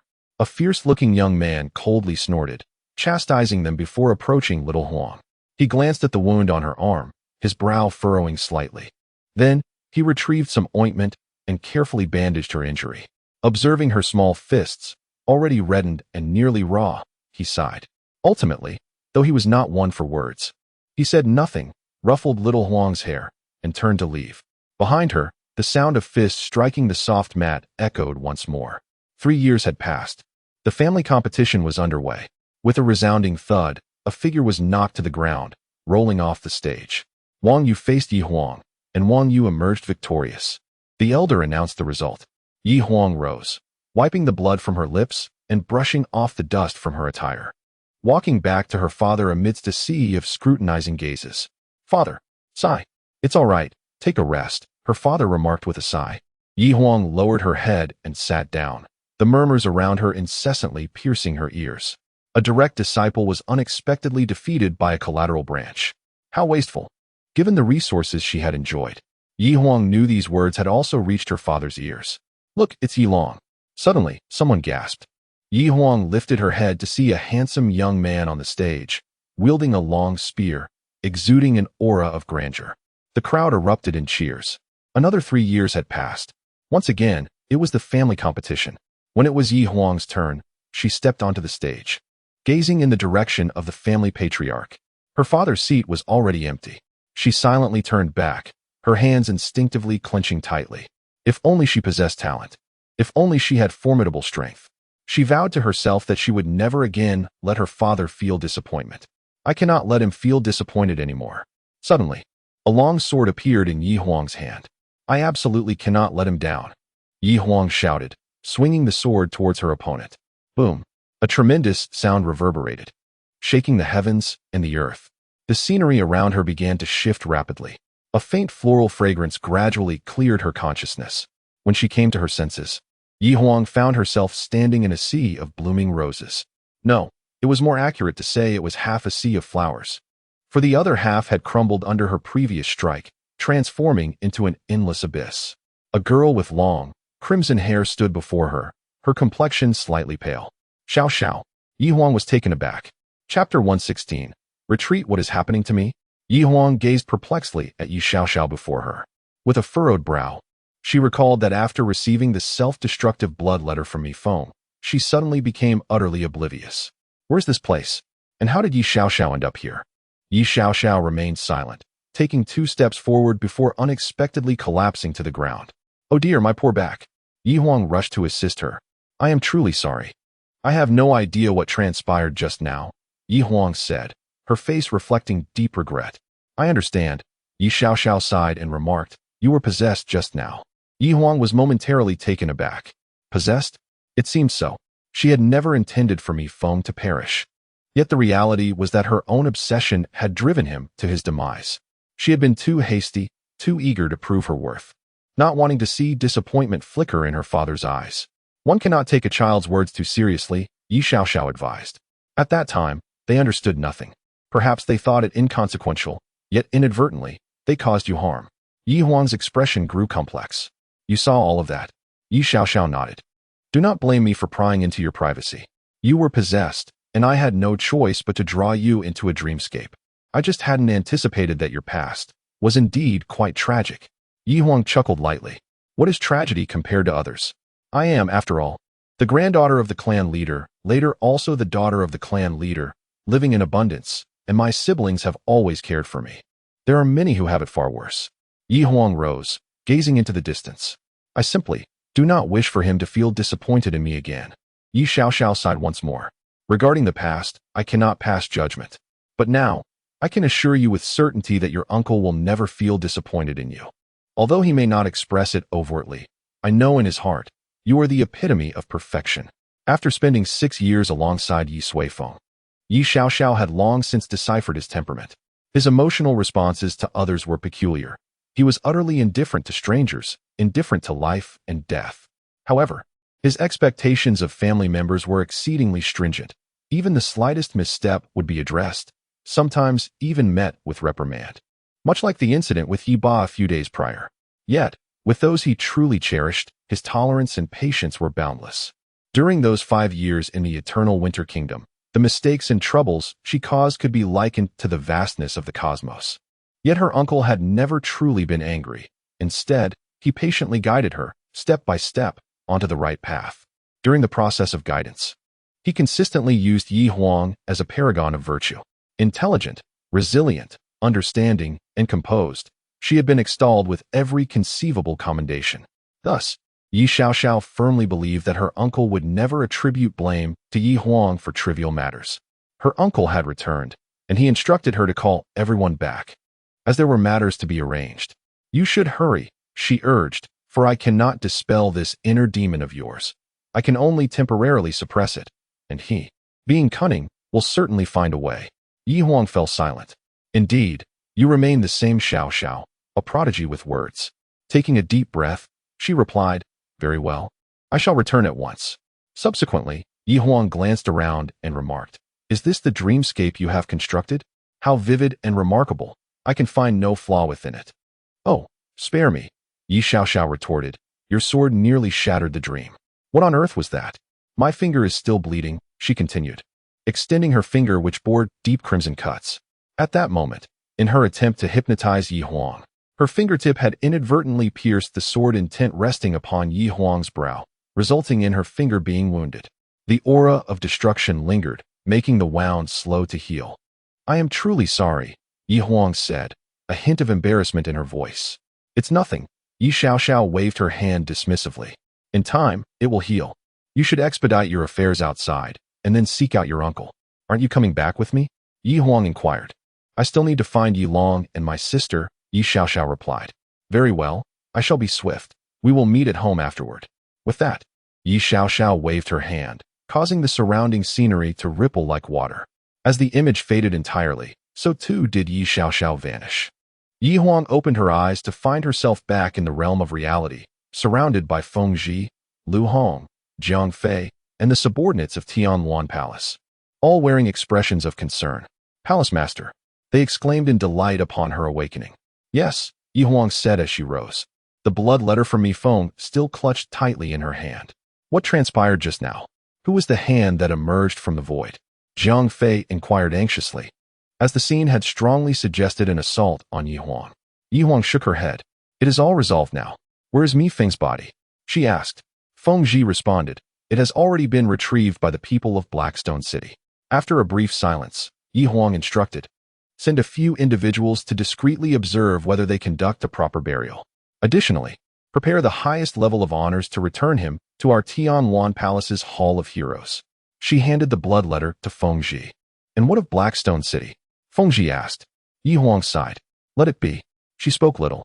A mistake is simply a mistake. No matter how one tries to atone, a living soul cannot be restored. Life must go on. The myriad souls of the Tianwan Hall still depend on her. A decree must be issued. Set forth. Return to the sacred land of Yunxiao. In Blackstone City, at the heart of the Lord's Hall, lay a simple wooden bed, draped in white cloth, beneath which the outline of a person was unmistakable. A woman sat beside it, utterly heartbroken. "It was you who killed Fenger.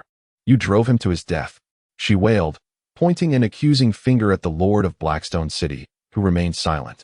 Yet a flicker of unshakable sorrow resided deep within his eyes. As for the people of Tianwan Hall, he chose to evade the woman's accusations. Returning to the Lord, "The troops have already retreated," said Uncle Wen, stepping forward. He sighed inwardly. The decision made 6 years prior was his most regrettable. Alas!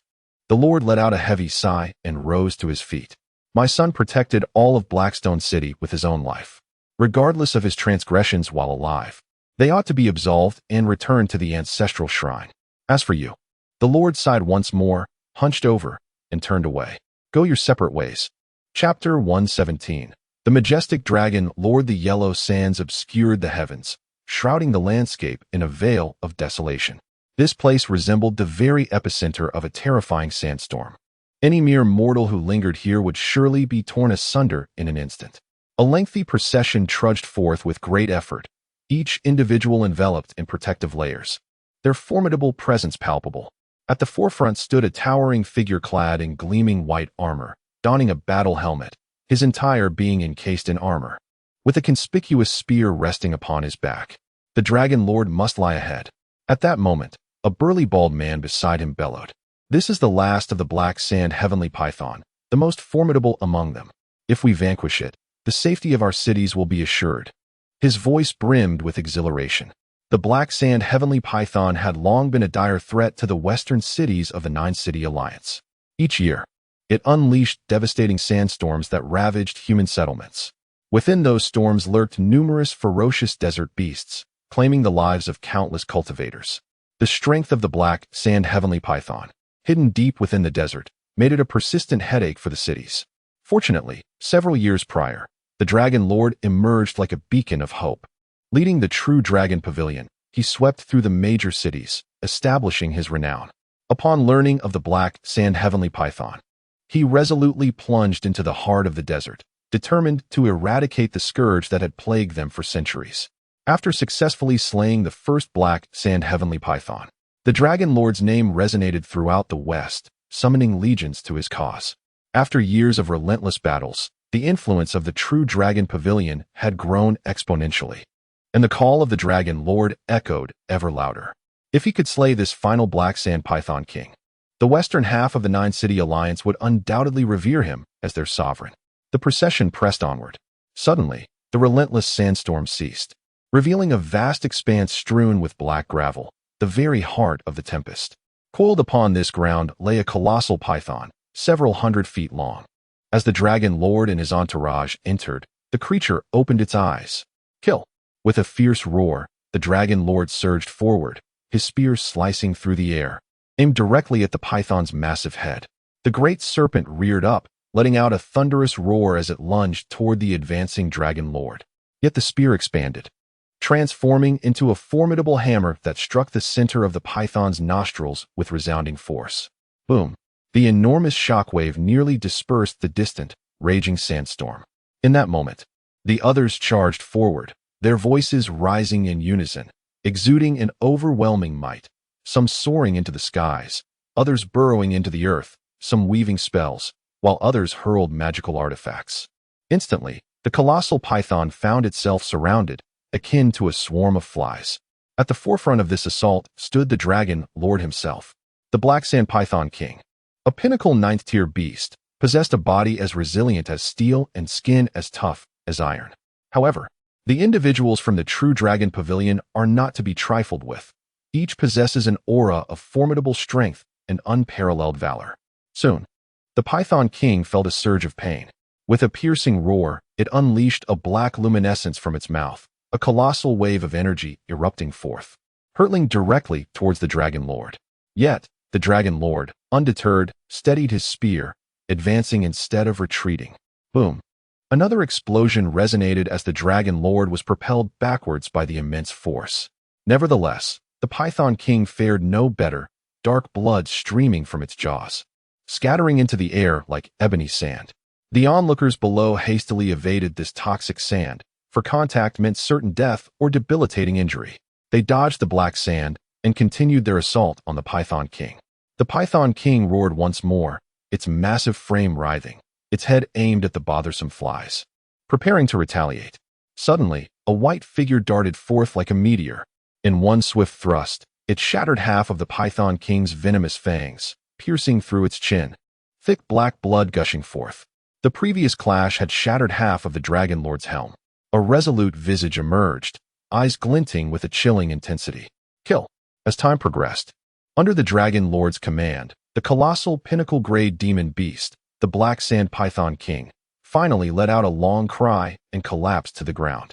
The boundless storm of raging sands ceased abruptly. The Python King was vanquished at last. The greatest threat to the western cities had been eliminated. Sunlight cascaded upon the Dragon Lord's bloodied shoulders as the crowd erupted in jubilant cheers. Dragon Lord! Dragon Lord!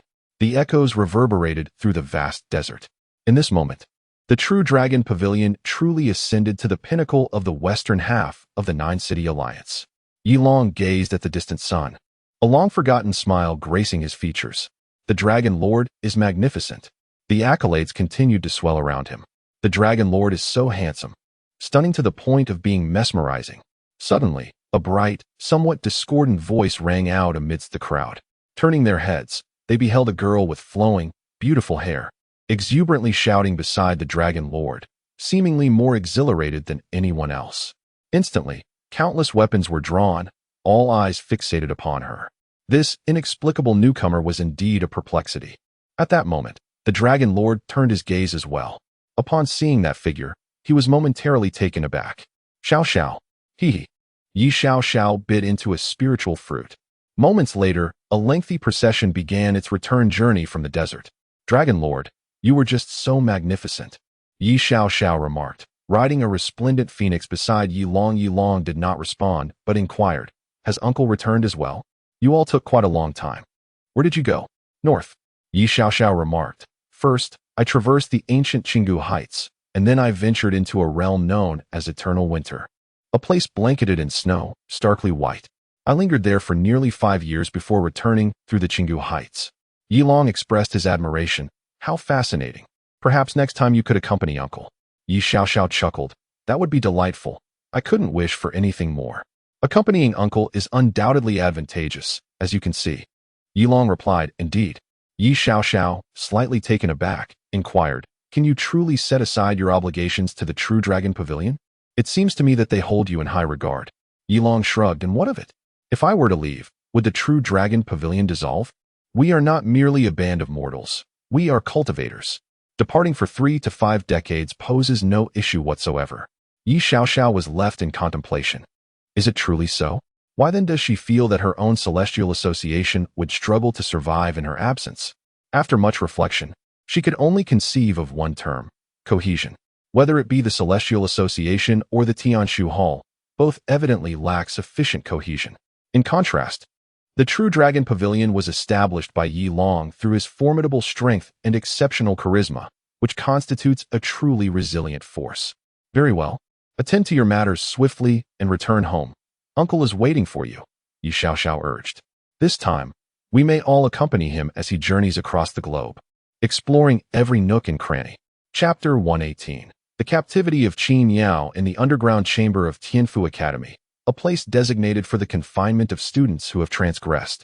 A young figure sat within the confines of a stark room. Despite her exquisite countenance, her demeanor remained tranquil, devoid of any hint of distress. Outside the chamber stood a middle-aged man alongside an elderly gentleman, whose white hair signified wisdom. Should any students from the academy be present, they would undoubtedly recognize the elder as the esteemed headmaster, Taoist Jinxian. Indeed, Master Han Shuzi, Jinxian remarked. Since her slaying of all the prodigies from the Tiandi Academy and her subsequent capture, she has remained utterly silent, refusing even to engage in our academy's representation in battle. Han Shuzi's expression was impassive as he inquired, "Have you thoroughly investigated her background?" "Yes," Zhenxian replied. Ye Suifeng joined the academy 6 years ago. Hailing from a modest town on the northern frontier of the Nine Cities Alliance, subordinate to Sioux City. However, her family appears to harbor an extraordinary individual, currently wielding considerable influence in the Nine Cities. The once humble Yunxiao city has now ascended to the status of Yunxiao sacred ground, with her family as patriarch being venerated there as Ye Suifeng. Han Shuzi scoffed disdainfully. A mere speck of land dares to claim such a title? Only a handful of true sacred grounds exist in Central Continent, all of which have been sanctified over millennia. Zhen Xian smiled quietly, choosing not to contest his superior's dismissal, despite reports indicating that the influence of Yunxiao City had proliferated throughout the Nine Cities Alliance. The inherent backwardness of the region rendered it insignificant in the eyes of the formidable sects of the South or the sacred grounds of Central Continent. Although the Nine Cities may be impoverished, its vast expanse still holds considerable weight in the eyes of the main academy. We must persuade her post-haste, if necessary. We may resort to certain alternative methods, such as leveraging her kin. You understand what must be done? Han Shuzi instructed. Zhenxian nodded, acknowledging the gravity of the matter concerning the main academy. He had vaguely heard whispers of a secret, suggesting that powerful figures within this world were vying for a momentous opportunity. Rest assured, before the contest for supremacy commences, I shall ensure that this matter is resolved. Zhenxian affirmed. Han Shuzi nodded, surveying the surroundings, and cautioned, "Is this place secure? Bolster the defenses. She is no ordinary person, and we cannot permit her escape." "Absolutely secure," Zhen Xian declared with conviction. This facility was specifically designed for the confinement of the most heinous offenders. Even during the tribulation period, once a cultivator enters, there is no chance of escape, nor can anyone infiltrate unnoticed. Hunyunzi nodded in acknowledgement. That is reassuring. He gazed at Ye Suifeng within, feeling a quiet lament in his heart. He never anticipated that such a prodigious talent could be discovered in this seemingly inconspicuous place. With her fighting on behalf of the academy, the victory for the Nine Cities Alliance could be considered almost assured. After a brief moment, the two departed from the lower-level confinement chamber. Inside, Ye Suifeng remained silent, seated in tranquil contemplation. Suddenly, her delicate brows furrowed as she opened her eyes. A yellow petal floated gently from the sky, landing softly on her lap. Ye Suifeng pondered in confusion. How could a petal appear here out of nowhere?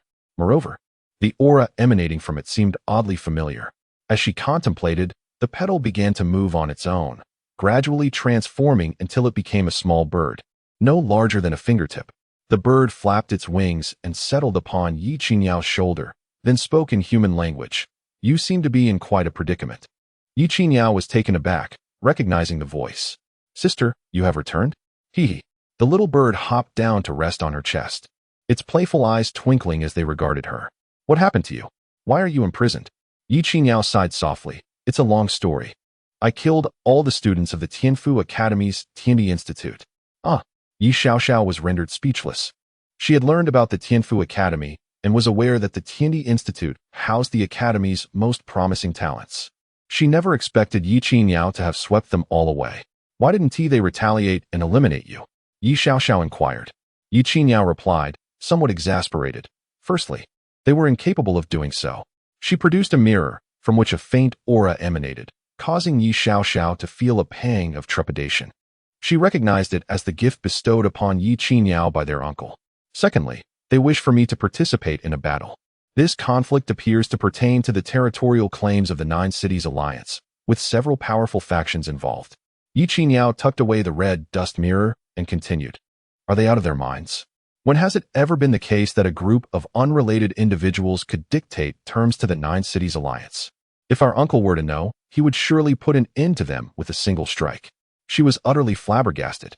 After all the efforts of Yi Huang and Yi Long to conquer the Nine Cities, the audacity of others wanting to seize, it was simply outrageous. "Why didn't you come home and inform us?" Oh, I forgot. You were imprisoned. Ah, I mean no offense. Ye Qingyao shook her head and replied, with the red dust realm bestowed upon me by our uncle, how could they possibly confine me? I remain here solely because I have encountered something exceedingly peculiar. This entity seems to be alien to our world, possessing a terrifying power that, once unleashed, could taint the earth and even alter the laws within a certain vicinity. I surmise that the forthcoming so-called battle is intrinsically linked to this phenomenon, Ye Qingyao remarked. Ye Xiaoxiao was momentarily taken aback. What is it? Where is it? Have you found it? She inquired in rapid succession.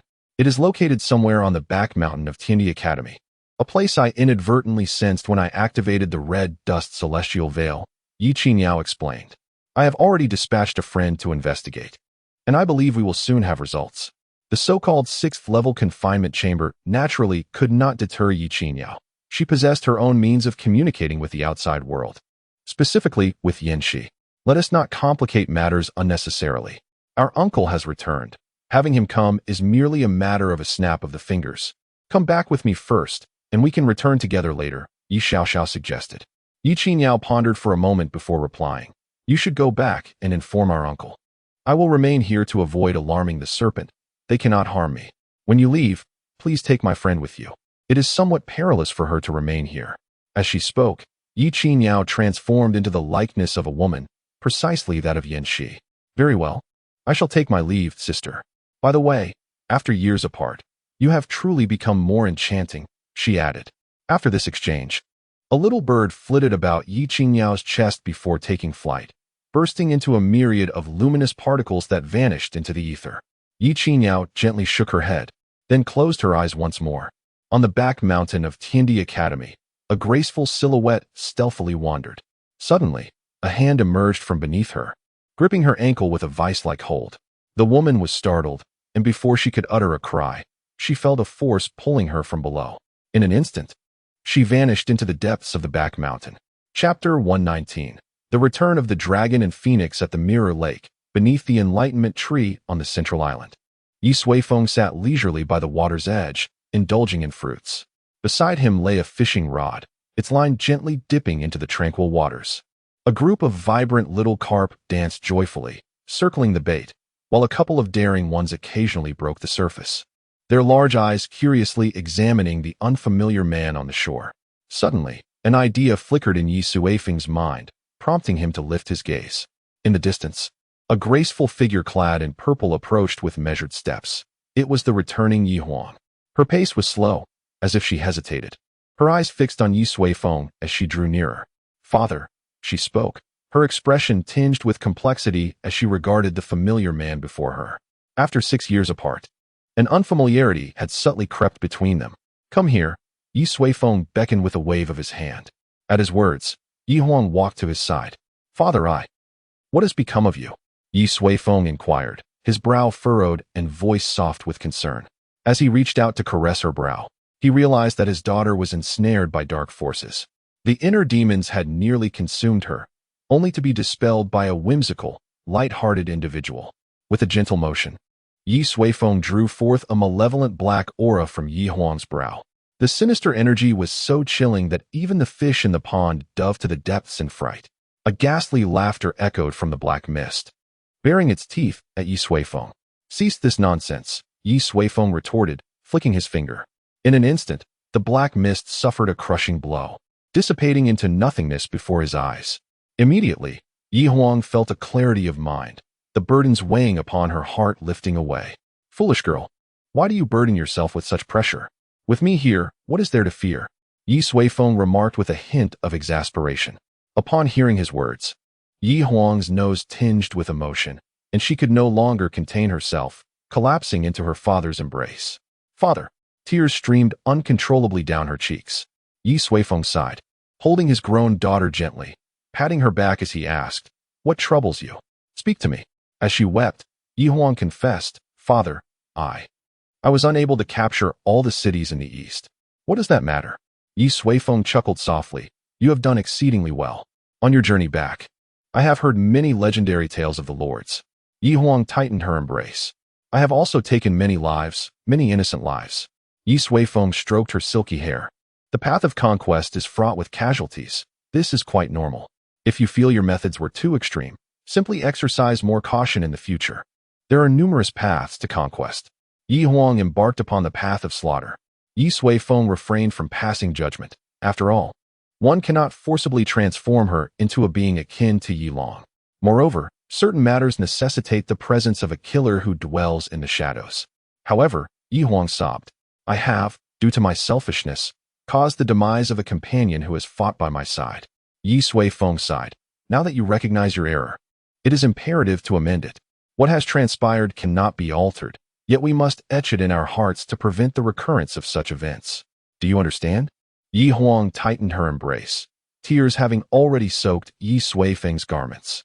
Father, do you also perceive me as a heartless, brutal executioner? Ye Huang whispered. Oh, foolish child. Ye Suifeng chuckled softly, resting his forehead against hers. No matter what you become, you will always be my daughter. Do you recall what I once told you? As long as you do not forget your true essence, traversing the path of slaughter can be permissible. Have you forgotten? Ye Suifeng spoke gently, having comprehended that the turmoil in his daughter's heart stemmed not from external sources, but from himself, or rather, from the self that had long since perished. Ye Huang nodded, then quickly shook her head, uncertain whether she was affirming or denying his words. After a prolonged silence, she softly inquired, Father, could you hold me a little longer? Ye Huang's voice barely above a whisper. Ye Suifeng tightened his embrace, thinking to himself, what a silly girl. A while later, on the central island of the Mirror Lake, two figures stood side by side at the edge of the isle, one clad in purple and the other in white. You have triumphed, cousin, Ye Long said with a smile. I truly did not expect you to have conquered the entire eastern region.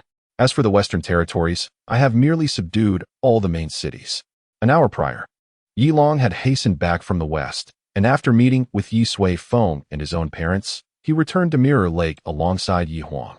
No, it is you who have emerged victorious, Ye Huang countered, shaking her head. I merely wielded the fear instigated by slaughter to intimidate them. You, however, have genuinely garnered their support. You are the one more suited for leadership. Upon her return, Ye Huang had also come to understand Ye Long's exploits. His path of conquest could be succinctly encapsulated in 3 words: great, glorious, righteous.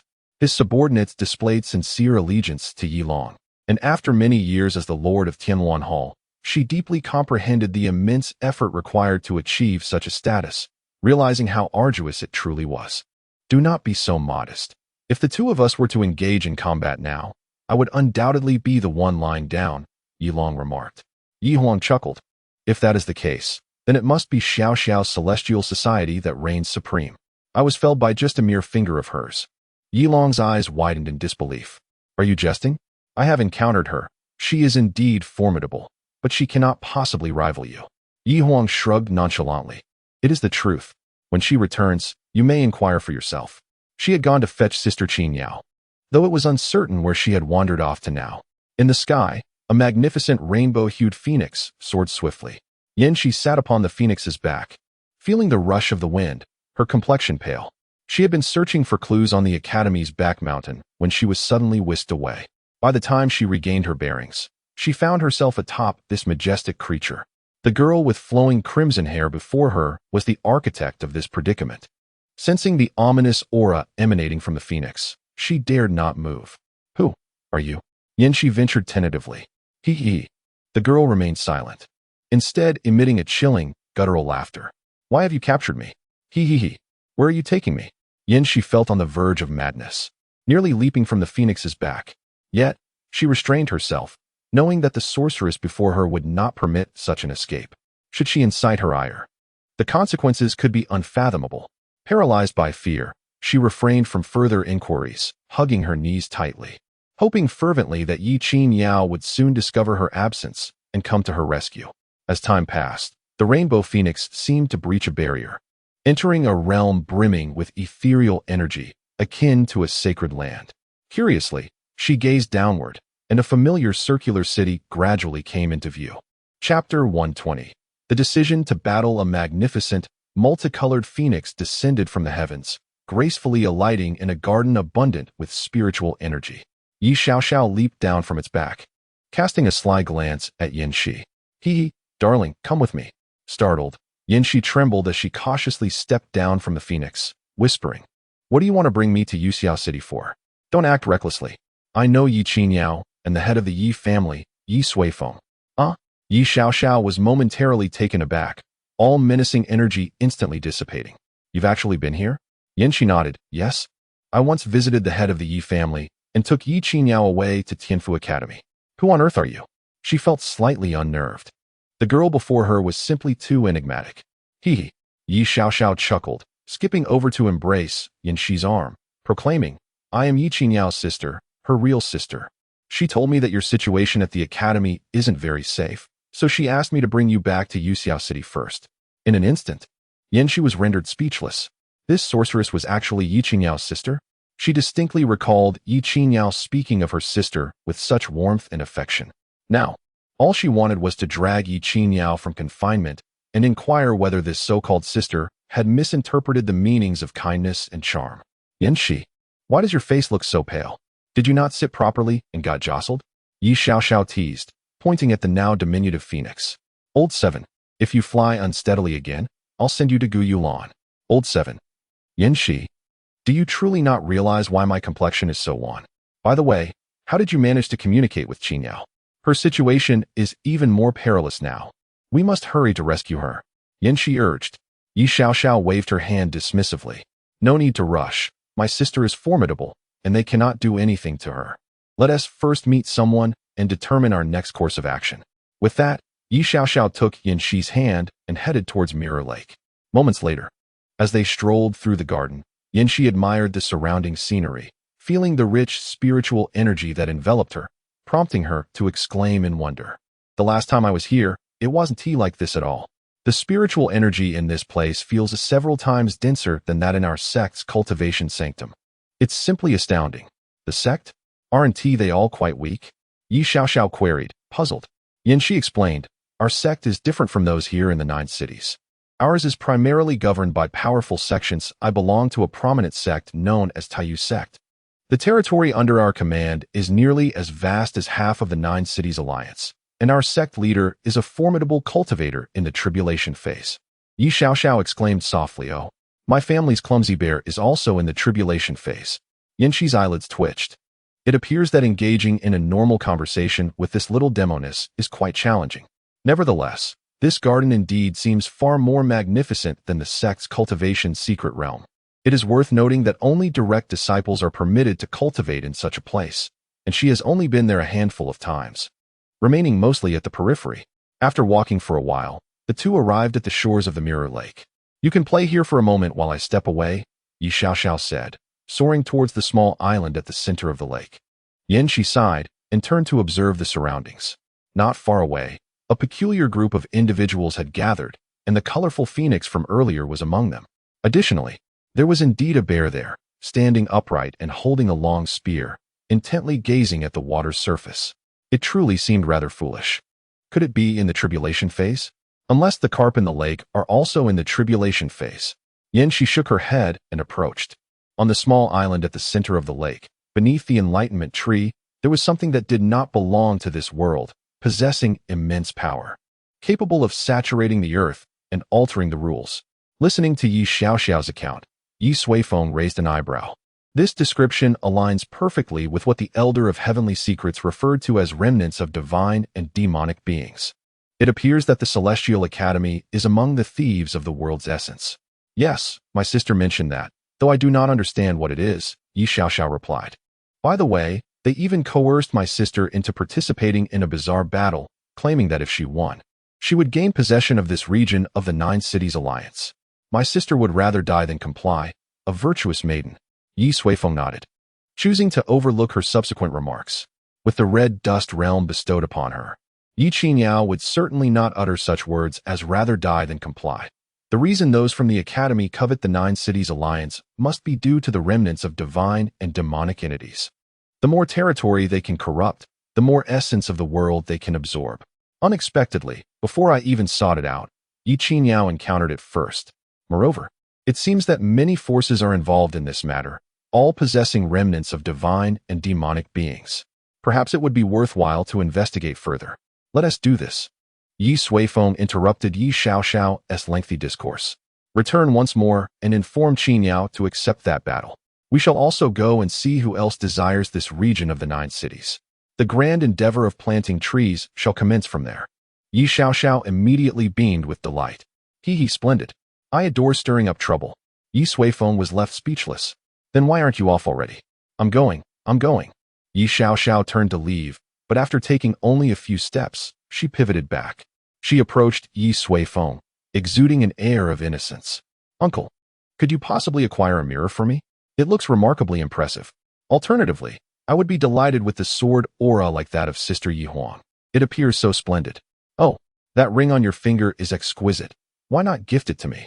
Ye Xiaoxiao pointed at the heavenly Dao ring. Having witnessed its formidable power firsthand, as it effortlessly shattered the grand formation of the eternal winter imperial city. Be off with you, Ye Suifeng retorted, retracting his hand. If he were to remove the heavenly Dao ring, well, there would be no need for planting trees, as the world would instantaneously collapse, irretrievable no matter the efforts. But they all possess treasures you've bestowed upon them, and I am left with nothing, Ye Xiaoxiao lamented, appearing as wilted as a frostbitten eggplant. Do you wish for it? Ye Suifeng inquired. Ye Xiaoxiao eagerly nodded in affirmation. Very well then, Ye Suifeng continued. First, go inform your sister and prepare a place for us to stay until we arrive. At that time, I shall present you with a gift. Instantly, Ye Xiaoxiao's eyes sparkled with excitement. It's a promise. You must not go back on your word. I absolutely shall not, Ye Suifeng assured her. Uncle, you are truly wonderful, Ye Xiaoxiao exclaimed, embracing Ye Suifeng before performing a somersault and vanishing into the void.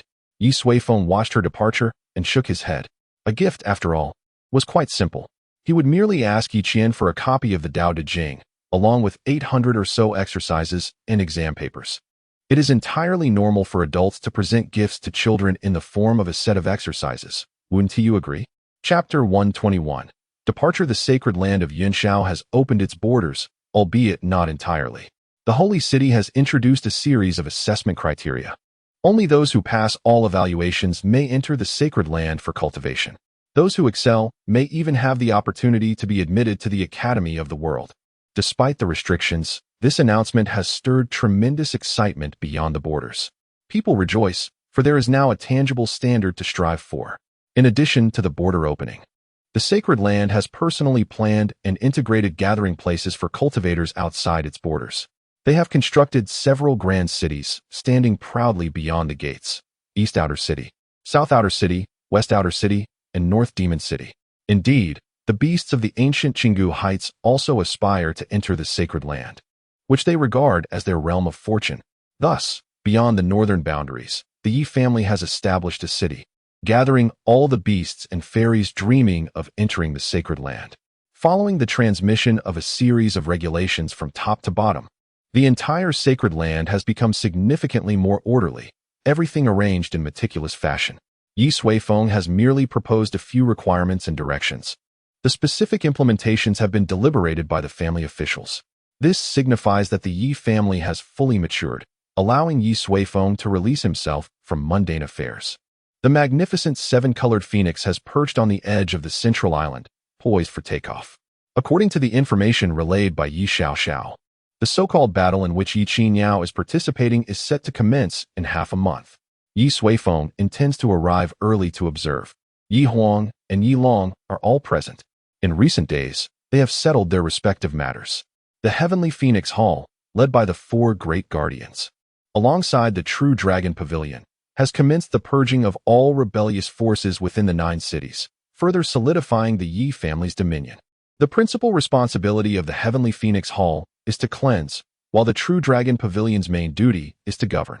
As for Ye Xiaoxiao's Celestial Society, which is becoming familiar with the Southern Society, it is temporarily overseen by Lu Ming and Quang Dali. They have formulated a plan.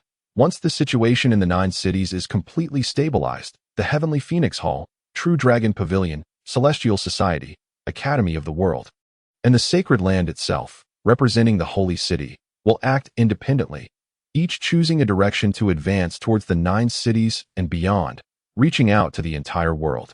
Regarding the expedition southward, Ye Suifeng has only chosen a few leaders to accompany him. The Wolf Maiden, Yu Hong, and Fu Gui are all preparing to journey southward. From Yi Huang's side, only Jiang Fei is accompanying. Yi Long brings along 2 companions. One is a city lord from the western main city, a bald, muscular man named Xiao Mia, whose cultivation is at the integration stage. The other is a woman, veiled and clad only in strips of cloth, with sun-kissed skin that glistens. Her name is Si Chunlan, who, alongside Xiao Mia, has been Yi Long's right hand for many years. This time, Ye Suifeng has also invited Yi Qian to join the expedition.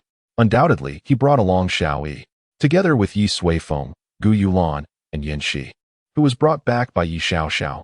There were a total of 12 individuals, 1 bear and 1 bird.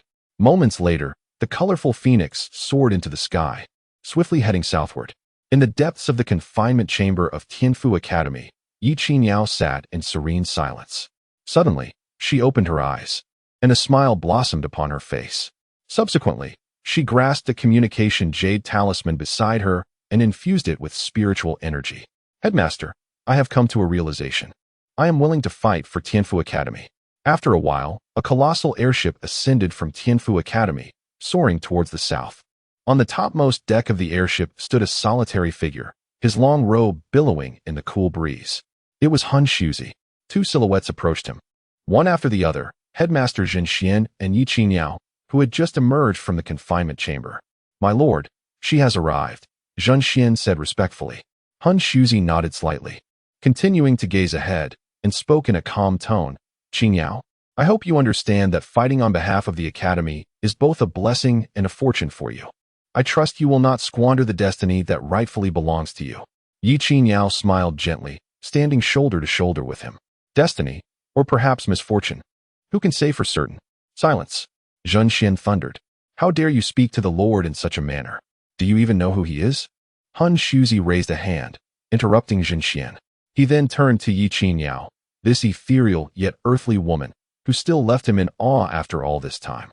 Qinyao, do you know the identities of those you have slain in the academy? Han Shuzi inquired. Yi Qinyao replied nonchalantly, I do not know, nor do I care. You ought to care, Han Shuzi countered, turning back to her. Let me provide a few examples. Tongfeng, the son of the sect leader of the esteemed Lingyun sect, one of the most promising prodigies in centuries, with hopes of ascending to immortality. Wandonger, granddaughter of the supreme elder of the Qijing sect, who shattered numerous records within her sect and was hailed as a once-in-a-millennium talent. Wen Tai Chu, the 19th prince of the Eastern Yuan Kai Empire, favored by the great Emperor Yuan Kai, with unparalleled cultivation talent among all princes. These individuals are all of formidable lineage. If those who know them were to discover that it was you who vanquished their prodigies, do you think they would remain unperturbed? Han Shuzi enumerated several names, each a distinguished figure within the academy, and, undoubtedly, among the most arrogant. Yi Qinyao responded slowly, I know of them, but all I remember is their pleading forms beneath my feet. Well said. You possess spirit. Han Shuzi exclaimed, clapping his hands in delight. I have a fondness for passionate youth. But have you considered, even if you are unafraid of them, what about your friends? Your family? Can they withstand such formidable power? What will you do if they come searching for the past? Han Yuanzi inquired. Upon hearing this, Yi Qinyao nearly burst into laughter. The mere thought of them truly seeking the past was too fantastical for her to fathom. Nevertheless, she refrained from displaying her amusement and simply chuckled lightly, saying, It would be best if they do not seek the past. Han Yuanzi nodded, believing he had finally made his point clear. However, you need not worry. As long as you represent the Academy in battle, secure victory, and fully comply with the Academy's arrangements thereafter, I assure you that those forces will not harm you in the slightest. For above them, there stands our Tianfu Academy. Upon hearing Han Yuanzi's declaration, Yi Qinyao finally grasped the underlying message. After all this, you merely wish to convey the immense power of Tianfu Academy. Indeed, it is terrifyingly powerful to command such numerous superforces. Yet, Yi Qinyao secretly chuckled to herself. My affairs are the responsibility of my family. If you wish for me to serve you, then you should consult my family. Let us see if they will acquiesce. Chapter 122, Lingyun Sect. A prestigious sect nestled within the northern region of the Star Sea mountain range, wields tremendous influence as a first-tier sect, governing an expanse of territory spanning hundreds of thousands of miles. With disciples numbering over 1 million, None in this region dare to challenge their supremacy. The sect leader, Tong Shangqing, is a formidable cultivator at the tribulation stage. His strength is unparalleled, his authority immense, and his demeanor stern and unyielding. However, today he finds himself in a secluded courtyard on the sect's rear mountain, clutching a delicate toy, an expression of sorrow unmistakably etched upon his countenance. Master, at this moment, a young man approaches, bowing respectfully. Yuan Hao. Tong Shangqing stows the toy away, gradually masking his emotions. Yuan Hao gazes at him, letting out a soft sigh. Master, please accept my condolences. None of us wished for the fate of our junior brother. The sorrow deepens on Tong Shangqing's face. Had I known, I would not have permitted Feng'er to attend the Tianfu Academy. I believed he could acquire greater knowledge there. Yet he met his demise in the trials of the secret realm. Tong Shangqing exhales heavily. Yuan Hao, with a complex expression, responds, Master, such occurrences are not entirely unforeseen. You are aware of our junior brother's temperament. Silence. Tong Shangqing's gaze sharpens, his long-held authority pressing down upon Yuan Hao, compelling him to kneel. Master, forgive me. Yuan Hao struggles to articulate, drenched in sweat under the oppressive aura. The tyrannical pressure lingers until Yuan Hao is on the verge of collapse, at which point the weight abruptly dissipates. He is already deceased, and you dare to speak ill of him. Tong Shangqing's voice booms with fury. Yuan Hao repeatedly acknowledges his fault, yet internally he laments. Perhaps it is the master's boundless indulgence that led to the tragic fate of their junior brother, Tong Feng. However, such thoughts remain unspoken in the presence of the master. After a brief silence, Tong Shangqing coldly inquires, Have you come here for a specific reason today? Yuan Hao hastily responds, There is news from the academy. A high-ranking individual is personally bringing a chosen one, expected to arrive within the next few days. Tong Shangqing's expression darkens instantly. That chosen one spot was originally meant for my Feng. After a pause, he questions, Do you have any information about this chosen one? Yuan Hao nods yes. The chosen one is named Ye Suifeng, a female student from the Tiandi Academy, reputed to be a prodigy hailing from the northern border regions. She joined the Tianfu Academy 6 years ago. Tong Shangqing snorts disdainfully. Is there truly no one else in the academy? In the absence of my Feng'er, they dare to send such a person? Do they not fear disgrace in the destiny war? He squints, a fierce glint flickering in his eyes. Damn it! How dare they seize the opportunity that rightfully belongs to my Feng? Yuan Hao was momentarily taken aback and quickly exclaimed, Master. The individual who has come is a distinguished figure from the main academy, possessing an exalted status. Please, do not act impulsively. Tong Shangqing's expression remained impassive. Do you take me for a Navi fool? Naturally, I shall not confront her directly. However, one must be aware that some of the younger generation are quite hot-headed. If someone were to teach that provincial woman a lesson, perhaps that esteemed individual would be quite pleased. After all, he holds a considerable interest in that wild territory of the 9 cities. Yuan Hao appeared perplexed, uncertain of the connection between this chosen one and the Northern 9 Cities alliance. Enough, Tong Shangqing remarked coolly, prepare well. Let us see what caliber this exceptional woman from the Heavenly Academy truly possesses. A day later, a colossal ship glided above the mountain ridges. Before long, a towering mountain range loomed into view, resplendent with colorful glass-like formations, radiating an ethereal glow, resembling a celestial realm. We have arrived, announced Han Shuzi, standing with his hands clasped behind his back atop the ship. Where's this? Ye Qingyao inquired. Lingyun's sect, Han Shuzi replied, turning towards her. This is the sect of Tong Feng, the one you have slain. The sect leader is Tong Feng's father. Ye Qingyao fell silent. Is the bloodshed to continue upon our arrival? However, there is no need for concern, Han Shuzi chuckled lightly. For now, our official stance regarding their deaths is that he perished accidentally during a secret exploration. As long as you strive to win the battle of destiny, no one will know your hand in it.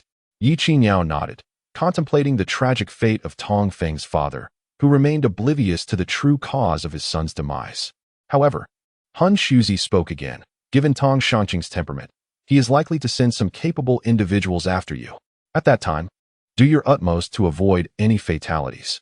He was quite familiar with Tong Shangqing. When Tong Feng was brought to them, Tong Shangqing had nearly been certain that his son would inevitably become the current chosen one. Now that his son was dead, any new chosen one would undoubtedly face provocation. Hun Shuzi was not concerned about Ye Qingyao suffering adverse consequences. He was confident that within the entirety of the Lingyun sect, none could rival her prowess. Even if Tong Shanqing were to personally intervene, he would likely gain little advantage. Perhaps only by unearthing the buried ancestors could they hope to subdue Ye Qingyao. I cannot assure you of that, Ye Qingyao responded. Hun Shuzi replied nonchalantly, no matter. If they overstep their bounds, then eliminate them. Those who defy authority must be prepared for death. Ye Qingyao nodded in agreement. Subsequently, she suddenly inquired, we have traveled for several days. Where exactly is the location of the Destiny War? Hun Shuzi gestured ahead, saying, not far from Lingyun sect, there lies a natural secret realm, perfectly suited for the battleground. In the next couple of days, I shall escort you there to familiarize yourself. Ye Qingyao nodded and further asked, which factions will be participating in the battle? I must know who my adversaries are. Hun Shuzi replied with a smile. In the Destiny War, 6 factions are competing: Tianfu Academy, the Chongguang Empire from the east, the Mingyan Empire from the southeast, the Eshan sect from the west, the Wanbao Pavilion, and the Tian Swan Sacred Land from Zhongzhou. It is indeed a true sacred ground. Hun Shuzi emphasized at the end, evidently concerned that Ye Qingyao might misconstrue it as being akin to the Yunxiao Sacred Land. Wanbao Pavilion as well? Ye Qingyao expressed mild astonishment. In her impression, it was merely an entity engaged in commerce, abstaining from worldly conflicts. Wanbao Pavilion refrains from ordinary disputes because they harbor greater ambitions, Hun Shuzi elucidated. Do not underestimate them. The most likely adversary capable of posing a threat to you is, more likely than not, Wanbao Pavilion. Ye Qingyao nodded in understanding. Upon reaching a vantage point, it seemed as if certain secrets of this world had unveiled themselves to her. Why are you willing to divulge this to me now? Ye Qingyao asked. This question had lingered in her mind during their journey, but Hun Shuzi had remained silent on the matter. With a gentle smile, Hun Shuzi replied, in this world, certain formidable existences surpass your imagination. My identity is unique. If I were to mention them in the outside world, they would swiftly become aware, and you would be in danger. Thus, only upon arriving here could I speak of it. With that, Hun Shuzi waved his hand, causing a thin, transparent barrier to ripple above them. The barrier was immense, enveloping a vast expanse of several 100,000 miles. Most crucially, Ye Qingyao sensed an extraordinary aura, one that did not belong to this realm, akin to that of the entity behind the Academy's rear mountain. Once we reach such a place, no one can pry into our affairs, Hun Shuzi remarked with a smile. However, just as he finished speaking, a delicate, fair hand unexpectedly appeared behind him, poised to deliver a playful flick to his head. Ahem. Ye Qingyao quickly cleared her throat. Hun Shuzi frowned slightly and turned abruptly, but found nothing amiss. He felt a peculiar unease, having experienced a sudden pang of anxiety. My lord, we have arrived. At that moment, Zhan Xian approached, announcing that their vessel had reached the skies above Lingyun sect. Chapter 123. No indulgence. The colossal ship descended gracefully upon the apex of Lingyun sect. The disciples of Lingyun sect gazed upward, aware that a distinguished individual had arrived. For it was not possible to ascend the main peak without reason. Master Hung Suzi, esteemed Director Zhinshuan, welcome to Lingyun sect, greeted Tong Shanqing with a smile, stepping forward. Behind him stood several elders of Lingyun sect and his few direct disciples, along with a number of young prodigies. Their expressions filled with curiosity as they observed the guest who commanded such respect from the sect leader. Ah, Hung Suzi remarked as he disembarked from the ship. I share your sorrow regarding the matter of your son. The path of cultivation is fraught with trials. May you find solace in your grief. Tong Shanqing responded respectfully. Thank you for your concern, esteemed one. My son lacked fortune and fate. It is not for anyone to blame. As he spoke, his gaze inadvertently drifted toward Ye Qingyao beside him. Is this the chosen one? Apart from her breathtaking beauty, there seems to be little of note. Could it be that her allure is merely a tool? He scoffed inwardly. Tong Zhaojiao, Hung Suzi called, awakening him from his thoughts. Allow me to introduce this individual. The chosen one of our academy, Ye Qingyao. Ye Qingyao nodded slightly in acknowledgement of Tong Shanqing. As she was unfamiliar with many aspects of her new surroundings, Hung Suzi suggested, perhaps you could have someone guide her to explore. He had already discerned Tong Shanqing's intentions, knowing that the loss of his son weighed heavily on him, and he sought to alleviate his frustrations. Very well, I shall oblige, Tong Shangqing said, a flicker of delight appearing on his face. Yuanhao, a young man clad in a robe adorned with golden edges, stepped forward. Please, accompany this esteemed Qingyao to experience the sights of Lingyun's sect. Yuanhao bowed before Yi Qingyao, extending his hand. Lady, please. Yi Qingyao nodded and followed Yuanhao as they departed. Soon, the group of young elites exchanged glances and began to follow suit. Hunk Suzy observed this with a faint smile, remaining silent. In the presence of Yi Qingyao, they were mere prey. If any of them were to triumph over or slay her, the academy would gain an even more formidable chosen one. Esteemed one, director, please, Tong Shangqing urged.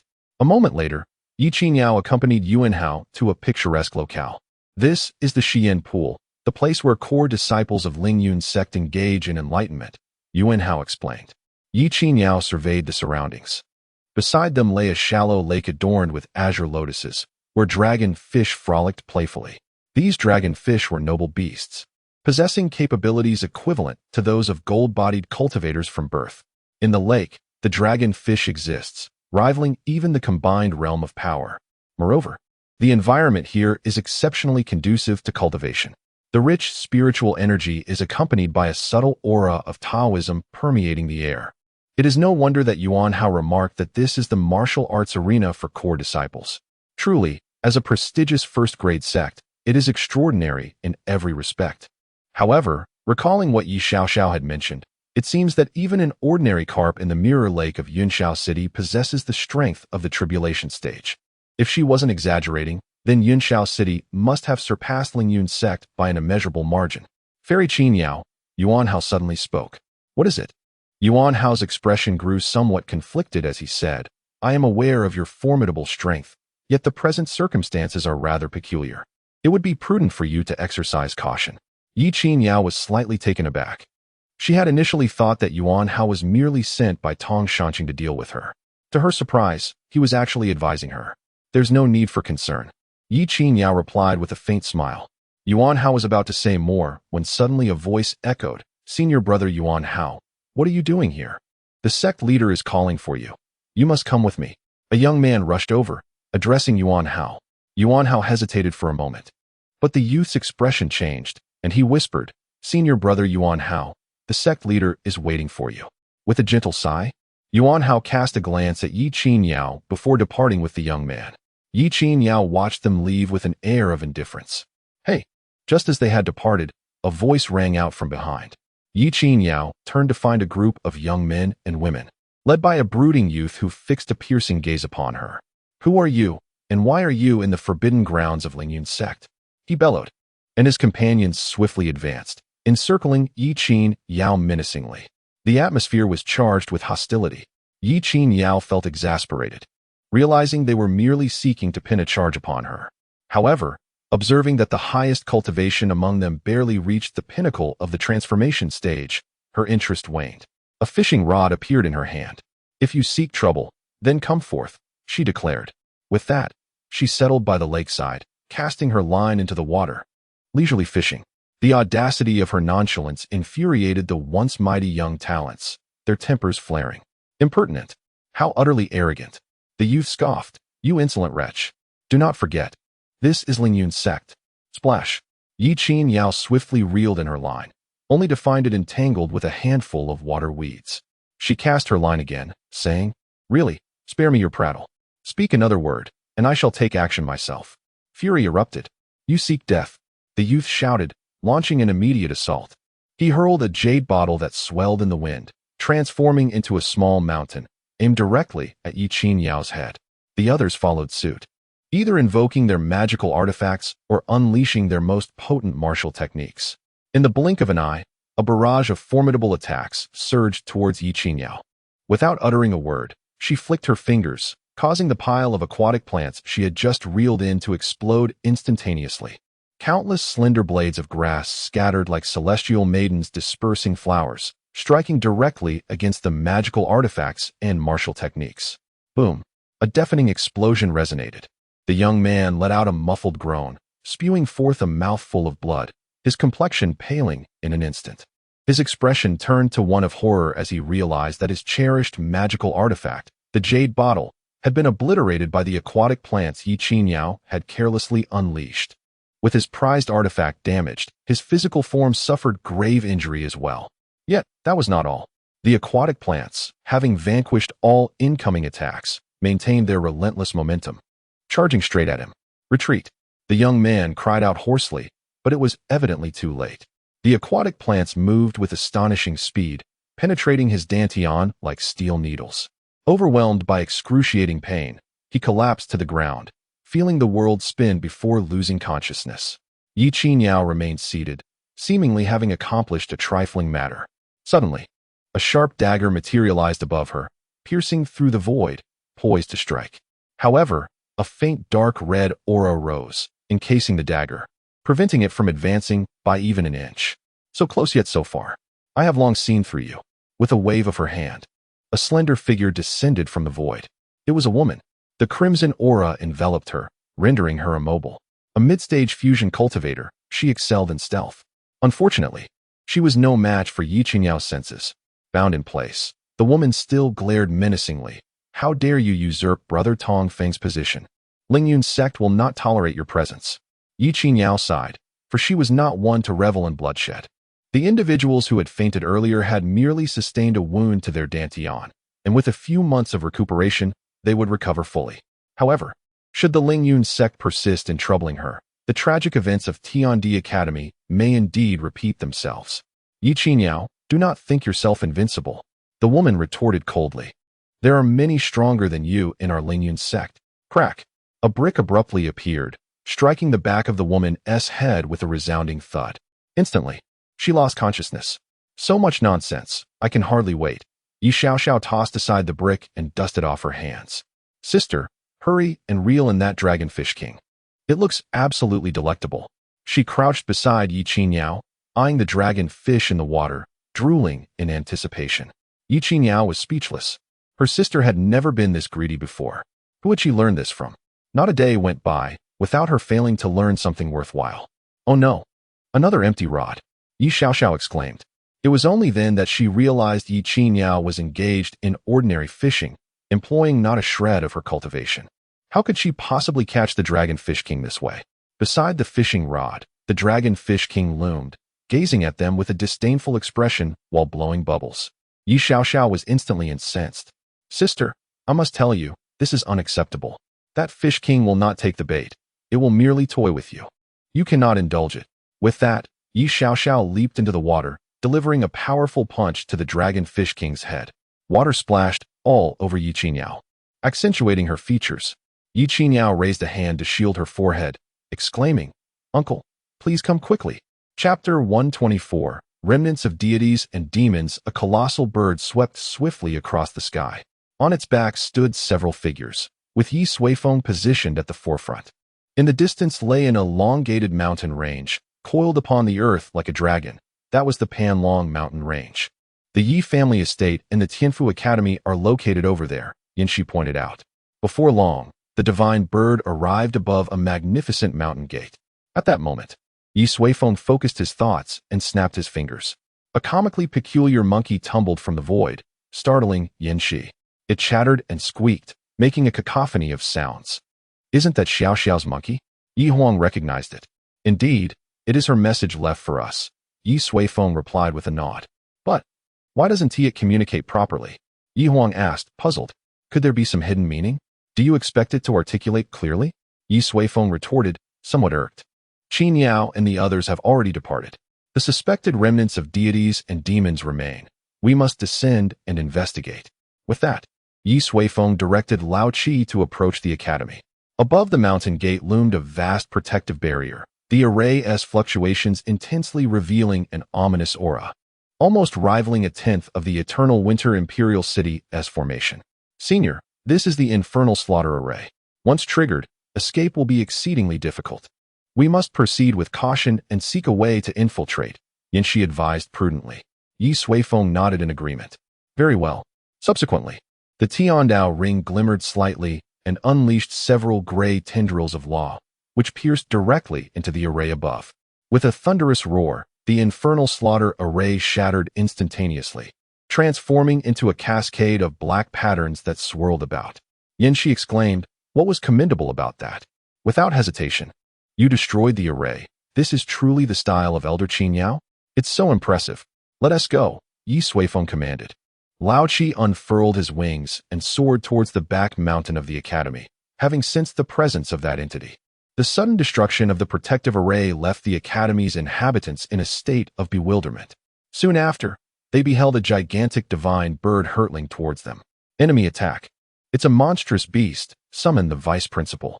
The entire academy erupted into chaos. In mere moments, several powerful auras surged skyward, converging upon the multicolored divine bird. These were the pinnacle forces of the academy, all at least in the transformation stage, with the foremost elder being a formidable figure in the harmonization stage, the vice principal of Tianfu Academy. Upon spotting the enormous divine bird, the vice principal's gaze turned fierce as he bellowed, "Monster, halt!" Yet before he could finish, Lao Qi flapped his wings, unleashing a terrifying force imbued with innate Taoist radiance, surging forth with a resplendent brilliance. In recent years, by Ye Suifeng's side, it has successfully transcended to become a pinnacle nine-tiered beast, coupled with its innate Taoist techniques. Even those who have undergone tribulations may not stand a chance against it.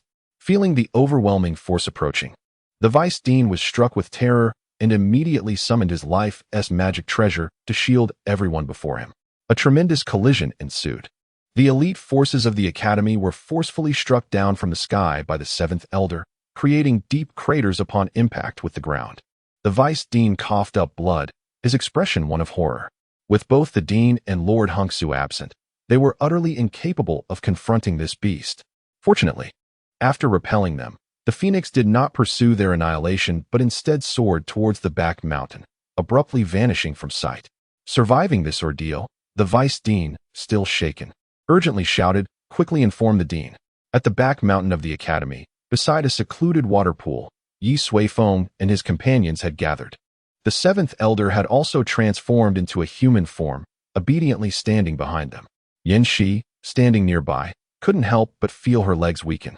She finally realized that this phoenix, which Ye Xiao had cast aside and threatened, and which everyone regarded as a mere mount, was in fact incredibly formidable.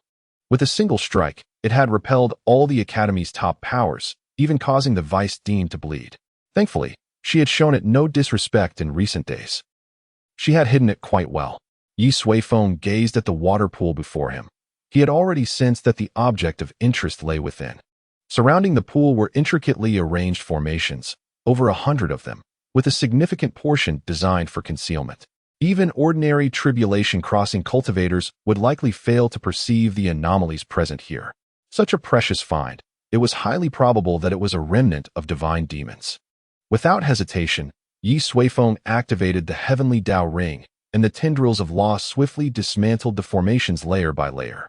As the final formation crumbled, an unusual aura surged forth. "Ah, this does not seem to be the aura of our world," Yi Long exclaimed in astonishment. "Indeed, the rules appear to be quite different," Yi Huang remarked, intrigued. "It must be a remnant of divine demons. I never expected to find one here." Yu Hong expressed his shock, noting that the northern regions were sparsely populated, with little influence exerted there regarding divine demon remnants. This was his first encounter. "Let us proceed," Ye Suifeng declared. Leaping into the depths of the pool, the frigid waters parted automatically from the center, revealing a profound passageway. Moments later, they arrived at the bottom of the pool. Before them lay a cave adorned with intricate inscriptions. Countless black streaks covered the walls of the cave. At the center stood a tall, circular stone platform, resembling an altar. Above the altar, several delicate strands hovered silently in the air. "What is this?" Yi Long inquired curiously as he stepped into the cave. However, as soon as he stepped inside, intricate black lines immediately appeared on his white armor. These lines, akin to living tendrils, spread incessantly, creating an exceedingly eerie spectacle. Yi Long gasped in astonishment and hurriedly retreated. The black tendrils ceased their expansion but remained affixed to his armor. "They are siphoning the spiritual energy from within me." Yi Long's expression shifted dramatically. He could distinctly perceive that his internal spiritual power was being forcibly extracted, with no means to resist. This was the first time he had encountered such a bizarre phenomenon.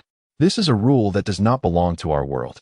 Ye Suifeng reached out and With a mere sweep of his hand, the black tendrils on Yilong's body vanished in an instant.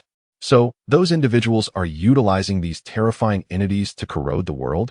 Yi Huang inquired, her voice filled with astonishment. Ye Suifeng nodded. The entity before them carried a set of laws that transcended the very fabric of this world. Therefore, in the absence of the heavenly Dao's spirit and the enlightenment tree, it could recklessly alter the world, drawing from its primordial essence to strengthen itself. If such entities are numerous, then, just as the Elder of Heavenly Secrets has stated, the world is indeed on the brink of death. Chapter 125, Fertilizer at the Bottom of the Deep Pool. After Yilong made an attempt, no one else dared to venture forth. Although they were indeed formidable, they felt utterly powerless when confronted with beings that transcended the rules of the world. However, Ye Suifeng was an exception. You all stay here and do not move. I shall go and procure an orange. Cough. I'll take a look inside. With that, Ye Suifeng ventured forth. Upon entering the cavern, countless black tendrils surged towards him. The heavenly Dao ring emitted a faint glow, forming a black shield that repelled all the tendrils. Faced with this obstruction, the black tendrils seemed to go mad, thrashing desperately to penetrate this barrier of law. Yet, their efforts were in vain. The heavenly Dao ring in Ye Suifeng's possession merged with all the laws of the world, serving as a manifestation of the heavenly Dao itself. He, in essence, was akin to the spirit of the heavenly Dao, infinitely stronger than the true spirit of the heavenly Dao. Thus, no matter how frenzied the black tendrils became, they could not approach Ye Suifeng in the slightest. Before long, he stood before the altar. Several black hairs, sharp as steel needles, intertwined and floated in the air. Previously tranquil, they seemed to sense an external threat, becoming increasingly restless. Let us see what this is. Ye Suifeng observed the hairs and retrieved a formation plate.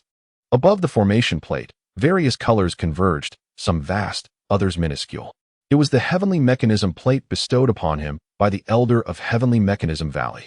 The plate displayed the remnants of divine demons and the extent of their corruption of the world's laws. Ye Suifeng meticulously searched, but could not locate the object resembling a wolf hair before him. His brow furrowed slightly. The heavenly mechanism plate was a treasure crafted through the painstaking efforts of several generations in Heavenly Mechanism Valley. It connected to the world and could identify anything not belonging to it. Could it be merely a fragment? Ye Suifeng continued his search until his gaze finally settled upon an item. It was a broken brush, its tip comprised of numerous strands akin to wolf hairs. Moreover, the territory represented by this brush was substantial enough to rank among the top 20 of all divine demon remnants. Such a minuscule remnant possessed such formidable corruptive power. Ye Suifeng mused in astonishment. Subsequently, he extended his hand and grasped the strands. The black hairs became increasingly frantic, writhing in his palm, striving to break through the barrier of the heavenly Dao ring and attack Ye Suifeng. Ye Suifeng smiled gently. If you wish to meet me so eagerly, I shall oblige. With that, he opened a minuscule gap without affecting the outside world. The strands, sensing the opening, surged in like mad, breaching the laws of the heavenly Dao to confront Ye Suifeng's body directly. In an instant, the fine hairs trembled wildly, sensing a pressure known as annihilation. In an instant, they began to burrow back, more frantic and desperate than before. Yet, it was too late. The breach had been sealed by the enlightenment tree. Ye Suifeng grasped one of the fine hairs and gently swept it aside. The hair shattered instantly, transforming into countless slender black lines that entwined around Ye Suifeng's fingers. These black lines were embodiments of pure law, alien to this realm. Indeed, such laws transcended this world. When the black lines made contact with his fingers, Ye Suifeng comprehended their essence fully, realizing how they could infect the world and siphon its primal energy. It was akin to a high-level plane exerting dominance over a lower one. Nodding in understanding, Ye Suifeng turned his attention to the enlightenment tree and its purification process. With that, he retrieved a sapling of the enlightenment tree from his spatial pouch. The sapling entered the main world, merging swiftly with the laws of this realm, like the one planted in the mirror lake. However, to prevent it from causing the cave to burst, Ye Suifeng restrained its size. Remaining the same, the enlightenment tree took the place of the fine hairs, quietly hovering above the altar. After assimilating all the laws, a verdant mist began to emanate gently from the sapling. As the mist encountered the surrounding black tendrils, It erupted in brilliance. A torrent of luminous vapor surged forth, enveloping the black tendrils completely. Ye Suifeng observed as the encircled black tendrils gradually coalesced and, over time, were entirely consumed by the mist, as if digested. Within a mere quarter of an hour, all the black tendrils within the cave were purified by the enlightenment tree, leaving only the original fine hair in Ye Suifeng's grasp.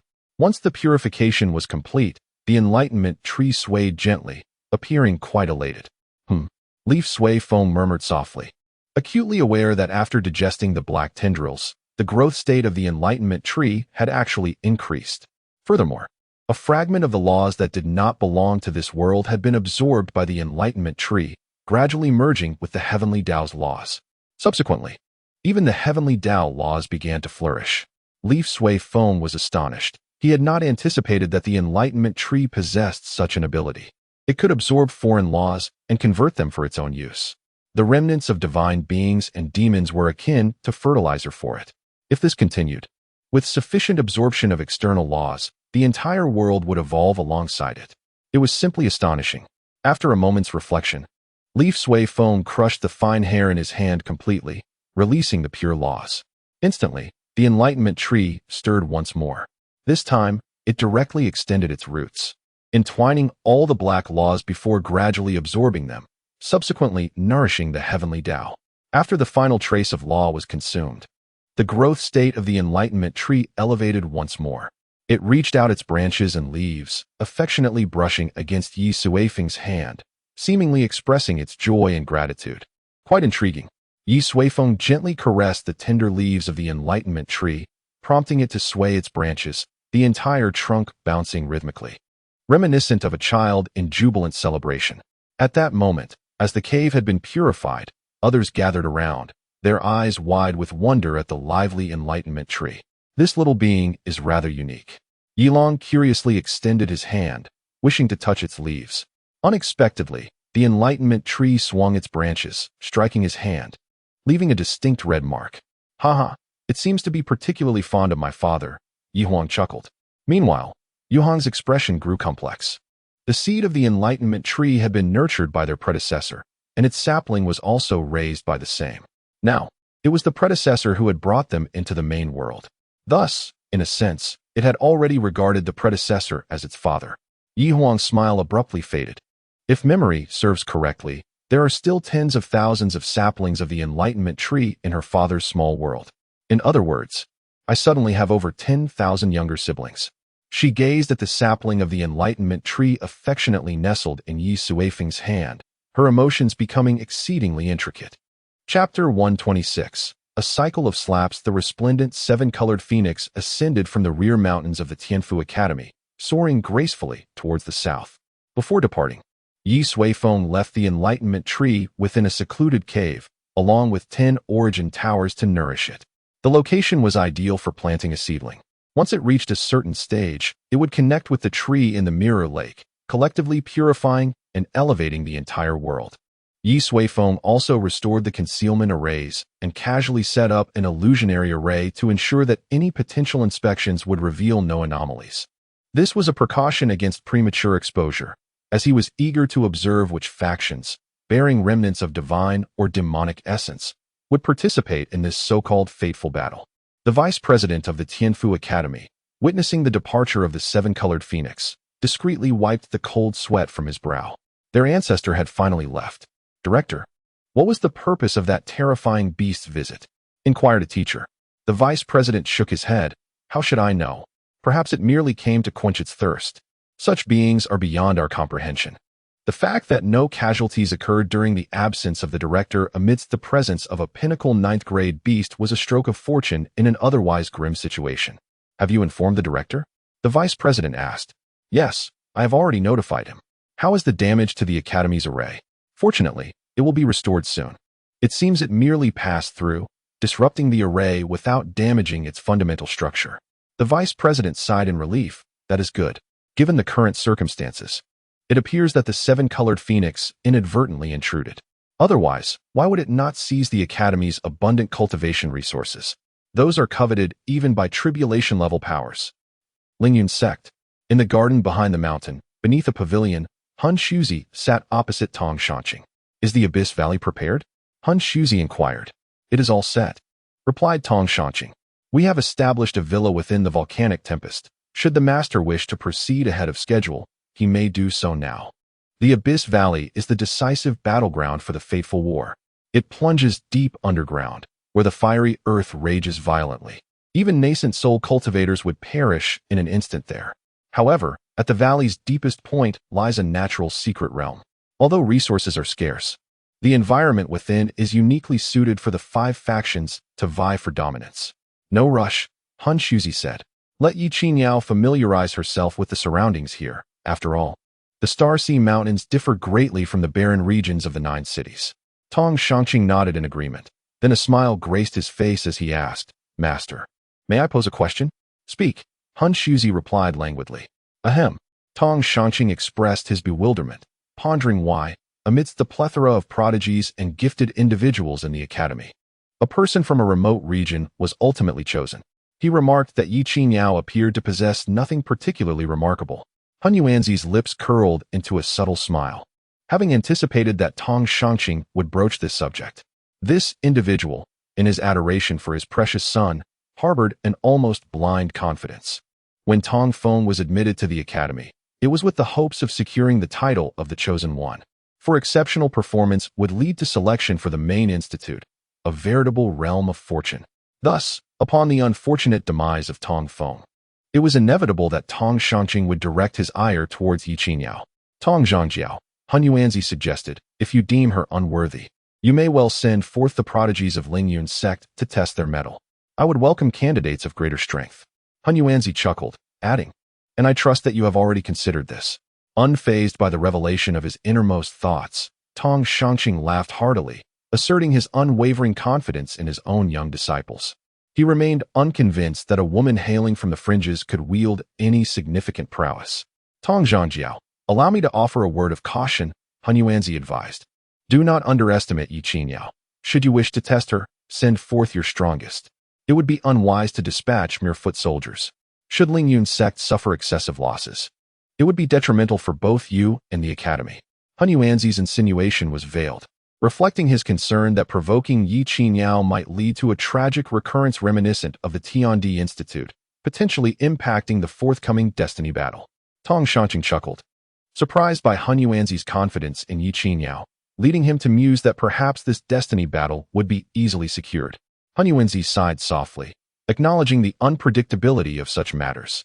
While Ye Suifeng was indeed formidable, one could not discount the potential emergence of extraordinary talents from places like Wanbao Pavilion, which held power surpassing their own. Suddenly, Han Yuanzi shifted his discourse, cheerfully declaring, "Regardless of whether Ye Suifeng triumphs or falters, we shall not relinquish our hold on the territory of Jiuqing." Tong Shanqing paused, momentarily perplexed. Han Yuanzi continued, "Do you believe that the academy, having established roots in the southern regions of Jiuqing for over a century, has left no legacy? We have already brought a portion of it with us. Should Ye Suifeng prevail, it will be awakened. Should she fail, we shall still partake in the bounty." Tong Shanqing's understanding dawned. Truly, the academy was remarkable.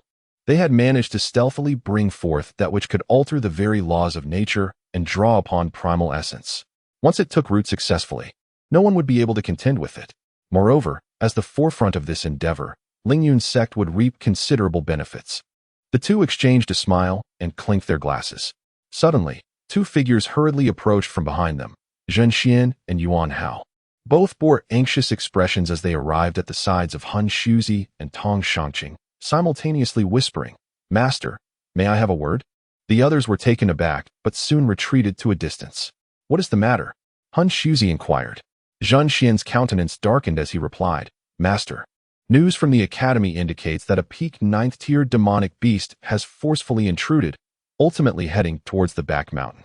Han Shuzi's expression shifted dramatically. The back mountain was the very place where that critical item was stored. There must be no mistakes. What did it do? Han Shuzi's face grew grim. Zhen Xian responded, "It appears it merely passed through by chance, as per the vice principal's account. No casualties were reported, nor were resources taken. It lingered for a moment before departing." Han Shuzi fell silent, pondering the sheer improbability of such an occurrence. After a brief pause, He declared, "We must return to investigate. There can be no room for error. You go ahead, I will follow shortly." Zhen Xian nodded and turned to leave.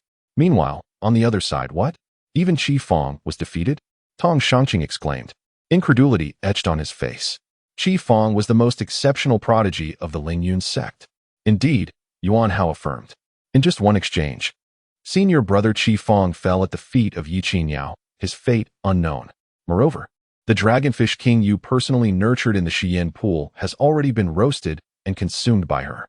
Tong Shangqing's eyes widened in disbelief at Yuan Hao's words. Just moments ago, he believed that the Lingyun sect's prodigy could easily subdue Yi Qingyao. Little did he expect such a swift defeat. How dare she eat my fish? Go stabilize her. I shall arrive at once. After dismissing Yuan Hao, Tong Shangqing returned. Just then, Han Shuzi also reappeared. The two exchanged glances, and the camaraderie they had shared moments ago suddenly felt overshadowed by an unsettling aura. Chapter 127. The True Unveiling of the Ancestor in the Lingyun Sect. By the Shiyan pool, a group of young individuals lay sprawled across the ground, their fates uncertain. Any disciple of the Lingyun sect present would tremble in fear. For among the fallen were the illustrious prodigies of the sect, none other than the pride of their lineage. Among them were even a few direct disciples of the sect master. Beside the Shiyan pool, two figures sat by a fire pit, where half of a dragon fish, with its round eyes wide open, emitted an exceedingly tantalizing aroma. "This is truly unappetizing," Ye Suifeng remarked, taking a hearty bite of the fish's flesh. "Then why are you consuming it so hastily?" Yi Qingyao retorted, holding a piece of fish herself. To her, such exquisite ingredients, when simply prepared, were already a delicacy of the world. "I'm simply starving," Ye Suifeng exclaimed, discarding the fish bones. "If Gu Yulan had prepared this fish, it would surely leave you astounded." Yi Qingyao could not disagree. She was already aware that this Gu Yulan was a woman whom their uncle had brought along to cook for him, implying her culinary skills must be commendable. After a moment, Ye Suifeng stood up and stretched lazily. Observing the sprawled figures around her, she chuckled. "Why is no one coming? I haven't had my fill of fighting yet."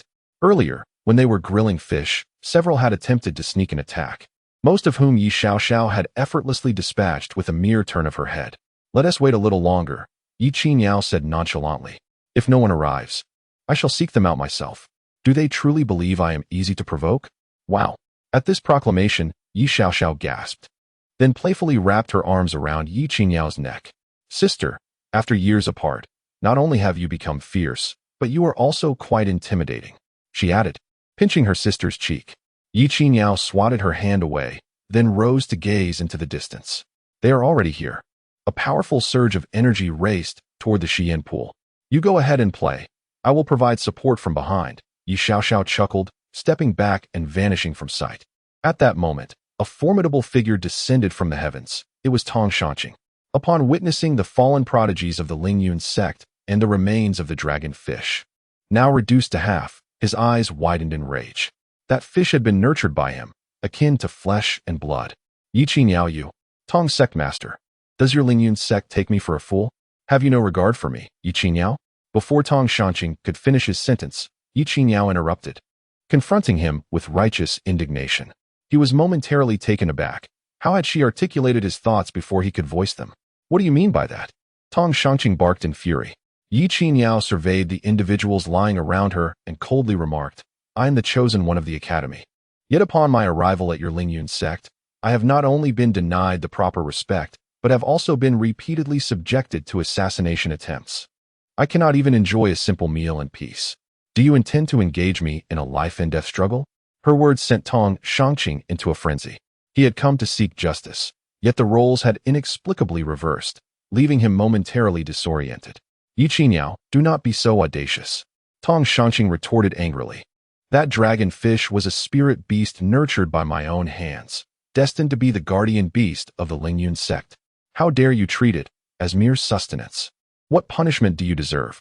Ultimately, Tong Shangqing managed to regain his composure. However, Yi Qingyao merely smiled nonchalantly. "Such matters were never brought to my attention. What crime have I committed? If you cannot accept this, then let us battle and see the true strength of a first-rate sex leader." Her tone dripped with provocation. Indeed, she sought to deliberately infuriate Tong Shangqing. She had grown weary of encountering perplexing individuals daily and preferred to eradicate the issue at its root. Tong Shangqing was indeed enraged, his fury palpable. Ye Qiniao, you are far too arrogant.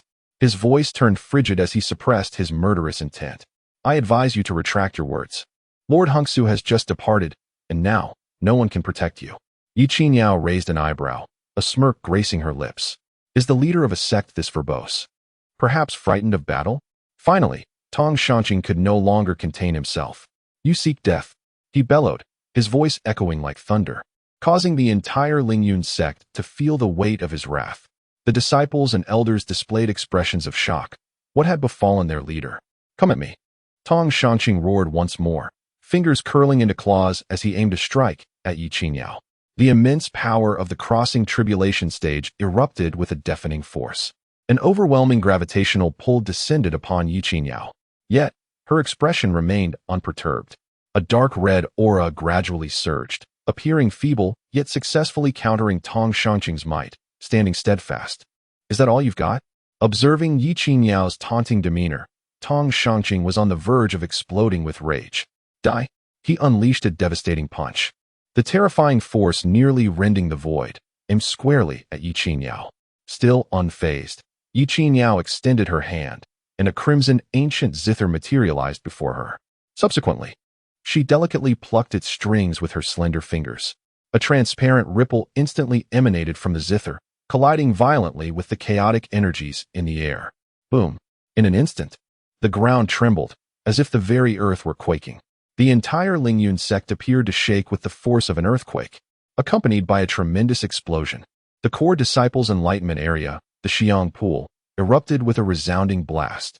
The disciples and elders within the sect were left aghast. They beheld their long-cherished place of enlightenment obliterated before their eyes. Stones, lake water, soil, flowers, and a multitude of dragon fish soared into the heavens, subsequently cascading down like a torrential rain. One individual sat despondently on the ground, bewildered by the unfolding events.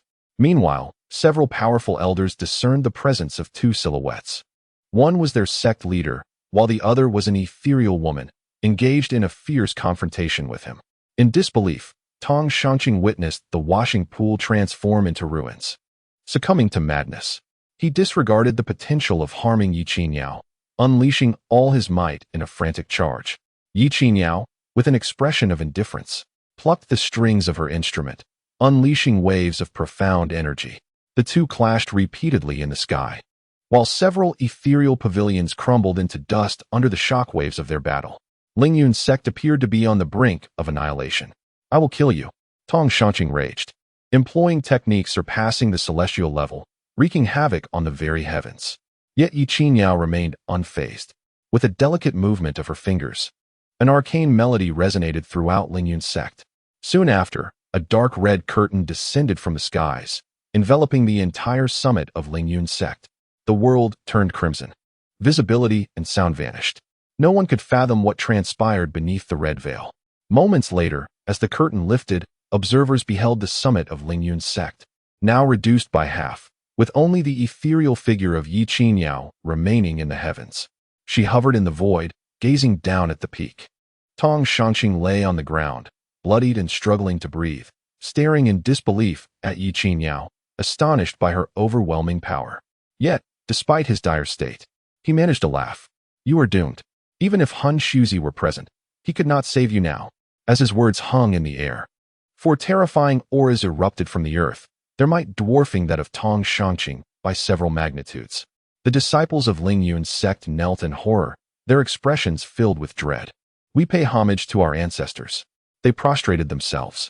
In an instant, four figures surrounded Ye Qiniao, an insatiable murderous intent locking onto her. Dare to cause chaos within Lingyun's sect, and you shall face annihilation. The four ancestors bellowed in unison, their fearsome energies surging toward Ye Qiniao. She let out a muffled groan as the music abruptly ceased. The four ancestors, nearing the pinnacle of tribulation, posed a formidable challenge when united against her. With a soft sigh, Ye Qiniao realized she would need to summon her ultimate power. Just as she prepared to call forth the red dust mirror, a colossal flower erupted from deep within the earth, enveloping the entirety of Lingyun's sect. Its white petals, purple stamen, and black core exuded an extraordinarily eerie aura. It was none other than a celestial flower. Chapter 128. Sisters united amidst the ruins. From the rubble, a figure emerged. Yuan Hao, covered in dust and disheveled. He coughed violently, blood splattering onto the ground. Kneeling amidst the debris, his eyes reflected profound terror. Not long ago, he had accompanied his master to the Xianqi, where they encountered Ye Suifeng, who was grilling meat. He had prepared some words of defense, hoping to plead for her mercy. Yet, who could have anticipated that this seemingly younger woman would exhibit such formidable strength? Her power was truly terrifying. The battle erupted instantly, and with a single blow, the Dao enlightenment grounds of Lingyun's sect were shattered. Yuan Hao suffered the brunt of an unforeseen disaster, being blasted away alongside the Xianqi, buried beneath the ruins. Why was she so powerful? Blood spilled from his lips once more, the residual shockwave obliterating his life as treasure and leaving his body grievously injured. Where were they? Struggling to rise, Yuan Hao surveyed his surroundings in confusion. The sight was one of desolation. Much of the loft had collapsed, transforming what once resembled a fairyland into a battlefield of devastation. As he turned in a daze, a chill ascended his spine. The mountain ahead had crumbled halfway, and beneath his feet lay an abyss of unfathomable depth. In the sky, a crimson figure loomed like a demon, standing silently. Surrounding her were 4 individuals exuding a terrifying aura. Yuan Hao recognized them as the ancestors of their sect, the last vestiges of Lingyun's sect's might. Xiao Hao. Suddenly, a familiar voice called from behind. Yuan Hao turned, his expression one of bewilderment. Father? A colossal celestial being blossomed beneath Lingyun's sect, enveloping the entire mountain gate.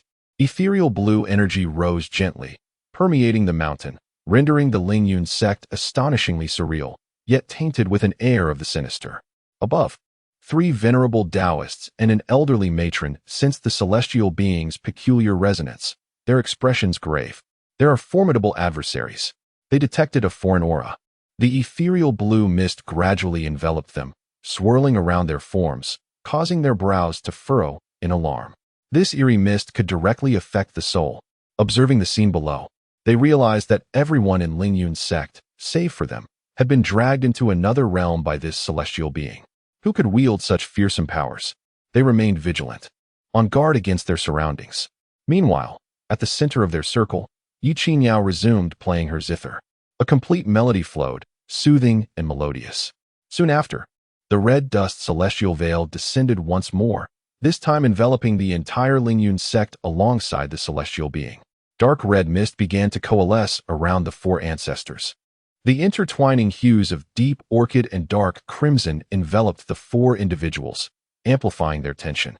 Perhaps we should engage in conversation first, suggested Ye Suifeng. You dare to destroy my mountain gate and harm my disciples, yet you wish to negotiate? Such delusions. Prepare to pay with your lives. The ancient ancestors roared, their immense power breaking free from their restraints. They unleashed a torrent of formidable spells, striving to subdue Ye Suifeng in one fell swoop. The might of their peak tribulation stage was not to be underestimated. Even Ye Suifeng dared not confront them head-on. Just as their assaults were about to descend upon her, a small hand emerged from the void, grasping the collar at the back of Ye Suifeng's neck and yanking her back with great force. Her entire being was drawn into the abyss. Boom! A tremendous explosion reverberated as the 4 peak tribulation beings unleashed their might. Their attacks were indeed formidable. Even the eerie atmosphere surrounding them was blasted away, leaving a gaping void. Yet, inexplicably, Ye Suifeng remained unharmed. She escaped? One elder mused, his brow furrowed. He had clearly witnessed someone pulling the woman into a strange dimension. Damn it! If I find her, I shall rend her to pieces. The elder seethed, his teeth clenched in fury. But suddenly, a chill crept up his spine. Before he could react, the other 3 ancestors saw a brick materialize abruptly behind his head and came crashing down. Bang! The brick struck the elder's head with a resounding thud, shattering into fragments. Quite resilient, a voice lamented with a hint of regret. The elder's head buzzed. Despite being a peak tribulation existence, his body had reached an extraordinary state. Yet that blow still left him dizzy. He touched the back of his head and found it bleeding. What on earth was that brick? But before he could ponder further, another identical brick appeared behind him. This time, He promptly turned around. His smooth forehead received a hefty blow, causing blood to stream down. Hee. A chilling laughter echoed through the void. Sadly, no matter how they searched, they could not pinpoint the exact location of the shadowy hand. Be cautious. Here it comes again. Another shouted. Instantly, the elder locked onto the shadow's position, bellowing as he launched a powerful punch. The force was so great that the very void trembled. Alas, the assailant had already retreated, leaving only echoes of laughter in the air. Meanwhile, Ye Suifeng had appeared behind another gaunt Taoist. The sound of her zither rippled through the air, striking him squarely on the back. The Taoist grunted, his blood surging in response. This strike had already reached the tribulation phase. Yet, when he attempted to lock onto Ye Suifeng's location, she vanished once more. Damn it! Damn it! The ancient ancestors felt utterly frustrated. Clearly, the opposing party possessed a vastly superior realm, and their tangible strength was insurmountable. Yet, they refrained from engaging in direct confrontation, opting instead for enigmatic tactics, manifesting and vanishing at will, occasionally delivering a heavy blow. Particularly vexatious was that insidious hand.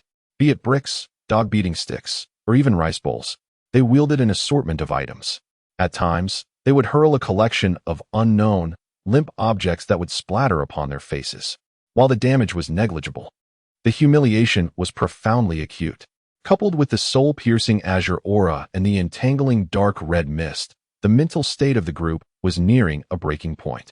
After being doused once more by an inexplicable liquid, one elder could no longer contain himself and bellowed, "Who are you? Do not overstep your bounds. Our Lingyun sect is under the protection of the Tianfu Academy." He attempted to intimidate the adversaries by invoking the name of the academy. However, this only elicited a chilling laughter in response, accompanied by further assaults. As time progressed, the strength of the four elders began to wane. If this continued, defeat was an inevitable fate. More critically, the disciples of the Lingyun sect, under the combined influence of the red dust canopy and the celestial maiden, found themselves ensnared deeper and deeper, unable to extricate themselves. Esteemed one of the elders spoke again. Let us cease this hostility. Perhaps we can engage in a meaningful dialogue. No grievance is insurmountable, he conceded, knowing that Lingyun's sect must not falter under his watch. At last, the onslaught ceased. Moments later, Ye Suifeng's figure reemerged, her expression serene but her tone laced with subtle mockery. Are you now prepared to converse amicably? Chapter 129. The direction of the Qin melody at Tianfu Academy. Two figures swiftly descended from the sky, heading directly towards the back mountain. It was Han Shuzi and Zhen Xian. Han Shuzi wore a grave expression.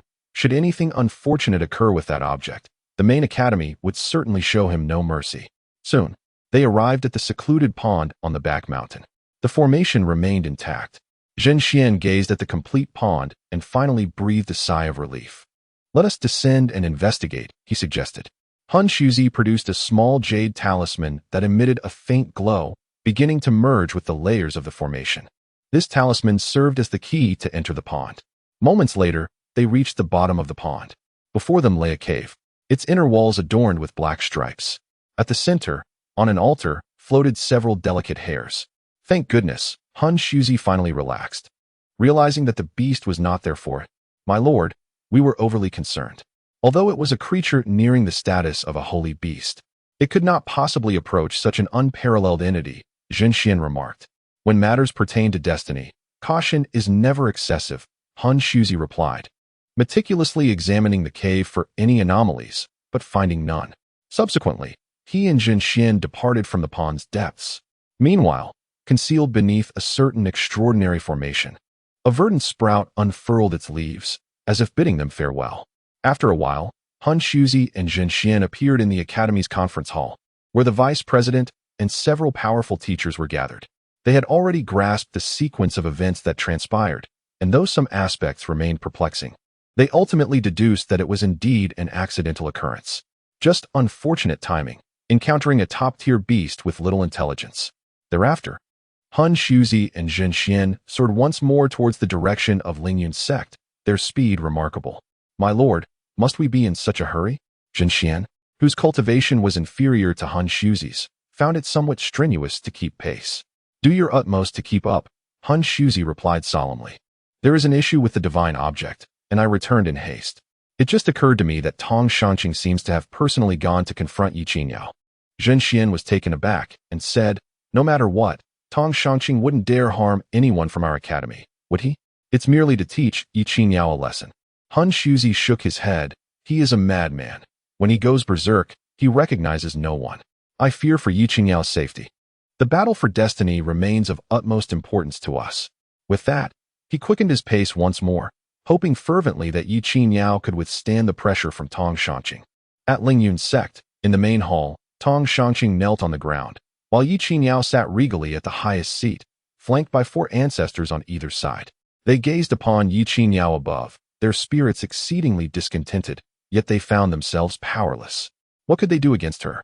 Moreover, through their discussions, it became evident that she was a significant figure within the academy. This conflict had indeed been instigated by their own Lingyun sect, in both public and private spheres. They could not justly lay blame upon her. Tong Shanqing, do you acknowledge your transgressions? One of the most formidable elders thundered. His heart brimmed with fury.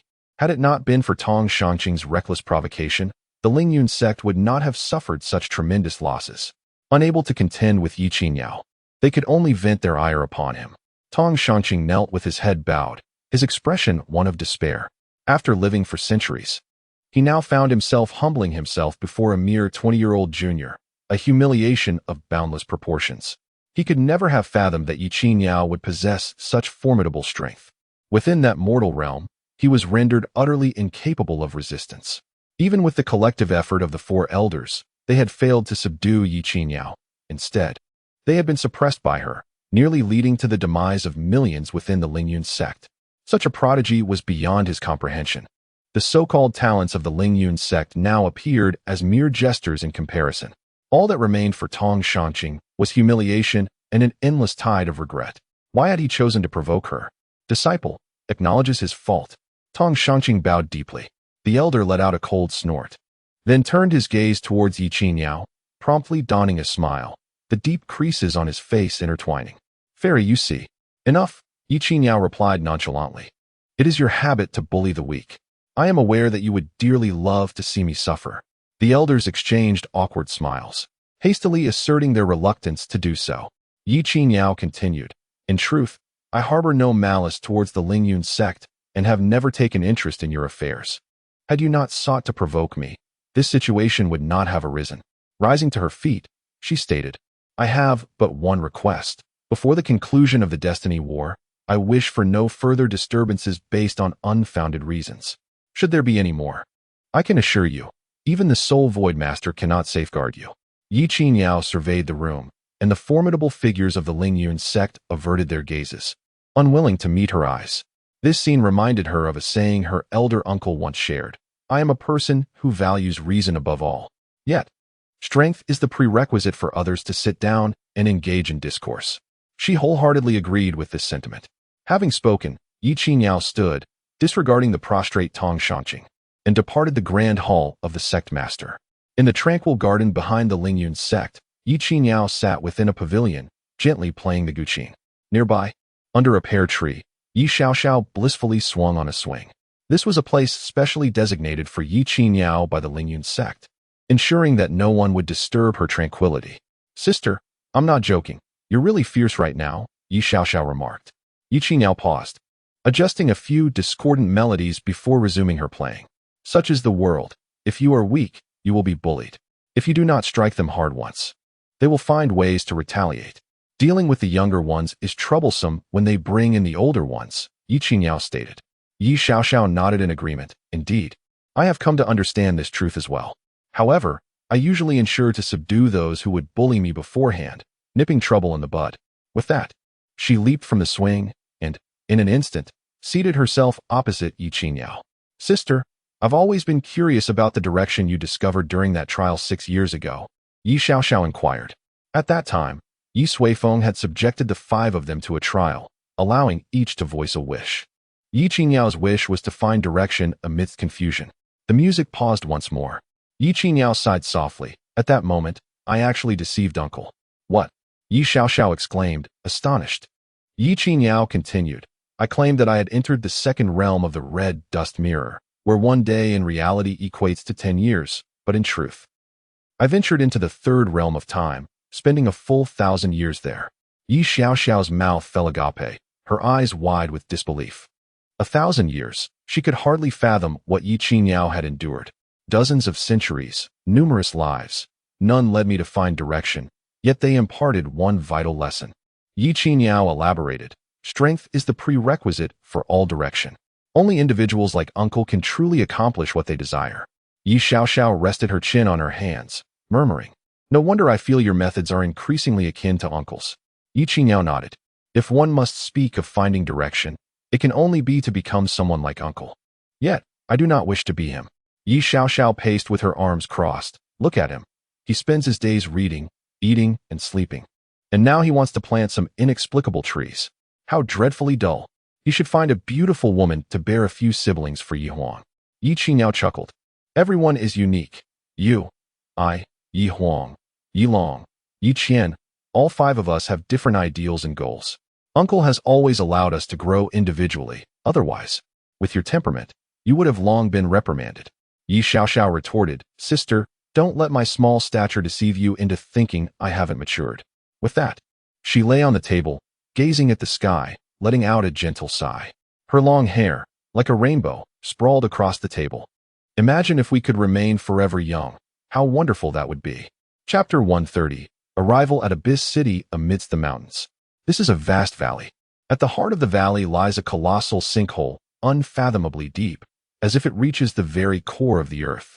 From within the abyss, thick plumes of crimson smoke occasionally erupt, saturating the air with a searing scent of sulfur. Surrounding the sinkhole, numerous edifices encircle it, having evidently coalesced into a city of considerable scale.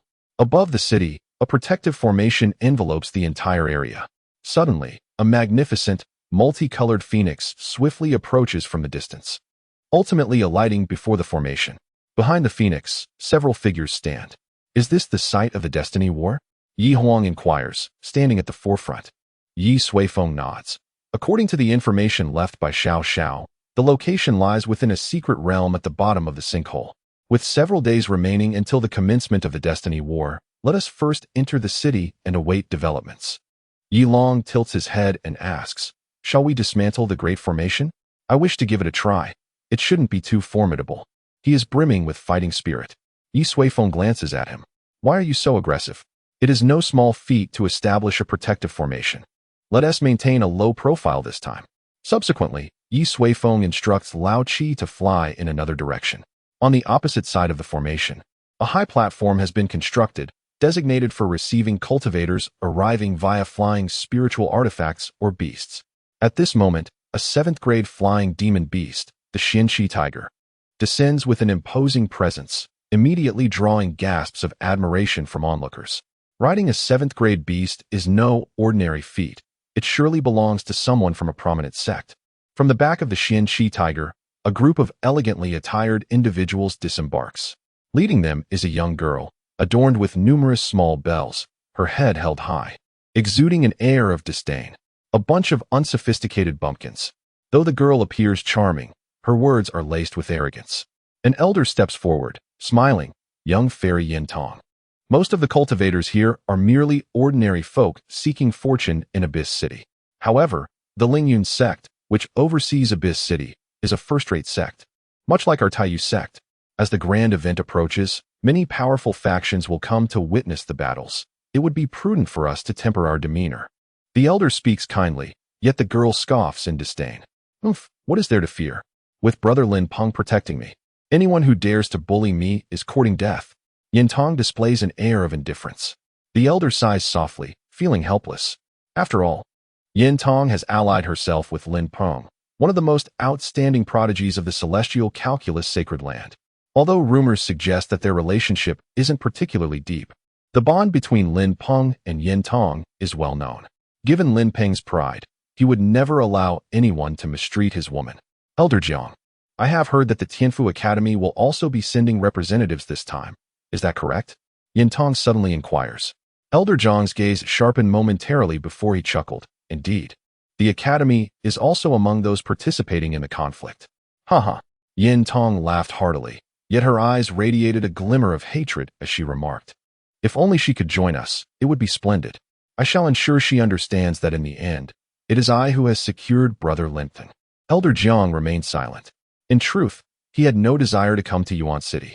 It was merely Yin Tong's temper tantrum that compelled her to seek an audience with the Saint's son Linping. The Taiyu sect, in exasperation, had no choice but to delegate him to accompany her, lest she cause an uproar. It now appeared that Yin Tong's ambitions extended beyond Linpeng, reaching back to that unfortunate girl who had been cast away years ago. How he wished to see her again. Yin Tong caressed the neck of the Xianqi tiger and coldly stated, "Let her witness how the privileges that were rightfully hers have fallen upon me. While she remains in the academy, lamenting her fate, how thrilling it would be to witness such a spectacle." Elder Jiang regarded her with a gentle shake of his head. This woman harbored far too much cunning. The events of the past had already driven that girl away. Did she truly wish to look down upon her now? He fervently hoped that girl would not appear here. Suddenly, an overwhelming aura, potent enough to instill dread, surged from the heavens. Elder Jiang looked up to see a colossal, multicolored phoenix descending, aimed directly at the elevated platform. In an instant, his expression changed dramatically. It was a terrifying, ninth-grade beast. "Quick, take cover," Elder Jiang bellowed. Seizing Yin Tong's garment and retreating rapidly, the phoenix landed with a thunderous roar upon the platform, unfurling its massive wings and letting out a piercing cry that echoed to the heavens. The terrifying pressure rendered the other beasts on the platform, including the previously imposing Xianqi tiger, trembling in fear, collapsed in place, paralyzed with terror. The aura of the ninth-grade pinnacle caused the entire platform to tremble. The guards quaked in their boots. They had never confronted such a fearsome creature. "Enough!" A voice emanated from above the phoenix. The voice was not loud, yet it exuded immense authority. The guards, in terror, witnessed the terrifying beast shrink back in fear. Following this, the phoenix swiftly diminished in size, transforming into a somewhat disheveled Taoist figure. A dozen individuals materialized before the crowd, observing the astonished and trembling expressions of those around him. Ye Long could not help but exclaim, "Uncle, I have truly witnessed your understated demeanor." Ye Suifeng's gaze lowered slightly. "Little dragon cub, I did not summon you here to critique me." Ye Long beamed with a broad smile. "I am merely aspiring to learn from your grace, dear uncle." Behind him, Xiaomie and Si Chunlan wore expressions of shock. They had never encountered this side of the Dragon Lord. His image had completely shattered. Ye Suifeng snorted softly before stepping forward. The guards trembled uncontrollably, nearly losing their footing. If that beast was frightening, just imagine the power of the one who rode it. "Senior, we are from the Lingyun sect," he stammered. "Please do not panic. We merely wish to enter the city." "This is the entrance, is it not?" Ye Suifeng inquired. The guard responded with a swift acknowledgement. "Yes, senior. You may enter Yuanxing from here, but the toll for each person is 1,000 spirit stones." Before long, Yi Huang counted the spirit stones carefully and handed them over. Given their wealth, they would not resort to taking the outlawed path. However, as they prepared to enter, they noticed that Yin Shi had not followed. Instead, she stood at the rear, gazing blankly at the edge of the platform. Nearby, an elderly man and a young girl appeared, equally transfixed. "Grandfather Jiang?" After a moment, Yin Shi spoke up. In the distance, Elder Jiang wore a look of shock and disbelief. He had never anticipated encountering that girl from so many years ago in this very place. "Xiao Shi, it has been a long time," he said, his voice slightly hoarse. At that moment, Ye Suifeng approached. "An acquaintance? To meet someone familiar here is indeed a rare fate." Yet, Yin Shi shook her head, her expression complex. "No, Master Yi, I have no connection with them any longer." With that, Yin Shi turned and rejoined the group. Ye Suifeng glanced at them, but said nothing further as he led the others into the depths of Yuanxing. Alas, Elder Jiang sighed heavily as he watched Yin Shi depart. Beside him, Yin Tong was in a state of confusion. How is this possible? How could she be surrounded by such formidable individuals? How could she possibly ride such a terrifying beast? Was she not meant to be alone in the academy?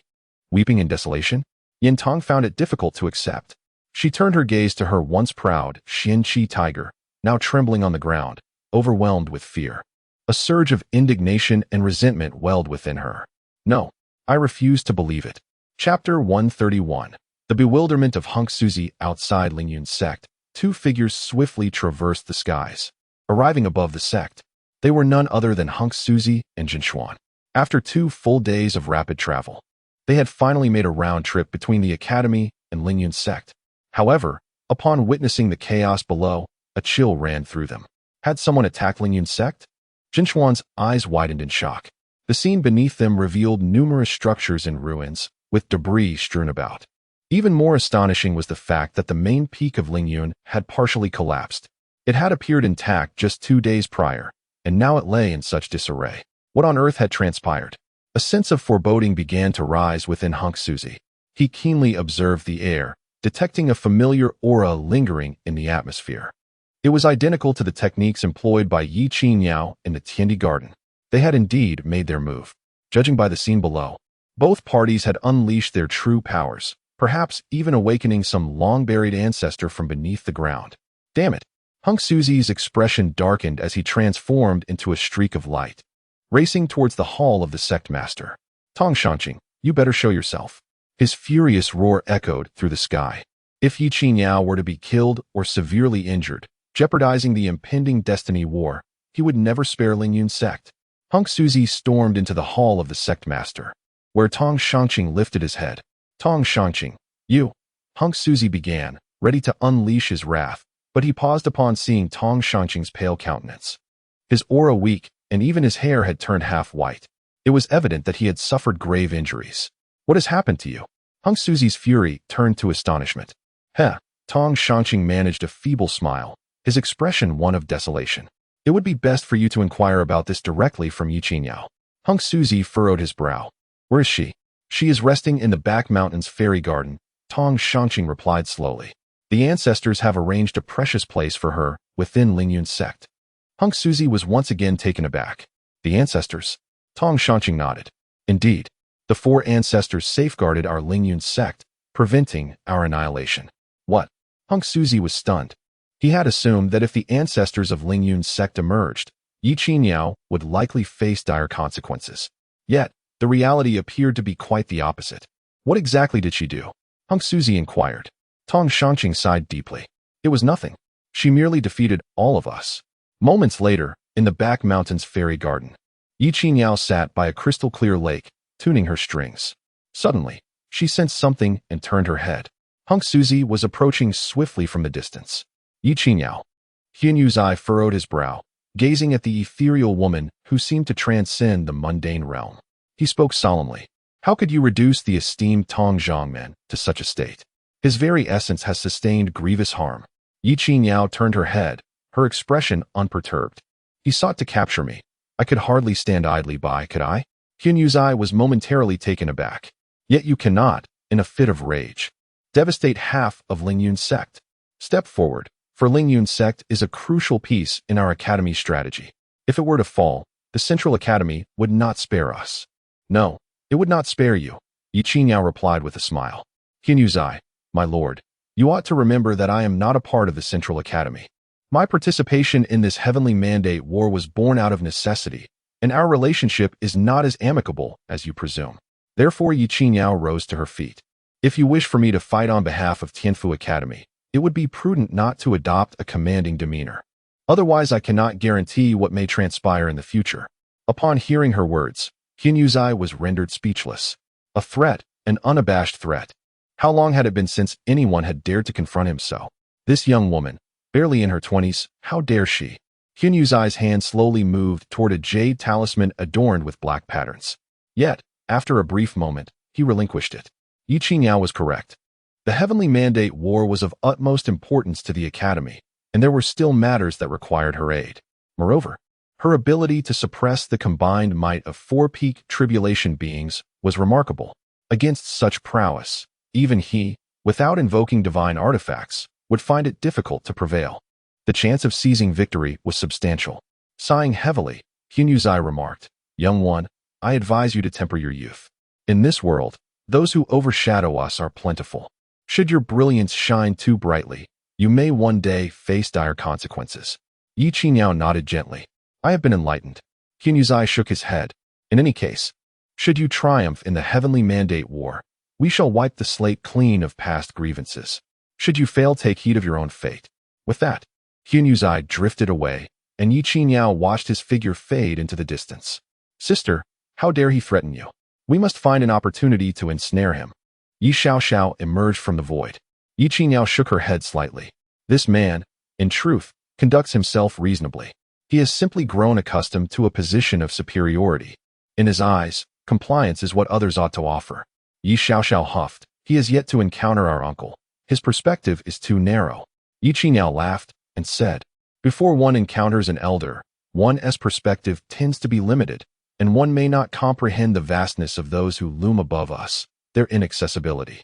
She paused and added, by the way, the elders should have arrived by now. Ye Suifeng's eyes brightened. Oh, indeed. Let me seek them out, lest they, unfamiliar with the surroundings, inadvertently provoke someone they ought not to. Ye Qiniao, somewhat speechless, replied, if you wish to go, then go. What a flimsy excuse. Hurry along. I have a piece to refine and require solitude. All right, best of luck. With that, Ye Suifeng eagerly rolled away, vanishing into thin air. In the city of Yuan, there exists a Wanbao pavilion. Before the grand and opulent building, Ye Long stood agape. Over the years, he had traversed numerous locales, and wherever he went, he encountered this organization dedicated to the trading of treasures, a truly astonishing phenomenon. Let us venture inside, suggested Ye Suifeng. Father, you aren't planning to empty their coffers again, are you? Teased Ye Huang. Why must you mock me? You make me sound like a nouveau riche, retorted Ye Suifeng, pouting slightly before leading the group inside. Meanwhile, on the top floor of Wanbao Pavilion, several formidable beings were seated. Among them, one individual bore a striking resemblance to Shun Tianming, the steward from Suching, whom Gu Wanxin would surely recognize when Ye Suifeng first beheld him at the age of 27. Possessing the cultivation of the transformation realm, he had been quite astonished, aspiring for the Ye family's younger generation to reach such heights. This was a true prodigy, yet at this moment, his expression was far from pleasant. Allow me to advise you once more, it would be prudent for us to steer clear of the Nine-City Alliance. Chapter 132, the long-awaited currency power in the bustling Wanbao Pavilion of Yuancheng. Ye Suifeng and his companions entered without attracting much attention, for the eccentricity of the patrons here surpassed their own. Among them were scholars, towering figures over 3 meters tall, and individuals riding on turtles, scurrying about. There were even those accompanied by a chicken that playfully balanced on a small ball. The atmosphere here was markedly different from what they were accustomed to. As Ye Long observed, the sect's management here is rather lax, devoid of many worldly conventions, Yi Qian elucidated. Naturally, this leads to more frequent disputes. Almost as if to illustrate his point, 2 cultivators nearby erupted into a heated argument, pushing each other until they were on the verge of drawing their weapons. However, the guards of Wanbao Pavilion swiftly intervened, each seizing a combatant and tossing them outside. Unperturbed by the commotion, Ye Suifeng approached the counter, where a comprehensive inventory of goods on the first floor was displayed. After a cursory glance, he noted that the offerings were largely of the yellow grade, rendering them of little significance to the Ye family at this juncture. Yet, today was not about clearing out inventory. Soon, an intriguing item caught Ye Suifeng's attention.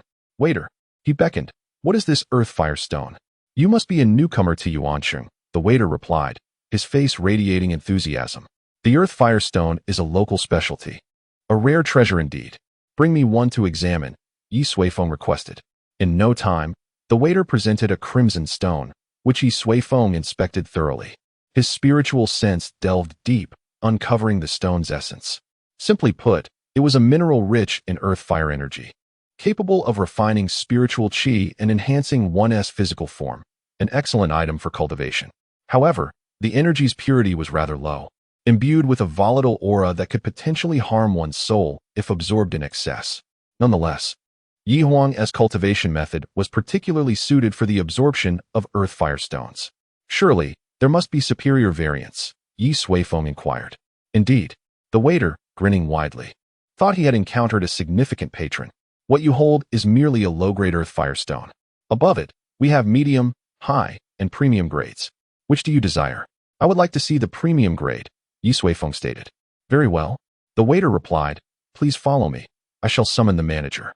The premium earth fire stones are exceedingly precious, and I cannot make that decision alone. I hope you understand. Not a problem, Ye Suifeng assured him.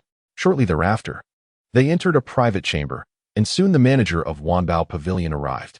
Before he could utter a word, Ye Suifeng interjected. Let us skip the pleasantries. I wish to inspect the items and will purchase if I find them satisfactory. The manager paused, then smiled warmly. He greatly favored such a forthright and generous host. As you wish. The shopkeeper stepped forward and produced an exquisite small box. Upon opening it, a stone resembling a red crystal was revealed. This stone emanated an intense heat, as if ignited, causing the temperature in the room to rise palpably. Dear guest, do exercise caution. The inner fire is exceedingly volatile and may cause harm. The shopkeeper intended to caution Ye Suifeng, but was astonished as the exquisite fire stone was grasped effortlessly in his hand, as if it were nothing. It seemed he must be a person from a prestigious sect. However, upon acquiring the stone, Ye Suifeng furrowed his brow. The exceptional fire stone indeed contained remarkably pure energy, meriting the title of a treasure. In the outside world, even cultivators at the god transformation stage would likely vie for it. Yet for him, such quality would merely suffice as cooking fuel. Is there none of a higher grade? Ye Suifeng inquired. Are you not satisfied? The shopkeeper exclaimed in astonishment. Having seen much in his years, he had never encountered a customer who was dissatisfied with even an exceptional fire stone. Well, esteemed guest, there are, but the price. Ye Suifeng, growing impatient, interjected, I don't wish to hear about status or pricing. If you have it, present it. I can afford it. Oh, yes, of course. The shopkeeper wiped the sweat from his brow, feeling considerable pressure in front of such a lavish patron. After a brief interval, he returned, holding a pitch-black iron box. My apologies, esteemed guest. The energy of the fire crystal is too potent and must be sealed within 1,000-year black iron, the shopkeeper explained. Ye Suifeng nodded and promptly opened the box. Instantly, a small figure soared into the air, accompanied by a melodious chirp. It was a strikingly pure manifestation of earth fire energy. The firebird ascended with a fierce momentum, charging directly towards Ye Suifeng. With a swift motion, he clapped his hand, drawing it back into the box and sealing it once more. What is the price? He inquired. The shopkeeper's face lit up with joy as he replied. If calculated in top-grade spirit stones, one fire crystal requires 100 million top-grade spirit stones. However, we can also exchange it for other treasures, evaluating a value that is absolutely suitable. Ye Suifeng waved his hand. I will use spirit stones. He glanced at his purse, noting the quantity of spirit stones had not diminished for quite some time, which was quite bothersome. How many fire crystals do you have in total? Ye Suifeng asked. The shopkeeper hesitated before responding. We have a total of 31. So few? Ye Suifeng frowned. 31 is hardly sufficient for cultivation. The shopkeeper was taken aback. Having anticipated Ye Suifeng would be astonished by the number, yet it was he who was left astonished. Ahem, esteemed guest, the shopkeeper remarked. Such treasures are typically retained by their finders for personal use, rather than being sold to the Wanbao Pavilion. However, if you truly require them, you may venture to the Abyss Valley, where a volcanic surge is currently erupting, leading to an abundance of fire crystals. Of course, numerous formidable cultivators will also be drawn there to vie for them. Ye Suifeng nodded in understanding. In that case, bring forth all the fire crystals you currently possess. Additionally, gather all the premium fire crystal stones as well, for they possess some utility. The shopkeeper's expression turned bewildered. Moments later, Ye Suifeng returned to the grand hall on the first floor. Yi Huang and the others were busy searching for items of interest, as they were not lacking in wealth. Even the affluent Fu Gui had purchased several large honeycombs. Suddenly, a pair of delicate hands covered Fu Gui's eyes. He was taken aback, causing the honeycomb to slip from his grasp. Ah, Brother Yu Hong, save me, I can't see. In a fluster, he dashed about, inadvertently colliding with several cultivators, creating a chaotic scene. Ye Suifeng, exasperated, flicked his fingers. With a resounding pop, a petite figure tumbled forth from the void. Fairy Master? Yu Hong, cradling Fu Gui, wore a look of helplessness. Hee hee. Ye Xiaoxiao giggled, and in the next instant, she appeared beside Ye Suifeng. What else with the merriment? Whose roof have you torn off this time? Ye Suifeng inquired, somewhat irritated. Not at all, I'm simply genuinely happy. Is that so wrong? Ye Xiaoxiao replied. Besides, if we're talking about demolishing houses, my sister is far more skilled than I am. Let me tell you. Ye Xiaoxiao chattered on about her and Yi Qingyao's remarkable achievements over the past few days. At that moment, guards from the lower level of Wanbao Pavilion rushed over. Who dares to act recklessly in the Wanbao Pavilion? They surrounded Ye Suifeng and his companions with an imposing demeanor. However, just then, the shopkeeper burst forth. "What is going on? Step aside," he scolded the guards, then turned to Ye Suifeng, his countenance brightening with a forced smile, his eyes squinting almost shut. "Esteemed guest, I hope we have not disturbed you." This scene left the surrounding cultivators utterly astonished. The usually authoritative shopkeeper appeared so subservient before this man. Who could he possibly be? Ye Suifeng waved his hand dismissively. "It's nothing. Continue with your duties." With that, he beckoned Yi Huang and the others to depart from Wanbao Pavilion. He had long since lost interest in such trivial conflicts. Once Ye Suifeng had left, the shopkeeper gradually retracted his smile, regaining his typically stern demeanor. After a moment of contemplation, he turned to ascend to the higher levels. A person of such caliber could not be underestimated. He needed to promptly report to the pavilion master. Rumor had it that someone from the main pavilion had arrived in Abyss City. Chapter 133. Missed opportunity. In the upper echelons of the Wanbao Pavilion, the atmosphere was tense and fraught with animosity. "Shen Tianming, what do you mean by this?" A formidable middle-aged man bellowed, his voice resonating with authority. "Master Fong," Shen Tianming replied, his gaze heavy with gravity. "I believe I have made myself abundantly clear. We cannot recklessly interfere with the territory of the Nine Cities Alliance." Master Fong broke into a toothy grin, revealing a mouthful of yellowed teeth. "So, according to your reasoning, does this imply that our Wanbao Pavilion is to forfeit this heavenly battle?" "Indeed," Shen Tianming affirmed with unwavering conviction. "You're talking nonsense." Master Fong slammed the table, advancing towards Shen Tianming, his voice booming.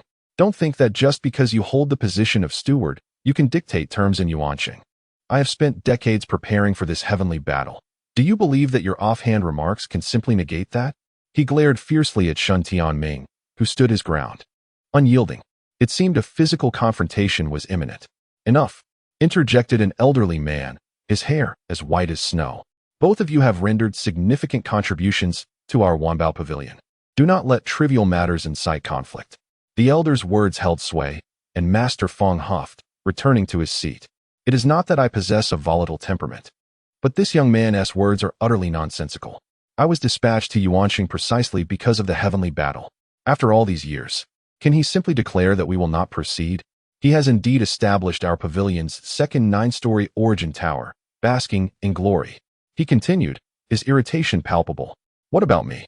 If this endeavor fails, the repercussions will fall squarely on my shoulders."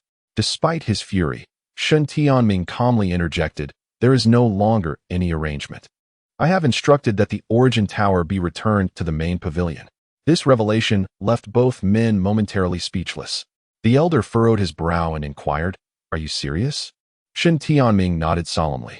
Master Fong erupted into laughter. "What did I say? This lad has truly lost his mind." The elder's frown deepened. "Why would you do such a thing? Securing the 9 cities was an explicit directive from the higher-ups of the main pavilion. How dare you take such liberties?" Shen Tianming sighed deeply. "Esteemed elder, I have reiterated this multiple times. A formidable individual has emerged there, unifying the 9 cities alliance. We cannot proceed recklessly without proper preparation." "Are you referring to the Yi family?" the elder asked. Shen Tianming nodded gravely. "Over the years, I have personally witnessed the rise of the Yi family. Their achievements are beyond the grasp of ordinary individuals. The strength of their patriarch, Ye Suifeng, is such that even as I approach the tribulation phase, I cannot fathom the full extent of his capabilities. If you doubt my words, you are welcome to investigate for yourselves." Shen Tianming's expression was one of palpable urgency. Over the years, he had been in Sioux City, clandestinely preparing the second 9-story origin tower for the Wanbao Pavilion. The Yi family seemed to change almost daily. With merely 2 direct descendants dispatched, they had conquered the entirety of the 9 cities in just 6 years. He had once witnessed the sword left by Yi Huang in Huangye City, and the aura of destruction emanating from it sent shivers down his spine. At that time, Yi Huang had been but a nascent cultivator. One could only imagine the terrifying prowess of her father, Ye Suifeng. "Given this, why haven't you reported to the main pavilion?" the chief elder inquired. "I have mentioned it numerous times. However," Shen Tianming lowered his head, "the main pavilion's reaction was akin to yours. They do not believe that a weak border force could threaten the Wanbao Pavilion in just a few years. They think I am too young and mistaken in my judgment, which is why they have yet to send anyone. Upon finishing, silence enveloped the room. The pavilion master scoffed and fell silent. The chief elder, on the other hand, pondered the plausibility of Shun Tianming's words. After much contemplation, he still felt the likelihood was nearly non-existent. Throughout history, there had indeed been forces that rose rapidly, but they were primarily located in the Central Plains, a region rich in talent and resources. Yet, the 9 cities remained too barren to support the emergence of such forces, and the time frame was simply too short. A mere 5 or 6 years. Even a single retreat would take longer than that. Nonetheless, he had a fair understanding of Shen Tianming. The boy would never engage in acts merely for show. Perhaps it was worth investigating. Sensing the chief elder's wavering resolve, Shen Tianming spoke up. With only 4 days until the Battle of Destiny, we could make a round trip and uncover the truth. The Ye family is indeed formidable, he asserted resolutely. When have the Shen family ever been easily intimidated? Suddenly, a cool voice interrupted. A woman pushed the door open and strode in. She was striking, her gaze sharp, and a fierce aura emanated from her brows as she disdainfully regarded Shen Tianming. Ningyue? Shen Tianming was momentarily taken aback. Haha, Ningyue. I have been waiting for you for quite some time. The pavilion master rose, his face brimming with joy. You are the chosen one for this occasion? Shen Tianming's pupils constricted. Indeed. Even the chief elder's demeanor softened as he remarked. Shen Ningyue has returned from the divine trial and has obtained the true essence of the divine artifact. This battle of destiny will be within our grasp. Shen Ningyue saluted the chief elder before taking a seat beside Shen Tianming. At that moment, Shen Tianming's expression shifted dramatically. His countenance turned pale. No, he suddenly shouted, rising to his feet. Sister, you absolutely must not participate in this battle of destiny. The others were taken aback, not expecting Shen Tianming to be so resolute. Come back with me now, Shen Tianming stated solemnly. In any case, the origin tower has already been returned to the main pavilion, and I have reclaimed it. In a few days, it will be delivered to Abyss City. Shen Ningyue chuckled softly, replying, Shen Tianming, I never imagined that after years apart, you would become so timid. Can a small border family frighten you to this extent? Shen Tianming gritted his teeth, unable to utter a word while facing his sister's disdainful gaze. This was my first battle after exiting seclusion. No matter what, I must seize it. If you are afraid, you should hurry back home and hide in our mother's embrace. Shen Ningyue wore a derisive smile. The Grand Steward and Pavilion Master Fong exchanged glances, choosing to remain silent. A profound sense of disappointment and sorrow surged within Shen Tianming's heart. Even his own sister was unwilling to trust his words. After a moment of silence, he said nothing further and turned to leave the room. At this point, he only hoped that the Ye family had not sent anyone over. Once the fated battle concluded, he would, without fail, bring his sister back. As he stepped outside, he brushed past the manager of Wanbao Pavilion, who greeted him with a joyful expression. Oblivious to Shen Tianming's countenance before entering the room. Esteemed adults, Pavilion Master Fong, I bring news of good fortune. Pavilion Master Fong raised an eyebrow, intrigued. Oh, what is it? The manager replied with a grin. Just now, someone visited our Wanbao Pavilion and purchased all the exquisite earth fire stones and fire crystals with spirit stones. Pavilion Master Fong's face brightened instantly. He knew that spirit stones were the most valuable asset for Wanbao Pavilion. Haha, Miss Ningyue is truly my lucky star. This time, our Wanbao Pavilion is bound to receive continuous good news. Haha. At that moment, Shen Tianming had already walked far away, oblivious to Pavilion Master's laughter. Otherwise, he would have recalled that there was indeed someone else who possessed a similar flair for extravagance. Chapter 134. The Nodes of the Heavenly Path in the Outskirts of Yuanqing. The Yuangu Valley remains perpetually scorched, with the air thick with the acrid scent of sulfur. Each day, chaotic and violent flames erupt from the depths of the valley. And on occasion, a great surge of fire engulfs the area, claiming the lives of any cultivators who venture too close. Yet, despite the peril, the promise of treasures lures many cultivators to test their luck in pursuit of opportunities. Among these treasures are the fire crystals, which serve as a coveted resource within the valley. With each eruption, a plethora of fire crystals are expelled, and for those fortunate enough to discover a high-grade fire crystal, instant wealth awaits. Daily, numerous cultivators gather, anticipating the eruption of fire to embark on their own paths to prosperity. Ye Suifeng and his companions have also arrived, but their intentions diverge from mere avarice. Their primary goals are twofold: to procure some fire crystals for Yi Huang to aid in her cultivation, and to explore the depths of the valley, seeking to uncover the nature of the so-called secret realm, the battlefield of destiny. Let us first find some fire crystals for Sister Yi Huang, Ye Xiaoxiao exclaimed. Along the journey, Ye Suifeng had already informed them about the fire crystals and allowed Yi Huang to attempt harnessing their energy. As anticipated, the fire crystals significantly enhanced her cultivation. Suddenly, a frail old Taoist nearby laughed heartily. Whose little darling is this? Simply adorable. Do you think fire crystals are so easily found? Little one. They are coveted even by those in the tribulation stage. His companions erupted in laughter, perceiving Ye Xiaoxiao's naivety as foolishness. Upon overhearing the murmurs, Ye Suifeng turned to confront them. This is my child. Do you have any objections? The old Taoist, upon noticing that Ye Suifeng had just caught a fire crystal resembling a fluttering moth, was instantly taken aback. To grasp a fire crystal by hand is no trivial feat. Forgive me, esteemed one, I misspoke, he stammered, beads of cold sweat forming on his brow in the sweltering heat. Today he had misjudged, not realizing that this unfamiliar face belonged to a legendary figure. Ye Xiaoxiao leaped forward, snatching the fire crystal from Ye Suifeng's hand and presenting it to the old Taoist. Hee, old gentleman, do you wish for it? The old man felt the terrifying energy radiating from the fire crystal, causing his legs to weaken. He hurriedly chuckled, little fairy. You misunderstand, I did not mean that at all. Indeed, while fire crystals are extraordinarily precious, they are not meant for everyone. Should he hold it, he would likely be reduced to ashes in an instant. Enough, let him go, Ye Suifeng said. It was merely an offhand remark. There was no need for such hostility. Soon, the area was left with only Ye Suifeng and his companions. Their weakest were already at the transformation realm, and the raging earth fire of the abyss posed no threat to them whatsoever.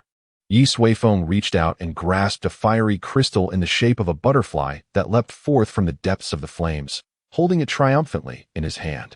If the other cultivators present were to witness this, they would surely be left in astonishment, while others toiled with great effort, risking their very lives for a chance to acquire a premium earth firestone. He effortlessly seized a fiery crystal. The disparity between individuals could truly be infuriating. However, Ye Suifeng furrowed his brow, casting his gaze deeper into the ancient expanse. The number of fiery crystals outside was too meager. I shall delve further. You should remain here for now. With that, Ye Suifeng swiftly leapt into the abyss. Exchanging glances, the others deliberated, and Yi Long suggested, why don't we search for fiery crystals outside? This place is quite intriguing and could serve as a training ground. Sounds good. We have nothing else to do, replied Ye Xiaoxiao. Subsequently, the group joined in the quest for fiery crystals while Ye Suifeng ventured deeper into the abyss. Here, the earth fire grew increasingly ferocious, likely too formidable even for those in the nascent soul stage to withstand. After descending nearly 5,000 zhang, Ye Suifeng suddenly sensed something peculiar about the surroundings. A sweep of his spiritual awareness revealed a vast estate within his perception. Simultaneously, a faint spatial aura emerged amidst the flames. So, the secret realm is located here. Ye Suifeng realized that this must be the site of the fateful battle, with the estate prepared for the participating forces, shrouded in secrecy. With a smile, Ye Suifeng extended his spiritual awareness, uncovering the entirety of the secret realm in exquisite detail. The secret realm was divided into 5 distinct regions: metal, wood, water, fire, and earth. Remarkably, it was a rare 5-element secret realm. Each region possessed its own unique heavenly rules, requiring cultivators from the main world to acclimatize upon entry. Within each elemental domain thrived numerous formidable, shape-shifting beings, the mightiest having reached the tribulation stage. Fascinating. Ye Suifeng stroked his chin. Utilizing such a secret realm for combat indeed offered substantial operational potential. Upon returning, he could establish a similar setup for Yunxiao City with a multitude of arenas. After observing for a while, Ye Suifeng continued his descent. There was no need for any underhanded tactics. He was eager to witness the true prowess of the top talents from other formidable factions. As he delved deeper into the abyss, the earth fire grew increasingly intense. soon reaching a level that even those in the tribulation stage would find challenging to navigate. In this locale, the number of fiery crystals was visibly increasing. With a swift motion, Ye Suifeng collected over a dozen sizable fiery crystals. His curiosity about what lay at the very bottom intensified. Approximately a quarter of an hour later, Ye Suifeng finally reached the abyss's deepest point. Here, the surroundings blazed in an ominous crimson hue, permeated with a sense of impending destruction, rivaling the celestial radiance of the heavens above. In the distance lies a vast river. However, within its expanse flows not water, but molten magma, surging forth with fervor. The magma occasionally erupts, carried aloft by the fiery tempest. Upon cooling, it transforms into the earth's fiery stones. Occasionally, within the bubbling cauldron, one might glimpse a creature resembling a living entity, known as the fire crystal. Ye Suifeng, guided by the wind, deftly collects these treasures into his spatial pouch, then rises, soaring along the river of magma. Before long, he arrives at the river's source, where a crimson lotus blooms. As Ye Suifeng approaches, he discovers that this flower has long since perished, now resembling a stone-like form, with much of its body having melted away. The remnants of the lotus have transformed into the flowing magma, giving rise to this subterranean river of molten rock, which in turn shapes the external abyss. What could this phenomenon be? Ye Suifeng mused, then resolutely grasped the stem of the lotus. In an instant, the world before him shifted. Countless slender threads of celestial laws radiated from the lotus, bursting forth in a resounding explosion, extending to the unknown distance. Ye Suifeng furrowed his brow, his immense consciousness unfurling as it followed several distinct lines of law, stretching outward. Before long, his awareness traversed over 1,000,000 miles, revealing several locales nearly identical to this one. The same lotus, the same demise, the same dissolution. The only variance lay in the forms that emerged post-dissolution, some transformed into rivers, others into spiritual essence, while some evolved into illusions, and yet others birthed vast karmic burdens. What is this? Ye Suifeng's gaze sharpened, and his consciousness surged once more, retracing the newly discovered origin. After a time, a peculiar map spanning millions of miles materialized in his mind. This was a three-dimensional map of a round heaven and square earth. Countless lines of law traversed its expanse, and every 1,000,000 miles, a point akin to the lotus gathered all laws. Thousands of such points acted like magnets, while the celestial laws resembled magnetic field lines, connecting all points in harmony. Ultimately, this formed a complete celestial order. This represents a certain node of the celestial order. Ye Suifeng, based on his comprehension, bestowed upon them a name. Each node is a fragment of the celestial order, once possessing life, and thus, they were the essence of the celestial order. Yet now, they lie in death. Chapter 135. The Holy Son of the Qilin and the Phoenix. Ye Suifeng finally encountered the celestial Dao of this world. Or rather, it was the manifestation of the Dao following its demise. The true Dao is formless and abstract. The lotus before him is, in essence, a fragment of the Dao itself. It continuously dissolves, sustaining the perfect laws of this realm. For countless generations, the inhabitants of Tianji Valley believed that the remnants of deities and demons posed the greatest threat to the destruction of this world, thinking that nurturing the enlightenment tree would save it. Such naivety. Should the lotus completely dissolve one day, no divine or demonic force would be needed. This realm would inevitably disintegrate on its own. Of course, the remnants of deities and demons are indeed a significant menace, if left unchecked.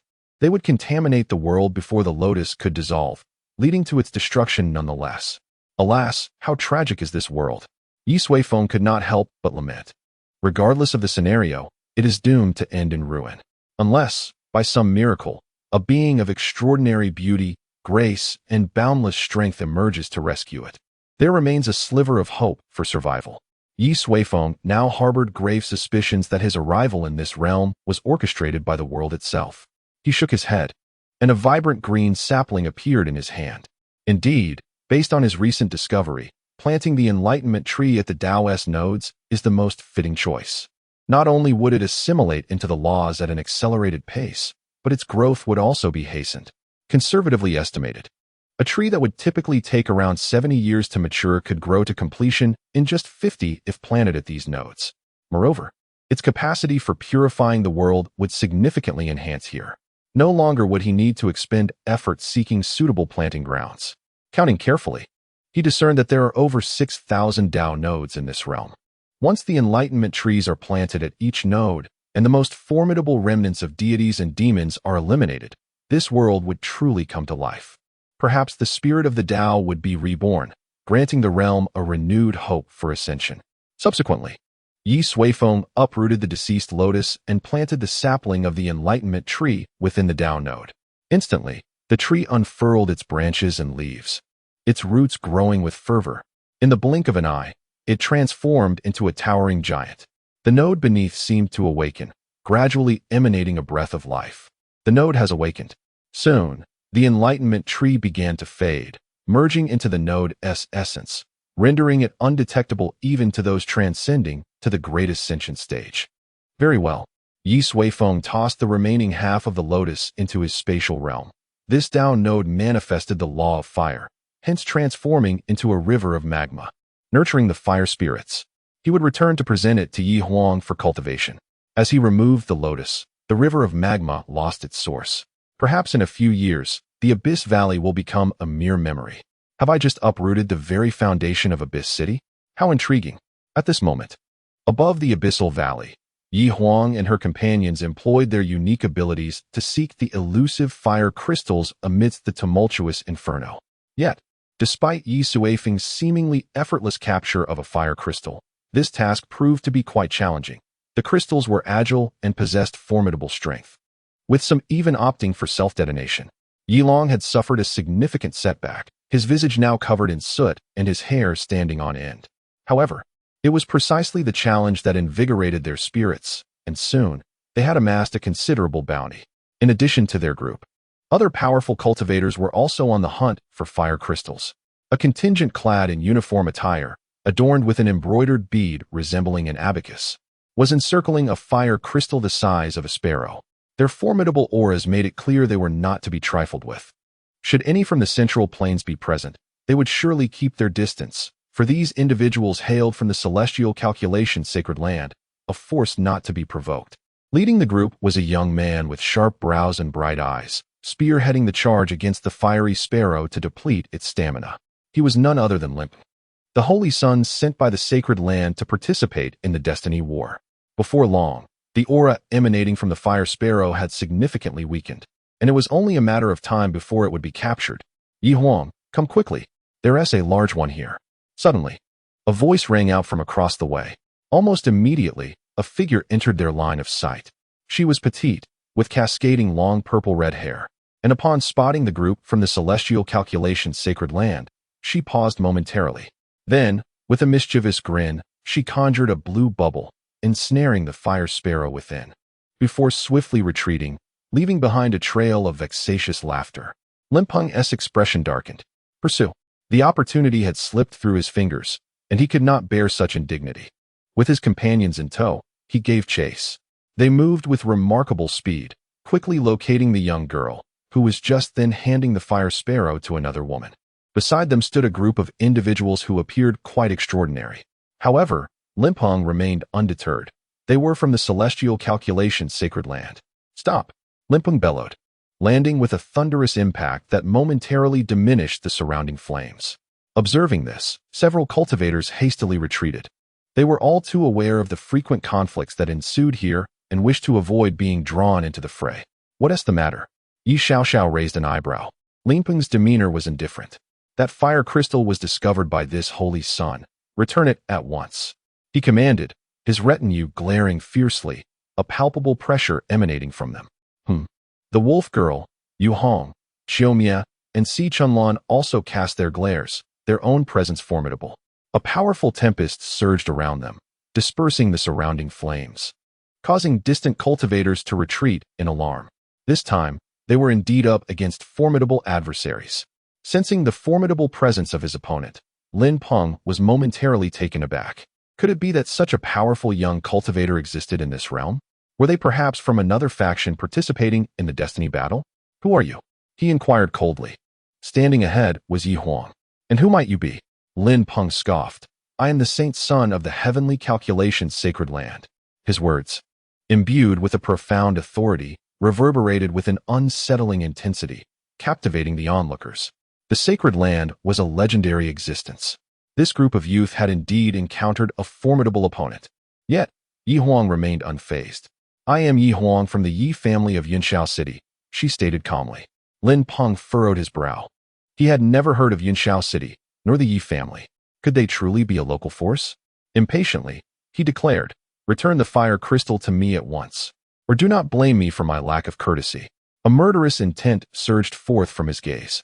He had dealt with too many arrogant cultivators before. Upon sensing his hostility, Yi Huang merely smiled softly.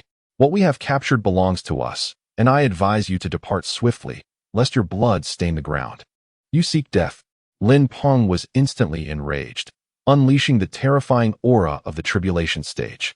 His golden fist, imbued with boundless power, hurtled towards Yi Huang and her companions with devastating force. This strike was fueled by a lethal intent. However, the individuals before him did not display the fear he was accustomed to witnessing. Instead, they bore a hint of mockery. Clang! A beam of sword light soared into the heavens. Chapter 136. The Defeat of Limping Boom. A tremendous earthquake erupted around the edge of the Abyss Valley, instigated by the clash of two young cultivators. I recognized them. They were from the Heavenly Calculation Sacred Ground, having arrived in Abyss City just a few days prior. How terrifying! What formidable faction do those young individuals belong to? The surrounding cultivators were all visibly shaken. Such a level of confrontation was truly horrifying. Limpeng, the holy son of the divine phoenix, unleashed a single punch, demonstrating the terrifying power of the tribulation stage. Yet, Yi Huang's sword was not so easily dealt with. Its destructive aura obliterated the incoming attack and sliced forward. Limpeng's expression immediately hardened as he retaliated with another punch, successfully neutralizing Yi Huang's assault. However, at that moment, a brick materialized and struck the back of his head. Bang! The brick shattered into dust, leaving Limpeng with a ringing in his ears. How audacious! The members of the Heavenly Calculation Sacred Ground were instantly enraged, unleashing various formidable techniques and treasures upon Ye Suifeng. Nevertheless, after launching the black brick, Ye Suifeng merely chuckled and vanished once more into the void. Simultaneously, Yi Long and the others sprang into action. A long spear, imbued with boundless battle intent, thrust forth, scattering a group of adversaries in disarray. Yi Qian tore off his shirt, revealing golden inscriptions that represented supreme techniques, pinned by Ye Suifeng himself. He surged into the crowd, radiating golden light, delivering a punch to each foe, akin to a war deity. Behind him, Shaoyi watched with wide eyes, having never witnessed such an overwhelming display from Yi Qian. Meanwhile, Yu Hong and his companions were equally engaged. The She-Wolf, Xiao Mie, Si Chunlan, Jiang Fei, and Lao Qi charged alongside Yi Qian, their battle fervor soaring. Yu Hong, with an indifferent demeanor, produced a shimmering array disc. With a flick of his fingers, grand array diagrams emerged, weaving intricately among the foes of the Heavenly Calculation Sacred Ground. Fu Gui manifested his true form, transforming into a towering black bear with long fur. With a mighty roar, he swatted one opponent aside, blood scattering through the air. Though he appeared somewhat clumsy, he was undeniably a sacred beast, capable of catastrophic destruction with a mere swipe. Under the relentless assault of these formidable warriors, the members of the Heavenly Calculation Sacred Ground were swiftly overwhelmed, scattering in a panicked retreat. The surrounding cultivators watched in astonishment. Were these truly the people from the Heavenly Calculation Sacred Ground? And who were the formidable opponents they faced? Bang! Once more, Limpeng received a brick to the forehead. While not fatal, the sensation of being suppressed drove him to the brink of madness. Die! He roared, charging at Yi Huang like a frenzied, ancient beast. Limpeng understood that only by subduing Yi Huang could he hope to turn the tide in his favor. Thus, he summoned all his strength. Yet, Yi Huang was not one to be trifled with. The trials in the celestial realm and the resources within the 9-tier origin tower, coupled with the occasional guidance from Ye Suifeng, have allowed her true strength to reach an unparalleled level. When confronted by the charging Limpeng, she remained unfazed. The intricate patterns between her brows shimmered, and an overwhelming aura of destruction emanated from her being, accompanied by a chilling intent to kill. Yi Huang advanced rather than retreated, meeting Limpeng head-on, as a vortex of vibrant sword energy formed around her. Boom, boom. The two clashed continuously in midair, and the mere release of their energies swept away the volcanic heat above the abyss. The intensity of their battle was so terrifying that the onlooking cultivators recoiled several dozen paces, fearful of being caught in the crossfire. Limpeng, the esteemed son of the sacred land, showcased immense power and an array of techniques, marking him as one of the finest among the younger generation. However, as time progressed, he found himself at a disadvantage, nearly being overwhelmed by Ye Huang. Even his protective armor began to crack under the relentless onslaught of the destructive sword energy. Limpeng's anxiety grew. How could such a formidable opponent exist in this realm? Was she truly one of those ancient powers? Moments later, a blade of light sliced through, striking his chest. His armor fractured, and crimson blood stained half of his body.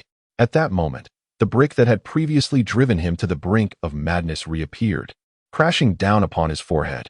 Limpeng felt dizzy, and by the time he regained his senses, a long sword was poised against his neck. Surveying his surroundings, he noted that all the disciples of the heavenly calculation sacred land had been subdued, some dead, others injured. An expression of disbelief washed over Limpeng's face. He had truly lost. Even in the face of an ambush, he realized that had he faced Ye Huang alone, defeat would have been inevitable. Ye Huang regarded him with an icy gaze. Is arrogance the nature of your kind? Had you chosen to converse civilly instead of resorting to violence, perhaps you would not find yourself here, on the brink of death. A subtle killing intent radiated from Ye Huang. Limpeng's pupils constricted. In that instant, he sensed the proximity of death. Suddenly, a hand seized Ye Huang's arm. "Cousin, let it go. There is no need to kill him," said Ye Long as he approached. Ye Huang lowered her gaze and replied, "He did not consider our lives when he attacked." Ye Long chuckled. Thus, now he finds himself with the majority of his forces dead or injured, and his own life hanging by a thread. They have received their due punishment. Ye Huang's expression remained unchanged. Allowing a tiger to return to the mountain is an act of irresponsibility towards oneself and one's kin. Ye Long smiled gently. We need not fear a defeated foe, do we? Ye Huang fell silent, yet her murderous intent only intensified. Ye Long did not withdraw his hand. The spirit of the sword and the will to fight gradually surged between them. At that moment, Yi Qian and the others gathered around, their expressions grave as they observed the two individuals engaged in a silent struggle stemming from ideological differences. Even Ye Xiaoxiao, typically carefree and sardonic, momentarily subdued her usual playful demeanor. Just as the tension between the two intensified, Ye Long suddenly released his grip. With a hearty laugh, he remarked, "Cousin, your growth is indeed remarkable. It nearly compels me to challenge you. Perhaps we should return for now, as our uncle should be arriving shortly." Upon hearing Ye Long mention their father, Ye Huang gradually tempered her palpable killing intent. "Agreed. We shall have ample opportunities." The long sword withdrew from Limpeng's neck, returning to its sheath. Observing the two step back, Ye Xiaoxiao and Yi Qian both exhaled in relief, understanding that a confrontation would not be a trivial matter. Subsequently, the group disregarded Limpeng, leaving him behind as they vanished above the chasm, now once again shrouded by the earth's fiery embrace. After a considerable time, Limpeng suddenly coughed up a mouthful of fresh blood, nearly losing his footing and collapsing to the ground. Surviving the ordeal, he became acutely aware of the cold sweat that had already drenched his back. Saint Sun, the remaining members of the celestial calculation's sacred land approached him. One individual, with a menacing expression, glared in the direction where Ye Huang and the others had departed, venomously declaring, "Saint Sun, I will seek out Lord Qingsong and ensure they pay a bloody price." Limpeng slowly turned his head, his face devoid of emotion.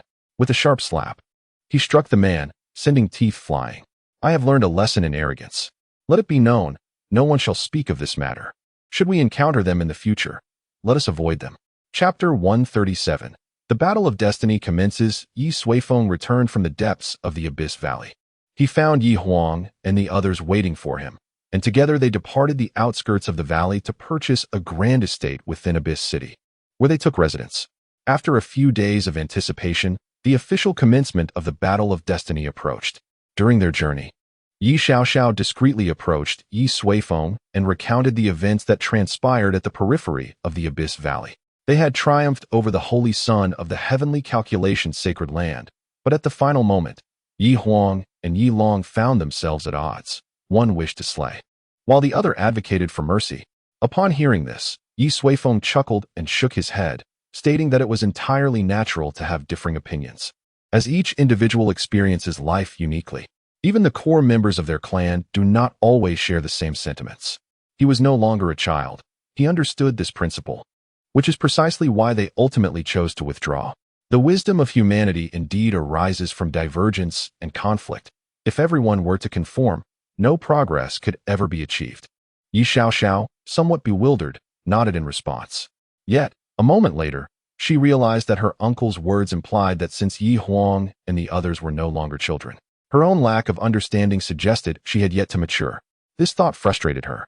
Days later, the Battle of Destiny officially began. This event was a grand gathering of elite powers, taking place within the secret realms of the Abyss Valley, thus remaining undisclosed to the general populace. Only certain formidable factions were granted the opportunity to witness this pinnacle confrontation. Naturally, Ye Suifeng and his companions faced no obstacles in attending. Upon Ye Xiao presenting an ancestral jade token from the Lingyun sect, the guards trembled and welcomed them in the most humble manner. Within the courtyard lay a vast plaza.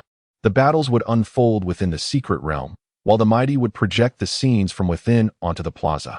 Ye Suifeng casually selected an unoccupied spot to sit, eager to witness the caliber of the world's foremost geniuses.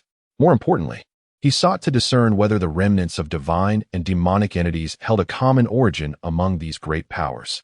As he awaited the commencement of the gathering, within a resplendent hall of the courtyard, Yi Qinyao sat with an air of composure. Han Shuzi, Zhen Xian, and an elder from the Lingyun sect were present as well. They had already acquired some intelligence regarding their opponents. Han Shuzi produced a jade talisman, upon which 5 figures materialized. The figures represented the Heavenly Mansion Academy, the esteemed Chongguang Empire of the East, the Southeast's Mingyan Empire, the Western Eshan sect, the Wanbao Pavilion, and the Tian Calculation Sacred Land of Central Continent.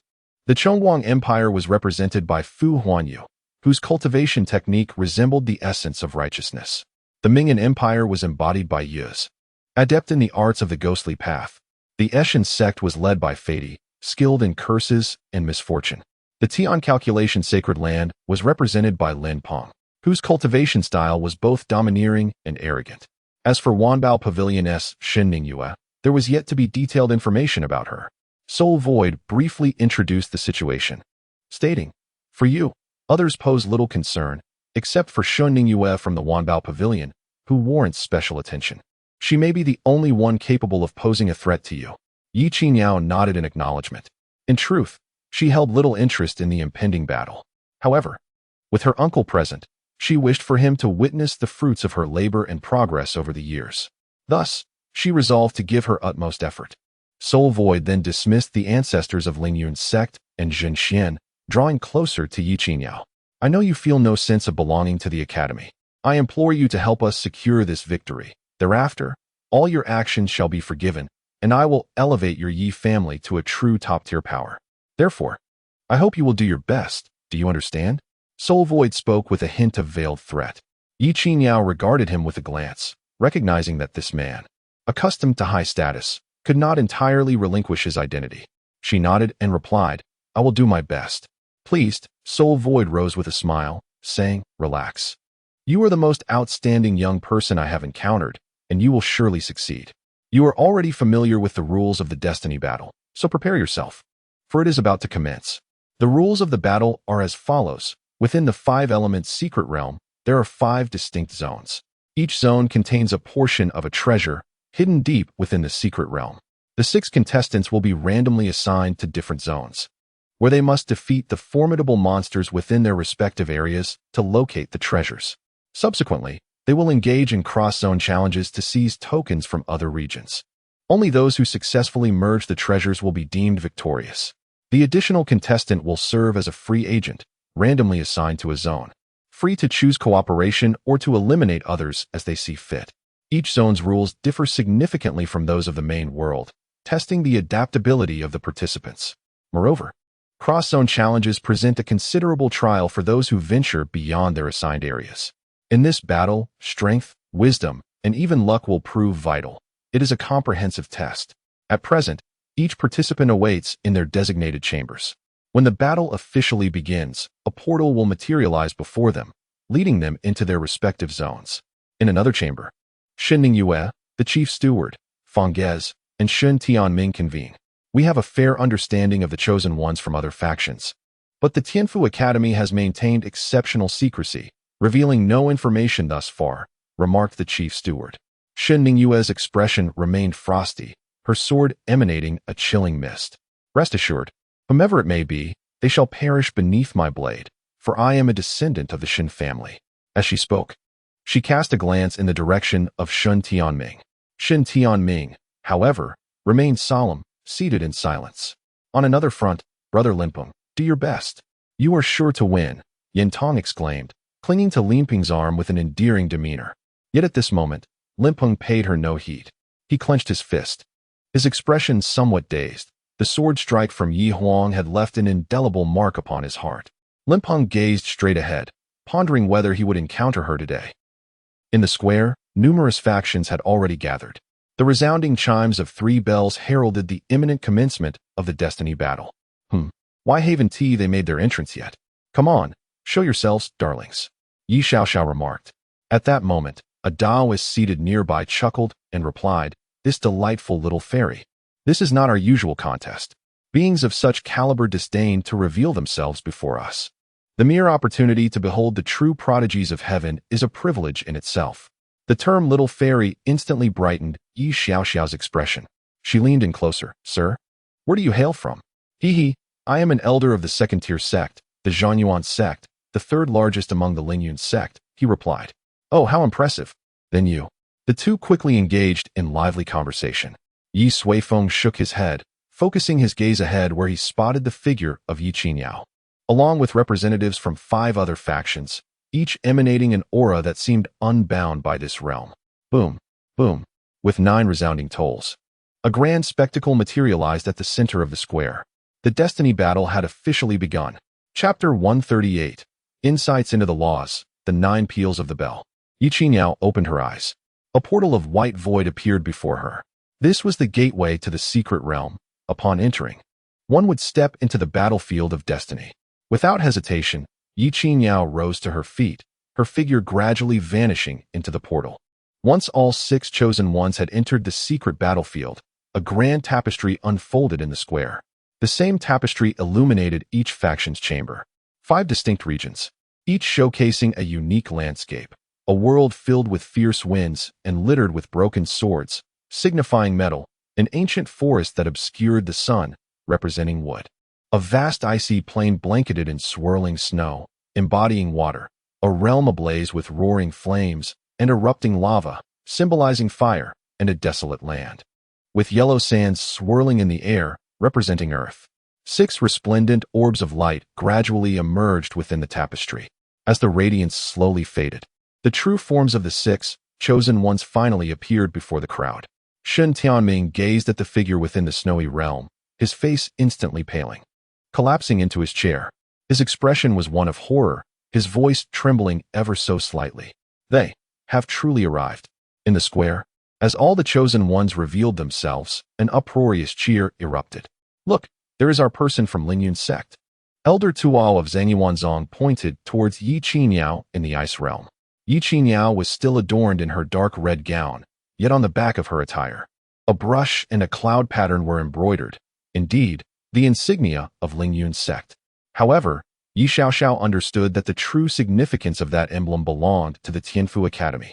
Yet, at their level, Zhangyuanzong remained unaware of the existence of another superpower overshadowing Lingyun's sect. "That is my sister. She will surely triumph in this battle," Ye Suifeng proclaimed, shaking her small fist. "Ha! Elder Tuo increasingly finds this little girl delightful," he jested. "You are so charming. If fate allows, that celestial being will undoubtedly recognize you as her sister." Clearly, he took Ye Suifeng's words as playful banter. "However, one thing you said is indeed true. Our people fear no challenge." Ye Suifeng and Elder Tuo continued their spirited exchange. Meanwhile, Ye Suifeng observed the other competitors. Through Ye Qingyao, he had gleaned information about them. The individual from the fire realm was Fu Huanyu of the Chongguang Empire. a tall figure with an air of righteousness about him. The representative of the metal realm was Lin Peng, the holy son of the celestial calculation sacred land, though he appeared somewhat disoriented, as if out of sorts. The individual from the earth realm was Shun Ningyue of the Wanbao Pavilion, a truly extraordinary woman whose youthful vigor reached its zenith, making her Ye Qinyao's greatest rival. In the realm of the wooden world, two figures emerged. One was Yuz of the Dark Empire, and the other was Fadi of the. They appeared in disparate locations, and although both were free spirits, they remained oblivious to each other's presence. The 6 chosen ones had all entered the secret realm, and the true battle of destiny had commenced. Ye Suifeng cast his gaze towards Ye Qinyao, who found herself amidst the icy expanse of the frozen world. This was indeed a realm encapsulated in ice and snow, with a climate far harsher than the northern tundra. Upon her arrival, Ye Qinyao was immediately enveloped by an intense chill, causing her to involuntarily shudder. It is noteworthy that she was a peak cultivator at the stage of integration, rendering ordinary cold inconsequential to her. As she reached out her hand, a snowflake descended, landing in her palm and swiftly melting away. She could distinctly perceive that the laws governing this realm differed significantly from those of the main world. Overall, they were somewhat weaker, yet possessed unique qualities, akin to a derivative of the laws in the principal world. Intrigued, Ye Qinyao smiled softly and then seated herself cross-legged on the ground, closing her eyes to contemplate the surrounding laws of nature. This was an endeavor to acclimate herself to this small world, serving also as a form of cultivation. She was in no hurry. According to the rules of the battle of destiny, maintaining a position within her own world while awaiting others to seize the spoils was indeed the most prudent strategy. It was advisable to first adapt to the rules of each different world upon entry, lest it adversely affect one's strength. Of course, Ye Qinyao was neither overly conservative nor excessively aggressive. Steadiness was her hallmark approach. Meanwhile, the other individuals in the scene commenced their own interpretations of the laws governing their respective worlds, albeit through varied methods.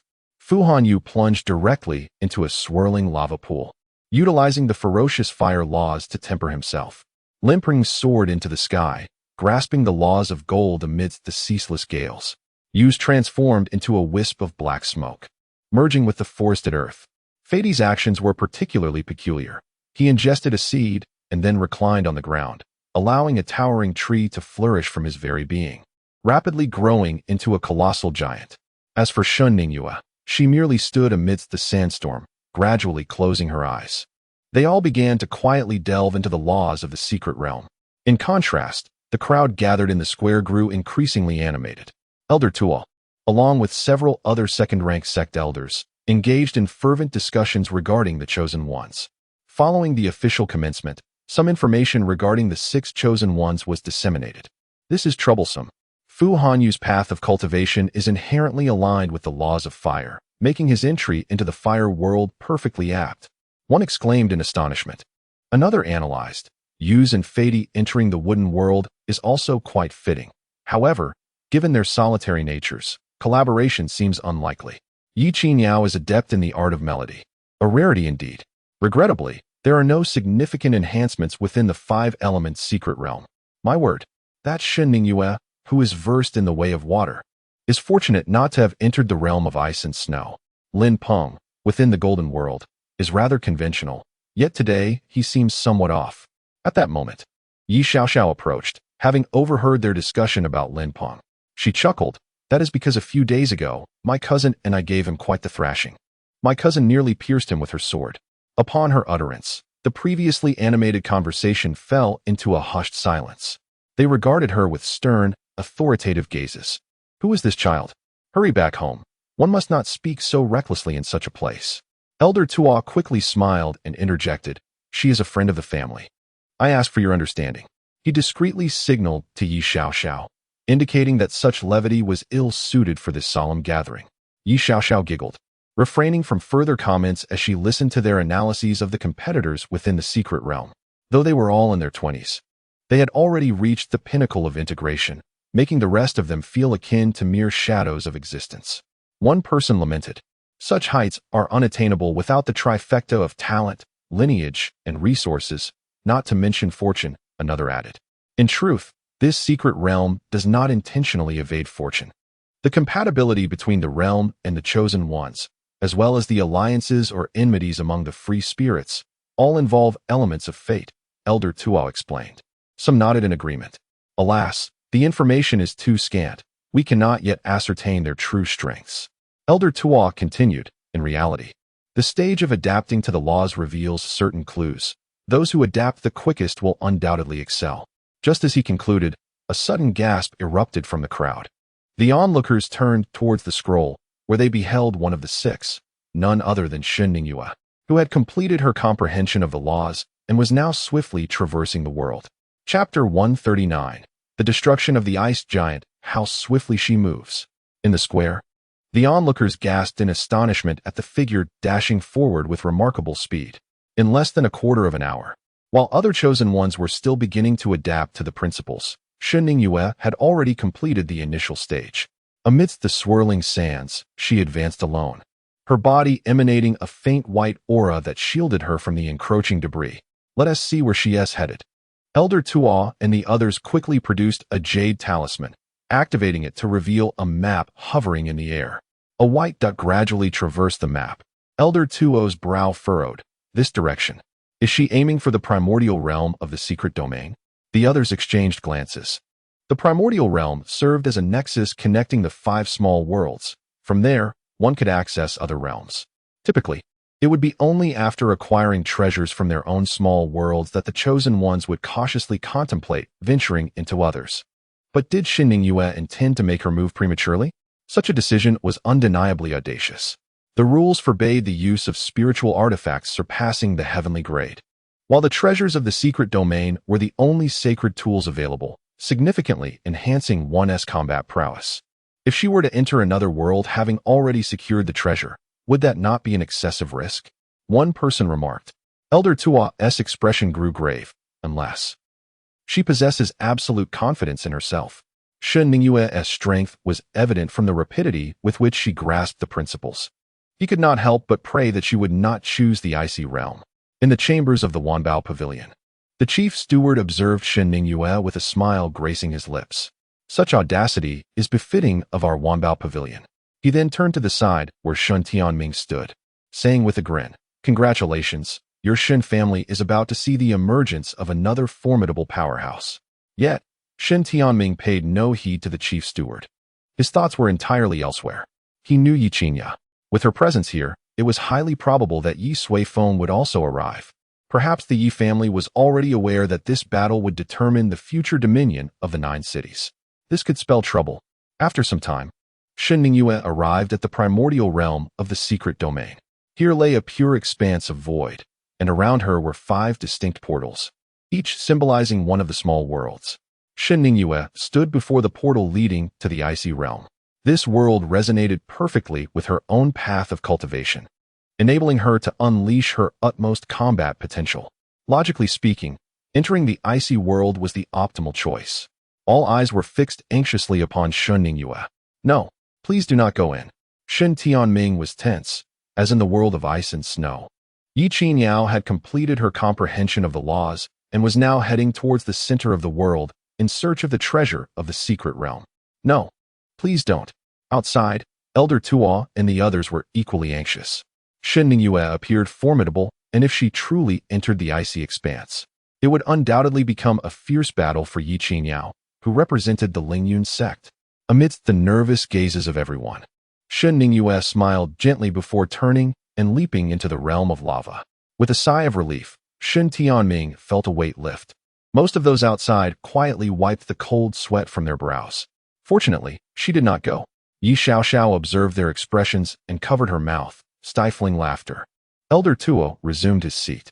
At this moment, the situation had changed. The earth realm was deserted, while the lava and wood realms each had 2 participants. During the time Shen Ningyue arrived at the original site of the secret realm, the other chosen ones had also awakened in succession. The second to awaken was Ye Suifeng. Taking approximately a quarter of an hour, this girl had even begun to cultivate within the secret realm. Ye Suifeng stroked his chin, a smile spreading across his face. "What does that mean?" Yi Huang inquired curiously. Ye Suifeng explained, while comprehending the laws, Qingyao has also seamlessly integrated them into her musical scores. If she were merely adapting to the world, it would likely take no more than the time it takes to brew a cup of tea. Shaking his head with a chuckle, Ye Suifeng continued. Her state of mind has transcended her cultivation level. I truly wonder how long she has been honing her skills in the mortal mirror. Yi Huang enlightened. So that's how it is. She had been pondering that with just those few minor worlds, Ye Xiaoxiao would require no more than a quarter of an hour to adapt, let alone Qinyao. As for Shen Ningyue, she was indeed powerful, but still a tad inexperienced. Her gaze returned to Yi Qinyao, who was now approaching the core of the ice and snow world. Here, a blizzard raged, and ice blocks the size of heads soared into the air, wreaking havoc among the snow-capped mountains. Yi Qinyao navigated through the mountains, her aura shielding her from the harsh external environment. Suddenly, a nearby peak erupted with a thunderous explosion. A towering ice giant, hundreds of feet tall, roared to the heavens, shaking the very world around it. Subsequently, several other snow-capped mountains exploded in succession, encircling Yi Qinyao with a total of 7 ice giants. These were the monstrous entities of the ice and snow world, their strength comparable to that of a harmonization stage cultivator, further enhanced within the secret realm. Elder Tuo quickly located information about the ice giants. His brow furrowed. If he were in her position, he feared he would soon be defeated. What would Yi Qinyao do? A dark red, ancient guqin materialized in her hands. The 7 giants began to move. Their immense bodies crushed countless ice and snow with mere steps, causing the ground to tremble. Yi Qinyao stood amidst them, appearing as insignificant as an ant. Roar! A colossal giant bent down, seizing a small iceberg and hurling it towards Yi Qinyao. Unfazed, Yi Qinyao lightly plucked the strings of her zither, unleashing an invisible wave that erupted instantaneously. With a resounding crash, the oncoming iceberg shattered entirely, sending the surrounding ice shards flying. However, in the next moment, 7 ice giants simultaneously launched their assault, their fists blotting out the sky. Perfectly poised to test her newfound understanding, Yi Qinyao smiled slightly, a melody flowing from her fingertips. She floated serenely in the air as the fists descended with thunderous force. Yet, just as they were about to strike her, a circle of delicate ice crystals materialized around her. With a tremendous roar, another wave of cataclysmic force surged forth. The ice giant's blows crashing down upon the crystalline barrier. Nevertheless, what appeared to be a mere thin layer of frost remained unscathed, not a single crack marring its surface. Instead, the fists of the ice giants detonated violently, a powerful energy radiating from the exploded fists. Their mountain-like arms crumbled under the force. Another chilling melody emanated from Yi Qinyao, causing the ice crystals around her to shift and morph into countless needle-like spikes. Suddenly, they erupted. The densely packed spikes, though seemingly small, held immense power. They struck the bodies of the ice giants with ferocity, causing the towering behemoths to disintegrate into fragments in an instant. The ice giants let out mournful roars as they began to collapse. Moments later, they transformed into countless massive ice chunks, scattered around Yi Qinyao. Quite impressive, she mused. Yet, Yi Qinyao appeared as if she had merely accomplished a trivial task, gathering her zither and drifting away gracefully. Chapter 140. The first great battle. As Yi Qinyao vanquished the ice giant, a thunderous cheer erupted from the audience in the square, the majority of whom hailed from the Lingyun sect's territory, naturally rallying behind Yi Qinyao. Elder Tuo stood in stunned silence. How formidable! He gazed in awe at the crimson figure. Was this truly a peerless genius among the elite? The terrifying ice giant, even a single one of its kind, would pose a monumental threat to his sect in the outside world. Yet, this young woman, barely in her 20s, effortlessly obliterated it with a mere flick of her hand, scarcely breaking a sweat. It was utterly astonishing. Old man, that was just a piece of cake for my sister. Yi Xiaoxiao playfully patted Elder Tuo's shoulder. Elder Tuo, still dazed, nodded absent-mindedly. Indeed, she did not exert her full strength. Overcome by shock, he overlooked Yi Xiaoxiao's term of endearment for Yi Qinyao.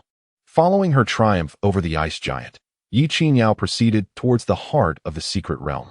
Along her path, formidable magical beasts fell one after another beneath her feet.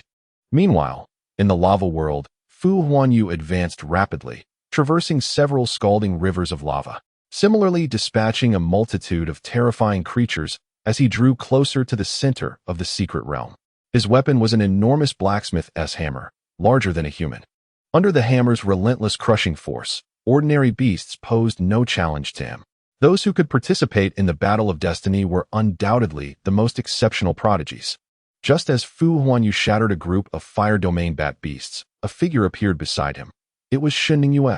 After plunging into the lava world, she had been comprehending the laws of this realm while seeking traces of the chosen ones, ultimately trailing them to this very spot. Fu Huanyu, tall and imposing, donned a white outer robe, his chiseled visage reminiscent of a sculpted work of art, with a faintly dark stubble adorning his chin and upper lip. "I can tell you hail from the Chongwang Empire," Shin Yue remarked coolly. "I've seen you before. You are Shin Yue from the Wanbao Pavilion?" Leaning on his massive hammer, Fu Huanyu suddenly leapt into the air, landing beside Shin Yue. The two exuded formidable auras, nearly evenly matched. The onlookers outside were tense. Was the first battle among the chosen ones about to commence? As the momentum between the two swelled, Fu Huanyu suddenly burst into laughter. "Ha! I knew my luck would be unparalleled. You must be a free spirit, right? Or perhaps I am. Regardless, it's a fortuitous circumstance for us." Fu Huanyu's voice rang out, bright and clear as he extended his hand towards Shin Yue. "Come, sister, let us join forces. After we finish off the others, we can engage in a thrilling final showdown." His eyes sparkled with a radiant clarity. Suddenly, Fu Hanyu's actions and a torrent of words left Shin Yue momentarily bewildered.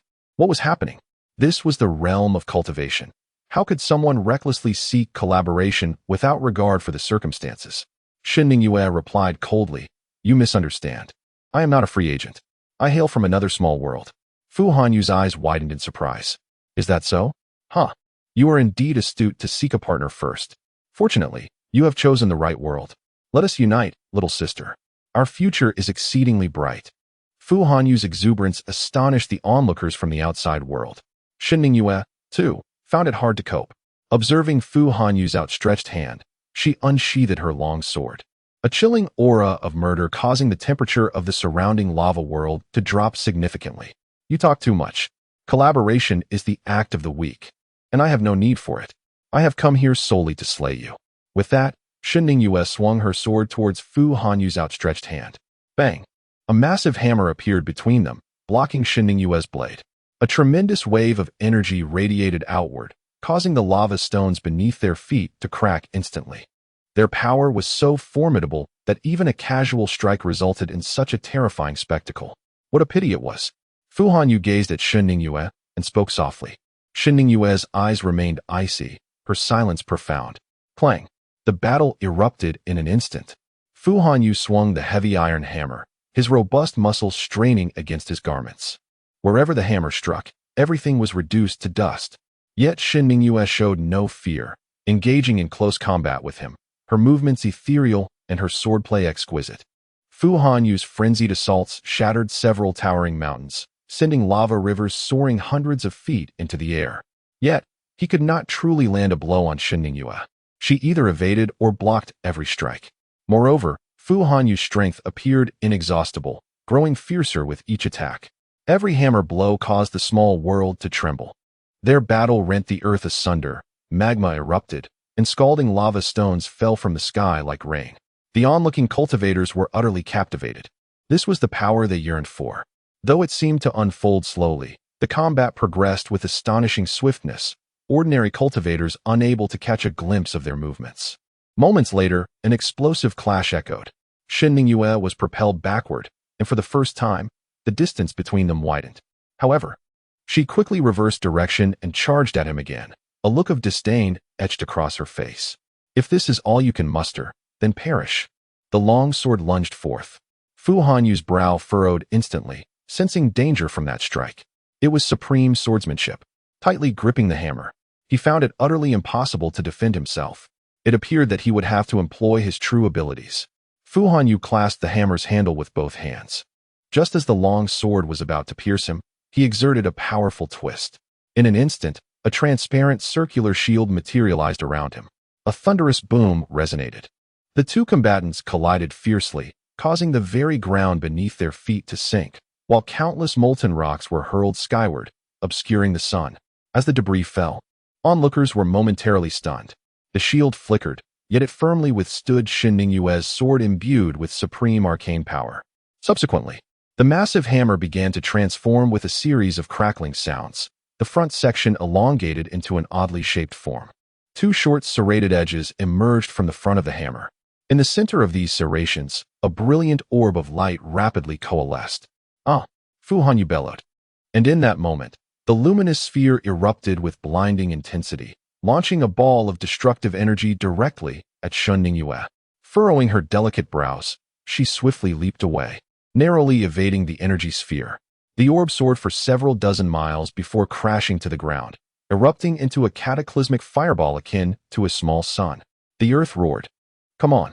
Fu Hanyu, in a frenzy, lifted the hammer, aiming its front at Shin Ningyue, unleashing one energy sphere after another. Boom, boom, boom. The thunderous explosions echoed continuously, and the entire molten realm seemed to teeter precariously under such overwhelming power. Outside, Ye Suifeng raised an eyebrow slightly, sensing a force that did not belong to this world. Chapter 141. The demise of Fu Hanyu in the molten world. Teetering on the brink of destruction, the earth split asunder under Fu Hanyu's relentless assault, unleashing torrents of lava that surged forth with unbridled fury. The onlookers from the outside realm were struck with horror, unable to fathom the catastrophic calamity that would ensue should such a scene unfold in the main world. It was no wonder that the site for the fateful battle was chosen within a minor secret realm. However, it now seemed that even this small sanctuary could scarcely endure the onslaught. The power of the luminous sphere was simply too formidable. Fu Hanyu, consumed by madness, fixated on Shin Ningyue, relentlessly pursuing her fleeting figure. Shin Ningyue darted through the skies with astounding swiftness, leaving only ephemeral traces in her wake. Yet, the luminous spheres grew increasingly dense, and at last, one struck her directly. Boom! A terrifying explosion erupted close to Fu Hanyu, causing the lava-ridden ground beneath him to shatter under the strain. He soared into the air, his gaze fixed intently on the epicenter of the explosion, where he sensed Shin Ningyue's presence. As the shockwave subsided, Fu Hanyu's pupils constricted in disbelief. Shin Ningyue stood unscathed, suspended in midair, a thin veil of water rippling gently before her, reflecting a hint of a mocking smile. "You seem to enjoy yourself just now." The external plaza erupted in fervor. What manner of technique was this that could withstand a direct confrontation with the luminous sphere? Ye Suifeng stroked his chin thoughtfully. The principle of water, transcending the realms of existence, was indeed intriguing. He discerned at a glance that the water veil encompassed higher laws, evidently remnants from beyond this world, the so-called vestiges of divine beings. Moreover, the laws wielded by Shin Ningyue were far more refined than those of Fu Hanyu. It appeared that the victor had already been determined. Ye Suifeng made his judgment. Meanwhile, within the secret realm, Fu Hanyu's expression darkened considerably. He had not anticipated that his ultimate technique could be so effortlessly countered. This would prove to be the most arduous battle of his life. Yet, he felt no fear. Once more, Fu Hanyu raised his hammer anew, launching another luminous sphere. However, Shin Ningyue brandished her sword, enveloped entirely by cascading waters. With a resounding whoosh, she cleaved the incoming sphere directly in two, sending the halves tumbling backward. The flames from the explosion surged behind her, casting her figure in a divine light. Fu Hanyu unleashed multiple luminous spheres, all of which Shin Ningyue dispatched with ease. His gaze sharpened, hands gripping the hammer's handle tightly as it transformed back to its original form with a series of ominous clicks. With a mighty roar, Fu Hanyu leapt high into the air. The spinning hammer radiated brilliant light as it descended forcefully toward Shin Ningyue. Shin Ningyue, sword in hand, stood poised for the encounter. The two collided with a thunderous crash. Boom! The heavens and the earth resonated as an intense and blinding light erupted within the small world, so dazzling that it rendered onlookers from the outside nearly unable to open their eyes. After a considerable duration, the brilliant illumination gradually faded. As people's gaze returned, they were struck with shock. The towering figure of Fu Hanyu nearly obscured Shin Ningyue entirely. Yet from behind him, a long sword pierced through his back, blood staining his white outer robe. The sword slowly retracted, and Fu Huanyu's body plummeted from the heights, crashing into the seething lava below. Shin Ningyue remained composed, her expression icy and devoid of emotion. The first, she stated flatly. Subsequently, She sheathed her sword and turned to depart, heading towards the treasures of the secret realm within the lava-laden small world, now nearing the center of this realm. Moreover, it was likely that the chosen ones from other small worlds were also on the brink of obtaining the secret treasures. Fu Huanyu's body, along with his iron hammer, was completely engulfed in the depths of the lava. In a chamber of the Chongguang Empire, a group of individuals gazed at the luminous screen before them, faces etched with sorrow and fury. The people from the Wanbao Pavilion are utterly ruthless. One cried out in anger. This contest was not meant to be a fight to the death, yet Xin Ningyue came with the intent to kill. We must confront them. Another, filled with rage, sought to challenge the Wanbao Pavilion for an explanation. Enough, spoke a figure clad in a golden dragon robe, rising from his seat. We chose to participate in this battle, and we anticipated such an outcome. Huan Yu's demise, it was his fate. With that, he turned away. Let us go.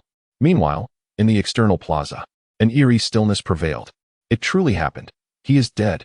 Elder Tuo exclaimed, eyes wide in disbelief at the events that unfolded within the secret realm. With Fu Huanyu's formidable prowess, he was indeed a prominent figure in the outside world. At just over 20 years of age, he was destined to ascend to the celestial realm. Yet, such a being had perished within the confines of the secret realm's small world. Even more terrifying was the fact that he was slain by another equally youthful prodigy. The sheer terror of the world's top powers overwhelmed Elder Tuo's heart. Even Ye Suifeng shook her head in lament. What a pity for such a sunny elder brother. That woman is too ruthless. She might as well seek out my sister instead. Elder Tuo quickly turned back. What nonsense are you speaking?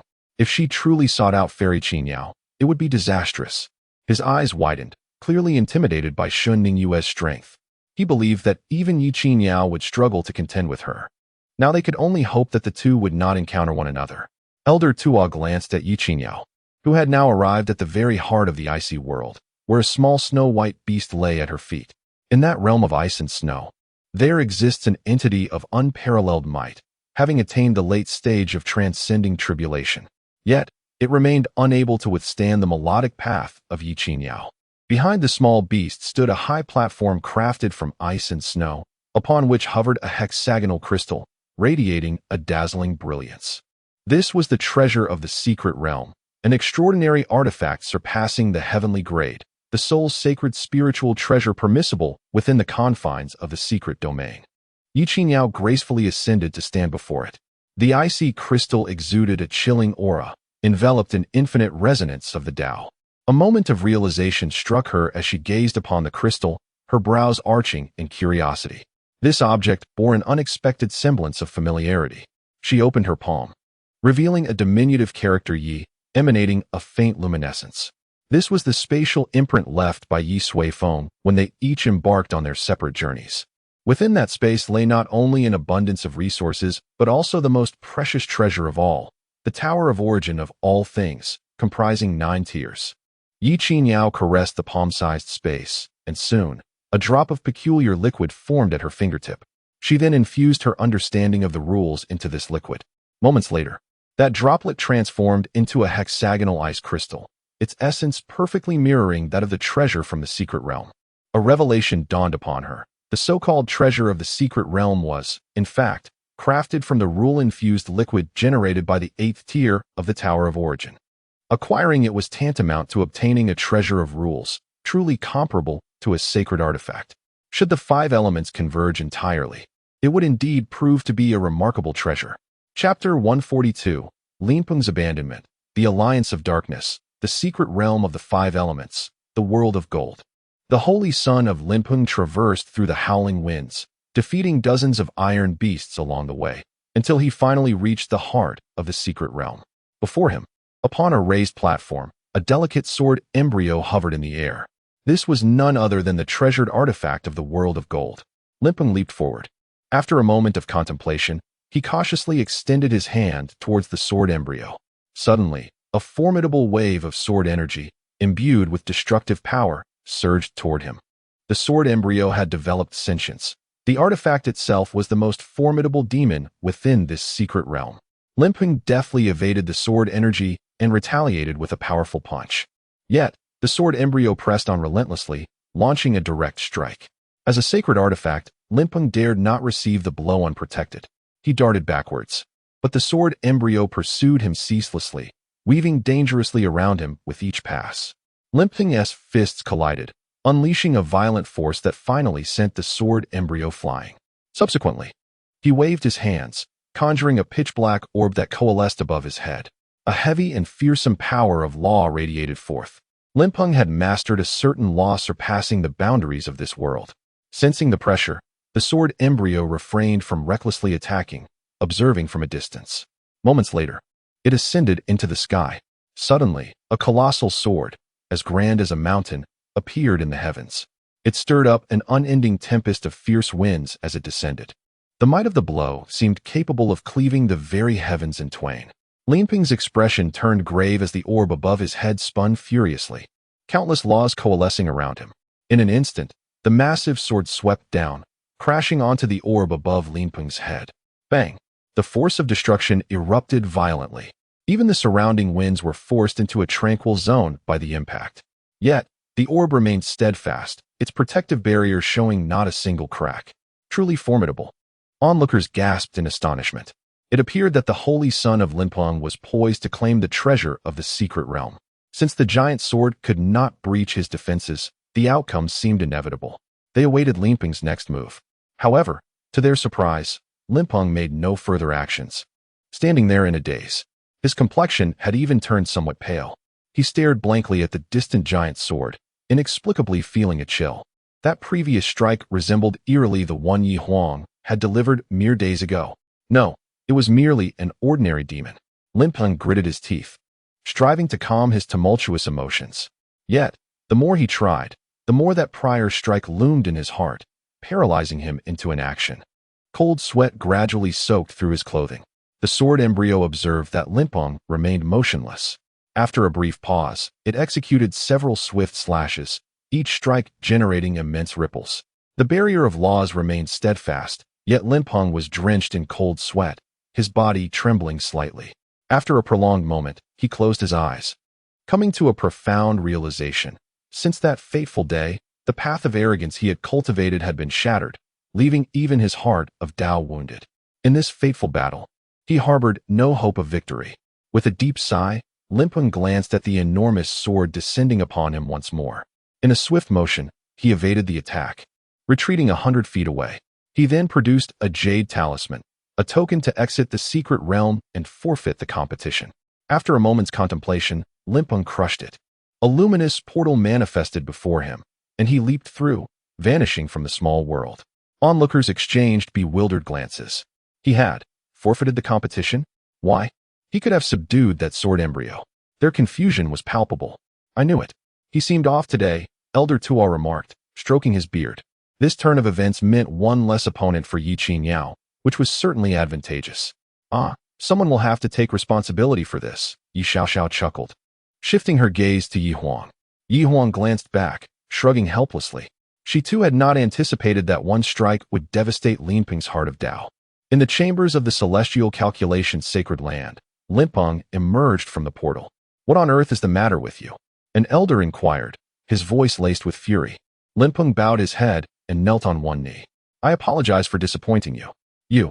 The elder's expression darkened with anger as he waved his sleeve dismissively. To falter before the battle even begins, such conduct is unbecoming of us from the celestial calculation sacred land.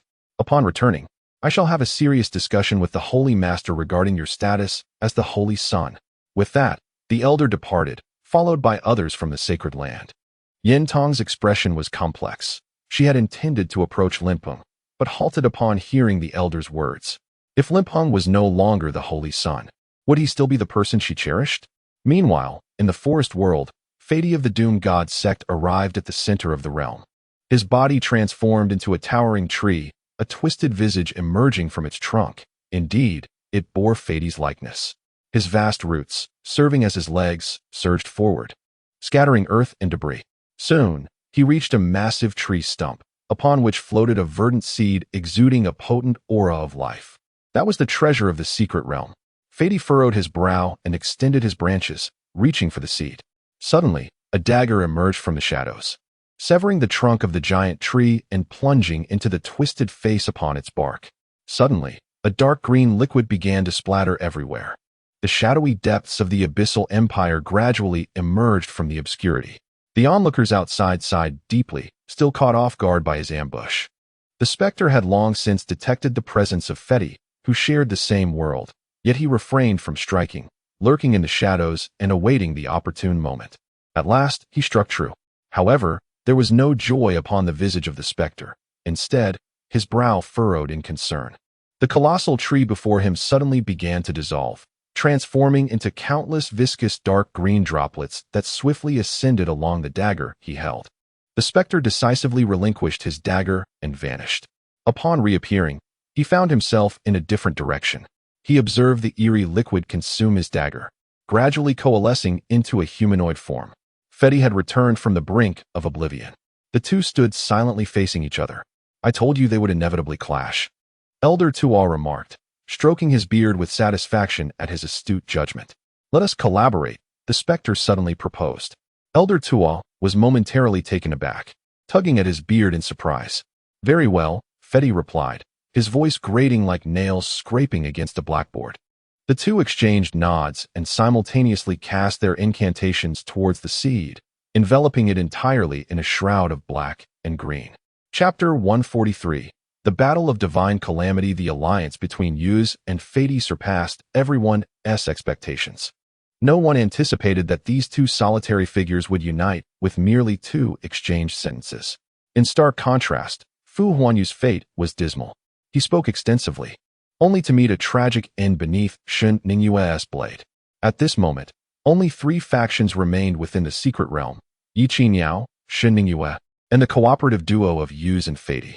Having acquired the treasure of the ice and snow secret realm, Ye Suifeng arrived at the realm's origin, poised to venture into other minor worlds.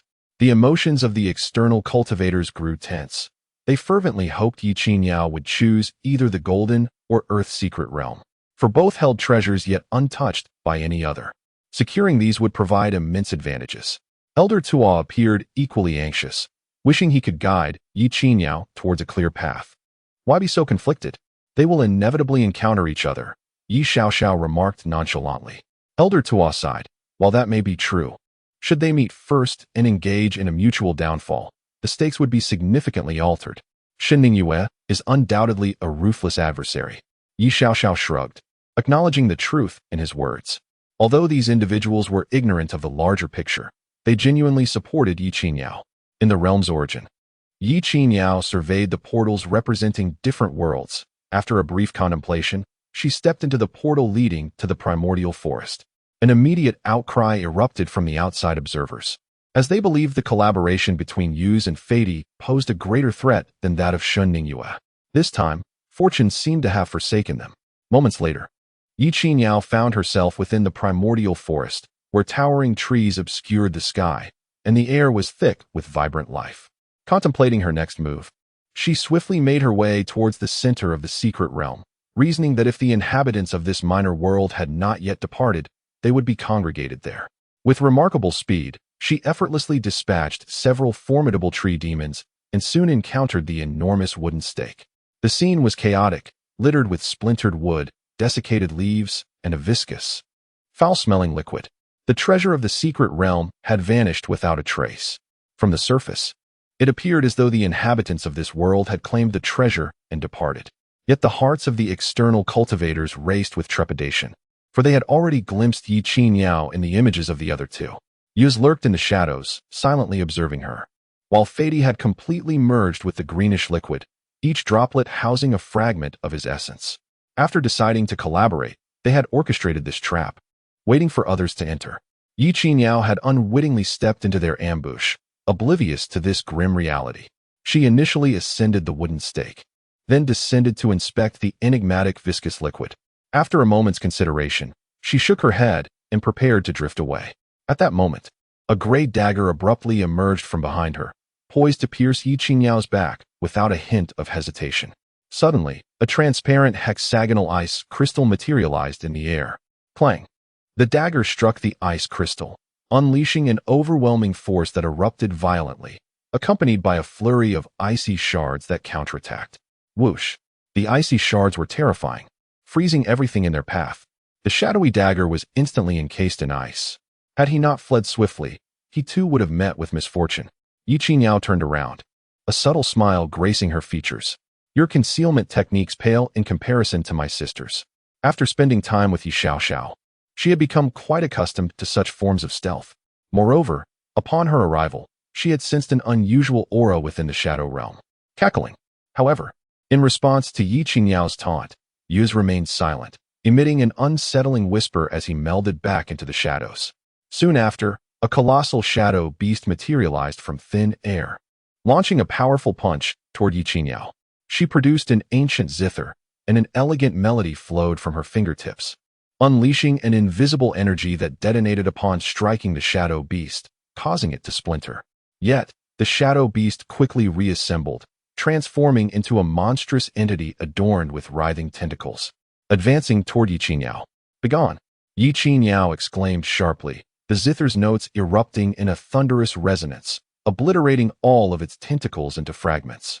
Even the scattered branches and leaves on the ground were swept away. Subsequently, the hexagonal ice crystal appeared before her, resonating intensely with the zither's melody. A formidable force of law surged forth, sweeping through the surrounding void. Bang! With a resounding crash, a figure was forced out from the shadows. Yuz furrowed his brow, seemingly taken aback by the formidable prowess of this woman. She had seamlessly integrated the power of law into her own techniques. Clang! The zither strings quivered once more, and the hexagonal ice crystal radiated brilliantly, sending forth countless icy beams that swiftly approached Yuz.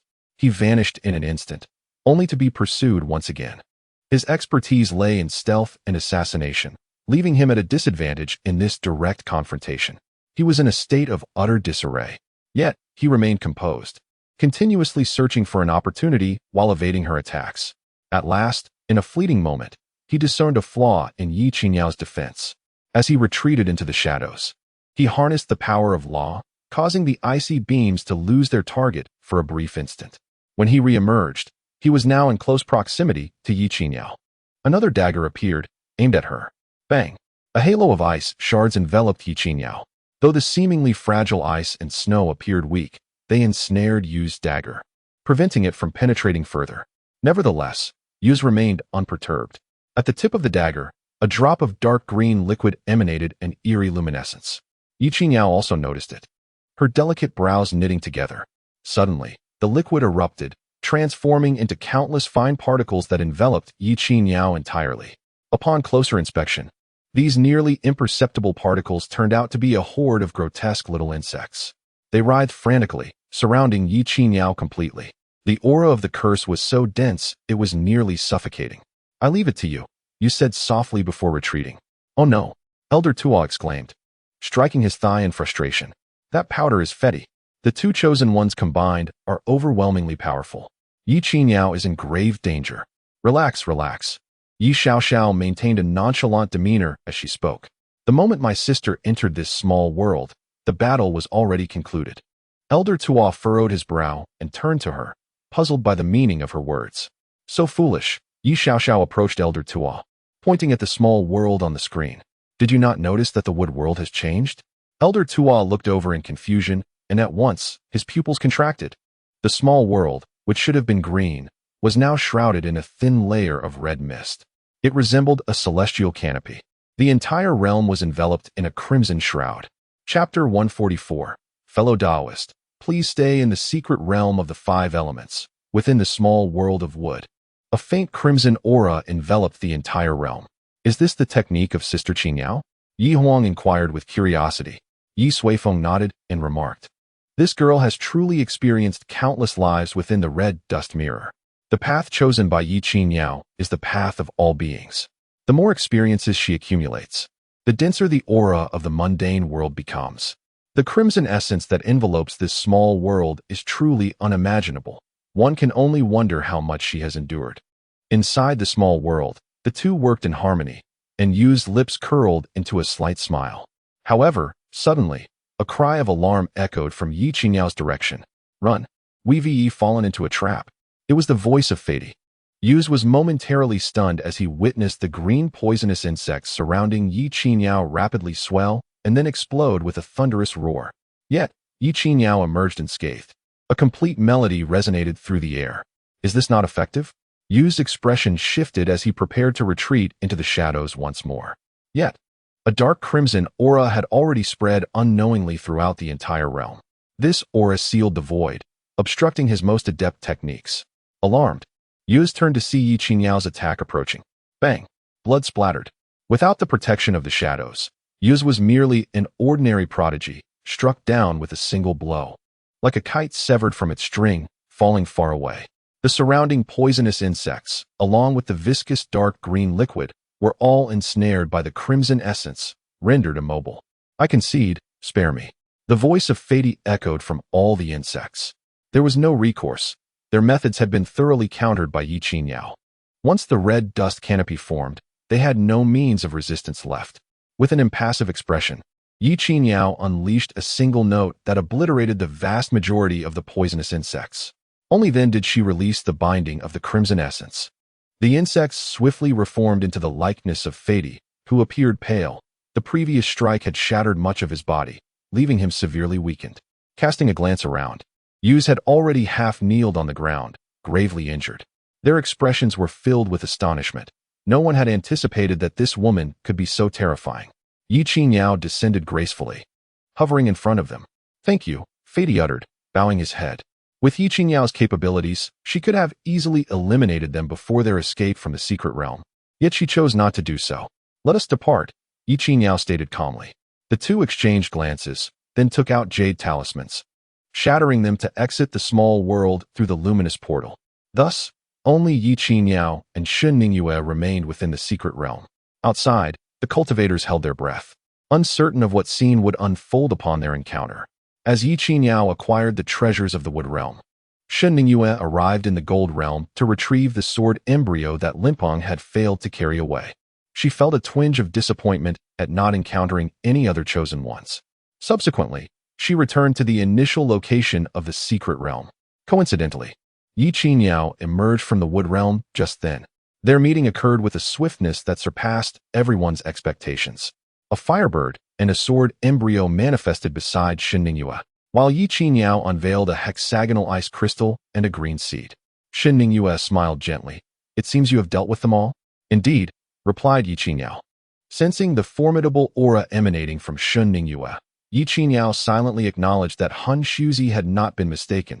She was indeed her most formidable opponent. Shen Ningyue stood poised with her sword.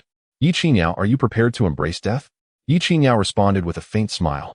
That is precisely what I wish to convey to you. A glint of cold light flickered in Shen Ningyue's eyes. Instantly, battle commenced. For treasures of the secret realm surged forth to attack one another. Boom. A tremendous explosion erupted at the initial site of the secret realm. The colossal force caused all 5 portals to tremble. Ye Qinyao played her zither with grace, while Shen Ningyue brandished her sword. The two clashing once more in a direct confrontation. It was akin to the ultimate showdown of supreme powers. The portals of the small world shattered, and the elemental energies surged violently, intertwining chaotically. Die! Shen Ningyue roared, unleashing her unparalleled swordsmanship imbued with the essence of the laws. Ye Qinyao opted to momentarily evade the onslaught, slipping into the wood realm. Shen Ningyue pursued relentlessly, determined to vanquish her adversary with the utmost strength. Both wielded their most formidable powers, and with each collision, terrifying explosions erupted, inflicting the most dreadful wounds upon the small world since its inception. After yet another clash, the laws of the wood realm collapsed, and the barriers shattered. The two pierced through the wood realm and entered the earth realm. The treasures of the earth realm remained intact, and the multitude of magical creatures within surged forth with ferocious roars. However, merely the residual force of their battle obliterated them entirely. Onlookers outside held their breath, some trembling with fear. Should such a battle transpire in the main world, even the Lingyun sect would be left in ruins. It was truly terrifying. Father, Shen Ningyue's strength is quite impressive, remarked Ye Huang. Ye Suifeng nodded in agreement. If Qinyao does not unleash her true capabilities, she likely cannot subdue her. Ye Huang gasped in astonishment. Sister Qinyao possesses even more terrifying abilities? Ye Suifeng stroked his chin thoughtfully. The path of red dust. Its power is merely an external manifestation. The truly fearsome aspect lies within the state of one's heart. Based on the extent of the worldly aura surrounding Ye Qingyao, Ye Suifeng discerned that she had become the most powerful among the 5 members of the Yi family. Suddenly, Ye Suifeng raised an eyebrow, casting his gaze into the distance. An immense consciousness swiftly spread outward. In the depths of the abyss, at the entrance of a courtyard, the outside world was engulfed in violent earth flames, while the courtyard was safeguarded by a formidable array. 2 groups of individuals encountered each other at the threshold: the eliminated members of the Chongguang Empire and those from the Tianxian sacred land who had forsaken the battle. Both parties were vanquished, naturally harboring mutual disdain. The 5th prince, the journey is long. Be cautious not to sprain your ankle, remarked the coldly composed Qingsong Taoist. Huh, you should be more concerned about your sacred land, as it faces a dwindling of talent, retorted the middle-aged man clad in a dragon robe with a derisive smile. Qingsong scoffed softly. At least we have not lost any lives. The 5th prince narrowed his eyes, asserting, at the very least, we of the Huan Yu fought until the end. Neither party yielded an inch, for they were born to be adversaries, remnants of divine and demonic forces. After a moment, Qingsong sighed gently. Let us cease our contention. From today's outcome, it is evident that those several factions have firmly established their dominance. This world will inevitably belong to them. The 5th prince shook his head. Such matters are beyond anyone's control. Do not forget, until now, Tianji Valley has yet to be completely eradicated. Both fell into silence. To the outside world, they appeared as the pinnacle of existence, wielding dominion over the fates of countless beings. Yet, unbeknownst to the masses, there were indeed matters beyond their grasp. Let us strive to preserve ourselves, Qingsong advised. The 5th prince nodded in agreement. I take my leave. With that, they turned to exit, when suddenly, a tall figure appeared before them. He appeared remarkably youthful, a subtle smile gracing his face. Friends, please pause. Chapter 145. The death of Shen Ningyue. The 5 elements' secret realm lay in ruins, ravaged and battered. Under the relentless assault of Ye Qingyao and Shen Ningyue, all the small worlds had become interconnected, and the forces of the 5 elements raged uncontrollably. Henceforth, this realm would be rendered utterly unusable. Yet, the 2 combatants remained at a stalemate, their duel producing true flames and an unending stream of arcane techniques. Shen Ningyue, consumed by madness, unleashed a power that transcended this world, relentlessly pressing forward with towering sword energies, striking at Ye Qingyao again and again. The resonant notes of Ye Qingyao's zither echoed, compelling her to evade the onslaught of sword energy. Death. Shen Ningyue poured every ounce of her strength into a singular, devastating strike, merging her essence into one formidable blow, simultaneously sealing off all of Ye Qingyao's escape routes. She was determined to decide the victor with this very sword. Sensing the profound power of the laws contained within the sword energy, Ye Qingyao let out a soft sigh. Her red dust melody was not yet perfected. Relying solely on its power, she could not withstand the impending strike. Gazing into the distance, her eyes seemed to penetrate the secret realm, reaching the outer plaza. She hoped she had not disappointed her elder. The ancient zither vanished from before her. Then, amidst the astonished gazes of all present, Ye Qingyao opened her arms, bracing herself to meet Shen Ningyue's most potent strike with her own body. The long sword pierced Ye Qingyao in an instant.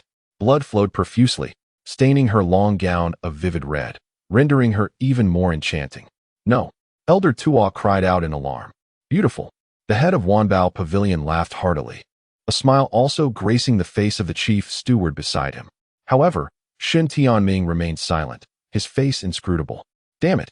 Dean Zhenxian expressed his regret, while Han Shuzi wore a grave expression. It is over. Ye Suifeng's lips curled into a slight smile, his gaze penetrating the 5 elements' secret realm. Entering a world bathed in crimson, Shen Ningyue stood in an elegant garden, her expression clouded with confusion, unaware of how she had arrived there. Suddenly, 2 young eunuchs clad in official robes approached her swiftly, their faces twisted in sinister smiles. Shen Ningyue furrowed her brow and coldly inquired, "Who are you?"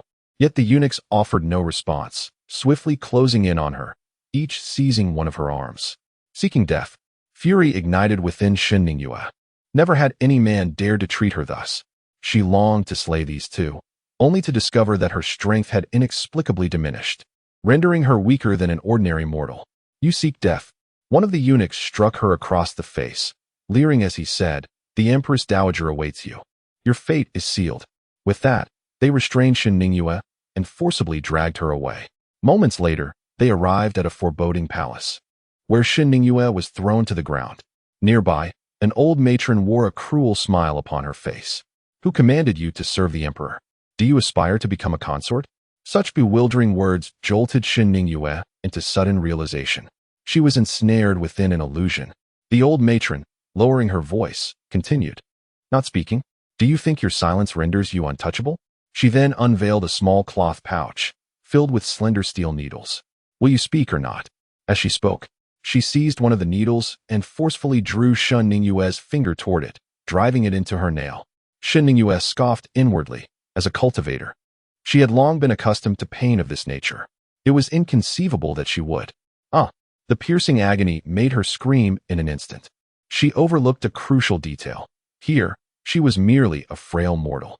Her anguished cries echoed throughout the palace. The empress had now appeared from the shadows, her visage identical to Ye Suifeng's. The sting of the needle inflicted unbearable torment upon Shen Ningyue, yet she persevered. Suddenly, the sounds around her ceased entirely.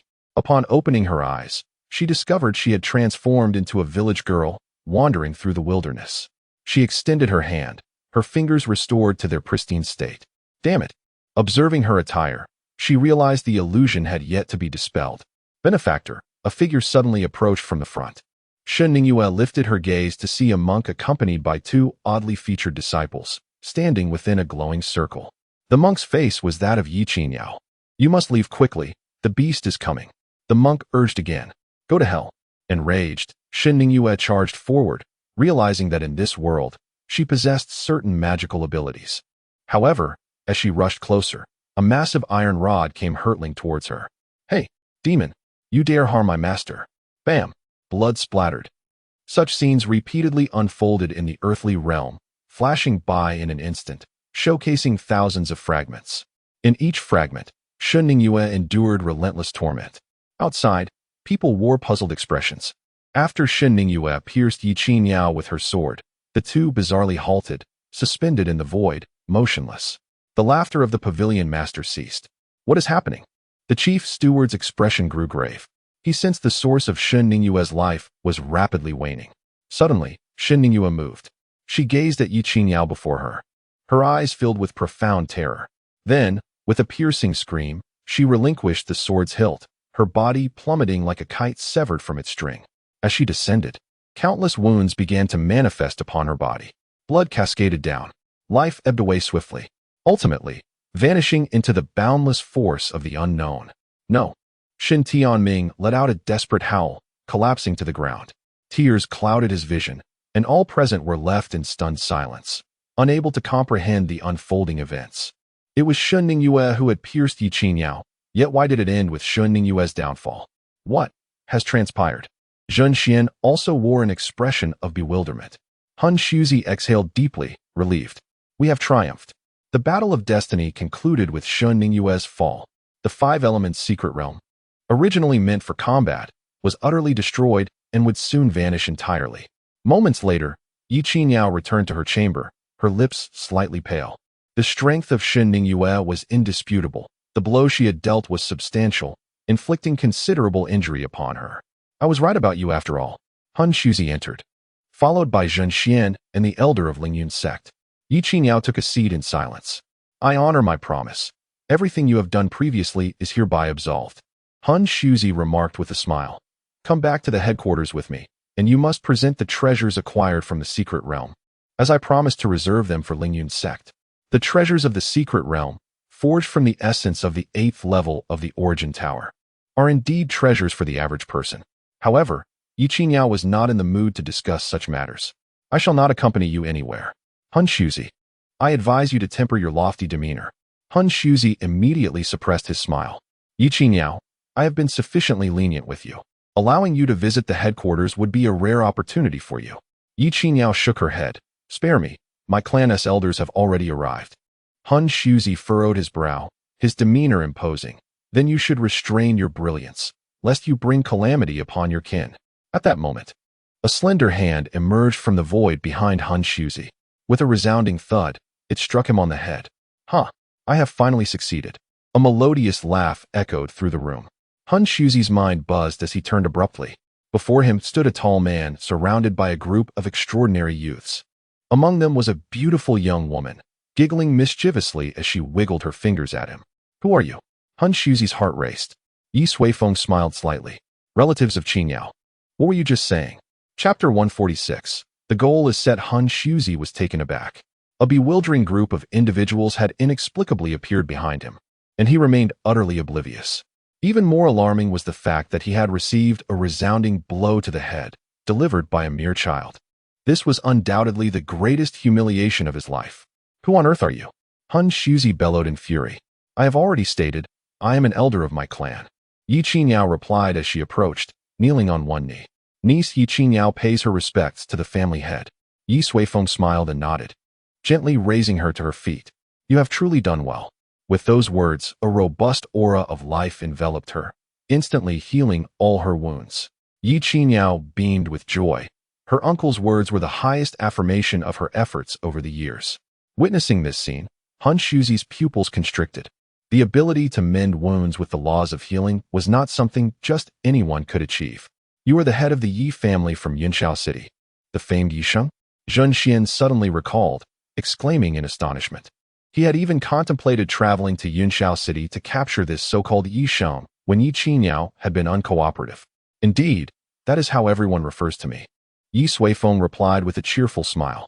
Han Shuzi's eyelids drooped as he spoke in a grave tone. To intrude without notice, are you declaring war against my Tianfu Academy? As he spoke, his hand rested upon a jade talisman adorned with intricate black patterns. Ye Suifeng shook his head. Save your breath. No sooner had he spoken than Han Shuzi unleashed a furious shout and made the first move. Countless black tendrils erupted, shattering the void as they surged toward Ye Suifeng. Han Shuzi scoffed. These were laws derived from divine artifacts, and unless Ye Suifeng possessed a divine artifact himself, he could not possibly contend with him. This was also why he had never perceived Ye Qingyao as a threat. Only those who had encountered divine artifacts could truly comprehend their terrifying power. The black tendrils swiftly approached Ye Suifeng. This is what you have brought upon yourself, Han Shuzi declared coldly. Yet, Ye Suifeng merely shook his head and smiled. The heavenly Dao ring emanated a soft glow, enveloping Ye Qingyao and the others within a layer of gray ripples. When the black tendrils, capable of piercing the void, struck the gray waves, they merely scattered into shallow ripples. Han Shuzi's eyes widened in disbelief. How is this possible? Ye Qingyao softly remarked. I have long warned you not to remain so aloof. The times have changed. Ye Suifeng chuckled lightly. Indeed, it is time for a change. With that, he reached out, and the countless black tendrils, along with the jade talisman in Han Shuzi's grasp, were all drawn into his palm. In an instant, they curled into a shivering mass. Shuzi was taken aback. The object he relied upon most, the divine artifact he revered, was reduced to a state of terror in Ye Suifeng's hands, akin to a mouse confronted by a cat. His world crumbled in that moment. No. How could this be?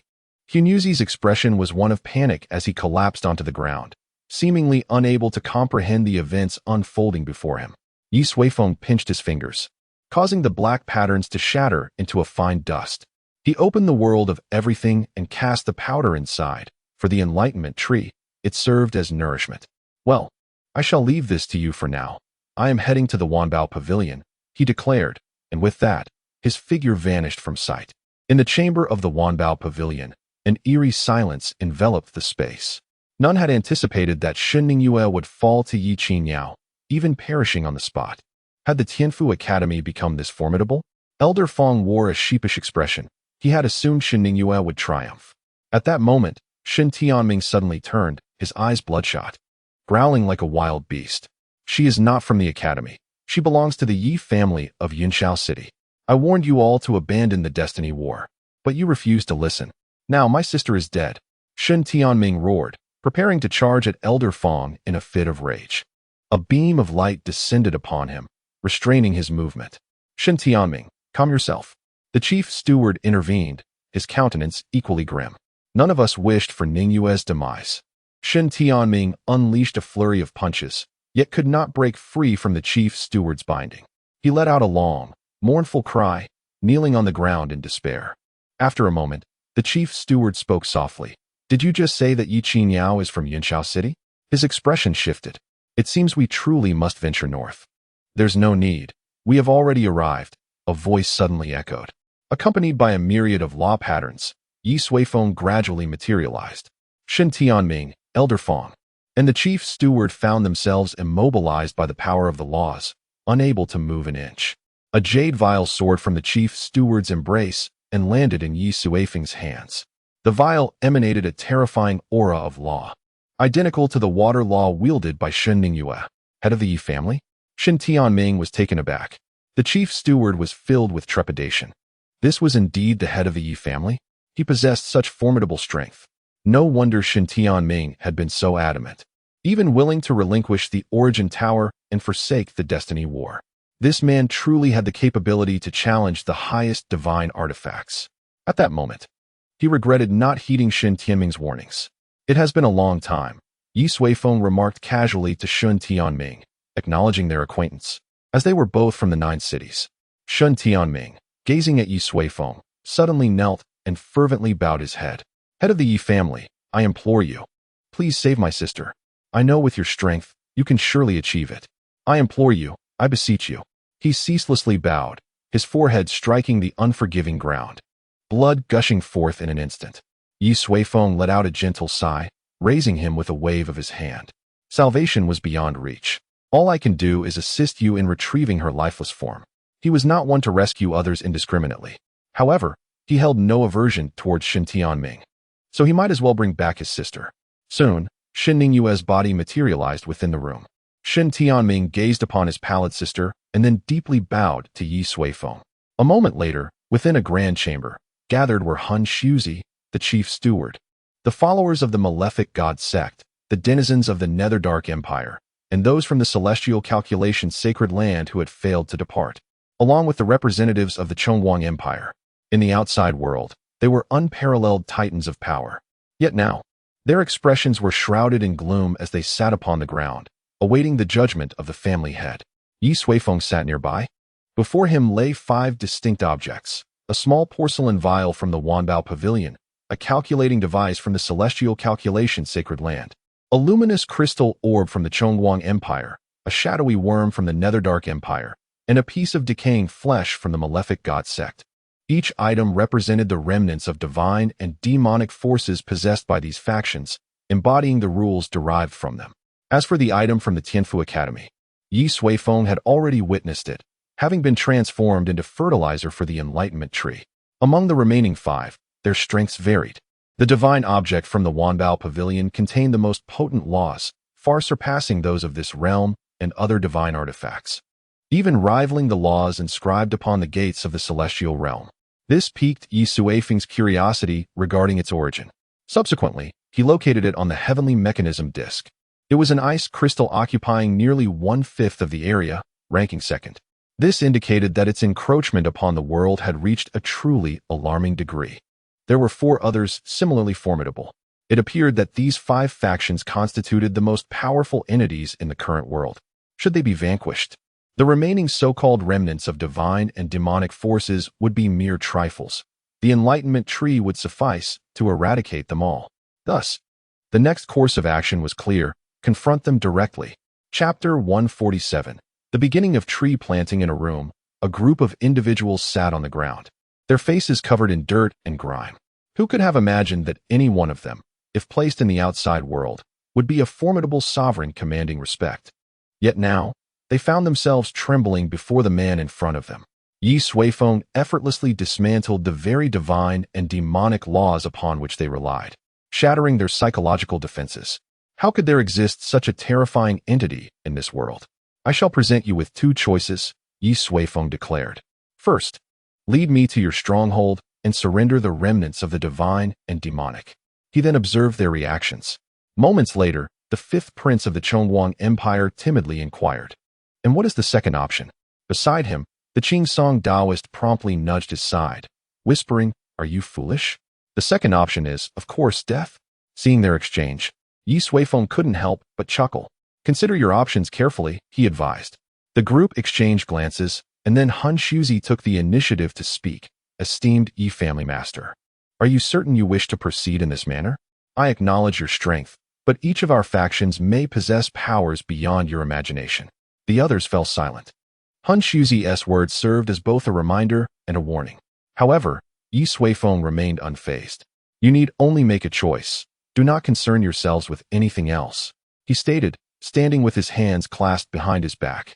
Very well, I grant you the time it takes to brew a cup of tea. Do not test my patience. In truth, Ye Suifeng could easily eliminate them and force his way into their stronghold through unparalleled means. However, that would be excessively troublesome, given that there were at least 100 such factions. Moreover, he felt a disinclination toward taking lives at that moment. A little cooperation would suffice. As time passed, someone finally responded. The head steward of the Wanbao Pavilion rose to his feet, stating, since Ye family master insists, I shall comply with your wishes and lead you to the main pavilion. One person stepped forward, and soon, several others followed suit. When faced with the prospect of survival, who would willingly choose death? They still held on to a glimmer of hope for their factions, especially the head steward and Han Shuzi, whose divine artifacts were powerful enough to defy expectations. Perhaps they could withstand Ye Suifeng's methods. Once all had made their choices, Ye Suifeng nodded. Very well. You may wait here. Yi Huang and Yi Long, join me. He then summoned Yi Huang and the others. After 6 years, these 5 juniors he had painstakingly nurtured had truly matured, their prowess now reaching the pinnacle of the world. Each possessed the capability to stand alone. You all have performed admirably over the years, Ye Suifeng remarked with a smile. And you, Xiao Xiao, have been exceptional. Upon being singled out for praise, Yi Xiao Xiao beamed with joy. Next, we are to engage in a most noble endeavor, Ye Suifeng proclaimed. I understand, replied Yi Xiao Xiao. Uncle, we are going to plant trees everywhere to save the world, correct? Ye Suifeng nodded affirmatively. Indeed, this world is perilously on the brink. I require each of you to plant the saplings of the enlightenment tree at every celestial node across the globe. Upon finishing his statement, Ye Suifeng waved his hand, conjuring an image filled with magnetic fields in their minds. Instantly, the 5 of them grasped the significance of the celestial nodes. I shall allocate 1,500 saplings to each of you. You will select a direction and plant them all. Along the way, eradicate any forces harboring remnants of divine or demonic essence, for they are nourishment for the enlightenment tree, Ye Suifeng instructed.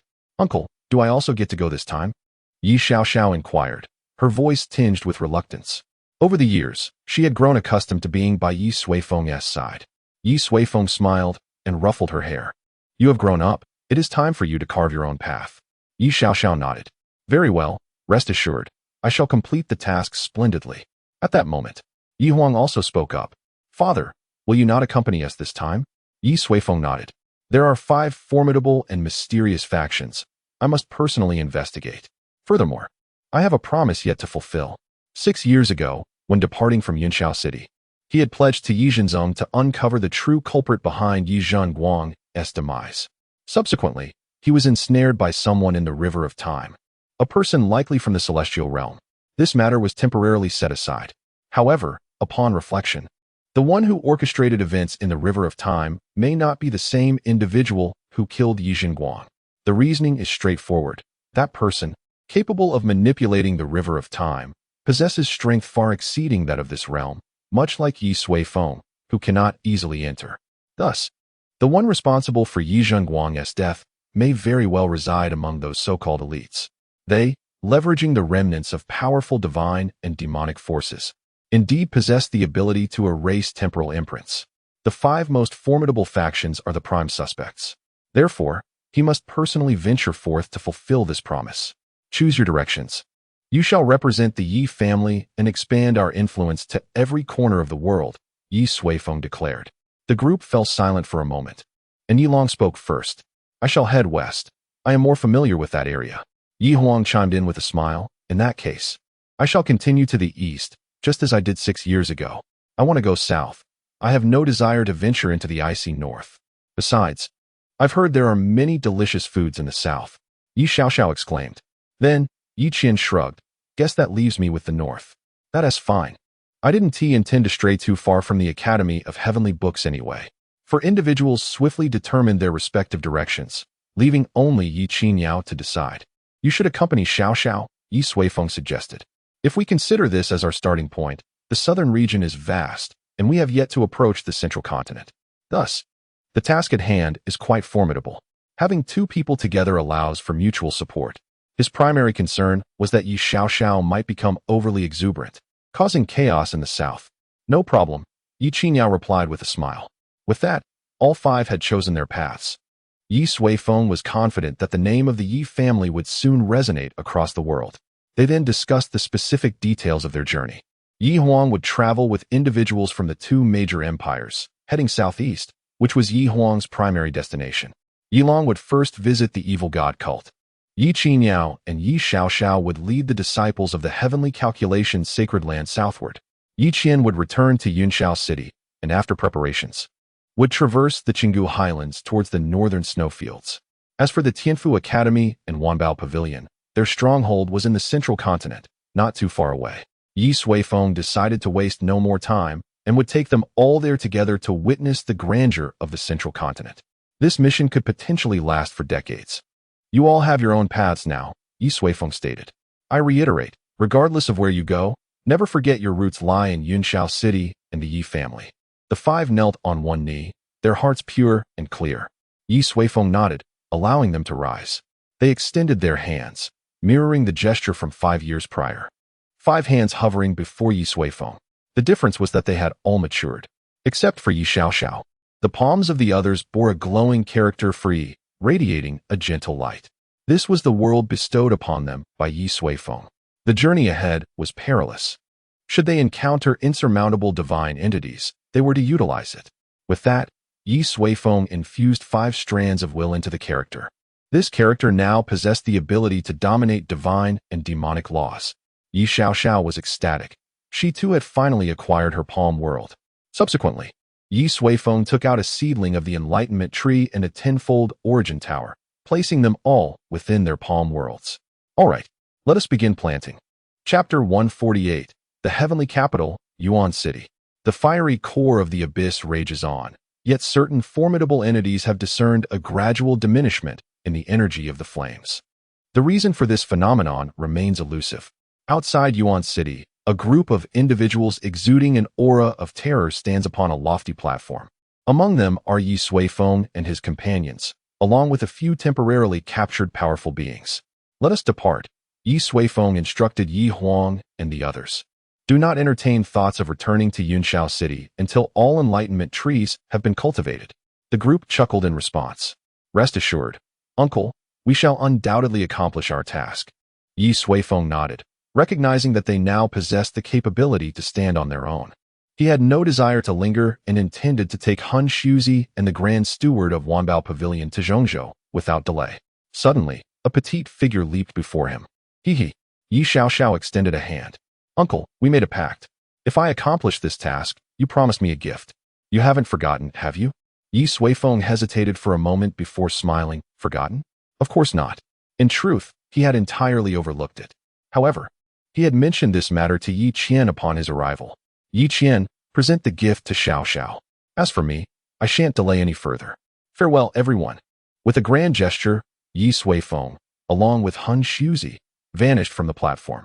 The others stood in shock, while Ye Qian's expression was fraught with conflict. He gazed at the vast collection of scriptures and examination papers, numbering in the thousands, within his spatial storage, instantly feeling overwhelmed. Cousin Ye Qian, what are you doing? Ye Xiao approached him. Hurry and give it to me. You're not thinking of keeping it all for yourself, are you? Ye Qian hurriedly replied. Haha. How could that be? This is Uncle's goodwill. I would never intercept it midway.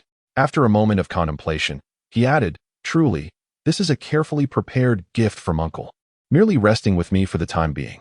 Ye Xiao observed him with a puzzled expression, sensing that Ye Qian was strenuously distancing himself from the matter. Subsequently, Ye Qian produced a storage ring and handed it to Ye Xiao. I won't take up any more of your time. Until we meet again. With that, he swiftly departed with Xiao Yi, not looking back. Ye Xiao was left bewildered. How strange, she murmured, shaking her head before eagerly opening the storage ring. Moments later, An enraged voice erupted from the platform. Yi Qian, you will pay for this. In Zhongzhou, the fifth domain, the heavenly capital city sprawls magnificently against the mountains. The city is vast, with towering pavilions reaching skyward, piercing the clouds in abundance. Above, powerful beasts and majestic aerial vessels traverse the skies, creating a continuous spectacle. Within the city, practitioners at the nascent soul stage were ubiquitous, while those at the transformation stage were not rare, rendering such occurrences almost commonplace. In stark contrast to Tianfu City, the Nine-City Alliance resembled a desolate backwater. It was no wonder that when Han Shuzi first heard of Yunxiao's sacred land, he scoffed in disdain. However, this turned out to be the greatest regret of his life. Had he not dismissed Yunxiao City at that time and taken the initiative to investigate, he would not have found himself a captive of Ye Suifeng, even bringing him back personally. The Tianfu Academy was nestled within the mountains behind Tianfu City, representing the most formidable presence in the fifth heavenly domain, the supreme authority. Suddenly, three figures materialized from the void above the imposing mountain gate: Ye Suifeng, Han Shuzi, and the Grand Steward of Wanbao Pavilion, Danyuan Daoist. This time, Ye Suifeng ventured alone, having sent Gu Yulan back to Yunxiao City, as he did not intend to expend too much time on this matter. Master Yi, this is our main academy, Han Shuzi remarked. Ye Suifeng nodded, gazing at the vast mountain range below. Under the gaze of the heavenly Dao, countless black tendrils deeply penetrated the laws of the heavenly Dao, resembling a dense black web. These tendrils, by manipulating the laws of the heavenly Dao, slowly siphoned the world's essence from the entire realm. Subsequently, they converged at the deepest point of the Tianfu Academy, a place shrouded in inky darkness. Ye Suifeng sighed inwardly. The central continent's ninth heavenly domain, the fifth heavenly domain, had been entirely corrupted by the divine artifacts of Tianfu Academy. The situation in other heavenly domains was largely similar. This was akin to inflicting several massive wounds upon the world, continuously draining its lifeblood. It was a wonder that the world had not perished long ago. Master Yi, the dean should be in the rear mountains. Do you wish to proceed there now? Han Shuzi inquired. Suddenly, a resounding chime echoed through the air. Ye Suifeng turned to look. It was a side gate, above which stood a magnificent giant cauldron, exuding an aura of grandeur, with the laws of the Tao swirling around it. He had heard that this was the dragon gate of the academy. Every genius newly admitted to the academy must first pass through the dragon gate to determine their allocation to a specific division. At that time, Yi Qinya had sounded the chime 9 times before entering the Heavenly Earth Institute. However, the main academy's dragon gate was even more rigorous. Those who could enter the Heavenly Earth Institute were destined to wield dominion over the heavens and the earth in the future. Boom. The bell tolled 7 times before finally ceasing.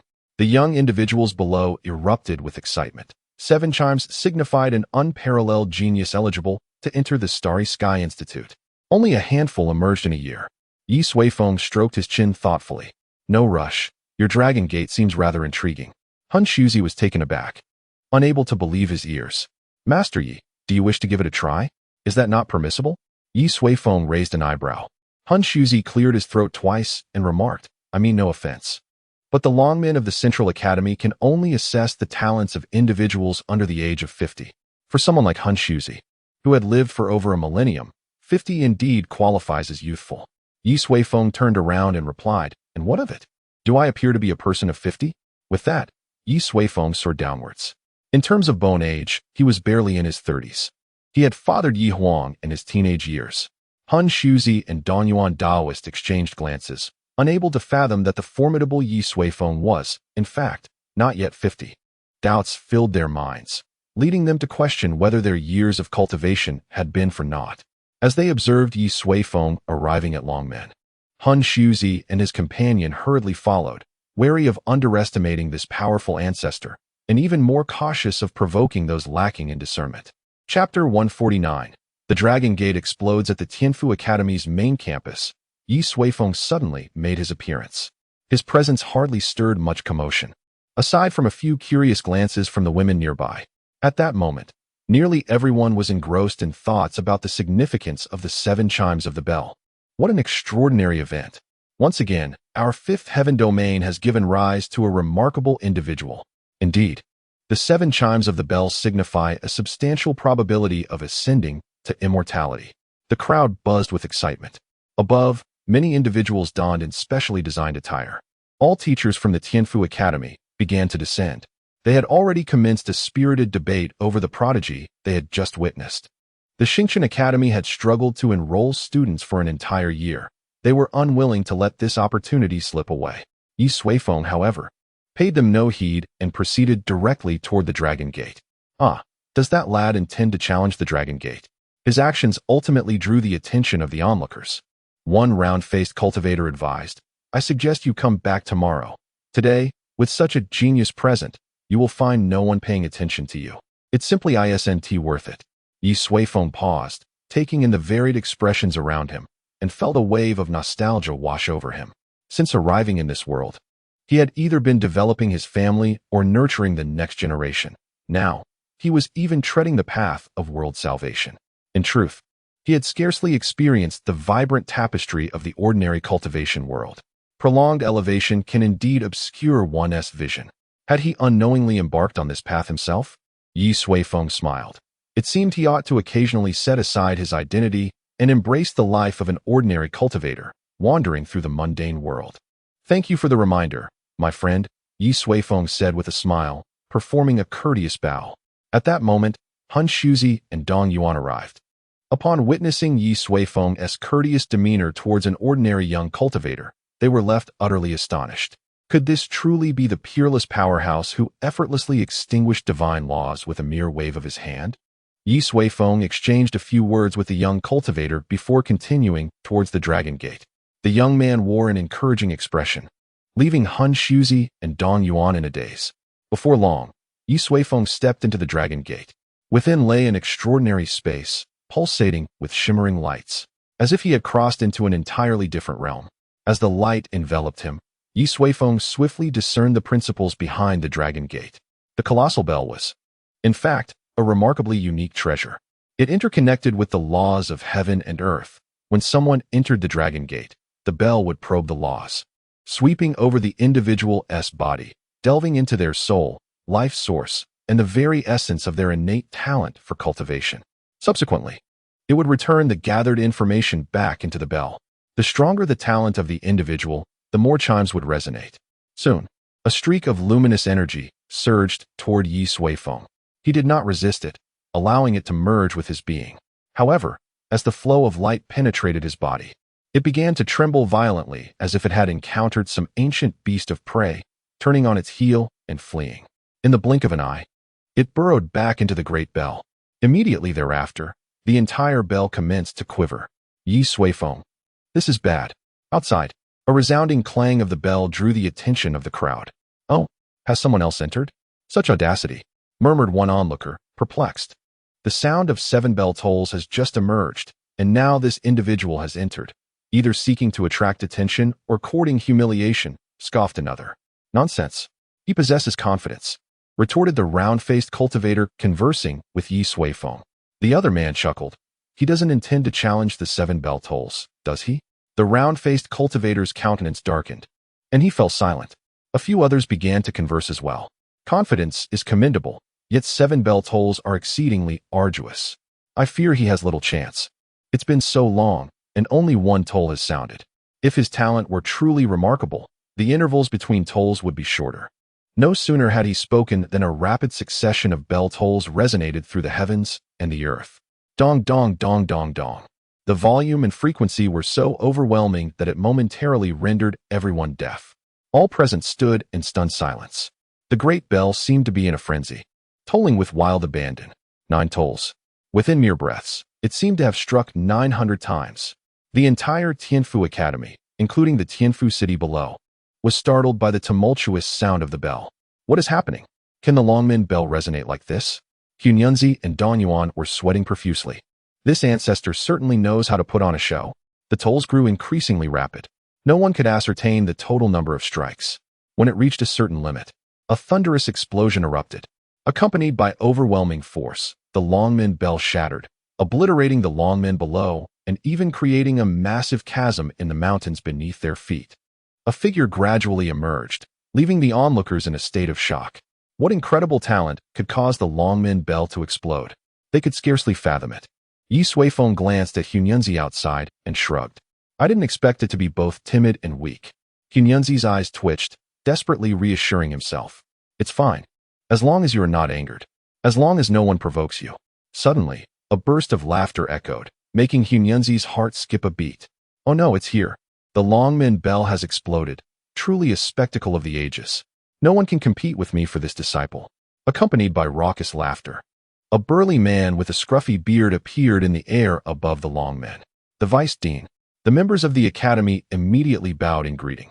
He gazed upon the ruins beneath his feet, yet there was not a trace of anger upon his visage. Instead, a flicker of excitement danced in his eyes.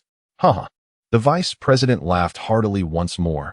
Heaven has truly favored our academy, bestowing upon us a once-in-a-millennium prodigy. Turning his attention to Ye Suifeng, he declared loudly, Young man, come under my tutelage. I shall unveil to you the unparalleled splendor of this world.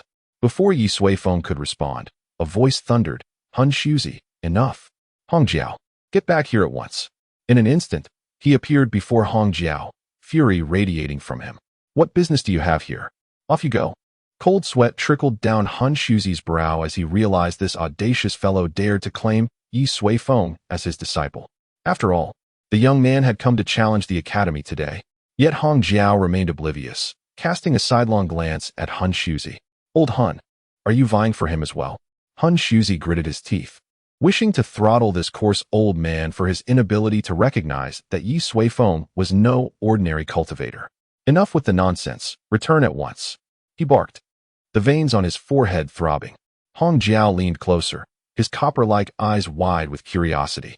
Old Hun, why are you so irritable today? As if you've lost your father? If you wish to take him, simply do so, no need for such fury. He patted Hun Shuzi's shoulder with a flourish. Hun Shuzi felt himself on the brink of madness. Should this man continue, calamity would surely ensue. He swiftly approached Ye Suifeng, lowering his voice, Master Yi, I have just contacted the dean. He is on the back mountain, and I shall escort you there immediately. Additionally, that man is quite unwell. Please, do not pay him any mind. Ye Suifeng found the situation amusing, yet it was indeed unnecessary to linger any longer. He nodded in agreement. Then let us depart. Chapter 150. The astonished dean. The Tianfu General Academy was abuzz with excitement today. Initially, a prodigy, heralded by the sound of 7 chimes, emerged, capable of entering the Starry Institute, igniting fervent competition among the faculty. Subsequently, another individual of immense strength from Tianfu ignited the Dragon Gate, prompting even the vice dean to emerge and personally accept disciples. However, he was met with a scathing reprimand from an elderly man, leaving him empty-handed. It was soon recognized that this elder was a figure of great repute, akin to a venerable elder of a sect, someone rarely glimpsed in everyday life. Following this, the esteemed elder escorted the young man to the back mountain. Observers noted that this exalted figure appeared to treat the youth with utmost deference, a sight both astonishing and perplexing. In the serene back mountain of the academy, within an elegant villa, sat an elderly man with a full head of white hair, exuding a warm demeanor. He was none other than the dean of the Tianfu General Academy, Qing Xuanzi. Ye Suifeng and Hun Shuzi were seated together, while Don Yuan remained outside, enjoying the cool breeze, for this was a sacred space of the academy. Hun Shuzi, your return is quite unexpected. You didn't give any prior notice. Qing Xuanzi remarked with a smile. Hun Shuzi appeared somewhat awkward, wishing to greet, but feeling daunted in the presence of Ye Suifeng. What news of the Battle of Destiny? Qing Xuanzi continued, turning his gaze toward Ye Suifeng. So, he is indeed our chosen one for the Battle of Destiny? Splendid, splendid. You have brought back an extraordinary talent to our academy, huh? Hun Shuzi's eyes twitched as he hastily interjected, Not at all, not at all. Internally conflicted, he struggled to articulate his thoughts. It wouldn't he do to openly admit that he had returned not with a genius, but with a formidable elder. At that moment, a hand rested upon his shoulder. Ye Suifeng smiled, allow me to speak. Qing Xuanzi's expression shifted to one of surprise. It appeared that the relationship between this young man and Hun Shuzi was not as he had assumed. You cannot be the actual authority of the Tianfu Academy, Ye Suifeng stated directly. Upon entering, he had discerned that Qing Xuanzi was merely at the pinnacle of the tribulation stage, possessing only a fragment of the divine artifact's principles. Much like Hun Shuzi, Qing Xuanzi furrowed his brow at this assertion. Such forthrightness was not characteristic of a young genius. Fearing that he might inadvertently offend Ye Suifeng, Han Shuzi quickly added, Qing Xuanzi, he is an esteemed elder. Qing Xuanzi was instantly taken aback. Only those under the age of 50 could enter the Dragon Gate, so surely this individual was relatively young. Yet, Han Shuzi had referred to him as an elder. Though both Han Shuzi and Qing Xuanzi were at the peak of tribulation, they were distinct from other tribulation stage practitioners in the outside world. They had forsaken Ascension to immerse themselves in greater pursuits.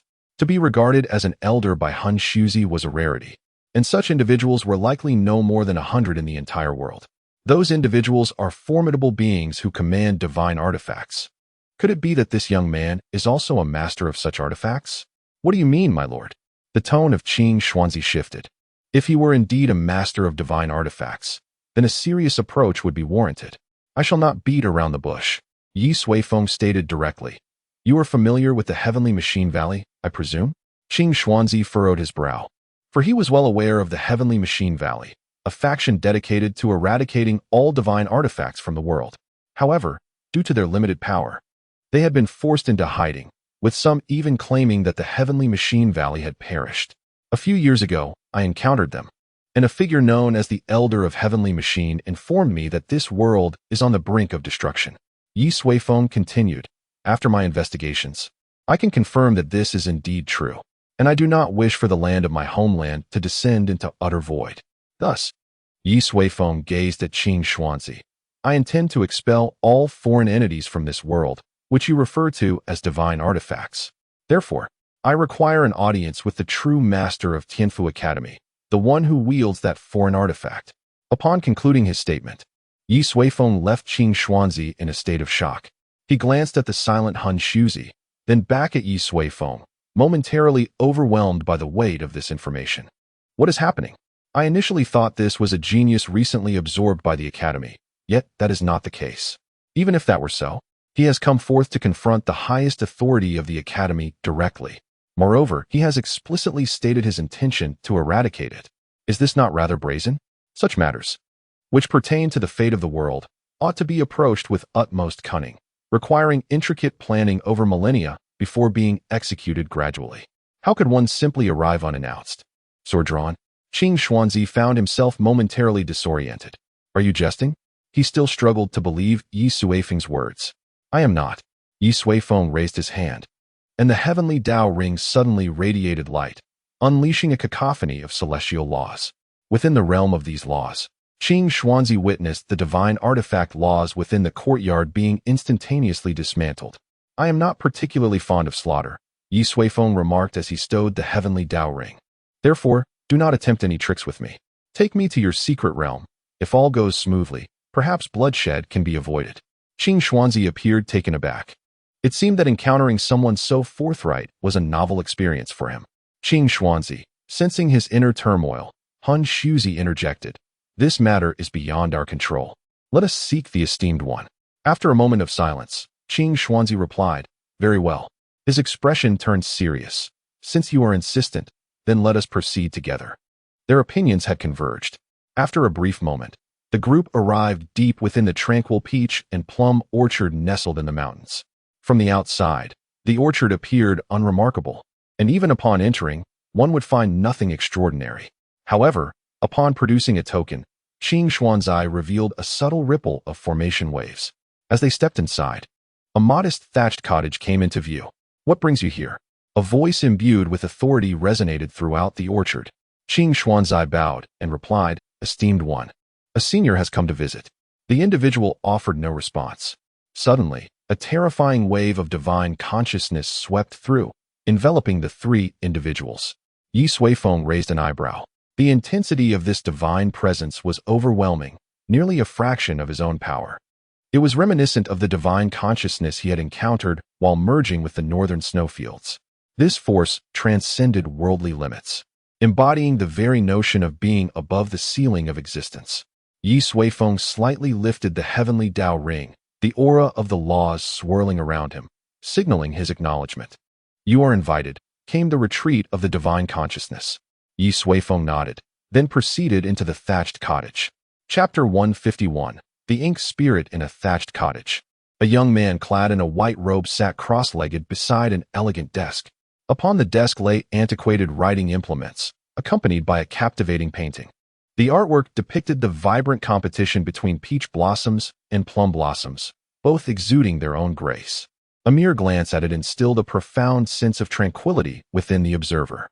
Ye Suifeng entered the cottage. "Esteemed guest, please take a seat." The young man greeted with a warm smile as a chair crafted from peach and plum would materialize before him. Ye Suifeng settled himself, silently observing the man before him. The young man chuckled lightly, inquiring, "May I ask your name?" "Ye Suifeng," he replied. "I am Su Mu," the man stated. "I sense that you two are favored by divine beings, are you not?" Ye Suifeng sighed softly, shaking his head. "I can sense that you are not truly Su Mu. Am I correct?" Such peculiar words caused a swift change in Su Mu's expression. His brows shot up, his eyes dark as ink. Suddenly, a palpable black aura emanated from the chair, enveloping Ye Suifeng entirely. A sinister whisper echoed within the thatched walls. "Hee, a feast of heavenly laws delivered right to my doorstep." On the desk, a brush levitated, its bristles exploding outward, hovering above Ye Suifeng's head. A formidable force of attraction surging forth. Just as it believed victory was at hand, a gentle sigh resonated. Gray ripples emanated from Ye Suifeng, dispersing the surrounding black aura. Even the brush above suffered a violent backlash. Countless bristles snapped, disintegrating into fine dust that floated through the air. "How is this possible?" Su Mu exclaimed, astonished by the unfolding events, while Ye Suifeng remained unfazed. In truth, he had perceived upon entering that the young man seated within bore no trace of human essence. He was merely the consciousness of the brush itself. "You cannot harm me. Now, tell me, where is the real Su Mu?" Ye Suifeng demanded. However, Su Mu appeared unwilling to concede. His expression twisted into a grimace as he roared, "This is not over yet." With that proclamation, the surroundings plunged into darkness. In an instant, Ye Suifeng found himself in an unfamiliar realm, a world entirely composed of ink and wash. The intertwining laws of heaven and earth formed a terrifying cosmic prison from which even a seasoned cultivator in the great Ascension stage would struggle to escape. "Do you truly not wish to converse amiably?" Ye Suifeng queried, maintaining his composure. The only response was a chilling cacophony of laughter. In the distance, ink-washed mountains began to writhe like colossal serpents. Beneath Ye Suifeng, the ground transformed into a sea of ink, corroding all that dared to tread upon it. Await the endless agony. The voice of the pen spirit reverberates throughout the cosmos. Ye Suifeng, having lost his patience, contemplates. In that case, let it perish. His expression turns cold as he extends his palm and, with a flick of his fingers, seizes the void.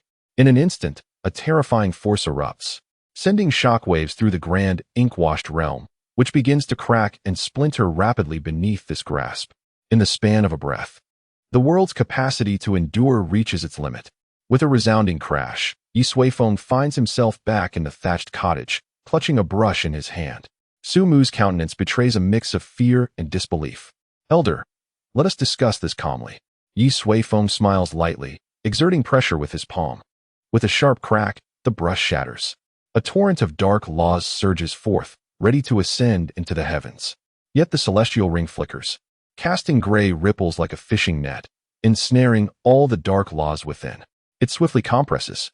No, the pen spirit wails in agony. However, Ye Suifeng offers it no further opportunity.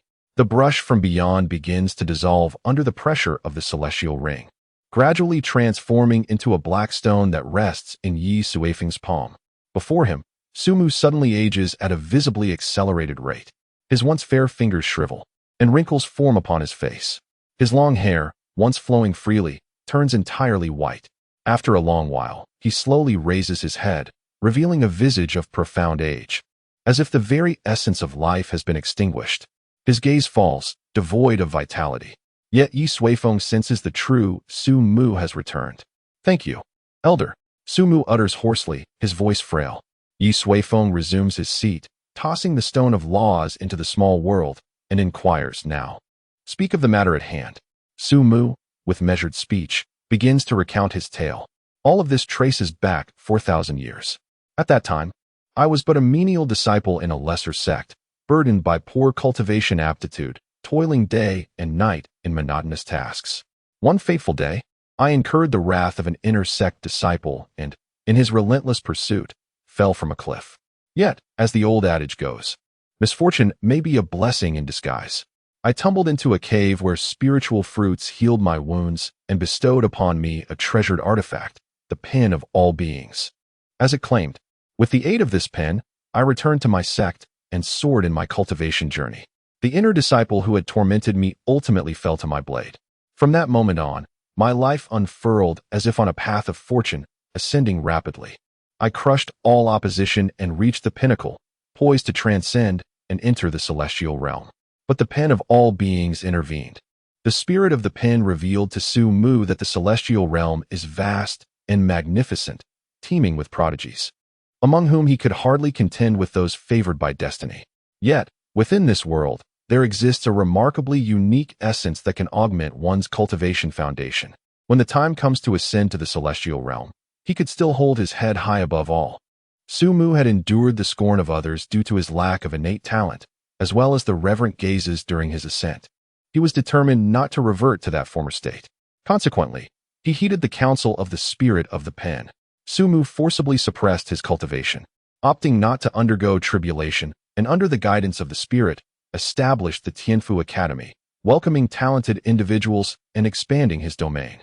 Once they reached a certain scale, Su Mu began to extend the principles from the spirit of the pen to every corner of his territory. He then commenced the process of extracting the so-called cultivation foundation from the world itself. This endeavor persisted for a full 2 millennia. The cultivation foundation proved extraordinary, a source of remarkably pure primordial energy. Under its nurturing, Su Mu felt his innate talent and physique evolving continuously. Even his cultivation broke through worldly limits without undergoing tribulation.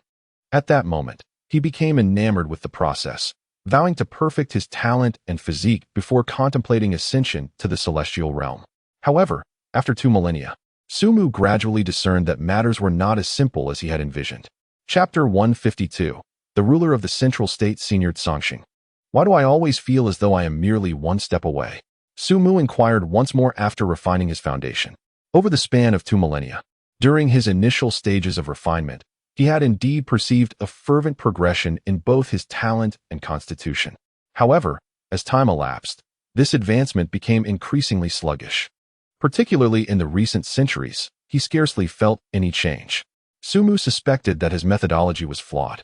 Without accumulating small steps, one cannot reach 1,000 miles. The voice of Tsongxing Bai resonated within his mind. You have traversed 99 steps. Persevere a while longer, and you shall attain completeness. Su Mu remained silent, gazing into the heavens. After a prolonged period, he sighed softly. Senior, let us venture to the immortal realm. I believe my current accumulation is sufficient. After 2 millennia, I fear that even if I ultimately achieve completeness, I will have long since lost the desire to compete. What value is completeness if that is the case? Su Mu yearned to depart. Tsongxing Bai remained silent for a considerable time before finally speaking. Very well, then. Merge your soul with Tsongxing Bai, and we shall make one final attempt. If it proves ineffective, then we shall proceed to the immortal realm. The cultivation world is fraught with peril, and human hearts are inscrutable. Yet, Tsongxing Bai has accompanied Su Mu throughout his life and served as the foundation of his ascent to greatness. Thus, Su Mu harbored no doubt regarding Tsongxing Bai's words. He released his entire soul, immersing himself in the ink and wash world of Tsongxing Bai. Upon entering, he discerned the essence of what he termed his foundation. It was, in fact, the primal power of this realm. This power possessed formidable, transformative capabilities, capable of fundamentally enhancing one's cultivation aptitude. Furthermore, he realized that over the past 2 millennia, only 1% of the world's primal force obtained through Tsongxing Bai had been utilized for his own benefit, while the vast majority had been siphoned away by Tsongxing Bai. From beginning to end, all events were merely a grand conspiracy. Tsongxing Bai sought to exploit him, rooting itself in the world to draw sustenance. Su Mu grasped the truth, yet it was too late. Now, Tsongxing Bai's power surpassed his own. Most critically, he found himself entirely at the mercy of Tsongxing Bai within the ink and wash space. Regret was futile. Since you wish to leave this world, remain within the ink and wash realm. Tsongxing Bai declared coldly. Out of respect for our millennia-long friendship, I shall spare your life.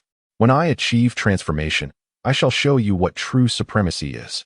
Thus, Su Mu's soul became ensnared within the ink and wash world, eternally deprived of the sight of the heavens and the earth. Another millennium passed until the arrival of Ye Suifeng, which led to the destruction of Cangshan Bai, granting him his freedom once more. However, he emerged as a shadow of his former self, utterly depleted. Upon hearing Su Mu's tale, Ye Suifeng felt a profound sense of reflection. The early life of this individual truly embodies the quintessential protagonist archetype, gifted with little talent.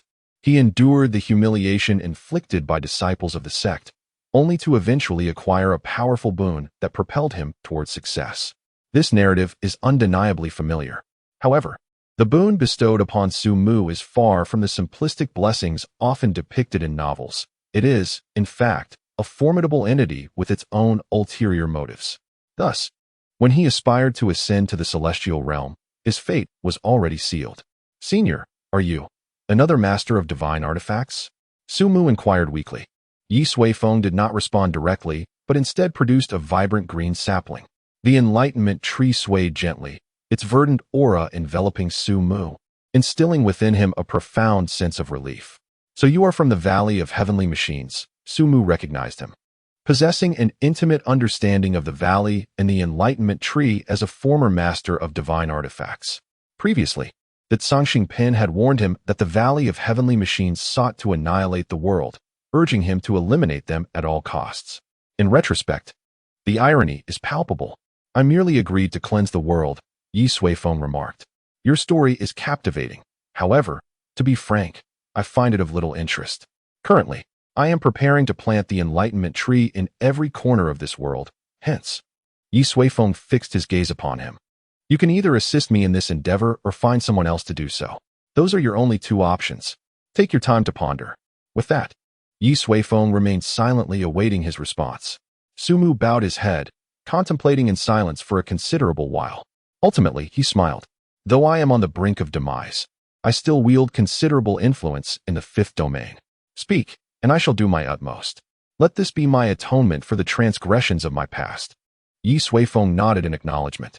This outcome was somewhat unexpected, for he had not anticipated that the one controlling the Tianfu Academy was, in fact, the divine artifact itself. "How many others like you exist?" Ye Suifeng inquired. After a moment's reflection, he pondered that if these divine artifacts possessed consciousness, there might indeed be many whose circumstances mirrored Su Mu's. However, Su Mu shook his head. "Very few." He elaborated. "Before I was imprisoned by the Cangshan Pen, I encountered several other masters of divine artifacts. Most were drawn by the allure of the world's essence. Some, possessing immense strength, managed to exert control over the divine artifacts themselves. For example, the Hall of Great Dao and the Treasure Pavilion." Ye Suifeng furrowed his brow slightly. Aware of the Treasure Pavilion but unfamiliar with the Hall of Great Dao.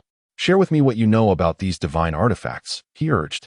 Su Mu nodded in agreement and began to recount his knowledge. Masters of divine artifacts are dispersed throughout the world, yet overall, the 9 heavens of Central State stand as the most powerful existence. The Tianfu Academy, which commands the entirety of the 5th domain, merely holds the 3rd rank. Above it lies the true ruler of the 3rd domain, the Wanbao Pavilion, alongside the formidable presence of the Daidao Divine Hall, the sovereign of the 1st domain, which resides at the center of the world. This is a truly terrifying existence. Even the so-called sanctuaries tremble and bow in submission before the Daidao Divine Hall. "Senior, if you genuinely wish to cleanse the world, you must prepare meticulously for the Daidao Divine Hall and the Wanbao Pavilion," Su Mu said gravely. Even he held a profound respect for the power wielded by these two factions. "Do not concern yourself with this. I have my own plans," Ye Suifeng replied, waving his hand dismissively. "So, this Daidao Divine Hall is essentially the overlord of Zhongzhou." Su Mu nodded in affirmation. Indeed, in the absence of the Wanbao Pavilion, Zhongzhou reveres the Daidao Divine Hall.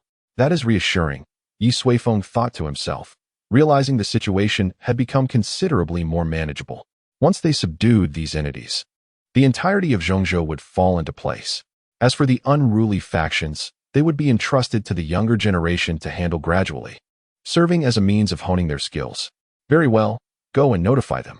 The fifth domain of Yunxiao will henceforth fall under the jurisdiction of the Ye family. Chapter 153. Conquering the fifth domain in the peach and plum garden.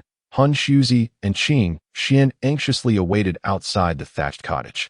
To the outside world, they appeared to be the most formidable figures in this realm, yet both were acutely aware that above them loomed an even more terrifying presence.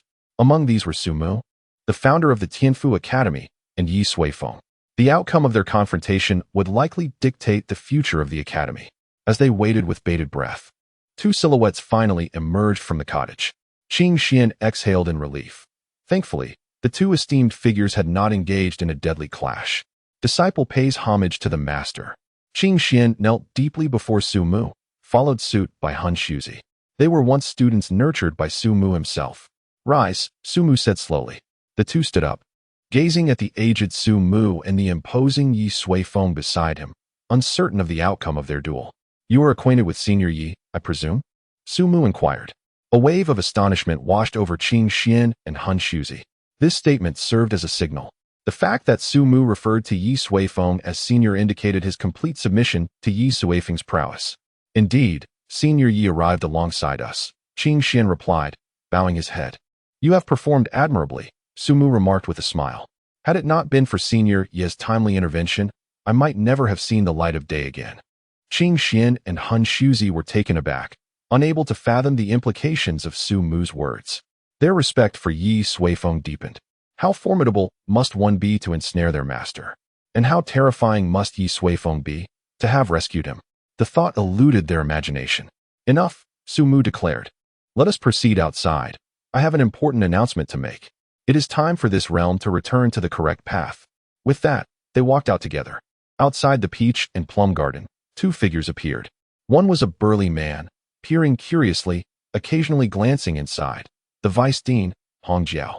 The other was a handsome young man, exuding an air of confidence that radiated arrogance. Master, is it true that someone detonated the Dragon Gate? I refuse to believe it. The young man exclaimed. That is precisely why I summoned you, to test his mettle. Hong Jiao's voice boomed. Humph, that audacious old soul dared to embarrass me in public. I shall see whose disciple is superior. The young man wore a proud expression.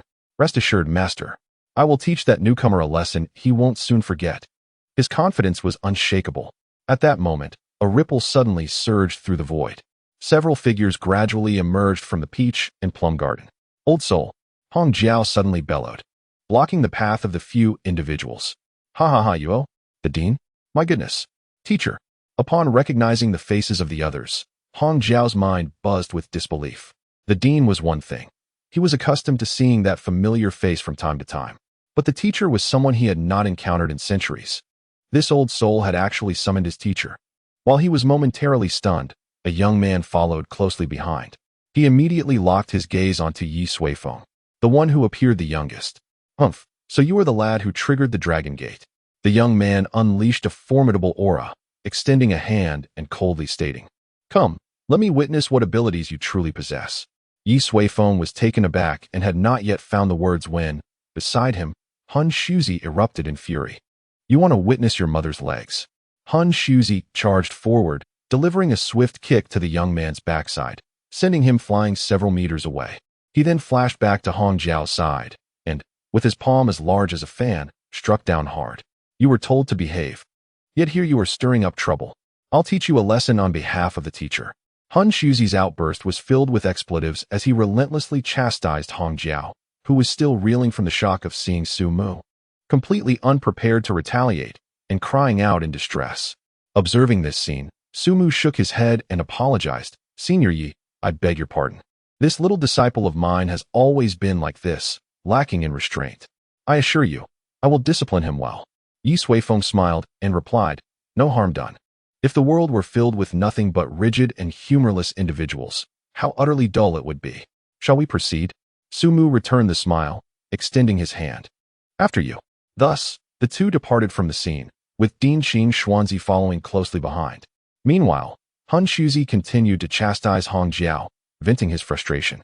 Once they had left, Hong Jiao resisted and grasped Han Shuzi's hand, his eyes filled with profound incredulity as he murmured, Old soul, I must have misheard. My teacher actually referred to that young man as senior. Han Shuzi shook off his grip. Do you truly think he is my disciple? If that esteemed individual were to be displeased, our academy would be utterly doomed. Do you understand? Han Shuzi's voice was laced with anger, for he had not anticipated Hong Jiao would dare to provoke a challenge at the door. My goodness, Hong Jiao was still in shock, struggling to fathom that someone capable of entering the Dragon Gate could surpass even his master. Fortunately, this powerful being has a relatively good temper. At the Heavenly Capital Academy, Ye Suifeng and Su Mu, alongside a few others, arrived at a high platform atop the academy. Here, a grand bell floated between heaven and earth. Qing Xian, the bell of Ming Tian, Su Mu spoke slowly. Yes, master, replied Qing Xuanzi, bowing respectfully before soaring to the celestial bell, striking it with great force. Bang! Bang! The resounding chimes reverberated magnificently through the air. Ye Suifeng glanced upward. The great bell seemed to resonate with the laws of heaven and earth, its sound having just traversed the fifth heavenly domain. Moments later, dozens of formidable presences surged forth from every direction. Each individual possessed strength rivaling that of Han Shuzi.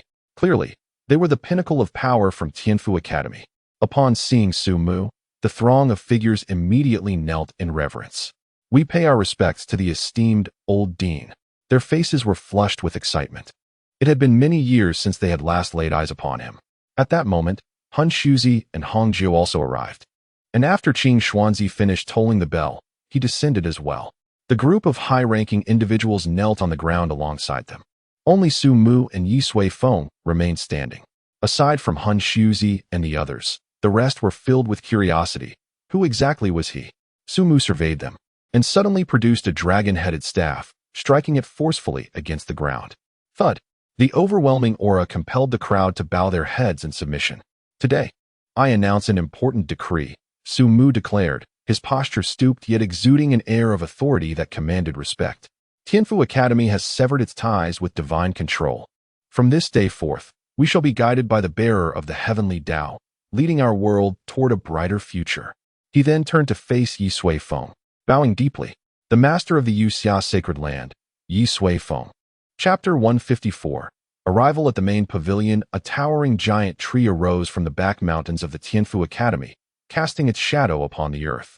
Before departing from the thatched cottage, Ye Suifeng had planted an enlightenment tree in the peach and plum grove, subsequently transforming the remnants of the Zhangxing pen into nourishment for it. At this moment, the enlightenment tree had absorbed all the nutrients. Its emerald leaves gently trembled, gradually transforming the land and returning it to its essence. The affairs of Tianfu Academy proceeded smoothly. Ye Suifeng had no intention of lingering and prepared to journey with Dong Yuan to the Wanbao Pavilion, one of the 5 foremost powers in this realm. Senior Yi, are you truly not planning to make any preparations? Su Mu bade farewell to Ye Suifeng, reiterating his reminder. No need. Ye Suifeng waved his hand dismissively. I do not wish to prolong this matter any further. Su Mu bowed respectfully. Then I wish you all the best. Should you require any assistance, do not hesitate to speak. If you vanquish the evil, you will be the greatest being in our world. Ye Suifeng remained silent. He cared little for notions of greatness. His actions were driven solely by a desire to prevent his homeland from being obliterated. Soon after, they bid each other farewell.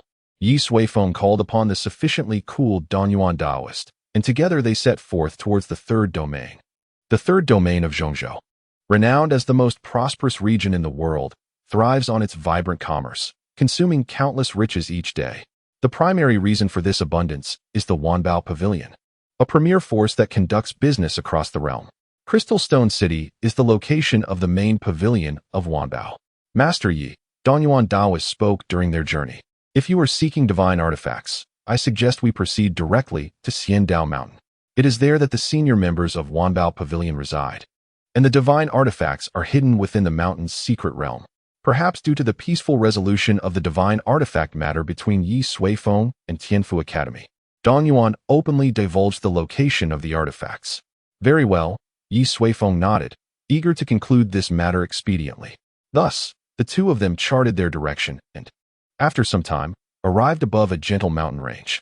The spiritual energy here was exceptionally abundant, with clouds in the sky formed from spiritual liquid, pavilions and towers adorned with the fragrance of blooming flowers, resembling a paradise.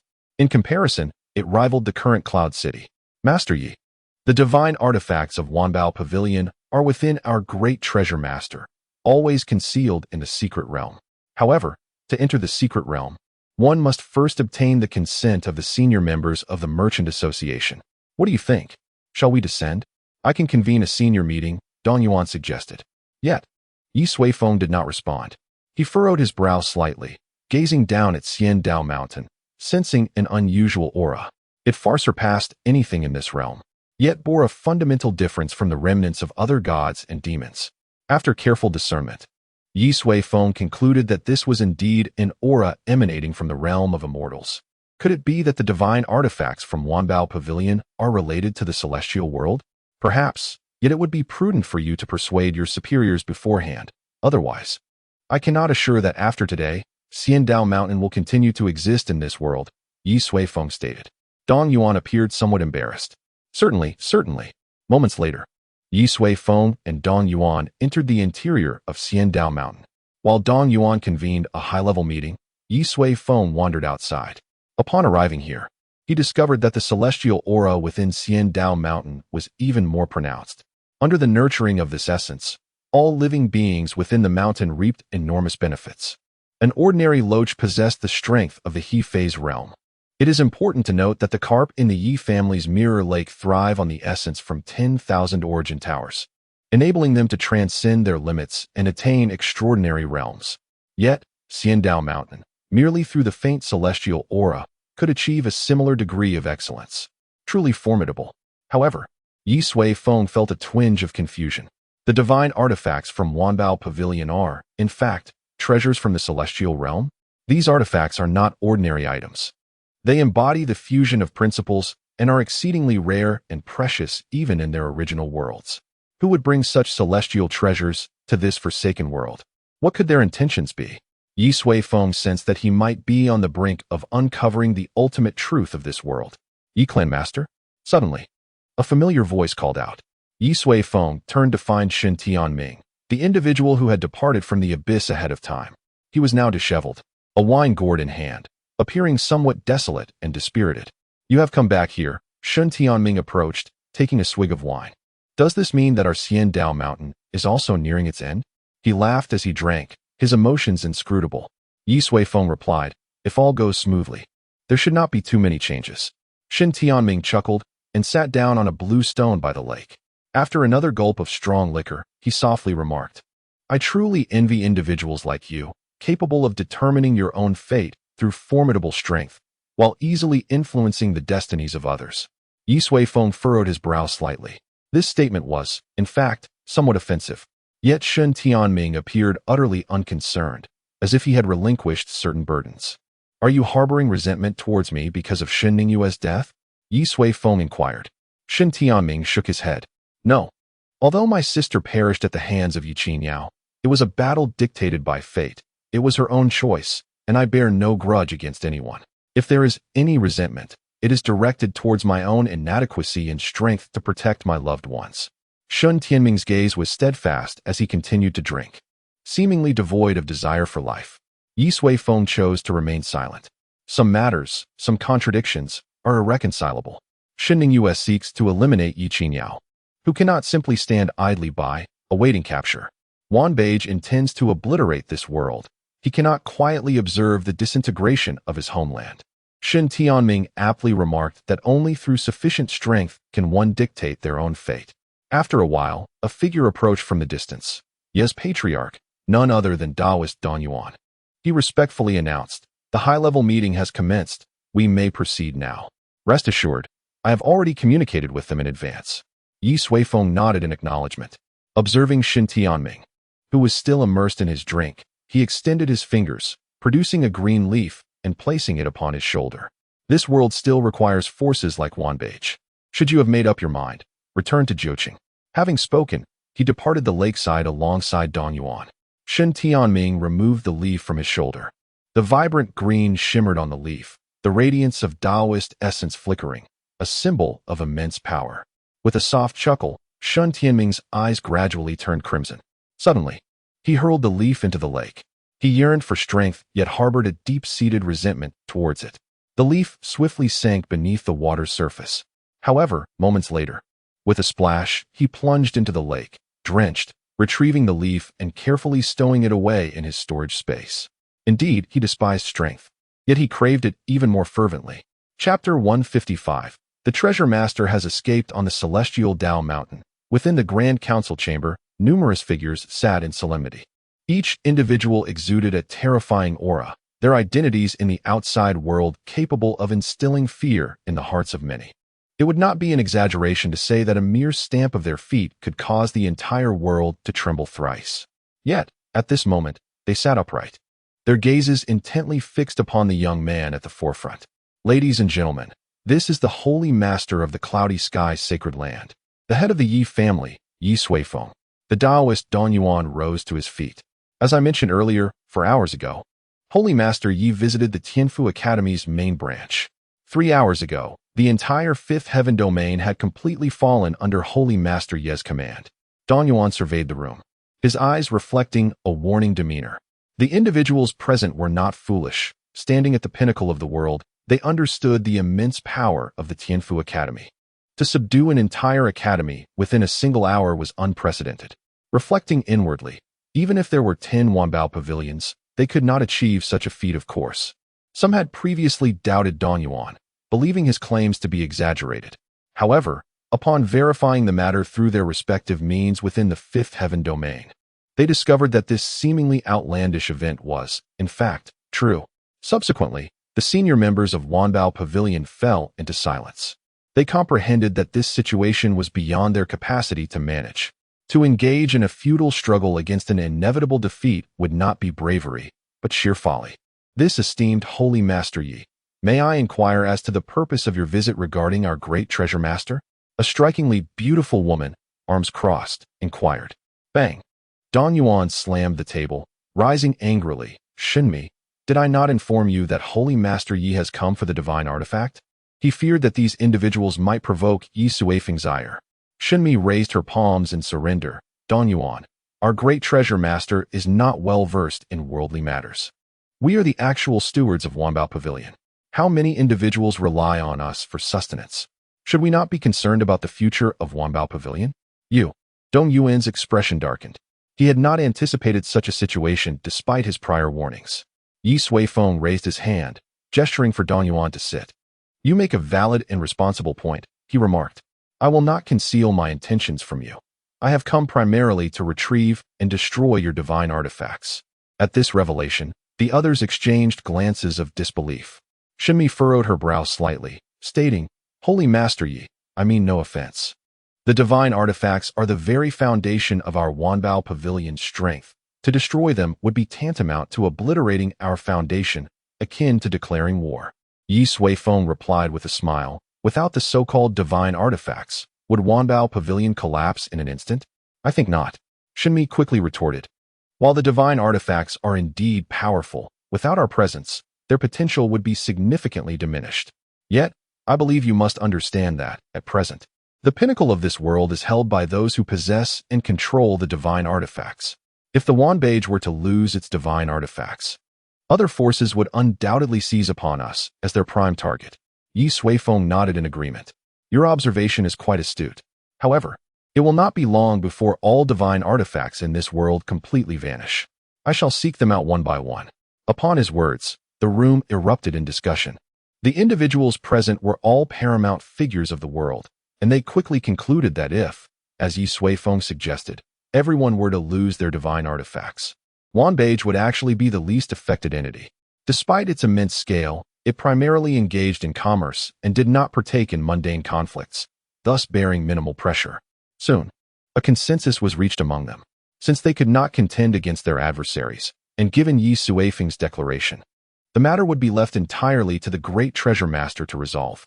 Regardless of the outcome, at least they had clarity in their hearts. Ye Sheng, may I ask you one more question? Shinmi inquired with a smile. Why do you wish to destroy all the divine artifacts in the world? Ye Suifeng did not shy away from the inquiry and replied candidly, because the artifacts you speak of are, in essence, entities that siphoned the world's primal essence. If left unaddressed, the world will inevitably collapse and perish. Shinmi was taken aback, awkwardly chuckling, "That sounds like a plot written by a 3-year-old. Ye Suifeng responded with a smile, "Indeed. Yet, the truth remains as such." Shinmi laughed as well, then rose to her feet, declaring, "If that is the case, I advocate for opening the secret realm, allowing Yi Sheng to meet the great treasure master face to face. What say you?" She raised her hand first, followed by Dong Yuan Daoist, and soon, the other officials raised their hands in agreement. They were no longer children, having outgrown the age of impetuous rivalry. Acknowledging the futility of resistance, they recognized the importance of safeguarding themselves amidst transformation, as each bore the responsibility for their families. Once the unanimous decision was made, Shinmi lowered her hand. "Then, let us open the secret realm." A moment later, the group found themselves in a tranquil forest. The landscape was picturesque, imbued with an ethereal aura. To an unknowing observer, it would seem as though they had genuinely arrived in a celestial realm. The 8 principal officials of Wanbage produced white jade tablets, upon which mystical energies flowed. They positioned themselves at various points, forming an 8 trigrams formation. Subsequently, they simultaneously infused their spiritual energy into the tablets. A powerful surge of formation energy immediately manifested before them. Ye Suifeng observed as the space around them began to subtly shift. While they appeared to remain stationary, they were gradually drifting away from the primary world. After approximately the time it takes to brew a cup of tea, the 8 officials came to a halt. At this juncture, they had arrived in a newly established main world, crafted by human hands. Yi Sheng, the secret realm has been unveiled, and the great treasure master resides within. Shinmi stepped forward and suggested, "Why not accompany me? I can serve as a bridge for your communication. After all, we, as a collective, are truly reluctant to see the Millennium Foundation of the Wanbao Pavilion crumble to dust." Ye Suifeng nodded in agreement. "Then let us proceed." Subsequently, Ye Suifeng, Shinmi, and Daoist Dong Yuan ventured deep into the thicket. In this miniature world, Ye Suifeng's vision sharpened. The entirety of this realm was woven from the laws of the celestial realm.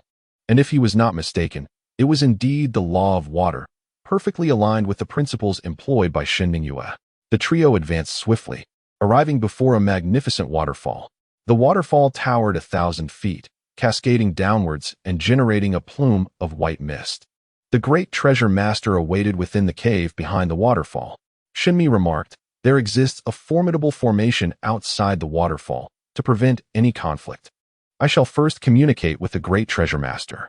However, this time, Ye Suifeng declined her offer. No need. Before either could react, Ye Suifeng activated the heavenly Dao ring, and the formidable laws of the heavenly Dao surged forth, crashing directly into the waterfall.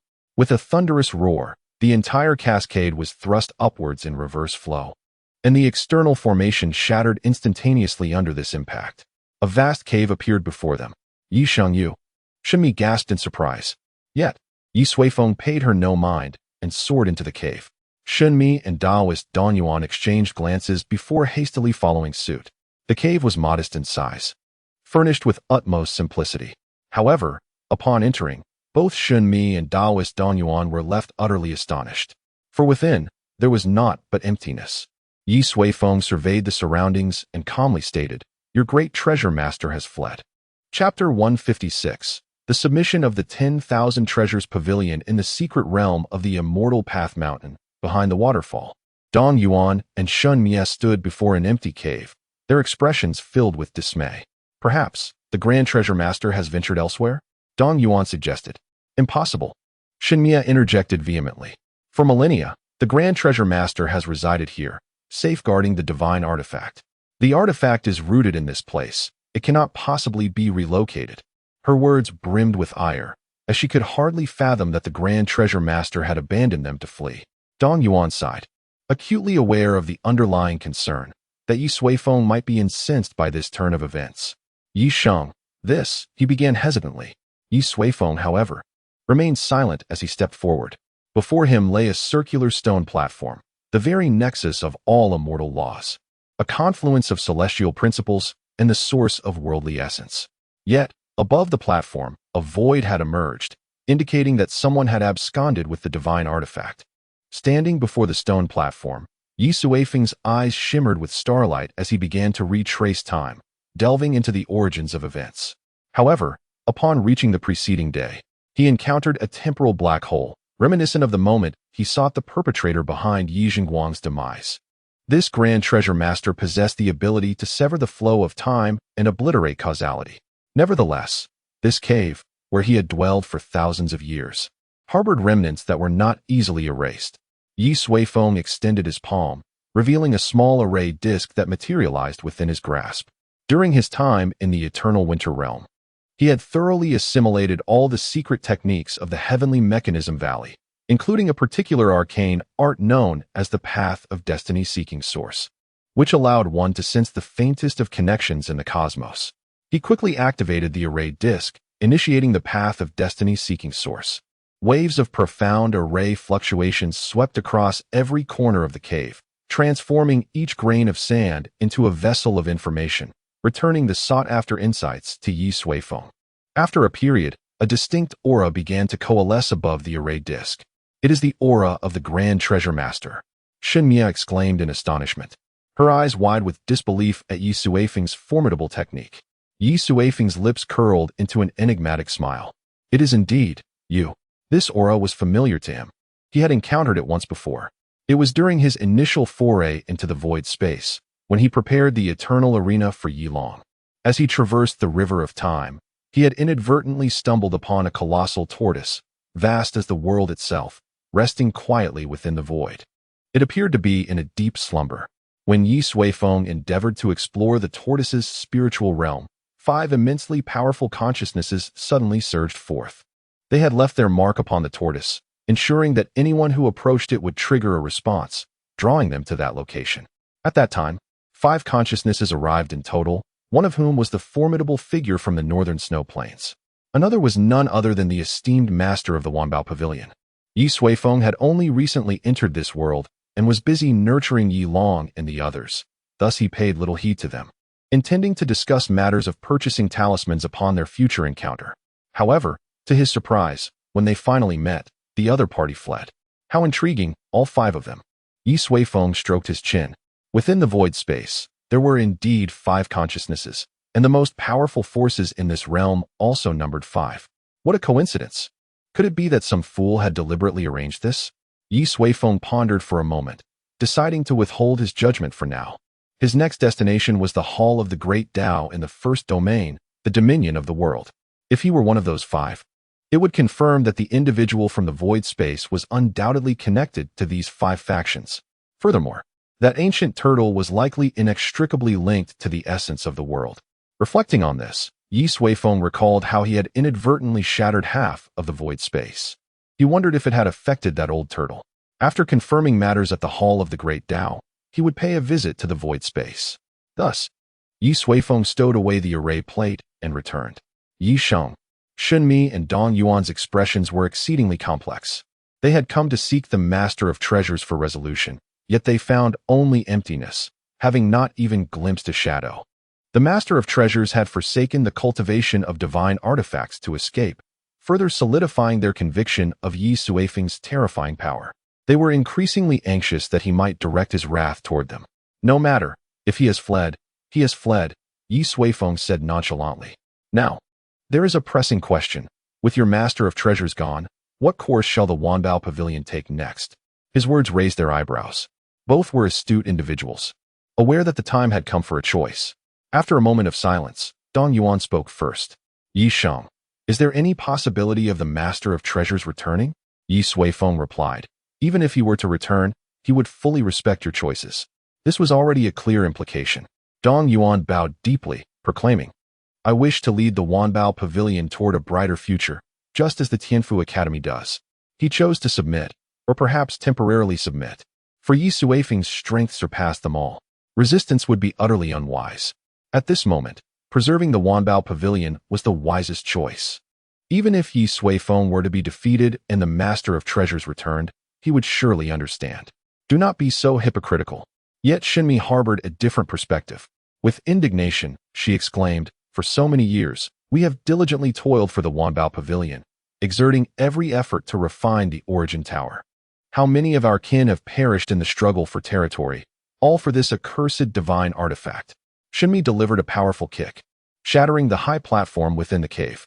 And now, without so much as a word, he has abandoned all of us. Do we appear to be mere dogs? Shunmi gritted her teeth. They were all peak champions of the world, capable of commanding the elements with a mere gesture, yet treated so disdainfully by the Grand Master. This had thoroughly enraged her. She turned to Ye Suifeng and said, Yi Sheng, I beg your pardon for my outburst. From this day forth, my family, the Shin clan, shall completely sever ties with the Wanbao Pavilion. If you do not find it objectionable, I am willing to devote all my efforts to assisting you in purging the world of all divine artifacts. Shunmi raised her head and declared, I only ask that after you have slain the Grand Master, I may have the privilege of witnessing his corpse. Clearly, she had been deeply disillusioned by the Grand Master's actions. Very well, Ye Suifeng replied, gazing at the lady head of the clan. However, the decision to sever ties with the Wanbao Pavilion is unnecessary. From this day forward, you shall be the new master of the Wanbao Pavilion. I hope you can manage it more effectively, transforming it into a truly commercial entity.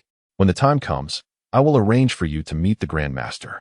After Ye Suifeng spoke, Shunmi took a deep breath, then clasped her hands in salute and knelt on one knee. Observing this scene, Dong Yuan felt a sense of regret. He had initially been the one with the greatest opportunity to attain this position. I will grant you a few days to settle the forthcoming matters of the Wanbao Pavilion, Ye Suifeng stated. Those who should remain, let them stay. Those who should perish, let them perish. I trust you know what must be done. Upon completing this, you shall accompany me to the Hall of the Great Path. Chapter 157. The Celestial Ladder. In the heart of the Central State, within the first celestial domain, lies a vast expanse dominated by a continuous range of towering black mountains, rising majestically like a sword that pierces the heavens. This place is revered as the Divine Mountain, for nestled within its embrace is the sole sovereign of the Central State, the Temple of the Great Dao. The Divine Mountain stands tall and imposing, surrounded by formidable natural defenses, fraught with terrifying formations. The most alarming aspect is that these formations are not crafted by the Temple of the Great Dao, but rather are naturally occurring, possessing an astonishingly dreadful power. This signifies the extraordinary nature of both the temple and the Divine Mountain. For those from the outside world wishing to enter the Temple of the Great Dao, there exists but one path, the Celestial Ladder. This ladder comprises a total of 9,999 steps, leading directly into the interior of the temple. Successfully ascending the ladder signifies one's eligibility to become a member of the temple. This is the method by which the temple selects its disciples. However, those who manage to ascend the ladder are invariably prodigies of unparalleled talent or formidable beings who have mastered the laws of heaven and earth. Thus, the number of individuals within the Temple of the Great Dao remains scarce, yet it firmly holds the paramount position in the Central State, commanding obedience wherever its influence extends. At this moment, two figures arrived above the Divine Mountain. Beneath them, the steep black peaks loomed with majestic grandeur. Head of the Yi family, we have arrived, announced Shunmi. The two were Ye Suifeng and Shunmi, who had just come from the Celestial Path Mountain. After confirming that the great treasure lord had fled independently, Shunmi was infuriated and promptly pledged his loyalty to Ye Suifeng. Subsequently, they exited the secret realm, and Shunmi relayed the incident to the higher-ups of the Wanbao Pavilion outside. As anticipated, the other senior members were equally outraged. They had dedicated years of toil to the Wanbao Pavilion, with many brothers and sisters perishing in the struggle, only for the great treasure lord to abandon them at the moment of imminent danger. The senior members erupted in indignation. Seizing this opportunity, Shunmi boldly raised the banner, declaring his intent to join the Yi family. His first motive was to secure the future of the Wanbao Pavilion, preventing its immediate collapse. Secondly, it was a quest for vengeance against the great treasure lord. Being figures of great authority, they felt immense resentment at being treated like pawns. Consequently, more than half of the key players expressed their willingness to follow Shunmi and change their allegiances. Others, disheartened by the turn of events, relinquished their positions and departed, severing all ties with the Wanbao Pavilion. A colossal entity was thus transformed. After addressing several unstable elements, Ye Suifeng prepared to leave with Shunmi. Before departing, he left behind a tree of enlightenment to purify the corrupted laws and lands. The tree spread its branches wide, casting a shadow over the land. And from that moment forth, it became the most striking emblem of the Celestial Path Mountain. Half an hour later, The two of them appeared in the skies above the divine mountain. Deep within the sacred mountain lies the lair of the great Dao Temple, as Xunmi stated. Ye Suifeng nodded in acknowledgement. Throughout their journey, Xunmi regaled him with the legendary tales of the great Dao Temple, of the overlords of the central continent, the gathering of formidable beings from across the realm, and the exclusivity that barred all but the most extraordinary talents from entry. Most frequently mentioned, however, was the terrifying natural formation of the sacred mountain, deemed the finest natural fortress in the world. Ye Suifeng cast his gaze downward, scoffing at the notion of it being natural. With a single glance, he discerned that the formations were merely derived from the use of divine artifacts. If he was not mistaken, the divine artifact of the great Dao Temple possessed attributes of gold. Curiously, it also bore a strong aura reminiscent of the treasures from the Wanbao Pavilion. How intriguing! Ye Suifeng turned his eyes toward the depths of the sacred mountain, where the light in his gaze flickered like stars, revealing a bronze hall standing within a self-created microcosm. This hall was the nexus of all laws. Within it, a vast void had emerged. Head of the Ye family, I am acquainted with an elder of the temple, Xunmi remarked. Shall I contact him to ascertain the hidden location of the temple's master? Ye Suifeng shook his head. No need. He, like your esteemed master, has fled. Individuals of their caliber should possess the ability to discern certain fates. Xunmi was taken aback, genuinely unable to believe that even the master of the temple had escaped. The two most powerful forces in the world, creators who transcended all earthly cultivators, dared not even face Ye Suifeng. They fled like frightened dogs. Just how formidable is Ye Suifeng? What shall we do now? Xunmi inquired. Ye Suifeng replied with a smile, let us plant some trees. Once the trees are sown and I have confirmed a matter, we can then seek them out individually for a heart-to-heart. He needed to verify whether the master of the great Dao Temple was indeed one of the 5 consciousnesses encountered in the void space. If so, it would simplify matters immensely. He could ensnare them all at once. Xunmi nodded and suggested, let us enter through the great Dao ladder. The formations outside the sacred mountain are indeed quite formidable. Ye Suifeng rubbed his nose in agreement. Very well. I, too, wish to see what this so-called great Dao ladder truly is. Thus, the two made their way toward the entrance of the sacred mountain. At the entrance of the ladder, a throng of individuals eagerly awaited their turn. This was no coincidence, but rather a common occurrence at the sacred mountain. These individuals had traveled from distant lands, drawn by the allure of the great Dao ladder, which served not only as the temple's pathway for selecting disciples, but also as an excellent cultivation ground. The ladder consisted of 10,000 steps, each ascent presenting distinct circumstances. Naturally, the pressure endured would rise exponentially. The higher one ascends the celestial ladder, the more it signifies the individual's extraordinary talent. Therefore, even if one cannot reach the summit, there are many proud and confident practitioners eager to give it a try. Certain prestigious sects even station individuals here year-round, awaiting the day they encounter a prodigiously gifted individual to take under their wing. Were it not for the divine temple's prohibition against constructing a city at the mountain's base, it is likely that a colossal establishment surpassing Crystal City would have already emerged here. Bang! A young man tumbled down from the celestial ladder in a disheveled manner, covered in dirt, his hair in disarray, and with a crooked nose. Yet, his face radiated sheer joy. The surrounding onlookers approached him, extending their congratulations. Congratulations. You have ascended to the 500th level of the celestial ladder. Haha, you have already met the entrance criteria for a first-grade sect. The young man beamed with delight. He hailed from an exceedingly weak family, and entering a first-grade sect would signify a transformative leap for his lineage. At that moment, a group of individuals clad in azure robes descended from the sky.